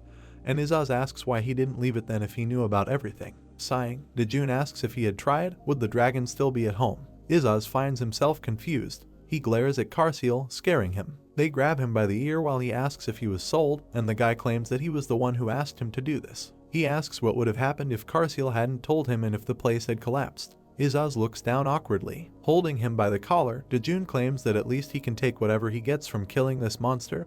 The sale will bring in a lot of money. He declares that he will get away with it because the purple dragon told him 100 times how he saved people's lives. Izaz turns to Casriel with tears in his eyes. Holding the creature's helmet, he invites it to take it. There is an invitation to everyone to see how much they can get from it. The helmet and information about it are shown. Izaz frowns, and the dragon claims that an item with a B rating is not worth 10 billion won, of course, but this amount will be enough to eat meat for a lifetime. Izaz notes that the effect is enhanced when owned by a minor. He makes displeased sounds. Because of this, Casriel wonders what is wrong with him. He just sighs at this. The guy looks at him questioningly. A building is depicted and a question is asked about what it is. Holding the creature's helmet in his hands, Izaz reveals that it is a gift for Yunhee. She, raising the corners of her eyebrows, asks why he suddenly gives him a bone helmet, and he replies that it doesn't matter what it is, because she will soon be training in the rift. It's a good thing, so she should always carry it in her bag. The girl asks how this has anything to do with training in the rift. The dragon tells her that it's a good thing anyway, so she should take it. Dojun just sighs and smiles. Buildings are depicted, and the guy decides that then they should eat meat before Yunhee leaves for training. Beef. Star declares that she is also for it. The blue sky appears and the girl tells her she has to go to her internship and the guy tells her to be careful. Izaz stops her. He frowns, asking if she took it. She is stunned to realize that he is talking about the skull that he gave her. The girl laughs awkwardly, claiming that she took it and that it is in her bag. Holding the helmet in his hands, the dragon asks if this is true and what it is then. Yunhee looks at this in surprise, wondering how he found it, and he asks how he could not have found out because he is so blazing with magic. The question is whether she knows how much he would get for it if he sold it. Izaz reveals that he abandoned the idea and gifted it to her, so how could she just leaving him? The girl is scared when he claims that if he sells this, he can buy himself a lifetime of meat. She admits that she was wrong. The question is whether she will take it. She agrees. Yunhee sighs when the dragon asks if she will serve it every time he wants meat from now on. Suddenly, she realizes what she agreed to, and Izaz jumps with happiness. Dojun grins, noticing that he catches her doing this and takes advantage of her, and Casriel realizes that this way he gets what he wants and wonders if they should let him get away with it. The guy decides to forgive him just this once. He stands smiling. He is sure that this time the dragon deserved it. The training rift of the Troll Valley Hunter Academy is shown, and the question is asked whether the guys know what is most important in this practice. It is reported that this is a practical fight, and if an unexpected situation unfolds, they need to run away. The man crosses his arms and talks about how unexpected things happen all the time, especially in a big rift like this, and he asks what they do if their colleague is in danger. Yunhee happily states that they need to quickly leave the place and call the teachers. The man frowns, telling them not to die together just because they are helping someone. They should definitely approach the instructor. He firmly tells everyone to divide into teams. Hyejeong wonders why Yunhee needs a backpack for a day trip. The girl replies that she took it just like that. Rubbing his nose, Jinsu offers to carry him. Hyejeong only insults him. They begin to grimace when Yunhee refuses the offer, but the idea that she cannot walk around with a backpack all day is heard. Jinsu arches an eyebrow, wondering what kind of expression she's making, and assumes that such questions are burdensome or uncomfortable for Yunhee. The girl concludes that this facial expression means that no one needs his help anyway. It turns out that Yunhee is just ashamed of Izaz's gift. The guy reaches out with his hand when the other pushes him away. He looks surprised. The girl immediately shoots the monster. Her face darkens and she announces that the monster zone has begun. She firmly asks him to concentrate, and she mentally asks him to stop thinking about his bag.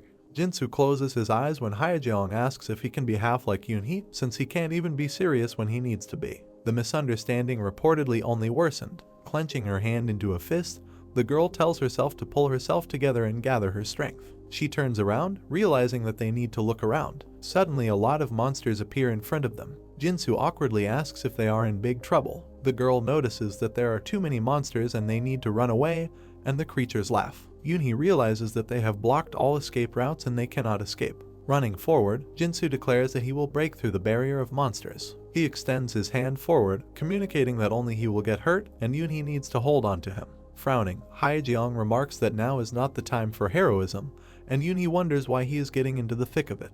Jinsu immediately falls to the ground. He is surrounded by the clutches of monsters, but he continues to say that he will protect the girls. They rush to his aid. Firing back, Yunhee asks if the guy is okay. He closes his eyes, believing that now he looks pathetic in the girl's eyes and he should have stayed put.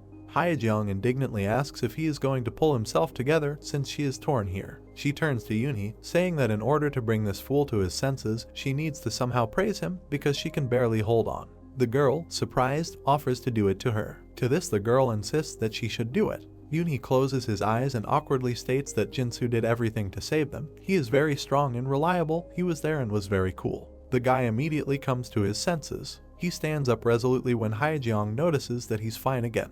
He immediately strikes the monster. The girl laughs, calling it crazy. Yunhee frowns, asking if the other guys are also having monster attacks, then they are in danger too. Hyejeong states that it would be great and wonders why there are so many of them.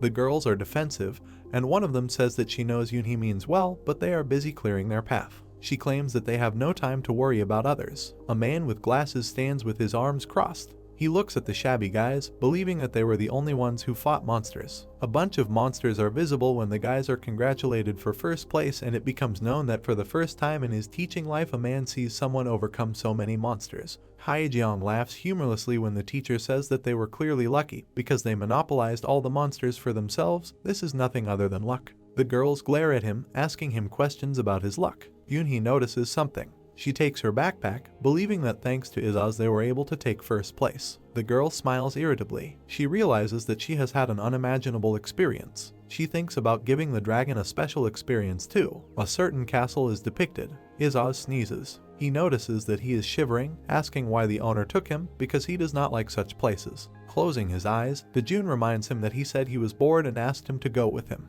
The dragon asks how he knew they would go to such a place. Smirking, the guy asks if he's scared and understands why Izaz doesn't watch horror movies. The dragon claims that this is not true. Sighing, Dojun calls him shy. A woman's leg is seen while the dragon states that it is not so. He frowns when the guy asks if he would be scared if something comes out of there, and claims that he is not a child.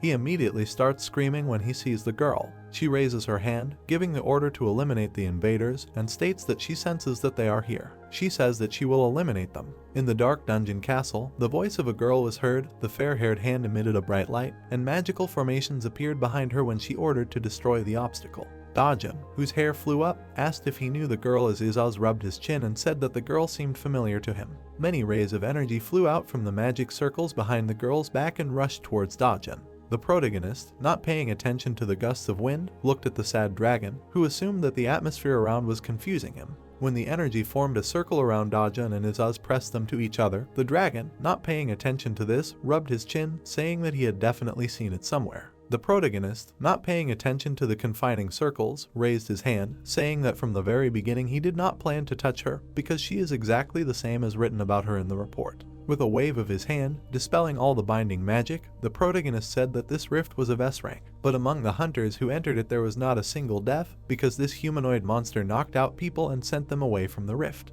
After looking at the girl, he said that he came only for research. He had to know why she was doing this. After that he asked the girl if she could tell the reason. When the protagonist looked in the other direction, the dragon, perplexed, looked in the same direction, asking where he was looking. Looking at the castle on the top of a distant mountain, Dojun said that he would like to talk to the real owner. At this time, the squirrel was calmly gnawing on its nut. A certain girl said that she never thought that a person could destroy the binding magic on his own. The fair-haired girl in the suit stroked the squirrel, saying that she couldn't even check what she wanted, and now she had to check if he was really the right person, even if they could deceive her. The girl smiled creepily and released her pressure, saying that since she could not meet him in the form of a puppet, she needed to go and check everything in person. A moment later, she teleported into the hall behind the protagonist. And the girl were very surprised to see the arrivals, after which the girl said that there was no reason to worry because in front of her was not an imposter, but a real king. Staring at Izaz, who was picking his nose, the girl imagined his true appearance. Placing her hand to her chest, the girl introduced herself as the 8th dragon and then greeted the king of dragons. Pointing to the girl, Izaz smiled and said that he did not recognize her because she had grown so much. While Ain was talking about how he fell asleep before the last battle to restore his exhausted body, so it is not surprising that he remembers practically nothing. The squirrel on her shoulder nodded his head, agreeing with the words of the mistress. While Izaz was stroking his chin in thought, Dojun squinted his eyes, asking the dragon if he had lost his memories. Izaz jumped on Dojun's shoulder and started hitting him, asking why he had to do this in front of her. It was all because Anne had her hands behind her back and asked the protagonist how she should treat her. Anne turned her head, looking at Izaz in bewilderment. Almost crying, the Dragon King, whose head had a lump on it, called Dojun his master. While Izaz was complaining about the pain, Anne looked at Dojun saying that now he is her master and she will serve him. The protagonist with a calm face told Anne that she did not have to call him master. The 8th dragon, without a single emotion on his face, said that if the Lord served him as a master, then for her he unconditionally became the master. The protagonist looked at the dragon who folded his hands, telling him to just leave it as it was, because she was young, so it was useless to convince her. She was quite stubborn because she was still a couple of thousand years old.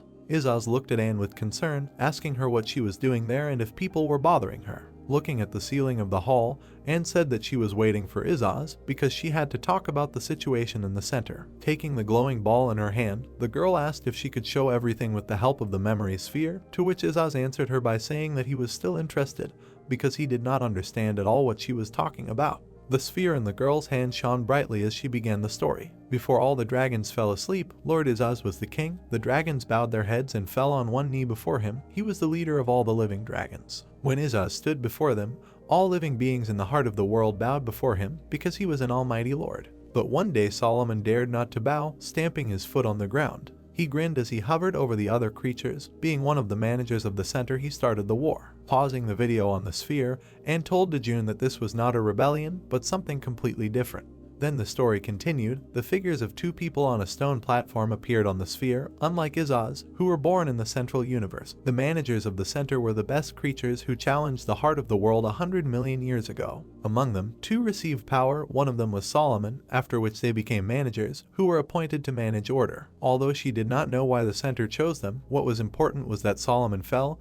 He smiled terribly, having made his decision. Together with the demons who were his subordinates, he joined forces with the best beings to wage war against them, the original inhabitants of the central universe. There were even people among them. Dojun raised his hand and stopped Anne's story when she called Izaz generous. Looking at the angry Izaz, Dojun asked if he was really generous, to which Anne answered him by saying that he might not believe it, but Lord Izaz was indeed very generous. The Dragon King himself raised one eyebrow in irritation, asking if it was that strange in Dojun's opinion. Anne closed her eyes without saying anything. Izaz began to turn his head and furiously prove the correctness of his words, but the protagonist did not pay attention to this, asking Anne to continue the story. Anne nodded, saying that if they listened to her story further, they would understand why she called Izaz kind and generous. The memory sphere showed how the forests were burning as a result of the outbreak of war. The war led to the appearance of many wounded and injured. Dragons, exhausted, could even lie and suffer in pain. Izaz, looking at the world burning in flames, understood that the foundation of the world had collapsed. Izaz then formed a teleportation formation underneath him.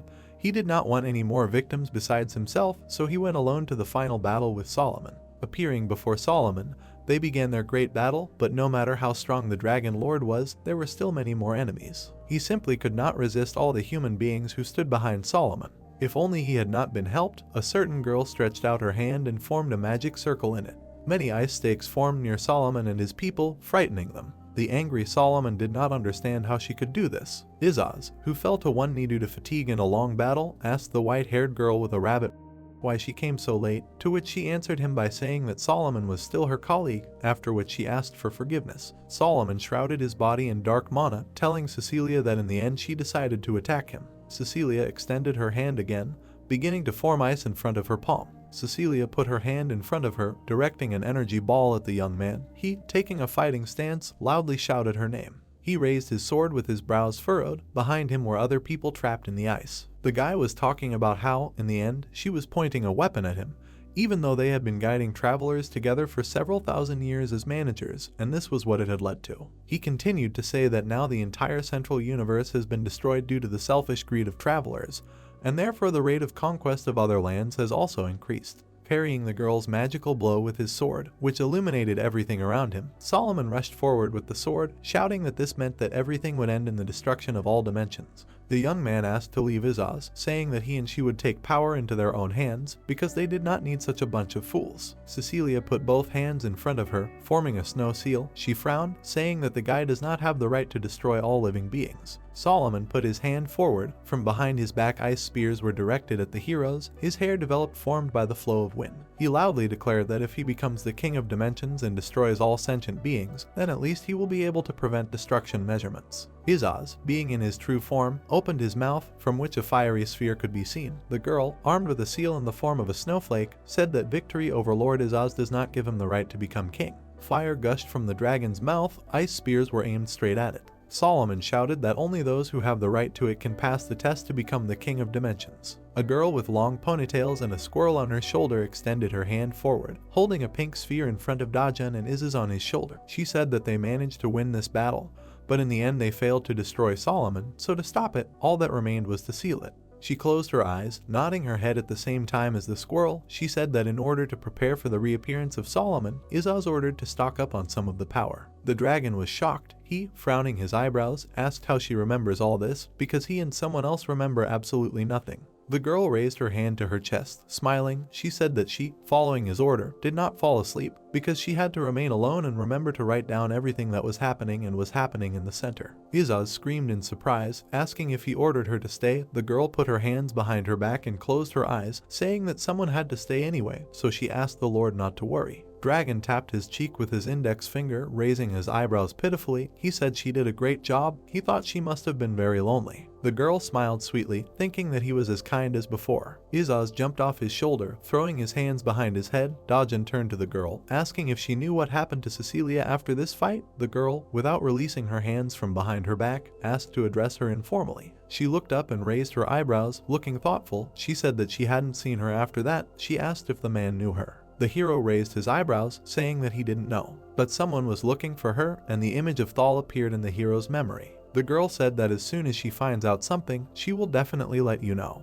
The man's phone rang in his inner pocket. On the mobile screen was the number of the first daughter. He answered the call, raising the phone to his ear. Yunhee said that they had a problem. The hero's eyes widened. The girl, clenching her hand into a fist and raising her eyebrows pitifully, said that Star was very ill. Carciel, knitting his eyebrows, held a towel in his hands. The girl said that the medicine did not work, and if they went to the hospital and there they discovered that she was not a person, problems might arise. She asked her father what they should do. The little girl lay breathing heavily. The heat appeared on her face, blushing. The dragon carefully applied a wet towel to her forehead. Dojun said that he would be there soon. After finishing the telephone conversation, Izaz asked again, looking at the owner in surprise, whether Zvezdachka was really sick. The girl closed her eyes and, noticing how the hero quickly began to head towards the exit, said that since he was busy now, she would tell him about everything that was happening in the center later. Dojun, grabbing Izaz, thanked her and hurried to leave. The man approached the gate, said goodbye, and the dragon, waving his hand, once again thanked the girl for everything.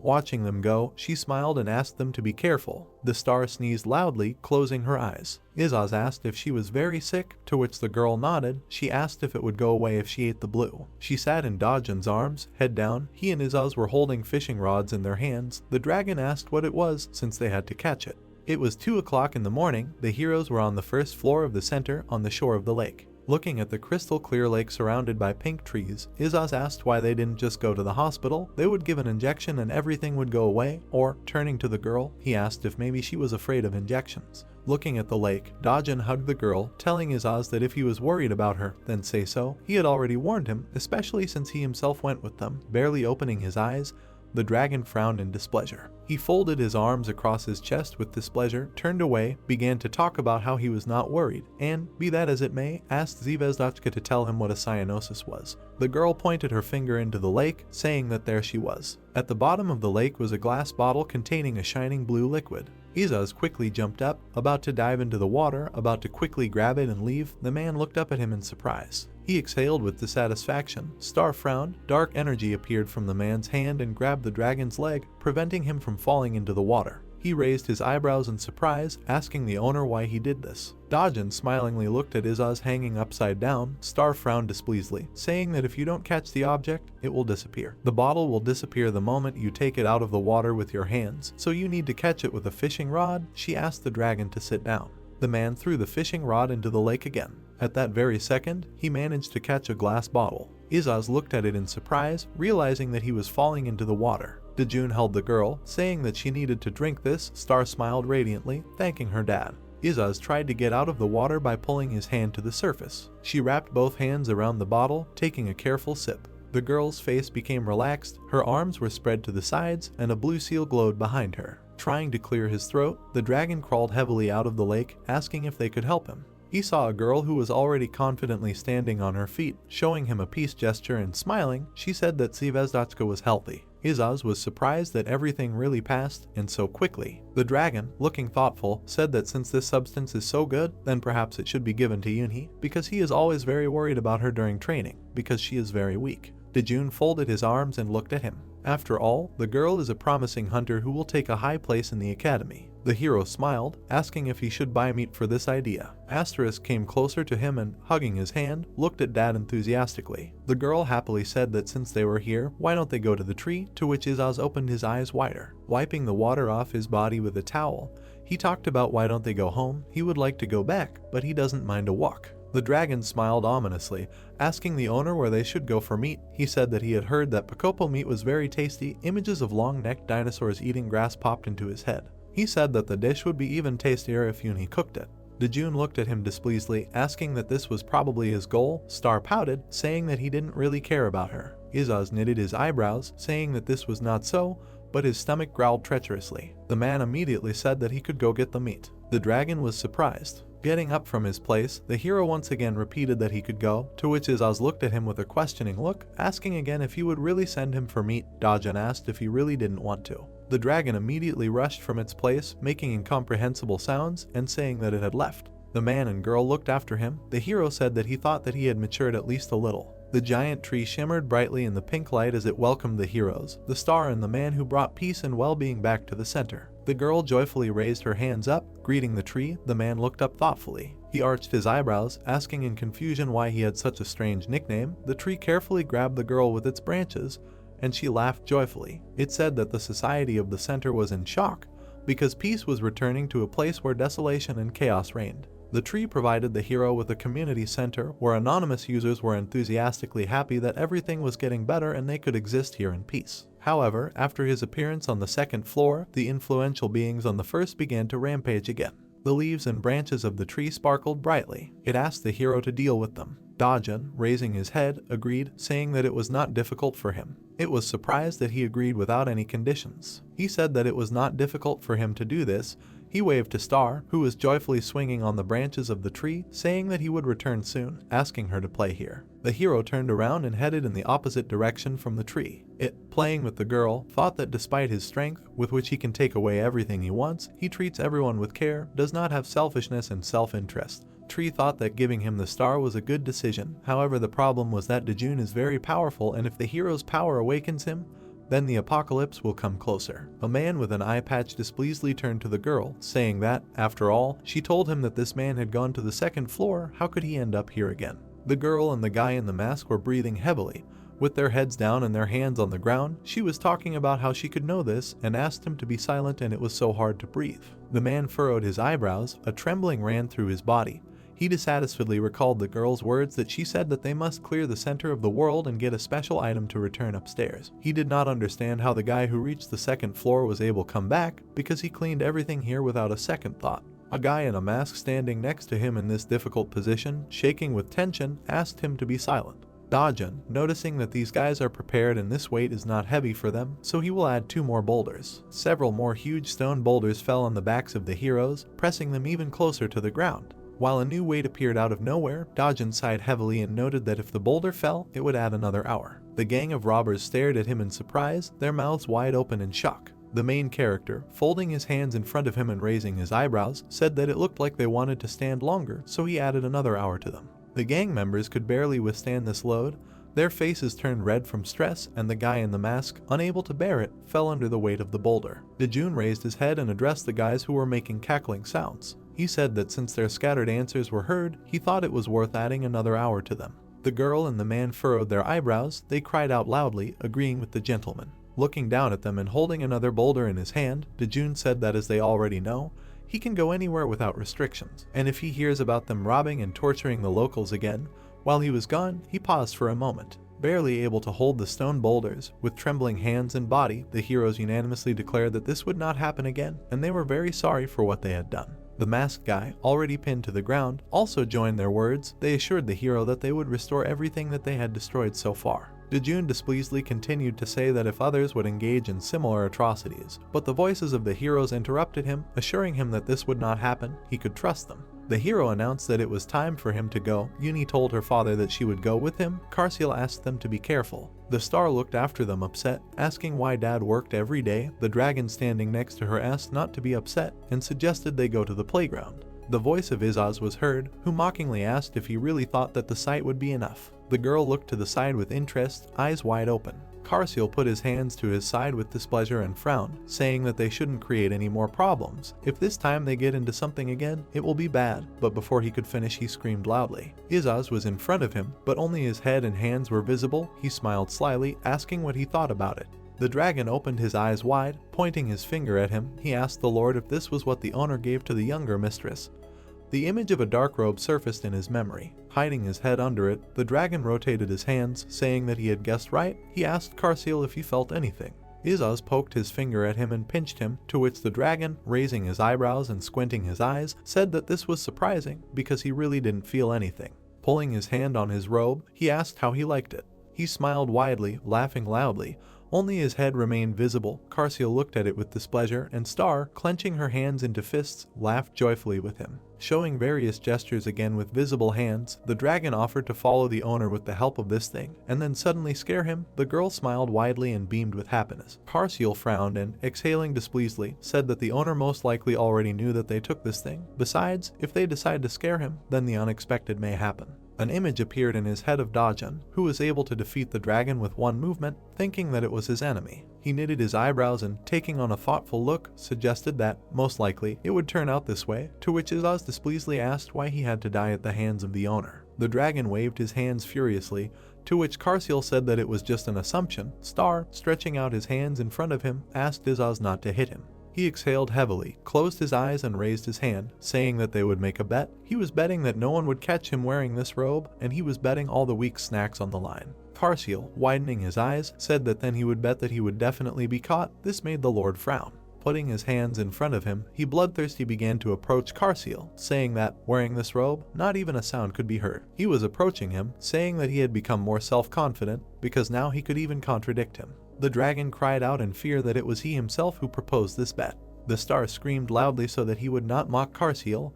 Izaz agreed with her words, saying that it was time for them to go. The tall, bright building was located in the center of the city. It was the mayor's office, where Dojun worked. The chief jumped up from his seat, asking the hero when the report would be ready, to which he, continuing to type something on the keyboard, said that it would be ready within 3 hours. The man sighed in annoyance, asking to finish it before the end of the day, after which he turned to Hayek sitting next to him, asking if he had set a meeting time for this month. The man, without looking up from working on the computer, announced that the meeting had been scheduled and would take place in the second conference room of the Hunter's Bureau. The boss angrily grabbed his head with his hands, saying that he really didn't want to go there. Turning to Dojun, he invited him to go instead, to which the hero, without taking his eyes off the monitor, said that he would have to go himself. The report would be sent to him by email as soon as he finished it. The man exhaled sadly, asking if he was being too harsh with him, to which Hyuksu remarked that it was time for the boss to leave. Strange sounds were heard behind the hero. The dragons and the girl reached his office. Izaz, holding the robe over everyone, happily spoke about how his words were confirmed and they were not noticed.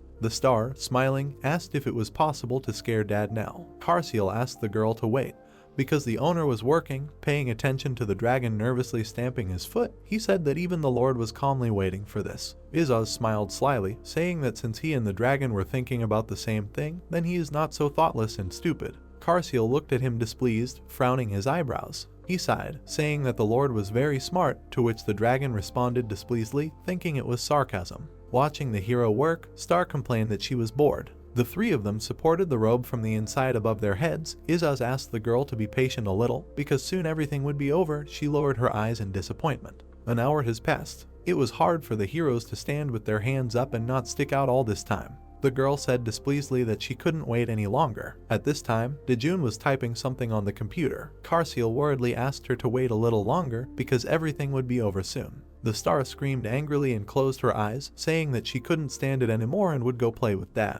The dragon looked at the girl in fear. Suddenly, a joyful Yeji entered the office. She raised her hands and hurried towards the man. The girl was surprised by her appearance. Dojun, turning to her, asked what business she was here for. The girl smiled and said that she assumed that he would be here after clearing the rift. She asked what he thought about having dinner together. The star thoughtfully raised a finger to her mouth, and Karsiel suggested in surprise that it seemed that they were close to their owner. Izaz asked the girl how many mothers she had, to which the dragon, lowering his ears, said that his words were not tactful. Closing his eyes and shaking his head, the man said that he was busy tonight. Yeji looked at him excitedly, pressing her fists to her chest. She said that if it was about overtime, then she would wait, but Dojun looked at her and said that he had things to do. The girl's eyes dropped sadly. She said upsetly that, apparently, he was already going to dinner with someone. At that moment, a joyful Manhwa entered the office with her arms outstretched. The girls looked at each other awkwardly. The hero looked at them. Yeji turned to her and asked in surprise what business she was here for. She raised her eyebrows and widened her eyes in embarrassment, stammering as Manhwa said that she had a dinner planned with Mr. Lee. Shocked by the words she heard, the girl pressed her hand to her chest, eyes wide. She laughed sheepishly, saying that apparently she had invited him earlier. But Manhwa said in a calm voice that Mr. Lee himself invited her to dinner. Yeji screamed at what she heard.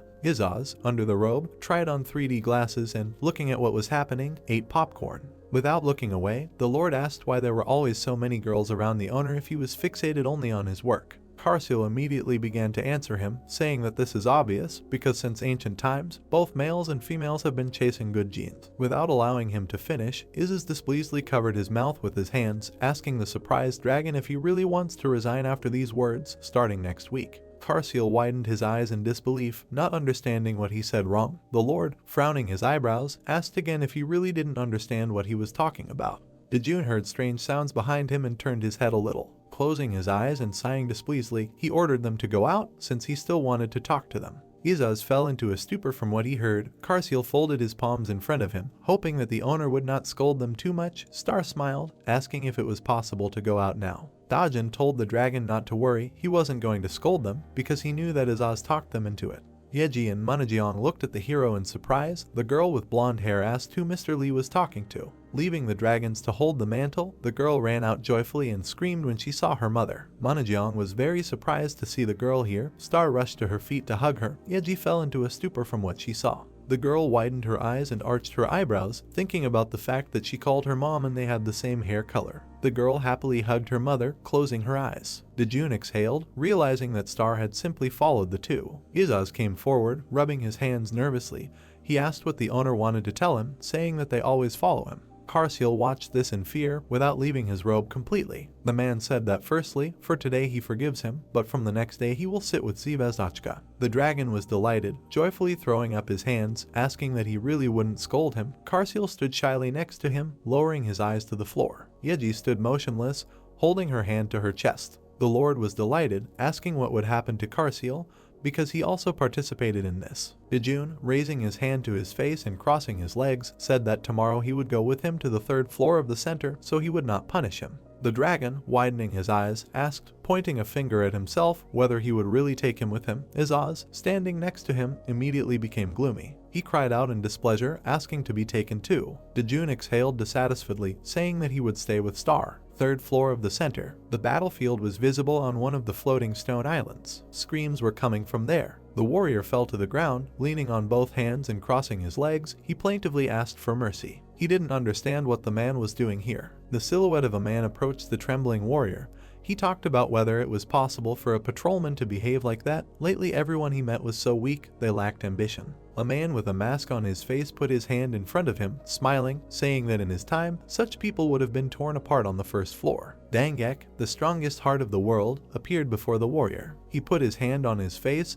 The patrolman's eyes widened. Blood splashed onto the wall and screams were heard. Looking at the shining yellow stone that appeared in his hands, he said with interest that it was quite convenient. He spread his arms out to the sides. He was surrounded by giant yellow gems. He talked about becoming stronger by absorbing other life forms with the help of this stone. It was a yellow mastery stone, classification, consumable. Beams of bright yellow energy surrounded his body. This stone had a special feature. The man moved his brush, not understanding why nothing happened. Dangek put his hand on his side and looked back at the mountain of corpses behind him, asking if that wasn't enough. The peculiarity of the stone was that its owner could become stronger by killing travelers of the central universe, and absorbing their skill levels. The owner became stronger by that level. The man put his hand to the mask on his face and smiled, saying that maybe he should engage in battle with that person. The image of Izaz in her real form surfaced in his head. The man thought that he must return his half of the face, which he took from him during the Great War with this king of reptiles. There was a notification on Karsiel's tablet that the center's 3rd floor bridge zone had been registered. He turned to the owner, saying that he had finished recording all the information from the opposite side. Dojun praised him. He lowered the tablet, looking ahead in confusion. Karsiel and the man looked at the stairs, on which lay mountains of corpses of warriors. The dragon screamed, eyes wide open. The hero turned to him. Dojun looked at him in surprise. Karsiel looked at him with shining eyes, saying whether the owner already knew that this would happen on the 3rd floor, because the Lord destroys everything around him when he fights with someone. That's why the owner took him with him. The dragon enthusiastically raised his hand up, saying that he could control his power well. Without letting him finish, Dojun said in a serious tone that that was not why he took him with him. Karsiel fell into a stupor. The hero said, imagining in his head the image of Izaz laughing slyly, that he did not know that this would happen and took him with him in order to quickly complete the research. Turning to him, the man asked whether he really believed that Izaz could be as fast in typing information as he was. Karsiel looked ahead blankly, saying that the Lord would have done well too. Dojun patted him on the head, telling him that he was very kind to him. He broke into a smile, saying that he was not just kind, Izaz would actually do a very good job if he wanted to. He looked up at Dojun in embarrassment, saying that his smile looked strange and inappropriate in such a situation. The hero looked at the dragon incomprehensibly. He screamed, saying that he should control his emotions more carefully. He still has so much to learn, because he always makes such mistakes near his owner or in public. Dojun continued to pat him on the head, telling him that he had never even thought about such a thing. Karsiel put his hands forward and closed his eyes, saying that he was very ashamed. There was no need to console him. His small hands turned into strong dragon paws. He transformed into his true form and flew into the air. As his punishment, he will finish the research as soon as possible. The hero looked at him in surprise. The dragon announced that it would return soon, the force of the flapping of its wings reaching Dojun standing on the ground. The hero thought about what he felt ashamed of, but looking down, he thought that in any case he was going to go down. After this incident, the man bought the book How to Understand Your Teenage Daughter. Descending lower, the man thought that it seemed that there was not a single floor that he could quickly and calmly complete the exploration of. At this time, Karsiel was examining the surroundings, carefully looking around. Suddenly, he heard the owner's voice. He opened his eyes in surprise. The owner said these words when the dragon was just taking off. Karsiel did not understand why this man was here, but did as the owner asked. A bright flash appeared behind him. He was surprised to notice a glow next to him.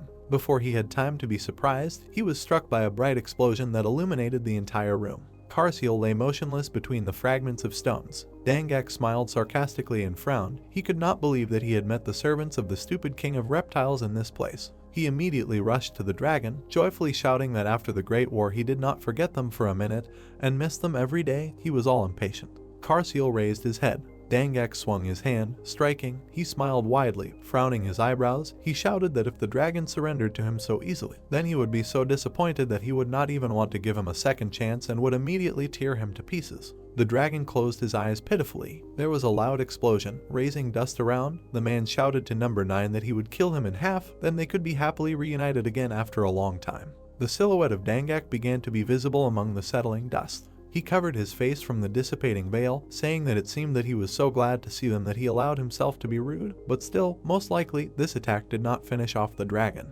Out of nowhere a hand reached out to him. Dojun grabbed him by the throat, lifting him up above him. He groaned, not understanding what was happening.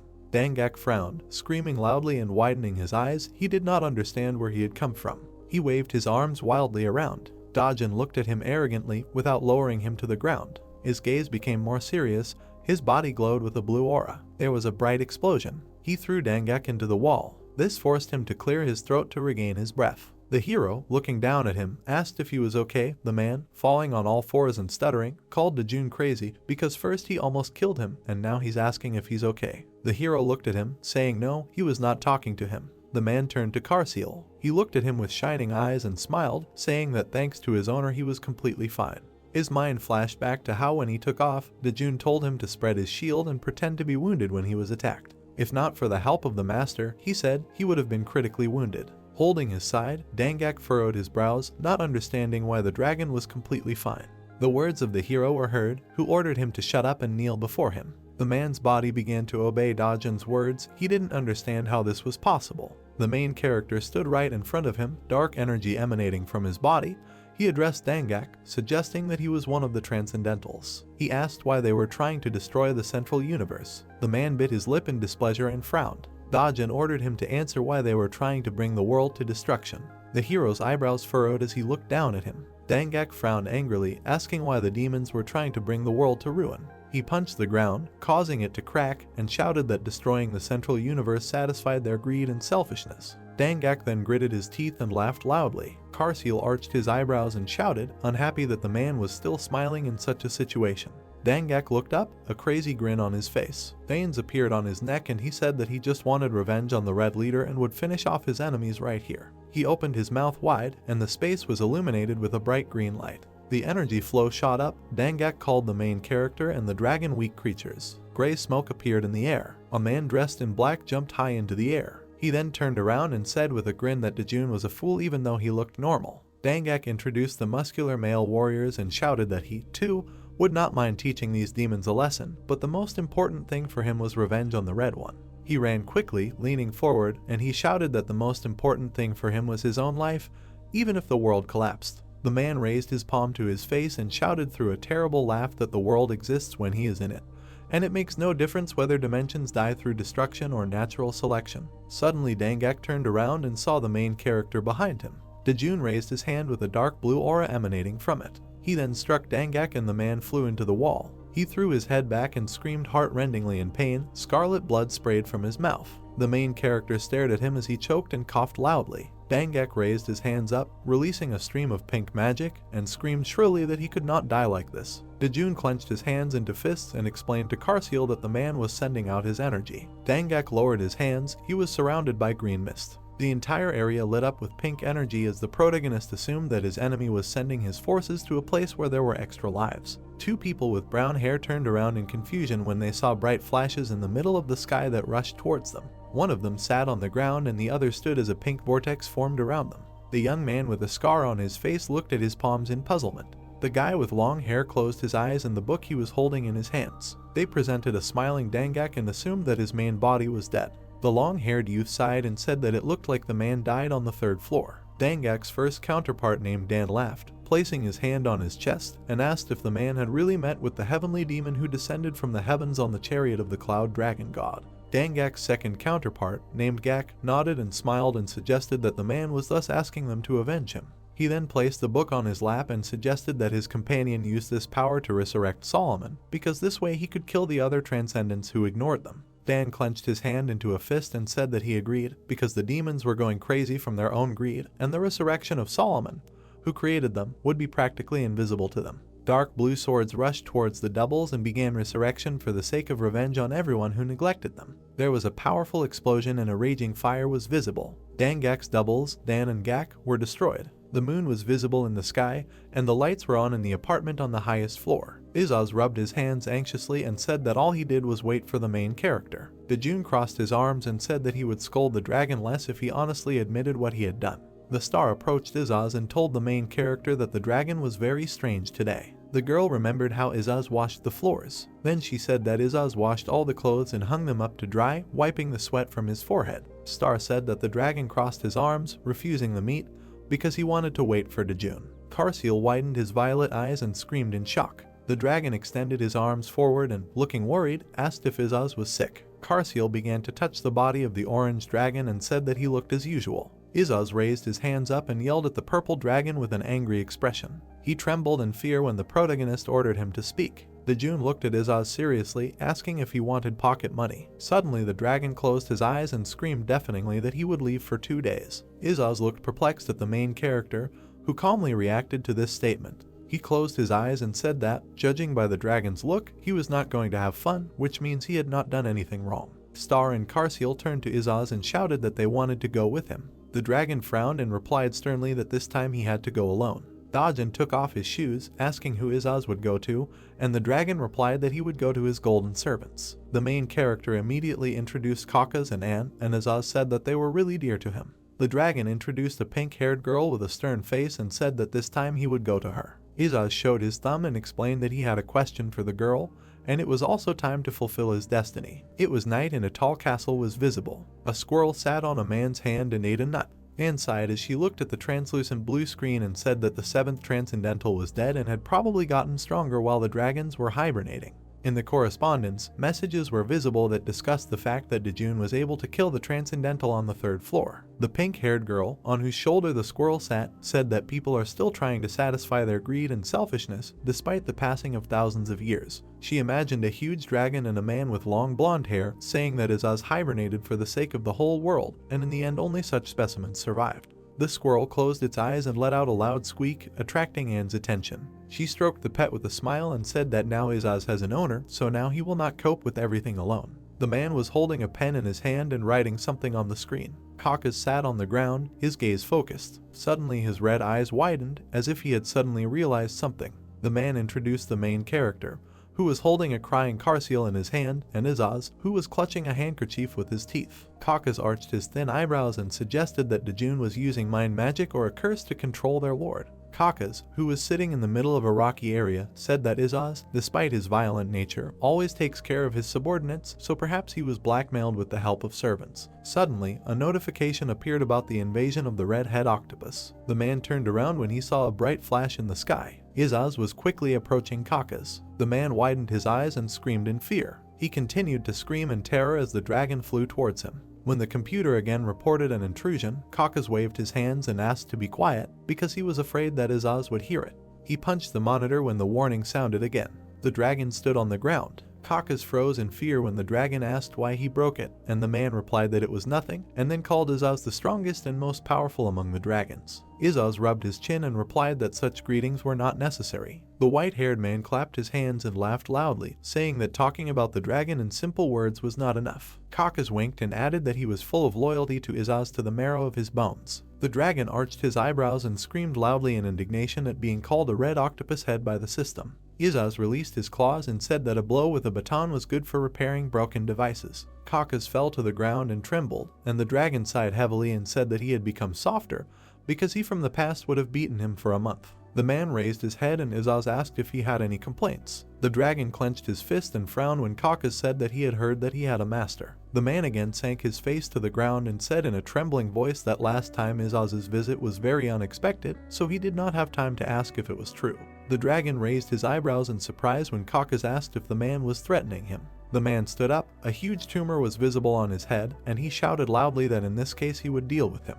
Caucus put on a metal mask and said that he knows that Izaz worships the man as his master due to the Carciel curse and mind control. The dragon clenched his hands into fists, looking at the man who shouted that Izaz lives in such a cute image that is not at all like him. The dragon approached Caucus and waved his hands, asking if he was deliberately provoking him to strike. Then he frowned and thought that this might actually be interesting. Caucus removed the mask from his face and with a joyful smile said that with his invention they can remove the curse that cannot be removed with magic, and handed the cube to the dragon. Izaz touched the man's medical gown. The dragon, his eyes wet with tears, screamed deafeningly that Jax was right, and that he had no choice but to do this to save Carciel. The man also began to cry and tremble from the surging feelings. He then raised his hand to his forehead and shouted that he would return to Izaz. The dragon showed one finger with a stern face and said that Hakes should under no circumstances tell the main character his name. The man opened his eyes wide in shock and asked why this was so. He assumed that it was not just a curse, but a curse of the soul. Izaz put his hand on his chest and, with eyes shining from tears, said that only Jax could save him.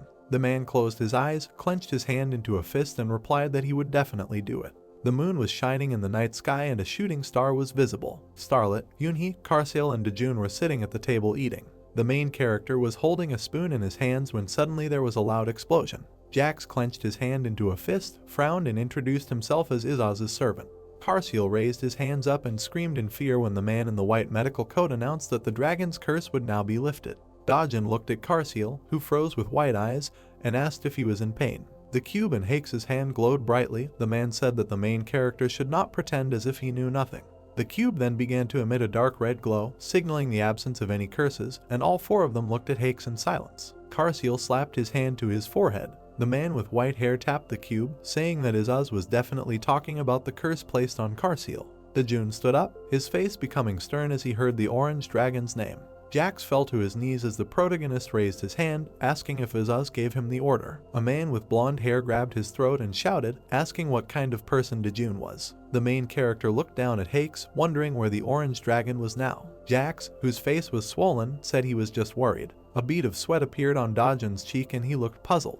Jax swept the floors while Carciel gritted his teeth angrily and begged the man to speed up. The dragon clenched his hand into a fist, his eyes shining with rage. While the main character and Carciel watched Jax, Yunhee calmed the crying star. The purple dragon frowned and asked if Izaz had a playful expression on her face. Jax touched his chin and replied that the expression was very familiar to him. He remembered Izaz, who squinted his eyes and smiled widely. He then remembered the dragon in his previous form, who had the same expression on his face. Jax turned pale, put his hands on his head and shouted that this was an expression like when he wanted to beat them or make fun of them. Carciel frowned and angrily asked why the man fell for this, and Jax replied that he did not understand them.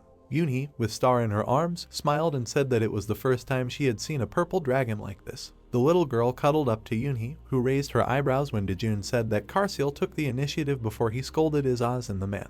Jax held a broom in his hands with a look of horror on his face while Carciel shouted at him, pointing his finger at him. The main character patted Star on the head and said that he had several such subordinates in Miram. All the food on the table was overturned, and Dojun suggested ordering new ones. The Star furrowed her thin eyebrows and shouted that she wanted to eat a fish-shaped bun. The main character looked at the child in surprise. Yunhee explained with a smile that Star had been constantly asking for this bun for the past couple of days. Dojun turned around when someone called him. Jax sat on the floor with his hands on his head, and Carciel, his eyes wet with tears, asked if the main character could forgive the man this time. Hakaz screamed in pain as the purple dragon tightened his grip on his hair and told him that his life should be worth more than this. Dojun closed his eyes and agreed as Carciel bowed and asked him to forgive Jax. The main character took the dragon and asked why he was apologizing if this situation was not his fault. Yunhee and Star smiled widely, and Dojun looked at Carciel with warmth. Jax opened his mouth in shock when he heard the dragon calling the main character master. He remembered how Izaz used to beat him to death if he did something wrong. Jax imagined a large red dragon swinging to strike and put his hands on his head, his mouth open in horror. Carciel arched his eyebrows and asked if Dojun could then forgive Izaz as well. The main character looked away. In the Hakes nest, where there were only high rocks, Izaz walked in circles. He was worried that he had sent the man to his home too thoughtlessly. The dragon clenched his hands into fists and said that he sent Hakes just as a joke, so that he would also grab it from Dojun. Izaz hoped that his servant did not cause destruction and big problems there. The dragon introduced the winking Jax, thinking that he might turn him in. While Izaz said that in this case he would swear and deny everything, the main character, Carciel, and Hakes stood silently behind him. Dojun crossed his arms and looked at the man, who had his mouth open in shock. Izaz went around saying that it didn't matter whether he was punished or not, but then all his pocket money would be taken away from him. Suddenly he froze, as if he realized something. The dragon clenched his hand into a fist, which began to burn, and asked who was talking to him informally. Izaz closed his eyes and raised his fist. When he turned around, he saw the main character in front of him, who looked at him sternly. Dojun smiled and said that he was here because of the dragon. He immersed his companions in large bubbles, which flew high into the air, and said that he was going to forgive Izaz if he truly regretted his action, but now this would not happen. Jax trembled in fear as he looked at Dojun. While the main character stood with his arms crossed, Jax said that Izaz is considered the strongest, but his master's energy calmly suppresses him. Dojun tilted his head and asked if the dragon understood that he must be punished. Suddenly there was a loud explosion, flames appeared and someone's heart-rending scream was heard. The main character clapped his hands while Izaz lay on the ground, his body shaking and smoking. Jax raised his eyebrows in alarm when Dojun called out to him. The protagonist turned around, asking if he could ask him for something, and Jax immediately bowed, saying that he could do anything. It was a bright day, there were no cars or pedestrians on the roads. Jax, whose face looked very tired, was sitting over a tray on which lay many fish-shaped buns. There was a piece of paper hanging on the wall with the price of the dishes written on it. Izaz, who was holding the sign in his hand, yelled at the man to work properly and he apologized. The dragon was dressed in a clown costume and shouted that they wouldn't be able to come back unless they sold everything. Star called Izaz with a smile. She and Karsil approached the counter, asking for food. The main character, putting his hand in his pocket, said that he did not want to eat. He then pulled out the golden pass he had received from the goblin. Dojun looked at it and said that he needed to go somewhere. The Treasure Goblin Company's pass had a round seal on it. It was light, and Yunhee said goodbye to the orange dragon, asking him not to do anything stupid. Izaz, standing in the living room, sighed noisily and said that he was already more than 8,000 years old, so he could not do anything stupid. Then he smiled and said that he was no longer at that age to do something bad, so there was no need to worry. The dragon said with a wide grin and raised eyebrows that he had already prepared so much for his family. Many trees were planted near the tall golden building.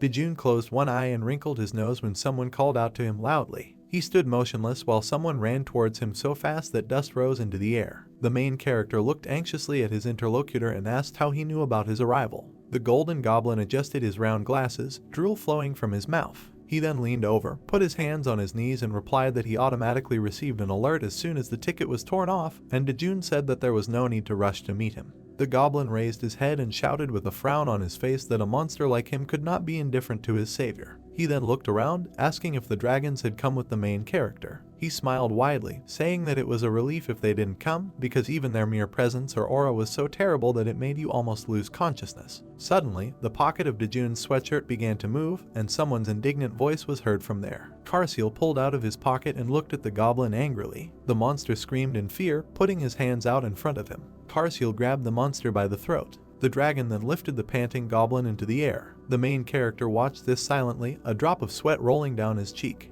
Then he took Karsil in his hands and said that the goblin could really suffocate like that. The monster, whose body was trembling, pressed his fist to his chest and thanked Dojun for saving him again. Then he turned around and with a frightened look invited the main character to go to the treasury, which contributed to the prosperity of their race. They entered a spacious room where everything was shining. Behind the glass panel were many bottles of perfume, and the goblin explained that as the floors went down, increasingly rare and valuable things would appear. Dojun touched his chin, saying that Yunhee might like some of this, and Karsil asked if it was okay to leave such valuable things like that. The main character looked at the dragon and thought that he was angry with the goblin because of Izaz. Karsil shook his hands to show denial when Dojun asked if he was influenced by the orange dragon since they spent a lot of time together. Karsil placed his hand on the glass surface. Then he threw his hands up, a look of confusion on his face. The goblin laughed and said that even if a great demon or the great and all-powerful dragon king Izaz appeared here, no one would be able to steal anything here. The goblin jumped in fear when Karsil began to breathe fire, saying that the monster's laughter annoyed him. The goblin immediately bowed and said that he did not want to mock Izaz, and simply told the truth. Dojun grabbed the purple dragon's head and asked if something had happened, and the dragon replied that the goblin was sullying the name of Izaz. The goblin trembled in horror when Karsil said that in such a case he would normally have done something cruel and terrible to him. The main character patted the dragon on the head and asked him to stop. He then turned around, telling the goblin to watch his words, and he immediately bowed. The goblin scratched his face and said that it looks like Dojun saved his life again. The main character and Karsil looked at him with skeptical expressions on their faces. The goblin introduced Dojun standing in the middle of the smoke and said that recently, some people have been calling the main character the king of the lower floors of the center. The monster spread his hands and added with a smile that after Dojun arrived, the killings on the lower floors stopped and they were able to breathe deeply again. While people were walking around the room, the goblin extended his hand to the side and said that they had an increase in the number of clients. Then he moved one finger from side to side and said that they were not that famous yet, but that could change. Suddenly, a man in long dark clothes asked if he was really not that famous. The goblin turned around, his face sweating. He told the client that there was a misunderstanding. Yunhee, a man with long black hair with two warriors standing next to him, said that he had not heard him called less famous in a long time. The goblin fell to the floor and bowed to him. Yunhee widened his eyes and opened his mouth in surprise when the goblin called him the third transcendent who challenged the heart of the world. The man confidently walked towards the main character, ignoring the goblin's words. He trembled, begging Dojun and Karsil to show respect for Yunhee. The main character put his hands in his trouser pockets, looking at the long-haired man. Yunhee, whose face was in shadow, said it was interesting. Dojun was silent, looking at him indifferently. Karsil frowned as the goblin again asked them to bow to the man. Yunhee arched his thin black eyebrows and said that he didn't expect to meet the main character here again. He then knelt down, closed his eyes and called Dojun the Lord, the leader of 10,000 demons and the strongest of all. A faint smile appeared on the protagonist's face when Yunhee called him a great heavenly demon. A crowd of men sat on the ground, bowing to Dojun, and Karsil frowned in confusion. Yunhee raised his head and said that he has always been a loyal servant to the protagonist, despite the fact that he does not know him. He looked down when Dojun said he remembered him. The main character smiled. He remembered young Yunhee with a sword in his hands and said that he graduated last, but was able to rise to the top and become part of Miram, so he couldn't help but remember him. The man with long hair placed his hand on his chest, asking if Dojun remembered him among the 1,000 warriors. The main character closed his eyes and nodded. There were tears in Yunhee's eyes and his eyebrows arched. Then he clenched his hands into fists and, together with his subordinates, loudly shouted that they were not worthy of this. Yunhee stood up and said with a smile that Dojun looks different now. The goblin watched the dialogue in horror. Wrinkles appeared on his forehead. Karsil victoriously clenched his hands into fists and said with a smile that the main character remembered every subordinate. The goblin turned around, thinking that Yunhee and Dojun knew each other. He looked at the protagonist's face and mentally wondered if he had come here to take all of his artifacts. The goblin then crouched down and began to quietly sneak around, thinking that Dojun had just come to check information about the Treasure Goblin Company. At the same time, a large line formed in front of the counter where Jax was working. While the man was serving customers, Izaz was nearby. Jax screamed in fear as the dragon jumped onto his shoulder. Izaz said with a grin that the man was still happy to see him, even though they see each other regularly. The women who were waiting in line looked at them in bewilderment. Jax reached into the baked goods and said his dog suddenly went crazy. He held out a tray of buns and asked if the customers were scared. The girl with brown hair blushed and looked at him lovingly. Izaz clenched his flaming fist, asking who Jax called a dog. The dragon calmed down and froze when the man called him loudly. The man shouted for Izaz to look at the line where all the women were fascinated by him.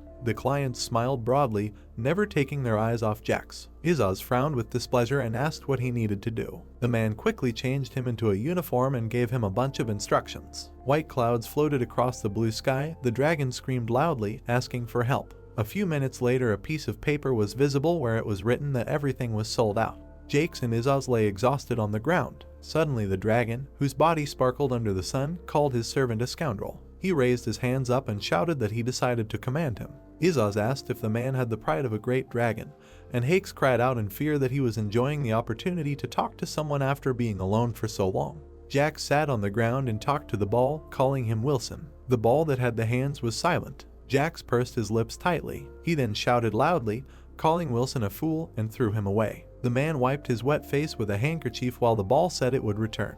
Jax hugged the metal apparatus and cried, saying that it was also very valuable. Izaz awkwardly scratched his cheek, looking at the man. Jax wiped his face with his hand and sighed. The dragon looked at him intensely. While the man stood with his hand over his eyes, Izaz asked if he was faking it. Jax laughed, saying it wasn't, and then said he was curious about something.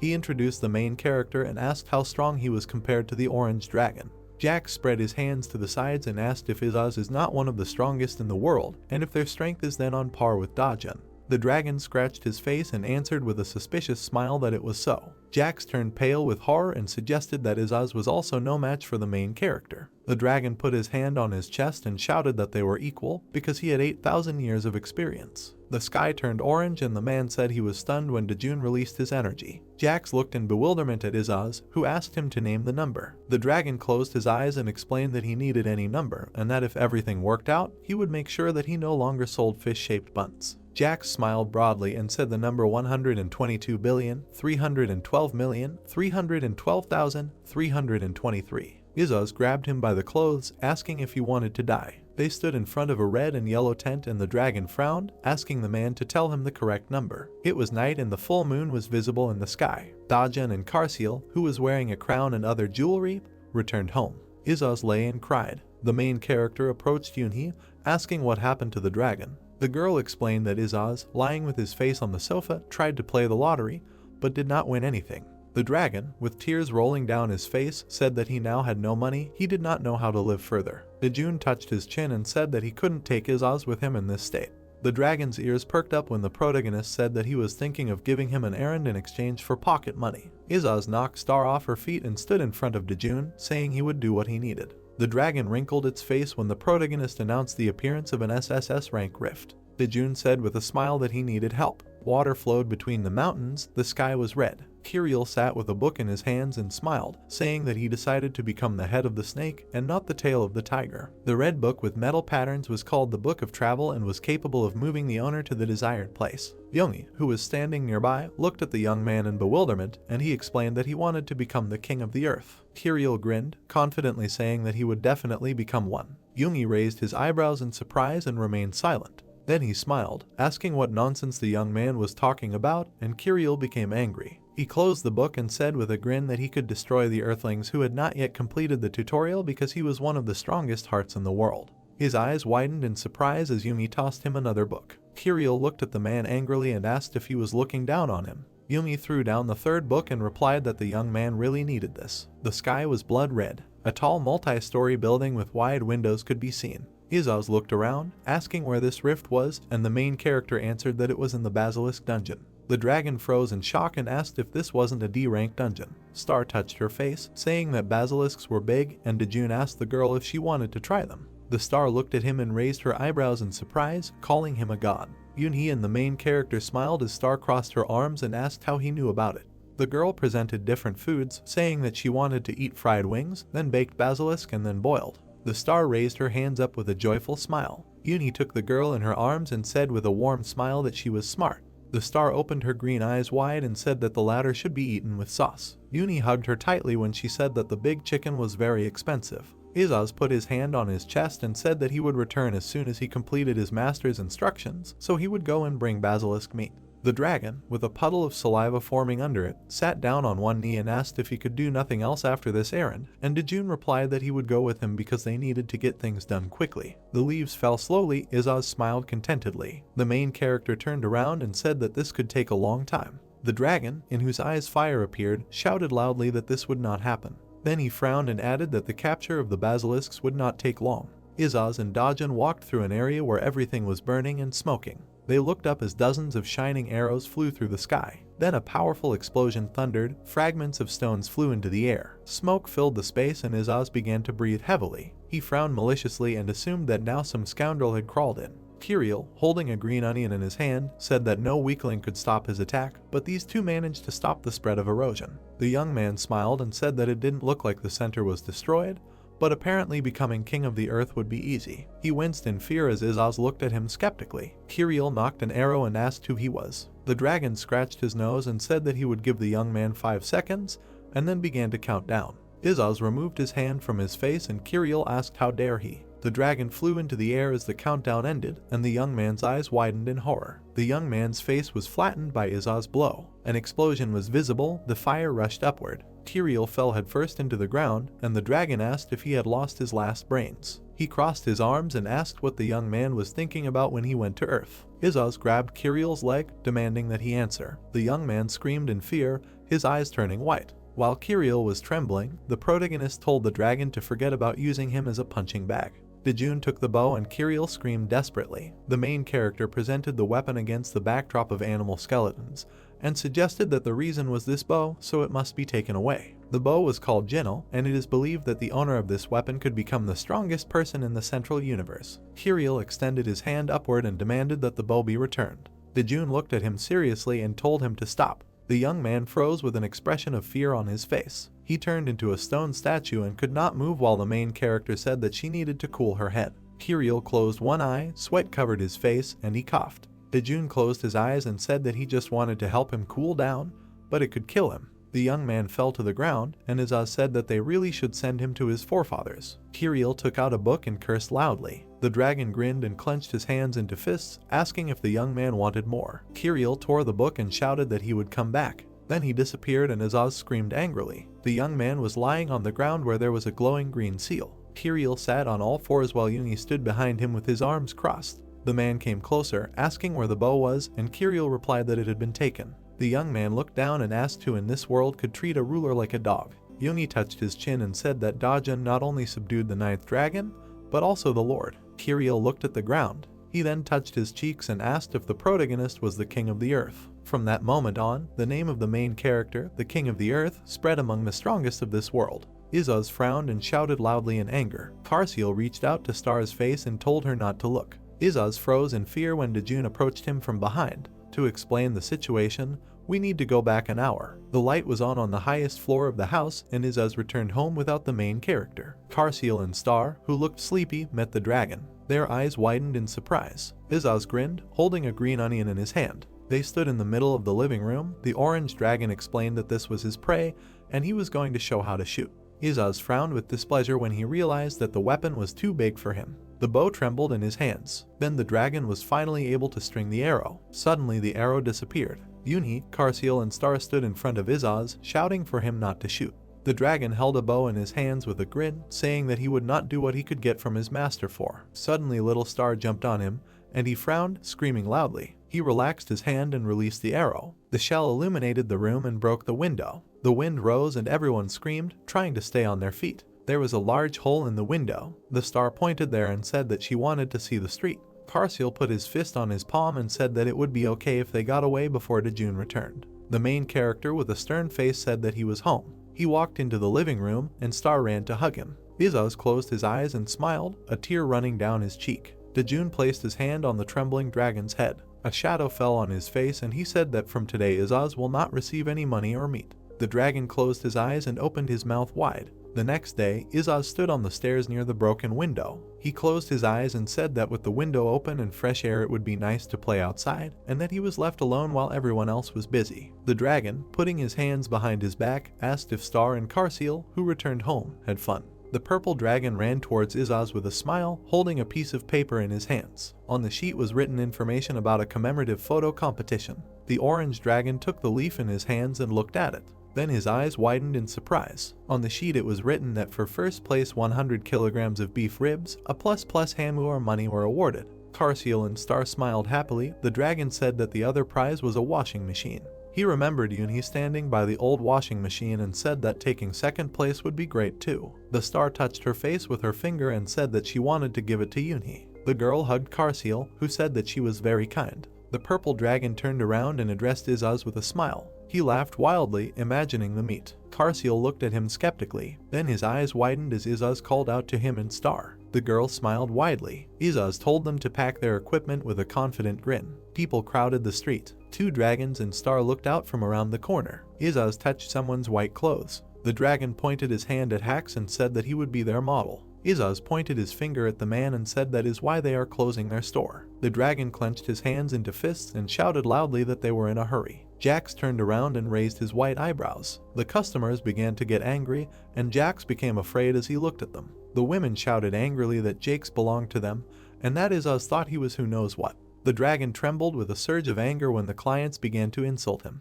The sun reflected off his skin. Karsiel was held by Izaz, who scared away all the women with his scream. Then he got down on all fours and barked after the fleeing clients. Jackaz approached the dragons and said that Izaz would get hurt by Dojun again if he did something like that again. Karsiel, with wide eyes, said that he really thought that Izaz was possessed, and Jax asked if the time had come when the honor of the Dragon Lord had reached rock bottom. Izaz took out a tablet and asked the man to stand next to Star. They smiled and showed a peace sign. In the photo, Hakaz's face looked worried. The orange dragon gritted his teeth angrily. Everyone looked at the photographs. Jack stood behind him with his hands on his knees. A man in a medical gown and Star stood nearby and smiled. Karsil suddenly clenched his hands into fists and shouted loudly that this photo was taken to show the life of people of different races together on this old street in Korea in the current era of multicultural families. Izaz shyly turned away when the purple dragon began to touch him. The bright sky turned dark, the full moon was visible, several days passed and the day of the results arrived. Yunhee saw the dragons and Star lying on the floor and screamed in shock. She raised her eyebrows and asked what happened to them. Karsil explained with a smile that Star was upset because she couldn't win a gift for Yunhee, and Izaz was in this state because he couldn't eat meat. Yunhee smiled and told Star that her feelings were enough for her. Suddenly there was a soft sound from the door handle. Dojun was holding many boxes in his hands. Izaz's ears perked up when the main character told Yunhee to take the beef ribs. The dragon looked at the boxes lying on the floor. He then began to cry, thinking that this was the same prize from the photo competition, when suddenly Dojun told him to get ready to eat meat. Dojun smiled at Izaz, who raised his head warily. There was a photograph sticking out of the brown bag. The dragon jumped on the main character's leg and began to kiss it, saying how much he loved him. The photo with the dragons, Yunhee, Star and Jake's had a sticker with the number 1 on it. The young man stood in the middle of a white room, and the system announced that the training was about to begin. A blue light appeared in the air. Gangkun leaned back, avoiding the attack. The flashes flashed. They bounced off the white walls. The young man looked up and saw blue streams of energy approaching him. Monsters with yellow eyes and sharp fangs roared loudly. Gangkun pursed his lips and frowned. He jumped up and began to dodge attacks. The man with gray hair adjusted his round glasses and said that Gangkun killed all the ogres in 5 seconds and dodged all the magic bullets. The man with the mustache frowned thoughtfully. Yeongkal handed the towel to Ganghyun, who was sitting on the bench, and praised him. He wiped his wet face and thanked the director. Yeonchul raised his gray eyebrows and asked if the young man had recovered from his injury. Gangkun looked down and replied that he was feeling better and that Mezalis, the 9th dragon, had stopped appearing in his dreams. He imagined a dragon that was shooting fire from its mouth while standing in the middle of the city. The monster roared loudly as flames came out of its throat. Gangkun, frowning, shouted for everyone to go on defense. The hunter raised his hands up, asking the young man to help. Gangkun screamed desperately as his comrade was engulfed in flames. He furrowed his eyebrows, between which there were deep wrinkles. The young man lowered his hand with the towel and said that he would not forget this. Yeoncheol crossed his arms and said that they were also not happy that the whereabouts of the dragon that appeared in Bambi-dong was still unknown. The man introduced the predator and said that Mezalis had the number 10 on her head and that the numbers of the 2 dragons that appeared in that place were 1 and 9. The man introduced the red dragon and said that according to the analysis, the lower the number, the stronger the monster. Ganghan touched his hair, saying that he wasn't sure he could defeat it, and Yeonchul put his hand on his shoulder, saying that even Dojun couldn't restore it. The phone vibrated because it was ringing. The young man brought the gadget to his ear. The main character with a serious face said that he wants to give Gangkun a book that contains information about clearing the 2nd floor of the center, so the young man needs to come to his house. Yeongkal froze in shock, and Ganghyun, with eyes shining with joy, replied that this was a big part. The young man immediately ran out of the locker room, jumping with happiness. The director extended his hand forward, saying that he also wanted to see the main character. Dojun's house towered over other buildings in the city. Gangkun, dressed in a suit, bowed. Then he raised his head and called the main character. The young man called Izaz a red mad dog, and the dragon with a stern look asked why the sellers were so rude in their time. Gangkun took a step closer to Izaz and explained that he was from the Behemoth Guild. The dragon frowned and asked if the young man had bought the cake from the super fancy dessert shop across the street from their house. Izaz began to salivate when Gangkun offered him dessert. The young man silently watched as the dragon ran away with the cake, and Karsil, yawning, asked the guest to wait a little. Ganghyun sat down and looked in surprise at Karsil, who called Dojun master. Izaz, with a piece of cake in his hands, offered Karsil something to eat. The young man was drinking through a straw when suddenly steam appeared in the room. He screamed in fear when he saw Karsil's true form and again thought it was a puppy. Gangkun widened his eyes and opened his mouth in shock when he realized that he had already seen these numbers on his forehead. Izaz ate the dessert with a smile. Suddenly Gangkun took the dragon in his arms. Izaz frowned and ordered the young man to let him go, because only Dojun could touch him. Gangkun looked at Karsil's forehead, seeing the number 9 there. The young man opened his mouth in horror, remembering the huge dragons with the numbers 1 and 9 on their foreheads. The main character entered the room with a smile. Ganghyun turned around and shouted that there were dragons in Dojun's house. The main character smiled and asked if they were cute. The young man sat at the table, frozen in surprise. A man in a suit pointed at the board and spoke to the audience. Ganghyun frowned and thought he was wrong because he thought Dojun was 2 or 3 times stronger than him. The main character spoke with a serious face. The girl with blonde hair looked angrily at the young man who was yawning. Ganghyun folded his hands and, with eyes shining with admiration, thought that he respected Dojun even more now. Minhyuk turned around and asked Ganghyun if this was a great opportunity, but he didn't understand what she was talking about. The girl said with a grin that this was the first time Dojun had asked them for help. Ruel arched his eyebrows and said with a smile that his wife would take responsibility, and Minhyuk glared at him. Ganghyun put his head on his hand and said that this was a chance to repay the main character. While there were many people standing behind him, he thought with a smile that he needed to complete the task in record time because others would do anything to look good in front of Dojun. The crowd seemed to light up with enthusiasm, shouting that they would work as hard as they could. The main character closed his eyes and thought that everyone was very excited. Kirill sat in the library with his hands on the table and looked up, sighing thoughtfully. Dangak, who was putting the book on the shelf, turned to the angry guy on the sofa, calmly asking why he didn't ask for Gunnel back, after which he yelled that he didn't want to meet with the person he didn't like again.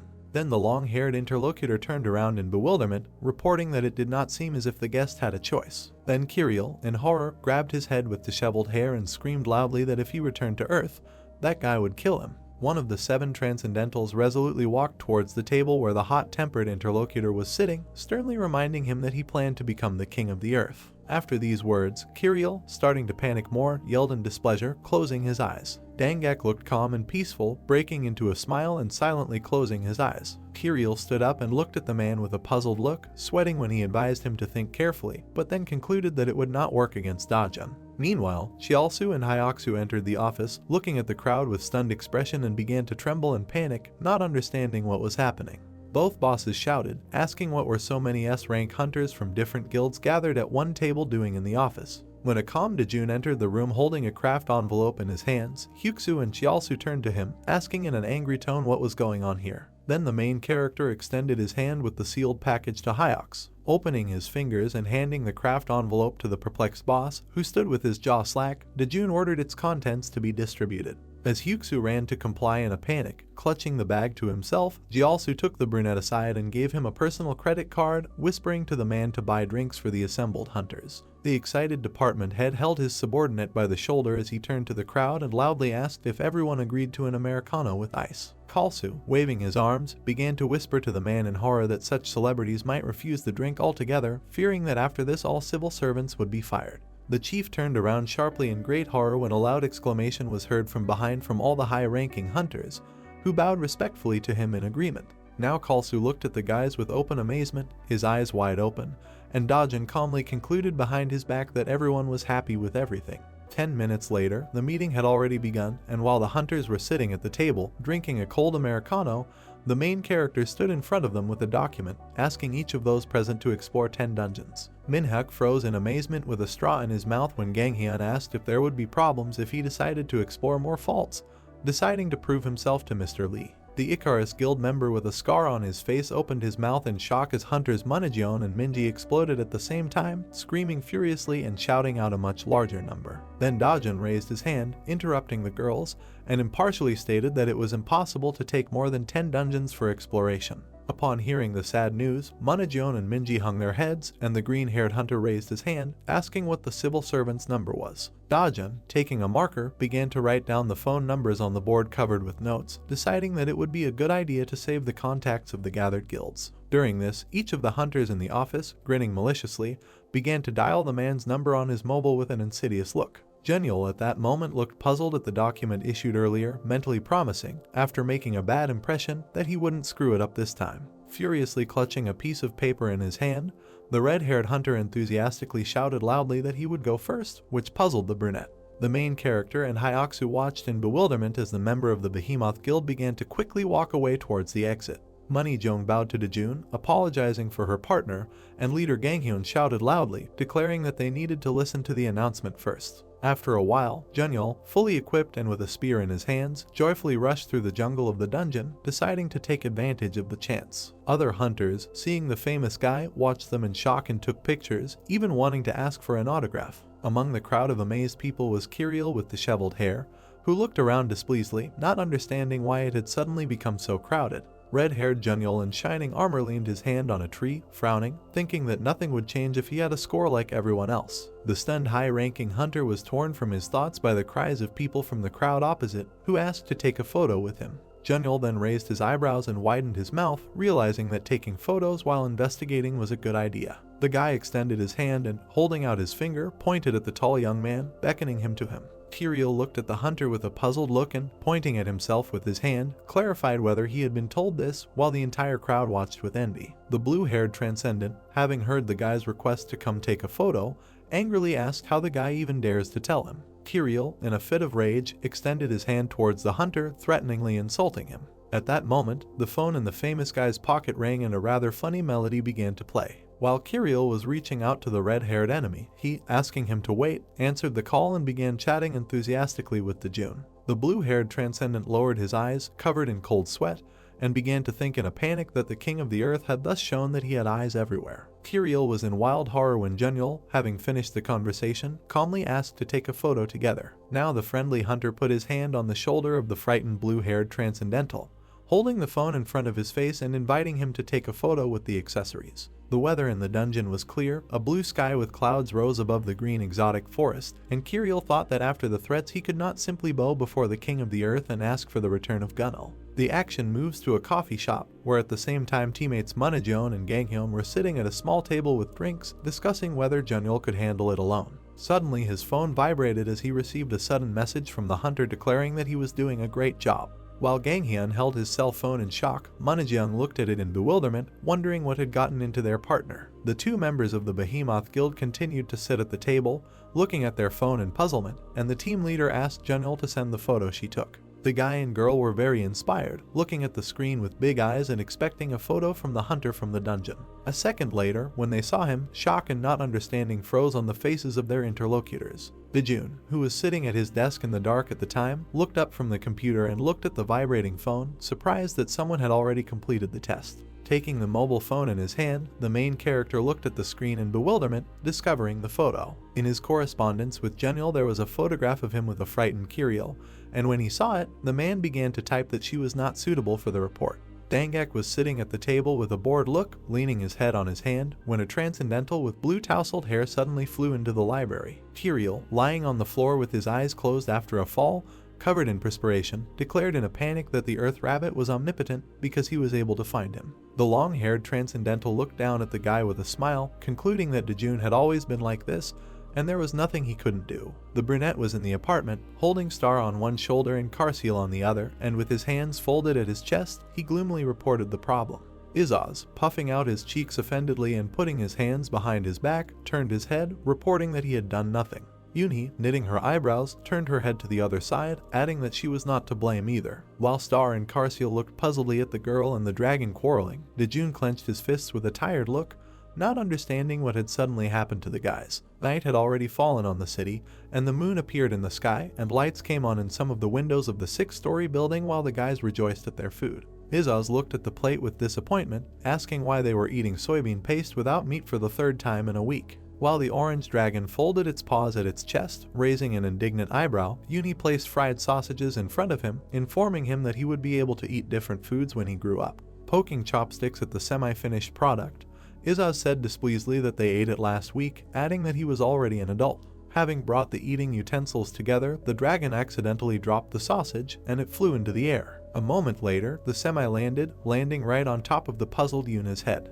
Dojun glanced sideways at Izaz in horror, and Kirill looked at the hostess in shock while the orange monster asked for forgiveness with an awkward look. Yunhee looked furious, shaking and threateningly asking if the pet really didn't like today's food that much. Izaz, lowering his chopsticks, raised his eyes and looked at the girl in fear. She took away the bowl of rice from Izaz with one wave of her hand, which greatly shocked him, and angrily yelled that in this case he might not eat at all. The orange dragon, frowning, said offendedly that it would be okay. Yunhee glanced menacingly at her pet, indignantly declaring that she wouldn't get food if she wasted it like that. All the inhabitants of the apartment gathered at the table turned their puzzled glances to the enraged Izaz, who quickly ran towards the exit, loudly declaring that he was leaving. Star and Carseal now looked up at Yunhee, who was very angry, emitting dark energy around her. The purple dragon and the girl with a sad look concluded that Izaz was very offended by his mistress. The orange monster, meanwhile, was wandering down the street thinking about delicious food while shocked passers-by turned to look at him. Walking past the window of one of the establishments, Izaz was amazed to notice a crowd of people inside and wondered what was being sold there. Inside the cafe, two workers watched with curiosity as the fat man at the table quickly devoured noodles, announcing that there were 3 minutes left. The bald man, clenching his fists with excitement, turned around in puzzlement when the orange dragon that entered the room clarified what the man was eating. Then the cook was horrified, calling Izaz a talking dog, and he twirled around indignantly, asking him to explain what was happening. A young cafe worker in a cap joined the conversation, good-naturedly explaining that they were having a ramen eating contest. After this, the young man began to list the conditions, saying that if you eat 2 cups in 30 minutes, you will receive a coupon for a month of free soup, and if 3, then for 6 months. When Izaz imagined a possible victory, drool began to flow from his mouth profusely. The young worker, stopping the timer on his phone, interrupted the overeating fat man with a joyful smile and announced that he had lost, so he had to pay 40,000 won for a cup of ramen. The orange dragon indulged in insidious thoughts, scratching his chin, when a young man in a cap leaned over him and with an awkward smile announced that the portion was for 5 people. First, Izaz shouted furiously, demanding 1 cup, after which he sharply raised 3 fingers, showing the required amount. The young waiter in the bald chef's cap looked at the guest with stunned expression, their jaws dropped in shock. Now Izaz rubbed his paws with a satisfied look, admiring the 3 large portions of ramen that were placed in front of him. The bald worker, taking out his phone to time the time, asked the contestant to pick up the sticks, enthusiastically counting down. Pressing the mobile screen with his thumb, the man started the timer and said it was time to start. While the orange dragon was vigorously licking the cup, both workers were talking behind him, discussing the possibility of the talking dog winning. The man looked at his phone screen in confusion, realizing that only almost 3 minutes had passed when Izaz suddenly picked up the bowl, declaring that he was done with his first helping. The mustachioed chef watched the guest with suspicion, thinking that 2 cups of ramen would definitely be difficult to finish. After a short amount of time, Izaz, stretching out his paw, threw the second empty bowl on top of the first, declaring that he had eaten another portion. Then the stunned bald man held the phone to the face of the young waiter in the cap, asking how much time had passed, to which he answered with amazement that only 3 minutes. The orange dragon, completely soiled in noodles and broth, broke into a satisfied smile, asking the owner to take away the 3 empty bowls and bring 3 new servings. Both workers widened their eyes in shock as they looked at the gluttonous guest. The action moves back to Dojun's house, where the next day the main character was sitting on the sofa next to a happy Izaz, and Star was running around the room. Yunhee, lowering her eyes, thought that she had been too rude yesterday, and decided to prepare several meat dishes for her pet because he looks after children well. In her hands, protected by kitchen gloves, she carried the spiced chicken stew that the Dragon King loves. Dojun and Yunhee, who approached, looked questioningly at Izaz, who was happily stroking his belly and declaring that he didn't want to eat. The girl, hearing this, opened her mouth in shock, realizing that the pet had refused his favorite dish. The drooping Yunhee began to shake her head when Star came up to her, thoughtfully putting her finger to her mouth, and said that she smelled ramen from the dragon. Then the girl raised her eyebrows and looked at Izaz with alarm, asking if she wanted her to cook the noodles with broth. Dojun folded his arms over his chest and chuckled suspiciously, looking at the orange dragon as he grinned, rubbing his stomach. The main character widened his eyes, noticing something unexpected. On the sofa right under Izaz there was a photograph of him, with his cheeks puffed out, holding the winning coupon for 6 months of free ramen. Yunhee, leaning forward, asked hopefully if the pet would have noodles with broth, but he, contentedly rubbing his stomach, refused and asked not to worry about him. Then Yunhee became very upset, looking down at the stewed chicken in her hands and realizing that Izaz refused her ramen, after which she asked if he didn't like her food. Dojun cast a worried look at his daughter, and the orange dragon jumped up, greatly perplexed. Izaz watched in panic as the girl slammed the door hard and left the apartment screaming about hating her pet. Star and Karsil were very worried, and the brunette, grinning, calmly stood behind with folded hands, while the drooping Dragon King extended his paw, wanting to stop the mistress. Now saddened, Yunhee walked down the street with her head down, thinking that she shouldn't have shouted at Izaz yesterday, but he shouldn't have been rude to her today either. The girl stopped, looked up curiously and noticed in front of her a compact shop with fish buns, behind which stood a tired blonde man who did not want to work anymore. Yunhee, raising her eyebrows, was surprised to recognize the seller as a gentleman with whom the Dragon King Izaz knew, and he looked at her in surprise. The fair-haired man was inspired and with a joyful look handed one fish bun to the girl he knew, which she was delighted with. With sad eyes downcast, Yunhee said that she understood the salesperson who didn't want to work and said that she loved to cook for her family, but now she also wanted to take a break. The blonde man, widening his eyes, listened with stunned attention to the words of his friend. Yunhee was greatly taken aback when the salesman approached her and, raising his index finger, enthusiastically suggested that they take a break from their worries together. The girl imagined orange Izaz and purple Carciel in her head when the blonde gentleman, rubbing his chin, said with an insidious look that there were those who could replace them. The sunset sky was already beginning to darken, and dusk was slowly falling over the city as Yunhee joyfully thanked the enthusiastic seller. The girl, returning back to the apartment, put her hand on her chest and began to speak with a confident look. The blonde salesman, pointing his thumb at Today, also happily echoed the sentiment. The dragons Izaz and Carciel and Star raised their heads in shock, looking at Yunhee and the man, who simultaneously loudly announced that they were going on strike. Placing her hands together, Yunhee stated that she won't be doing household chores today, so she'll leave them to Izaz. Angrily throwing his hands down, the orange pet asked what she was talking about and how he could deal with them. Kakas, covering his eyes, said that he was also very tired. Surprised, Izaz, pointing his finger at the guy, asked if he didn't sell fish buns because he liked it. With anger in her eyes, Yunhee asked why and stated that if she could do it, so could he. With a cold gaze, the white-haired guy declared that he was not a fish bun seller. With a smile, declaring that she was leaving it to him, the girl ran out the door. Kakas, also smiling, said that he was leaving the fish buns for Carciel, after which he went out and slammed the door. Grabbing his head, Izaz declared that this was pointless. He annoyedly asked if he wanted him to do household chores. Raising her hands joyfully, Zvezdochka rejoiced at the future availability of fish buns. Carciel and Star were standing behind the taiyaki counter. They attracted customers by claiming that they had delicious fish buns. Looking around and observing the empty street, Carciel asked the girl why she thought they had no customers. The girl sadly said that the fish were delicious. Folding his hands and exhaling tiredly, the protagonist's purple pet thought about how to sell them to them. Starting to eat one of the fish, Star said that she didn't know, but Mr. was good at it. Lowering his saddened gaze, Carciel thought about why he should sell taiyaki. He mentally declared that at this rate he would not sell a single one. He imagined the malicious face of Kakas, who mocks him for not being able to sell a single fish bun. Clenching her fists with a confident look, the blonde girl suggested asking Izaz, stating that he was good at such things. Surprised, Carciel asked if she wanted to do it right now. Taking the beast by the hand and starting to run, declared that there was no one here anyway. Tearfully following her, Casriel stated that she had just punched him in the stomach. Running into the apartment and quickly taking off her shoes, Star asked Izaz how they could sell taiyaki. The purple pet of the main character standing behind her also asked to tell about it. The girl, amazed by what she saw, fell into a stupor. Carciel approached her after a short pause and asked what was happening here. Towels, dishes, walls, everything was covered in a huge amount of foam. Izaz, who was wiping the floor with a mop, stated with annoyance that they had already returned. The purple beast, looking at him, asked why the house was such a mess. Turning toward the suds-covered washing machine, Izaz said he just put in a load of laundry and was washing dishes, but the washing machine wasn't working. Putting his paw to his forehead, Carciel asked him if he didn't say that you only need to put in one portion of detergent.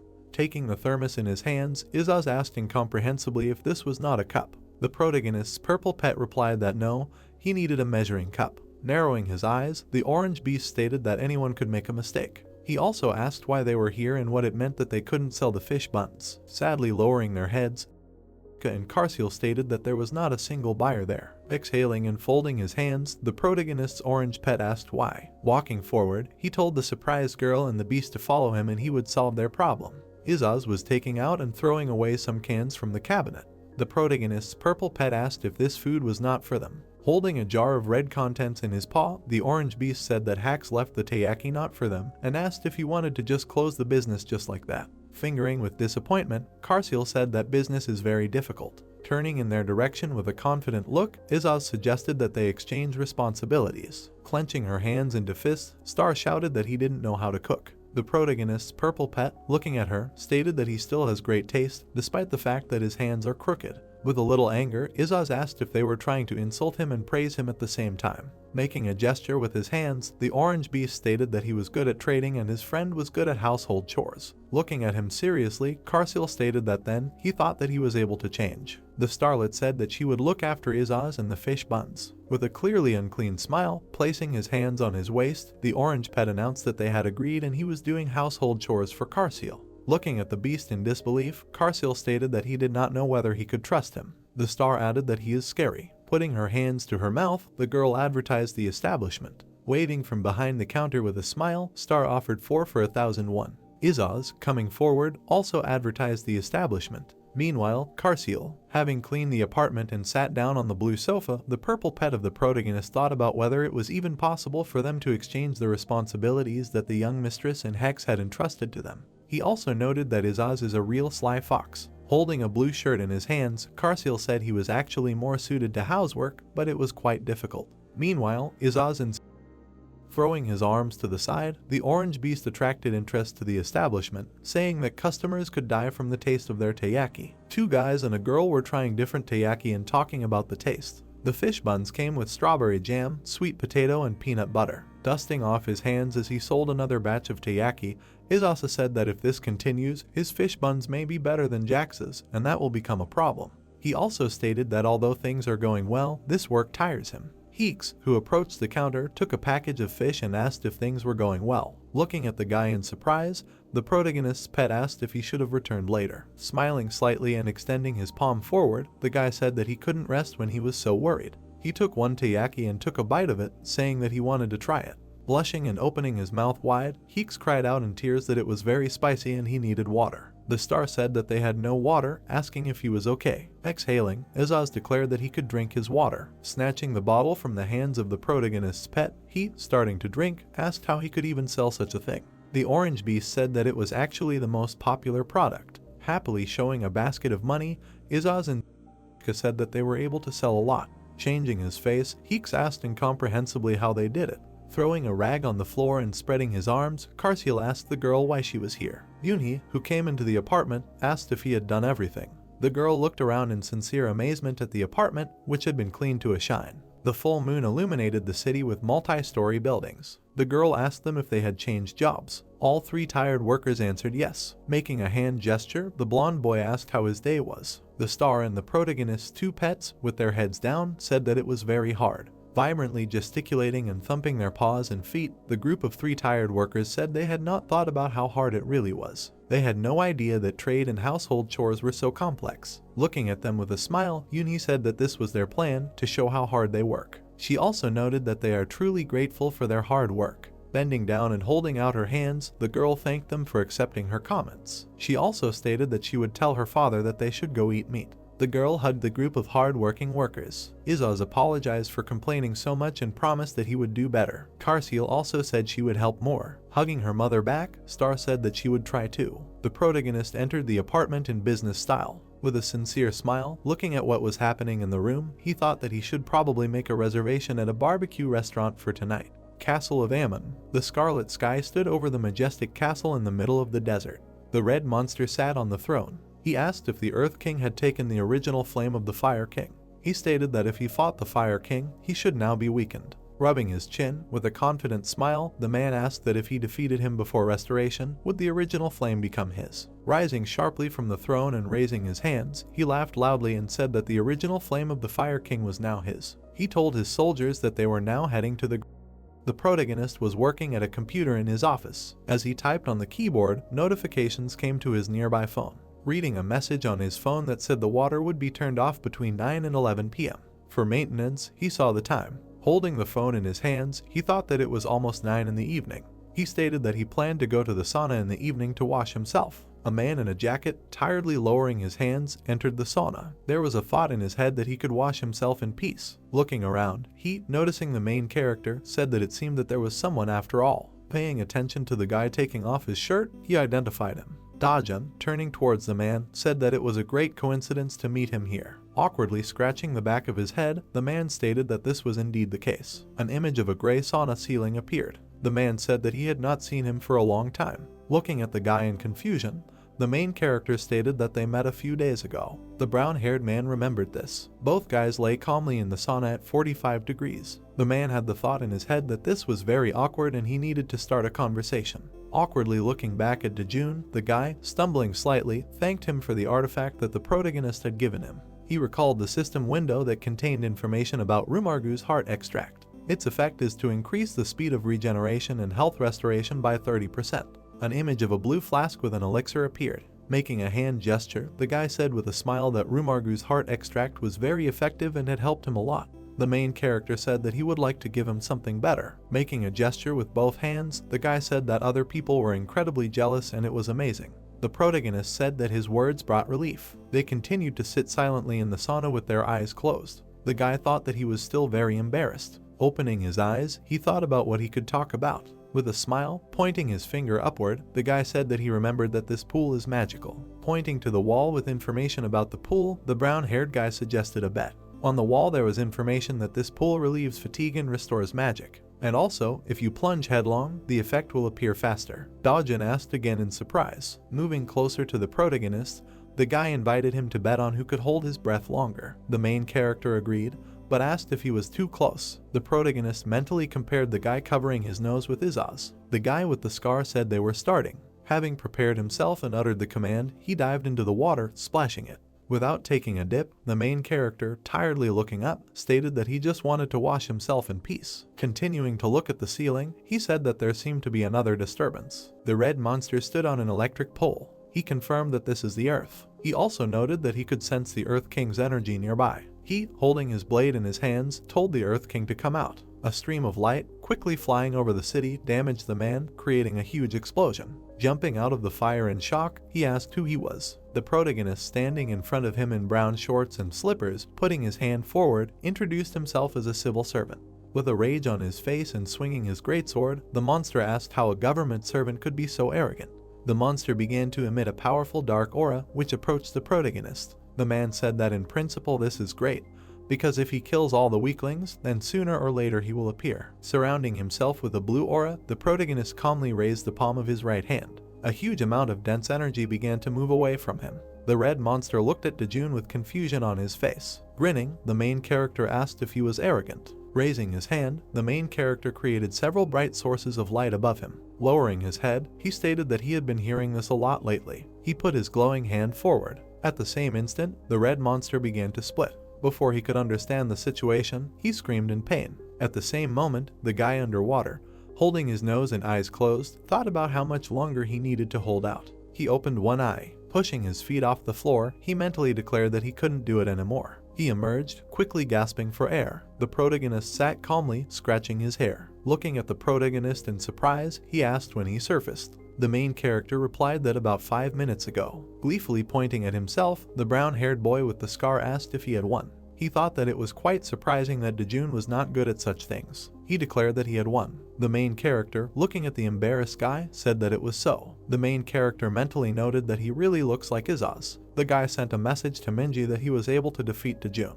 To prove his victory, he attached a photo with the protagonist. In this photo they were wearing brown t-shirts and drinking a drink after the bath. A girl, walking through an evening park, looking at her phone, suggested that the photo was banana milk. Still looking at her phone, she asked what was wrong with banana milk. Zooming in on the photo, she was shocked to see Dojun next to the guy. She continued to look at the phone in surprise. With an awkward smile, she clicked on saving the photo to her phone. Sunday morning at Dojun's house a few days later. The protagonist, sitting on the sofa, calmly read a newspaper. The purple-haired girl said she would be leaving for a while. The main character asked if she was going to end. The girl, looking at the guy in surprise, asked how he found out, because she was sure that she had not told anyone. Shifting his gaze to the newspaper, the protagonist left without answering. He, looking at the brown bag with the inscription "Food for Horned Squirrels," said that it was an instinct, so to speak. Meanwhile, in Anne's secret place, the pink-haired girl stood in front of a crystal-clear lake in a cave. She, looking forward with a squirrel on her shoulder, said that this was the first time she had seen something like this. She looked at the huge golden hourglass. She claimed that this was the usurper's stopped clock. The girl walked through the puddles in the cave. She said she was already used to it. She closed one eye and covered her face with her hand from the bright light. She, waving her hand to the girl standing near the wooden house, shouted out that she was here. The pink-haired girl, holding an instrument in her hands, confirmed that Seal had arrived. The girl raised the bag of taiyaki over her head and suggested we eat first. The girl asked where she got such interesting bread. Seal recalled how the girl asked Hex furiously. She, holding a bag of cookies in her hands, thought that since the girl didn't love Hex, she shouldn't tell the truth. The girl suggested eating them with tea. Looking down, the purple-haired girl mentally said that she still couldn't get used to all these lifts. An image appeared of the roof of a wooden house located in the garden. Seal asked what the girl wanted to see, and reported that she had discovered a flock of Argos in the heart of the world. The girl asked in surprise if dragons were not the only ones who could cope with them. Is this why they occupied a small territory in the heart of the world? The girl confirmed and said that no one else could cope with them before. An image of red monsters with yellow eyes appeared on their bodies. These are the strongest monsters among the inhabitants of the heart of the world. Newcomers will die in 3 seconds, so it is recommended to run away immediately. An unknown person stepped onto the purple floor. A man with long hair, covering his spear in fire, stated that he was already tired of all this, and they should know that they need to clear the way if he is here. He, making several swings with a fiery spear, killed the monsters who screamed loudly. Dozens of Argos were burning. Placing his hand on his waist, the inflated man, placing his spear, asked if there was anyone stronger. He, looking forward, noticed the enemy. Lowering his binoculars, Karsiel confirmed that the man had noticed him. The man turned his head and walked forward, and, approaching the lake in which the man was doing push-ups, stated that although Seal may not know, the kings of the heart of the world have become stronger over the course of thousands of years. 3 Moon Merlmu, second place in the ranking of transcendence. He is much stronger than the other transcendents of the Great War. Looking at the book, the girl said that even together they would not be able to defeat Merlma. Putting his hand to his chin, Karsiel declared that they were great dragons, so until they tried, they wouldn't know. Looking down at him, the girl asked if he really thought so. Hesitantly looking away, the protagonist's purple pet remained silent. Putting her hand forward, the girl said that if they could rely on the Earthlings and live like this for a while, but sooner or later they would have to return. She stated that they could not stay here forever as they should be in the heart of the world. Karsiel looked ahead. He saw the usurper's watch, next to which were the Earth and the Moon. The girl said that the lake reflects the Earth and the Moon, hovering above the usurper's clock. They show how much time is left until the complete destruction of the Earth, but for some reason the clock stopped. Looking through binoculars, the purple beast said that these guys couldn't go up to Earth without a transfer artifact.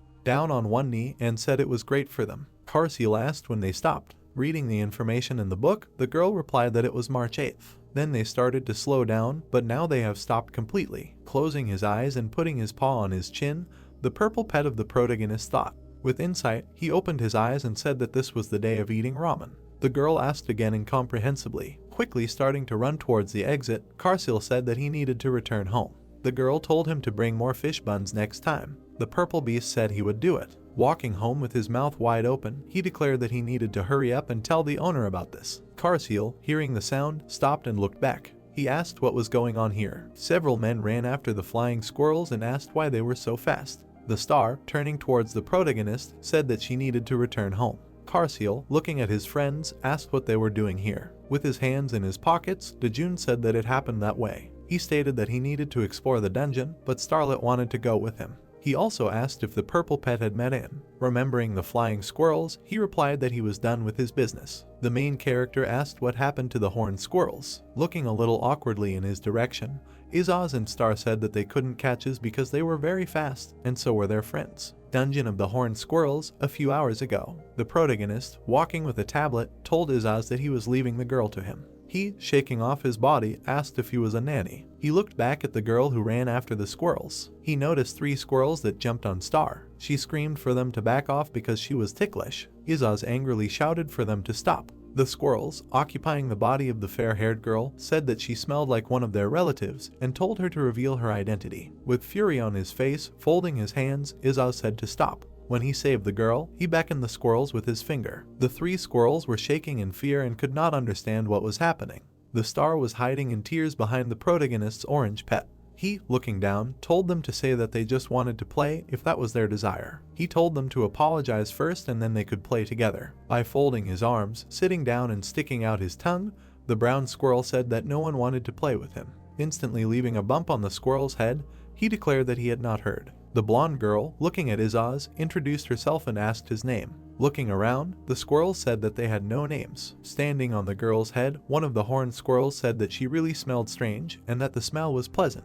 The other squirrels said that the smell was similar to theirs. An image appeared of a red-haired guy with a mohawk who, having killed a squirrel, received experience points. Star introduced herself and asked why they didn't have names. The distressed squirrel said that even if they get names, they will still die tomorrow, so they are not needed. With tears in her eyes, the blonde girl said that it was sad because even Izaz had a name. The orange pet, spreading his arms, said with offense that it was because he was too strong and they were weak. Putting his hands behind his back and closing his eyes, the squirrel said that everything was fine since they were used to it. The girl's eye widened. Running up to Izaz with a smile, she announced that she had an idea. Lowering his hands, the orange beast asked what she wanted to do. Grabbing his paw, she told him to come with her. He turned around in shock. When the girl pulled his hand, he realized that he would get into trouble again.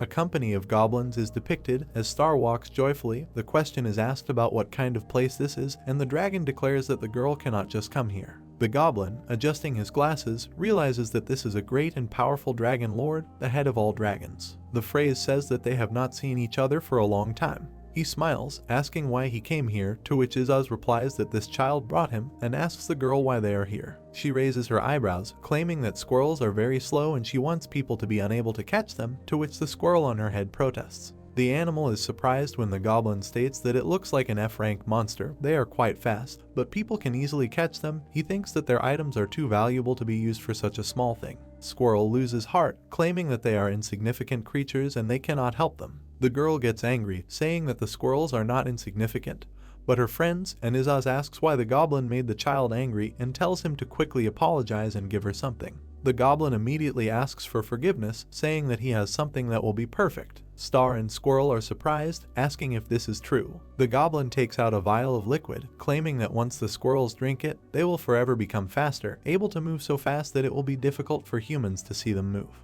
Information is provided about an elixir that increases movement speed. The girl looks at this in admiration, telling the goblin to give her 100 of them, and the phrase is heard that with it people will not be able to catch squirrels. The dragon drags the box, asking if they can go now, and the goblin asks what about the payment. Izaz frowns, asking if he gave it to them. It's a low-rank item, so he should just give it to them. The goblin grabs him by the tail, telling him that if they just leave, their family will starve, to which the dragon tells him to stop lying, because he has a lot.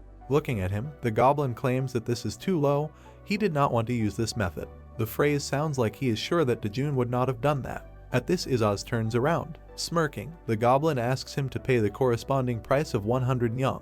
The dragon is indignant, asking how he can ask for gold for such a low-grade potion. The girl looks questioningly, reporting that they have no gold. The goblin, closing his eyes, states that if they don't have money, he can't give it to them. The girl takes something out of her backpack, offering it because it's delicious. She shoves it into the goblin's mouth. He starts chewing. He opens his eyes in surprise. He asks what is this. She shows the packaging, stating that it is choco pie. The goblin clenches his hand into a fist and claims that he will trade the potion for it, asking for 100 of it. Star happily asks the dragon to buy more choco pie when he is surprised that it worked. The girl points her finger at the squirrels, telling them to take one at a time and naming them as they thank her. Squirrels drink elixirs together. There is a statement that one of them feels power. The squirrels are surprised and happy, someone becomes fast, and someone's body turns out to be light.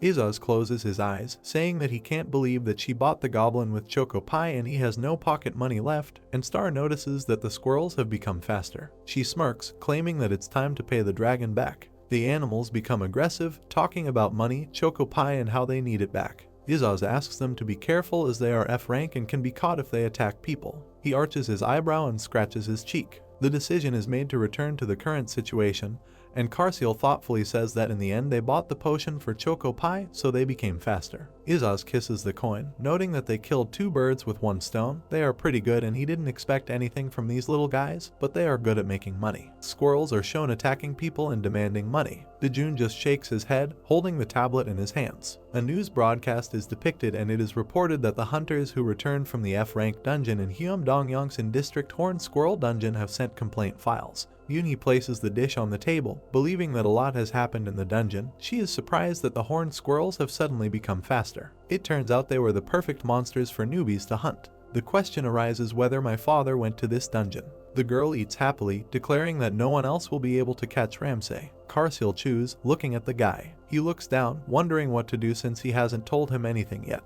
He decides that he must report what happened in the heart of the world and that the hourglass has stopped. He sighs and Dojun looks at him questioningly. They pat him on the head. He smiles, wondering if it was a good visit to Anne. The dragon thinks that the hourglass stopped because of him. Besides, the usurpers can't do anything to him, Mr. Strongest, so he has nothing to worry about. Karsiel smiles, saying it was fun. Izaz takes the meat from the plate, declaring that he will eat it if the dragon is not there. Yunhee frowns and says there is still a lot of meat left. Karsiel tells the Lord to stop being selfish and he notices that he didn't eat it. Yunhee's house is depicted in the heart of the world. He sits with a book in his hands, noticing something. Someone is calling him. He reads, running his finger along the lines. Kiriel bursts into the house, claiming he has important news. Shoe reminder sounds. Jungi closes his eyes. Footprints are shown on the floor, and the person entering realizes that he is being told that he needs to take off his shoes. The man snaps his fingers. Jungi sits unwaveringly when asked if he is happy. He wonders what happened this time when Kirill sits down next to him.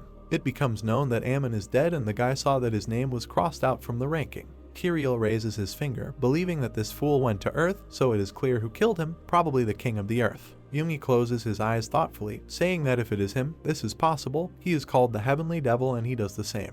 The guy asks if he really works for the king of the Earth. He looks excited when Yunhee answers in the affirmative, as he is a member of the Sky Devil sect Shadow Squad. The image is of a guy whose hair is blown by the wind. It is reported that there are a total of 5 squads in the sect. The Shadow Squad is in charge of inspection and investigation. Various warriors are shown. It turns out that usually only the best graduates of the Black Death School get into the squad. Jungi stands with his arms crossed, and he reveals that he was able to join after the rapid growth in his abilities that occurred after a single lesson from Dojun. Smirking, Kirill claims that he knows nothing about the Shadow Squad, but the guy says that he is working with the King of the Earth. He hands him the stone, telling him that he will give it to him if he tells him about his weaknesses. It turns out that this is the Rainbow Depth, a consumable artifact that increases magical power. Pointing his finger at him, Yunhee states that it is as if they even exist, but Kirill tells him to think about it because he is sure that he has at least a couple of weaknesses. The guy closes his eyes, frowning. It sounds like it was during the time when he was a heavenly devil. A man is shown standing on a rock. There are people standing looking at a piece of paper, and there is indignation that they don't see anything. The guy looks for Yunhee's name. His name is shown in 207th place. The question arises as to why he started looking for himself from the beginning of the list. He turns his head in confusion. The people behind laugh, saying that coming in last place is also a kind of talent. Jungi thinks about how Junpyeong always takes first place. The guy tells him not to pretend he can't hear them. Another notices that he is ignoring them. Jungi looks sadly at Junpyeong as he reflects on what is said to be that he was offered to become the leader of a small sect, and he believes that he can face the heavenly demon in person since he is the top of the class. It turns out that he is terribly jealous of this. The guy sadly lowers his gaze. Yunhee stands opposite him and asks if he is unhappy with his rank. The boy wonders why he called him and asks about it if he is a new instructor. Yunhee looks surprised. He believes that even if he is new, he should have known that he comes in last place every year, but he has nothing to say since it depends on his ability. The young man lowers his gaze, answering negatively. The guy, narrowing his eyes, reports that a year ago he got up 2 hours earlier than everyone else and honed his sword technique, and the question arises as to how he knows. The guy stands up, asking if Jungi has any regrets. Hanging his head, the boy claims that he regrets his mediocrity, not the final result. His interlocutor raises his eyebrows when he states that he had no idea that his hard work would be in vain. They immediately hand him the self-analysis report. He looks at it questioningly when told to compose it. As he leaves, the guy says that he will give him a chance. Jungi fingers his clothes, wondering if he did something wrong. He asks if he really dreamed of becoming the best in vain. He trains with a sword. He believes that his thoughts that if he works hard then everything will work out are naive. Yunhee climbs the mountain, and it turns out that these thoughts led to the fact that, by overdoing it, he simply destroyed his body. The young man sits with his eyes downcast and he thinks about the time when he was sure that he needed to work hard. This reportedly turned into some kind of report. He pushes his chair back, wishing he could turn back time. He closes his eyes, wondering what he's thinking about and whether it's even possible. He starts to write something. The question is whether he is finished. It's raining and the answer is yes. The guy takes the sheets of paper in his hands, praising Yunhee, and he replies that there is nothing special about it. He puts the papers in his pocket, telling the young man to make sure that for the next 3 years he follows his instructions. This may be much more difficult than it was before. Junhee is surprised and asks what he is talking about. It turns out that this was his first meeting with Lord Heavenly Demon. The guy leaves while Junhee looks at him in surprise. The question is whether the young man thinks about weaknesses. Kirill frowns, asking him to speak already. Yunhee takes out something, telling him to take his time. He hands over the papers, informing them that this is the weakness of the Sky Demon. Smiling, he asks Kirill to also write a self-analysis report. He looks questioningly at the papers. It is reported that after this, Kirill's introspection report was circulated on the Central Universe forums. It turns out that then it began to spread across the Earth. The man smiles, happy that he has finally reached S rank and has a white gold pass. The question is whether he likes it. The man turns around questioningly. He reports that he heard that someone was taking him to the privileged territory for S ranks, but he never thought that it would be Ruel. The guy waves his hand at him, inviting him to go. The man's eyes sparkle and he claims that he is honored. Sighing, Ruel tells him to shut up and just follow him. He listens to him. The guy holds the card in his hands when he is informed that his identity has been confirmed and he can enjoy his vacation. The guard, smiling, believes that the man is an S-rank hunter, and he thanks him. Donpal stands there happy and thinks about how he was greeted like a VIP. This is completely different from when he was in a rank. They throw him armor, an elixir, and a gem and tell him to take it. He looks at things happily, saying that he can't believe that Ruel is choosing equipment for him. He will keep it for the rest of his life, and there is a question about what kind of weapon he uses. Donpal responds admiringly that he uses a spear and it is a great honor for him since he also uses it. Smirking, the guy claims that he seems to know his stuff, he likes him, so he will give him some advice. The man is surprised by this. Ruel reveals that he will share the so-called wisdom of life. As long as he has this, his life will be smooth. He smiles slyly. It is reported that no other hunter in the world, other than criminals, lives as he pleases, with the exception of Ruel. He takes the notebook from the man, declaring that he will not get anything for nothing, so he has alcohol for tonight. Donpal claims that he understands him, so they can go since there is a great bar nearby. The question is whether this is a place that he still doesn't know about. The man happily reports that they have excellent snacks and believes that they are famous for their fish buns. Ruel smiles, declaring that no one cares what it is. He turned all red due to his drunkenness. He closes his eyes, noticing that he's already tipsy, and asks if Donpal got a good look, to which he replies that he's the best. The notes in the notebook are shown, and the question is asked whether all he needs is to become close to him and follow Dojun. Pointing his finger at the man, Ruel claims that as long as he is with him, his life will be good, but Donpal notices that the man looks like a civilian. The question is about how much debt Izaz has. Kakas looks at Dojun in surprise, asking what he and the dragon are doing here, and the man hears this. The guy hands him the money, wondering if it's enough, and Izaz states that it's a mistake and he doesn't owe him anything.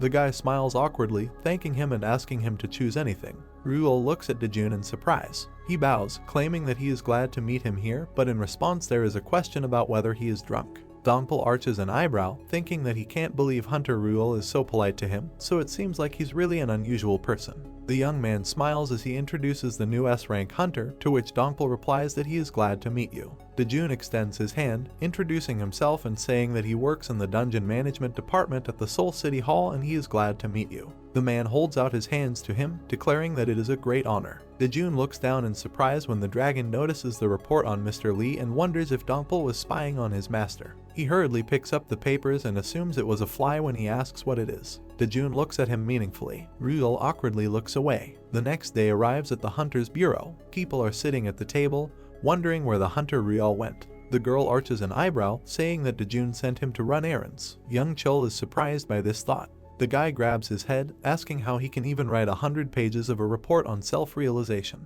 There is an order from Dojun to write him a report on the law on the protection of personal information. The girl angrily walks down the corridor. She looks angrily. She swings the door open, letting Ryle know she's coming inside. The guy smiles, looking at the phone with the game. Minhyuk arches an eyebrow, telling him to stop playing and listen to her. He looks at her in fear, asking if she has forgotten how to knock. The girl moves away awkwardly when he asks why she barged in, to which she asks if he can give her some relationship advice. The guy looks at her questioningly, asking what he has to do with it. He reportedly lied about dating numerous women, and Gahyeon and Manhwa never went on a date. He smiles awkwardly, declaring that she's come to the right place because he's a relationship expert, and he thinks he might be called an expert because he's dated a ton of girls in the game. Manhwa blushes as she reveals that she wants to interest Mr. Lee. Ruel wistfully remembers that she likes him and realizes that she needs a way to get his attention.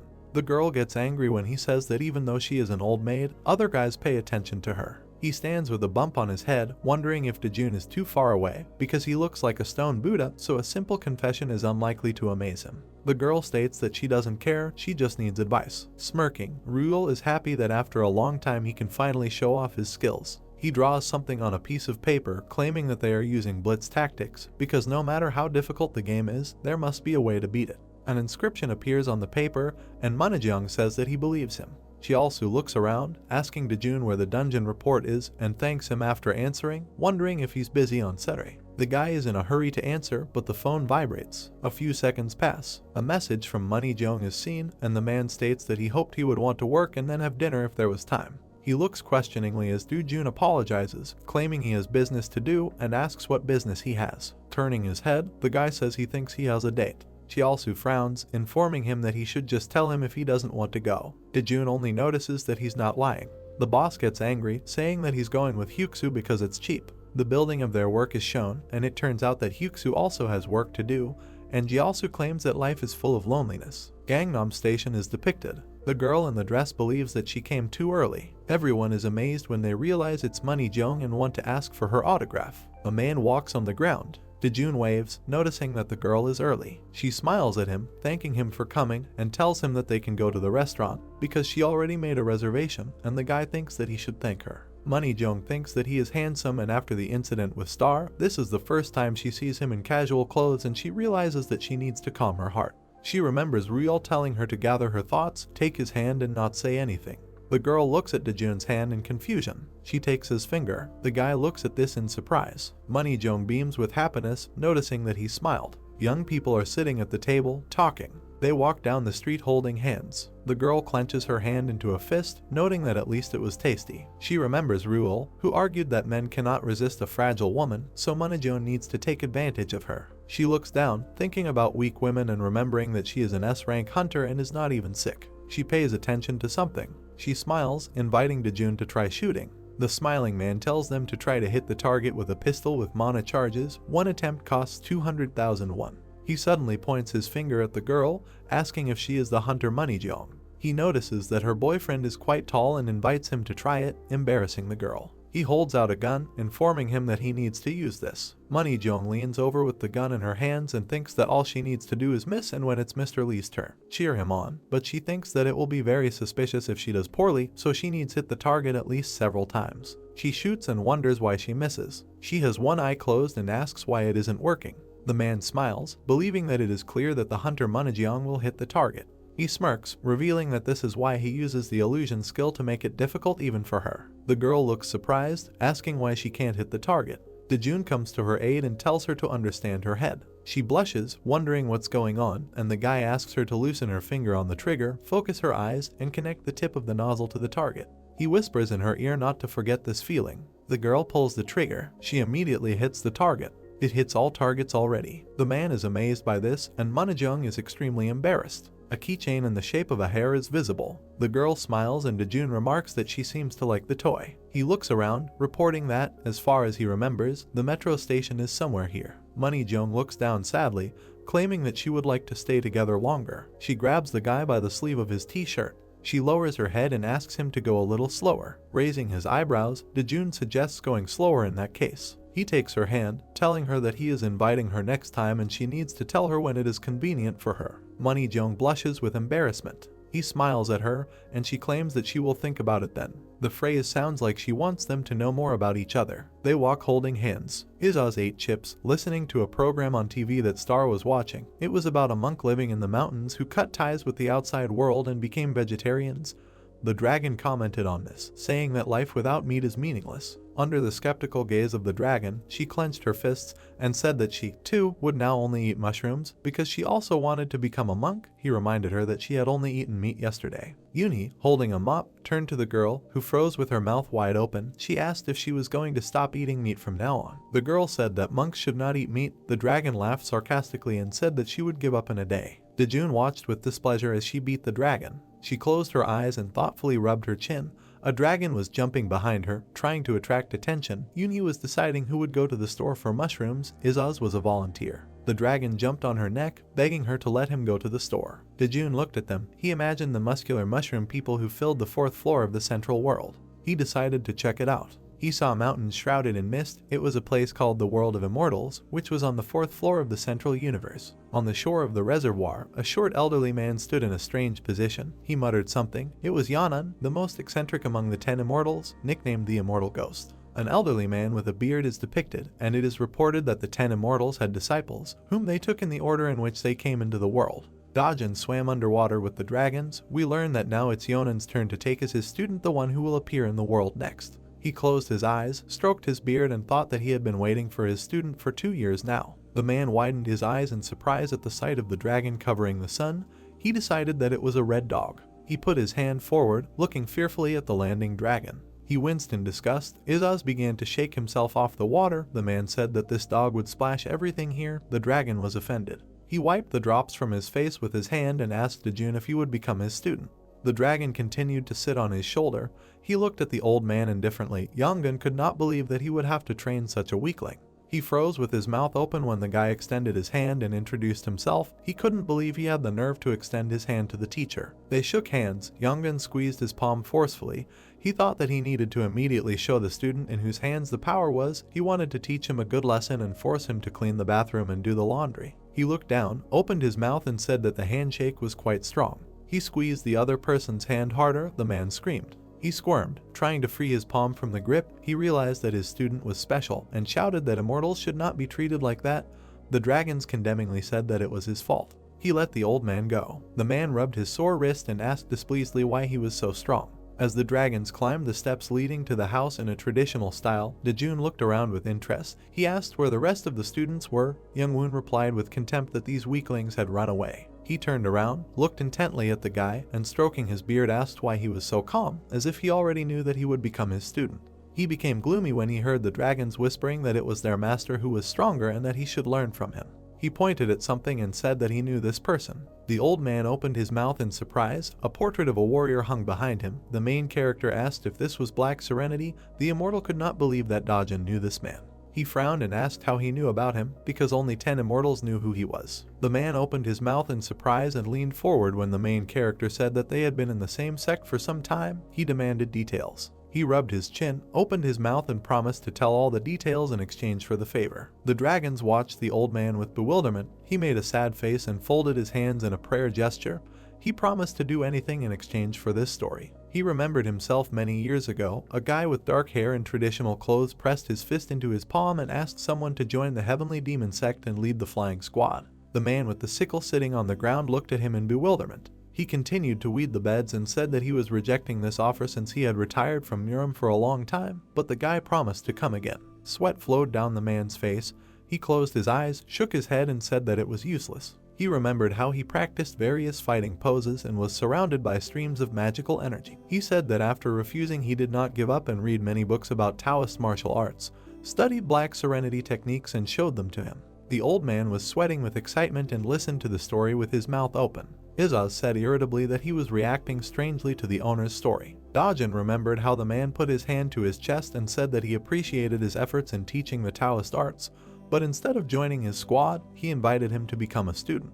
Against the background of the sunset sky, 2 people bowed to each other. The main character said that he would gladly follow his instructions. The old man opened his mouth wide in surprise when he said that he was a disciple of Black Serenity for 2 years, and then was able to surpass him. Izaz, in another story, sarcastically commented on Yanan's reaction. He looked at his palms. Magical energy surrounded him. The wind ruffled his hair and clothes. The immortal realized that if Dojun surpassed the Black Serenity, he could rise to the upper heavens, which are spoken of in legends. He knelt down. The former teacher bowed his head in front of the guy in black clothes and asked to take him as a student.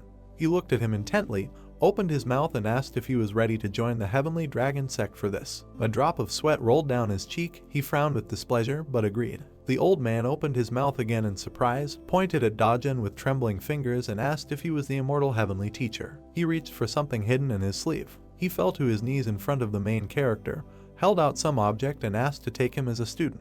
He raised his palm and said that he promised himself not to take on any more students. The old man handed him a muscular mushroom and repeated his request in desperation. Izaz looked at the owner with displeasure as he thoughtfully rubbed his chin and said that he would fulfill the request since the old man wanted it so much. He clutched notes on Taoist theory to his chest. He happily jumped along the forest path, waving his textbook and shouting that he had met an immortal teacher. Other immortals looked after him with disapproval. From that day on, other immortals began to call him crazy. It was evening outside. The lights were on in the windows of the apartment. Yunhee asked with a wide smile what he had brought. He answered displeasedly that they were mushrooms. The strange muscular mushroom was pleased that it was in the plate. Yunhee looked at it questioningly and suggested that it was some kind of golden mushroom. The dragon said with an important look that these mushrooms were much better. The little star was delighted at the sight of the mushroom, and they grabbed it with chopsticks. Yunhee watched with a happy smile as the girl chewed the mushroom. She asked what she thought about it. She pressed her palms together, bowed and said that Monk Star had eaten stewed mushrooms. Dojun and Karsil covered their mouths with their hands, hiding their laughter, and Izaz became furious when the girl with an important look continued to talk about how she had not communicated with the outside world for 20 years. The dragon looked contemptuously at the mushrooms in his bowl. Someone told him to calm down and just eat, but he didn't want that.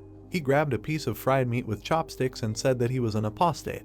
He jumped up with his mouth full, dodging the evil Yunhee. Monkstar said that she did not like violence. Izaz chewed with pleasure. He said that he loved meat. Karsil opened his mouth and fearfully warned that he would eat everything again. A glowing bow appeared at the glass door. The evil Yunhee said that she would confiscate it for bad behavior. The dragon screamed in panic, looking at the disappearing bow. Kirill, with a report in his hands, ran past the bamboo grove. He called Yunhee. He kicked the jug. He put his hand to his mouth in fear, looking at the fragments of the vessel. He ran further to the gate in the stone wall. He shouted that he had completed the report on self-realization. He looked contemptuously at Kirill, waving papers, and asked why make such a fuss over a simple report. He smiled smugly and handed him the report. He asked Yunhee to check it and assured him that he would make all the necessary changes. He took the papers and skimmed through them. He knew that what Kirill thought was perfect was, in fact, just plain garbage. The report on self-realization contained information about the meeting with the King of the Earth. The paragraph about the reasons for what happened was empty. Yunhee did not understand how this could be called a report and asked why the last column was not filled in. While he read the paper with his mouth open, Kirill sighed and explained that he did not know why he met with the King of the Earth and assumed that he was simply unlucky that day. He closed his eyes and laughed, saying that the guy was really very unlucky. Kirill answered him with a dissatisfied look. Yunhee looked at the report again. He thought that if Kirill was honest, he would not be killed. Besides, he still needed to return Gunnel. The guy looked at him smugly and pointed his thumb somewhere back. He continued to insist that his report was perfect and asked why Yunhee put the jug outside. He thought about the jug and licked his lips, but just in case, he clarified why the guy was asking about this. He put on an innocent face, opened his mouth wide, and said that he broke the jug on the way here. Yunhee froze in shock, imagining the fragments of the jug. Kirill said that there was nothing important inside anyway. Kirill folded his hands behind his head, trembling with anger. Yunhee called out to him. Dark energy emanated from him. Hiding his anger behind a polite smile, he handed the guy the report and said that it was perfect. The guy was rushing in front of the door, rehearsing his conversation with Dojun. A drop of sweat ran down her face from excitement. She closed her eyes tiredly and repeated her excellent argument about writing a self-realization report. He suddenly opened his eyes and looked in bewilderment at someone who called out to him. There was an asterisk and a dragon on the threshold. Izaz remembered that he had taken the bow from him. The girl asked if he had offended her dad. He leaned over, thought about the main character and the girl. He decided that she was the daughter of the King of the Earth and admitted that he had made a mistake. He leaned forward and pressed his finger to his lips. The girl said that dad would return late. He asked in confusion how long he needed to wait. She looked at him questioningly. He pressed his palm to his stomach, rumbling with hunger. While the dragons were thoughtfully discussing whether to take the guy to the supermarket, Star raised her fist above her head and said that they would all go together. The full moon was shining over the apartment building. Kirill said that he just wanted to return the onion. Izaz said that in that case he might not eat. The guy pretended that he was joking. They came to a store with a turquoise sign. Greeted the elderly saleswoman. She asked if she had come alone.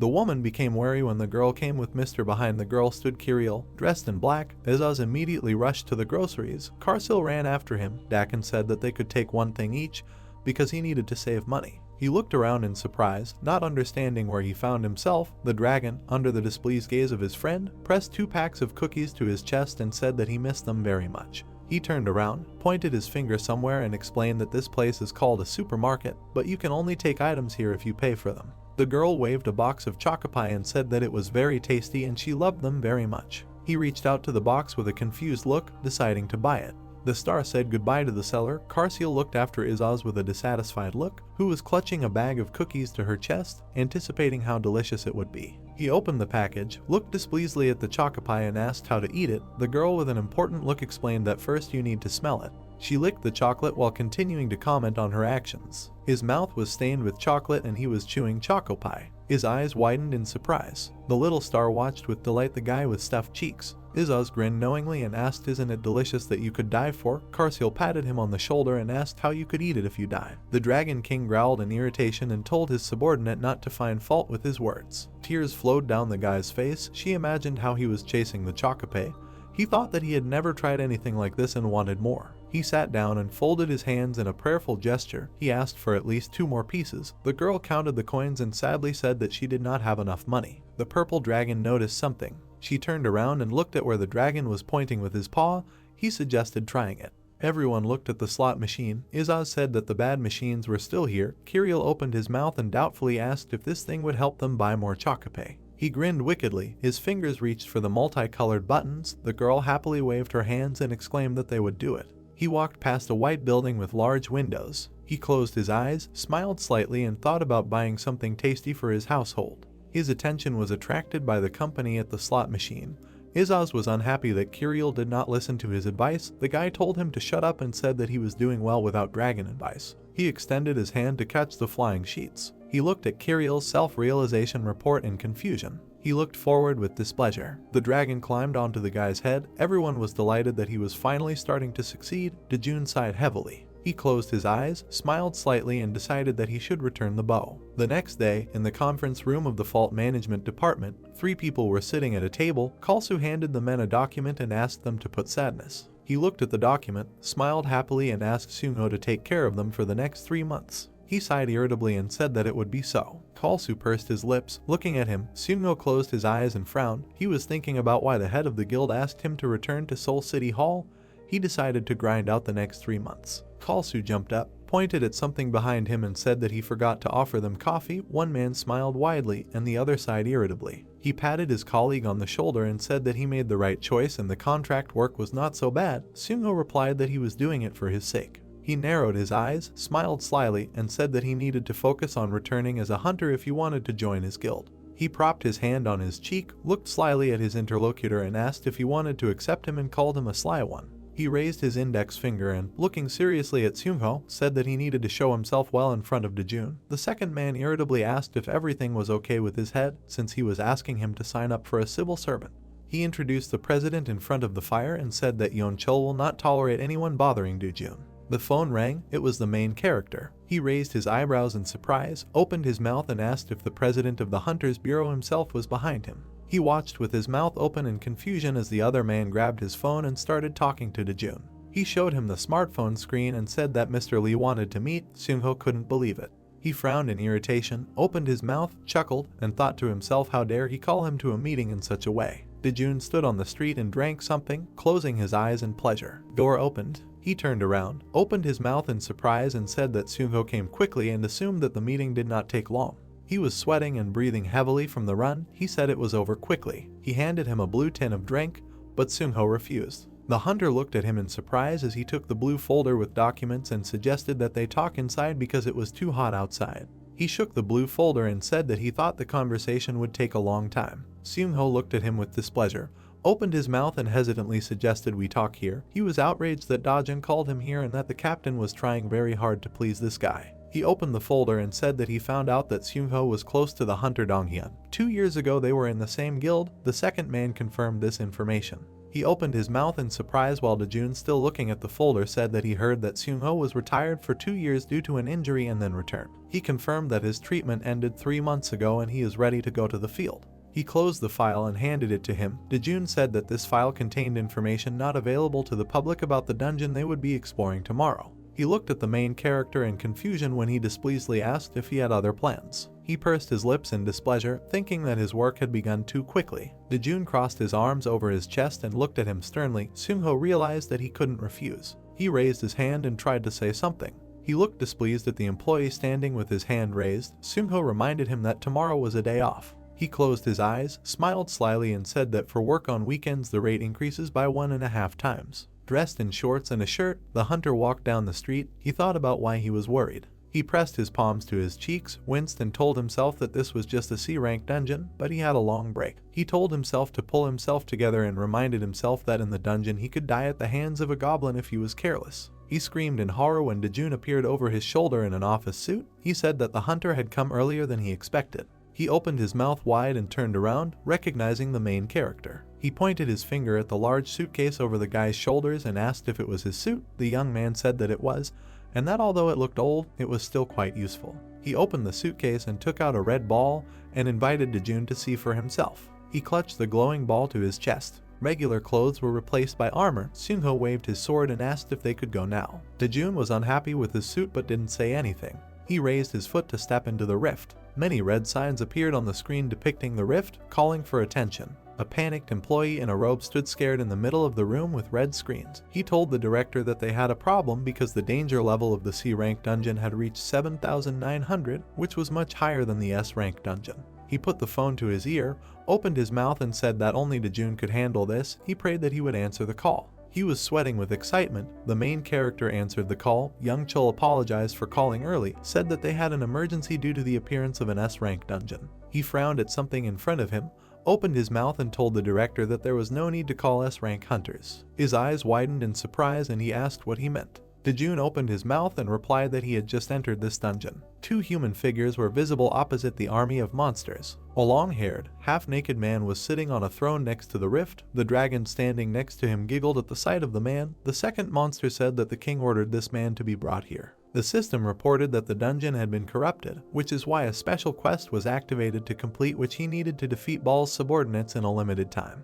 A timer appeared under the system window, counting down the time until the end of the quest. Dojun had a day to complete it. Seungho fell to the ground, looked at what was happening with his eyes widened in fear and asked what was happening.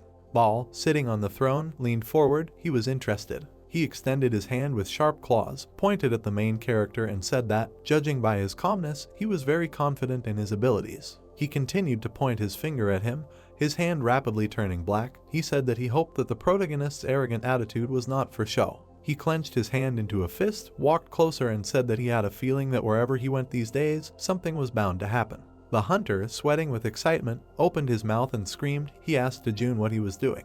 His face remained emotionless when Seungho said that he would die if he went there. Ball stood up from the throne and spread his arms. He said that he wanted to ask something. He looked down at him, opened his mouth and said that if he didn't get nervous when he saw him, then that meant he was the king of Earth. Dojun looked at him indifferently and said nothing. He extended his hand. A black snake appeared from under the sleeve of his jacket. He said that he once sat on a place that looked like a throne. Ball clenched his hand into a fist. Dark energy emanated from him. He was surprised by the appearance of a black snake in the status window, because he had never seen anything like it before. He asked the main character if he was so arrogant only because he had something special. He looked at the demon with displeasure and said that the bad guys from the central universe always talk a lot. He clenched his teeth and was indignant at his insolence. The demon rushed to the attack, shouting that he was not calm, but simply inadequate. He clenched his hand into a fist and said that maybe the main character was simply uneducated. Dojun raised his palm and said that he is not the uneducated one here. The demon's eyes widened in surprise. He grabbed his screaming opponent by the throat. Saliva flowed from the demon's open mouth. Dojun continued to hold him by the neck. He said that they would have remained alive if they had been calm and was indignant that monsters continued to crawl out of all the cracks. He threw him to the ground with force. The demon spat blood on the ground and said to himself that he needed to return to the heart of the world and tell Mr. Ball about this man. He watched him calmly. Dojun summoned his sword. Glowing rays and a black writhing ribbon appeared next to the throne. The demon turned around and said in shock that he had destroyed the gate to the dimension, something even Ball could not do. He frowned, opened his mouth and asked how an ordinary person could have such power. The snake on his hand opened its mouth. He extended his palm to the demon and told him to shut up. He opened his mouth wide and asked him to wait. A fountain of blood sprayed from his head. The hunter turned blue with horror. He asked what was going on here. He looked questioningly at the unconscious guy. A few days later, Chiaosu approached the employees sitting at their desks. Hyaksu said that the journalists wanted to get a video from the dungeon. The director displeasedly said that this video did not exist, and that the journalists had gone completely crazy in pursuit of sensations. They turned around as Seungho approached them with a tray. He praised Chiaosu's work for the meetings and offered them a drink. He raised a paper glass to his lips, looked at the employee in surprise and said uncertainly that they should be the ones treating him to coffee. He bowed, holding a tray, and said that he wanted to treat them all to coffee for their hard work and asked them not to mind. With trembling hands, he held out the paper cup to Dojun. He bowed to the main character sitting at the computer, thanked him for the investigation in the dungeon and asked him to take care of him. He took the glass, smiled and thanked him. He clutched the folder to his chest, smiled happily and promised to devote himself entirely to Dojun. Yunhee brought the spoon to her mouth and tasted the broth. She realized that it was ready. She looked at the nests of noodles and decided that there were enough. Izaz and Star watched with delight as she poured broth into a bowl of noodles. The dragon closed his eyes, opened his mouth wide and reached out with his paw for food. The girl looked at him with displeasure. She spanked the dragon, repeating that they should eat together. She walked up to Dojun, who was sitting on the sofa, and said that dinner was ready. Izaz picked up the noodles with his chopsticks and sniffed suspiciously. He did not understand what kind of dish it was. Karsil said that it looked like ramen. The star looked thoughtfully at the deep bowl of noodles and broth. The girl stood up in her chair and looked questioningly at the main character when he said that it was noodles. They closed their eyes with pleasure and sucked the noodles into their mouths. The star pressed her hands to her plump cheeks and said that it was very tasty. The dragons were also delighted. Yunhee, with chopsticks in her hands, smiled widely and said that she had prepared a lot, so they could eat as much as they wanted. The girl and the dragons thanked her for the food. Izaz, who had eaten too much, burped. The dragon lying on the sofa was picking his teeth with a claw. He told the girl that he had eaten too much and would not go to the supermarket today. She said that she also would not go anywhere because she was not feeling well. Without taking his eyes off his laptop, Dojun told the dragon that the noodles were digesting quickly and suggested that they take him to the store because they were out of snacks. He waved his paw and said that nothing else would fit into him today. He's not a pig or anything like that. He closed his eyes, opened his mouth and agreed, thinking to himself that Izaz eats more than pig, so calling him that would be wrong. 2 hours later, Yunhee and Star were sleeping peacefully in their bed. The girl winced. She pressed her hands to her growling stomach and tried to convince herself that she didn't want to eat. She stood up and looked at the sleeping Yunhee. Star didn't know what to do. She sweated with excitement and frowned, thinking that Yunhee would curse if she ate. She left the room. The refrigerator door was slightly open. Food was flying out of it. The girl thought it was a thief. Izaz was meticulously sorting through the food and muttering dissatisfiedly that he had not listened to Dojun and now he had nothing to eat. Star came up from behind and asked if he was a thief. The dragon opened his mouth wide and screamed in indignation. The girl finally recognized him. They both sighed heavily. The girl pressed her hands to her stomach and said that she wanted to eat. Izaz replied that he did too. They looked at the food lying on the floor. The dragon suggested trying to cook something from it. Star protested. He put his finger to his lips when the girl screamed that he could cook. The dragon reminded her that she needed to be quiet if they didn't want to wake everyone up. He said that he understood her and would not cook anything, but would just heat up the food. The girl looked at him suspiciously and asked if he was telling the truth. The dragon looked away, but answered in the affirmative. He put the frying pan on the stove and asked the girl not to make any noise. She pressed her palms to her mouth. The frying pan slipped out of his paw. It fell to the floor with a crash and the dragon screamed in panic. Door opened. They pressed their palms to their mouths. They continued to cover their mouths with their hands. Looking at the door, the dragon thought that if it was Yunhee, then they were finished. At the sight of the sleepy Carseal, they fell to the floor from relief. He asked them what they were doing. Izaz said that he was very scared. Asterisk answered that she thought that her heart would break from fear. The purple dragon said with a guilty look that he was hungry. Izaz, with a sly face, put the frying pan back on the stove. He asked them to wait a little and promised to heat up a few dishes. The purple dragon's eyes widened as he remembered something. They looked blankly at Carseal, who began to look for something. The girl asked what he was doing. The dragon replied that it should be here. He showed them a package of instant noodles. They looked with delight at the outstretched box. Izaz asked where he got it from. He remembered how Yunhee put away the noodles, wanting to eat it later, and instead of answering, he suggested heating some water first. Yunhee suddenly appeared. She looked at them intently, opened her mouth and asked where he got the ramen. They looked in surprise at the woman with her arms crossed over her chest. They panicked. The dragons tried to explain something to her. They nodded at the plate on the table and said that there were leftovers from dinner. Her stomach growled. Yunhee said that she would eat with them because she was also hungry. They exchanged dissatisfied glances. Izaz reproached them for not waking up Yunhee so they could all eat together, but Carseal and reasonably objected that he didn't wake them up either. She raised the chopsticks to her mouth and warned them that she would eat everything if they didn't hurry up. Yunhee fed Star with a spoon while the dragons poured boiling water over the ramen. They were outraged because of the special treatment the girl received. Dojun smiled slightly and asked to share with him. It was night outside. Only one apartment had a light on. Was delighted to see him. Everyone else panicked and tried to explain something. He interrupted them and said that this was expected, because no one wanted to go to the store for snacks. There were 5 people standing in a room with white walls. Young Chul said that, as they know, the situation in the dungeon got out of control a few days ago. The guy with blue hair stood in front of his comrades. They listened attentively to the president, who said that they were lucky that they managed to prevent the problem thanks to Dojun, but they cannot depend on him all the time. The man looked at them intently, opened his mouth, said that they had decided to urgently clear the 2nd floor of the center and asked if this suited the hunters. He frowned, opened his mouth and said that they really can't rely on Dojun for everything, which means they need to become stronger. The blonde girl said that they would do their best. Junil said that he couldn't stay away and added that he was tired of using the main character's cheat key. A man in a black suit looked at them and asked them to go to the 2nd floor of the center. 3 hunters in office suits took the order. There were several luminous objects in the sky above the mountains. Kirill was sitting on the floor with a chocopai in his hands. Yunhee said that this energy looked ominous. The other guy agreed with him and asked if any other fool was going to challenge the earth. He began to chew the dessert with a thoughtful look. He recognized the owner of this energy. Dragons and griffins circled above the castle. The monsters gathered in the hall in front of a black object surrounded by magical currents. He said that it seemed that even Kamatra had been defeated and called them all useless scum. Shadows spread across the hall. He said that they would all die because they walked alone. The red-eyed orcs listened to him attentively. He suggested that they change their approach. The shadows formed into a hand. He said that if you constantly send troops to different places, then sooner or later the enemy will fall. In the twilight of the hall, the eyes of the orcs shone. He said that there is no way in which a person can be happy when he suffers due to the loss of what is dearest to him. The shadows formed into a smiling face.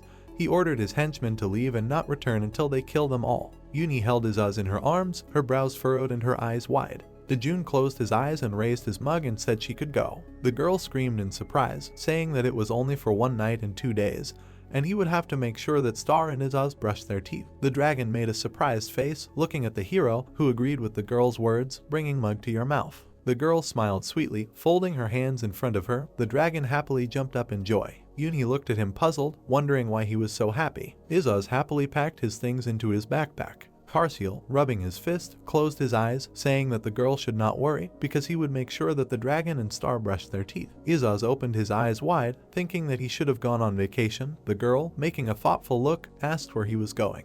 Yunhee sighed, arching her eyebrows. The girl realized that he was going to go with her. She leaned closer to him and, covering her face with her hand, whispered that if he stayed at home and behaved well, she promised to buy him Korean beef, although on vacation she would only have pork. The dragon looked at her, puzzled. Pictures immediately appeared in his thoughts in which he was either hiding in a corner and eating pork, away from everyone, with a bag in his hands, or he eats a bunch of beef and takes good care of the children. On the table in front of him are several skewers of meat, prepared just for him. Izaz, clearing his throat, put his hand to the side and grinned smugly, said that if he thought about it, it would be more correct for number 2 to stay and guard the house. The Star looked in surprise at Karsiel, who had fallen into a stupor. The dragon continued to say that he would make sure that they all ate well, so Yunhee need not worry. Looking at them, Dojun smiled sweetly, thinking that he would do this tomorrow. After returning the bow to Kiriel, he would go to the grocery store. A malicious smile appeared on the guy's face. He joyfully raised his bow, saying that Gunnel was with him again. The dragon stood motionless, and Little Star clapped her hands joyfully. All this happened near the hero's house. Izaz, sighing heavily, asked again, repeating the words of the hero, that he had finally taken it, although all this time the bow was only getting in the way when they were doing the cleaning. Karsiel, frowning, folded his hands in front of him, agreeing with his words. However, he noticed that the Lord himself never did the cleaning. Kiriel raised his eyebrows pitifully and closed his eyes, pressing the weapon to his face, saying that it should not listen to them, because it was the best bow and a real treasure for him. Grimacing, Izaz said displeasedly that since he had taken him, he should go home quickly. Star, looking in surprise, asked if his uncle was going home. The guy put a bow on one shoulder, saying that he had finished his business. He was interrupted by a girl who asked when he would come to visit. He was confused, saying that he was able to return to Earth, but why would he go to guests here? Star's eyebrows arched and her eyes filled with tears. She plaintively asked if he really wouldn't come to visit again. Kiriel was surprised by these words. He put his hands in front of him, saying that he would definitely return, looking around in fear. He was afraid to imagine what would happen if this monster, he was talking about Dojun, heard this girl cry. The girl's eyes sparkled. She turned around happily, saying that then he should eat the goldfish before leaving. The guy froze, stretching his hand forward. The dragons looked at the girl in disbelief. Approaching the bench, the girl asked for a goldfish. Hakes, smiling, asked how much Star wanted. Kiriel's eyebrows furrowed when he saw this guy. Jax arched his eyebrows when he saw the hero in front of him. The guys pointed at each other with dissatisfaction. Star looked at them thoughtfully. Kiriel called him a crazy otaku who was obsessed with cars, to which Jax called him an impudent one, saying that he only had the highest rank because of his appearance. Izaz smiled slyly, rubbing his hands, saying that they seemed to be friends, to which Karsiel looked at him with concern, not understanding how he could talk about such a thing, because at this rate everything here would be destroyed. The Lord smiled in surprise, saying that the dragon was right. Hax furrowed his brows, holding out his hand with a flame of energy appearing. He spoke furiously about how it was time to decide who was the winner of their 1,000 years ago. Kiriel drew the arrow of his bow, frowning with displeasure. He said that the guy was just a lazy, pig-like dragon. There was nothing special about their appearance, except for the king. Izaz intervened in their dialogue, hitting both of them on the head. He asked Hakes to pull herself together, and Kiriel, he recalled the words about laziness, folding his hands in front of him and frowning. Bumps grew on the guys' heads. Jax cried out in displeasure, touching his head with his hands. The second guy recently pursed his lips. The Lord said that he didn't care about their bickering, but if they fight here and leave even the slightest scratch on the asphalt, then the owner will not let it get away with it. The heroes fell into a stupor, imagining an enraged Dojun. Smiling slyly, the dragon said that it couldn't just be left like that. The guys looked at him in surprise. Izaz beckoned them with his finger, asking them to follow him. They all immediately moved to a rocky area. The Lord ordered the guys to go to their corners, saying that he could treat them while they were alive and there were no rules. He shouted loudly, speaking to the start. His words were immediately interrupted by the exclamations of Karsiel. Izaz, wearing glasses, contentedly sipped his drink, holding popcorn in his hands. Starlet ate contentedly, and the dragon worriedly asked the Lord if this was really normal, because if the owner found out about this, there would be trouble. Izaz arched his eyebrows and waved his hand in front of him, saying that everything is fine, because while children fight, they grow, and watching fights is the best thing in the world. Karsiel looked at the Lord with disbelief, thinking that those who are thousands of years old can really be considered children. Jax frowned and shouted loudly why the guy didn't attack, saying that he was scared. Kiriel prepared to fire 5 arrows at once, calling him a stupid lizard. He released the arrows, joyfully calling the guy a white jumper and a fat one. They were right above the hero's head. He smiled and looked up. There was a loud explosion on the battlefield. The curtain of rising dust gradually fell. The star, watching this and telling the goldfish, asked in surprise where Uncle Jake's was, to which Izaz, smiling, said that he would appear soon because he is a secretive character, so he really likes to hide. Karsiel watched the scene with rapt attention, eating popcorn and fish. Hakes appeared behind Kiriel, his brows furrowed as he shouted loudly, summoning a dragon spear. The guy turned around in surprise, his eyes flashing. He put his hand with a bow in front of Hakes, saying that it would not work with him. The guy froze in surprise, putting his hand forward. Kiriel landed on his feet, and the white-haired guy was thrown back by the shockwave of the thunderous explosion, which smashed the rock masses. The guy was again preparing to shoot arrows, shouting loudly that his opponent was a weakling. Jax appeared above him with his hands raised high. Between them there was a bright energy. He smiled, saying that the guy himself is a weakling, because if it weren't for his bow, he wouldn't be here anymore. Without his equipment he's nothing. Another explosion lifted giant boulders into the air. From the battlefield, cries were heard that Jax had become weaker after such a long break. Arrows and stones flew in different directions. The star who watched the battle said that it became very warm. Karsiel turned around, seeing cracks in the space. He spoke to the Lord with concern, saying that their fight was creating a rift. The crack was getting bigger. Izaz knitted his eyebrows in displeasure, not understanding how this was possible from a fight between children. The dragon came closer, spreading his arms, asking the fighting guys to stop because a gap would form. Jax frowned with displeasure, shouting for the guy to get his hands off him. His hand was on Kiriel's face.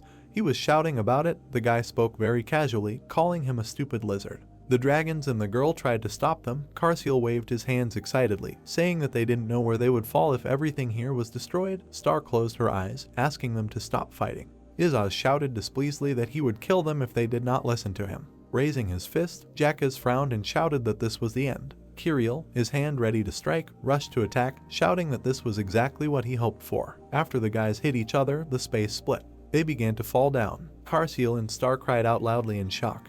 The Lord frowned with displeasure, rubbing his hands, saying that he had warned them. At least he hoped that they would not be torn apart, because they were both quite strong. There was a bright sunset outside. Dojun was heading home.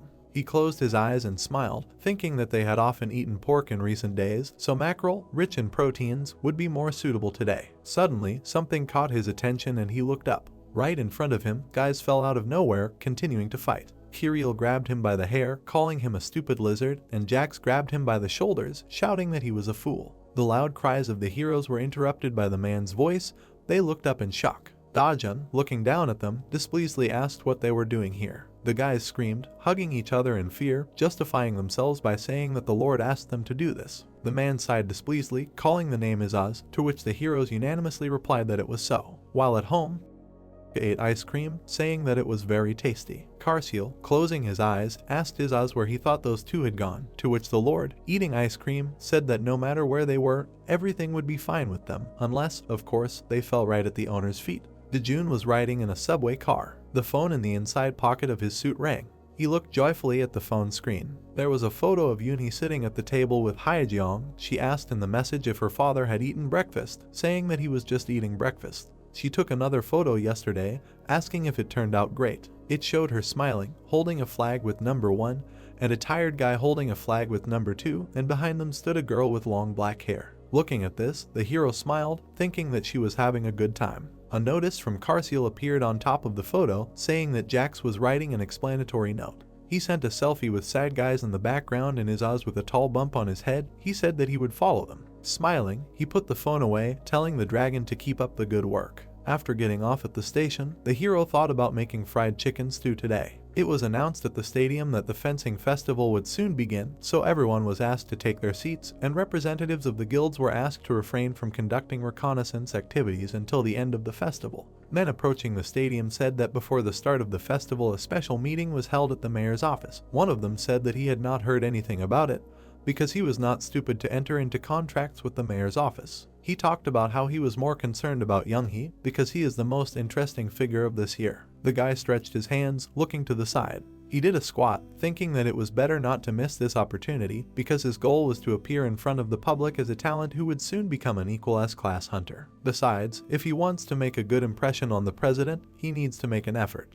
His thoughts were interrupted by the entrance of the president of the Hunter Academy and two hunters, who were greeted by a man in a suit with a bow. Looking at this, Yunhee frowned, noticing that it was the arrogant representative from the mayor's office whom he saw yesterday. Something clearly connected that guy and the president. Something about this bothered the hero. Yesterday afternoon, City Hall, seminar room. The main character stood behind the cabinet. He introduced himself, saying that he was here to explain the details of the contract with the mayor's office. He said that a special interview would be held immediately after the fencing festival, which took precedence over the entrance test into the Hunters Guild. A young man from the crowd of those present raised his hand, asking if this was strange. The hero looked at him. The guy, smiling, said that joining the guild would be many times better than joining the mayor's office. Why then special contracts remain a priority? Dojun looked at him with displeasure, saying that he didn't have time to explain this to people who lacked qualifications. The young man frowned, thinking that they didn't even have the opportunity to apply. Looking at the hunters passing by, Yunhee clenched his hand into a fist, thinking that they need to find out why a stupid contract with the city hall, which does not even provide normal support, is a higher priority than a contract with the guild. He thought that the matter in corruption.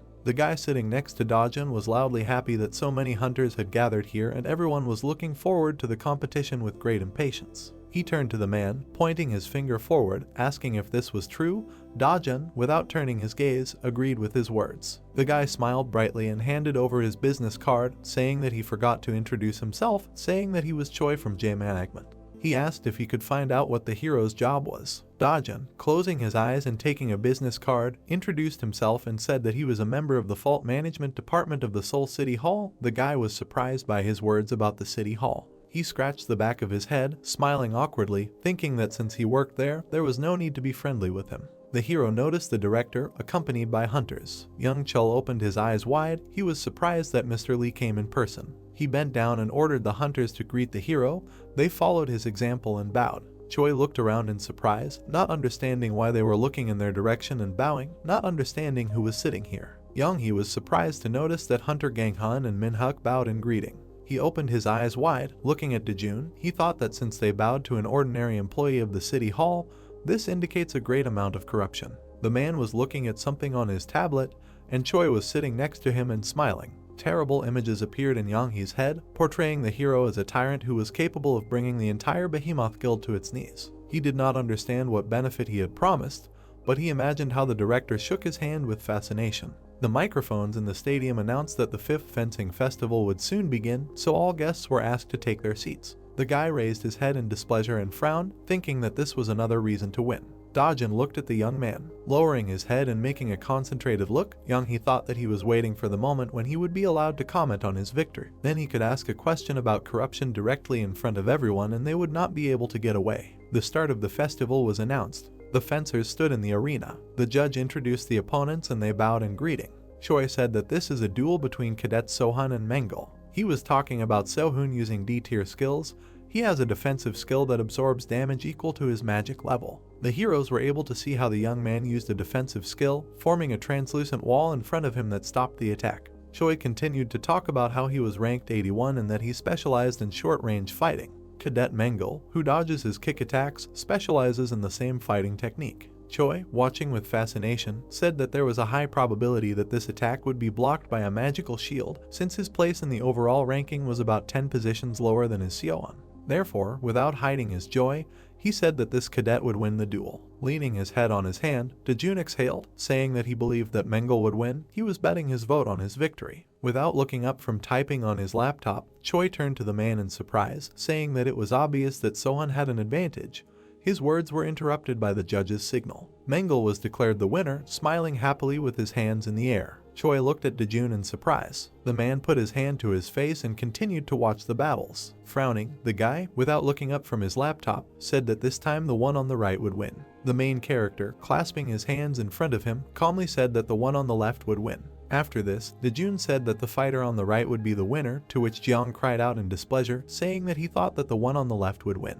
The hero again pointed out that the guy on the right would win. Choi turned to him, asking how he guessed every time. Dojun looked at him, asking if he had been in the rifts or if he had ever fought a monster. The guy looked at him in surprise, saying that he had never encountered such a thing. He asked why he asked such a question. The hero, looking at his hand on the laptop keyboard, said that he relies too much on the database. The guy did not understand what the man meant. Dojun, looking at the guys fighting, said that it would be better if he focused on the match and not on the laptop screen. Choi frowned, dissatisfied with the fact that he was following the match, but the information was also very important.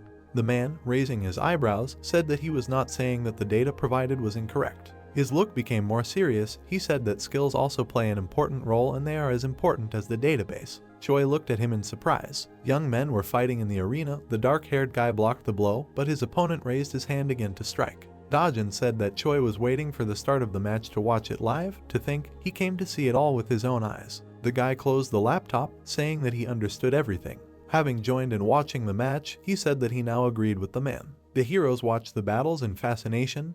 The smile never left their faces. From the microphones in the stadium, it was reported that the winners of the 5th Fencing Festival of the Hunter Academy were Yunhee, a third-year student, and he was taking the main prize. The guy joyfully raised the figurine above his head, thanking him for his words. Cadet Hansol was congratulated on second place. She closed her eyes, thanking her for the diploma. The organizer asked the leaving girl if she wanted to make a speech after the young man finished, but she turned around and headed for the exit, saying that she had nothing to say. Yunhee furrowed his brows as he thought about what he would say now. Before his eyes, Dojun was talking to the director. The guy was thinking about how he should turn to them. He adjusted the microphone, thinking that he was speaking to the public, so everyone should pay attention. He began to speak, turning to Youngkal just before the speech. The director turned around with interest. The people standing in front of him were surprised at his intentions. The guy apologized for his rudeness, but he asked to be allowed to ask him a direct question. His eyebrows furrowed as he talked about how a couple of days ago a representative from the Seoul City Hall mentioned something called a special contract. The director and Dojun looked at the young man. He said that he did not understand why he was given priority over the other contracts of the Hunters Guild. Also, the judges are the director and the 10 best hunters. He said that the man managed to achieve something that he could not even submit an application for. Youngkal opened his mouth in surprise. Dojun showed no emotion. Yunhee grabbed the microphone and said loudly that he would like the director to comment on the matter. He wanted to know what the reason for all this was, because now the mayor's office, which was unable to provide adequate support, had become a priority over the Hunters Guild. The main character exhaled with dissatisfaction. At this time, the young man was thinking about getting the city hall employee to reveal his identity. Having gathered a crowd around, the guy continued to talk about why they were forced to sign a contract with minimal support. He asked if there was corruption here. The hunters turned around in surprise, not understanding what this meant. The president frowned, thinking that this was serious because Mr. Manager did not like it when he was the center of attention. The hero chuckled. Dojun, emitting an ominous aura, smiled. Turning to the man, he noticed that there would be no benefit from an employee of the mayor's office explaining himself, so he turned the floor over to the president. The man agreed, beads of sweat dripping from his head. Taking the microphone in his hands, Young Chul closed his eyes and said that the accusation of corruption was nonsense. Yunhee and the crowd surrounding him straightened their gaze at the man, who said that currently the city hall is responsible for most of the necessary work for hunters, so that they only need to sign contracts to support them. But the young man, frowning, noted that despite the fact that the mayor's office has such an opportunity, he does not understand why he presents this as a primary contract. Young Chul looked at Dojun worriedly, thinking that he didn't want to mention Mr. Manager in his words. The hero was looking at something on his phone in surprise at that time. The president fell into a stupor. Frowning, he said in a serious tone that the most important thing is to know your heart and discover your talents. The people around were surprised by this answer. Yunhee arched his eyebrows in displeasure. He, without looking away, asked what was the point in discussing this at the mayor's office. Ganghan raised his hand, saying that he could explain this. Youngkal looked at the hunter with hope. A man with his head held high said that a person more capable than him was happily in the mayor's office for free. The absence of corruption could be proven with the help of the magic of recognition. The festival participants spoke loudly about how the Behemoth Guild was considered the most competent, but the man had just said that they were able to prove everything with magic. Ganghyun looked to the side, thinking that since he didn't directly mention the president, there was only so much that could be said. Dojun did not look up from the phone. The hunter thought that this was the opinion that Mr. Manager himself expressed. More employees are needed to strengthen the forces. Even though the magistrate does all the hard work, he still has the same opinion. Ganghyun and Yunhee looked at the hero with sitting eyes, thinking about what they would be looking forward to. A bead of sweat appeared on Dojun's face and he felt some discomfort. Yunhee, frowning, asked loudly what about the magic of recognition. The guy thought about the words of the hunter, that there is someone more capable than Behemoth, and they also work for free. He only thought about becoming famous. The guy imagined himself on the TV screen. He took a fighting stance, imagining girls behind him with posters that said how much they loved him. Yunhee was going to contribute to the safety of people as a Korean hunter, better than the Dark Knight. This young man was a boy, intoxicated with youthful maximalism. This was the moment when his growth began. A stupid smile appeared on Yunhee's face and her eyebrows rose higher. Dojun thanked the president for his good answer. He raised his hand to the back of his head, thanking him, saying that he was afraid to say too much, but the situation ended well. He looked at the hero with interest, asking how far the plan went. Dojun smiled and said that they are now aiming for the 4th floor. There is nothing particularly difficult there. The hunters and girls joyfully surrounded the man, thinking that he said everything. As expected, they adore him. The man became gloomy, thinking that today they looked even stranger. Yunhee asked if there were any cadets who were chosen at today's festival. Dojun, without looking up from the phone, asked again. The man smiled, saying that he asked him to look at his phone. He apologized. The main character, without looking up, said that this is not the case. Now he is checking the explanatory notes. Yunhee looked at him in surprise, asking the hero that these are the explanatory notes that children write, to which the man answered yes. The president presented Hax and Kirill in a stupid manner, frowning. He thought that the person who dared to cross Mr. Lie's path definitely had no brains. Looking at the phone screen in surprise, the hero thought that they wrote faster than he expected. He looked at the photograph in which the guys, with downcast eyes, held explanatory notes in front of them, and Izaz, raising his eyebrows in displeasure, held the sheet upside down. Tonight, Dojun's house. The star and Karsil slept next to each other. The lord lay on the edge of the bed, talking through his sleep about how he loved chicken soup. Suddenly, a bright glow appeared around the girl. She, without opening her eyes, began to touch her hand because she was ticklish. Opening her eyes a little, Star remembered the words of the tree. She stood at the foot of a tall tree, sparkling with pink flashes. It told her that if she ever felt a weak energy moving inside her body, then let it come here. The girl looked at him in surprise, asking about the talisman. A blue leaf shone on the tree, telling her that it would guide her. The leaf immediately turned into a magical talisman in the form of a sheet of paper with a hieroglyph. Starlet took it in her hands, wondering if she should use it. She looked at Izaz, who was talking in his sleep, and he was spread out all over the bed. She tried to wake him up so that he would help her, but the lord only continued to contentedly ask for 3 chickens, or better yet 5. The girl frowned displeasedly and pouted her lips. She screamed loudly that she was in trouble and, throwing Izaz off the bed, lifted the sheet. He looked at Star with displeasure, not understanding what was happening. She asked him if she should use the talisman because she was having problems. She brought it to the dragon's face. He raised his eyebrows in surprise, saying that he didn't even remember whether he ate or not. He didn't understand why she woke him up and made so much fuss. She frowned in displeasure, saying that this was the only way she could see the tree. Izaz asked if he could eat first, but the girl screamed that she needed to deal with this now. Their conversation was interrupted by Dojun's voice, who said that only she can use it. The star and the dragon looked at the hero in surprise. She brought the talisman to him, asking if Dad could use it. The man looked at him with interest. Izaz rolled his eyes, asking when she managed to appear here. He covered her hands with his, pulling the corners of the sheet in different directions, tearing it, saying that she could do this. A bright beam of light came out of the talisman. The girl and the lord covered their eyes with their hands. At the same second they appeared in front of the tree. It greeted the little star. Izaz cried out in surprise, saying that they had suddenly found themselves in the center. The girl, closing her eyes, scratched her hand, saying that she was very ticklish. The lord displeasedly noted that these were bed bugs, which means she didn't take a shower. The star continued to itch. Dojun asked what energy she was feeling right now. The leaves of the tree trembled. It said that there were no bugs. Little Star was tickled, because she is a mythical creature and lives up to this title.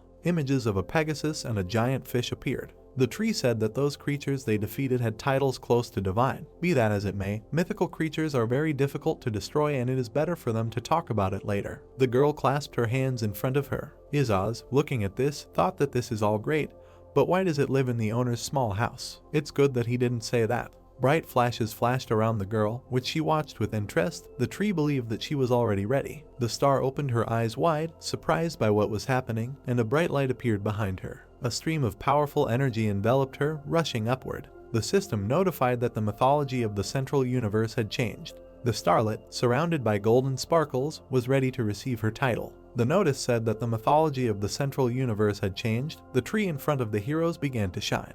Izaz raised his eyebrows in delight, saying that he had never seen anything like this. After comparing the golden snowflakes with cotton candy, the dragon caught one of them with his tongue, inquiring about its taste. He wiped his tongue on his paw in disappointment, and the main character sighed heavily. The star opened her green eyes. Placing her hands on her belt, she proudly declared that she had become an adult, receiving the title of guardian. Patting her on the head, Dojun praised her for doing a good job and coping with her scabies. Throwing up her hands, the girl asked if she was now an adult. Putting her finger to her mouth, Starlet stated that Izaz told her to wait a little to become an adult, to which the dragon displeasedly replied that the girl had not grown up at all and was more like a halfling mouse. The guy watched their argument. The child called his friend a liar, to which he stuck out his tongue and sarcastically declared that Zvezdochka was still small because she could not ignore his ridicule. The girl objected to him. The tree spirit said that she must have been raised well if she was so comfortable, and asked what the title of the main character was. Looking at the tree, the young man replied that his title was the Heavenly Devil. Yunhee entered the apartment with a suitcase and, greeting the children, asked if they had behaved well while she was gone. With her eyes widening in alarm, the girl called the children. She asked if no one was happy to see her. Karsil replied that this was not the case, while Star lay face down on the sofa. Yunhee placed her finger on her cheek and asked what happened. Lowering his eyebrows in disappointment, the purple dragon said that they had not been able to go to the supermarket for several days. Seeing children dying of boredom, the girl was surprised that they would like to go to the supermarket at least every day instead of watching TV. Looking down and exhaling, Karsil clarified that the store had been closed for several days and that at first they thought that the owner was just resting.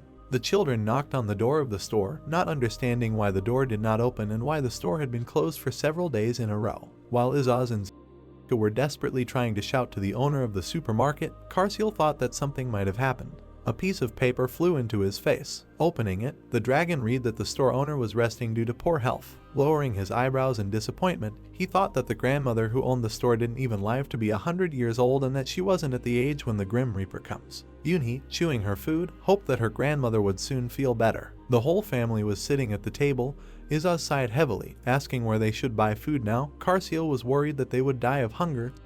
She was very upset that her grandmother was not feeling well. The little girl, scooping up rice with a spoon, hoped that the supermarket owner would get better soon. The main character called the store, but the voice assistant replied that the subscriber was temporarily unavailable. Standing in front of a supermarket, he noted the fact that no one was answering the phone. An old man passing by noticed him and asked if the guy was looking for Grandma Mart. Dojun turned to him, saying that his children love her very much, but lately they have not been able to get in touch with her. The man replied that the grandmother was admitted to the hospital after fainting, so no one answers the phone. Remembering how he found her lying on the floor, the old man explained that she had status window refusal, which is a symptom where the body no longer fits the status window. Imagining the grandmother giving the children candy, the man said that she was a very good person and that sometimes heaven is very unfair. The woman smiled happily. He added that she needed more rest because she lost consciousness due to the fact that she did not pay attention to her pain, wanting to see the children more often. Scratching his chin, the old man explained that for treatment she needed a very expensive elixir, for which the elderly woman had no money. The main character clarified whether the elixir is only needed for treatment. Scratching the back of his head, the man answered in the affirmative, saying that the medicine costs as much as a house and grandma pays rent for her place and all she has is a small hole in the wall. Dojun thanked the passerby for telling him.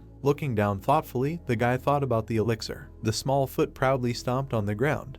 Karsil, taking the form of a little girl, stated that he and his owner were on Mount Seoraksan, which was included in the list of the 100 best attractions in Korea. Passers-by looked at them in confusion, wondering what a small child was doing here, whether they were filming some kind of movie here, and whether they were looking for the child's runaway mother. The girl, taking the owner's hand, asked what they were doing here, to which the guy replied that they were looking for an elixir. Karsil's eyes lit up and he asked what this elixir was for. Looking at him, the young man replied that was very sad and that he decided to cure Grandma Mart. Pressing her hand to her chest, the girl replied that she was very touched by this. The words that she would always follow her father made passers-by look around in bewilderment that in front of them was such an unusual child and that the young man was his father. Embarrassedly putting his hand to his forehead, the main character called Karsil to quickly leave. He attached the card to a special machine, which confirmed the identity of the hunter, warned that the complexity of the gap was much higher than his rank, and asked him to scan the card again to continue. The little girl crossed her arms over her chest in displeasure, declaring that the device did not recognize people properly because her owner was raising the Dragon Lord. Covering her mouth with his hand, Dojun interrupted her and suggested that she just enter the gap. Having stepped through the portal, they found themselves on the other side of the gap. Carseal opened his mouth in surprise. Looking at the snow-covered valley, he was amazed at how much snow there was. The girl stuck out her tongue to taste the snow. The guy noticed that in this regard she was similar to Izaz. Suddenly there was a noise ahead. The girl's eyes sparkled. Seeing the approaching ice blocks, she screamed for the owner to be careful. The young man put a shield in front of them, on which ice shards immediately broke. He grabbed Carseal with one hand. Fighting off the attacks, Dojun ran forward. The girl called out to her owner in fear. The face of an old man appeared before them, asking who they were. The spirit stood in front of them in a kimono, not understanding how they dared to enter here. Knitting his eyebrows, he demanded an answer. The guy, looking at him, remained silent. Carseal felt dizzy. He thought that the world was spinning too quickly before his eyes. The old man asked his question again. The couple clubbed on his behalf and said that he would punish them if they did not reveal their identities and the purpose of the coming. The young man replied that an elixir could be found here. The spirit clarified why he needed the essence of the earth, to which he replied that there was simply a need for it. A strong wind blew, blowing the hair of the heroes. The old man was amazed that an inferior person would address him with such disrespect. Turning his gaze to the guy, he said that he would like to freeze him and his soul in the ice cage of the Na for tens of thousands of years, but his role is to protect the essence of the earth, so the young man needs to pass the test, despite his arrogance. The main character calmly asked what test we were talking about, stretching out a huge hand with energy gathered around it. The spirit replied that it would measure the strength of his soul and stated that he would not pass this test due to his ignorant behavior, warning Dojun, who was holding a sparkling stone in his hands, that if he failed, his soul would be torn to shreds. The old man asked if he was ready for the test. Casriel, putting his hand to his mouth, whispered that he had a feeling that the shard was full of germs. The man noticed that the pet was as ignorant as its owner. The guy looked thoughtfully at the fragment, saying that he had not passed any tests for a long time. The young man swallowed the stone. The stunned girl said that he should have given the fragment to him because it was too dirty. The old man said displeasedly that the crystal of nature was pure. The main character, smiling slyly, accepted the challenge. Sitting in the lotus position, the spirit said that the elixir is not just a cure for all diseases, because the crystal of nature is a medicine given by heaven.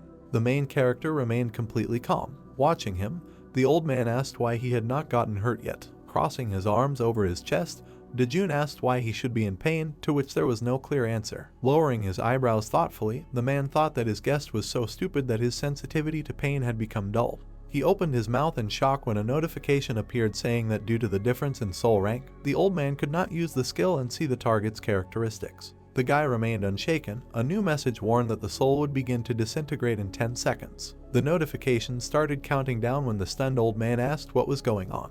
His weakened body fell into the snow after the set time had passed. Trying to get up, the spirit asked if God himself was standing in front of him. Looking at him, the young man exhaled and asked not to exaggerate and just show him the elixir, to which the old man replied that he did not need the elixir because he had surpassed the stage of nature. Scratching his chin, the main character said that it was not he who needed the elixir, but someone who was unwell, and asked to provide the elixir in the form of a potion, if possible. Rounding his eyes, the old man said that such things should be warned in advance. Carseal, crossing his arms over his chest, noticed that the man was ignorant towards the owner. The spirit objected that pets should not interfere. Then the girl turned into a purple dragon, forcing him to apologize for the disrespect. The main character walked along the hospital corridor, and Carseal walked with him, realizing that everything has its own but. The name, Oksu, gender and date of hospitalization of the patient were written on the sign. The grandmother's inner fire gradually weakened. The girl said that her indicators were very weak and perhaps she would not even be able to drink the elixir. Opening a bottle of pink liquid, Dojun replied that everything would be fine. He poured the elixir into an IV so that the grandmother would not have to drink the elixir. Her inner fire flared up, shocking Carseal standing next to her. A smile was visible on the patient's face under the oxygen mask. The little girl was happy that Oksu would wake up soon and they could greet her after such a long wait. The guy said that it was better for them to leave her so that she could rest. Looking at the old woman with tears in her eyes, the girl noted the fact that her owner, despite his strength, was very worried about other people. The young man replied that that was not the case. Leaving the chamber, Carseal noted the fact that everyone else would be very happy. The main character said that until the store opens, they will have to buy food at some market. Noticing the doctors discussing Aksu's condition and the fact that no one could pay her hospital bills, Dojun thought about how he could help her in this situation. Looking at the doctors, Karsil suggested that they go talk to some bad people and take their money. The guy looked around thoughtfully. Grandmother, having come to her senses, opened her eyes. The doctor standing nearby was happy about this. Aksu said that her turn to leave would soon come and asked how long she had left to live. The words of the doctor sitting opposite her that she was completely healthy and that she could soon be discharged seemed impossible to her. Reaching out to his shoulder, the grandmother said that she didn't even have the strength to get up. When she grabbed the doctor's shoulder, his face twisted in pain. A scream was heard from the window of a multi-story hospital. Aksu worriedly asked if everything was okay. The doctor, trying to hold back tears, replied that he was very glad to have such an amount of energy. Rubbing his shoulder, the man reminded her to remember to thank her neighbors who paid her hospital bills. Raising her eyebrow in surprise, the grandmother asked to describe him in more detail, to which the doctor replied that the 25-year-old guy was quite tall and handsome. Asterisk and Izaz joyfully ran towards the recovered store owner. The grandmother patted the girl on the head, asking if they had come for choco pie,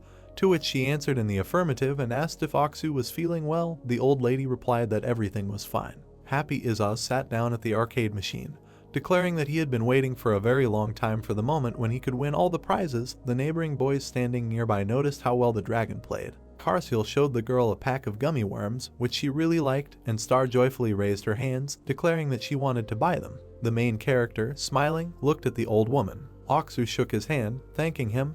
Not knowing how she could repay him, Dojun asked how she knew that he was the one who paid her bills. Holding his hand, his grandmother said that he is the only tall, handsome young man who comes to this hole in the wall. Smiling, the guy expressed his desire for her to remain in this store for many more years because the children adore her. The little star put marmalade on Izaz's head and said that he looked like worms. The dragon, busy with the machine gun, shouted that he could hear everything. Wiping away tears of joy, Aksu replied that she would do so and thanked the guy again. Kakas appeared behind the main character, happy that the store had finally opened. Kirill, who was following him, said that now they would not have to go far for choco pie, because the other supermarket annoyed him. Kakas replied that it would be better if they bought something from normal food. Turning to the smiling grandmother, they asked if she had choco pie. Seeing Dojun, the guys opened their mouths in fear. Kakas asked why he was here, to which the young man did not give an intelligible answer. With his eyebrows seriously lowered, the main character asked if they were causing any accidents. The stunned young men did not know how to answer this question.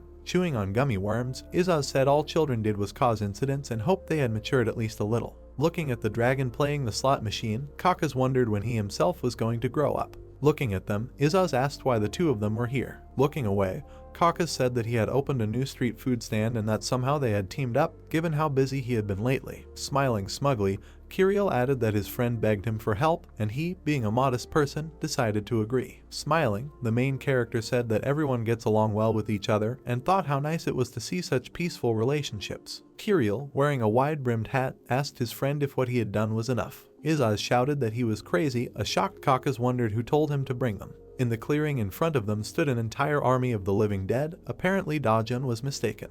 Depicted as a rank F gap, home of the plains goblins. Kakas laughs, noticing the rich soil, and he believes that this is the ideal place to plant this vegetable, which grows only in the underground, and this land must have been created specifically for farming. Kirill angrily calls him a white lizard, asking if he will really give him free food if he helps him, and the dragon remarks that he doesn't eat anything lower than spicy chicken stew. Kakas' eyes burn, declaring that dragons never lie. He swears on the honor of dragons that he will give the Lord as much delicious food as he wants, but he must work tirelessly. Izaz frowns, asking if he is giving him orders again, which the guy denies. Kakas shouts displeasedly to Kirill, saying that this concerns him too. If he doesn't work, he won't even give him soup. Kirill warms up while the goblins stand in front of him and realizes that they need to get rid of them first. Kakas tells him to hurry up and deal with them to make sure everything here is good and clean, even if it takes a long time. The guy holds a bow in his hands, believing that the fair-haired one is underestimating him, as if goblins take a lot of time. He smirks, declaring that he will finish the monsters in a second. Kakas kicks him, asking if he is crazy because he will ruin the farmers' fields like this. Kirill holds his head, remembering that he himself told him to deal with them, and he asks why he should stop him now. Kakas gets angry, saying that he will not only ruin the farmers' fields, but the entire land here will become unusable.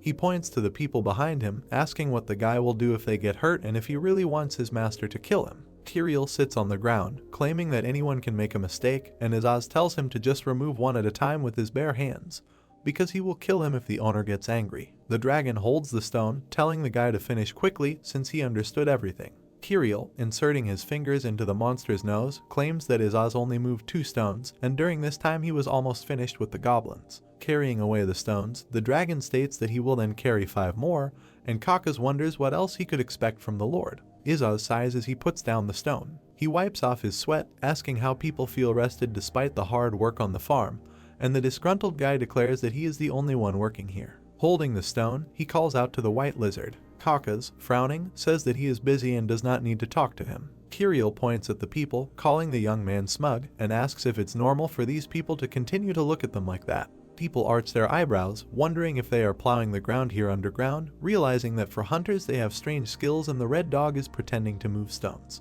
Izaz frowns, asking what difference it makes and whether Kakas is thinking of mocking ordinary citizens because he is supposedly powerful in the central universe. The guy claims that, as expected of the Lord, he sees right through his character. The dragon claims that guys like him have an intellect as big as their ego. Kirill annoyedly says that he will do the smart thing and won't even ask. It will take more than a month for everything to grow here, which means that one of these people can come here and steal something. The dragon is amazed, telling Hakes that the guy just said something logical, and believing that he ate something wrong, and the blonde one reports that this is the first time he has heard him talk about something useful. The young people begin to fight, which Izaz notices, and Kakas replies that the blue-haired one is the first to use his fists. He frowns, telling him to stop acting like he knows everything when he can't even offer a solution to the problem. Kirill angrily shouts back that he knows a way to stop people from stealing the crops. Arching an eyebrow, Kakas asks if he knows. Kirill holds the bag in his hands, announcing that everything will go smoothly as long as he has this. The bag is shrouded in magic, and it is reported that it is called a seal bag, and if he brings any monster to a dying state,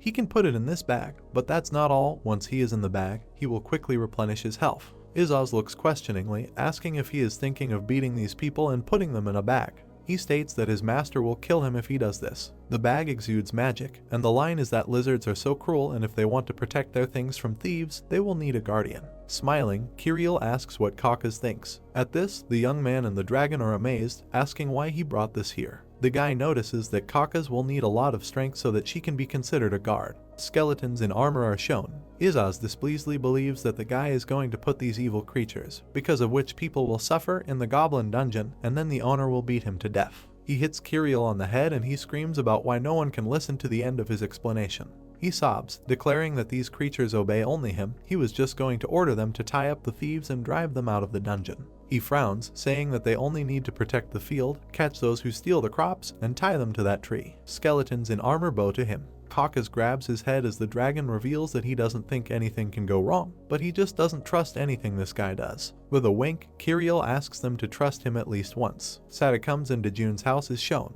Yunhee yells to everyone that the food is ready, and the dragon assumes there will be kimchi soup for lunch. A call comes in from Chialsu's boss, and the thought rings out that he's not the type to call on the weekend. Dojun answers the call. Chialsu reports that it is urgent and all employees need to go to work. There is a question about what happened. The chief's face darkens when he asks if the guy remembers the goblin dungeon in Mengeldong, and claims that it turns out that there are no goblins left there, but instead as yet unidentified monsters have appeared. He uncomfortably believes that an elevation phenomenon has occurred here, to which he asks what type of monster is there. Hyaksu looks at the computer dumbfounded when the boss says that this is the problem. Everyone is seeing such a monster for the first time, so the information is being entered only now. It turns out there have been no incidents so far. As Dojun puts on his jacket, he claims it's a relief. It is reported that it takes an hour to get there, and the question is whether the guy can go straight to the dungeon. He leaves, saying that he will be there soon. He jumps out of the window, rushing to work. Yunhee frowns when the dragon remarks that it looks like he will get his master's portion,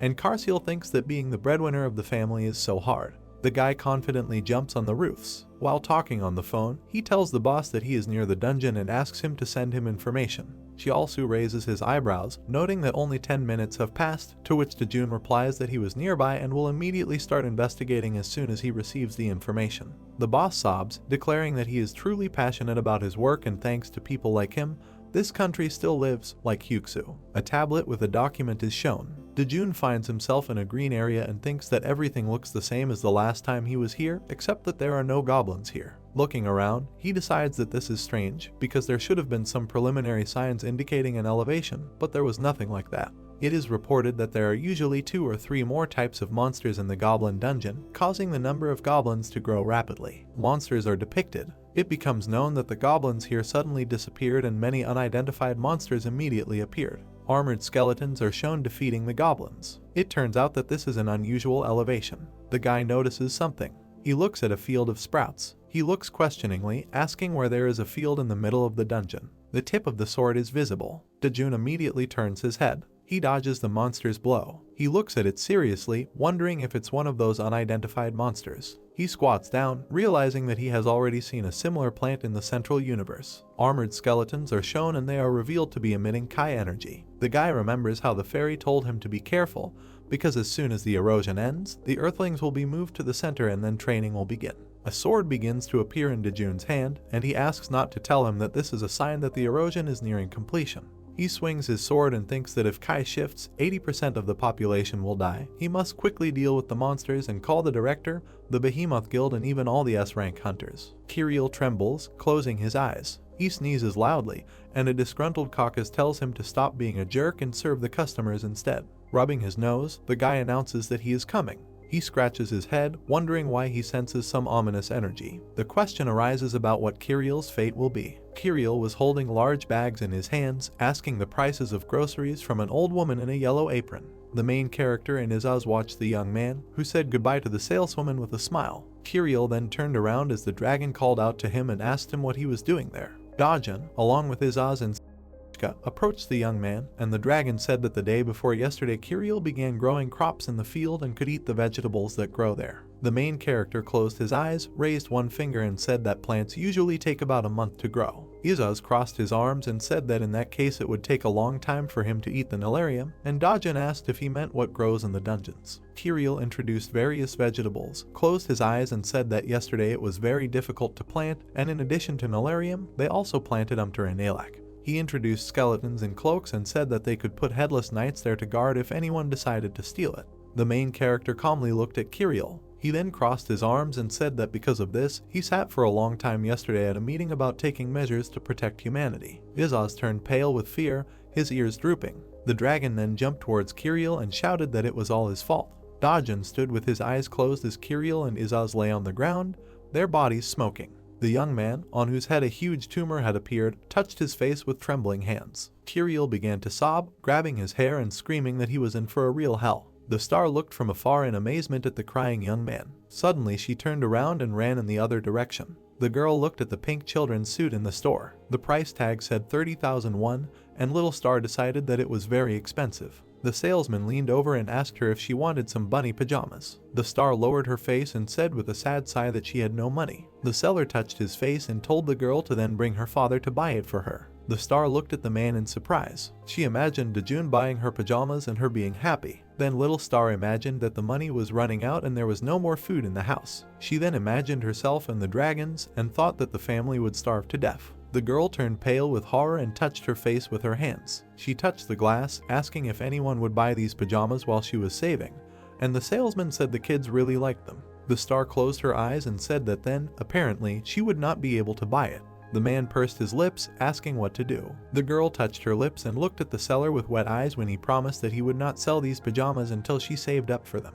The star smiled joyfully and said that then she would save money. The seller and the girl turned around at the same time when they heard Izaz scream. Kirill, Hakes, and the dragon were out of breath after running for a long time, and the man with white hair said that they only had 30 seconds left of the 10 minutes that Dojun had given them. Kirill and Izaz burst into tears, clinging to each other, and said that now they would only have to write 10 pages instead of 50. Hakes and the young man turned around, and the dragon with an angry expression on his face told Star that it was time to go. He walked up to the display window and looked skeptically at the pink pajamas. Izaz looked at the price tag and said that Star was unlikely to be able to buy this even if she did housework all her life. The girl clenched her hands into fists and shouted that she would buy pajamas with the money her mother gave her. Izaz put his hands on the back of her head, reminding Star that she only received 500 won at a time, and the girl's eyes became wet with tears. The next morning at the main character's house, Izaz approached the girl lying on the floor. Yunhee and Karsiel, who were folding clothes, said that they did not know what happened to Star. She lay with her forehead in her hands and said that Izaz was right because she would not be able to buy pajamas, because she only had 2,400 won saved up. Star turned around with a smile when the dragon showed the money and offered to lend the full amount. Izaz then laughed and said he was joking, and Karsil looked at him skeptically. The star puffed out her cheeks angrily and pursed her lips. She then bit the dragon's ear and screamed that he was evil. Yunhee pulled the girl away from Izaz and said that you shouldn't bite your friends. Yunhee sternly said that the dragon was in pain, and Star sadly lowered her head, stopping struggling. While Izaz was touching his ear, Yunhee told him not to bully a child, and then warned him that they both would not receive pocket money. The dragon frowned and Star almost started crying.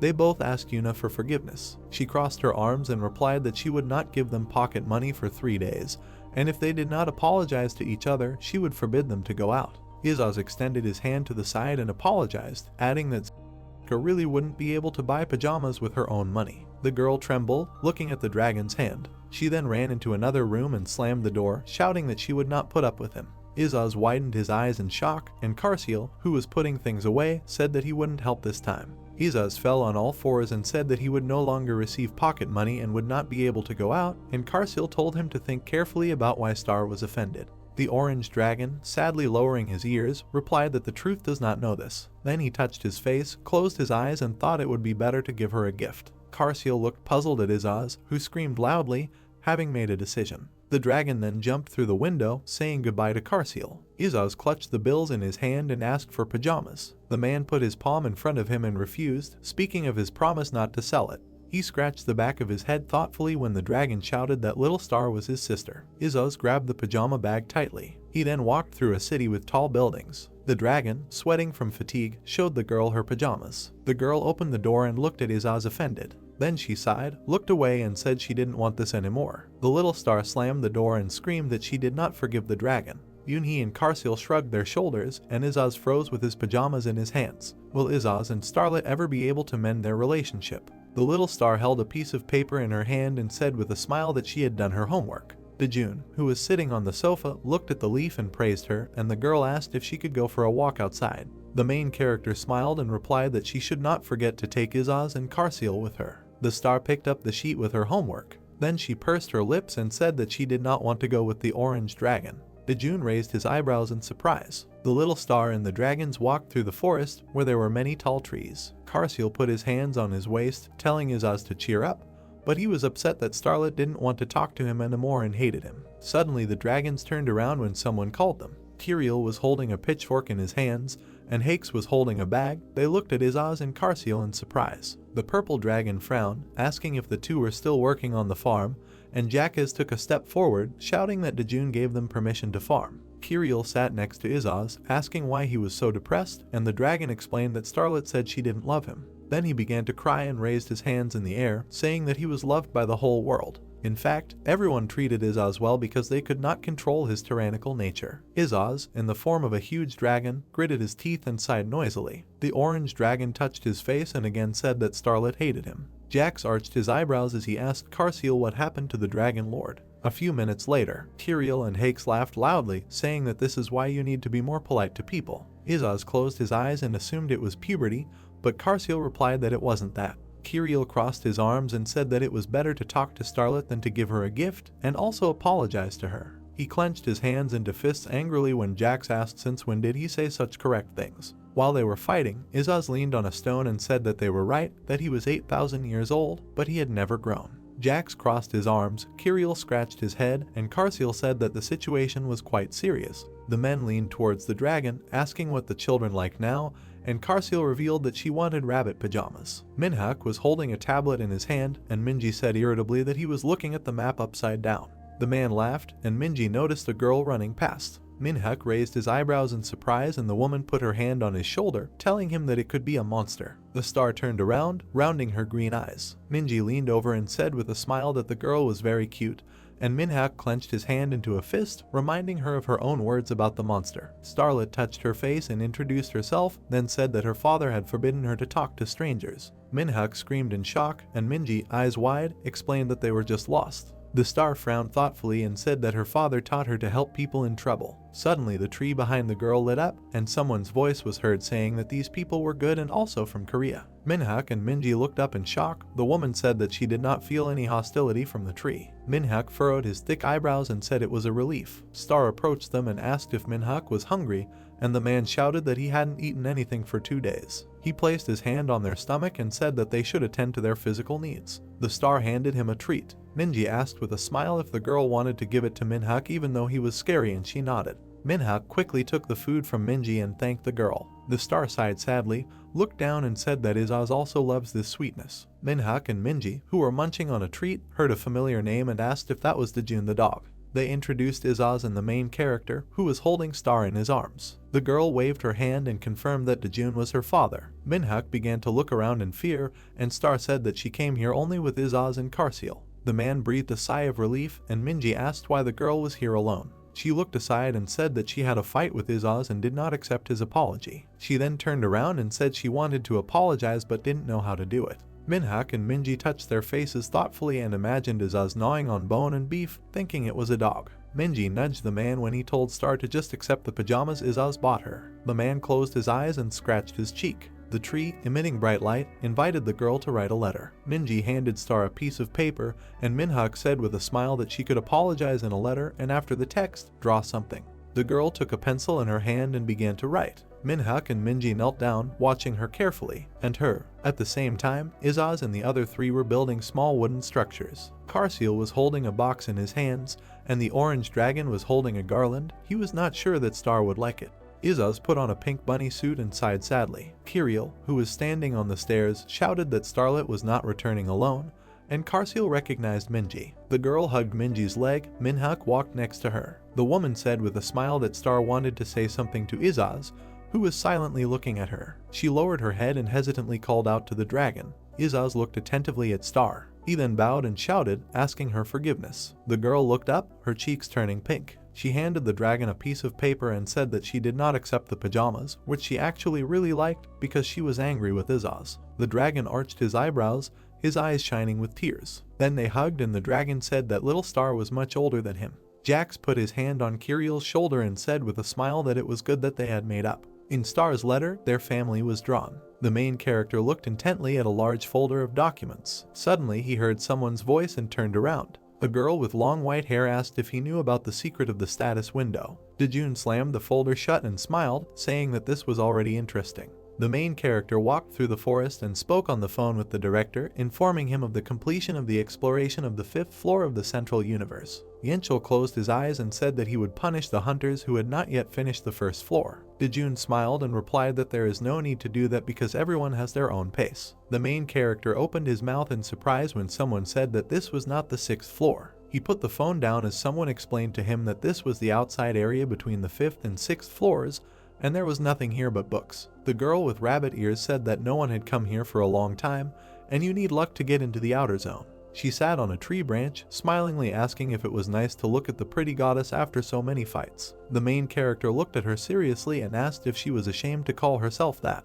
The girl frowned and thought that most people are under the pressure of her energy and cannot even look into her eyes, but this person behaves as usual. Cecilia then placed her hands on her feet, two huge red eyes appearing behind her as she used her innate ability to view the status window of other beings. A bright red glow appeared around Dojun. The system said that Cecilia wouldn't dare look at the target's information, and the protagonist crossed his arms, asking what she was trying to do. The girl introduced Izaz and said that this skill works even on him. Cecilia jumped from the tree to the ground and asked if he was the famous Dojun. When he asked how she knew, the girl turned away and said with a smile that everyone was only talking about him. There were a lot of comments under Izaz's drawing, and Cecilia said that a lot of people talk about the story of the dragon's reincarnation. Dojun looked at the girl sternly. She raised her eyebrows, thinking that the protagonist had some kind of special mind defense skill since her truth gaze didn't work. Cecilia then crossed her arms and thought that Izaz simply didn't know how scary the world really was, and that his true nature would show up as soon as he got scared. She smirked and asked if Dojun knew anything about the status window. Cecilia raised her hand, creating a blue bright screen,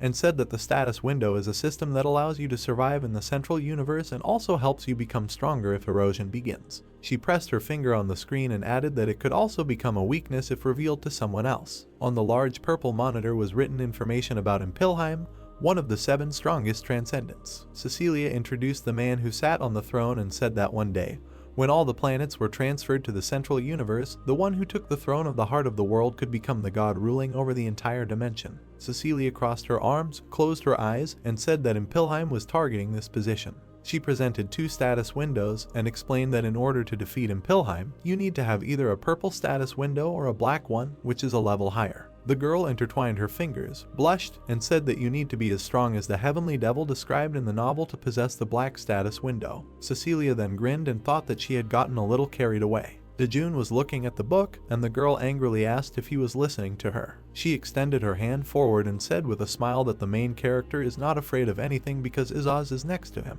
Cecilia then crossed her arms and asked Dojun to be careful with her favorite book. The main character looked at the book, which was a biography of the Heavenly Devil. Dojun turned the book over. He saw that the girl's name was written on the cover. Cecilia widened her eyes in shock, asking how he knew her name, and the main character silently took out his phone. He saw a message from Yunhee who said that Izaz still hadn't returned home. Cecilia asked the same question again, but Dojun turned away and said that it was time for him to go home. Cecilia's mouth opened in shock as the protagonist entered the portal. She touched his face and asked what he was so busy with. It was night. The street was illuminated with the help of buildings in which the lights were on. Kirill talked about how he single-handedly stopped an entire army when he was in the heart of the world. He sat at the round table with Izaz and Hakes, and the dragon shouted that he had killed Alice's, the 52nd demon, with one blow of his dragon spear. Izaz scratched his cheek and said that his enemy's name could be Belial because he no longer remembers it. The dragon sharply put the glass on the table and shouted that he fought on equal terms with Dojun and could even win.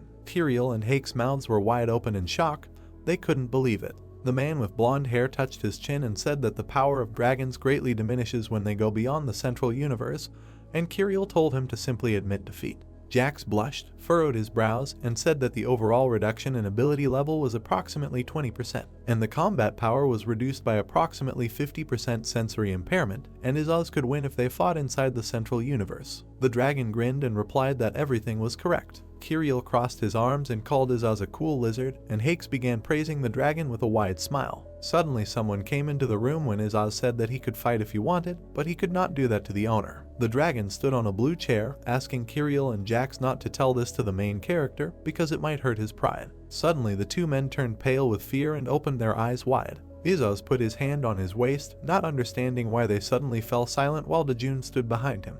The dragon turned around in fear when he heard a familiar voice. The main character looked at him sternly, quoting his words about hurt pride. Monsters with green skin and yellow eyes screamed loudly, brandishing their weapons. Yeji held the sword tightly in her hand. Her gaze was focused and her brows furrowed. Then the girl attacked the enemies one by one, and red flashes appeared in the air. She stopped, the wind blowing her hair and cloak, and Dojun watched her from afar with a tablet in his hands. He looked at Yeji carefully. She turned around with a smile when he called her. Yeji looked at her sword in surprise when Dojun suggested she buy a new weapon. The girl pressed the sword to her face and said with a sad face that she was going to use it forever because it was a gift from Dojun. The main character looked at the tablet, asking if Yeji wanted to continue using a weapon that could not be repaired, and she confirmed it. Dojun looked at her and did not argue, realizing that this sword was valuable to her. The main character, Izaz, and the goblin were in a goblin trading company. There was a red sign hanging from the ceiling that said Sales Department. Dojun walked forward while Izaz shouted for the goblin to pack everything well. There were goblins behind the counters selling their goods, and the main character said that he needed to make something to order. The orange dragon stopped at the fragrant dish, saying that he would like lunch to order. Izaz turned pale with fear when Dojun asked how much the minced dragon would cost, and the goblin said he could clarify that.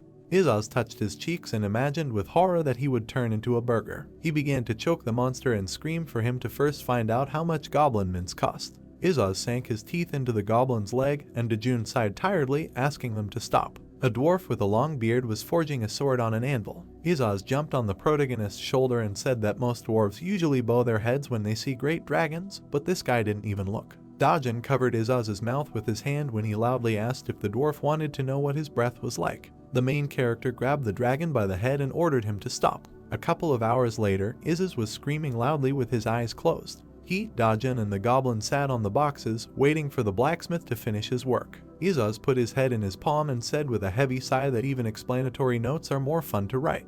He stretched his arms up and said with a smile that he liked everything when Dojun told him to write an explanatory note. Suddenly Izaz narrowed his eyes with suspicion and asked if the goblin had just laughed. He turned around, his face sweating with fear, and he said that he could not laugh at the greatest and strongest in the universe, but then he corrected himself and called Izaz the second most powerful being. 72 hours later, the goblin was on his knees and crying, his arms stretched up, trembling. The blacksmith put down the hammer, then he showed the sword and said that it turned out well. His eyes widened in surprise when he saw Dojun. The main character closed his eyes and said that he would like to place an order. The blacksmith raised his hand and said that he doesn't do anything he doesn't want to do, but Dojun can buy any weapon behind his back. Izaz began to flex his fists, insulting the gnome, and the main character reached into the bag. He took out the material and said that in that case he would have to take this rare metal to some other blacksmith, and a packaged cake fell out of the bag. The dwarf's eyebrows rose and his eyes showed interest. Dojun took the ore in his hand and wanted to tell about it, but the blacksmith bent down to pick up the sweetness. The blacksmith looked at the treat with admiration, saying that it was a rare, precious, wonderful taste that was as difficult to experience as getting stars from the sky. The main character came closer to the blacksmith and said that he would give it to him if he made a sword. He handed the gnome the ore and the instruction sheet, asking him to do everything exactly according to it. Dojun turned around and told Izaz to stay here until the sword was ready, and the dragon screamed indignantly. The main character lit a fire on his finger and asked with a smile, since last time there was a draw, then why don't they now find out who is the best among them? Izaz hid behind the goblin and said that he would not budge, would not complain, and would check absolutely everything from the very beginning until the very completion of forging the sword. The dwarf suddenly remembered the red dragon who fought with his ancestors and said that he was uncomfortable being with Izaz. The blacksmith frowned and said that he could complete the order without the presence of the dragon, and then asked Dojun to pick it up. The main character looked at the gnome and said that there was a misunderstanding. He crossed his arms, explaining that the blacksmith could use Izaz as an assistant, and they both looked at Dojun with stunned eyes. The dwarf raised his eyebrows as if he didn't believe these words. The main character pointed his finger at him and told him to use the dragon. Izaz trembled with fear and called Dojun. The blacksmith turned around and looked at him with a creepy smile. Suddenly he waved his whip. Izaz closed his eyes and screamed in pain. The dwarf hit him again and demanded that he bring firewood. Izaz ran with firewood in his hands, not understanding why he was in so much pain if it was just a whip. The blacksmith licked the golden weapon and said that it was a stunning masterpiece, created by his ancestors in anticipation of the uprising. Dojun and the goblin sat at the table while the dwarf continued to beat Izaz. A few days later, white clouds swirled in the blue sky. Yeji quickly ran forward, screaming loudly. The main character watched from afar as she swung her sword. He imagined a man with long dark hair and thought that this happened every time Yeji swung his weapon. Dojun smiled. The girl turned around, her cheeks flushed, and she thought that her heart was beating faster every time he looked at her. Yeji thought with a smile that the main character wanted to propose to her, and Dojun asked what she was thinking about. He picked up the weapon and thought that Yeji looked somehow bad. The main character looked at her carefully and came to the conclusion that it was time to give it to the girl.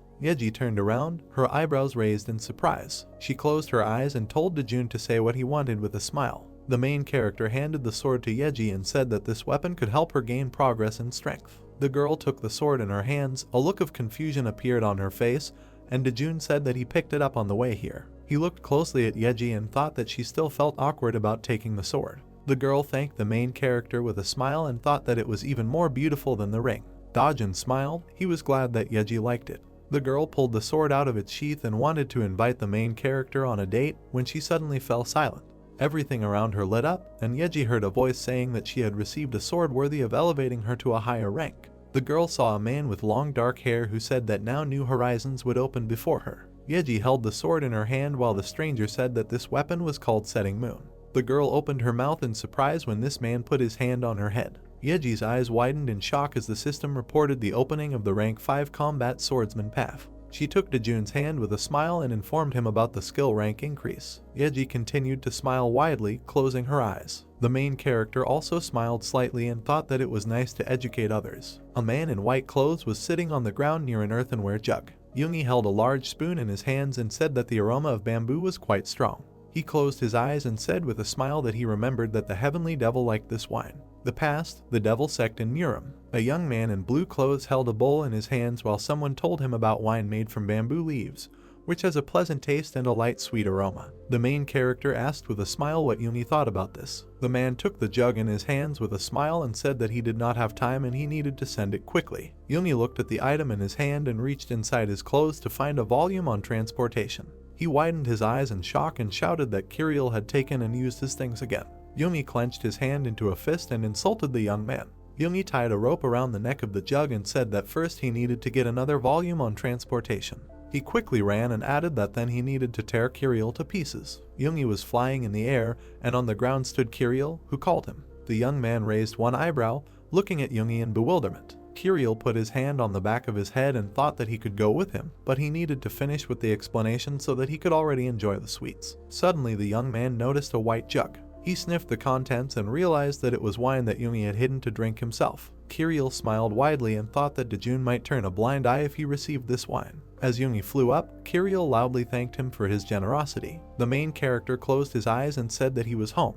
Yunhee said with a sad face that they had a guest. Dojun looked at the girl in confusion. Kirill was sitting at the table. Everyone, with the exception of was not happy about the young man's visit. Kirill took out the explanatory notes and said that he just wanted to give it away. The main character looked puzzled at the jug that Kirill handed to him. Dojun examined the vessel and said that it looked like wine made from bamboo leaves. The main character said that he did not expect that Kirill could make the highest quality wine, and the young man froze with awkwardness, saying that Yunhee gave it to him. Izaz closed his eyes and shouted that Kirill must have stolen it. Kirill, whose face was covered with sweat, swore that his best friend Yunhee gave him this wine. Dojun poured the wine into the cup and asked Kirill to convey his gratitude to the man. The star pointed her finger at the main character and said that you shouldn't drink this. She trembled and said she almost died when she tried it. Izaz slammed his hand on the table. He, dressed in a hat and raincoat, said that nothing compares to the bitter taste of life. Yunhee took the dragon's hat off and said that he shouldn't drink it either. Dojun raised the cup to his mouth and said that Izaz was acting like a child.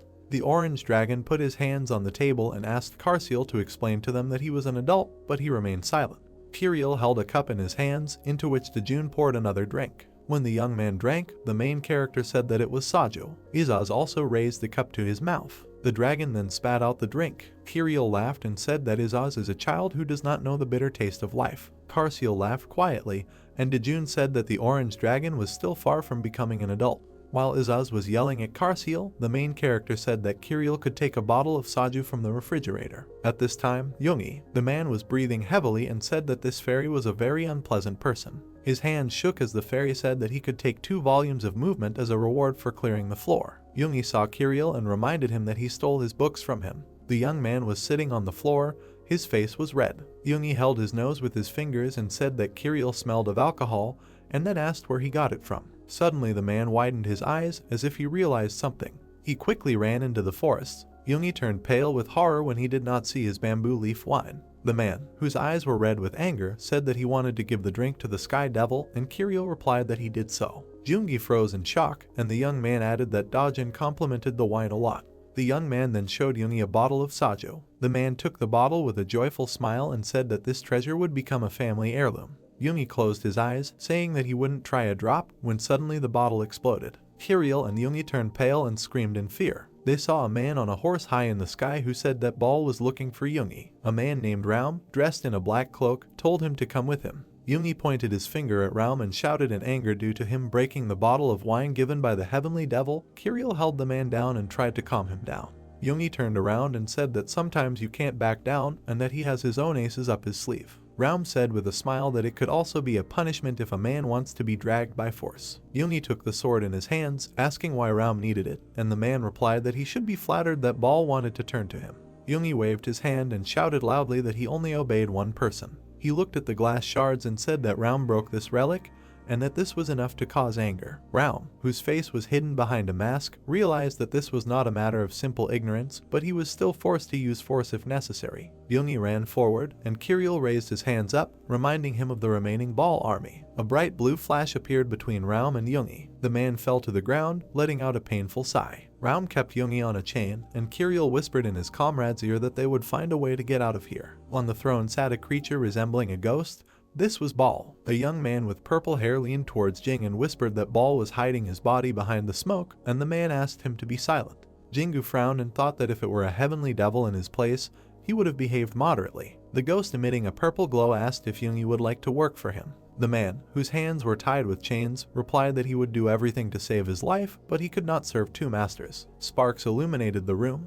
Ball said that his offer was tempting because after the death of Kamatra, he would like to appoint Yunhee as commander of his army. Kirill and Yunhee opened their mouths in shock. Ball presented Izaz in his true form and said that after the Great War, the dragon race, including their lord, hid for tens of thousands of years. Ball then introduced a girl with long ears and added that the same applies to the Spirit King. Yunhee clenched his hands into fists and said that he only serves one person, so he refuses. Kirill, with a bead of sweat running down his face, asked if this meant Yunhee would have to fight Dojun. Yunhee sat on his knees and Ball asked if he served in Pelheim. Kirill put his hand on his head, saying that everyone would die trying to fight the main character, and Yunhee said that there was a misunderstanding.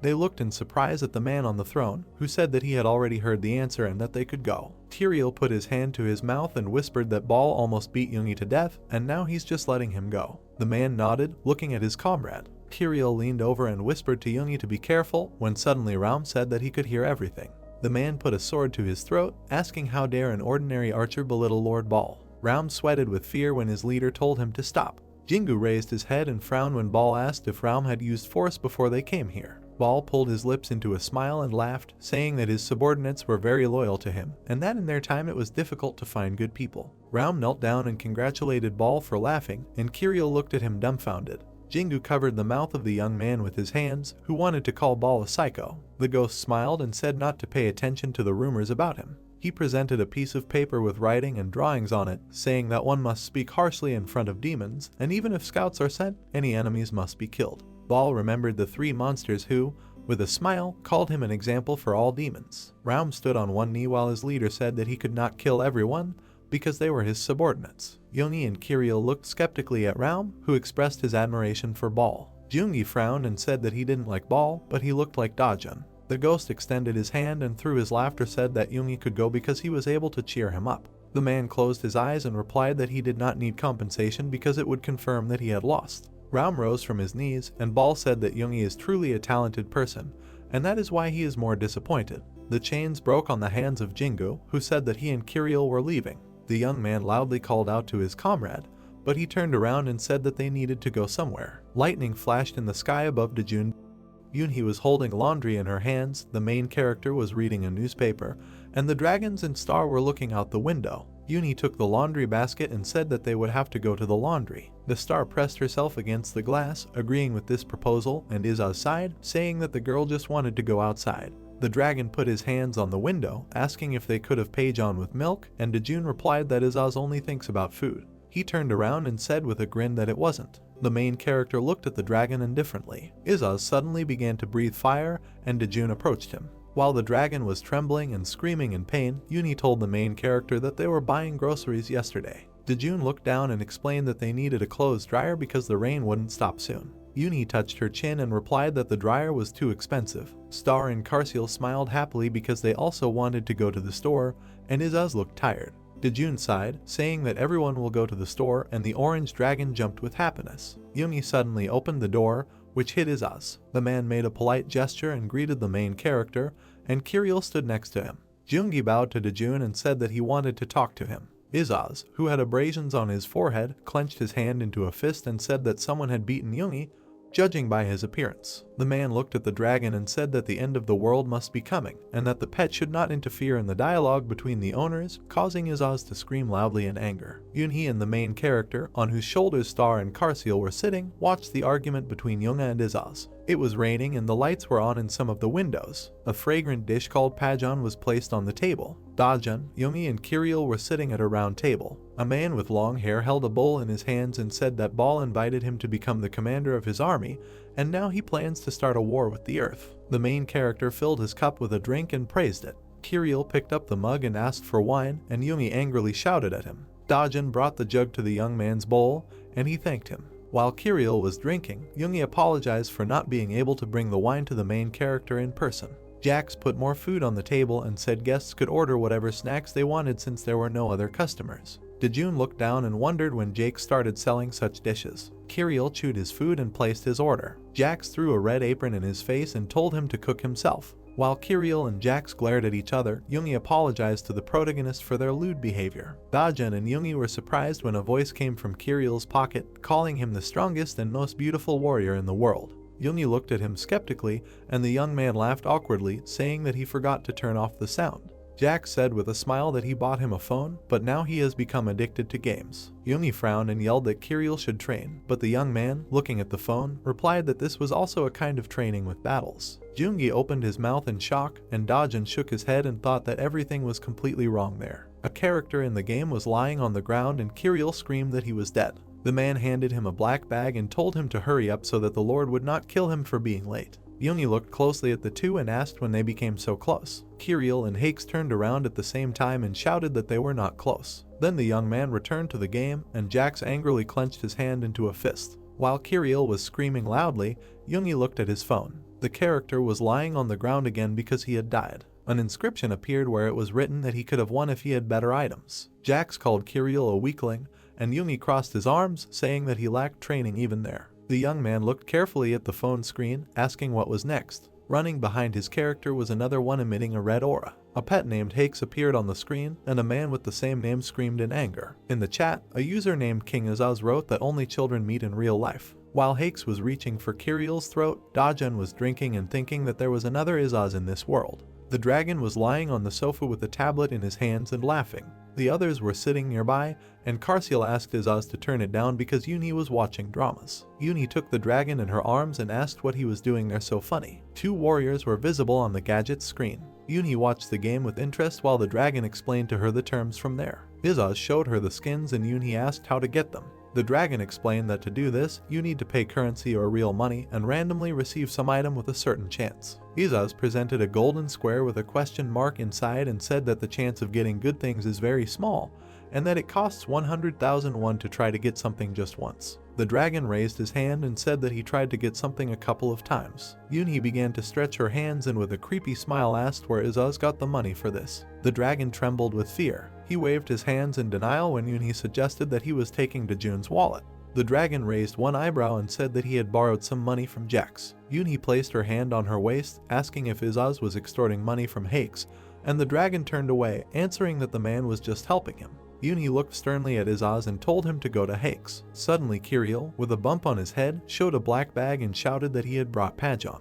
The young man gritted his teeth, putting the food on the table, and Yunhee asked if something had happened. Starlet widened her green eyes, asking if Kirill was angry, and Azaz was unhappy that he dared to make a fuss in front of Yunhee. Kirill fell face first into the table, screaming that someone was always killing him, and Yunhee became alarmed, not understanding the meaning of these words. The young man furrowed his brows and explained that someone named the greatest knight Azaz constantly beats him in the game. The dragon sighed and realized that the player named Beautiful was Kirill. Azaz raised one eyebrow in confusion as Kirill began to mock him.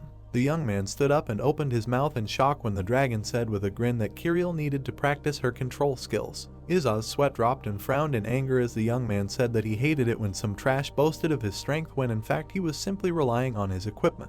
The dragon turned away and closed his eyes. He then began to flex his fists and told Kirill to come to him. The young man turned pale and froze in horror. Kirill, whose face was red and swollen, asked how he could have guessed that the Dragon King called himself the Great Azaz in the game. The dragon clenched his hand into a fist, hinting that he might beat him again, and Kirill shuddered in fear. Then he rubbed his palms and smiled. The young man was playing a mobile game and said that he just wanted to become as strong as Azaz. Kirill pursed his lips in concentration, looking at the screen. He quickly pressed his finger on the screen, thinking about the money he had earned despite Jack's harsh criticism. The young man pressed the call button, mentally praying for victory. Kirill sat on the couch and said that he had been earning this money for more than a month. Azaz said with a smile that he managed to improve the item, and that luck is also a skill. Kirill turned around and looked at him annoyed. He saw that was holding a phone with the game on. The girl pressed the call button, saying that she wanted it too. The young man grabbed his hair and shouted that this was his weekly income. Suddenly he widened his eyes in shock when he saw a golden glow. The star looked at the phone in surprise. The Guardian's power, Fortune, was activated. Azaz and Kirill's eyes widened in shock. A legendary level item was visible on the phone screen. Yunhee hugged Star with a smile while the dragon and the young man looked at the phone. Azaz pulled the gadget towards himself and shouted that it was his. Kirill took the phone in both hands and asked if it was true that it belonged to him. Two characters were fighting. The greatest knight Azaz died and lay motionless on the ground. The dragon screamed in anger, and Kirill smiled happily. Azaz jumped on him, and Kirill reminded him that he himself said that it was only controlled by the game. While they were fighting, Karsiel sighed heavily and suggested that Star go learn Korean. Izaz looked at the summon button and said that he was going to knock out 100 legendary items. Various clothes appeared on the screen. The dragon frowned and screeched with rage. He began to sob and fell to the floor, and Star offered to help him. She crossed her arms in displeasure when Izaz said that it wouldn't work a second time. The girl reached for the tablet. The dragon pressed his hands to his face in despair, and Kiriel smiled. Suddenly an inscription appeared about the activation of the Guardian's power. 5 legendary items were visible on the gadget's screen. Izaz and Kiriel looked at the tablet in shock, asking if Star was the god of summonings. The girl touched her lips, silently looking at the dragon and the young man. Then she smiled and asked if they liked her the most. Kiriel said with a big smile that she was amazing and the greatest in the whole world, but Izaz said not to overdo it. The dragon screamed angrily when Star with a smile said that in this case she would help the young man. Izaz looked to the side and said with effort that Star was the best. Yunhee picked up the dragon and said with an angry look that a child should not learn such a thing. Kiriel raised his eyebrows and opened his mouth when Yunhee told him and Izaz to play with the girl. The dragon frowned and widened his violet eyes. The star raised her hands up and smiled happily. She was happy to play outside. Bright lightning flashed in the sky. Izaz sighed and said that it would be better to do it later, causing the girl to jump up and down and scream that she wanted it now. She then closed her eyes and said that she wouldn't help if they didn't go play now. The girl crossed her arms as Izaz and Kiriel asked her for help again. The sky lit up with blue flashes as Little Star summoned legendary items to the young man and the dragon. A week later, these 2 IDs were blocked for using illegal programs and they were banned from the game. The Little Star stepped into a puddle and said that she loved the rain. She ran happily, and Kiriel and Izaz walked under the umbrella. The dragon, dressed in a green raincoat, smiled madly and again asked the girl to help him get the legendary item. The star looked at Izaz and said that she would not do this again. Suddenly, they saw an old man with a long beard and a dark cloak. He looked closely at the girl and asked if she would help him. The stranger approached the trio, asking for help from Zvezdochka. The girl arched her eyebrows and looked at him in fear, and Kiriel told the old man to get lost. He took a step and a puddle splashed under his feet. He opened his mouth and smoke came out. Then he suddenly fell to the ground. The star widened her green eyes and opened her mouth. She suddenly ran forward, and Kiriel and Izaz shouted, asking her to stop. The girl approached the trembling old man and asked if he was hungry. She handed him the sweet in a black and beige package. The old man raised his eyebrows in admiration when he recognized this treat. Then he stuffed the cake into his mouth and cried with happiness. Kiriel bent his knees and shouted that the girl could give it to him, and Star closed her eyes, answering that Dojun taught her to help people in need. The old man stood up, closed his eyes, and thanked Star. He then raised his hand, saying that he would give it to her as thanks, and everything around was plunged into a bright light. The girl looked at the stone in her hand and said that it was beautiful. She put the stone in both hands and said that the main character should like it. Izaz realized that it was a rain stone.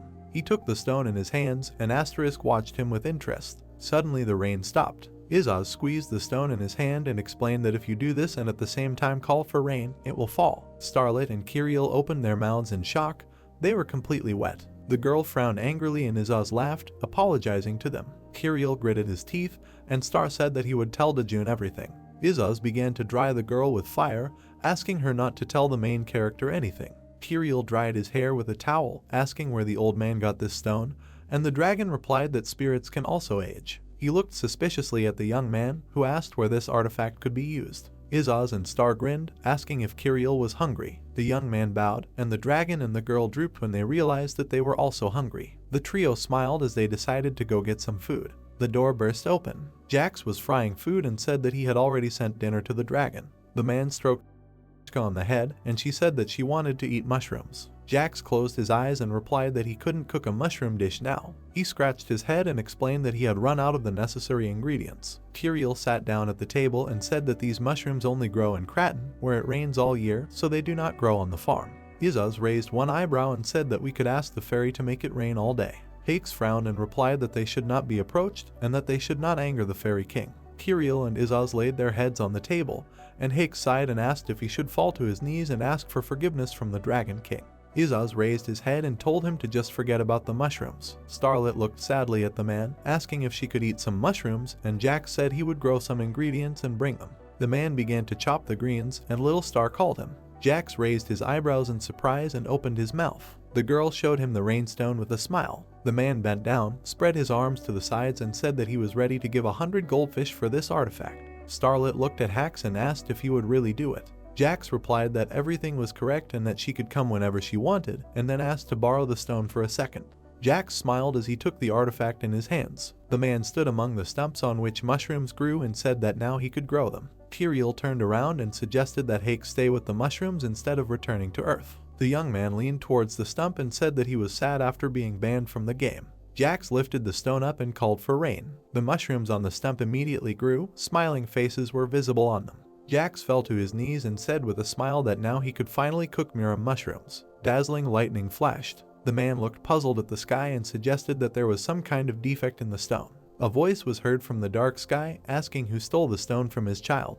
Jax raised his eyebrows, recognizing the voice, and Kiriel put his hand on his waist, asking who was hanging around. A woman with long ears and blonde hair screamed that they had to face consequences for abusing her child. Thus ended the 3rd season. That's how this video ends. If you have sat through to the end, please don't forget to press the subscribe button and leave feedback. See you in the next video.